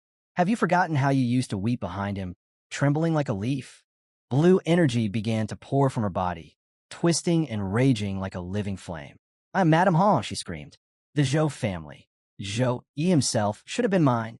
How could someone like me, who clawed her way up from nothing, fall to a trembling brat like you? Her fury spiked. Grabbing a mirror fragment from the ground, she raised it high above her head. Die, she roared, hurling it forward. The shard ignited with power, streaking toward Xiao Yun like a comet. Yun! Zhou Yi's voice tore through the storm, raw with panic. But Xiao Yun didn't back down. Her palms glowed as she focused her strength, channeling her energy into the air before her. Just as the mirror was about to strike, she thrust both hands forward, redirecting its trajectory. I said, she shouted, her voice ringing with resolve. You will never appear before my brother again. The mirror twisted midair, its glow reversing course. It shot back toward Lady Hong, fueled by Xiaoyun's power. The explosion was instant. A surge of light and shadow collided as Lady Hong screamed, her form splintering under the impact. The energy tore through her body, fracturing her into shards of darkness. Her eyes dimmed, her limbs dissolved, and her scream faded into the void. The remnants of her aura scattered like smoke, vanishing into the air. Silence fell. Then, a translucent screen materialized before them, glowing faintly. System notice: Instance Dungeon has absorbed energy from Madame Hong. Core synchronization, 30% achieved. New Guardian detected, Crimson Silk Phantom. Data successfully recorded in Dungeon Archives. Xiaoyun exhaled, the light around her slowly fading. She turned to her brother, her expression calm but resolute. "Brother," she said quietly, "I don't want to be your weakness anymore." Zhou, he smiled faintly, resting a hand on her shoulder. "It's over," he said. "You did well.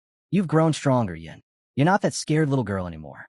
She nodded, the tension in her body easing at last.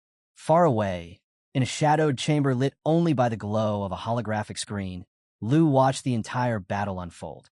His face was unreadable. "So that's how it ends," he murmured. "Her worth is gone.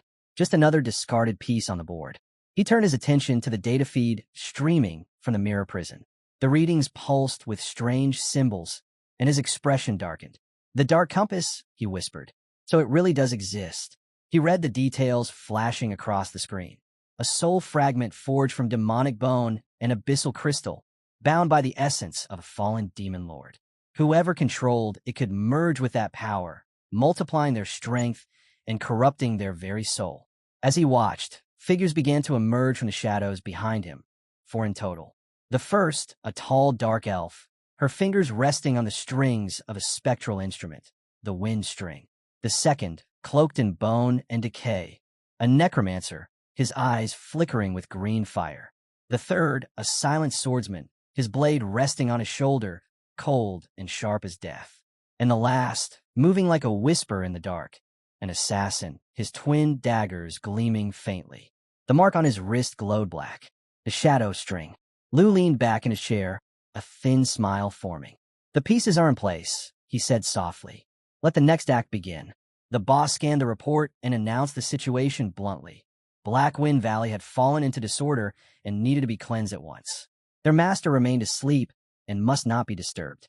The intruder had to be wiped out immediately. If necessary, they were authorized to use a blood marrow pill to reach their peak strength. A Dark Owl Knight stepped forward and pledged that their forces would make sure the intruder never returned alive. The boss gave the final command: find the rat responsible for this chaos and crush it. The scene opened within the boss's grand hall.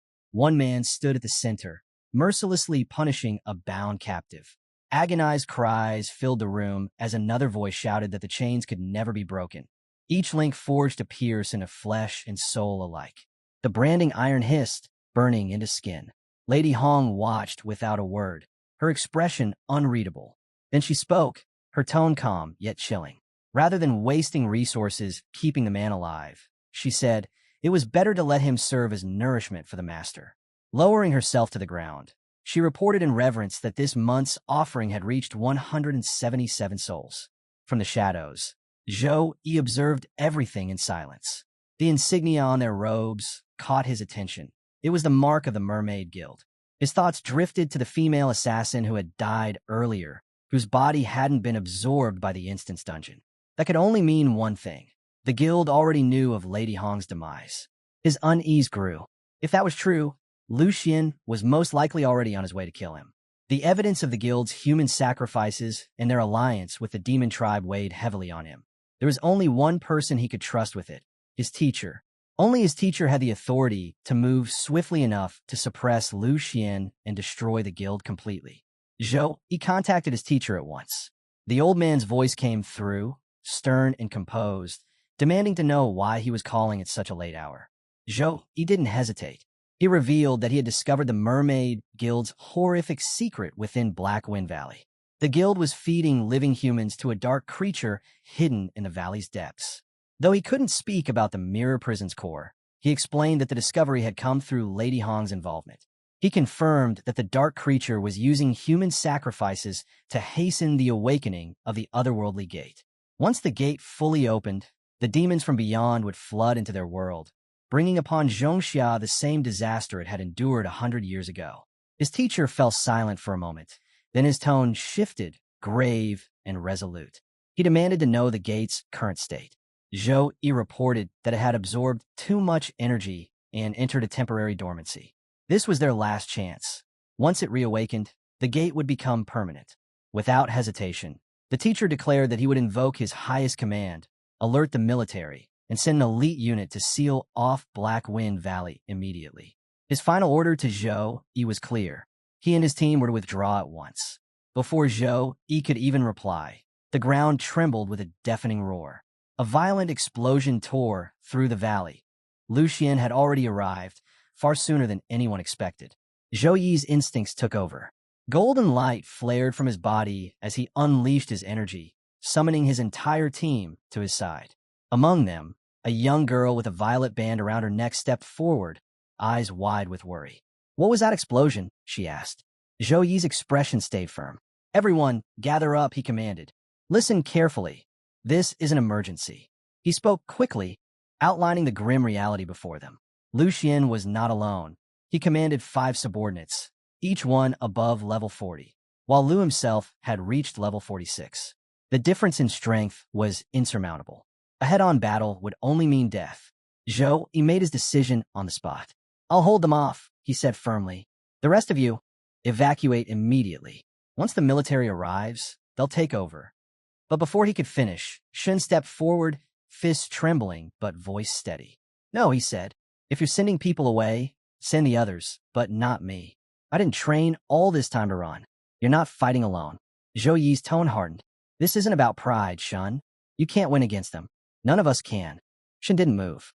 "Maybe not," he said, "but I'm not leaving you behind." Before Zhou Yi could argue further, Ran spoke up as well. "He's right," she said. "We're a team. No one fights alone." The rest of the group nodded one by one, their resolve unshaken. "We've got S-rank skills too," one of them added. "It's time we stopped hiding behind you. We'll fight with you this time." Zhou Yi's jaw tightened. Their loyalty frustrated him, yet he couldn't ignore the determination in their eyes. He exhaled sharply and gave a reluctant nod. "Fine," he said, "but we changed the plan." He began outlining the strategy. "I'll use my spatial power to divide Lu Xian and his men into separate zones. Each of you will face one opponent alone. I'll stay behind the shield lines and support you from there. Remember, our goal is to stall for time, not to win. The military will be here soon. Don't fight to the death. If it becomes too much, call out, and I'll pull you back with teleportation." Shun grinned, the tension breaking for just a moment. "Now that's more like it," he said. The others nodded in agreement, their spirits reignited. "We've got your back," Zhou Yi once said. "Yeah," another added. "You can count on us." And with that, the team stood ready, outnumbered, outmatched, but unbroken. Without warning, the air warped, then the boss descended, cloaked in blinding blue energy that crackled across the floor. His presence alone shook the battlefield. "Fools," he thundered, his voice echoing through the valley. "You don't know your place. Step aside before I erase you." Zhou Yi didn't flinch. His eyes sharpened, and his first command came instantly. One of Lu Xian's subordinates, a woman standing near the front, suddenly froze as golden light surged beneath her feet. "A spatial warp?" she gasped, too late to react. In a flash of light, she vanished. She reappeared inside a sealed combat zone, surrounded by jagged rocks and swirling mist. Before she could gather her bearings, a sharp clang rang out. Ran had already launched her attack, her sword flashing in a clean arc.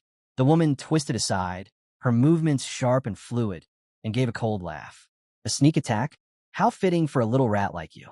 Ran said nothing, her stance steady. The assassin tilted her head with a mocking smile. "Level 26? How pitiful. What could you possibly do against me?" Ran lunged forward, blade aimed for her throat. But in the next heartbeat, the enemy vanished. Ran's eyes widened. She pivoted quickly, blade cutting through empty air. Her instinct screamed. She spun and slashed again, this time meeting a solid block of shimmering mana. Sparks scattered as the two forces collided. Well, the assassin murmured, pressing down on Rant's blade with frightening ease. "You can actually track my shadow steps?" Impressive for someone so weak. The clash sent tremors through Rand's arm. Her weapon shook violently as the assassin forced it upward, then disappeared once more into the air. Rand steadied her breathing. Assassins weren't known for brute strength, yet the gap between level 26 and 40 was still immense. Even for her opponent, taking that head-on had cost effort. Watching from afar, Zhou narrowed his eyes. "Don't fight her directly, Rand," he thought. "Her speed and strength are leagues above yours. Use your senses, track her through her energy signature, then lock her down with your sword formation." The assassin reappeared above, twin daggers glowing with mana. "You should have run while you could," she hissed, flinging both blades toward Rand. Rand slammed her sword into the ground. A pulse of energy burst outward, forming a shimmering barrier around her. The dagger struck the shield and ricocheted off harmlessly. The air rippled again as dark purple energy began to swirl from Rand's body, her succubus essence activating. The sword beneath her feet glowed, summoning spectral blades from the earth.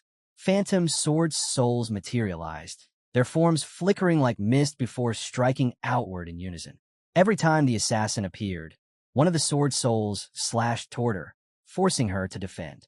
The air rang with rapid clashes as she darted around, each movement more frantic than the last. Rand's formation tightened. Poisonous energy coated the spectral blades, leaving green trails that hissed through the air. The assassin snarled, realizing that no matter where she appeared, the soul shadows would be waiting, blocking, striking, forcing her back again and again. The tide of the battle had shifted. The assassin staggered back, her breath catching as a sudden slash carved across her side. A line of crimson splattered the ground beneath her. Each second she lingered within the sword formation, her movements dulled, the weight of the energy pressing down harder and harder. Her once flawless stealth began to falter. She hissed in anger, clutching her wound as a dark liquid spread beneath her fingers. "Poison," she spat, her tone sharp with disbelief. The wound refused to close, black veins creeping from the cut. Rand's blade had carried a venom that disrupted both mana and shadow recovery. Gritting her teeth, the assassin forced her body to dissolve into shadows once more, her form flickering in and out until she re-emerged whole again. Her expression twisted in frustration. "You're clever," she muttered. "Even with your pathetic level, you managed to trap me." Her eyes swept over the field, analyzing the glowing runes circling Rand. "So that's it," she realized. "This entire formation revolves around you." Her decision came instantly. If the formation's heart was Rand, then destroying her would end everything. Without hesitation, she slipped into the void and vanished. A faint whisper of movement echoed behind Rand. A flash of steel glinted. The assassin's blade pierced forward. "It's over," she sneered. "Did you really think a level 26 could best me? The gap between us is a canyon you'll never cross." But before the strike could land, a hand caught her wrist. Her eyes widened. "What?" Rand's grip was firm, her gaze unflinching. "You talk too much," she said quietly. Mana surged through Rand's body, flooding the air with a deep violet glow. The ground beneath them trembled as the phantom sword souls responded to her call. The formation's runes brightened, spinning faster and faster. In an instant, all the spectral blades around them converged into one enormous greatsword, its edge forged from hundreds of spirit fragments.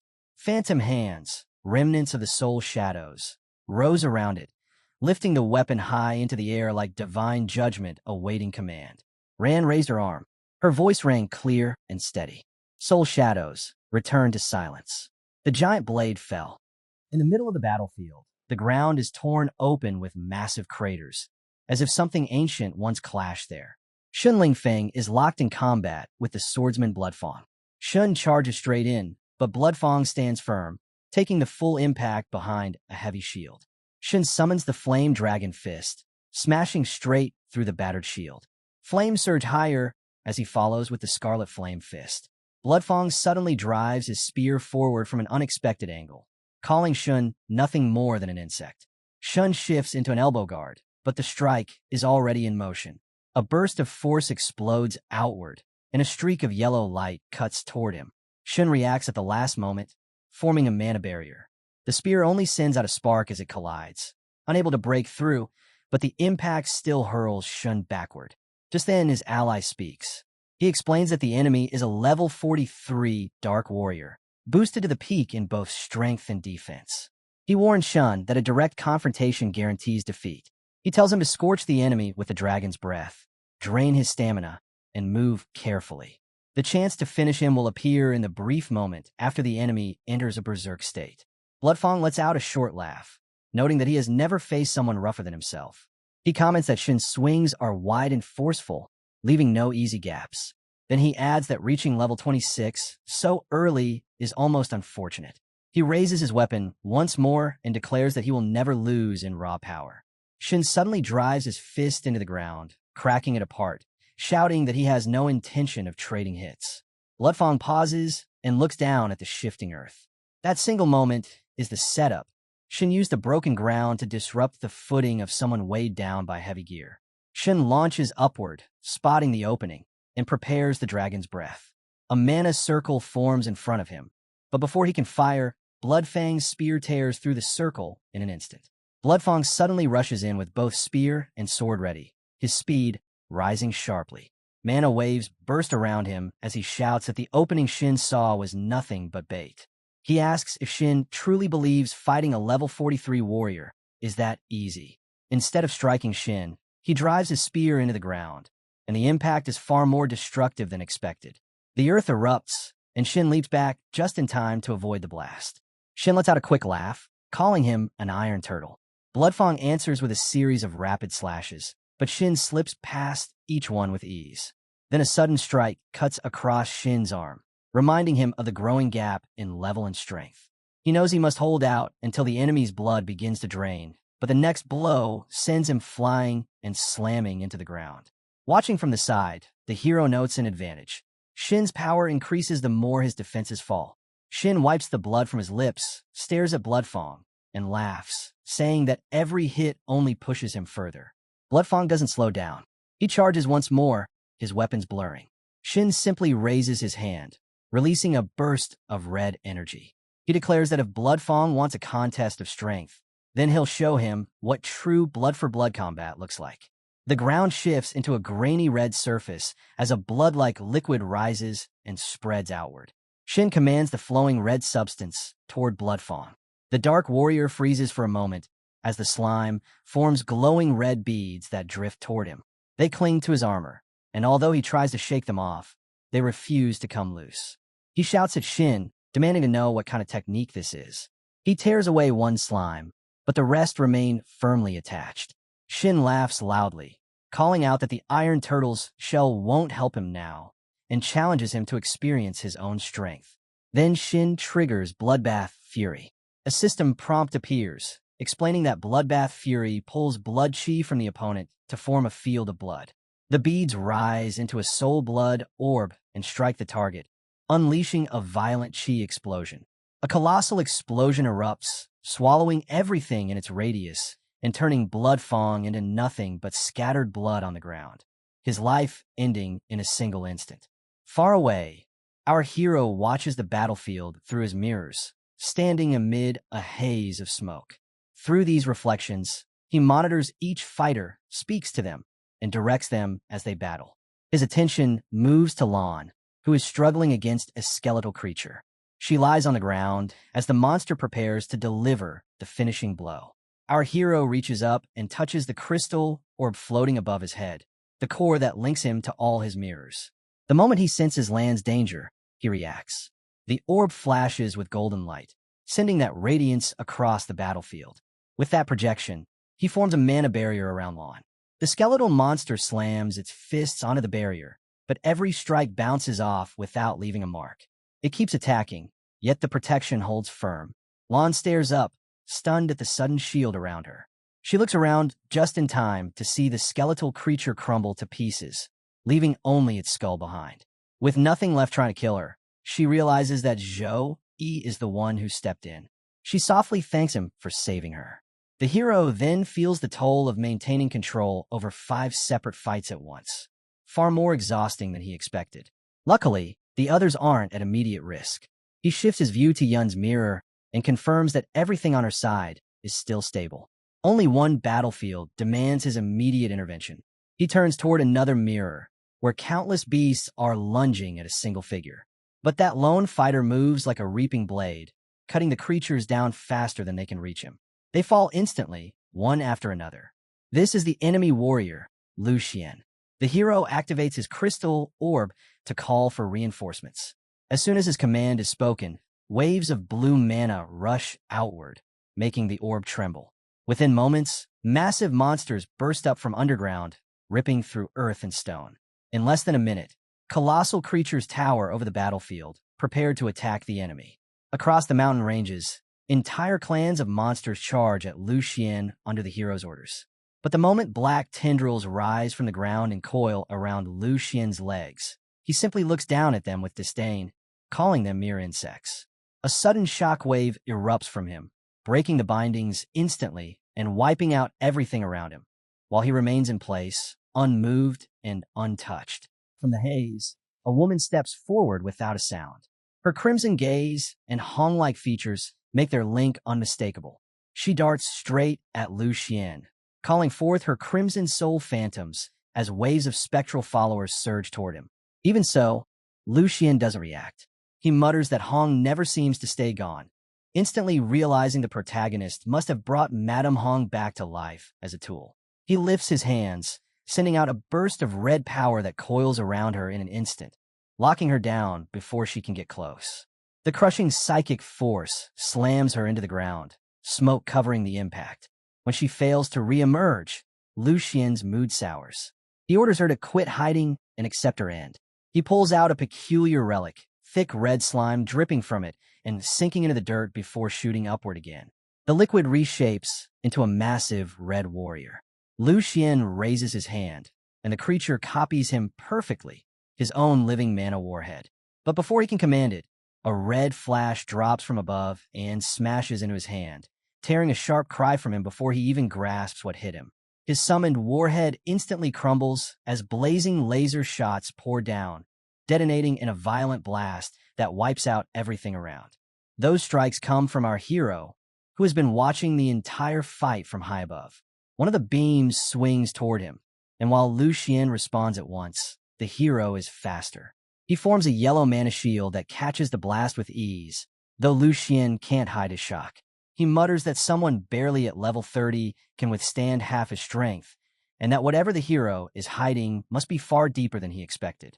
The hero remains quiet, though even he didn't expect to see cracks spreading across his barrier. Lucian rises into the sky until he levels with him, red power flooding off his body as his berserk mode takes hold. But instead of striking, he suddenly cuts through empty space, leaving the hero briefly uncertain of his aim. Then Lucian looks back at him, gaze steady. He warns that anyone who can steal the Mirror Prison's core and push it this far is either a rare prodigy or someone blindly racing toward their own ruin. The hero finally answers, accepting the comment and addressing him as Boss Lucian. He says that compared to Lucian's grand scheme, using living people as offerings to keep the otherworldly gate alive, his own trick of tracing power through the mirrors is nothing noteworthy. But inside, he understands the real reason behind his earlier moves. The demonic beasts he unleashed were never meant to defeat Lucian. Their job was only to stall him. Lucian states that the useless Lady Crimson had already spilled too much before dying. The hero replies that someone on the edge of death will trade any secret for even a sliver of hope. He adds that mastering the Mirror Prison's core allows one to witness fragments of the past. Lucian stretches out his hand, ordering the core to be surrendered. In return, he offers a clean death, or even a chance to serve under him, saying it would be a shame for such talent to vanish. The hero's aura ignites as he steps into his berserk state. Laughter rings out as he mocks Lucian for living as a loyal dog so long that he's forgotten the dignity of a real man. Lucian stays calm and says that those who grasp the tides of time are the ones with sense. He warns that if he wishes, he can rouse the demon race this instant, letting them swarm over Blackwind Valley until nothing remains. The hero doesn't budge and calls a bluff, pointing out that everything the Merchant Guild has done was meant only to hide the awakening of Lucian's master. If the master isn't ready, then his devoted hound doesn't dare reveal himself. Those words ignite rage in Lucian. His neck tightens and red light flares in his eyes. He raises his hand, gathering mana as he vows to tear out Yi's soul and deliver a fate beyond death. But before he can act, a massive magic circle appears overhead without warning. Light cascades from it, pinning him down and forcing him to lift it with all his strength. He strains but slowly begins to push it back. The hero seizes the chance, shaping the shining circle into a weapon, power snapping across its edges. He forges a spear of raw energy and sends it flying at Lu Xian, who remains locked in place beneath the crushing weight of the descending circle. With no options left, Lu Xian unleashes his final technique, Hellish Torrent. The system states that this forbidden art drains dark energy from an enormous radius, shaping it into a torrent packed with corrosive and annihilating force. The earth quakes as shadows writhe, and the atmosphere itself starts to decay under the weight of the released darkness. A massive blast tears through the battlefield, rattling everything in its wake. The hero watches as an unusual light bursts from the crimson sphere floating in the distance. In that instant, he realizes that the Angel of Justice, bearer of the light attribute spear, must have struck the land with a devastating blow. From the impact of that attack, a giant beast appears, roaring as it crashes toward him. Its voice echoes through the chaos, praising his instinct to move first while dismissing such attempts as pointless before overwhelming might. The hero doesn't back down. As the creature's strike comes crashing down, he brings his hands together and casts another spell. A multitude of mirrors forms before him, each showing the beast's reflection. But the force of the blow is too immense. The mirrors shatter the moment they appear, and the impact sends him flying across miles of terrain. He spins through the air, stabilizes himself, and lands on his feet. Blood slips from his mouth, a sign of the brutal hit he just endured, yet his stance stays firm. Lu Xian watches with interest and acknowledges the effort. He remarks that someone at level 30 has managed to injure him, but claims this is where everything ends. Drawing in mana, he casts a spell through a floating circular plate. A red skull-like entity forms as his body shifts into a monstrous crimson shape. The system responds at once, naming it a fusion with the Demon Lord's borrowed power, a short-lived boost that multiplies all his abilities to terrifying heights. Lu Xian lifts his head and says that forcing him to tap into the compass's true power is an accomplishment worth noting. Then he tightens his fist, signaling his intent to end the fight without another word. The hero senses the incoming intent at once, his eyes widening as the red mana blast reaches him in an instant. The strike hits with such force that he's blown away in a thunderous shockwave, stone and rubble exploding outward as he skids across the battlefield. Even so, he gets back up, bruised but standing. A quick assessment tells him everything he needs to know. Lu Xian's strength has surged past level 46, boosted even further by an epic artifact. The transformation has pushed him into a completely different realm. And although the hero's class naturally restrains dark energy, the gap in level alone shuts down any chance of a direct victory. Before he can think further, his attention splits. On the far side of the field, Tin struggles against an enemy warrior. She narrowly evades each sword swing, her own weapon already destroyed, leaving her exposed. The hero channels power through the crystal sphere, forming a protective mana barrier around her, so the attacker can't land another hit. Lu Xian notices and laughs, finally understanding the hero's strategy. He points out that the Mirror Prison's core has been supporting 5-meter spatial zones throughout the fight. That, he says, explains why the Dark Owls couldn't break into the hero's territory. They'll need time to get free, but with the hero splitting his concentration, a clean win won't come easily. The hero wipes the blood from his lips and ignores the jab. But in his mind, he grasps the real problem. Running multiple mirror spaces while battling at full intensity is tearing through his mental reserves. He has only one path left: to abandon the energy he's using to maintain those spaces and channel everything into forcing the Mirror Prison's core to operate at maximum power. Lu Xian pays no mind to the shift in the hero's focus. He leaps forward and shapes an axe out of raw power, bringing it down as he declares that today the boy will learn the vast gulf separating a level 30 from a level 46. The axe slams into the earth with crushing force, splitting the ground and blasting debris in every direction. But the hero shoots upward from the impact zone without a scratch.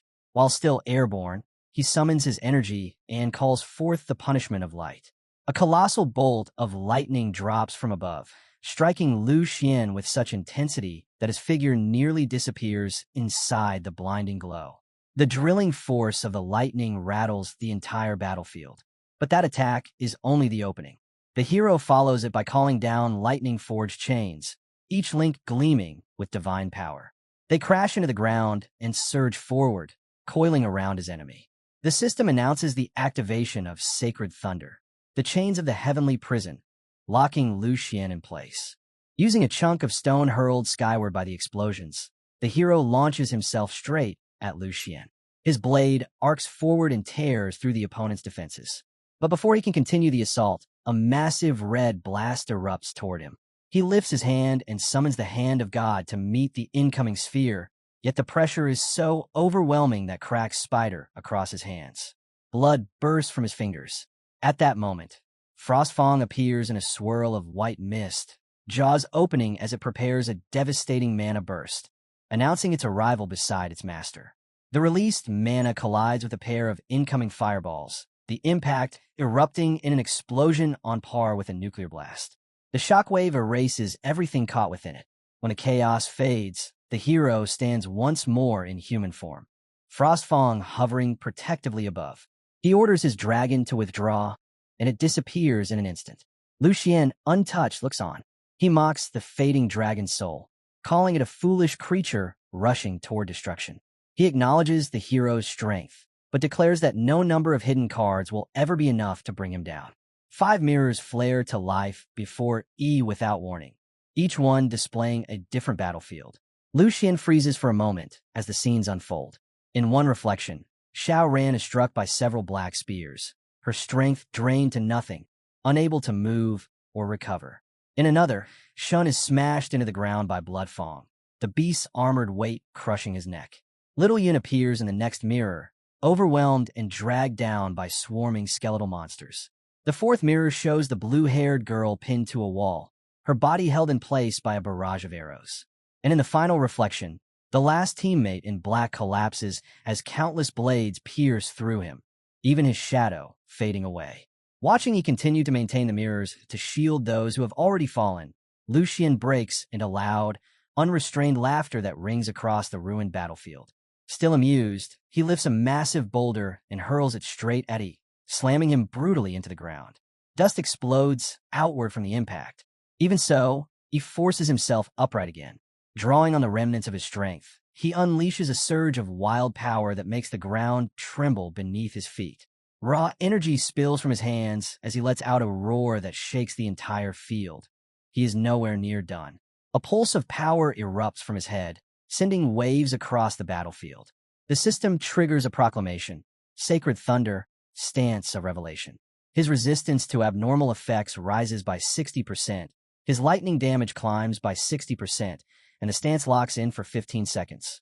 Divine energy swells through him, reshaping his form into a towering figure of light. He launches himself at Lu Xian and brings down a strike so immense that it nearly splits the distant mountains. Lu Xian slips aside at the last moment, then hooks Yi's wrist mid-swing and twists until the blade is knocked loose. With a cold, deliberate motion, Lu Xian grips Yi's face and crushes his helmet, the blow revealing the fury and strain beneath. Lu Xian jerks the hero's head forward, forcing his gaze into one of the mirrors, the one showing the blue-haired girl still pinned to the wall by arrows. He orders him to watch, to witness every second of his team's agony, to taste what true helplessness feels like. Then, without warning, the mirror explodes. Every muscle in the hero's body tightens. A violent energy bursts out of him, raw and uncontrolled.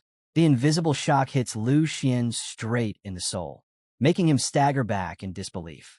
A crushing intent fills the air as Lu Xian's attention snaps toward a crimson, ancient door forming deep within the mirror realm. He instantly senses something is wrong. The core of the mirror prison is becoming unstable. Still gripping the hero's face, he watches as a vortex of chaotic energy forms above them. A beam of divine light drops from its center, blasting into the earth. The impact sends the hero flying, and even Lu Xian braces himself as eerie, gelatinous energy radiates from Yi's body. The sensation rattles him. This psychic pressure feels monstrous, primitive, power that shouldn't exist here. Lu Xian chokes out that such energy belongs to someone at least level 60. Impossible. The entity shouldn't be active yet. Did the earlier instability wake it prematurely? Panic creeps into his voice as he begs his lord to calm its rage, saying the sacrifices aren't prepared. The crimson door then bursts open. A massive eye emerges first, surrounded by writhing darkness that warps the air itself. Black energy spills outward, reshaping the valley as towering red tentacles erupt and tear through stone and earth. The hero, knees trembling and drenched in sweat, understands instantly. The mirror prison spatial barrier can't withstand this force. Moments later, every dimensional space collapses at once, and all combatants crash into a single battlefield. The hero lets out a tired laugh, acknowledging Bloodblade's work, saying they managed to finish their part too. The ground cracks beneath them as colossal red tendrils rise again, smashing through debris and twisting the terrain into a new, nightmarish shape. On one side stands Lucien. On the other, the hero's wounded but reunited team. The monstrous limbs thrash and howl, crying out for hunger, for sustenance, for energy.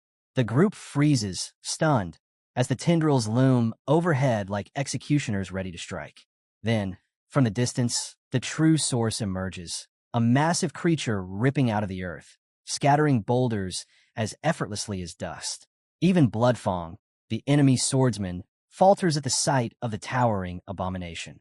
Shock creeps into his voice as he names it, the chilling marrow crystal. Its tentacles waste no time. They slither across the battlefield, and the first to be seized is Fang Xian. She screams for help as the tendrils wrap around her and pull her into the consuming shadows. Bloodfang calls out to her, voice shaking, but no one moves. The pressure pouring from the creature locks everyone in place. This is a foe no one can stand against. At the same time, something shifts inside Lu Xian's thoughts. His eyes flicker with both terror and awe as he whispers that Shi Kai, chosen directly by their master, has received the highest blessing possible. Lu Xian edges away from the towering creature, his voice cutting through the chaos as he announces that since the master has already been summoned, he is heading back to prepare a fresh round of sacrifices. A subordinate shouts after him, demanding to know if he plans to leave them behind in this disaster. Standing over the glowing circle, Lu Xian shoots back that their outrage means nothing and that he is only departing to gather more offerings to satisfy the master's hunger. Almost at once, the creature's rasping call rolls across the battlefield, demanding more food. Lu Xian's last command before stepping into the portal is cold. He orders them to kill the remaining humans and present their bodies to the master. A frightened girl begs to follow him, reaching for any chance to escape, but he pays her no attention and vanishes into the light. With panic closing in, the warriors pull out the blood marrow pills. One of them swallows his dose, his body twisting as he loses control. Overwhelmed by the pill's power, he charges the creature head-on, but before his attack even forms, a massive tentacle slams him into the ground with a crushing impact. The creature coils its tentacles around the others, lifting them with ease as it calls them weak energy and useless insects. From afar, the hero and his worn-out allies can only watch as the monster consumes every last one of their enemies. Even after feeding, it snarls that it is still starving and demands tastier prey. Its focus locks onto Ran, and in an instant, a tentacle shoots toward her like a streak of red. Before it connects, the hero appears beside her, pulls her close, and summons a radiant barrier around them both.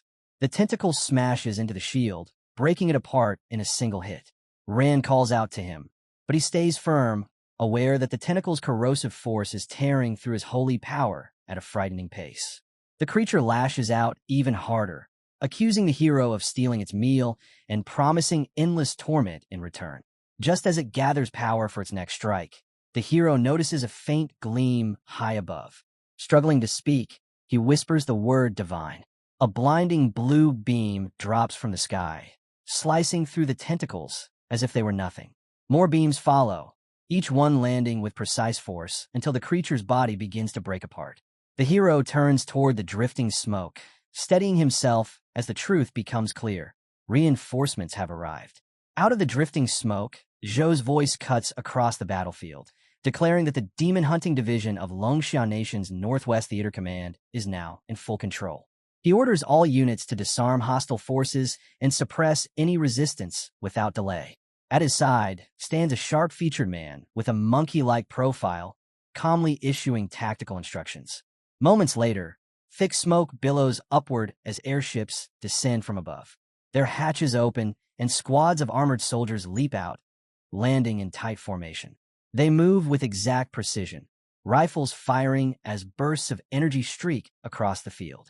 One soldier rushes up to the hero, telling him to cooperate and head for immediate evacuation. He throws a device that detonates overhead, forming a glowing barrier that expands into a spherical shield. It rises smoothly, carrying them toward the aircraft and enclosing them inside.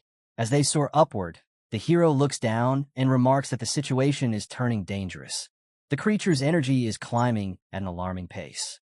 Below, fighter jets circle the monster, unleashing wave after wave of missiles. Instead of falling, the creature sweeps its tentacles outward, dragging jets from the sky in bursts of fire. From its core, new horrors erupt, dropping onto the soldiers like a living downpour. Even so, the ground forces hold their positions. Their blue-lit rifles fire in rapid succession, slicing through the abominations and wiping them out one by one. Above them, the air fleet maintains its assault, sending a flood of artillery fire into the swarm. A booming command cuts through the noise. The horned officer issues rapid orders. First and second squads are to provide covering fire and seal the monster's emergence point. Third squad is to clear the scattered threats. And fourth squad is to erect a full isolation barrier around the entire arena. From his elevated position, Johannes Han watches the battle unfold and states that the situation is far more severe than expected, the creature's awakening surpassing every forecast. Hans Han tightens his stance and answers with firm determination that regardless of its strength, and even if the gate has awakened completely, it will be sealed today, no matter the price.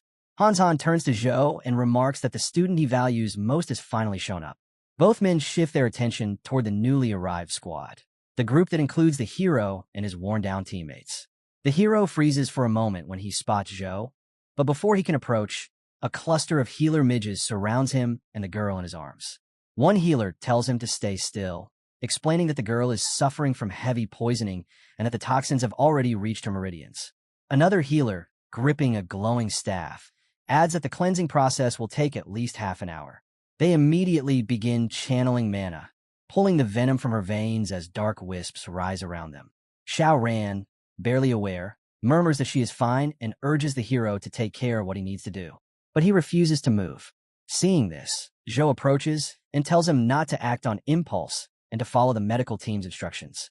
He states that the battlefield is fully under their command now. The hero quickly shakes his head and warns Zhou that the gate is absorbing the force of their attacks. He insists that continuing the bombardment will trigger something disastrous. From his vantage point earlier, he saw each strike making the black mist around the gate grow denser. Hans Han listens briefly, then places a firm hand on his shoulder and says that he understands a concern, but as far as he's concerned, any problem can be handled with firepower. And if one round isn't enough, then you fire another. The hero tries again, telling him to wait and insisting that this gate is nothing like a standard dimensional rift. But Hans Han has already turned away. Raising his hand, he issues the command to all units. Switch to random saturation strike mode, rotate energy attributes every 30 seconds, and have the barrier teams lock down the entire area so that nothing escapes. Across the battlefield, confirmation signals echo one after another as every squad responds to the command. In seconds, the entire combat network shifts into its new formation. On the ground, space-grade tanks lock their barrels into position and fire in perfect rhythm, sending waves of laser blasts tearing through the shattered terrain. Above them, aircraft sweep down from the clouds, unleashing a continuous rain of guided missiles. The battlefield erupts into a storm of raw energy.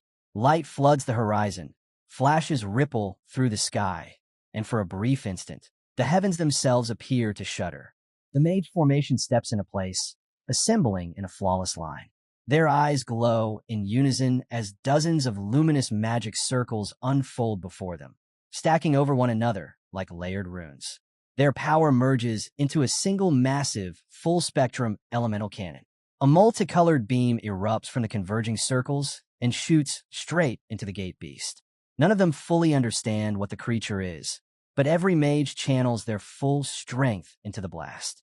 The impact triggers a massive explosion, a shockwave rolling across the battlefield as dust and smoke rise in a towering column. But instead of weakening, the beast surges with fury. Its enormous tentacles stretch far beyond their normal range, crashing down on the armored space tanks. A single sweep crushes several units into mangled wreckage, sending soldiers scattering. Through the chaos, Zhou descends from above, slicing through the creature's tendons with clean strikes of magic. He lands on the ruined ground and looks up, only to see the monster still towering without a single sign of damage. Their eyes meet for an instant before a concentrated beam erupts from the beast's gaze, nearly erasing him on impact. The energy wave spreads outward, carrying the exact signature of the attacks they fired earlier. In that moment, the truth becomes undeniable. The monster is turning their own firepower back at them. Space jets drop from the sky as reflected blue beams tear through their ranks. One scorching blast races toward the heroes' group, taking down several soldiers before dissipating. Han stiffens as he realizes what's happening. The gate is copying and amplifying every attack they deliver. A soldier reports in alarm that the gate's evolution rate has shot past all previous estimates, its physical and energy resistances climbing without pause. Only then does it become clear that the Zhou struck a moment ago was a combat projection. The real Zhou steps up beside Han, his expression serious. He states that ordinary firepower won't break through. They need to find the gate's core and destroy it before the creature evolves any further. Han gives a heavy nod and recalls the grim reality of dealing with such gates. In earlier encounters, soldiers had to throw themselves into direct assault patterns, testing point after point while watching for reactions. Thousands would fall before they discovered the true location of a core. He turns to the command channel and orders the 9th Squad to hold position. In exactly 1 minute, they will begin a core-seeking operation. The hero listens closely, each detail carving itself into his thoughts. He steps forward and asks if the core they're discussing is the point where the energy is most unstable and concentrated. Zhou confirms it, explaining that the core of an otherworld gate is both its center and its greatest weakness. Once the core is destroyed, the entire gate collapses, an understanding that has guided their forces for over 100 years. Then the hero reveals something that makes both Zhou and Han pause. He takes out the crystal core he acquired earlier and explains that it once absorbed the dark energy of the mirror prison. That energy left a trace behind, and through that trace, he can sense where the gate's power converges. Since none of their attacks have affected that point, it has to be the real core. Han steps closer, his tone heavy as he warns that simply knowing the general location isn't enough. A spatial distortion field surrounds the gate, bending every attack away and making a direct hit impossible. The hero goes quiet, thinking fast, then says he could try opening a temporary path to enter the gate from within and find the core's mark himself. But he'll need the military to create a massive diversion to mask his entry. Zhou instantly rejects the idea, calling it far too dangerous. The hero pushes back, saying there is no other option. The gate is evolving by the second, and waiting will only cost more lives. Some roads can't be avoided. He says someone has to take the first step. Silence spreads. Zhou and Han exchange a troubled look, neither able to argue against his determination. A moment later, Xiao Ran and the others rise, still worn out but insisting they will go with him. Zhou snaps at them, calling the idea reckless and forbidding it outright. Their levels are too low. He says entering the gate would be a death sentence. Han turns to the hero, demanding if he truly understands what he's walking into. The dark energy inside the gate will erode his mind and twist him into a mindless killer. But the hero holds his stare and answers without hesitation. He knows the cost, but there's no turning back. Hanshan's stern look gradually softens, and a faint smile appears. He pats the hero's shoulder and says the kid's got nerve, and if he makes it out alive, this old soldier will buy him the strongest drink he can find. Alarms flare across the battlefield screens, but Han pays them no mind. His voice booms across every channel as he gives the order. On his signal, they will unleash maximum firepower. Every main cannon and every fighter jet is to focus all attacks on the gate. Light mages are to deploy high-level purification spells to suppress the demonic aura and pull the gate's attention toward them. The light battalion forms up at the front, their unified chanting rising like a resonant hymn. Together, They shape a massive light formation and call down a holy decree to cleanse all darkness, readying for a synchronized release. Meanwhile, the space cannons complete their charge, locking onto the gate's suspected core point. At Hanshan's mark, they prepare to fire in perfect unison. But the water mages suddenly report that their shields can no longer withstand the tentacle strikes. They plead for backup as the dark mages rush in to help hold the barrier and stop the beams from breaking through. Inside the operation zone, the hero is already deep into the ritual with the crystal core. Zhou works beside him, replenishing and stabilizing his holy energy, urging him to let everything go and give it his all. Blue light spirals around them as raw mana fills the air. The hero's muscles tighten, the veins along his body flare with power, and sweat drips down his face in steady streams. When he finally opens his eyes, they shine with pure divine light. In that moment, he breaks past his limits. His senses expand beyond anything human, letting him see straight through the monstrous forms ahead. Then, in a single flash, he launches forward with staggering speed. From the command post, Han sees his streak of motion blaze across the battlefield and immediately calls for the Earth System Forbidden Spell, Aegis of Earth. A huge defensive dome rises as the ground quakes beneath their feet. Inside the gate, a warped and nightmarish realm unfolds. Massive beasts and endless tentacles writhe in chaotic motion. The hero plummets into the frenzy, slicing clean through a massive skull and shattering it instantly. He drives on, carving through wave after wave until he reaches the inner depths. There, pulsing with shadowed veins, rests the true core, an enormous organ woven with blood and darkness. Then terror strikes as a gigantic eye opens on the core itself and locks onto him. He realizes he's been found. Countless tentacles surge toward him with lethal force.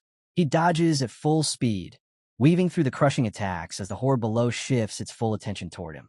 Outside, his physical body remains aboard the ship, surrounded by allies who can only watch helplessly as the clash of light and darkness erupts within the heart of the gate. A surge of fire blasts upward toward the hero, but a crystal-like shield forms in front of him and absorbs the attack.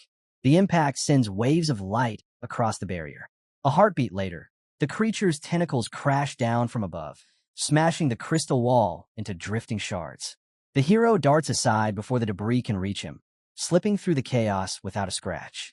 With a single motion, he lifts his hand and unleashes a bright sigil that streaks toward the monster's massive eye. The mark lands cleanly, burning into the target and breaking its control. Lines of power across the creature flare as the hero drives his force deeper, cutting into its inner channels and damaging its core. From a distance, the streak looks like a holy shot tearing through the dark around the gate. Aboard the command vessel, Zhou spots the trail of light and shouts to Han that he has done it. Han responds immediately. He activates the portal system and issues a full command directive. The cannon team receives the order to break through the gate, and the control crew is told to lock onto the mark point and prepare for a 10-second countdown. As the count rolls out, the giant eye begins to thrash. The entire gate shakes as it pulls everything toward itself, swallowing energy and matter without pause. Soldiers report over comms that the Otherworld gate is spiraling out of control and warn all units to brace. Consoles flare red, radar shuts down, stabilizers cut out, and both power and steering systems fail across the vessel. Crew members call for priests to reinforce the ship, while frontline fighters are told to stand their ground because the mages are still channeling the main cannon. Inside the control deck, Han completes the countdown and orders the strike. The mages launch their combined spell, unleashing a massive blast of energy, a beam wide enough to swallow the whole field. It slams into the creature, ripping through its crimson core with pinpoint force. The shock tears the space around the gate apart. The monster twists under the impact as the beam bores through its form, and deep within, the hero watches it devour demonic beings in a frantic attempt to mend itself and withstand destruction. Hanshan's command roars through the comms, ordering every unit to strike with everything they have while the creature is exposed. Ground teams and air units respond at once, flooding the core with lasers from all sides. Zhou steps into the assault as well, calling up his own overwhelming magic. A golden glow spreads through his eyes as he enters his berserk state. Another blazing streak cuts across the sky, his famed weapon, the Spear of Judgment. The hero spots it immediately, knowing this is Zhou's strongest technique and that the clash is nearing its final stage. Zhou remains steady in the swirling mana, raising his weapon as divine force gathers around him. His voice echoes across the field as he proclaims his duty as the keeper of order and the executioner of corruption. With unwavering focus, he invokes the decree of light, calling down purification and final judgment.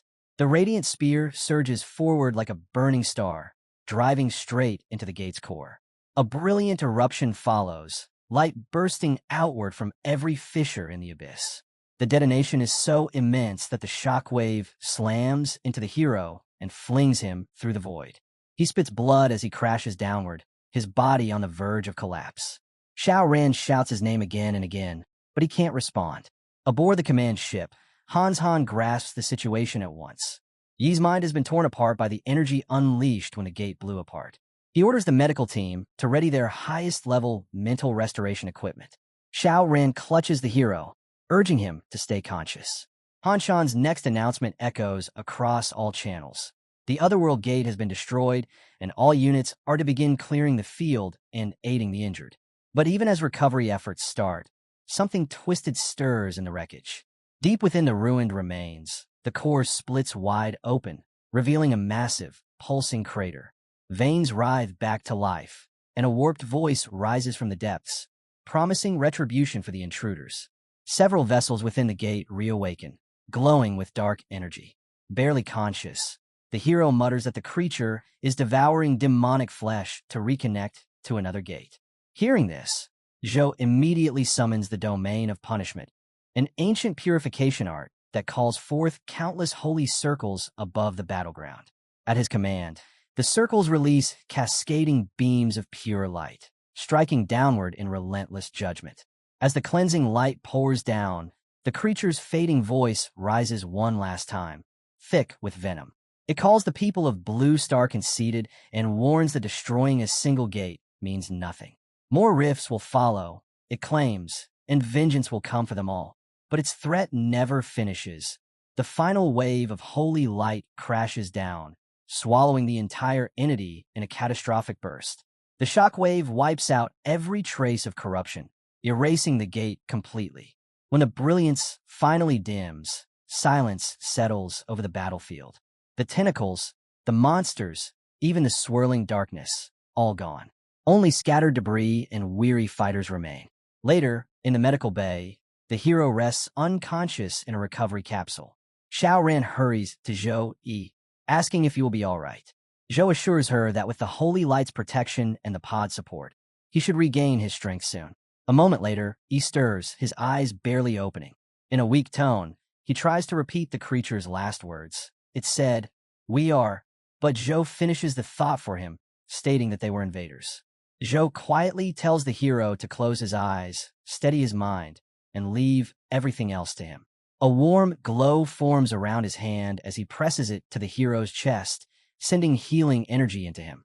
Then he turns to Xiao Ran, instructing her to stay and watch over him while he returns to assist the others. She agrees without hesitation, promising she will remain with Yi. On the surface, Hans Han directs the post-battle efforts, reading through incoming reports while medics care for the injured and engineers work to get the systems running again. The fight is over, but the price is severe. Many soldiers have fallen or lie critically wounded. When Zhou returns, Hans Han gives him a tired smile, saying the victory belongs to him. Zhou shakes his head, insisting it was Han Shan's resolve and guidance that brought them to the core, and he only delivered the final blow. With a long breath, he asks the question everyone has been avoiding: what are the final casualties? That's where we'll leave it for now. If you want to catch the next part, make sure to like the video and subscribe so you don't miss it.